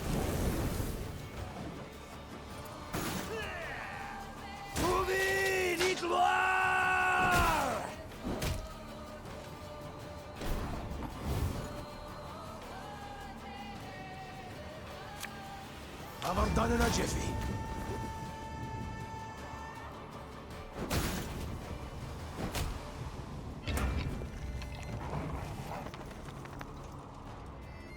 Life is mine now.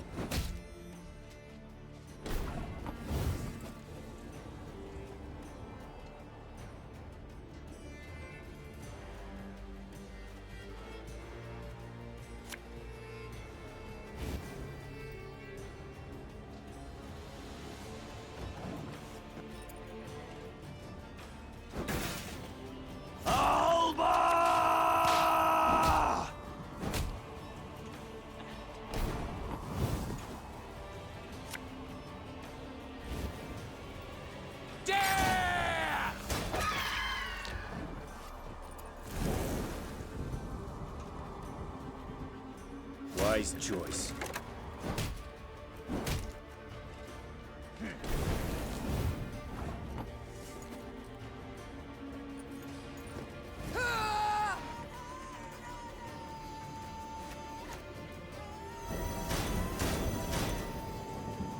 All right, that's no problem.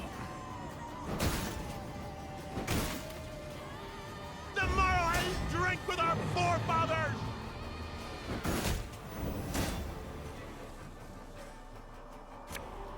May disgrace ends here!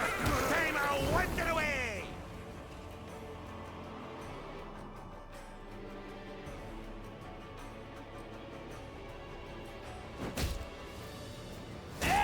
Gloire!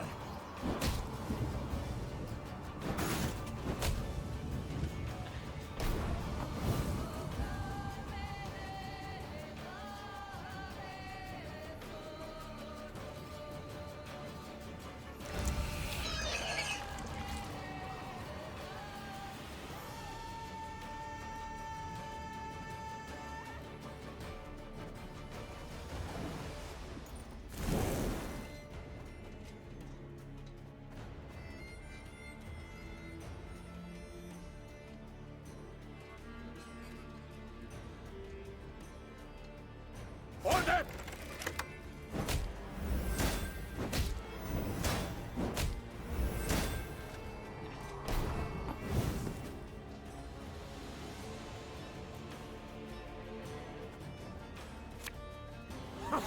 Hey, I'm up there!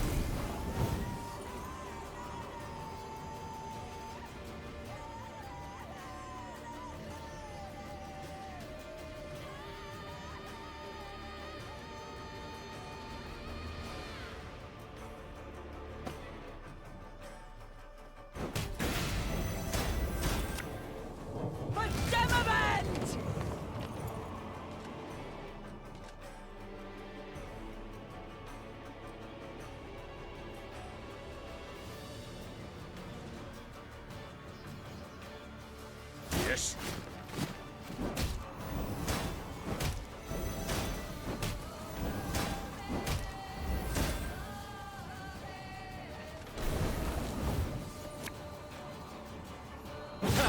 Ludicrous! Give me some of that.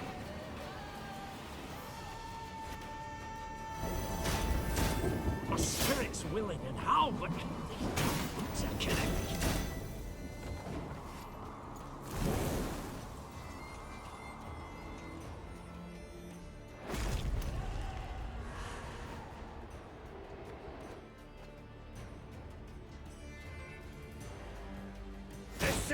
Zweifel!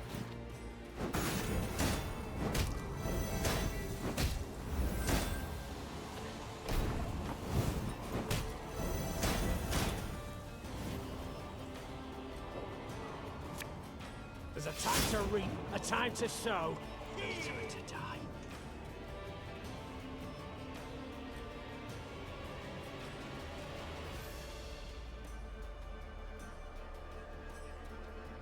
Burak!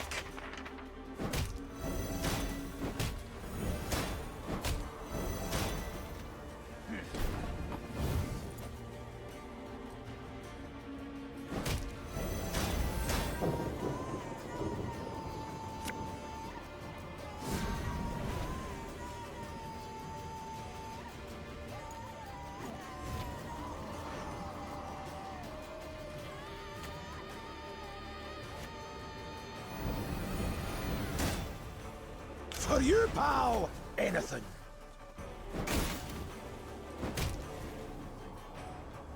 Aye.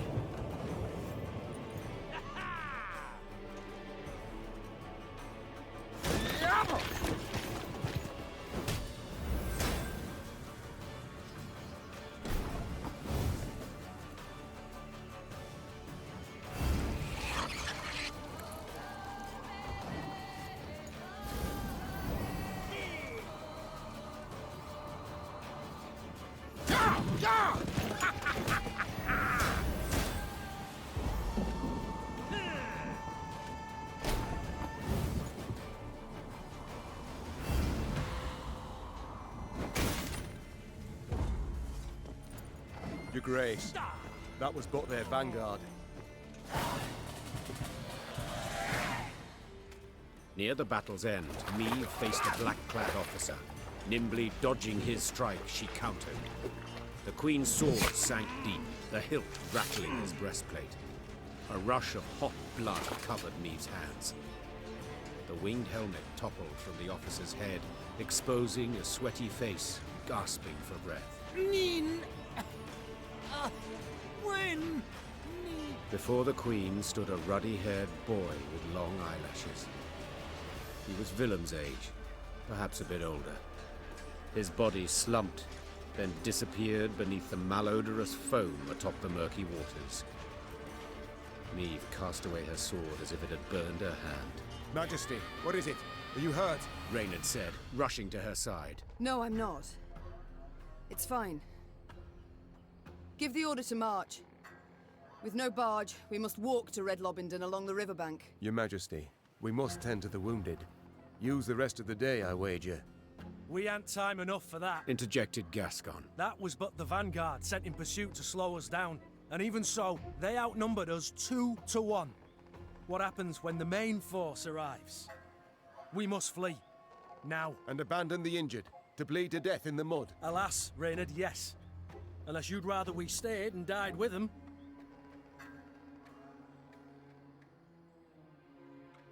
Gascon is right. Should Nilfgaard close the distance between us, we'll stand little chance. Phew. At least you've the sense to... But I would sooner perish than let my men rot in this accursed swamp. The medics will tend to all the wounded. Then, what will be, will be. I tell you what'll be. Snarled Gascon. Ep die, he'll take a butcher's hook and gut you. Then hang you from Lyria capital's walls. Yet, if this be your wish... Meve waited for the medics to sew the last stitch, tie off the last bandage. Only then did she order her force to move out. At the column's end, upon stretchers, lay those without the strength to walk, consumed by fever, dazed or unconscious, dying. Fatigued and laden with the wounded, the Lyrians moved slow as molasses. Soon, Nilfgaard's forward elements had caught up. The Blackclads nipped at the Lyrians' tail with arrow volleys from the cover of trees and occasional forays by cavalry. They were in no hurry.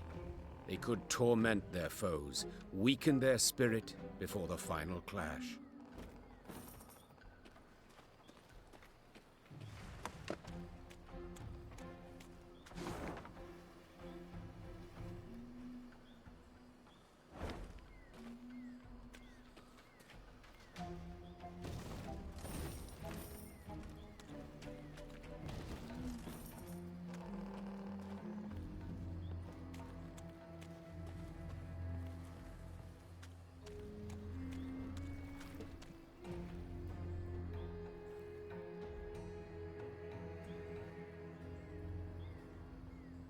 At long last, Meve spotted a dark form spanning the river's course, Red Lobington's bridge.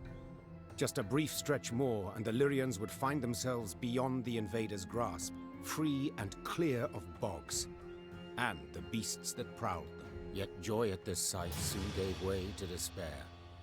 The bridge was dark, black, from the horde of Nilfgaardians that held it. Clearly the Blackclads had divined the path of Meve's flight, and had cut off her last means of escape. That's it. We're dead men. All! They'll cut us down to the last! Meve shut her eyes, felt them sting with fatigue. She knew when she turned she could not show her men 1 ounce of fear, 1 pinch of doubt. She gripped her reins tightly. The leather dug into her skin, helping her hold back her tears. And when the Queen finally spoke, her voice was strong and boomed over the river's roar. I know what you wish to hear. The Queen began. That the gods watch over us. That we'll come through the fray unharmed. That a friendly force is but moments away. Those would be lies. The truth is as bitter as it is undeniable. We stand cornered. cannot win this fight, cannot flee it. We can but choose how to die. Hanged from the boughs like common criminals, or weapons in hand, like the fighters we are. I've made my choice. Time you made yours! With that cry, Meve broke for the bridge toward a forest of spears into a deluge of arrows. She let the tears fall from her eyes. Tears of rage, fear, fatigue. It was not until she'd almost reached the enemy line that she dared glance backward. And she saw she was not alone.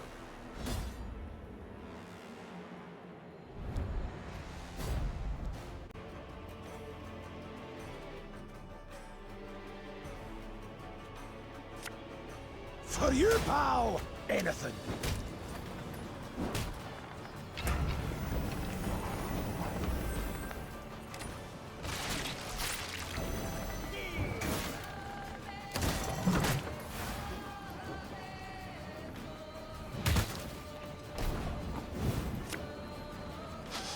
I smell a leak. I warned you.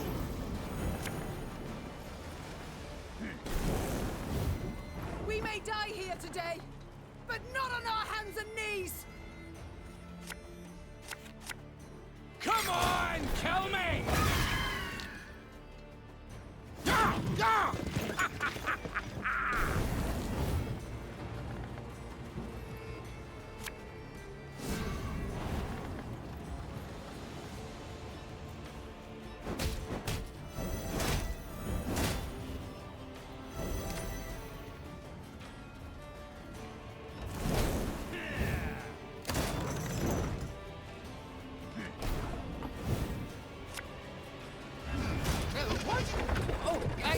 Yes, I'm on it.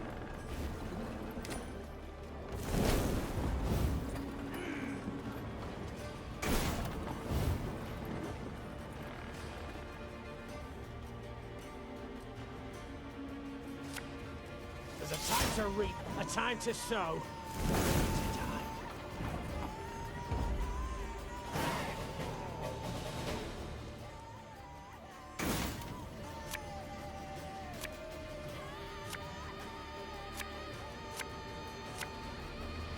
Shoot! Don't shoot! We're friend, not foe! Damn it, just gets better and better. To the bridge! Cut the way back to the bridge! Bolster the defense!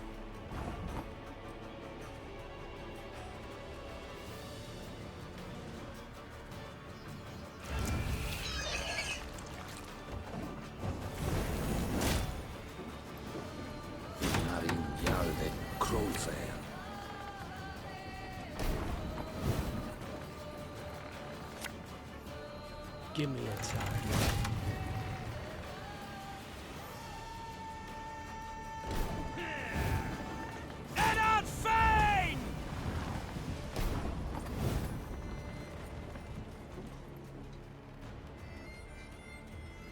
You sure about that?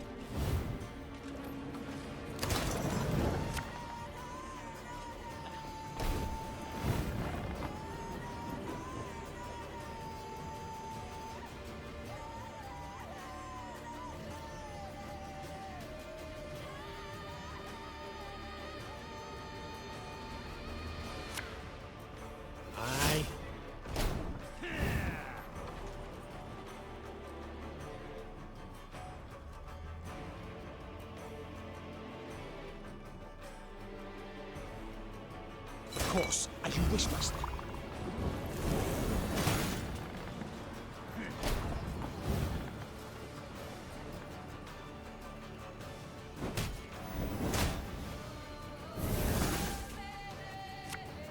Enough chit-chat. Draw your weapon.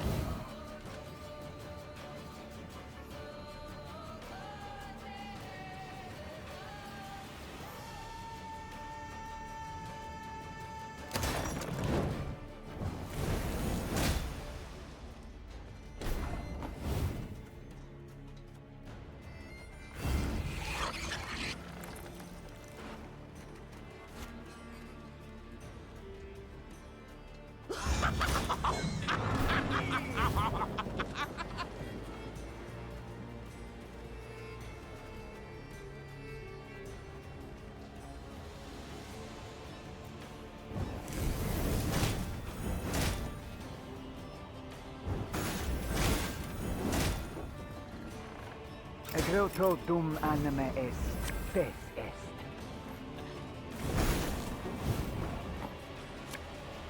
May disgrace ends here! Time I wiped it away!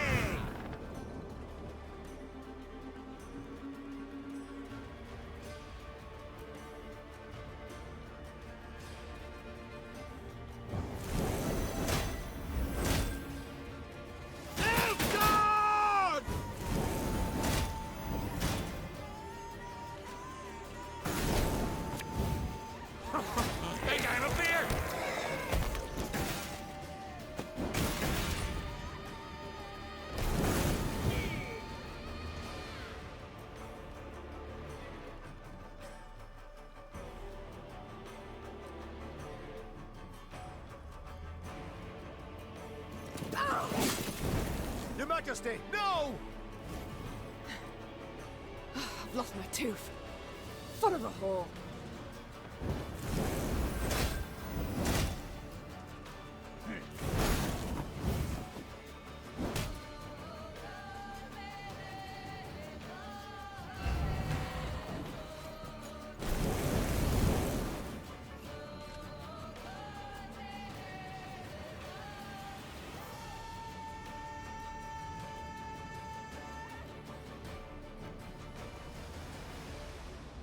My prescription, a bit of bloodletting.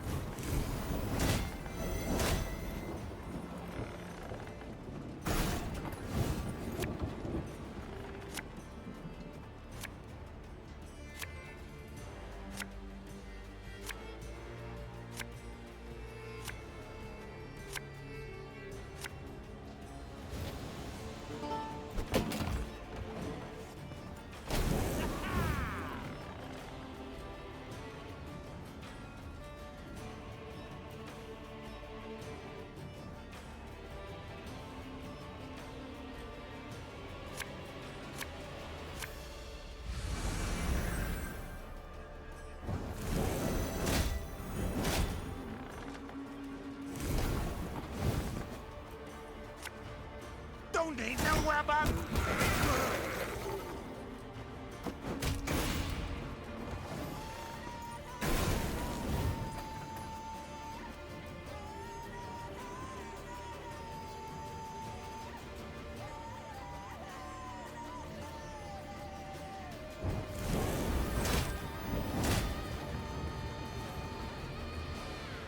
Wise choice.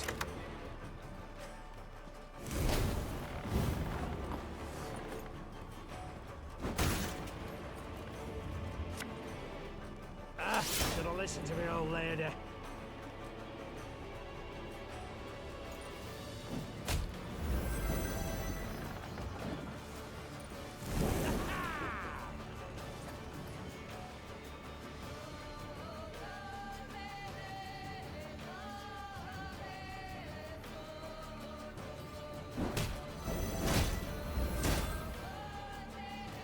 Excellent, Seifel!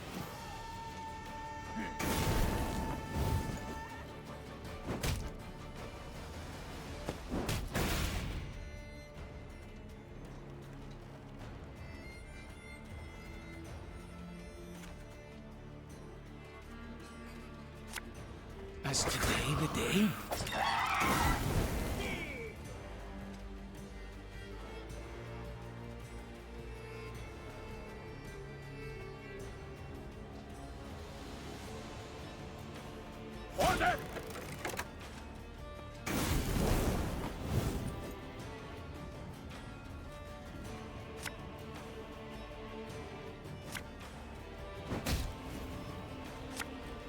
This harvest, we'll be reaping black-clad heads.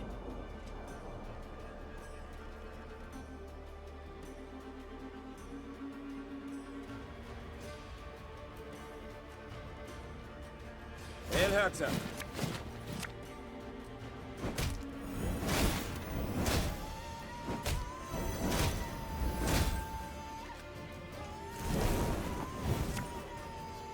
Arbalist at your command.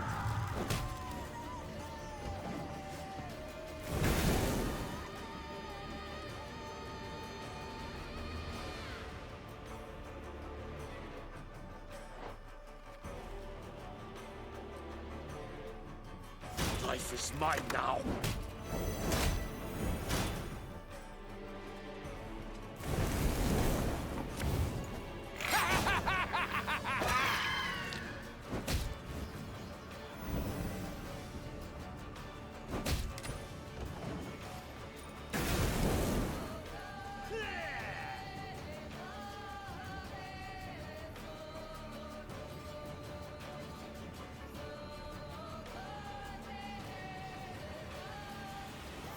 Yes.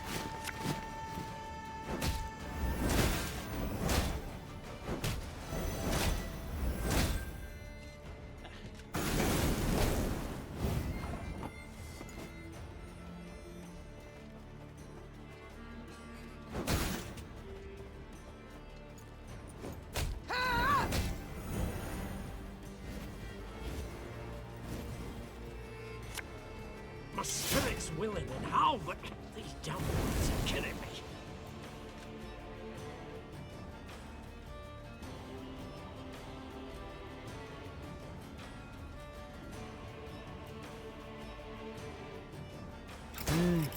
A highly curious case.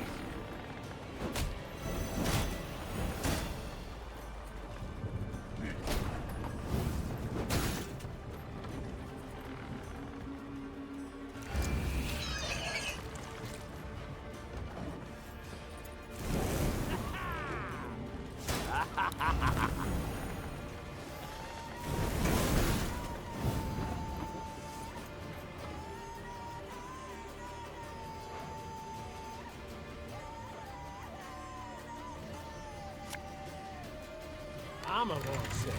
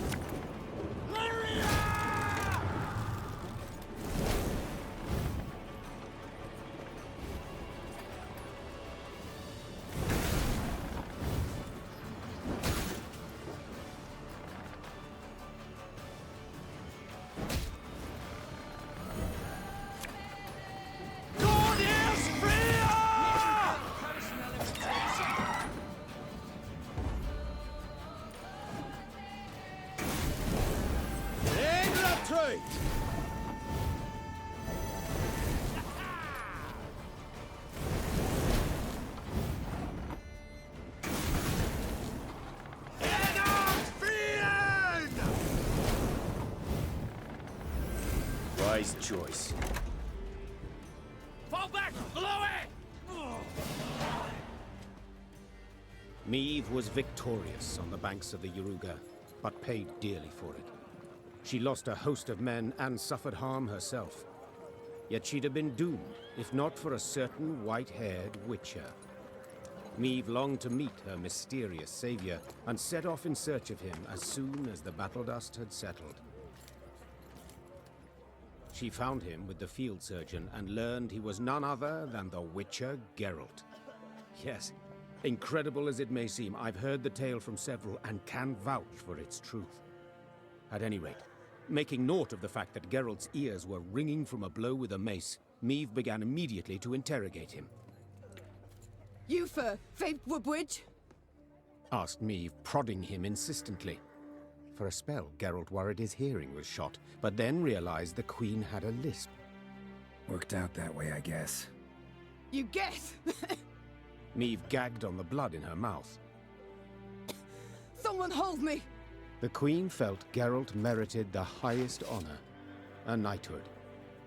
Another monarch might have delayed until a more opportune time, but not Meve. Meve delayed nothing.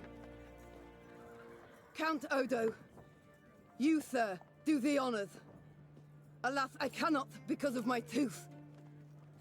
For valor shown in battle, I, Meve, by the gods' grace, Queen of Lyria and Rivia, hereby do knight thee. Gerulf of place unknown. The bridge you felled with men from Rivia. Or so you guess. I guess it falls to me to dub thee Gerulf of Rivia.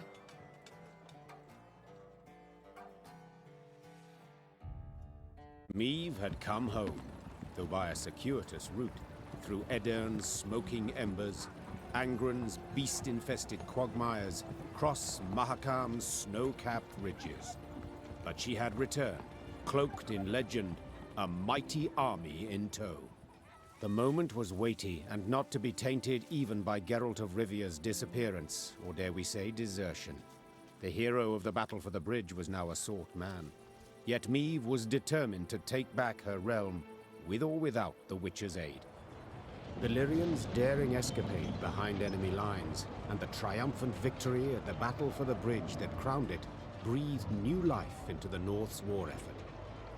Bands of resistance fighters now swarmed the conquered lands, while Kedwin and Redania, on the verge of swearing fealty to the Emperor, suddenly broke off talks with the invader. The Nilfgaardian war machine suddenly screeched to a halt, and the tide of war turned. Facing a united North, the invader had to withdraw the bulk of its forces from Lyria and Rivia. The way was cleared for Meve to retake her lost lands, defeat General Epdahi, and depose Willem. Or perhaps mother and son would not have to fight after all. Milady, I come at King Willem's bidding. Prince Willems. His Majesty proposes a meeting. No arms, no escorts. His Majesty? Whelp's barely tall enough to reach his mother's bosom. For shame! Silence. Let him say his piece. His Majesty, Willem I, wishes to discuss the possibility of a truce. He wishes to surrender. Is that his aim? Your words, not mine, Your Grace. I've a few more on the tip of my tongue.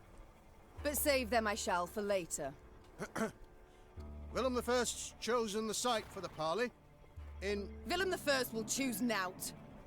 If he wishes to speak, let him meet me midst the ruins of Devil's Tower. Understood, Your Grace. I'll relay your terms. Willem's emissary rode off, serenaded by hisses and jeers. Frightened by the clamor, his horse reared and kicked. The rider forced his mount to obey with cracks of his crop, striking many more times than was necessary. The fool. Nag'll toss him off first chance it gets. Soon as he loosens the reins. No great loss, I wager. But tell me, your thoughts on this reunion? Sounds a ruse to me. But I know that won't stop you. Whence this certainty? Come now, Meve. At the end of it all, he's your son. You still care about him, it's obvious. Yes, I care dearly, Gascon.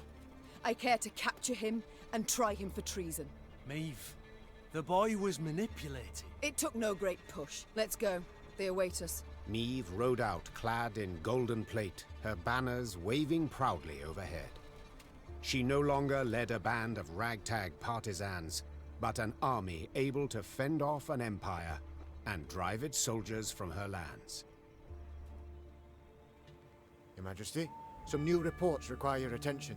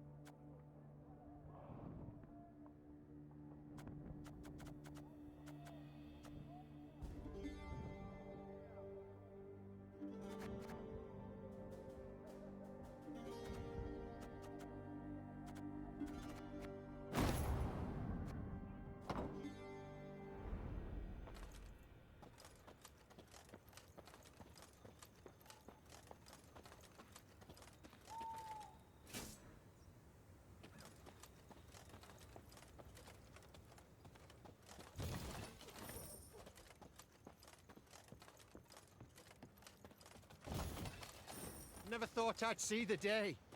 The Queen's returned. Know this, Your Grace. Blackclads have shut themselves up in our cities. They give no hint of surrender. My. We've gathered donations to support the war effort. Help.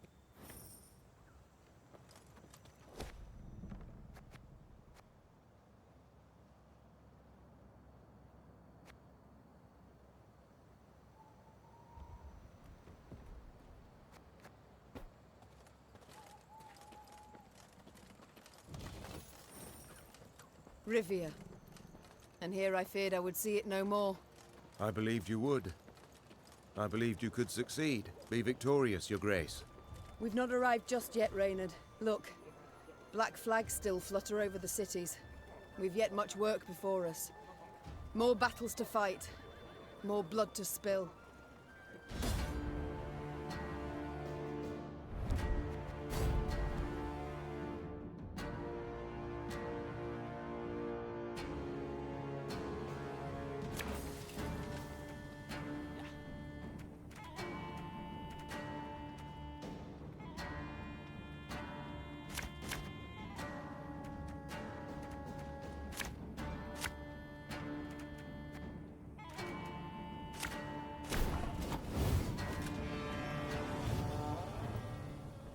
Should have listened to me, old lady.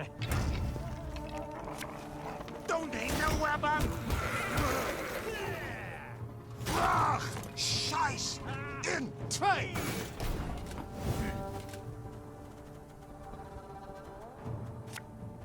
Wanna know why I got my scar? Off to the front yet again.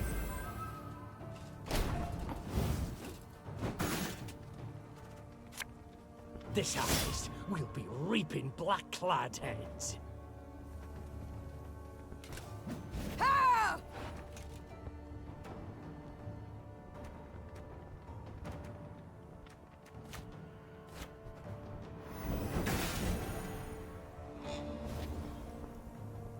Arbalist at your command. I think you'll really like this one.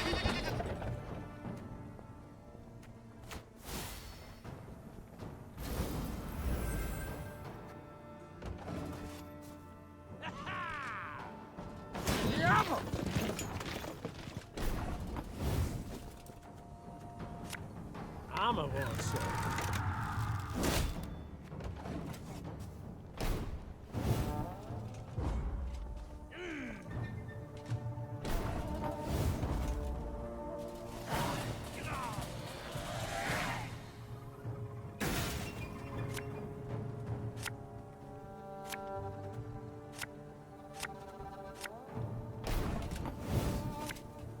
You'll never take me alive! Must be an important lesson in this. But what?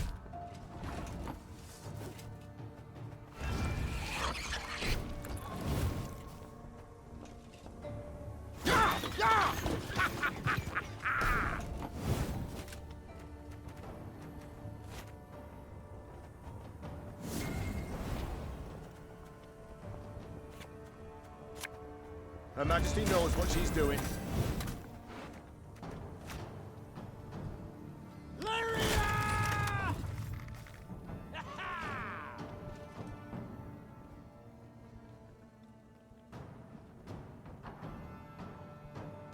Quiet, or the Commissar will hear.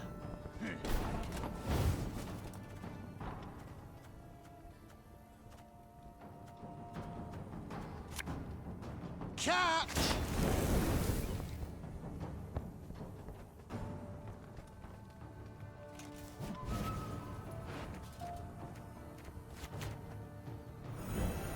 Come here! Let's dance!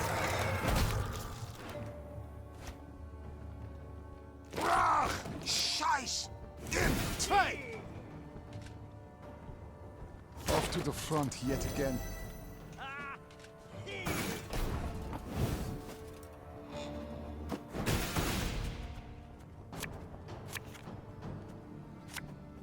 Your life is mine now. Quiet, or the Commissar will hear.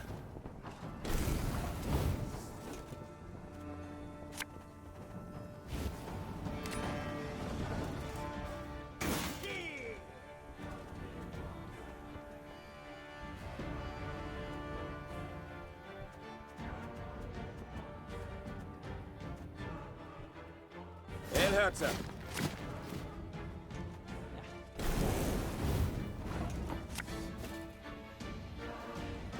You sure about that?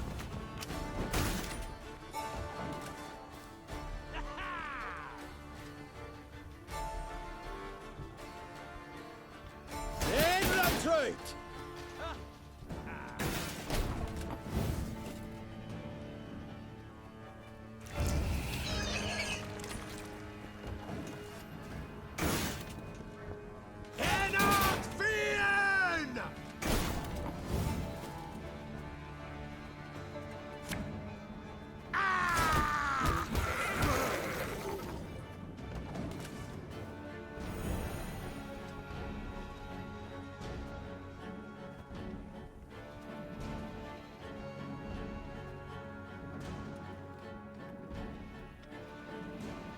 Yes.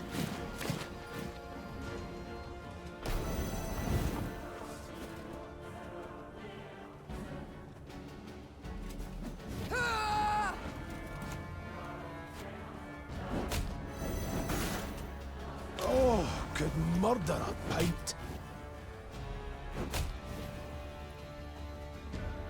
Brach! Scheiß! In train!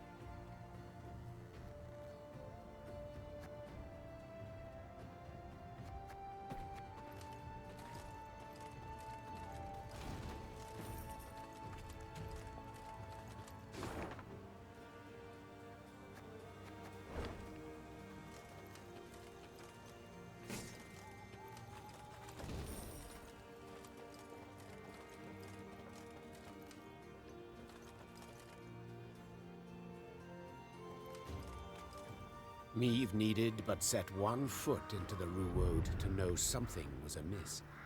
The sickening stench of rot hung in the air. Flies swarmed in thick clouds, and crows cawed in a deafening cacophony. What had caused this murder to amass? Well, Meve's scouts soon found out. Your Majesty. Reported a certain Sergeant Nadamur. Not far from here. Past the bend. There's a cutting and it's full of bodies. Our boys and the Blackclads alike. Bodies mutilated. Horribly so. Guts ripped open. Entrails strewn about. Heads locked. Somewhere. Like yes? Branches embrace him. Grip him tight. As if the trees... they strangled them. Hearing this, the Queen ordered a halt to their march.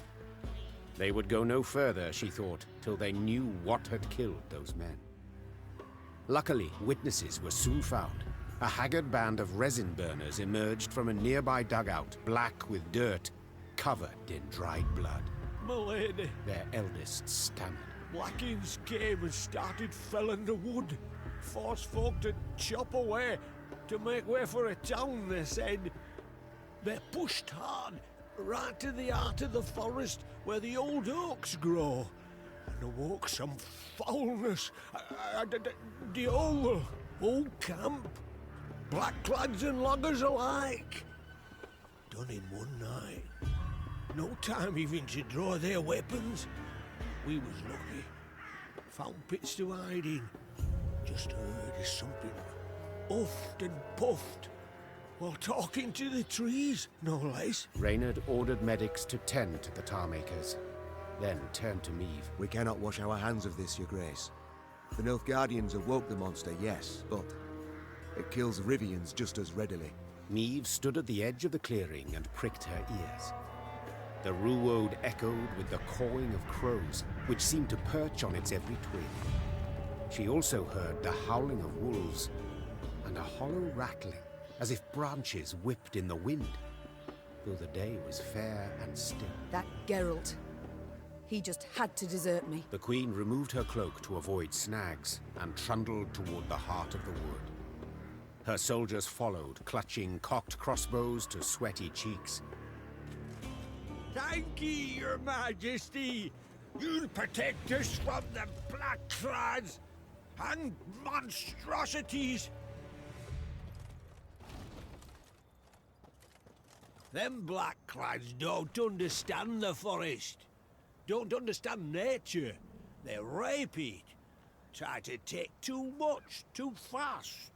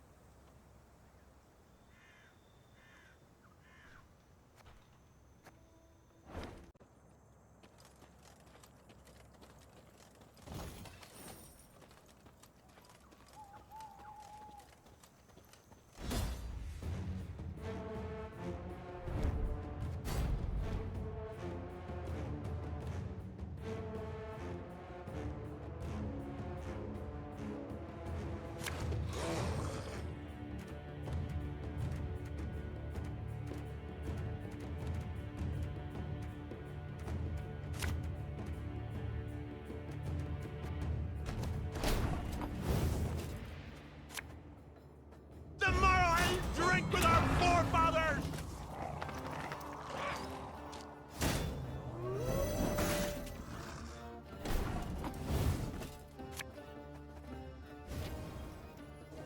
I'm a monster.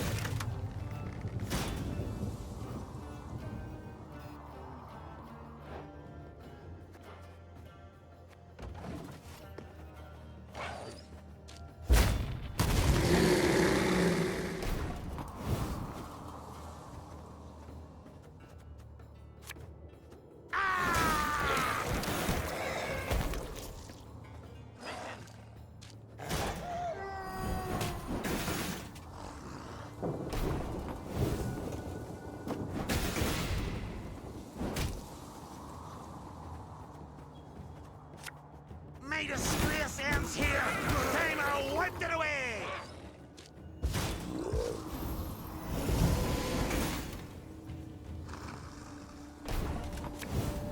Watch your heads!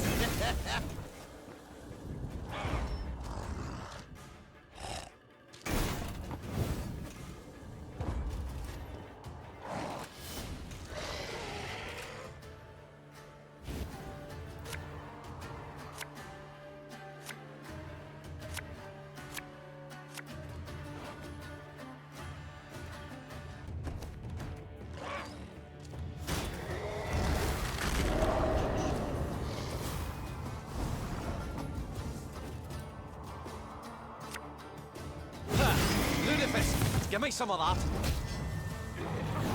Hey, I'm up here!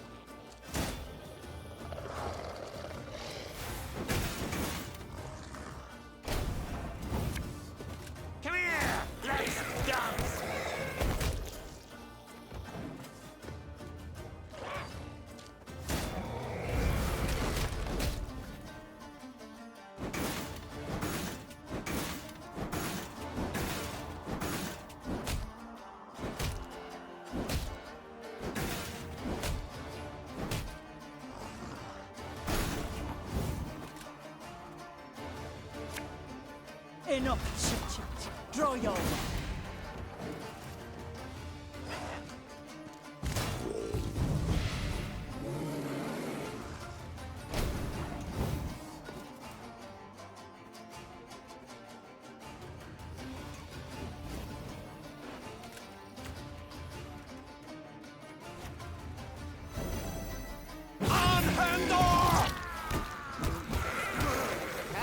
Not supposed to be any smoke.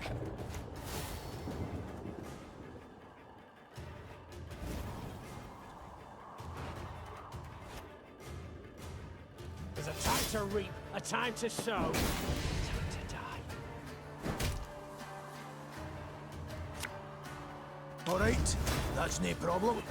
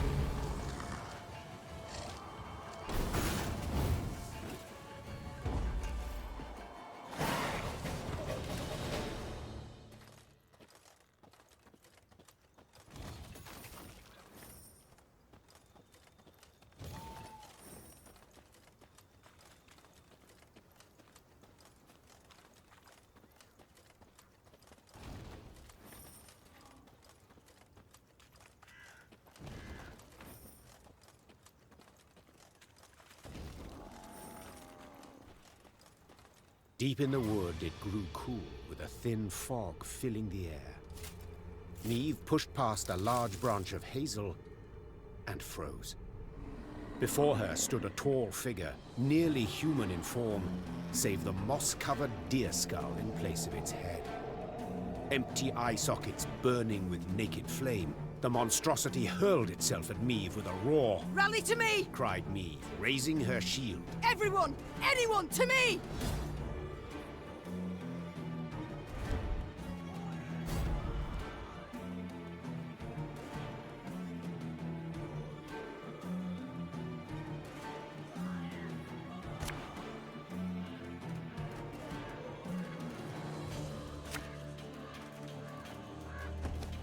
Be wary. We know not what this thing can do. Oh, bother. What have we got ourselves into this time?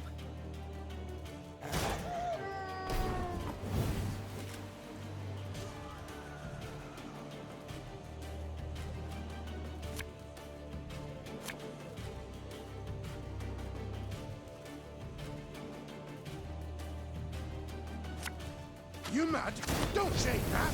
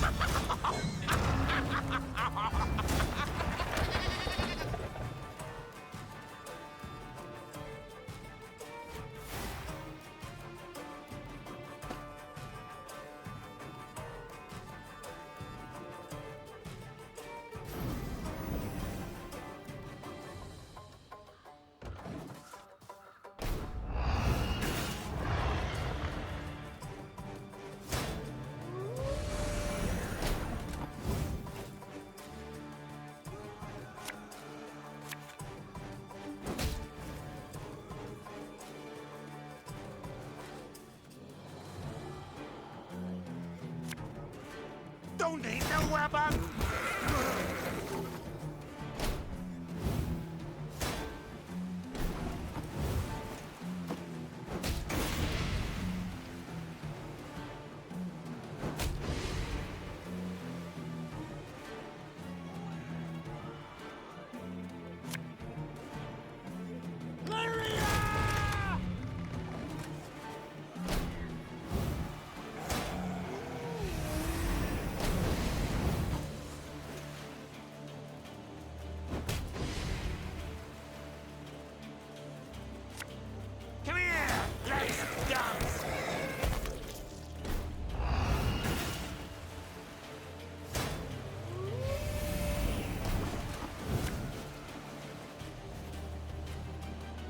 There's a time to reap, a time to sow, a time to die.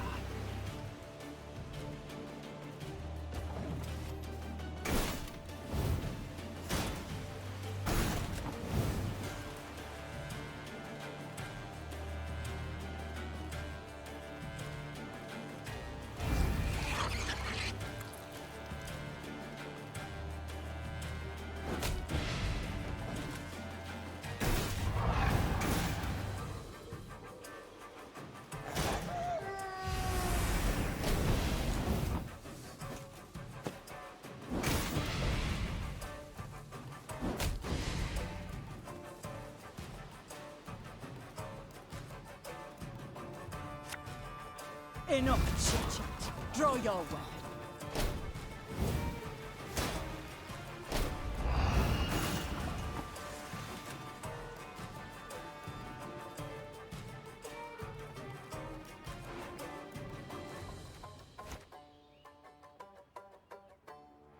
Company! Forward march!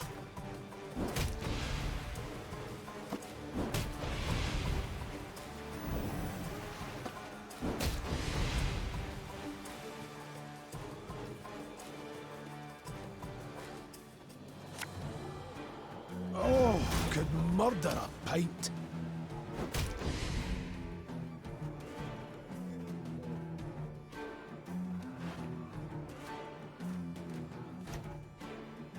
God is Rivia!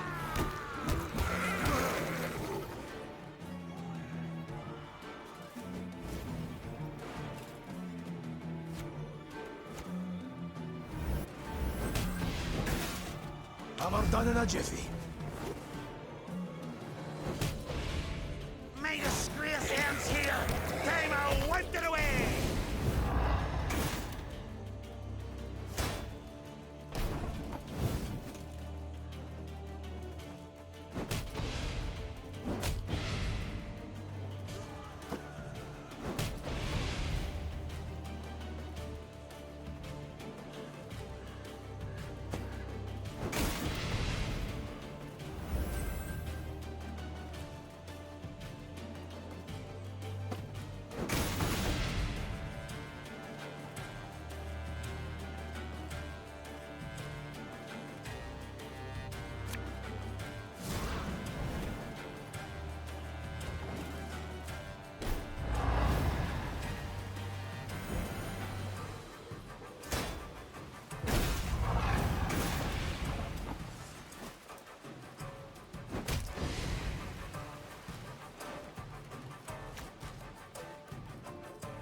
One boat.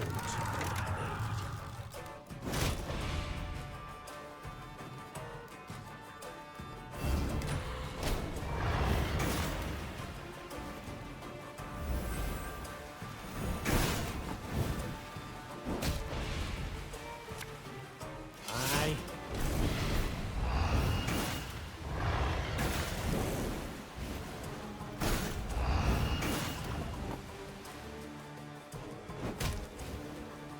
Believe it's dead, whatever that means for such a thing. Attacked from all sides, the monster teetered and swayed, fighting off their blows with ever greater difficulty. Finally, it fell to the ground and fell apart, like an undone bundle of twigs. In disbelief, Meve towed the pile of dried branches and scraps of bark. She saw no blood, no entrails, as if no monster had ever stood there. As if it had all been a dream. We return to the road. Meve said, crushing the beast's deer-like skull under her heel. Ah, and Reynard, I've a request. Yes, Your Grace? Once we regain the realm and return to the capital, remind me to issue an edict.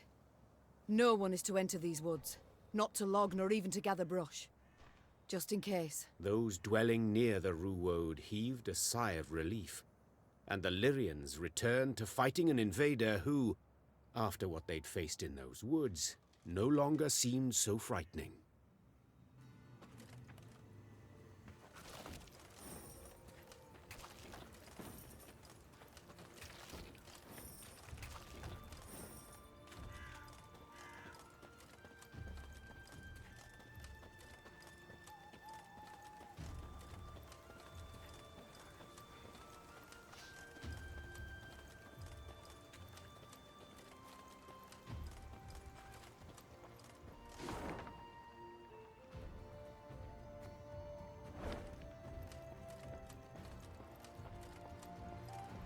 A robust rain hither comes.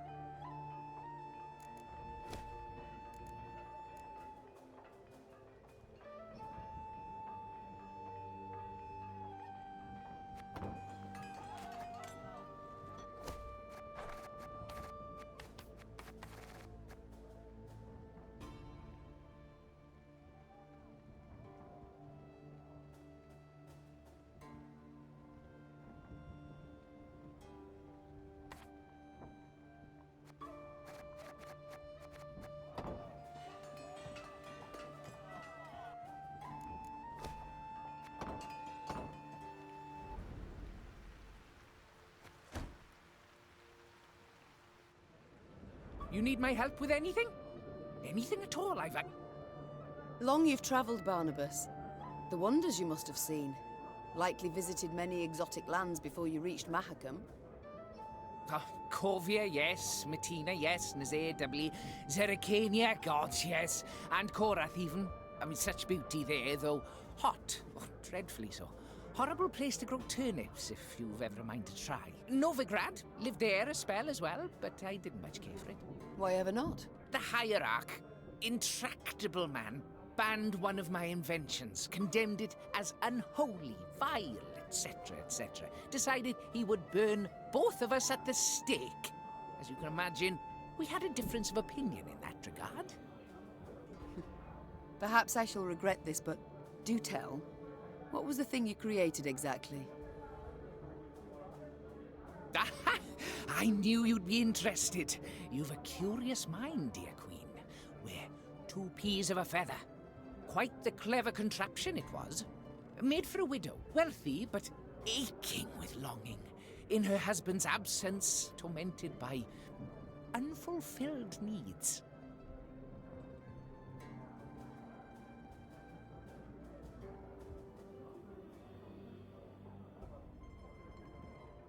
Stop right there. I knew I'd regret asking. See, it had this special crank that when rotated... Barnabas, no, enough. As you command, Your Majesty. But if you ever get the urge to see it, I've the prototype still tucked away in my trunk. Noted. But by the gods, please, let's change the subject. Time I attended to other matters. Ah, yes, you're still here. Off you go, then. Arnulf, find a place at one of the tables. Have a drink. Meet my men.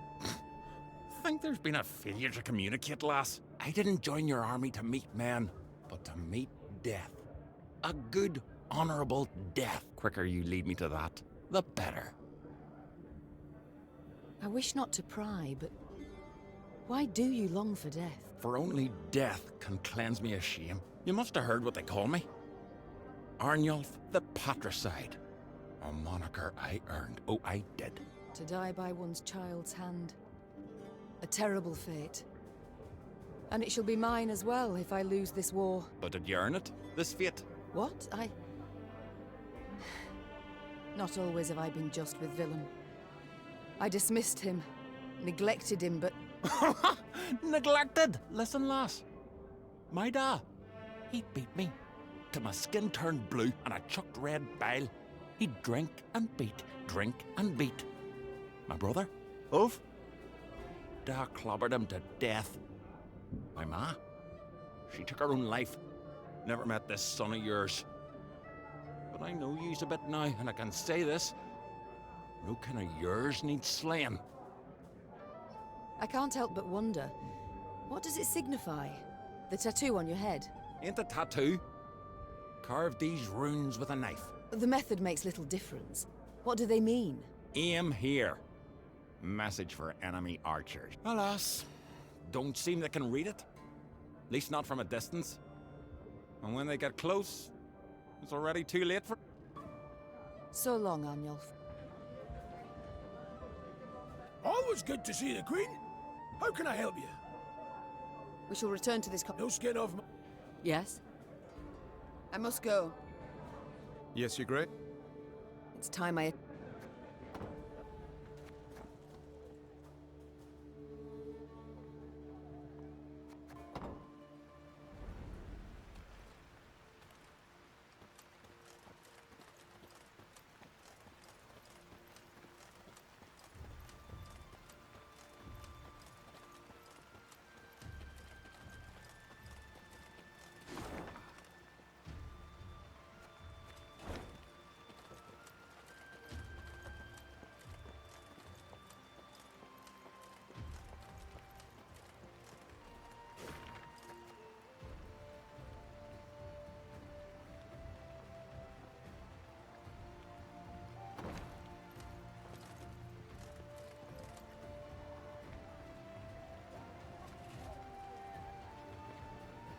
Meve arrived at the walls of Gradobor, famed for fine rugs and woven tapestries.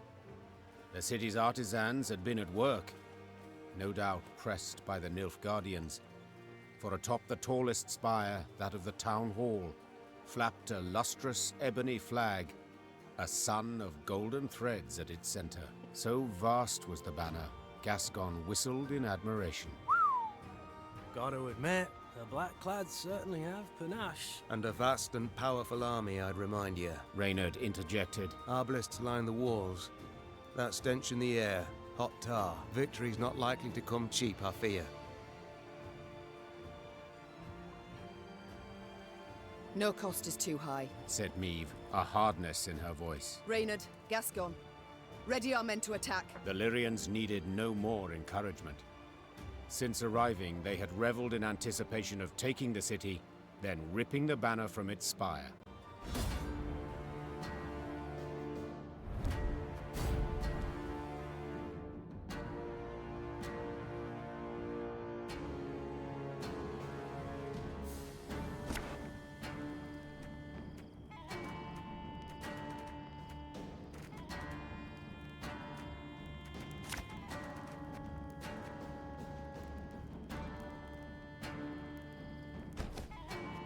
It will be difficult, Your Grace.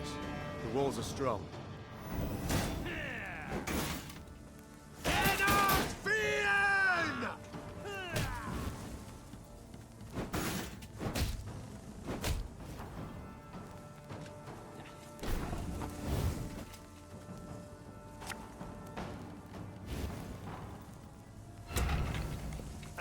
Should have listened to me, old lady.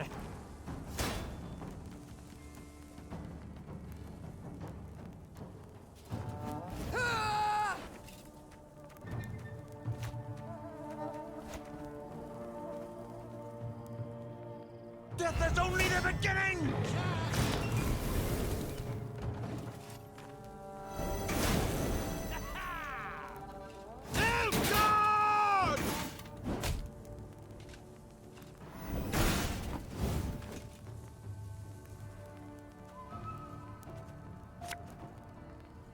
Come here! Let's dance!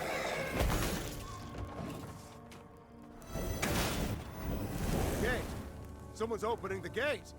Forward, march!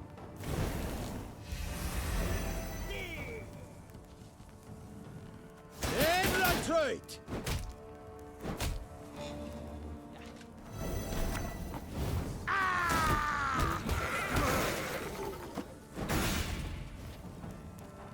I'm a one, sir. This harvest will be reaping Blackclad heads.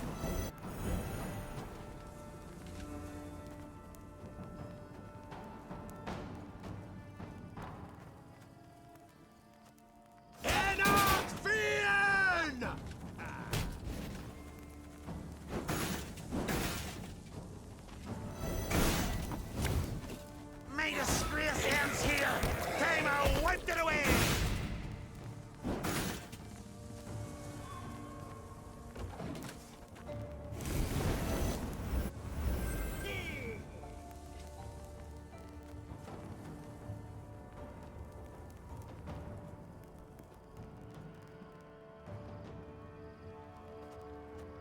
Life is mine now!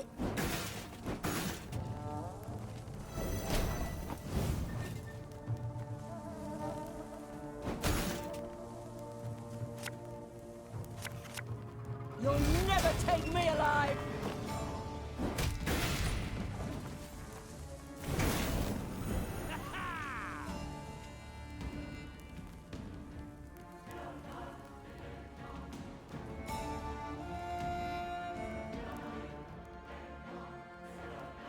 Wise choice.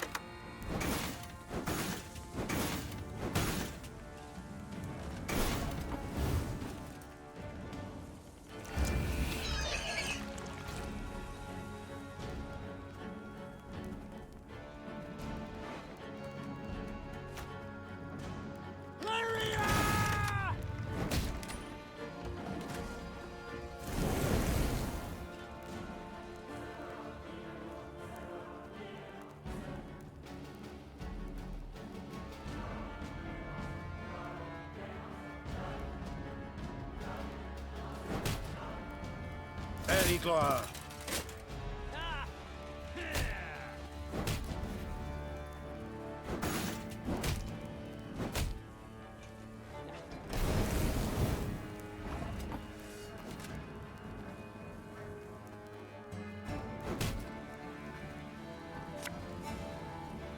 Her Majesty knows what she's doing.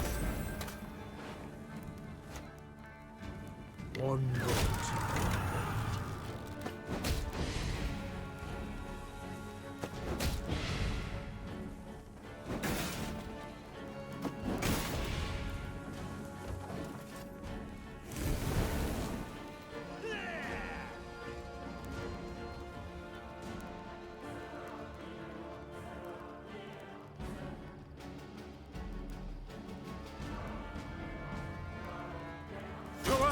Kazer!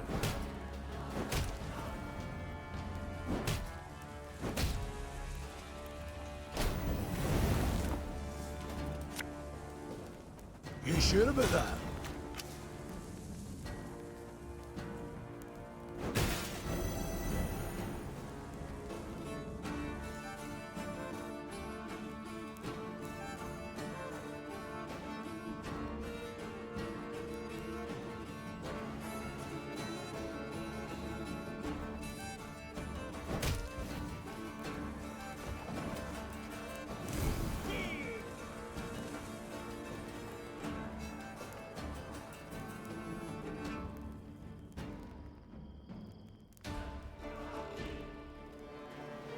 Yes.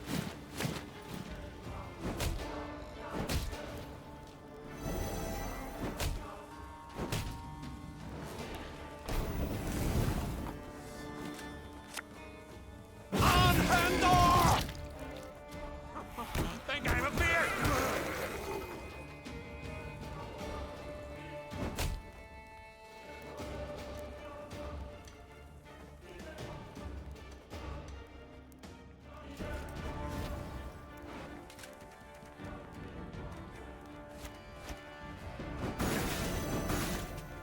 Oh, could murder a pint.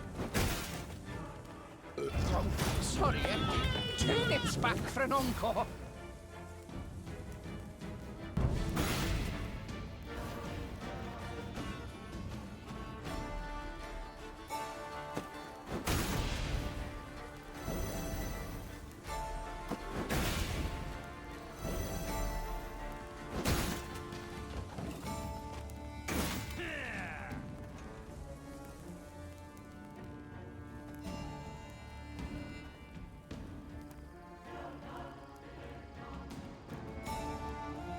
Destillat Zweifel!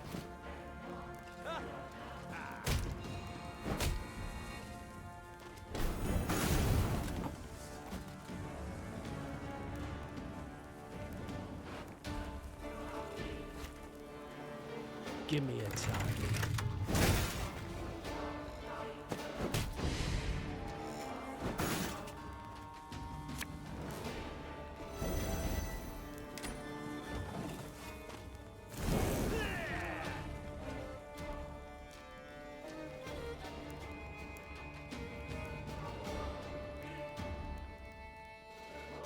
My prescription, a bit of bloodletting.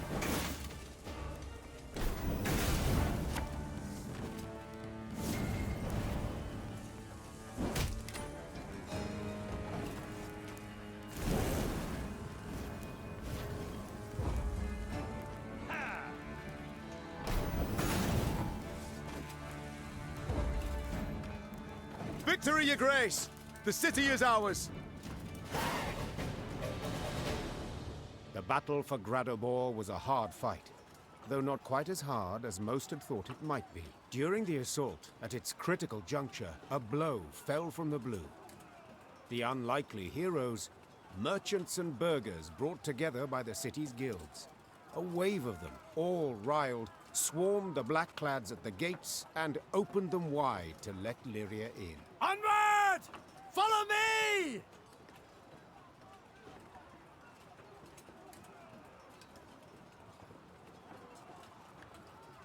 As fighting died down around the city, Meve rode for the town hall on a personal quest. Nilfgaard's vast, garish banner rippled overhead. With its halyard cut, it plunged like a great black bird, stricken. It was the last any would see of the golden sun over Gradobor. 3 cheers! Hip, hip, The Lyrians were victorious, though not without aid. Meve met with the merchants who had roused the townsfolk, inspired them to rise up and fight. Many of my soldiers, dozens, perhaps hundreds, owe you their lives today. Said the Queen. For that, I am deeply grateful. No, deeply indebted. Should you know a way I might repay the debt, don't for a moment hesitate to ask. The merchants exchanged glances, nodded, grunted, agreed with each other without uttering a word. Then one, a clothfuller, his moustache most robust, stepped forth, bowed low, and spoke for them all. Your Majesty, the invaders brought laws. Laws what don't agree with customs we've long held. Non-humans they forced us to accept. Let them join our guilds, sit on the city council. It's right ridiculous it is. These treacherous dwarves, why, they've been on their side from the start, so it's no wonder. But, well, the Nilfgaardian reforms, we'd like you to revoke them. Non-humans must know their place. An awkward silence ensued. All turned their eyes to the Queen, awaiting her response. Your city. Meve began slowly after a pause. Your rules. So be it. I hereby strike down all Nilfgaard's reforms. The townsmen grasped each other's shoulders and vigorously shook hands, toothy grins spreading upon all their faces. Yet when they asked the Queen to stay and feast, she politely but firmly declined. Her army left Gradabor that very day. She rode at its fore, angry and silent. I know. Meve finally blurted to Reynard, her eyes still facing forward. I know I granted a wicked request. But I can't hope to easily end hate, distrust, wipe away years of bloodshed. Not with one decree. To force those tradesmen to accept non-humans, allow them into their guilds, would have changed nothing. Do you understand, Reynard? Alas, she could not tell, for Reynard held his tongue. Gabor Zigrin was not the silent type, and was wont to be blunt. He asked to see the Queen at the first opportunity. We haven't always seen eye to eye, Began the dwarf, a note of pain and sadness in his voice. but I've always respected your decisions. That is, till the day. I fear this is where we part, lass. I got to go. So fare you well. Meve made no attempt to stop him. She knew not to try. Gabor had left her side, never to return.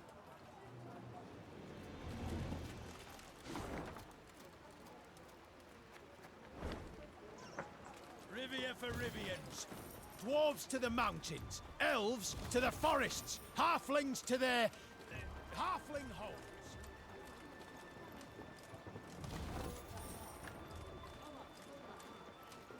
Dwarves are good to die for Rivia, but nae to live in it, eh? Dwarves are good to die. Dwarves are good to die for Rivia, but nae to live in it.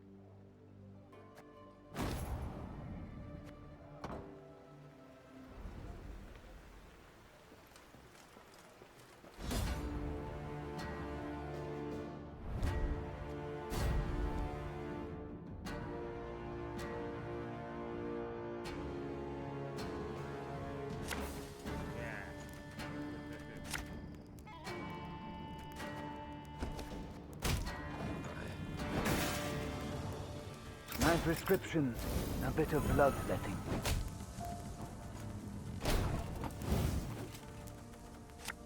Blood washes away all shame! New orders? No? Ah.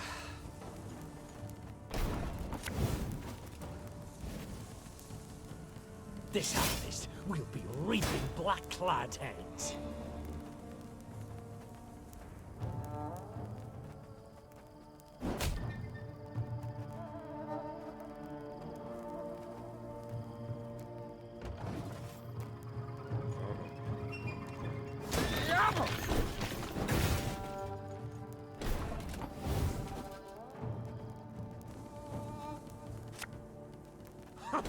Think I'm a beer!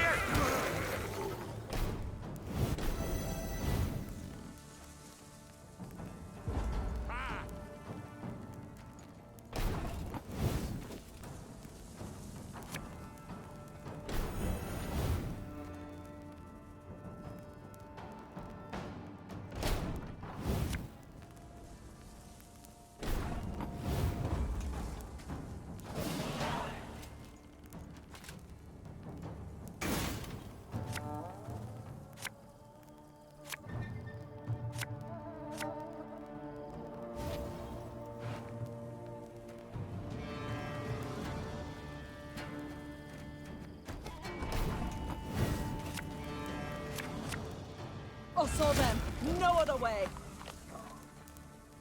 Must be an important lesson in this. But what?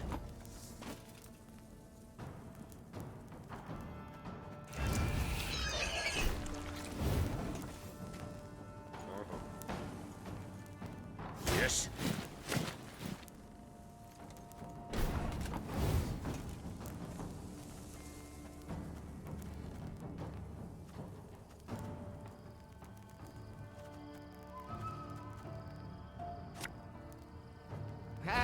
Not supposed to be any smoke.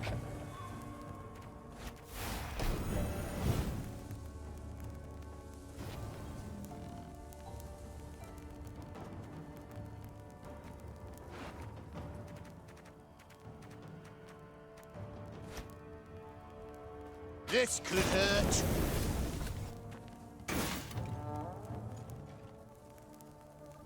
Wise choice.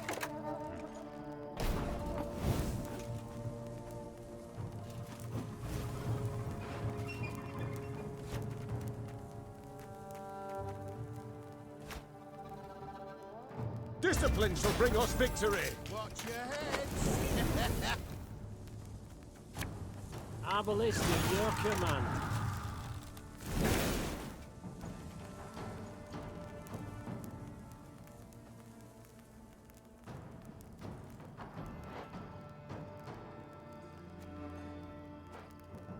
Now, how did that incantation go?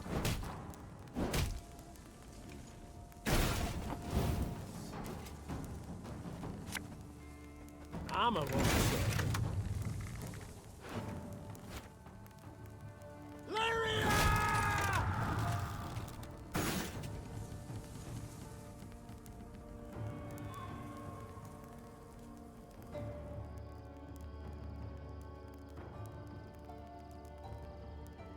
Order!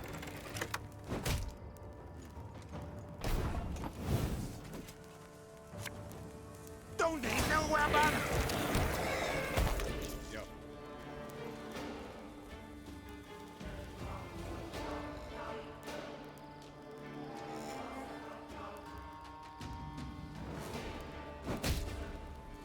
Aedirn.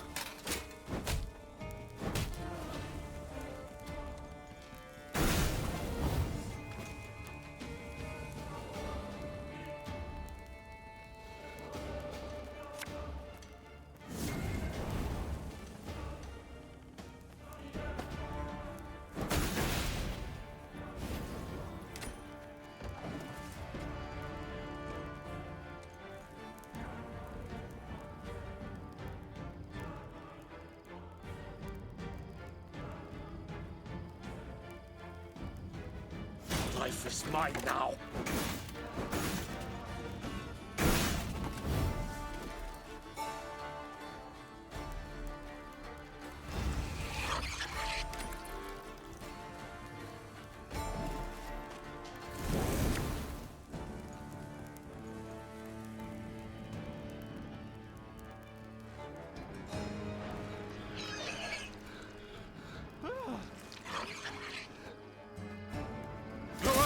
Ankezer!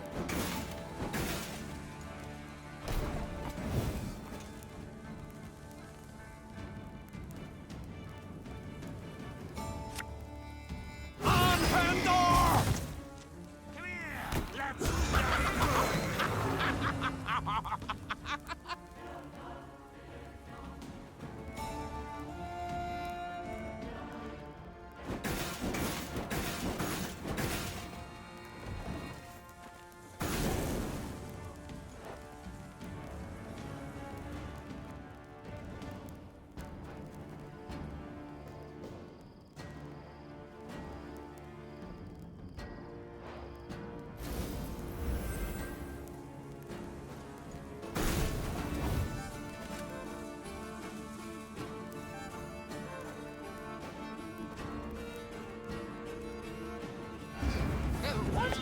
Oh, yes, I'm on it.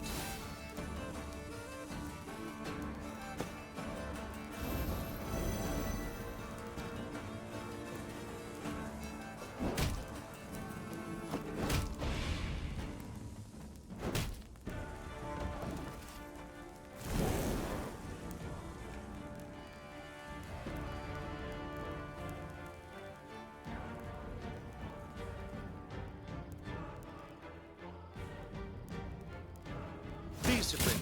That is what you folk lack.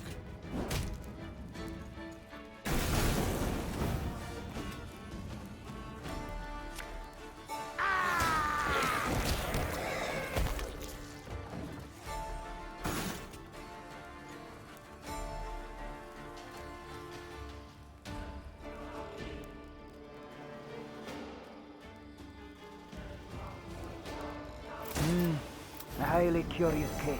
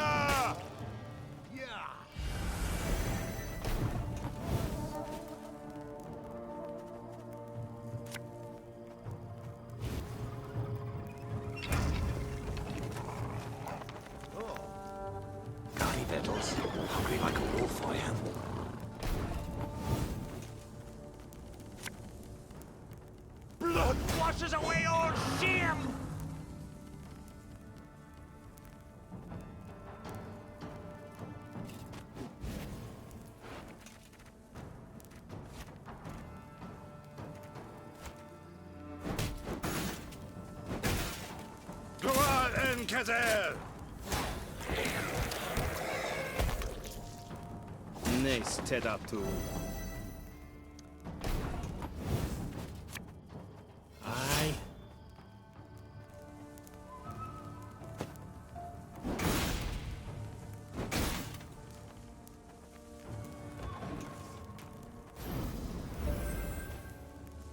Must be an important lesson in this.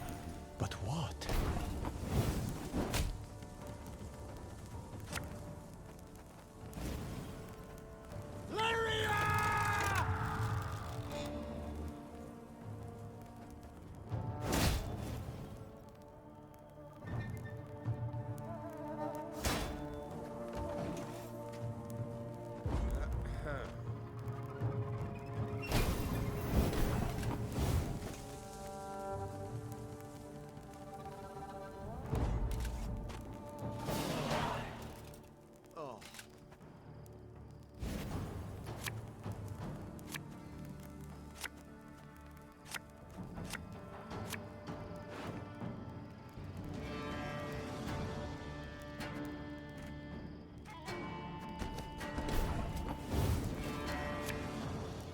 Saw them.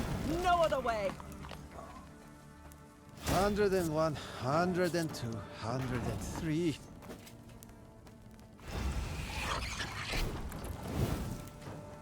Oh.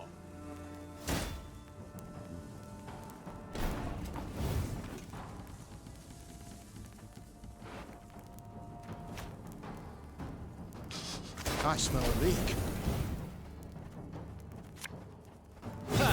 Lunafus, give me some of that.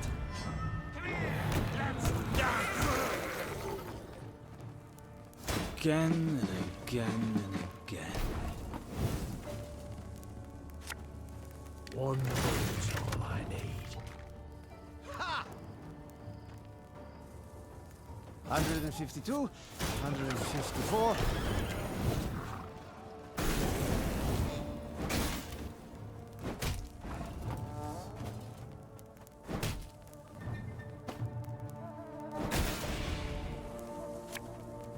Give me it.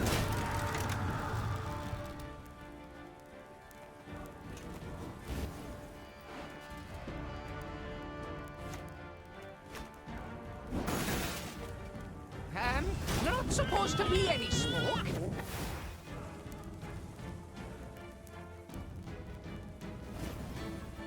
Arbalist to your command.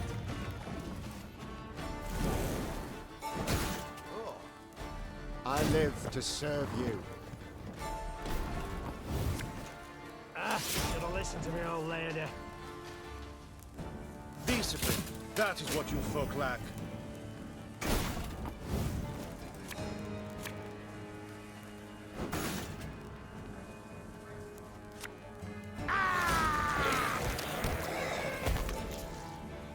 Take it anymore.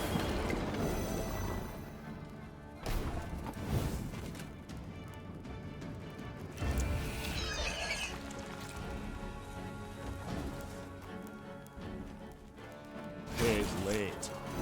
Again.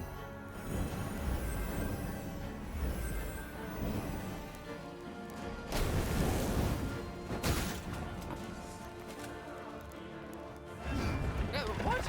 Oh, yes, I'm on it. You mad? Don't say that!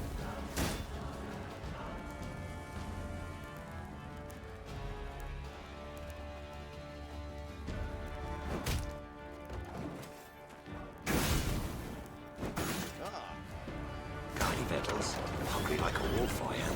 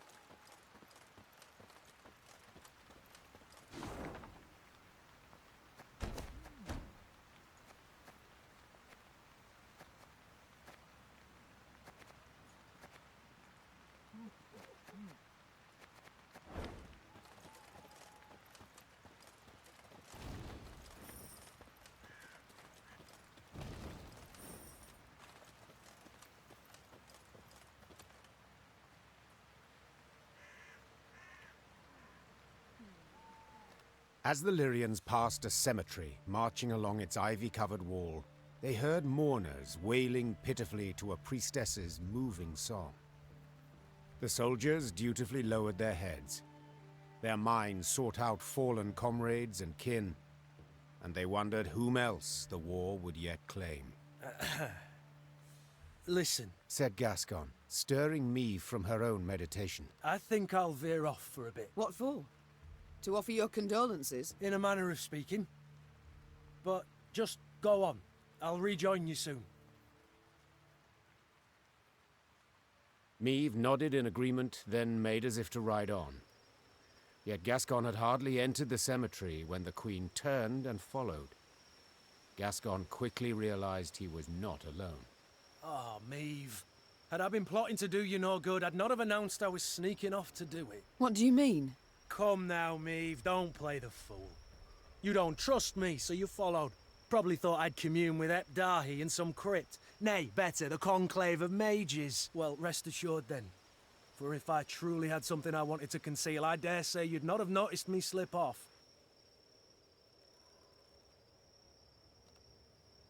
I was merely curious to see what you would do here. Ah, indeed. It is rather curious what folk do in cemeteries. Play tiddlywinks, perhaps? Or take in the sun? Gascon, I've grown used to you bending the rules of decorum, but now you overstep, sir. You overstep. Oh, will you have me flogged? Hold your tongue, sir, or I shall indeed. Splendid. Now tell me why you've come here. If you absolutely must know, then follow me. Gascon led Meve through the ruins of a mausoleum, past its decapitated statues, past ancient gravestones effaced, past sarcophagi smashed to pieces. Whose is it? Could it be... Yes, Meve. My family's vault. The Brossards. The Brossards? Wait. The Brossards? The very same. Traitors who in 1258 revolted against King Reginald, your late husband. The earth lie lightly upon him. An error, most certainly. We paid dearly for it. Reginald had no mercy, decimated the family. As you can see, didn't even spare the dead. I was outside, away from the house. It is the only reason I survived. I was 8 at the time, stripped of title and home. Well, I'm sure you can guess the rest. Frankly, do my damnedest not to think on it. But the wall, the cemetery, seeing them awoke all the old demons. Your crest. I seem to recall a pointer. The Duke of Dogs. Now I understand. The Brossard's trial I remember well. Reginald was angry. He prodded and pushed. Too far. The sentence was cruel, spiteful.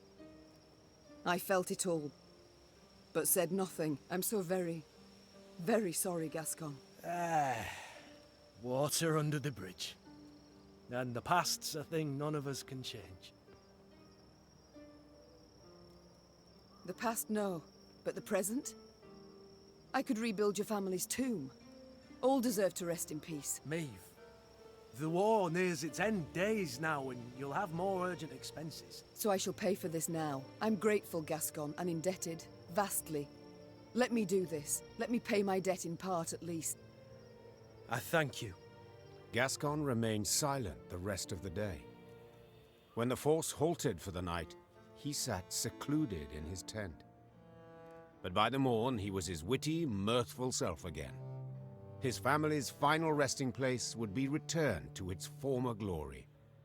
This he knew, and it seemed to lift a weight from his mind. He could now reconcile with his family's tragic past.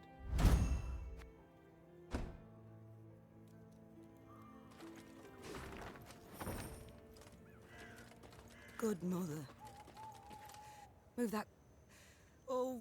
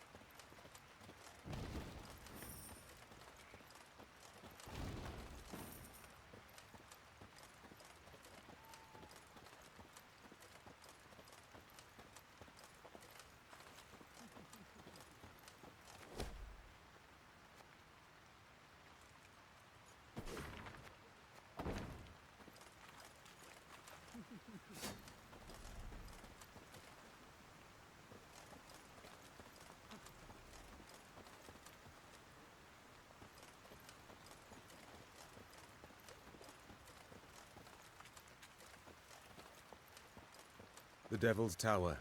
We draw near, Your Grace. No sign of Willem yet, far as I can see. Unsurprising. Prompt he never was. The Queen had chosen to meet Willem at Devil's Tower, and not without purpose. The structure stood on an isle, so no foe could approach without first exposing themselves on a narrow bridge. The isle had little vegetation midst which to conceal a large force. A small unit could evade detection. Altogether, not much to fear. No escorts were your terms, began Gascon, with a hint of mischief. But better safe than sorry, I always say. What are you suggesting? Yours truly and 4 chaps behind the walls. Give a signal, any signal, and we'll leap to your side. Meve struggled with her conscience. There was no honor in Gascon's plan, but prudence, certainly. In the end, she nodded in agreement, though not without compunction.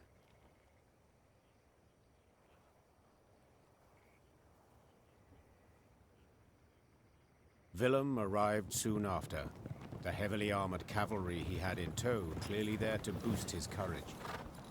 He left them at the foot of the bridge and rode across alone. A stiff wind from the river nearly made off with his ermine fur cloak. Willem and the mother who'd borne him stood face to face. They gazed into each other's eyes, waiting to see who would look away first. When neither did, Meve broke the silence. Time flies, and I've a kingdom to liberate. No need to drag this out. What's this about? Tell me. I thought my messenger already did. Oh, he did. And how? Willem I wishes to arrange a truce. Only, Willem I is in no position to parley on an equal footing. Willem I can, at most, offer his unconditional surrender, because Willem I's losing this war. Yes, Mother, I am. And I see that by losing I've at last made you content.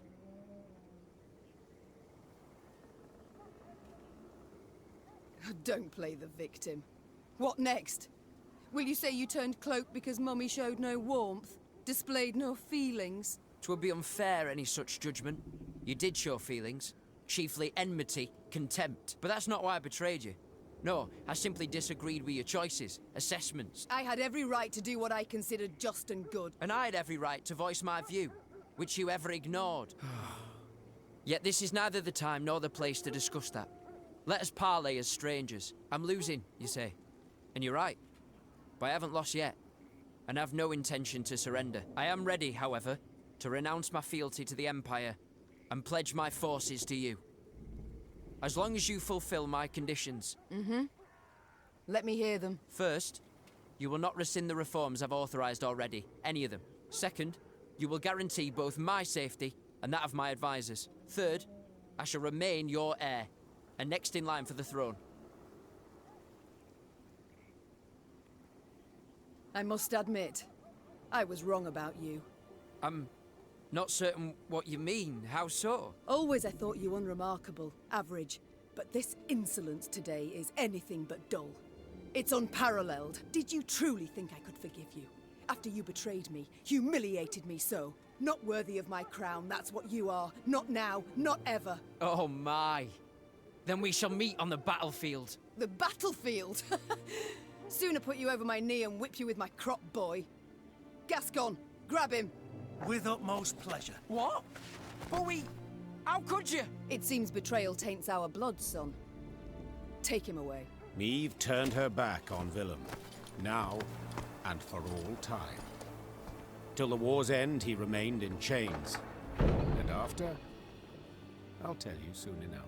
Soon thereafter, Meve's army set out towards Rivia Castle. It would not be long now before the decisive battle.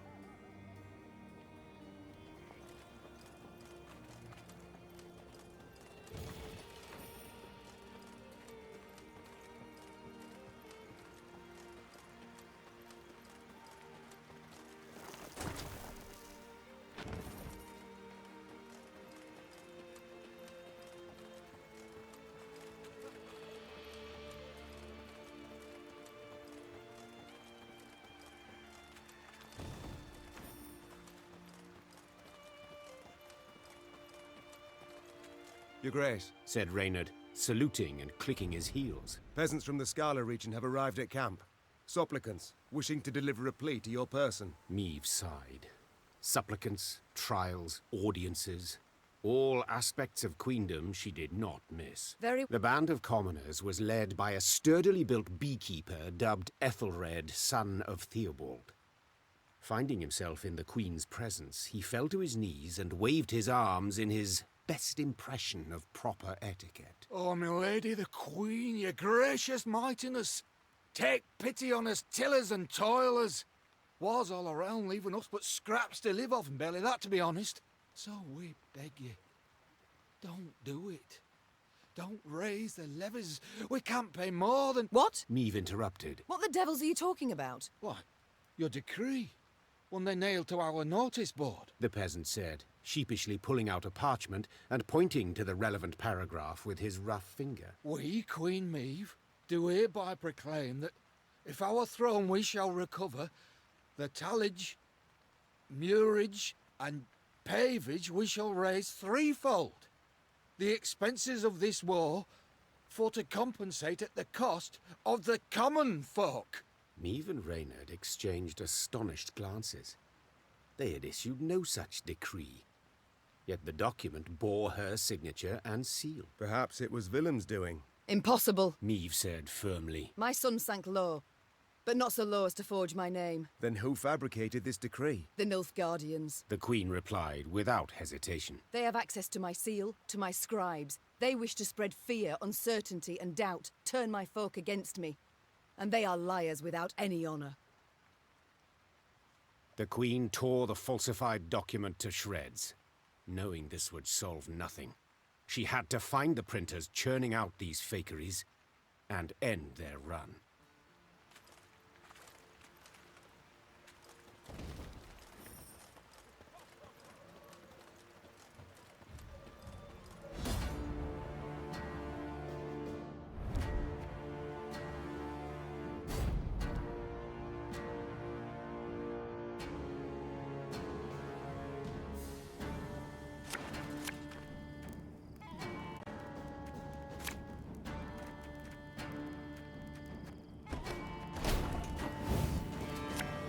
Wanna know why I got my scar?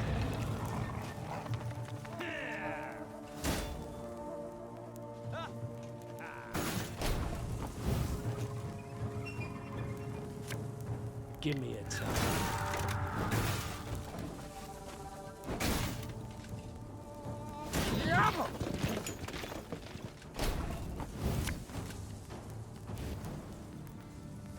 Should have listened to me, old lady.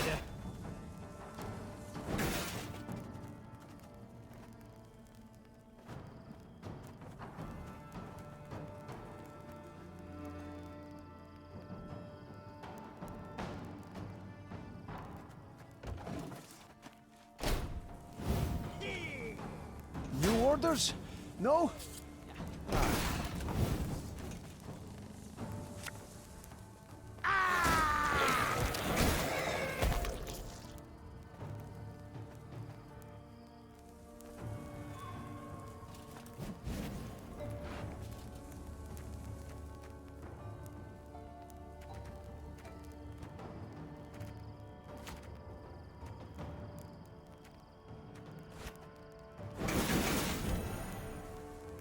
I'll fight to my last breath.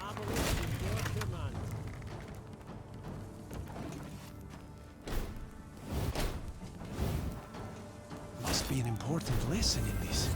But what?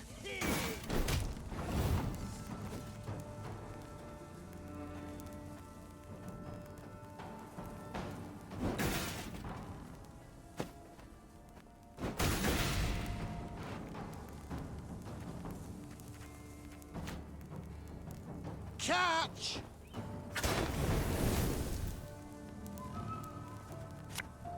May disgrace ends here! Time I wiped it away! Eddard Fane!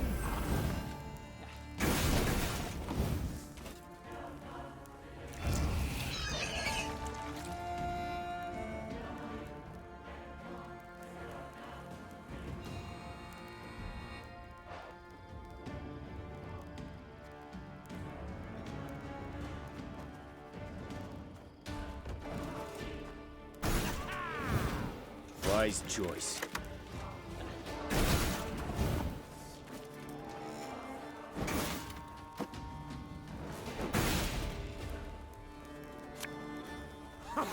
Hey, I'm up here!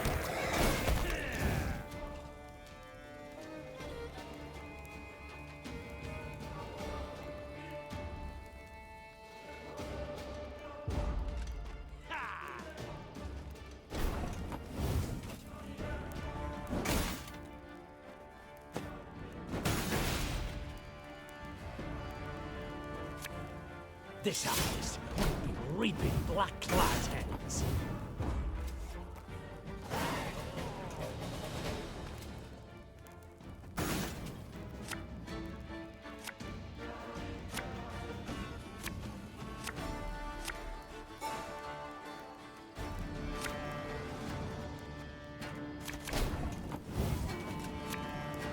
On Pandor! Don't they know where beginning!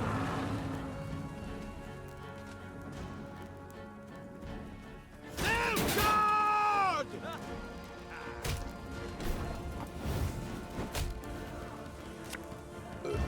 Sorry, turnips back for an encore.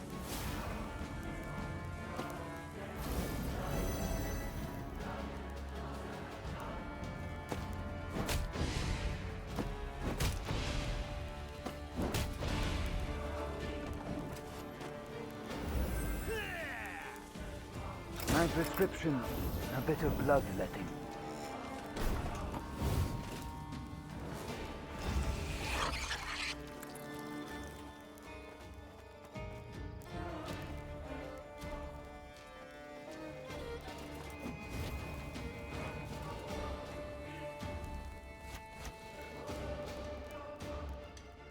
Her Majesty is exceptional.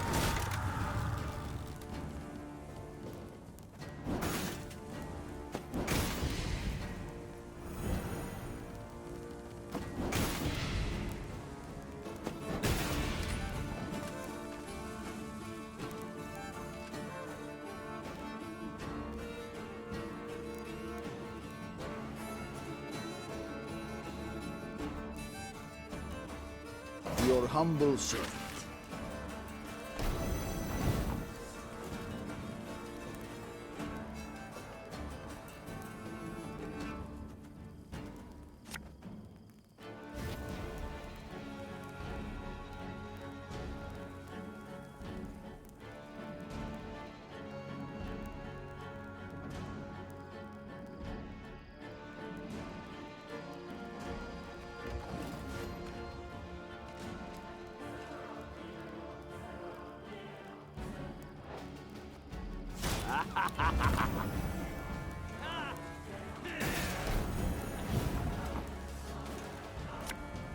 Off to the front yet again.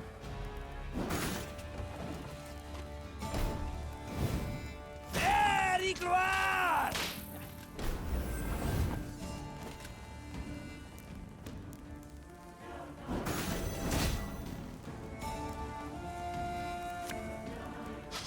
I smell a leak.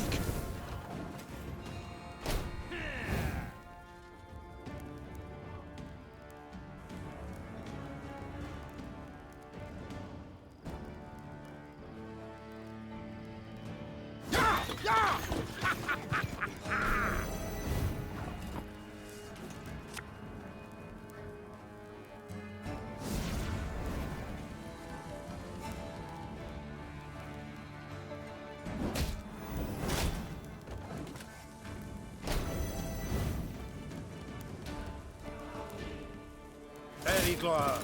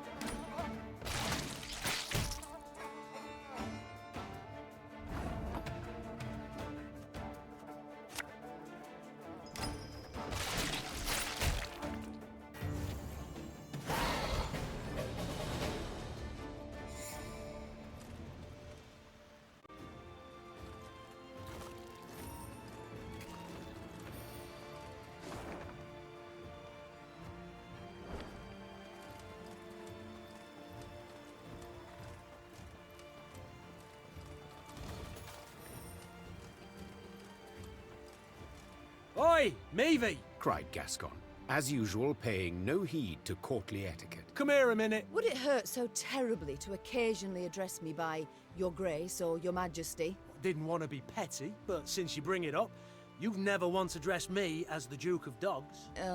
Meve sighed, rolling her eyes. Get on with it. My lads jumped one of the Blackclads' transports. Guess what they were hauling? Gascon handed Meve a pot filled to the brim with a thick, dark fluid. Paint? Close. Printer's ink. Same tone used in those phony decrees. Meve spun on her heel, put a hand to her mouth, and yelled, Reynard! Send scouts to comb the area! Her soldiers returned a few hours later with good news. They were able to find a Nilfgaardian printer's workshop hidden in an abandoned barn. It was guarded by a division of elite infantry. Right, so? Gascon thumbed the edge of his blade. Shall we stop the presses? Time for the Nilfgaardians to publish a retraction. Spoke the Queen as she drew her sword. Signed with their own blood. Follow me! The Lyrians did not need to be told twice. Their Queen's honor, her good name, that was a cause well worth fighting for.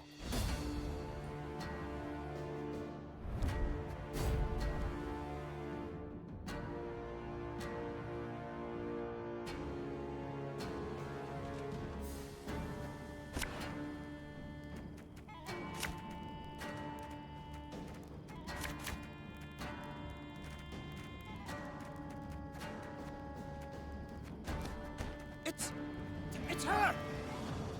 Yes, you fool her! Sound the alarm! Larum! Order!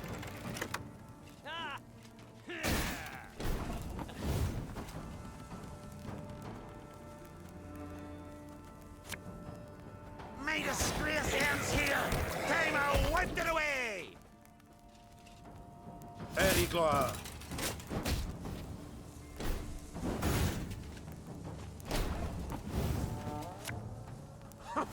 Think I'm a beer!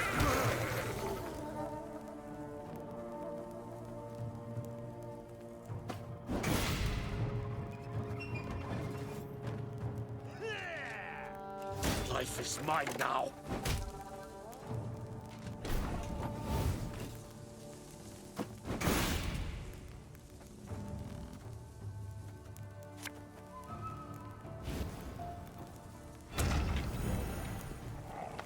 Ballista, your command.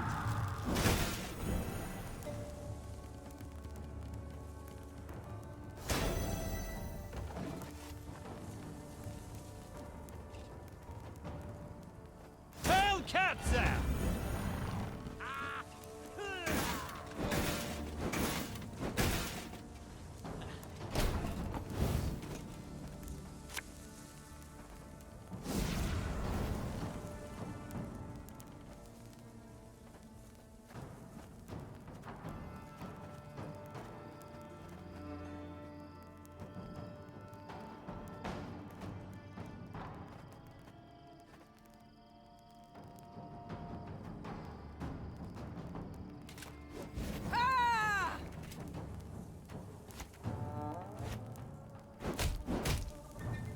Gloire en Kazer!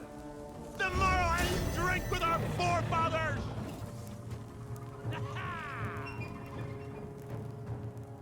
And on fame!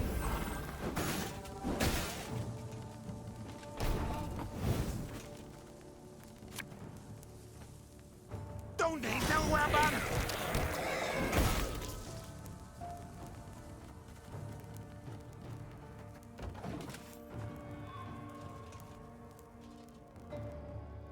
Off to the front yet again.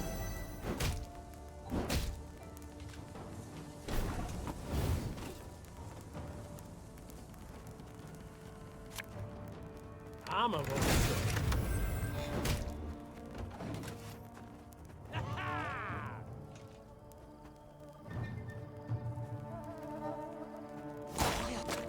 Ensemble here.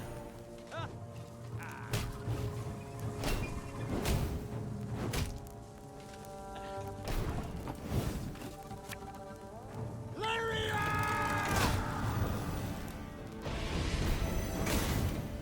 'Tis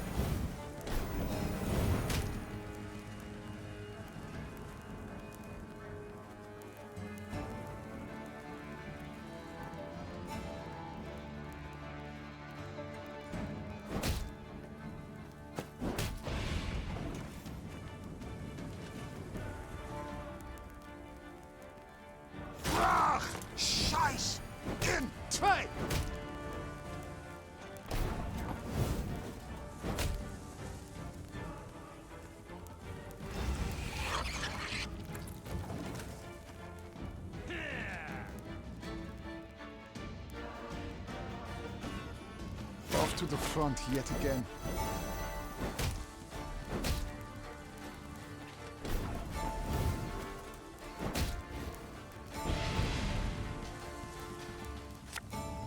I'll fight to my last breath.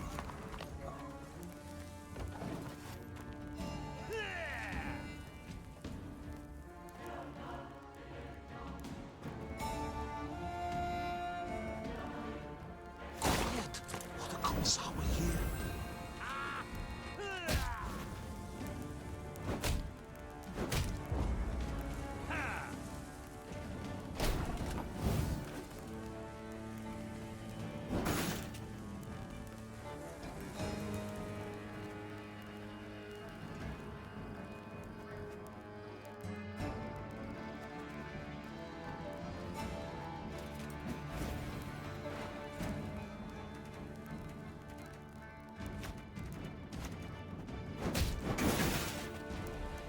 One bullet's all I need. Discipline shall bring us victory!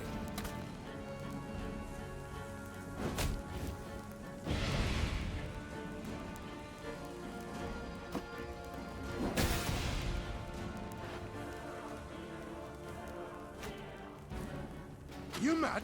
Don't shake that!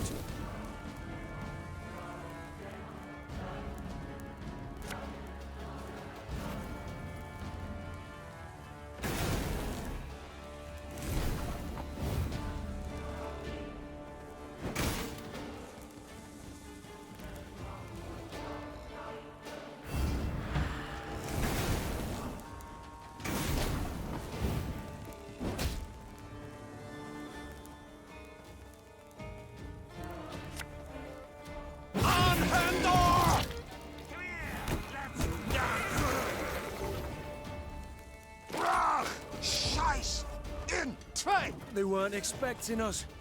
Seems they believed their own blarney. The Nilfgaardians fought fiercely, led by a seasoned covert agent.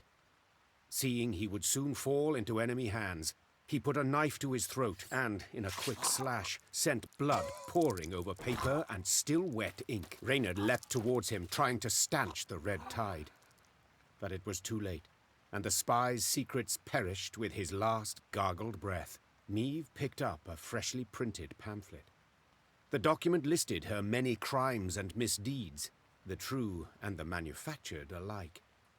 Above the main body of the text, an etching depicted her, well, in a very unflattering manner. How about a taste of their own medicine? Asked Gascon, piecing blocks of type into a scathingly foul phrase. Me and the lads will scratch out a couplet about Epdahi, spread it around the countryside, give the folk a hearty laugh at those tossers' expense.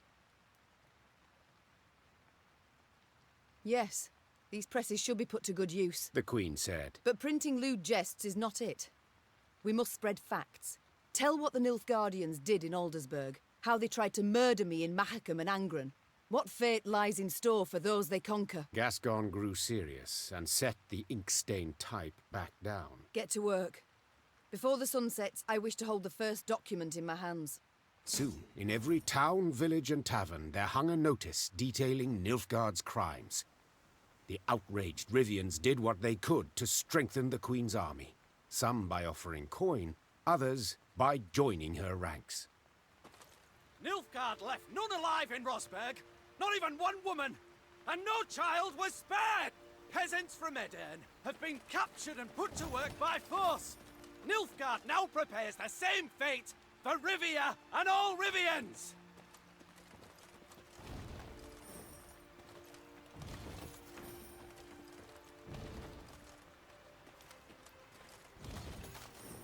Emperor Emir var Emrys is a Vran imposter!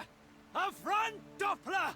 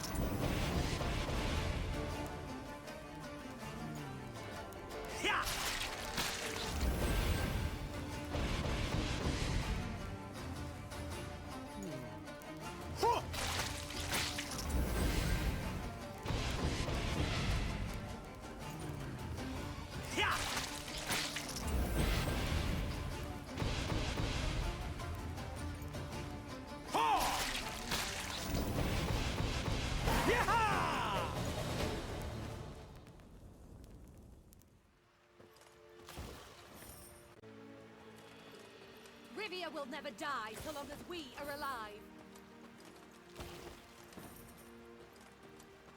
Nilfgaard! Lady, the traitors from before you.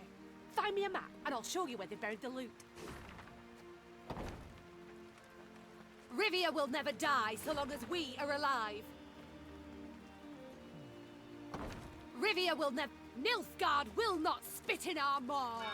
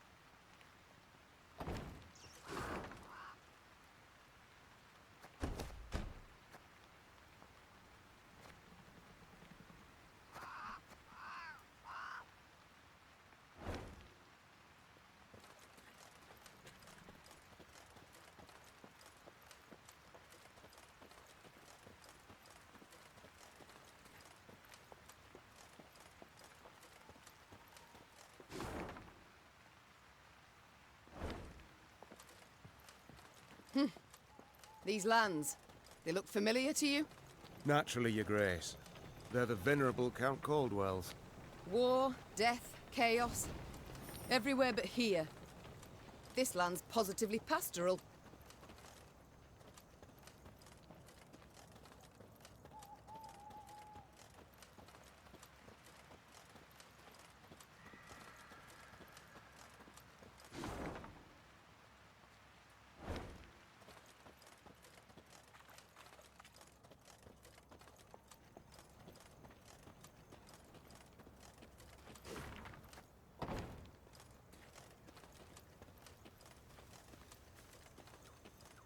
The traitorous Caldwell family's residence loomed into view. Against the horizon, it looked suitably sinister. Yet the manor had changed since Meve last saw it. 2 new wings, ornate towers, a grand colonnade.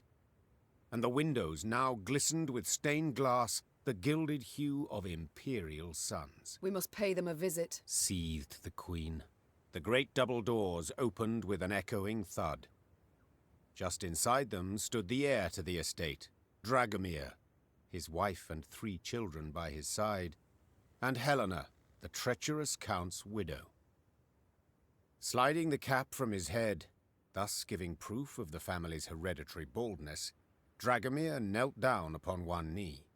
Your Grace, my father's betrayal stands beyond doubt and exoneration. The young Caldwell said flawlessly, and in a single breath, as if he'd practiced a dozen times. And his death at your hands was most well deserved. I ask that ye not punish sons for the sins of their fathers.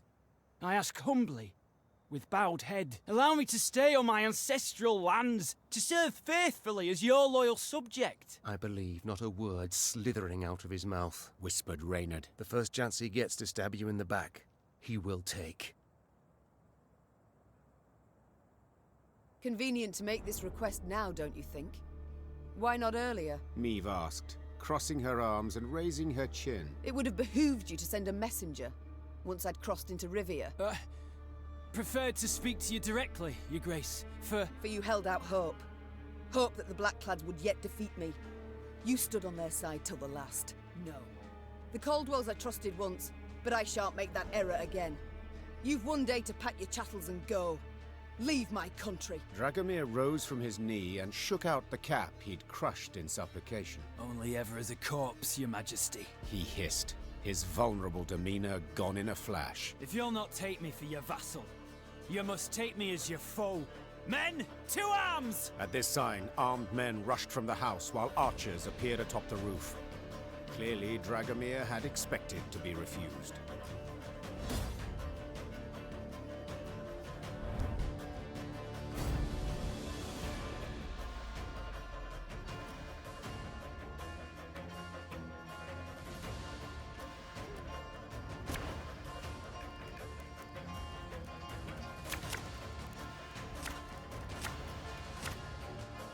You'll not destroy my family! I won't allow it!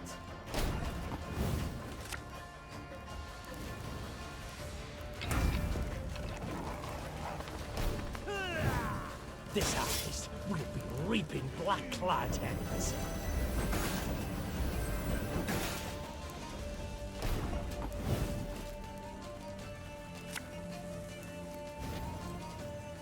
One goat I need.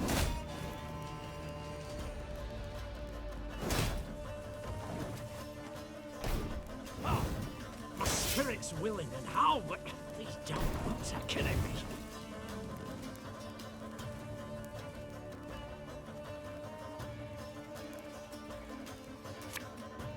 Give me a time.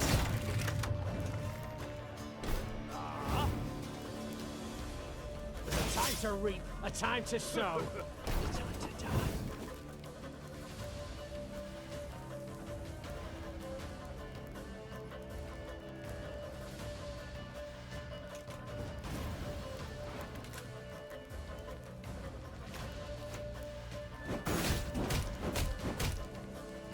Blood washes away all shame! Watch your heads! I'll fight to my last breath.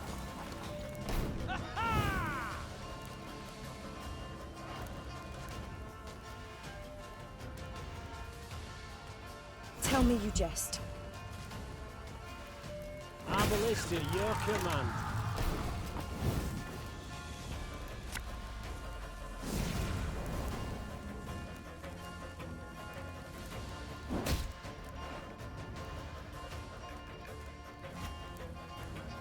Feel any burning? See a local healer or wise woman.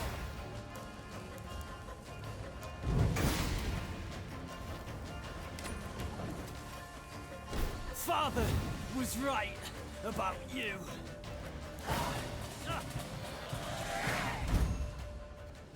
Dragomir lay in the courtyard of his extravagant manor. With the last of his strength, he clawed at the colored gravel. He resembled an insect that was hurt, damaged, yet pulled itself along as if it could somehow escape death. The Queen knelt beside him and gazed into his clouded eyes. I want you to know your family will be looked after. You've relatives in Kedwen. They'll be sent there, properly escorted, with the proper stipend. Dragomir wished to say something, but choked on his own blood. He was dead a moment later. The Queen slowly stood and gave the order to march. She rode at the front of the column, deep in thought.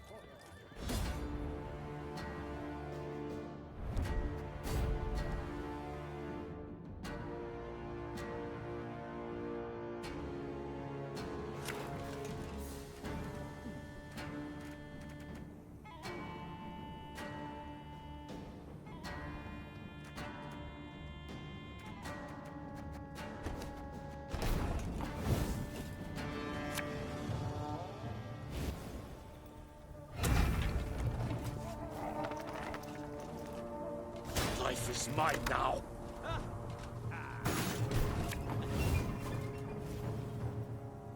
I will listen to your command.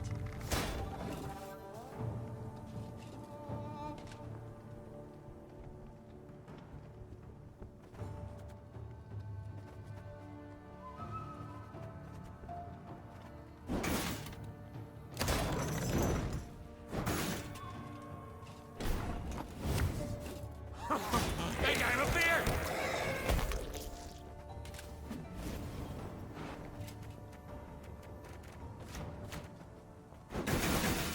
The moral I drink with our forefathers!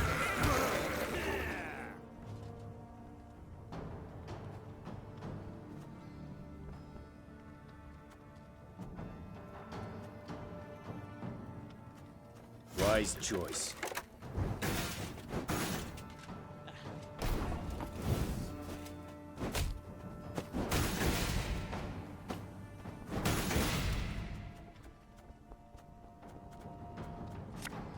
There's a time to reap, a time to sow.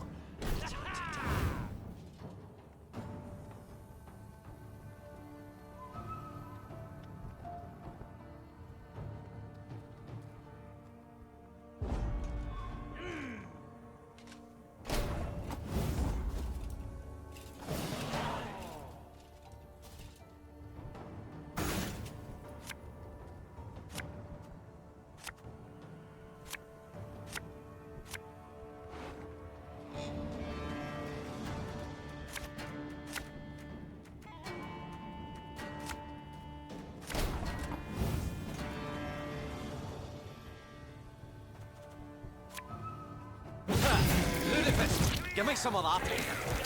Blood washes away all shame!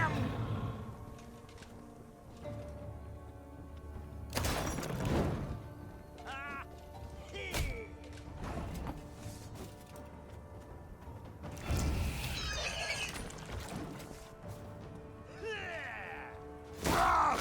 Scheiß! In! Zwei!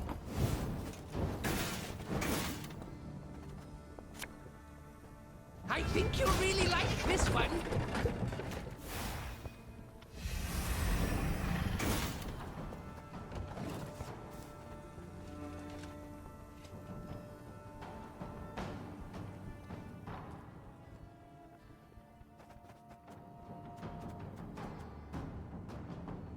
Off to the front yet again.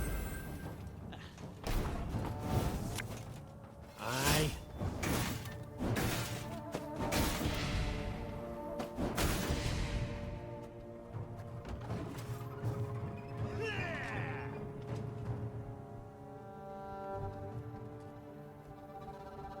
My prescription, a bit of bloodletting.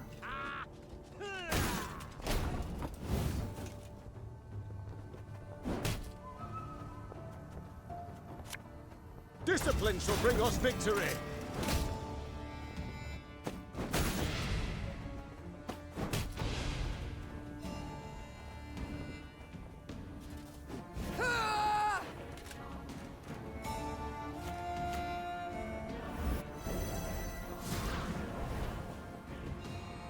Feel any burning? See a local healer or wise woman.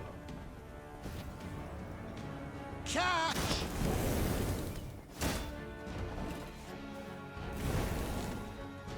Quiet! The Commissar will hear.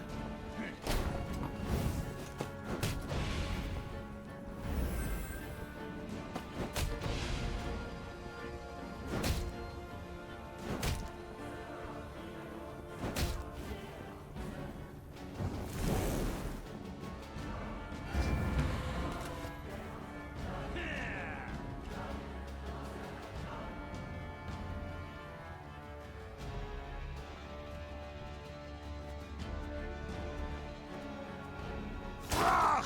Scheiß! In! Zwei! I'm a one, sir.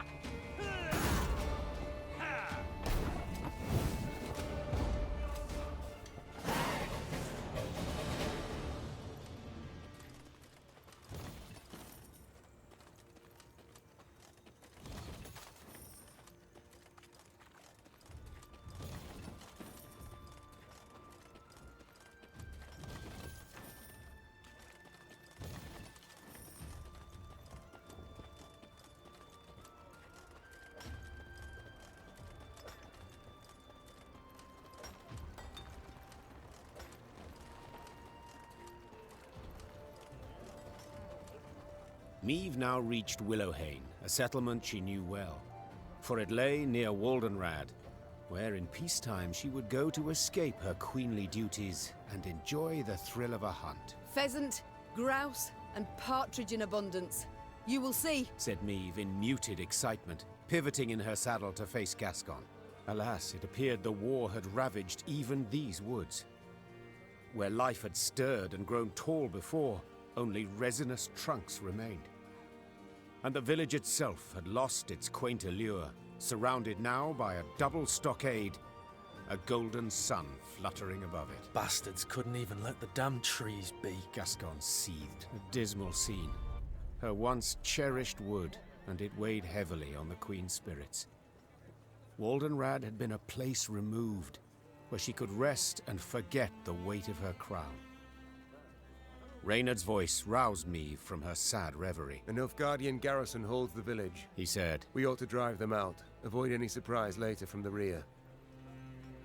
give the order to attack, but none is to play the hero. We shall breach or topple the stockade together. Senseless to perish so close to home. Reynard nodded. Moments later, the Lyrians rushed forth and attacked.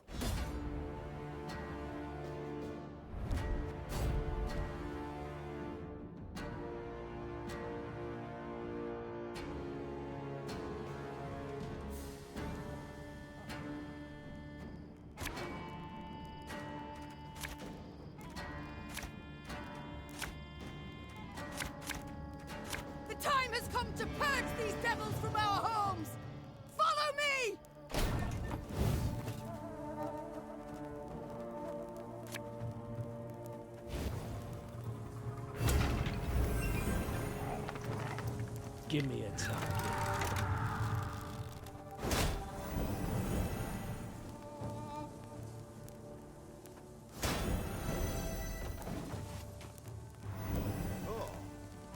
Wise choice.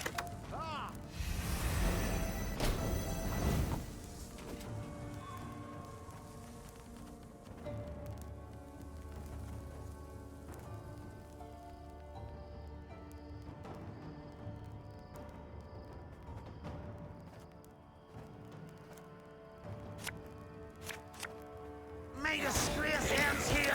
Time I wiped it away!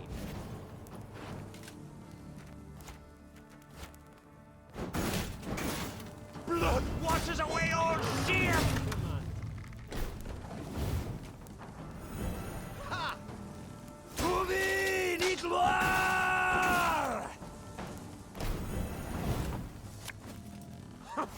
Think I have a beard!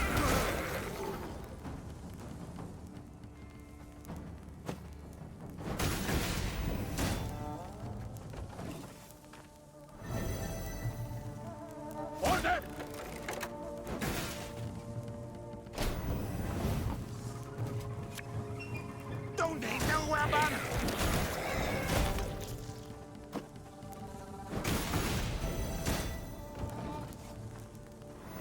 Oh.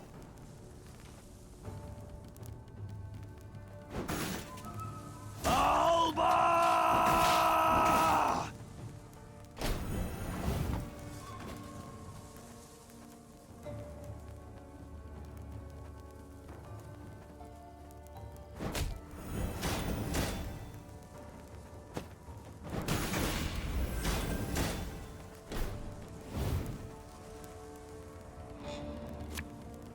Her Majesty knows what she's doing.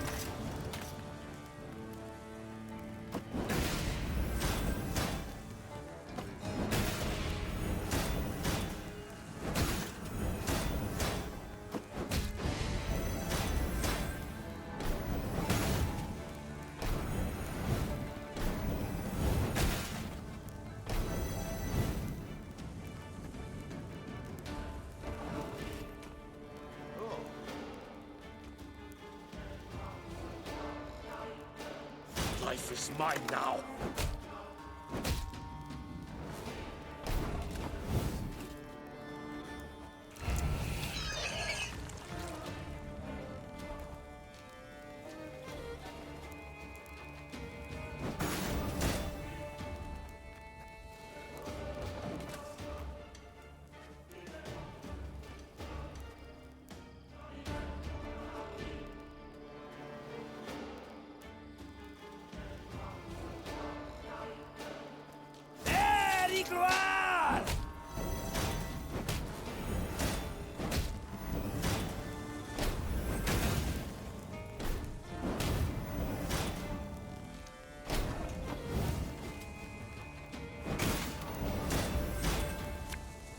I'm a monster.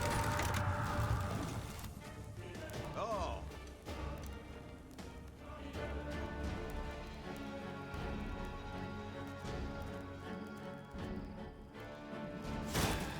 Able the pass.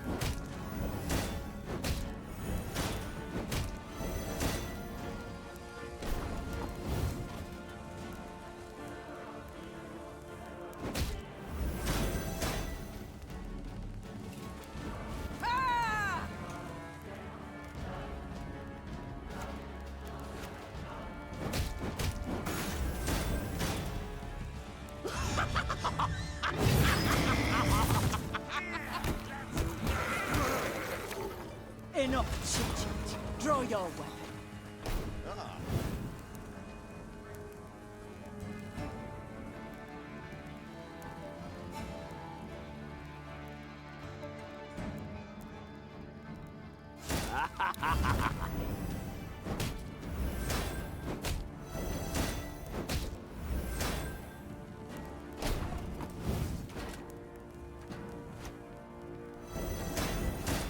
I think you'll really like this one.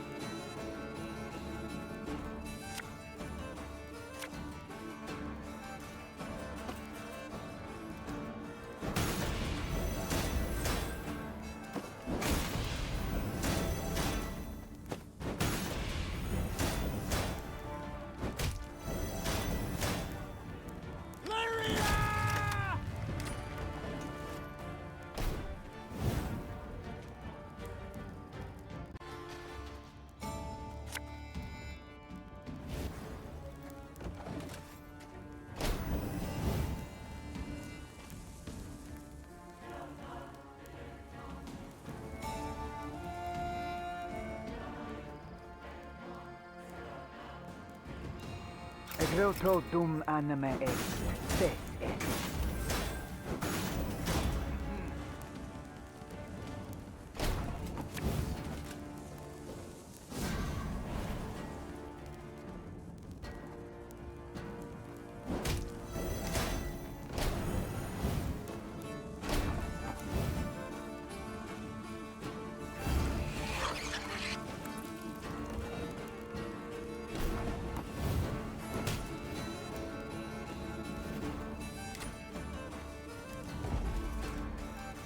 Rivia is ours! Ours!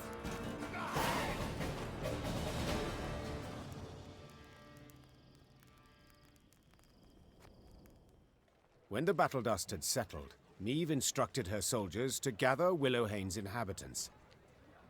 Upon spotting their armed liberators, the common folk cowered in terror. No longer need you fear. The Queen shouted. No longer must you worry about homes and loved ones. The war's nearly done. Of a sudden, a villager dropped to his knees and raised his hands to the heavens in supplication. Trache! Guide my queen! Meve broke off oddly, baffled by the man's outburst. And then it dawned on her. The Rivians of Willowhane had been driven away. Taking their place, Nilfgaardian settlers brought in to transform the near-subsistence plots of local peasants into great estates producing for the Empire. Reynard managed to grasp the essence of the Nilfgaardian peasants' frantic pleas. They wish to stay. They've come to love the land. They pledged to renounce their emperor, swear allegiance to you as their rightful ruler. They... Meve had stopped listening. She turned to survey the hamlet. The walls of the huts freshly whitewashed, tools neatly arranged, flower beds well tended. A young girl of 6 or 7 summers peered out from her hiding place in a sunflower patch. Your Majesty? Asked Reynard, having noted that Meve's mind had wandered. What are your orders? They can stay on 2 conditions. Tell them. For 15 years, they'll pay double the tax. And if any of the previous inhabitants return, they're to be given their huts, lands, and any crops produced in their absence without delay. The Nilfgaardian settlers accepted the terms with relief. Meve soldiers with markedly less enthusiasm. As the force left Willowhain, the troops made a show of knocking aside any food or drink the peasants offered. Hail Rena, Meve! Here, Eagle One!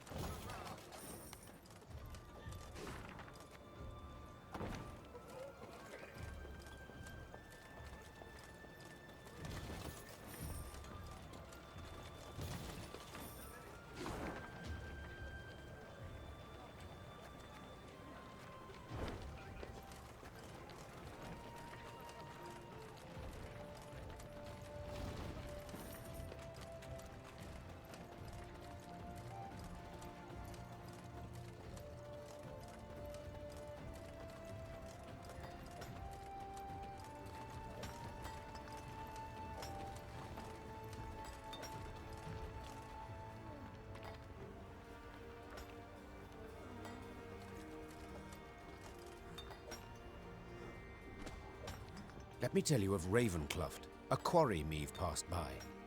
A quarry with a dark history. For years earlier, its wall had collapsed, burying dozens alive. Scholars summoned from Oxenfurt were unanimous in their findings. The rock was fragile, further digging would likely cause slides.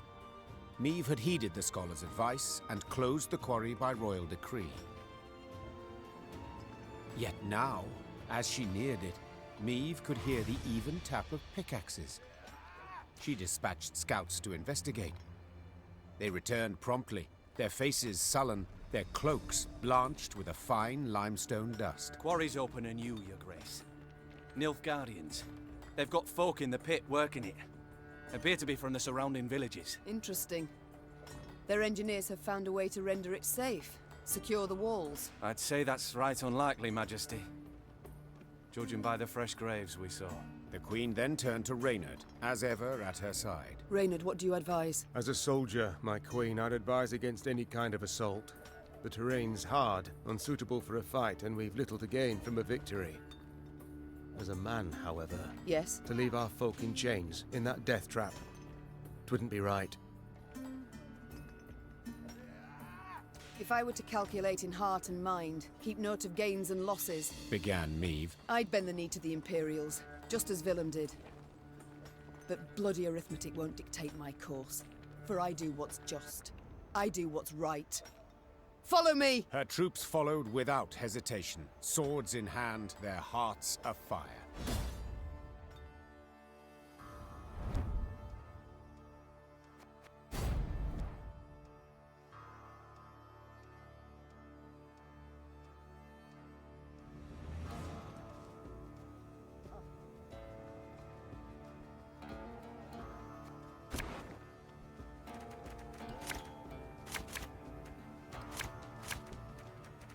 Those Horsens, forcing my own subjects to fight us.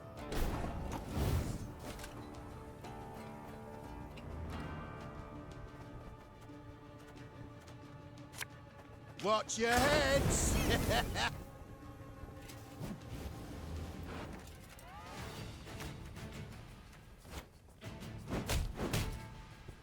Wanna know why I got my scar?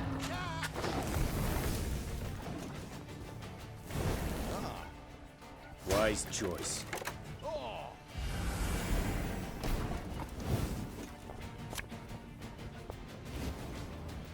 One boat.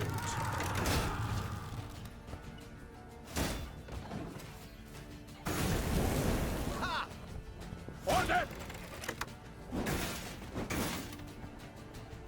Your Grace, if we begin killing the overseers, the laborers will turn against them.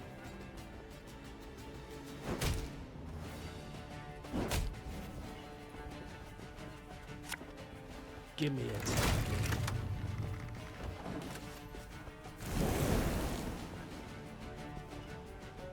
Life is mine now.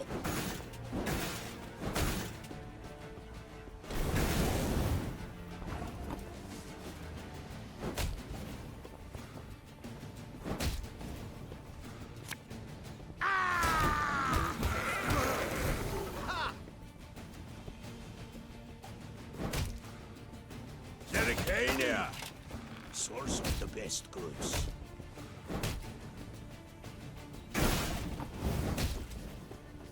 The overseers are dead, your grace. The Lyrians handily dispatched the Nilfgaardian overseers, more trained in the ways of the whip than the sword. Those who survived now found themselves shackled in the very chains they'd forced the peasants to wear. Peasants. Oh, unfortunate souls. The cruel labor in the quarry had taken its toll. They stood before the Queen, shrunken to skin and bone, clothed in tattered rags, their eyes reddened by dust. But in those eyes burned a brilliant fire. Your Grace, them black-clads treated us like dogs, stripped us of dignity. So we beg you, give us arms. Let us march neath your banner. 'Tis a chance at revenge we seek, we want. Reynard leaned towards Meve and spoke in a scarcely audible whisper. Majesty, they've knout. Not boots, not even foot wraps. To equip the lot, train them, would cost a small fortune.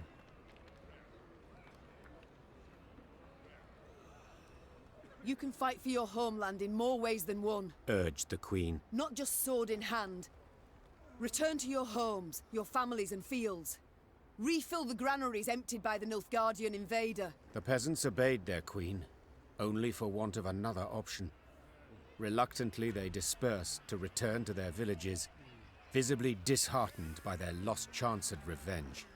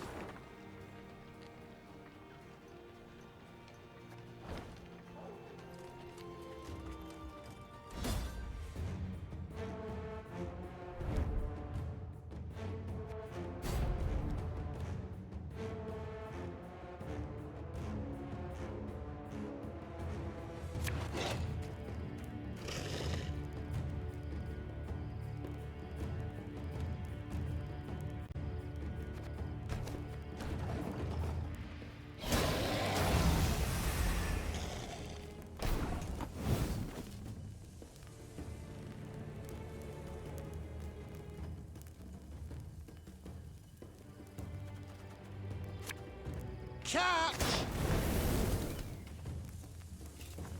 Ah!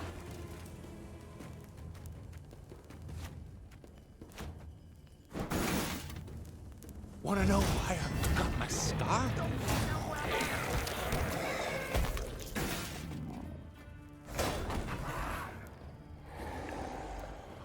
To the last!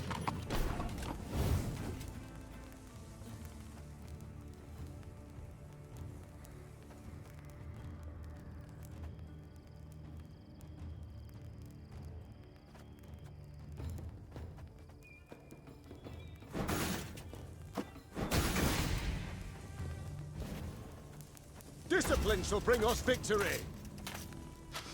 I smell a leak.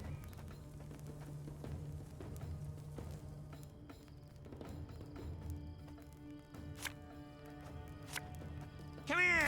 Let's dance!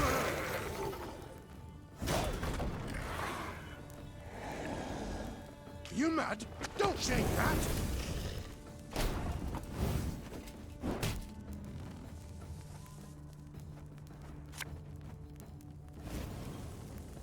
March on, march on.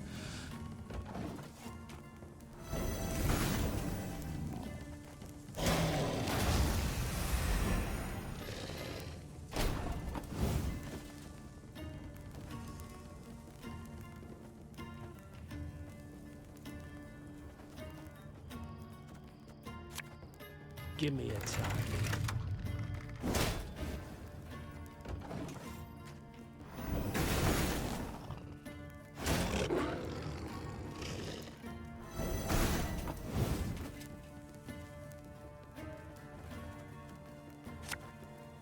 Arbalist is your command.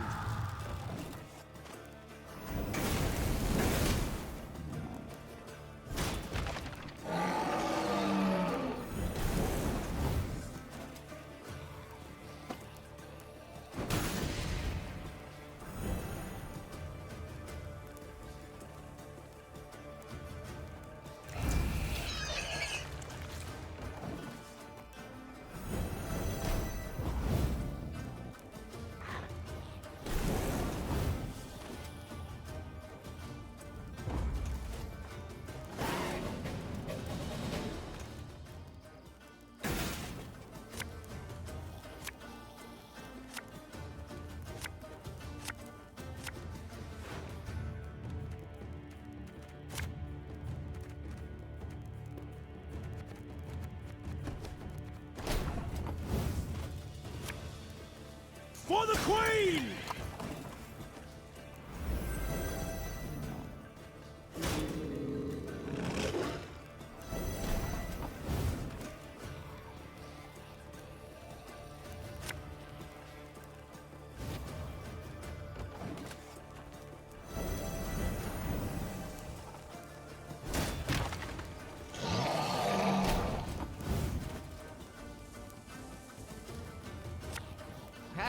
Not supposed to be any smoke. Armor one.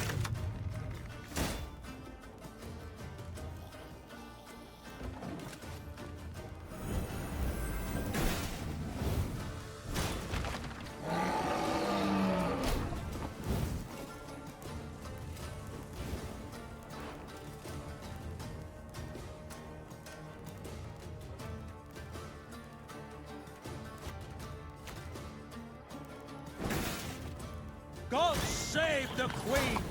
God is Rivia! Listen to me, old lady.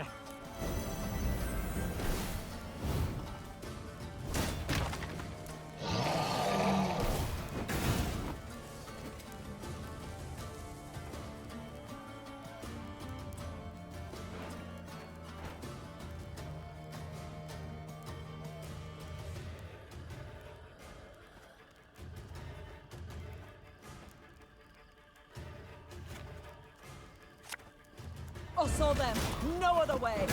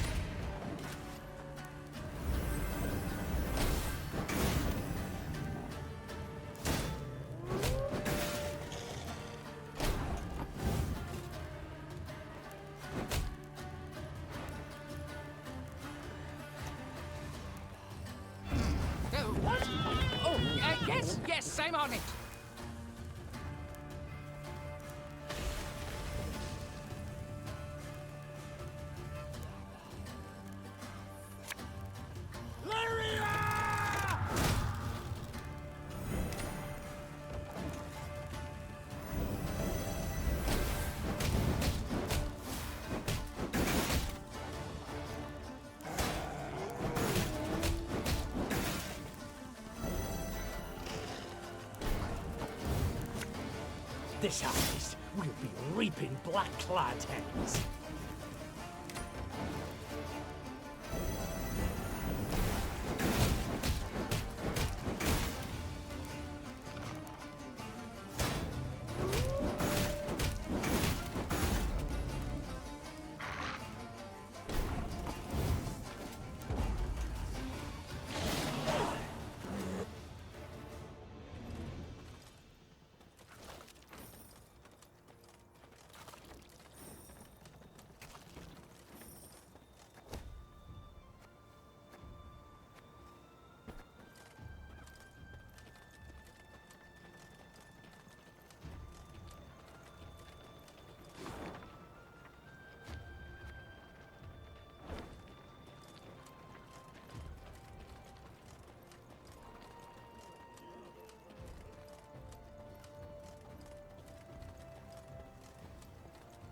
Meve spied the outline of Malabon Castle on the horizon and turned dour. True, no golden suns waved atop its towers, yet that did not mean those within supported her. Malabon belonged to House Obert, long in conflict with Meve's own, and with Meve herself. Behind their ramparts. Do you see them, Reynard? Asked Meve, shaking her head. Countless ballistae, collecting dust, while war rages all around. Perhaps the Oberts will lend us aid, Reynard replied. True, you've been at odds with them in the past, but perhaps now, faced with a common foe. A common foe? Snorted the Queen. You mean Nilfgaard, to whom they opened their gates? Caldwell, whom they supported? For they were convinced the Empire would win this war, and resistance pointless. Yet you have shown all the North the Blackclads can be defeated. So perhaps they shall forget old wrongs. The things I do for the good of my realm. Meve sighed. So be it. Reynard, send a runner to the castle.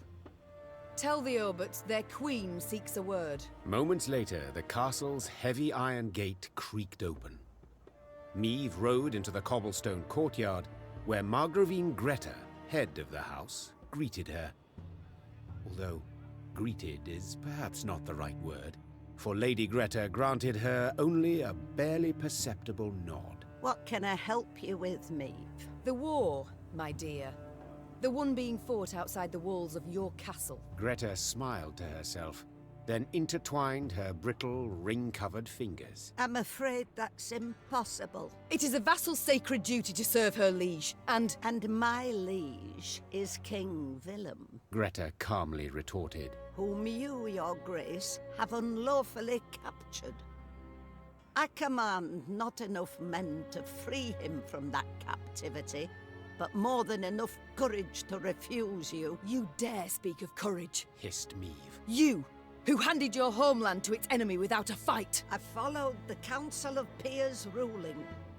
Nothing more have I to say to you. Leave my home. Begone from my lands. I shall go, the Queen said. And I shall take your war machines with me. Did I not express myself clearly?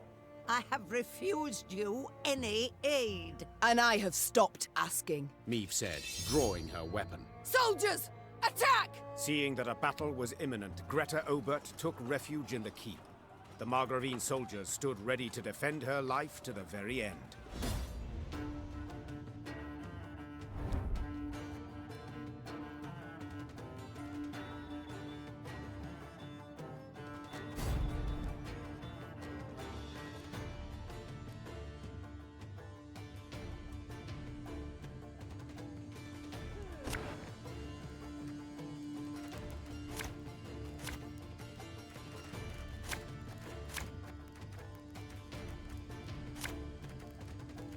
You and Epdahi, you are no different. Should have listened to me, old lady.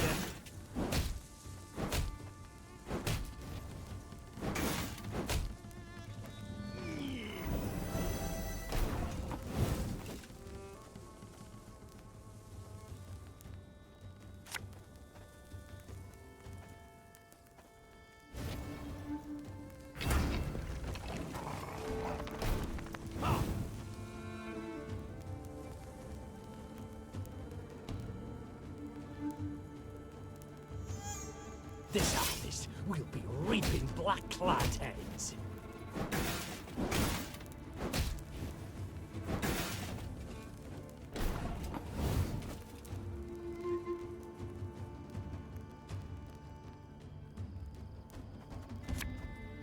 Tomorrow I'll drink with our forefathers!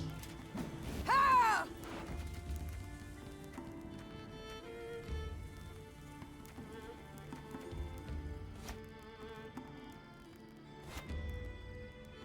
Give me a time. Arbalist at your command.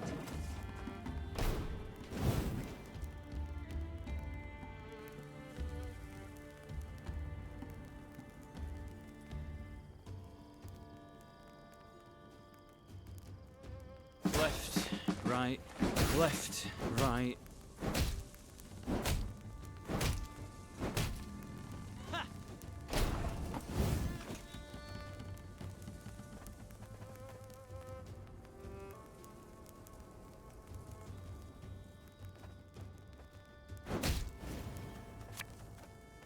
Armor won't serve.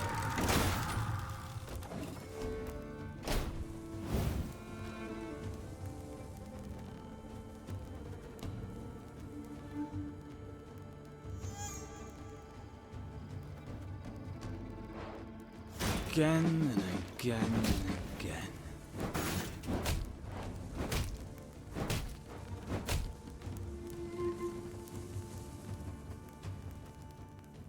Lyria! Long live me! Not supposed to be any smoke.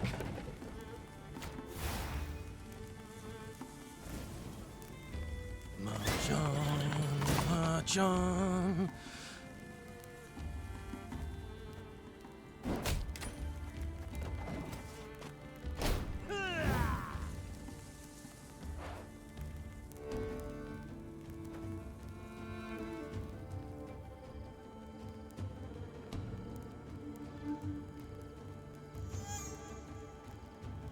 The war, you dirty tart. Army's a waste of time for one like me.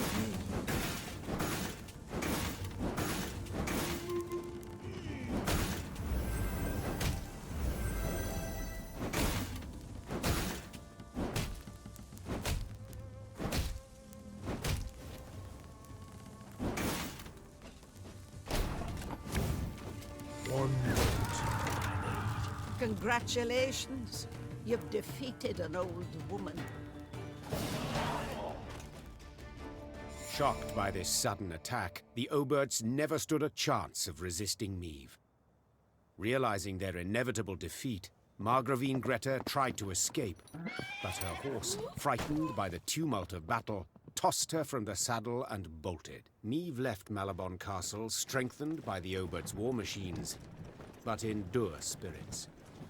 She understood that even if she won the war and chased the Nilfgaardians behind the Yaruga, she would still have enemies left on her land.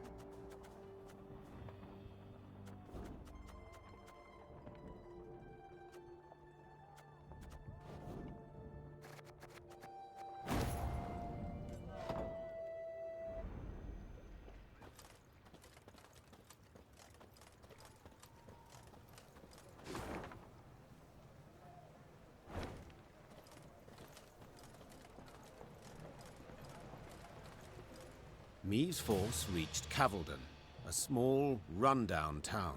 The Blackclads! They've a strong garrison in place, Proclaimed her scouts upon returning from a foray. and they stand prepared for a siege. Their stores overflow, and we've seen ballistas, scorpions. Cavaldon can be taken. Began Reynard hesitantly. They're not without losses. Considerable losses. A retreat. Is that what you advise? I fear the soldiers wouldn't take to such a course. They're eager, Your Grace. They've a fire in them. Order a retreat and you could devastate morale. Our losses may be heavy, Said Meve, drawing her sword. but I'll make certain the vile invader suffers even more. Order the troops to prepare. We will attack. Soon after, the Lyrians moved on Cavaldon, war drums rumbling in step to their march. Upon the walls, the Nilfgaardians stood poised to defend.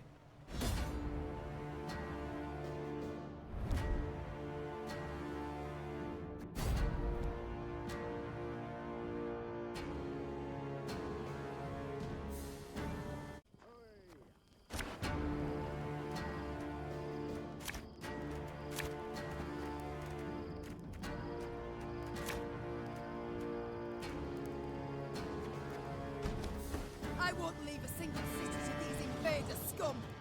For Lyria! For Rivia!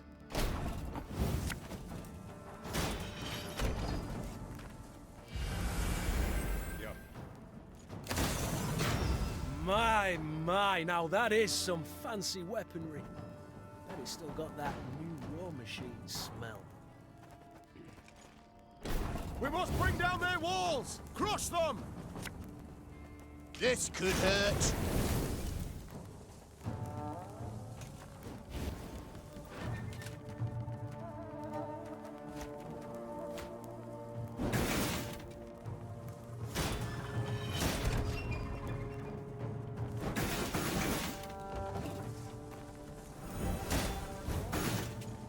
Order!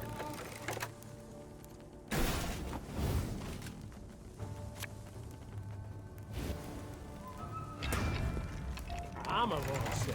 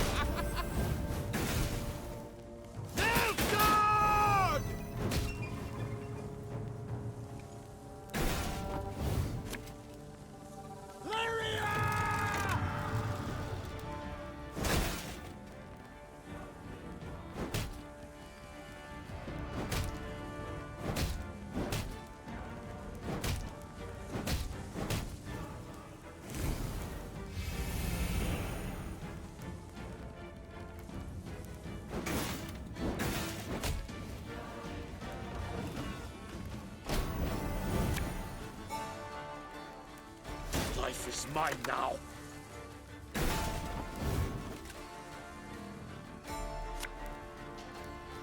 My disgrace ends here. Time I wiped it away.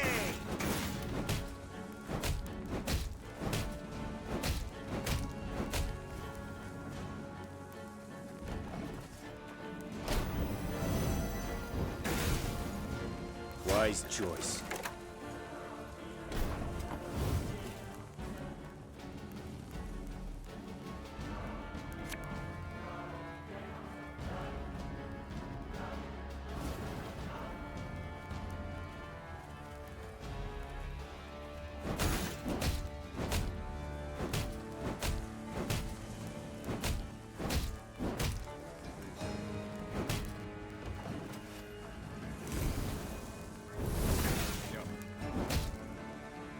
Of course, as you wish, master.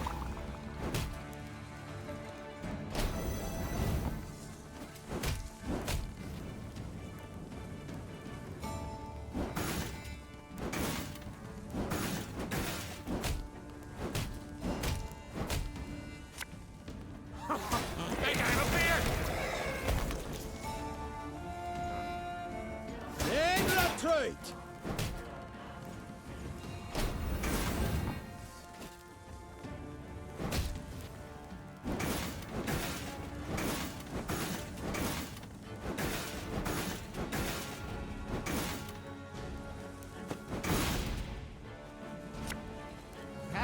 Not supposed to be any smoke.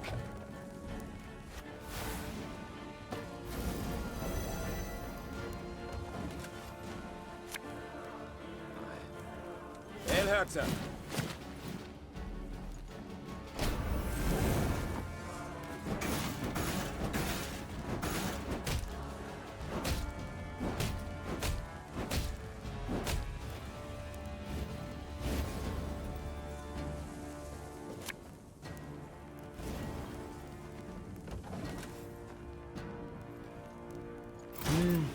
A highly curious case.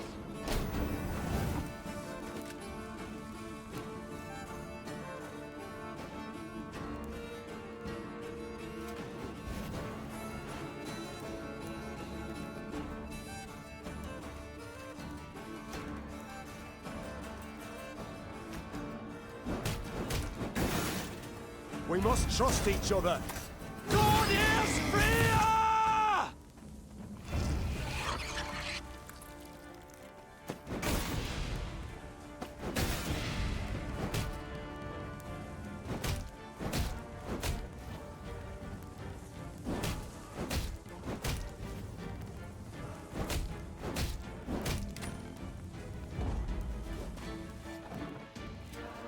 Adroto dum anima est, fe est.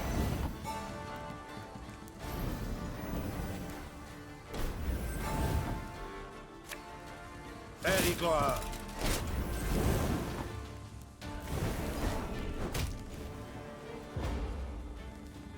We did it, Your Grace. The city is ours. The Nilfgaardians had indeed prepared well, with grapples to repel hook ladders from the walls and long spears to rain down upon attackers far below. Meve managed on the fourth attempt to breach the defenses, but did so scrambling over the corpses of her own men. The Queen was in the field tent when Reynard arrived with surprising news. To be heard over the groans of the wounded, he had to raise his voice. Your Grace, a delegation of townsfolk. They seek an audience urgently. Dozens of burghers stood before the tent. Between them and the Queen, a man knelt in shackles. His face was blooded as if he'd endured a vicious beating just moments before. Who's this? Our blacksmith, Todor. Snarled a priestess in a frayed robe. He betrayed you, Your Grace. Soon after the Nilfgaardians arrived, within hours in truth, he offered his labor and strength. They didn't even need to ask. Forged arms and armor for them, all for imperial gold. Meve gripped the beaten man's beard, tugged upwards, and looked him in the eyes. Did you forge the hooks and the tips for those spears? I did, Your Grace. It was fine work. Growled the Queen. Damned fine. Show him mercy, milady! Cried a withered old man in a flour-spattered apron. When the black-clad bastards captured my son, they were eager to hang him. Todor spoke for him, saved his life. He helped me too. Hollered a woman in the crowd. I were hungry. He shared what little he had. The townsfolk began shouting over one another. Some told of the blacksmith's noble deeds. Others labelled him a traitor, deserving of a cruel and violent end. Meve turned back towards the field hospital, pondering the case, then spotted her soldiers' corpses laid out in rows. Had it not been for Todor, there might not have been so many.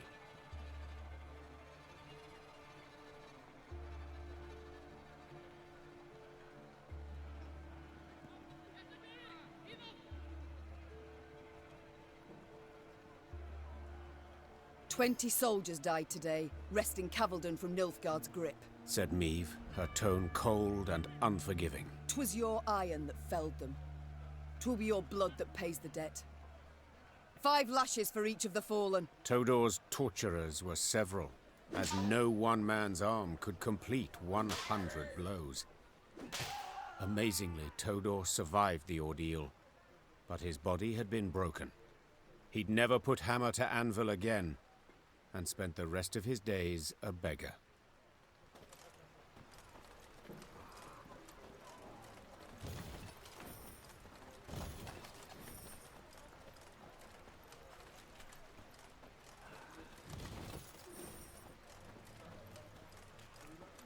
Freedom will cost us He weren't a bad person, milady.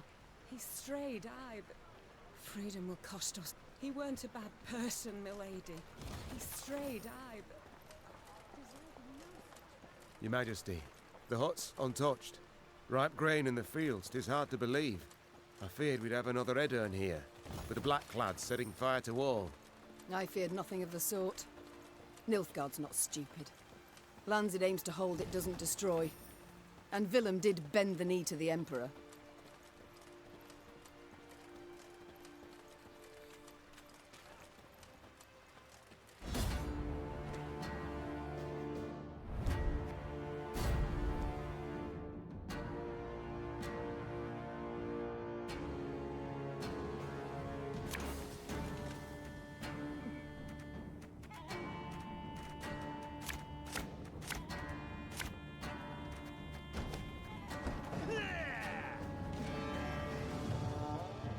Scrubbing duty again? Oh, gods.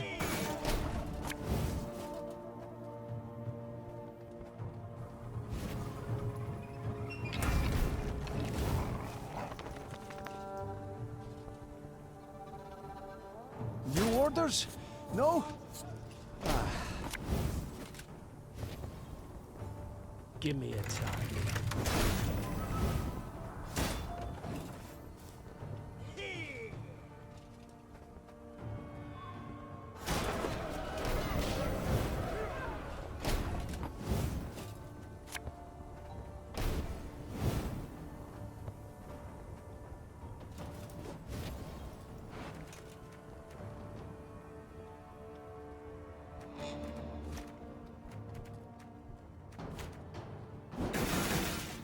Must be an important lesson in this.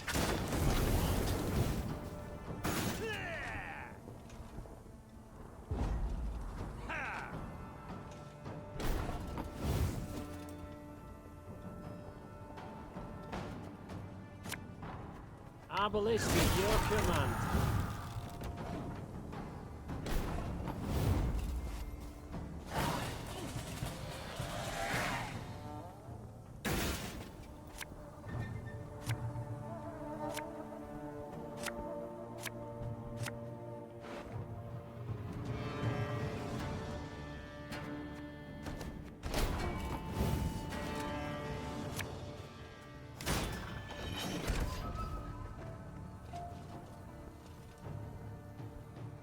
Zericania, source of the best goods.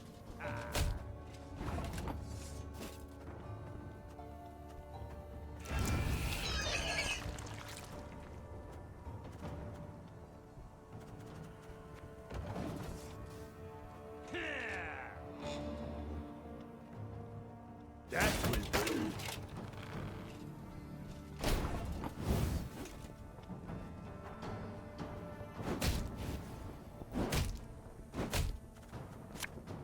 Death is only the beginning!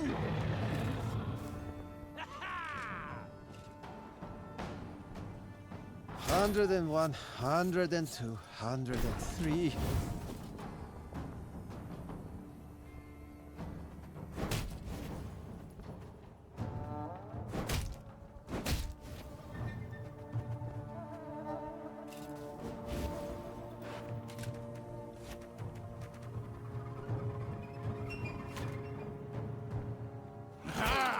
This one's got spirit.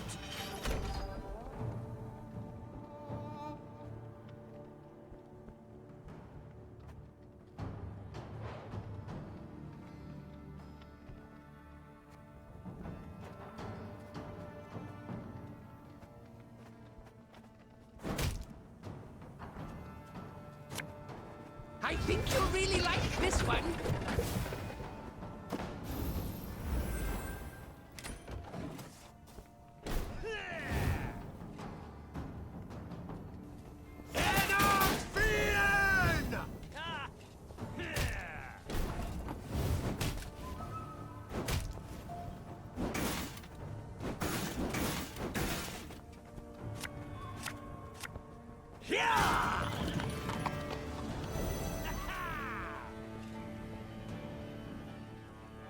Life is mine now.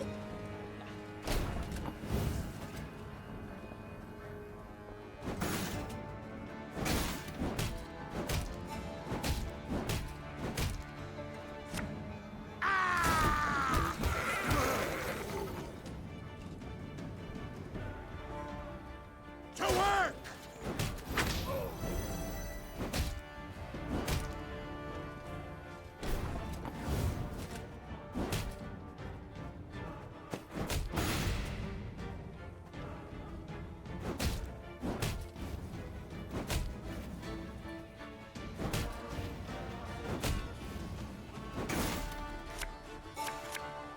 We must trust each other.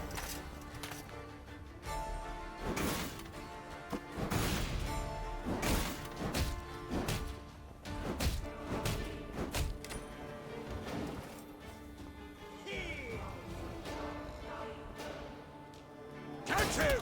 He's worth 20 florins!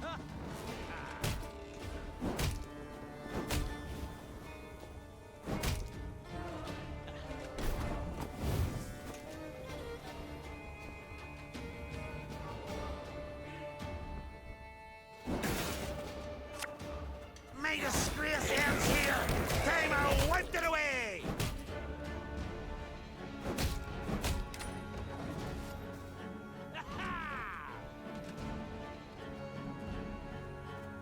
Obedience or the last!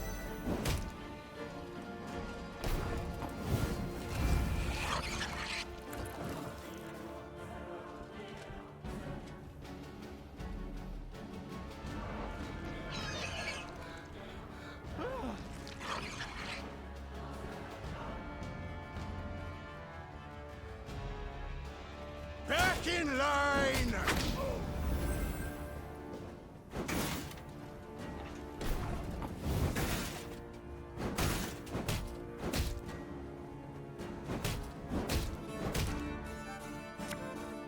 Goddess Rivia!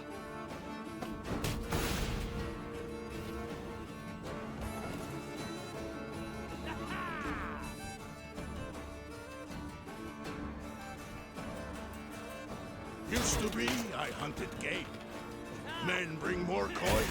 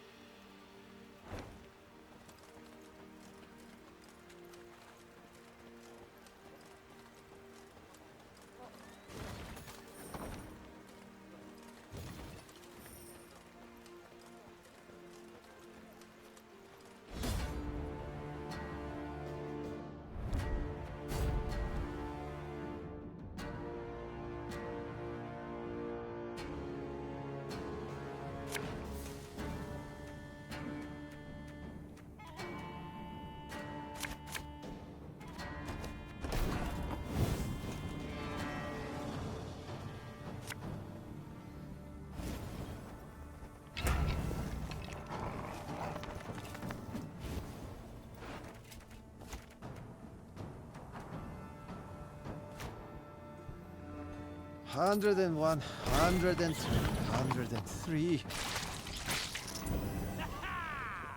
152, 154.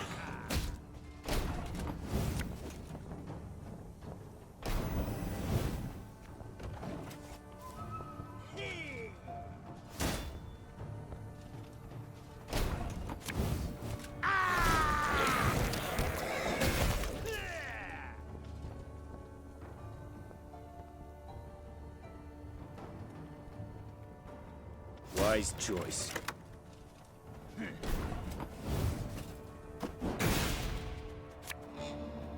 Ballista, your command.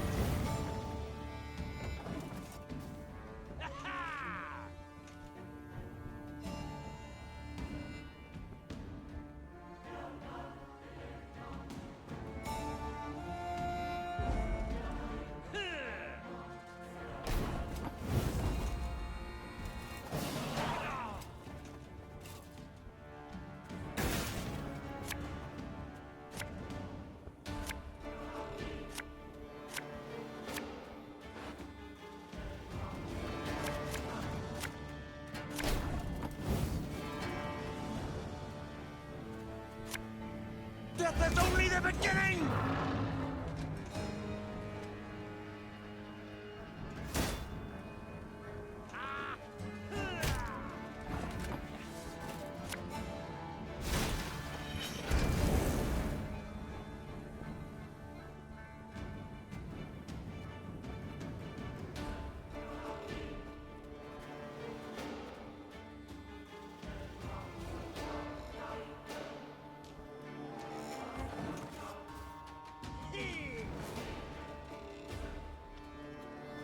Order!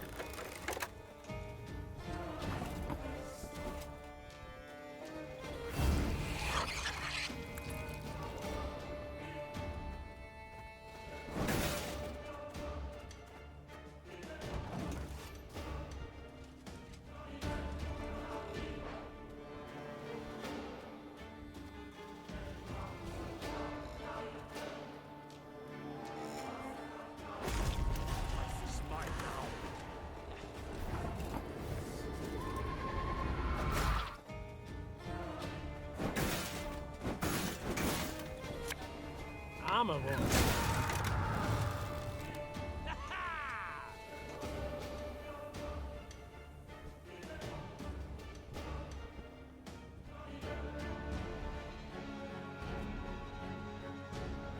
That was not in the spellbooks.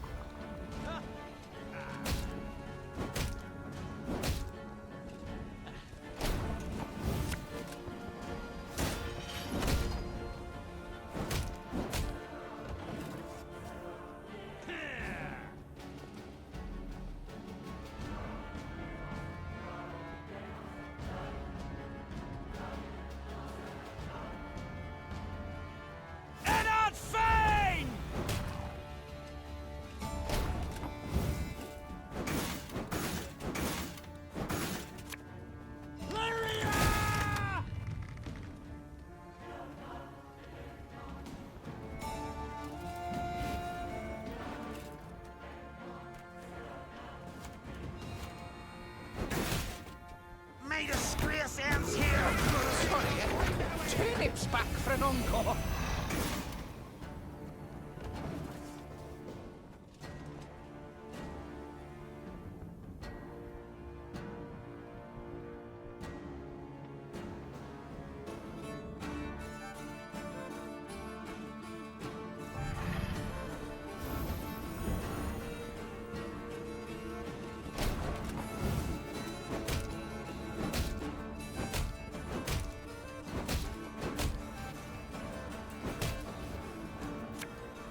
We must trust each other.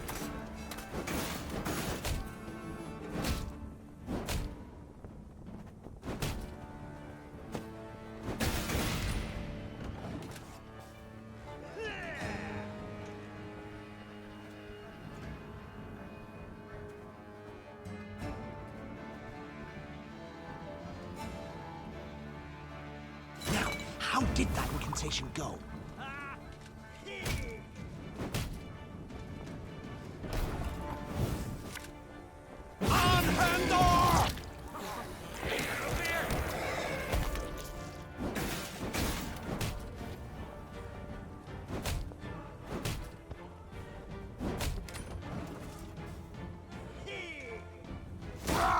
Scheiß in Twang!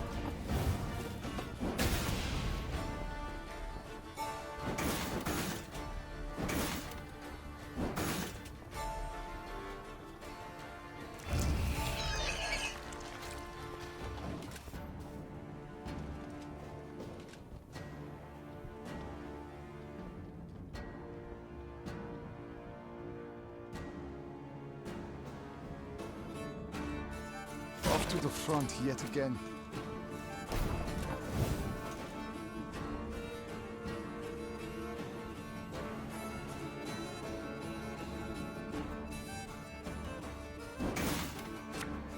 Don't need no weapon!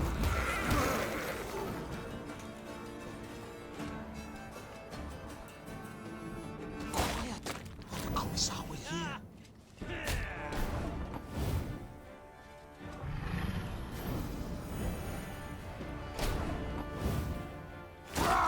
Scheiß in Twang!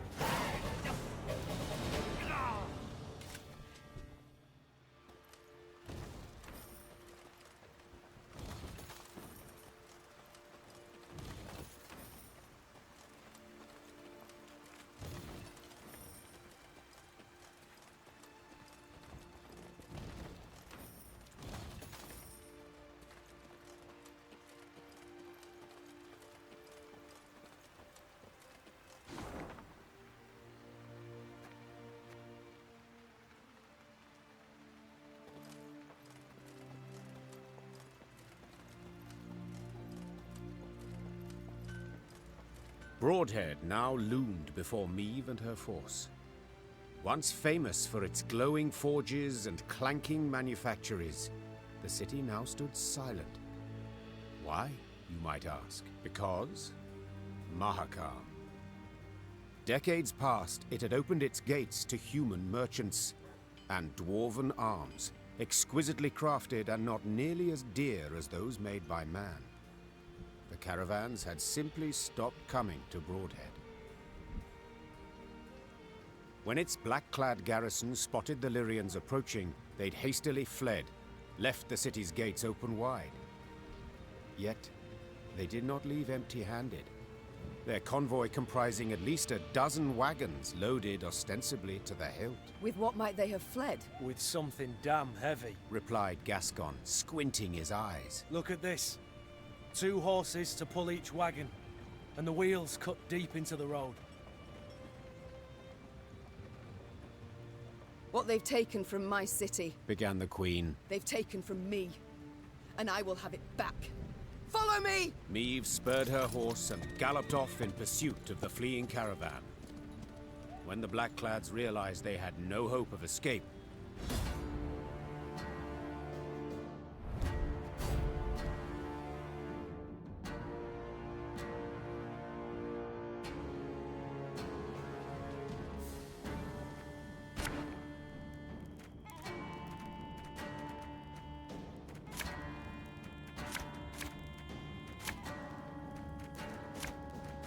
Stop! Whatever you carry belongs to me! They gain ground! Dal Seifel! Order!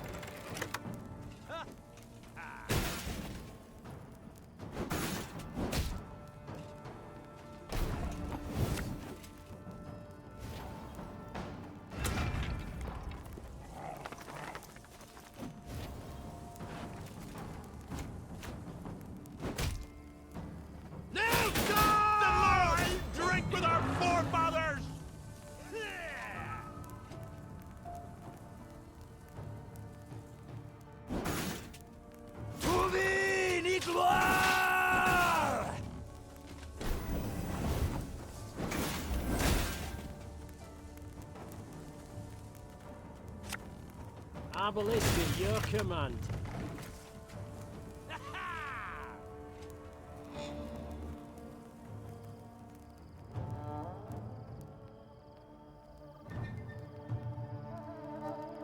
life is mine now.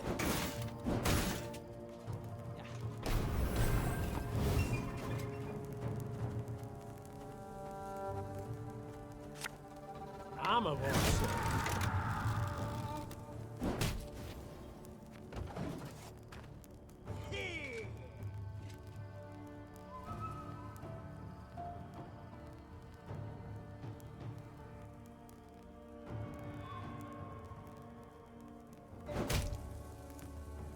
My boots got sand aplenty.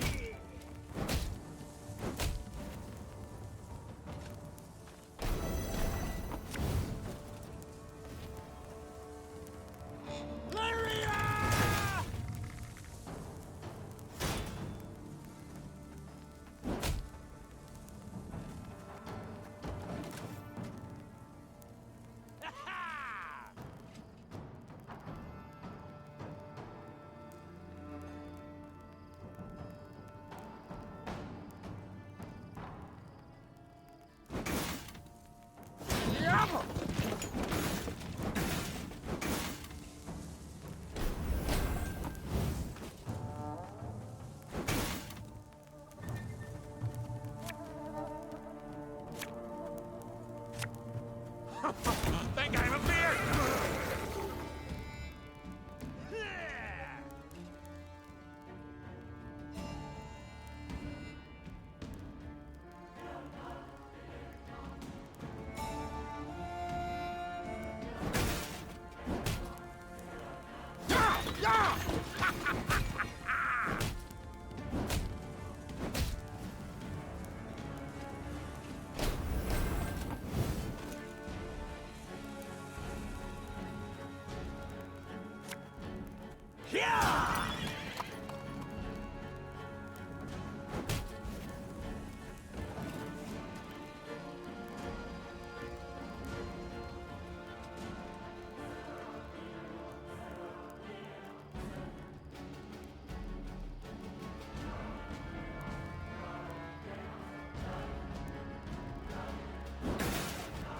Wise choice.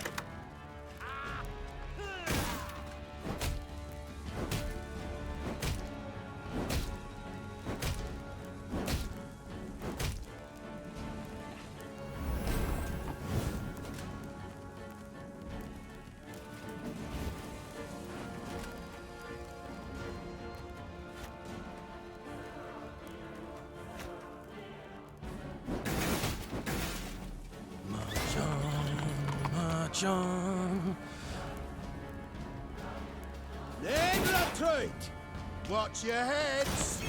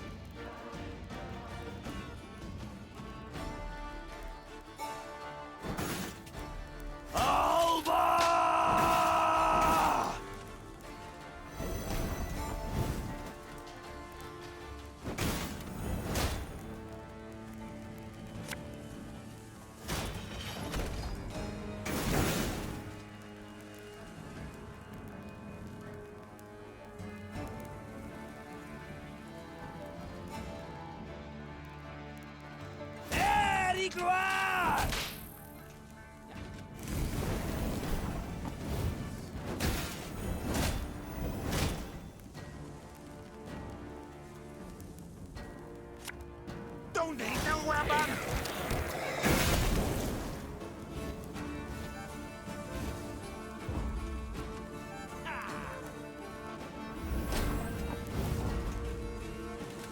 Enough! I refuse to die for these straps! Meve personally, and none too gently, shackled the Nilfgaardian commander, a young nobleman with a precisely trimmed moustache. Like many noble Imperials, he spoke fluent common. The wagons. What's in them, Captain? Scrap, Your Majesty. The Imperial promptly replied. Noting the Queen's confusion, he elaborated. To be melted down and recast into arrowheads and spear tips. Our engineers originally planned to use the foundries in Broadhead, yet these proved too primitive. We were ordered to remove the scrap, take it elsewhere. Any pride from the victory vanished in an instant, and Meve swelled with anger, but also with shame. The shame came from realizing that to the invader, her realm was naught more than a weak, underdeveloped backwater. Meve slammed the chest she'd opened shut. Blast it! Back to Broadhead. Let's ride. Crumbling walls, shattered windows, rotted wood. Broadhead was bleak, a dull shadow of its former self. As the Lyrians entered, the somber townsfolk glared at the arrivals and uttered not a word. Meve resolved to address the crowd. Folk of Broadhead, you're free at last. The Nilfgaardian occupation is done. Aye, and a new one starts now. Are you madman? Don't you recognize our banners? The Lyrian army stands before you. Oh, I recognize banners. Served neath them as a sergeant 15 long years, and then I came back to my hometown. Know what I found? Hardship and squalor, your grace. All had gone to shite. On account of damn dwarves. Been flooding Rivia with their metal goods for years now. Us smiths don't so much as light their pipes in their foundries no more. You call yourselves the Lyrian army. Colours and banners confirm it. Well, what about your arms? Weren't forged in us fires, but in Mahakam's. By us worst foes.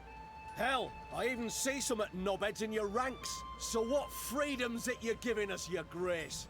Freedom to beg in common, not in Nilfgaard's mongrel tongue, beg. What do you want about, man? There's no levy on goods from Mahakam. But without it, us workshops don't stand a chance. And ye, your grace, you wear their armour, bear their arms, and bring bearded bastards to our doorstep.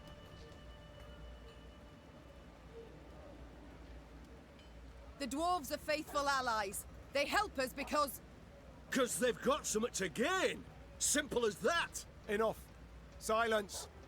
Consider yourself lucky you've a merciful queen. I'd have had your head off by now. Move along. Before Meve could leave the market square, Barnabas politely interjected. Frankly speaking, there's a bit of truth to what the man says. I'm perfectly aware of that. But what do you want? I don't mean to toot my own horn, but perhaps I might be of some help. Do tell how. I'm all ears. Everything your folk make here, the dwarves of Mahakam make twice as fast and twice as well. You must find a so-called niche, an innovation. And it just so happens innovations are your speciality. At the risk of being immodest, exactly. Besides, it might serve the cause of peace to show the folk here, non-humans, are not all bad, that they can help. Not just steal human jobs and piss in their milk. I'll consider it, Barnabas. I shall think and let you know. The time came to leave Broadhead, so Meve summoned her advisors, eager to hear their counsel. They put forth ideas, many of merit, but the Queen would decide the city's future.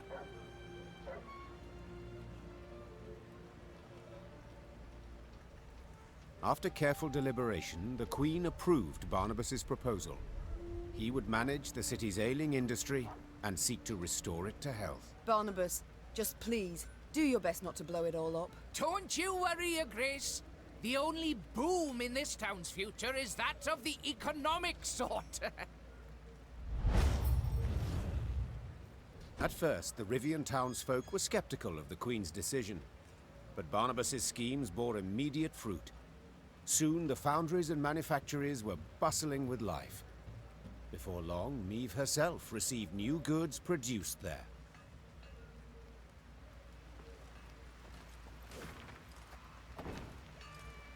Now, I'm no ally of gnomes or any freaks, but this Barnabas bloke, he's not a bad apple. Now, I'm no ally... Now, I'm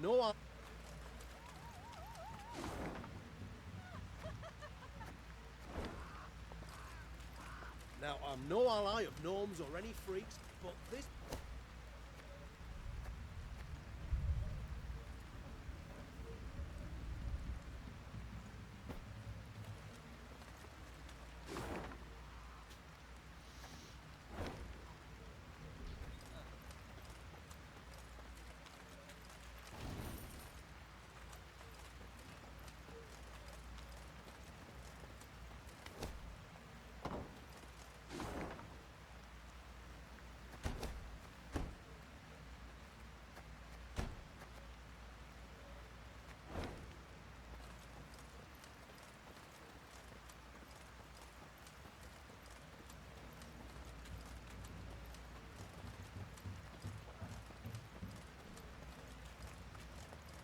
The wind howls like a ghastly apparition.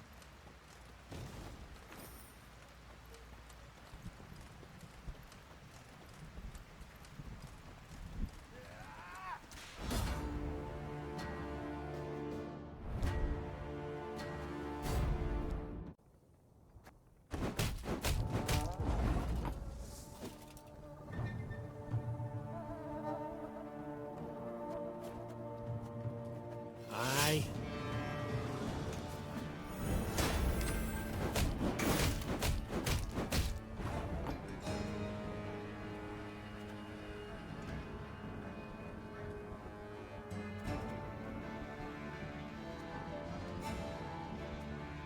You might have got away had you not been hauling so damn much. There's been a mistake. I'm no mage.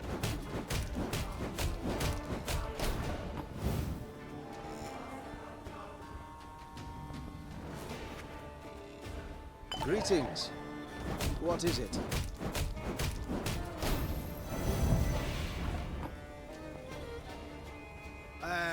Pointy end upwards, right?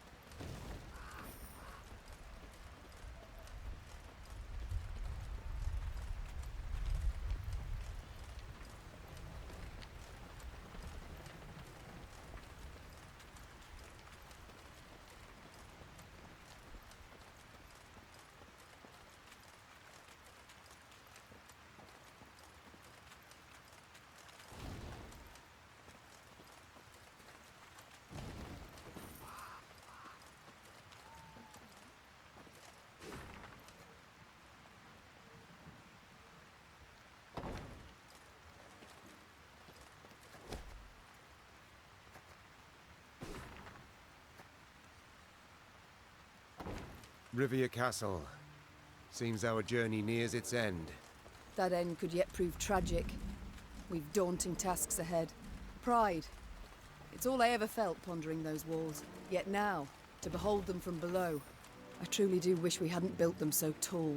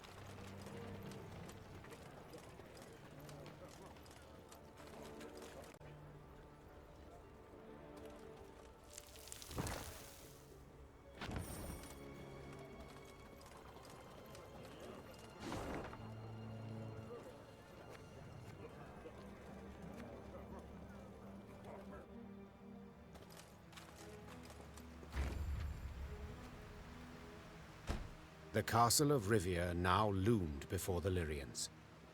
Water surrounded it on 3 sides, and dual defensive walls studded with podgy turrets completed its perimeter. It was famously difficult to take, and had changed hands only once, a few months before, when traitors opened its gates to the Nilfgaardians. Foreign banners waved upon the walls. The Golden Sun and General Epdahi's crest on Rivia's walls. The walls of home.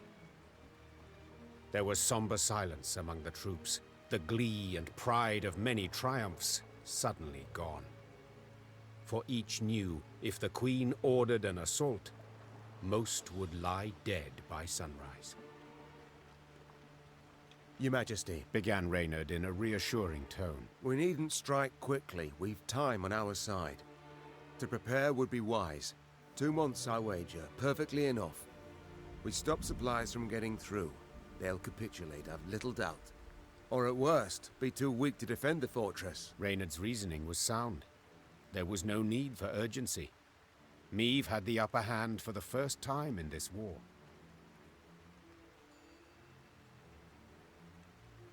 These invaders have grown fond of Rivia Castle, said Meve. So let them stay and rot.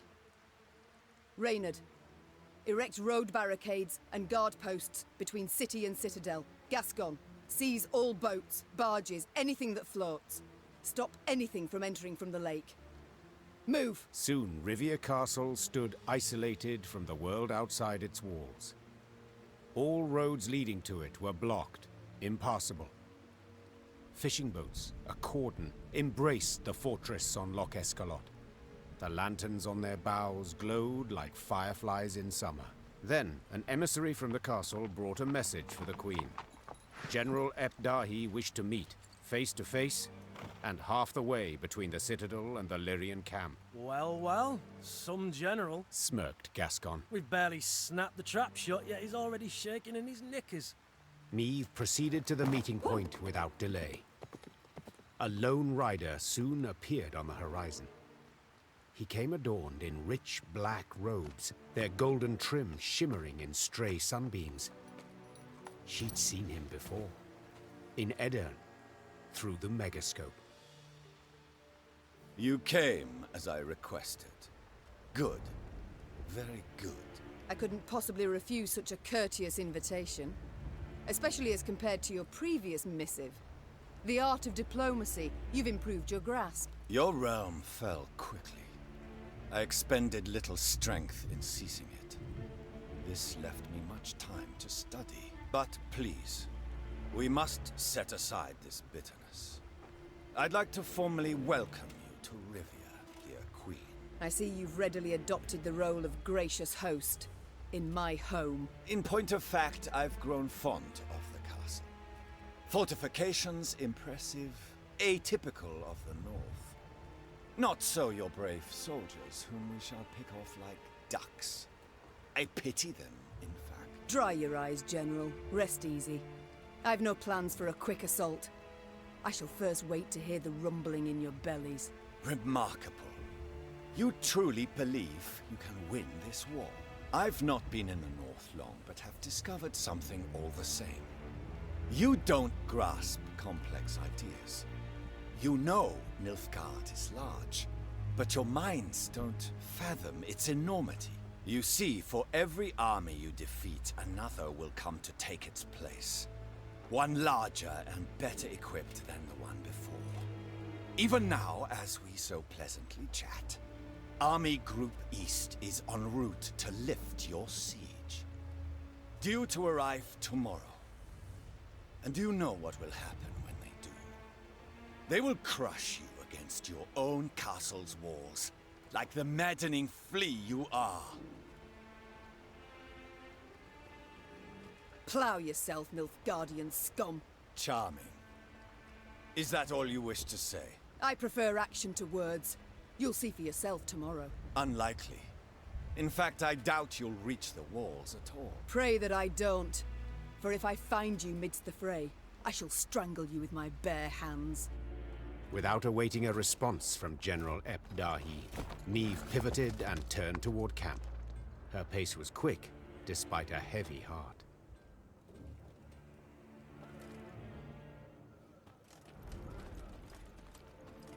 And I thought Rosberg had strong walls. No turning back now. I'll fight by your side, my lady. And I thought Rosberg...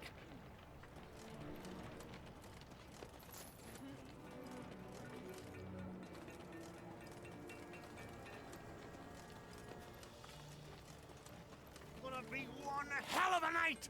Ah! Ah! Ah! Don't you dare sound the retreat! My axe craves blood! Nilfgaardian blood!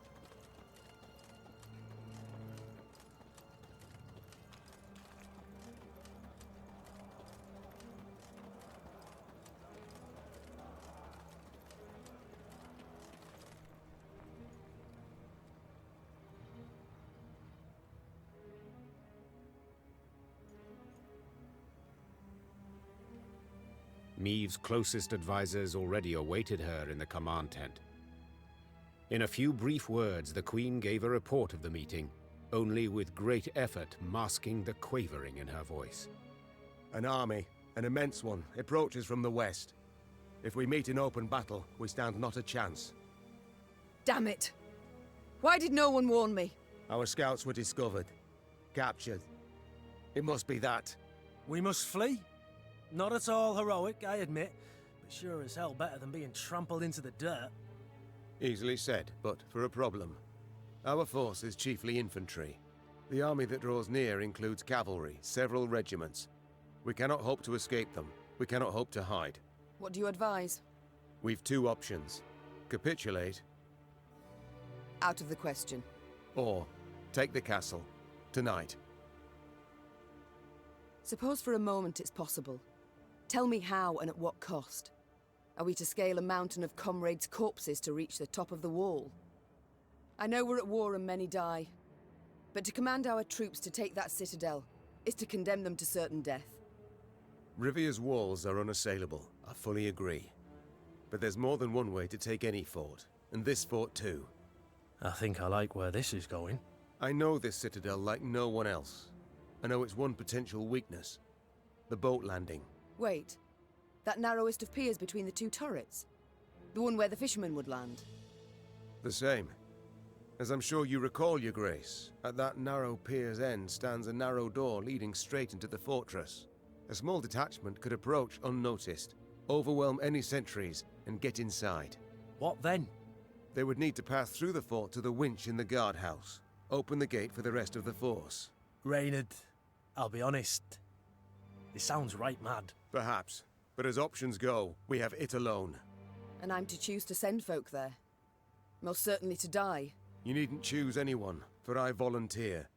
And will take only those willing to do the very same. Bloody wretched plan. And you've a better one, do you? Of course. I'll go instead. Beg your pardon? I don't. Face it, Reynard, you couldn't sneak past a corpse. Sound like a bloody tambourine in that armour. Apart from which, you're Meve's right hand. So you ought to be by her side when the fighting starts. Firstly, Reynard, I'm grateful. Well done, my friend. Thank you, Your Grace. But truth be told, I did indeed hear you walking to the tent from the other side of camp.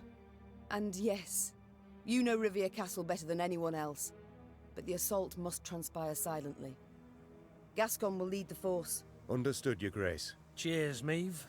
I'll try not to disappoint. You won't, I'm sure. God speed you on your way, and please, try your damnedest not to die. Gascon hand-picked his men, those most adept with daggers, not swords. Noiselessly, they glided through the dark toward the castle, the light of its lanterns blurred by the evening mist. Meve watched anxiously as the boats glided away, her heart pounding in her ears. All depended on this mission. The fate of her realms, perhaps all the North, the lives of her troops, and her own. Now there was naught she could do but wait. Good luck, she whispered, gazing at the fortress walls, cloaked by the dark that seemed to surround all now.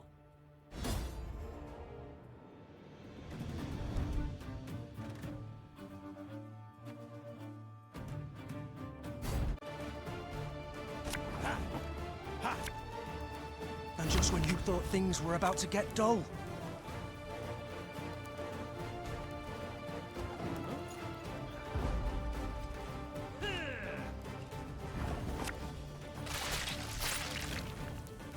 Knock him off the wall! Let's teach him to fly! Huh! Ah!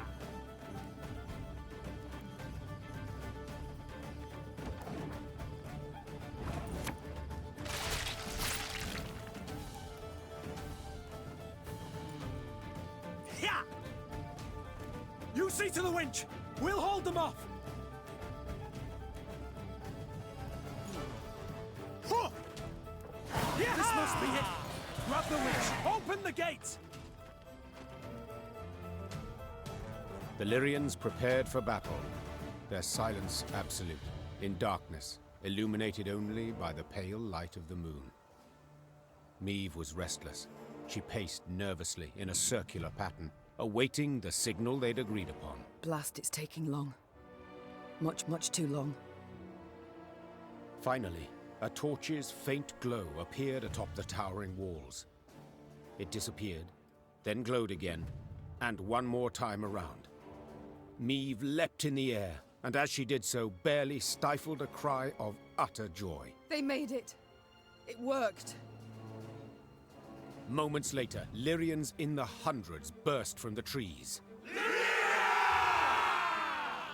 The Nilfgaardian defenders loaded their catapults and ballistae. They did so slowly, convinced the castle walls remained impenetrable. Then they heard chains, grinding and clinking, and the sound sent shivers down their spines. Bewildered, they watched the main gate rise as the attacking force rushed forth. General Epdahi dispatched an elite unit to take back the winch at once. Yet he saw this was in vain and all was lost when Meve rode into the castle courtyard. Meve had begun the day known as a great warrior. Yet by night's end, legend was the cloak she wore. Her shield stopped powerful blow after blow as her blade found gaps in her foe's black armor. At first, Nilfgaardians scoured the fray in search of the Queen, hoping to prove great heroes. Soon, she was their chief scourge, and they began to flee before her blade that sung their death. Retreat! Retreat! What was this extraordinary vigor that surged through Meve? Naturally, she wished to liberate her castle and realm, drive off the invaders, defeat the arrogant General Epdahi. But in that moment, above all else, she longed to fight her way through to the guardhouse and bring Gascon's party relief. Follow me! Move! Move! As she stepped through the door into the tower, the silence told Meve she'd arrived too late. Gascon's men lay slaughtered in pools of their own blood. The man himself slumped over the winch's crank. 3 arrows in his chest rose and fell with his each ragged breath. Meve tore off her cloak and pressed it against him, desperate to stem the bleeding. Help's on the way. Don't you even think of dying. You know... wheezed Gascon, a slight smirk on his lips. I always enjoyed doing things just to spite you. Medics on the stairs in the guardhouse, steps away, heard a long, blood-curdling wail. They entered the room to find the Queen kneeling, pounding the wall with her fists, her eyes flooded with tears. Gascon lay motionless beside her, covered by her cloak. The Queen rose, her fists clenched, her shoulders rigid, her knuckles white. Her face betrayed no sorrow, no despair, just rage, hot as a forge, immeasurable. Now's not the time to mourn. Seethed Meve, struggling to stay calm. Now's the time for war, for slaughter, revenge. With victory today, we'll recover our home, return to our kin and set our blades aside at last. Yet until victory is ours, they must drink. drink greedily of Nilfgaardian blood. The Lyrians were at the brink, near their breaking point. They'd followed Meve for thousands of miles, over snow-clad peaks, through forbidding swamps. They'd fought, survived countless battles at her side. And though their gazes were now weary, she knew they'd follow her into fire. Your Grace, the Blackclads. They've holed themselves up in the upper keep. We went to breach the wall, alas to no avail. Meve nodded, twirled her sword, then leapt upon a mount. Her eyes spoke pure determination. So we'll bloody well try again.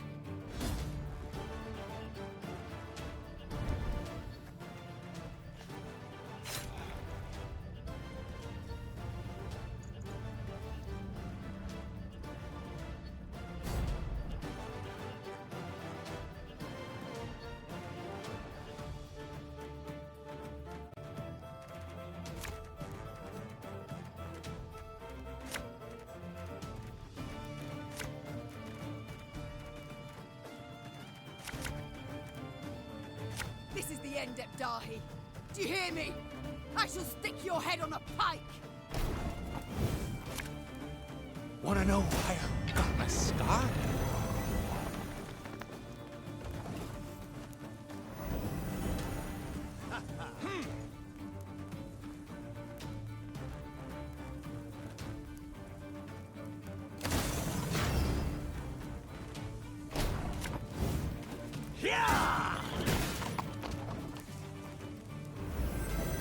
I must thank you.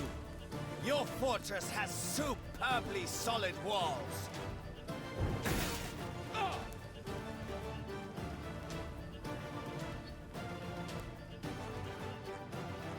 Barbarians.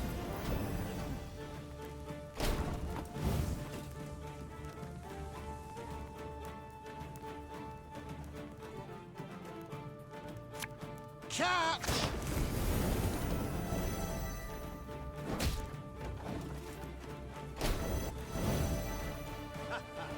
Archers, let it be night.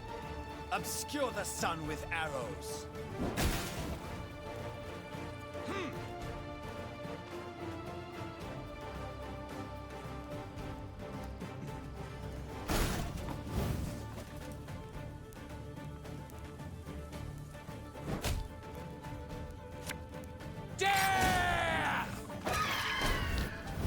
Enough!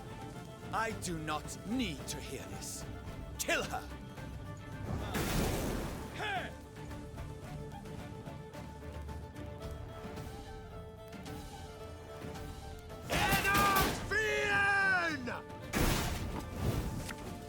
My disgrace ends here!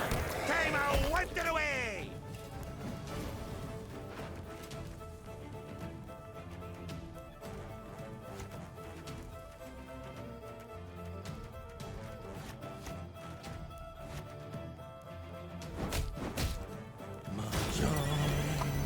John.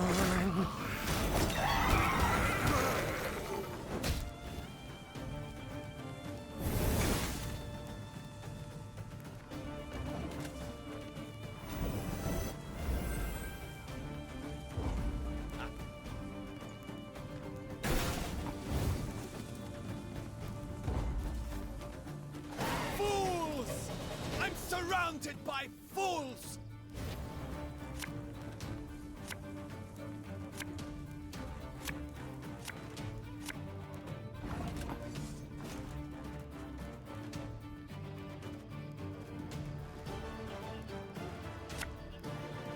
Again and again and again.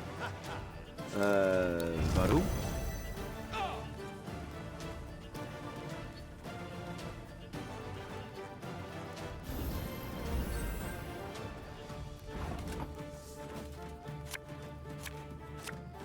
An army's a waste of time for one like me.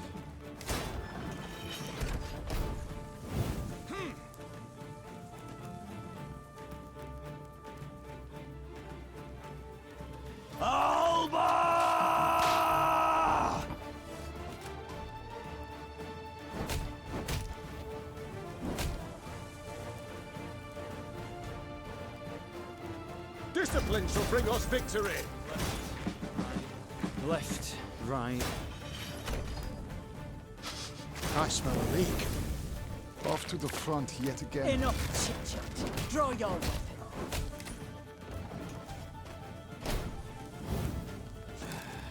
Evil, you ass.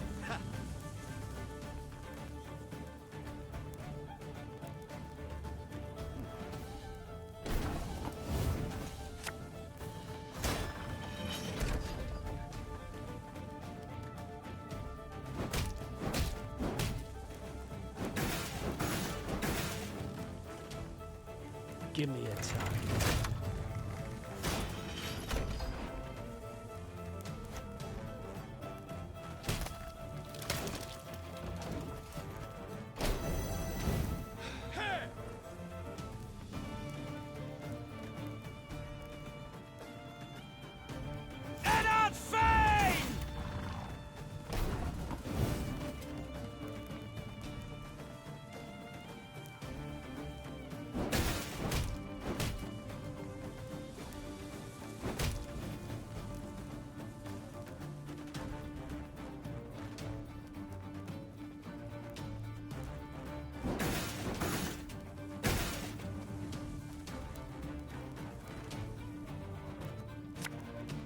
Don't need no weapon!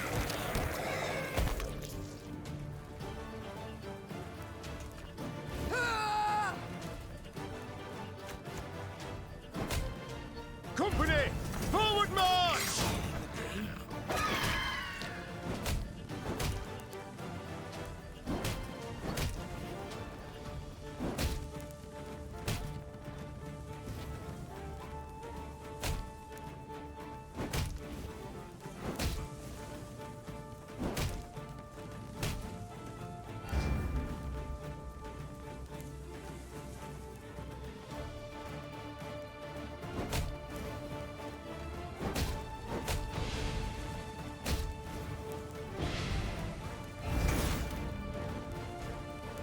Abolist to your command.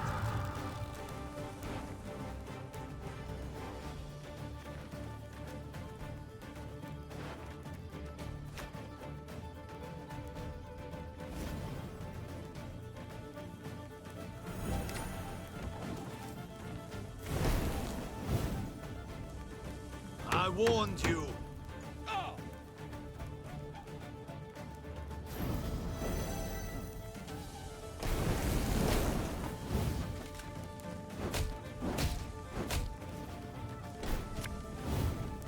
I'm a monster.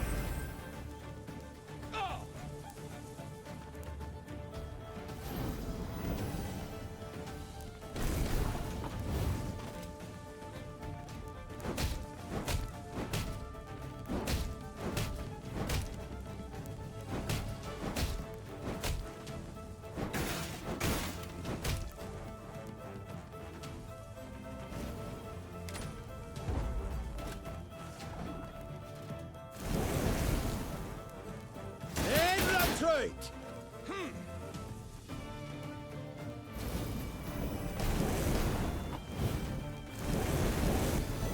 Quiet, or the Commissar will hear.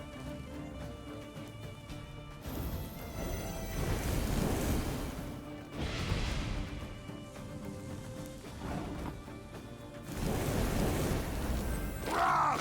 Scheiß! In Trey!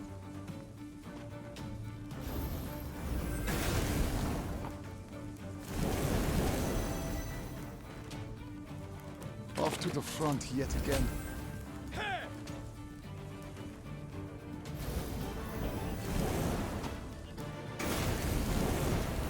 Quiet, or the Commissar will hear.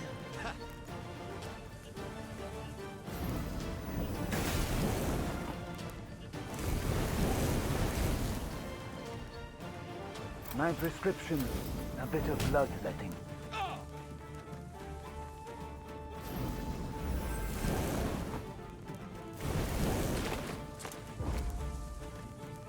Where is he? Tell me where! Nilfgaard had the upper hand, yet the black-clad spirits had suffered. They now made more use of shields than of swords.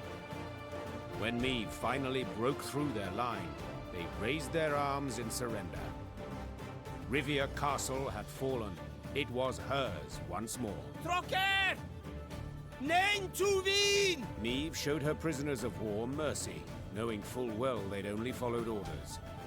Death would be the fate of only Ardal ep Dahi, the one Nilfgaardian who'd issued those commands.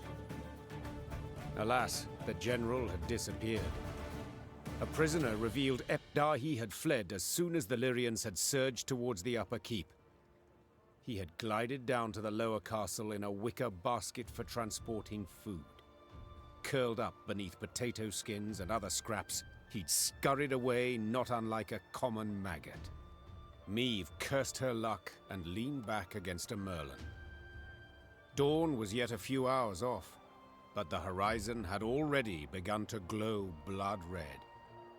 The Nilfgaardian reserves now drew near, too late to prevent the castle's fall. I'll get him, muttered the queen, more to herself than anyone else. I swear on all that's sacred I'll catch the bastard. But now we've a pressing matter to see to. Preparing the defense. That night the war turned, with the battle for Rivia Castle as its fulcrum. Meve's great victory, not only retaking the stronghold in a single evening, but also fending off a further invading army, proved the Nilfgaardian Colossus had feet of clay.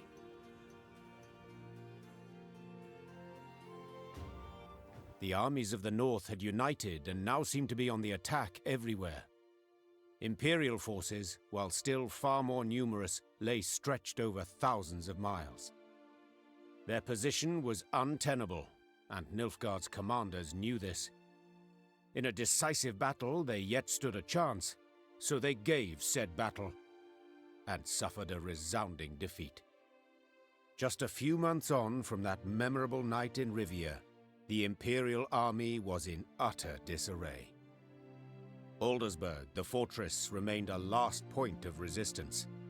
General ep Dahi and what had survived of Army Group East had dug in there, this place, where Nilfgaard had triumphed grandly in the war's early days, would now bear witness to its impending defeat. It seems history, after all, has a sense of justice, or humor, or both. Though Meve had already reclaimed her realm, she refused to retire her sword just yet. For King Demavend had requested her aid in purging Aedirn of the invader. How could she refuse? She owed the king a favor, firstly. Yet she also had a burning desire to settle the score with ep Dahi. Demavend's envoy and I spoke, Your Majesty. The king has Aldersburg surrounded. He awaits and won't begin the assault till you arrive. Good. I truly hate to miss it. Tell the troops to prepare. Gear and ire. Of course, Your Grace. Yes? Is there something else? Pardon my boldness, Your Grace, but I can't help but be concerned. You don't sleep. You've the air of illness about you. I think back to that night in Rivia often, to Gascon's death. Perhaps I made a mistake. Perhaps he didn't have to die. He didn't, Your Majesty. He needn't have been there at all. I'm a soldier. I swore to serve you. Gascon, not so. He might have left at any time. Guilt, pity trouble you, Your Grace. I know. But he signed on willingly and knew exactly what for. Gascon gave his life for he thought you worthy of it. There's no greater proof of friendship, no greater gift one can give. Accept it, Your Grace, and remember him with gratitude, not sorrow. You're right. I thank you, Reynard. That I needed to hear. We've talked enough. We must march on to Aldersburg.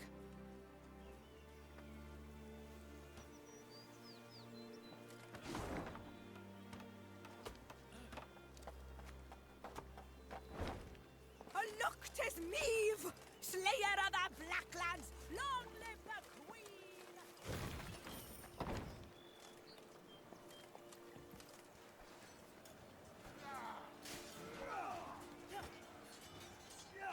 The Lyrian army had grown into a great serpent. So much so that riding at the column's tail, Meve could not see its head. Footmen, cavalry, and archers stretched like a glistening snake between two horizons. Meve had come a long way indeed, and she felt proud.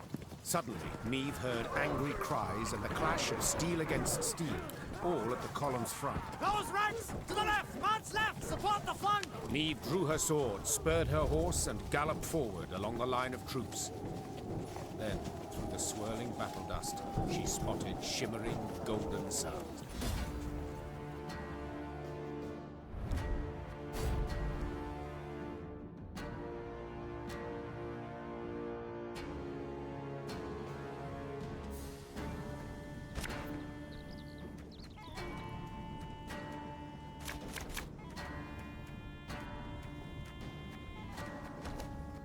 Surround them!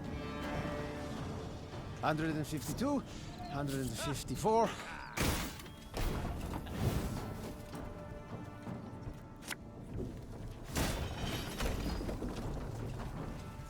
Scrubbing duty again? Oh, gods.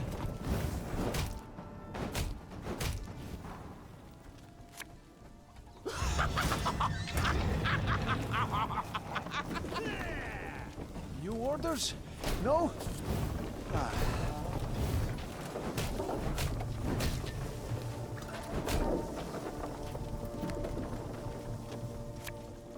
Left, right, left, right. Must be an important lesson in this. But what?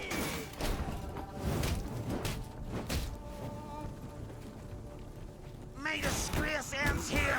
Time I wiped it away! Think I'm up here!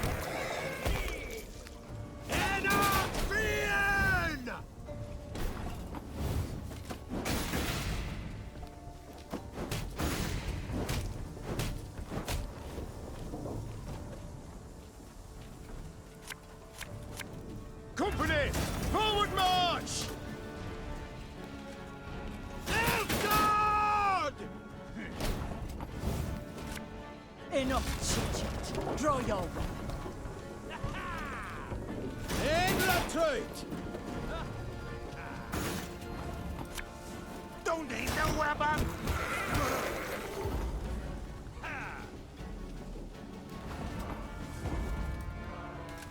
Mercy! Have mercy! Normally disciplined, determined to an extreme, these Nilfgaardians quickly broke rank and ran. Deserters! Leaderless, Your Grace. A scout reported. Headed south, they was, towards the frontier. Chained prisoners now sat along the dusty road. Meve stopped in front of one. He was ragged and unshaven. Flies had taken an interest in his poorly bandaged hand. Spotting the Queen, he lowered his head and quivered with terror. I know you take us for savages, Began Meve, her gaze passing over several scraggy black clads. but fear not. We shan't flay you alive nor eat you for dinner.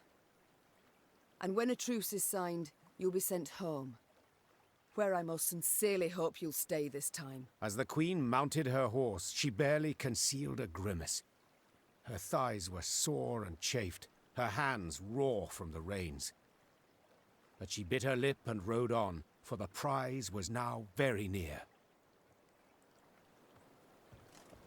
It was in Aldersburg when it fell. Broke my heart, that did. But not complete. Now I'll take it back.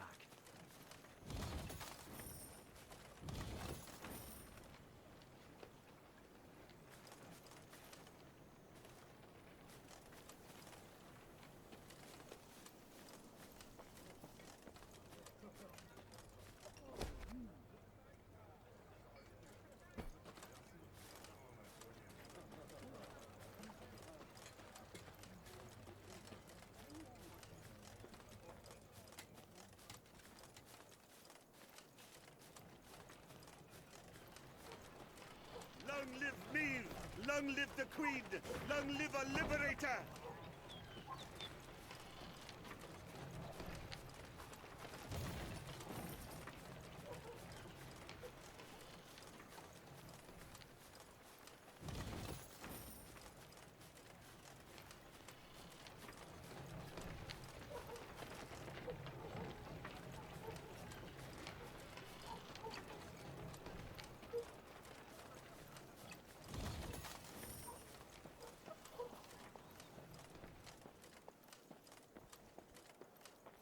The good mothers guided you to victory.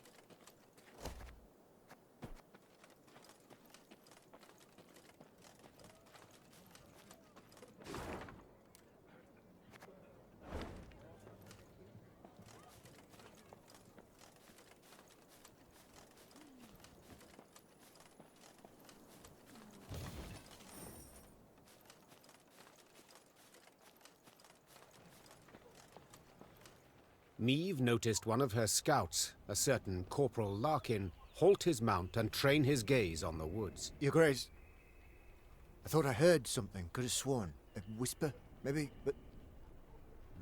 nothing now. It's all gone quiet. I think I might have imagined it, in fact. Imagined? Meve placed her hand on his shoulder. No one has sharper senses than you. If you claim to have heard something, it's worth a closer look. Corporal Larkin saluted, then rode past the trees. Suddenly in shadow, he keenly scanned his surroundings. Something caught his attention. He dismounted, then brushed aside ferns, exposing tracks made in the mud. Your Majesty! He shouted, quickly turning towards the road. Sound the alarm! It's squirt! An arrow whisked through the air, pierced his throat, and suddenly silenced him.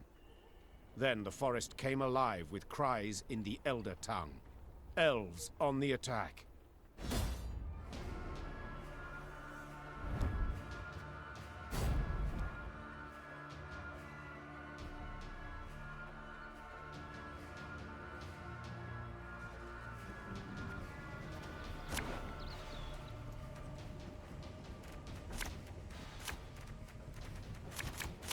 It's a trap!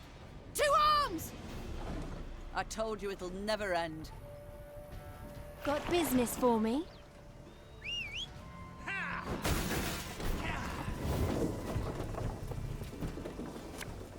Oh, so then, no other way.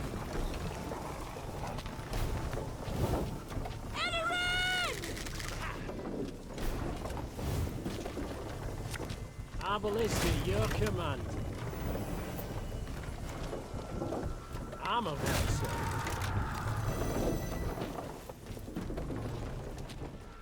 Nay, Duanve camest. We must trust each other. Let us sing the song of steel.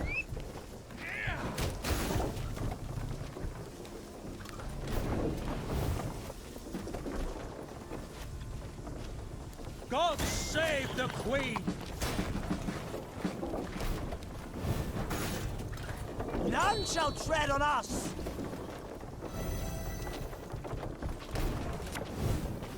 Again and again and again.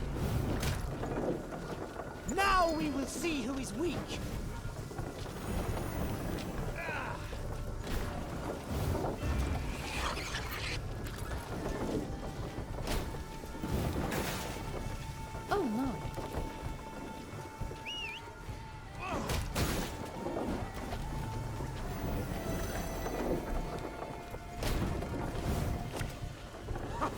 Think I have a beard! The storm is coming. Let's enjoy the weather while we still can.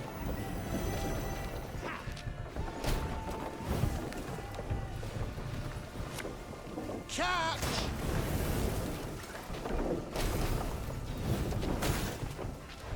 Your tricks will not save you, Dwarf.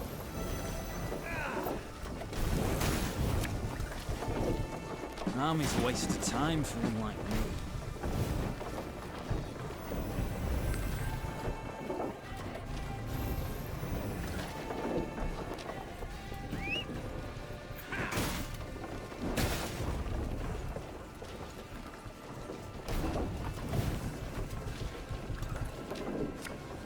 Don't need no weapon! On Pandor! Renna, stop! We surrender! The Scoia'tael fighters stood no chance against Meve. When the sounds of battle finally ceased, the Queen, victorious, tossed aside her arrow-studded shield. She then ordered the commando's leader brought before her. She'd expected a ranter who would turn up his nose, spit in her face, and cry, "Death to all Dwarn!" But the bloodied elf before her was no arrogant firebrand. He averted his gaze, and his lips gently trembled. Youthful you look, elf. How many summers to you? 30? More? 27, my lady. 27. A wonderful age. A shame to die so young. I beg you, Renna. For mercy, I ask. If not for me, then at the least for... Mercy? You jest. You wait in ambush, come at us like bandits, and now you dare ask for mercy. It was no ambush.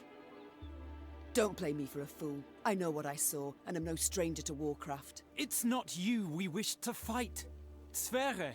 Then who killed Corporal Larkin, Werebubs? When we saw you on the high road, we fell back and hid in the wood. We wanted you to pass. Your scout's hearing very keen. He heard something, then spotted our tracks. You must understand. We had no choice. You make excuses that don't interest me.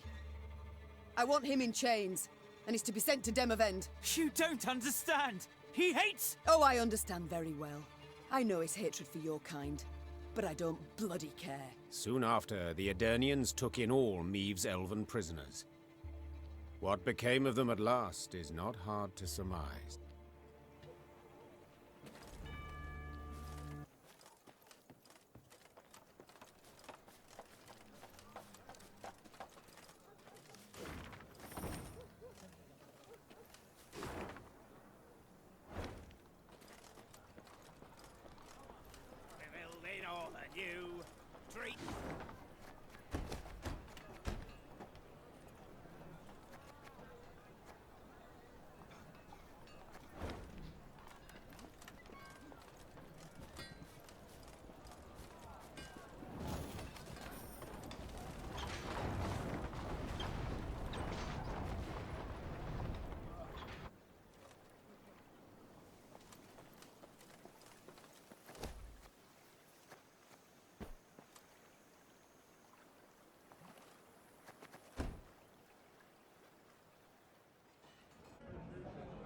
Yes, Your Grace?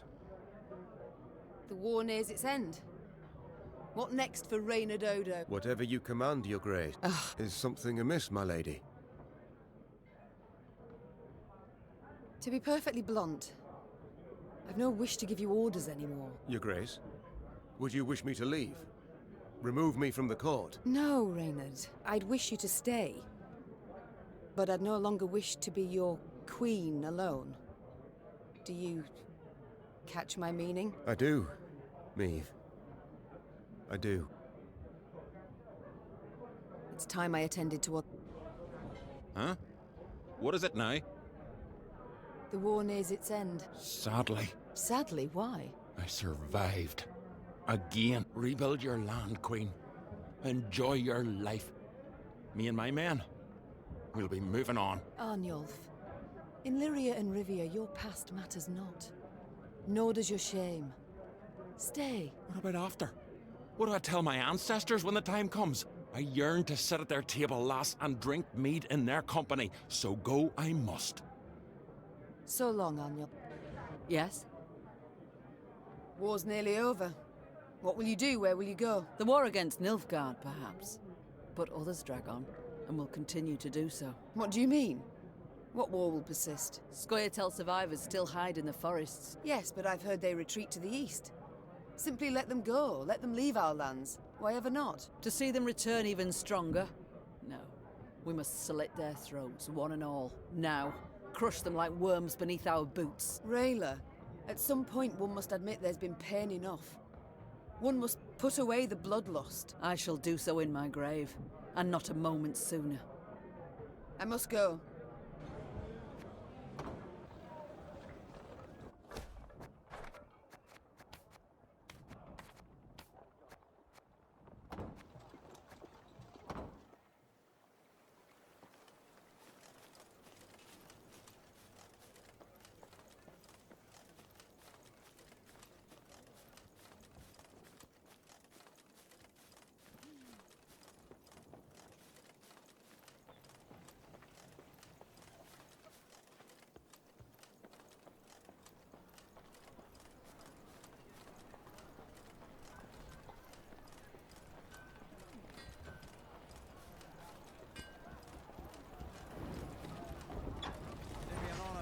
Your side, Majesty.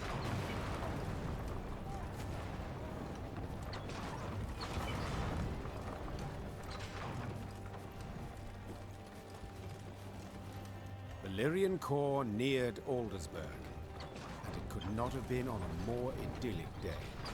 The sun shone, birds sang, trees rustled in a light breeze. But Meve saw it as she had at the war's start. Walls illumined by a fire's glow, the cries of fleeing civilians, the stench of burning flesh. As on that day, Aldersburg was under siege.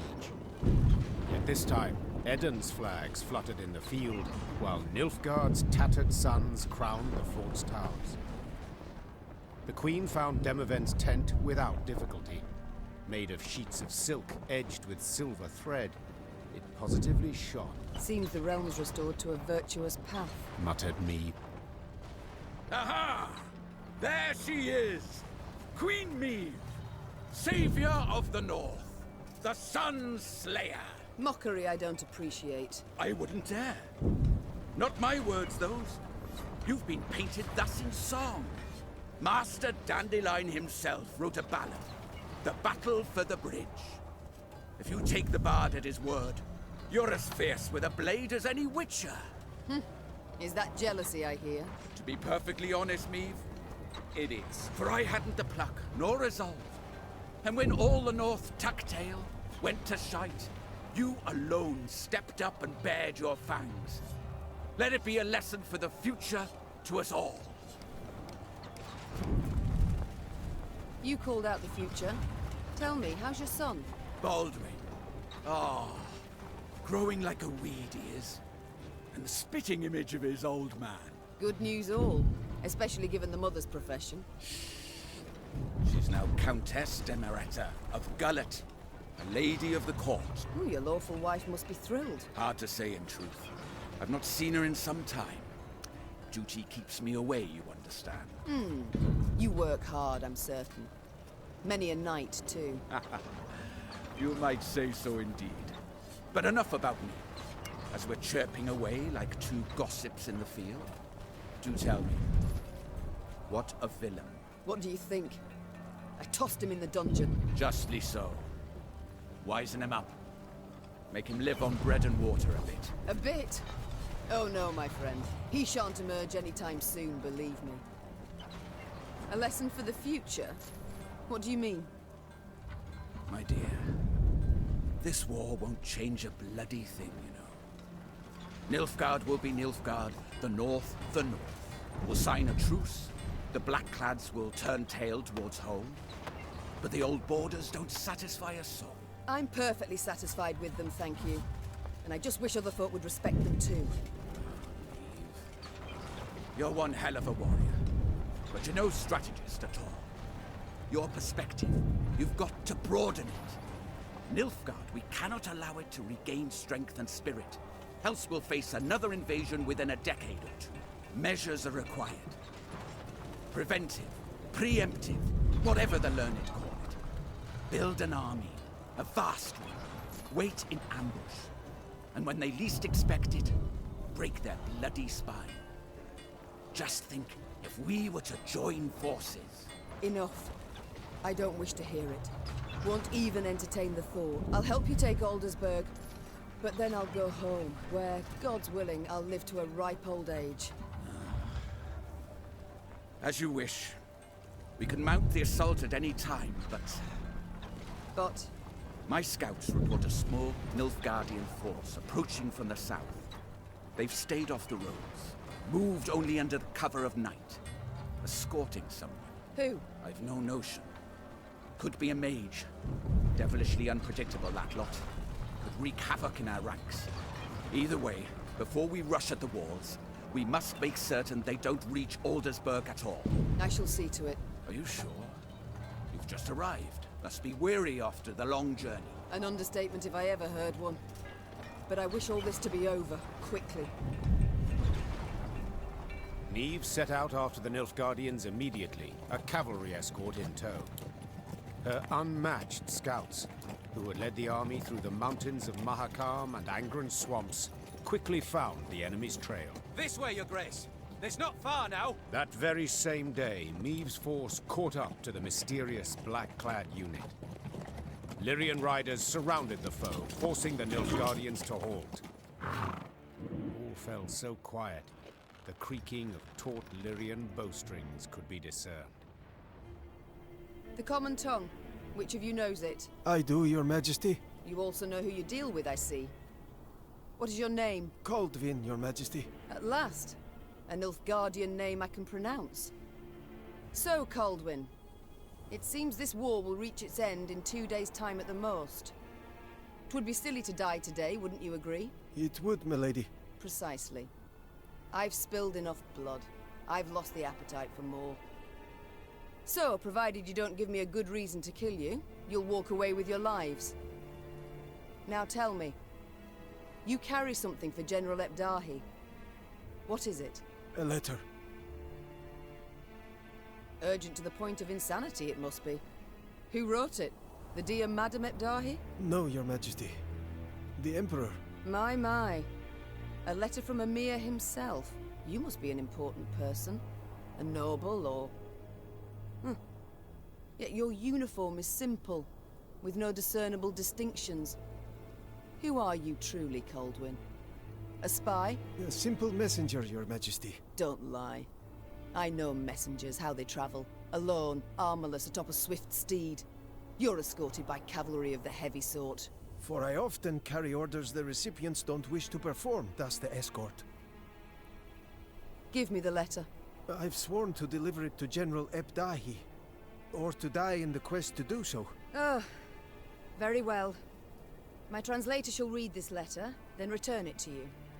You shall break no vow, and who knows? You might even survive. And if I refuse? Guess. So be it. I accept your offer. Meve's translator cracked the seal and read. And as he read, his eyes grew wide as saucers. Then he whispered in the Queen's ear. Truly. And you're certain you're not mistaken. The wonders of this world. Kaldwin, consider this your lucky day. I allow you to complete your mission, with one proviso. And that is? That when you hand him the letter, you will give the General my regards. As Kaldwin and escort set off towards Aldersburg, the Lyrian soldiers looked at their queen with disbelief. To leave a Nilfgaardian to fulfill a secretive task. Meve failed to stifle a rather mean laugh. They'll understand tomorrow, she thought. General Ebdahi had prefaced Lyria's and Rivia's invasion with a series of arrogant demands. The Nilfgaardian had been impudent, as he had felt sure he'd achieve a quick and decisive victory. Yet several months on, he too received an ultimatum. one signed by Emperor Emir var Emreis himself. The missive was concise and left no room for interpretation. With General Epdahi dead, the Nilfgaardian army descended into chaos. The kings of the north, united, took advantage and struck at the foe. Their victory was complete. The Nordling forces cheered their commanders and monarchs, but for none so vehemently as the one queen among them. Many dream of achieving the impossible. Meve had done it. Through wit, determination, and boldness, she had thwarted the Nilfgaardian invasion. The queen would rule for many more years. Stern, yet ever just. Ah! So a lass saved the North from the Blackclads?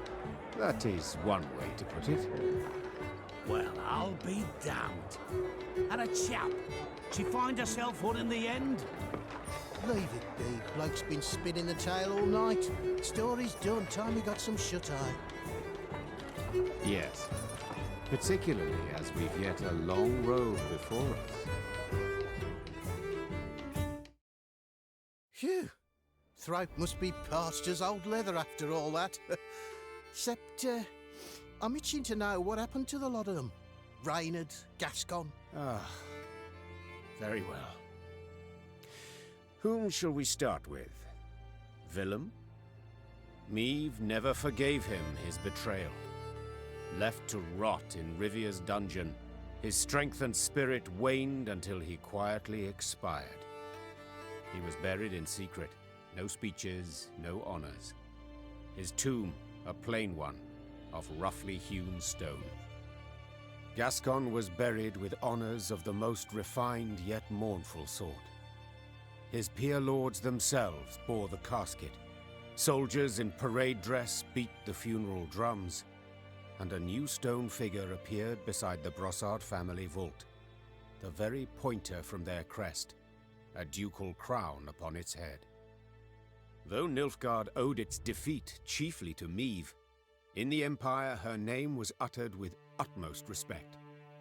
Returning soldiers spoke in awed tones of her courage and generosity, referring to her as Gvedin, the tenacious one. Once the Scoia'tael had withdrawn from the northern realms, non-rebel elves and dwarves emerged from the woods. Though they returned to their homes in human communities, they lived in fear of their neighbors, aware that the next massacre would eventually come. And Meve? As I said, she ruled with an iron hand, not fist. Reynard ever at her side, tempering, supportive. No longer a general and trusted advisor, he had to the Queen become something more. Much, much more. And now, if you'd allow me... Course. Leave him be, lads. Let him get some rest. Till the time comes for the next tale.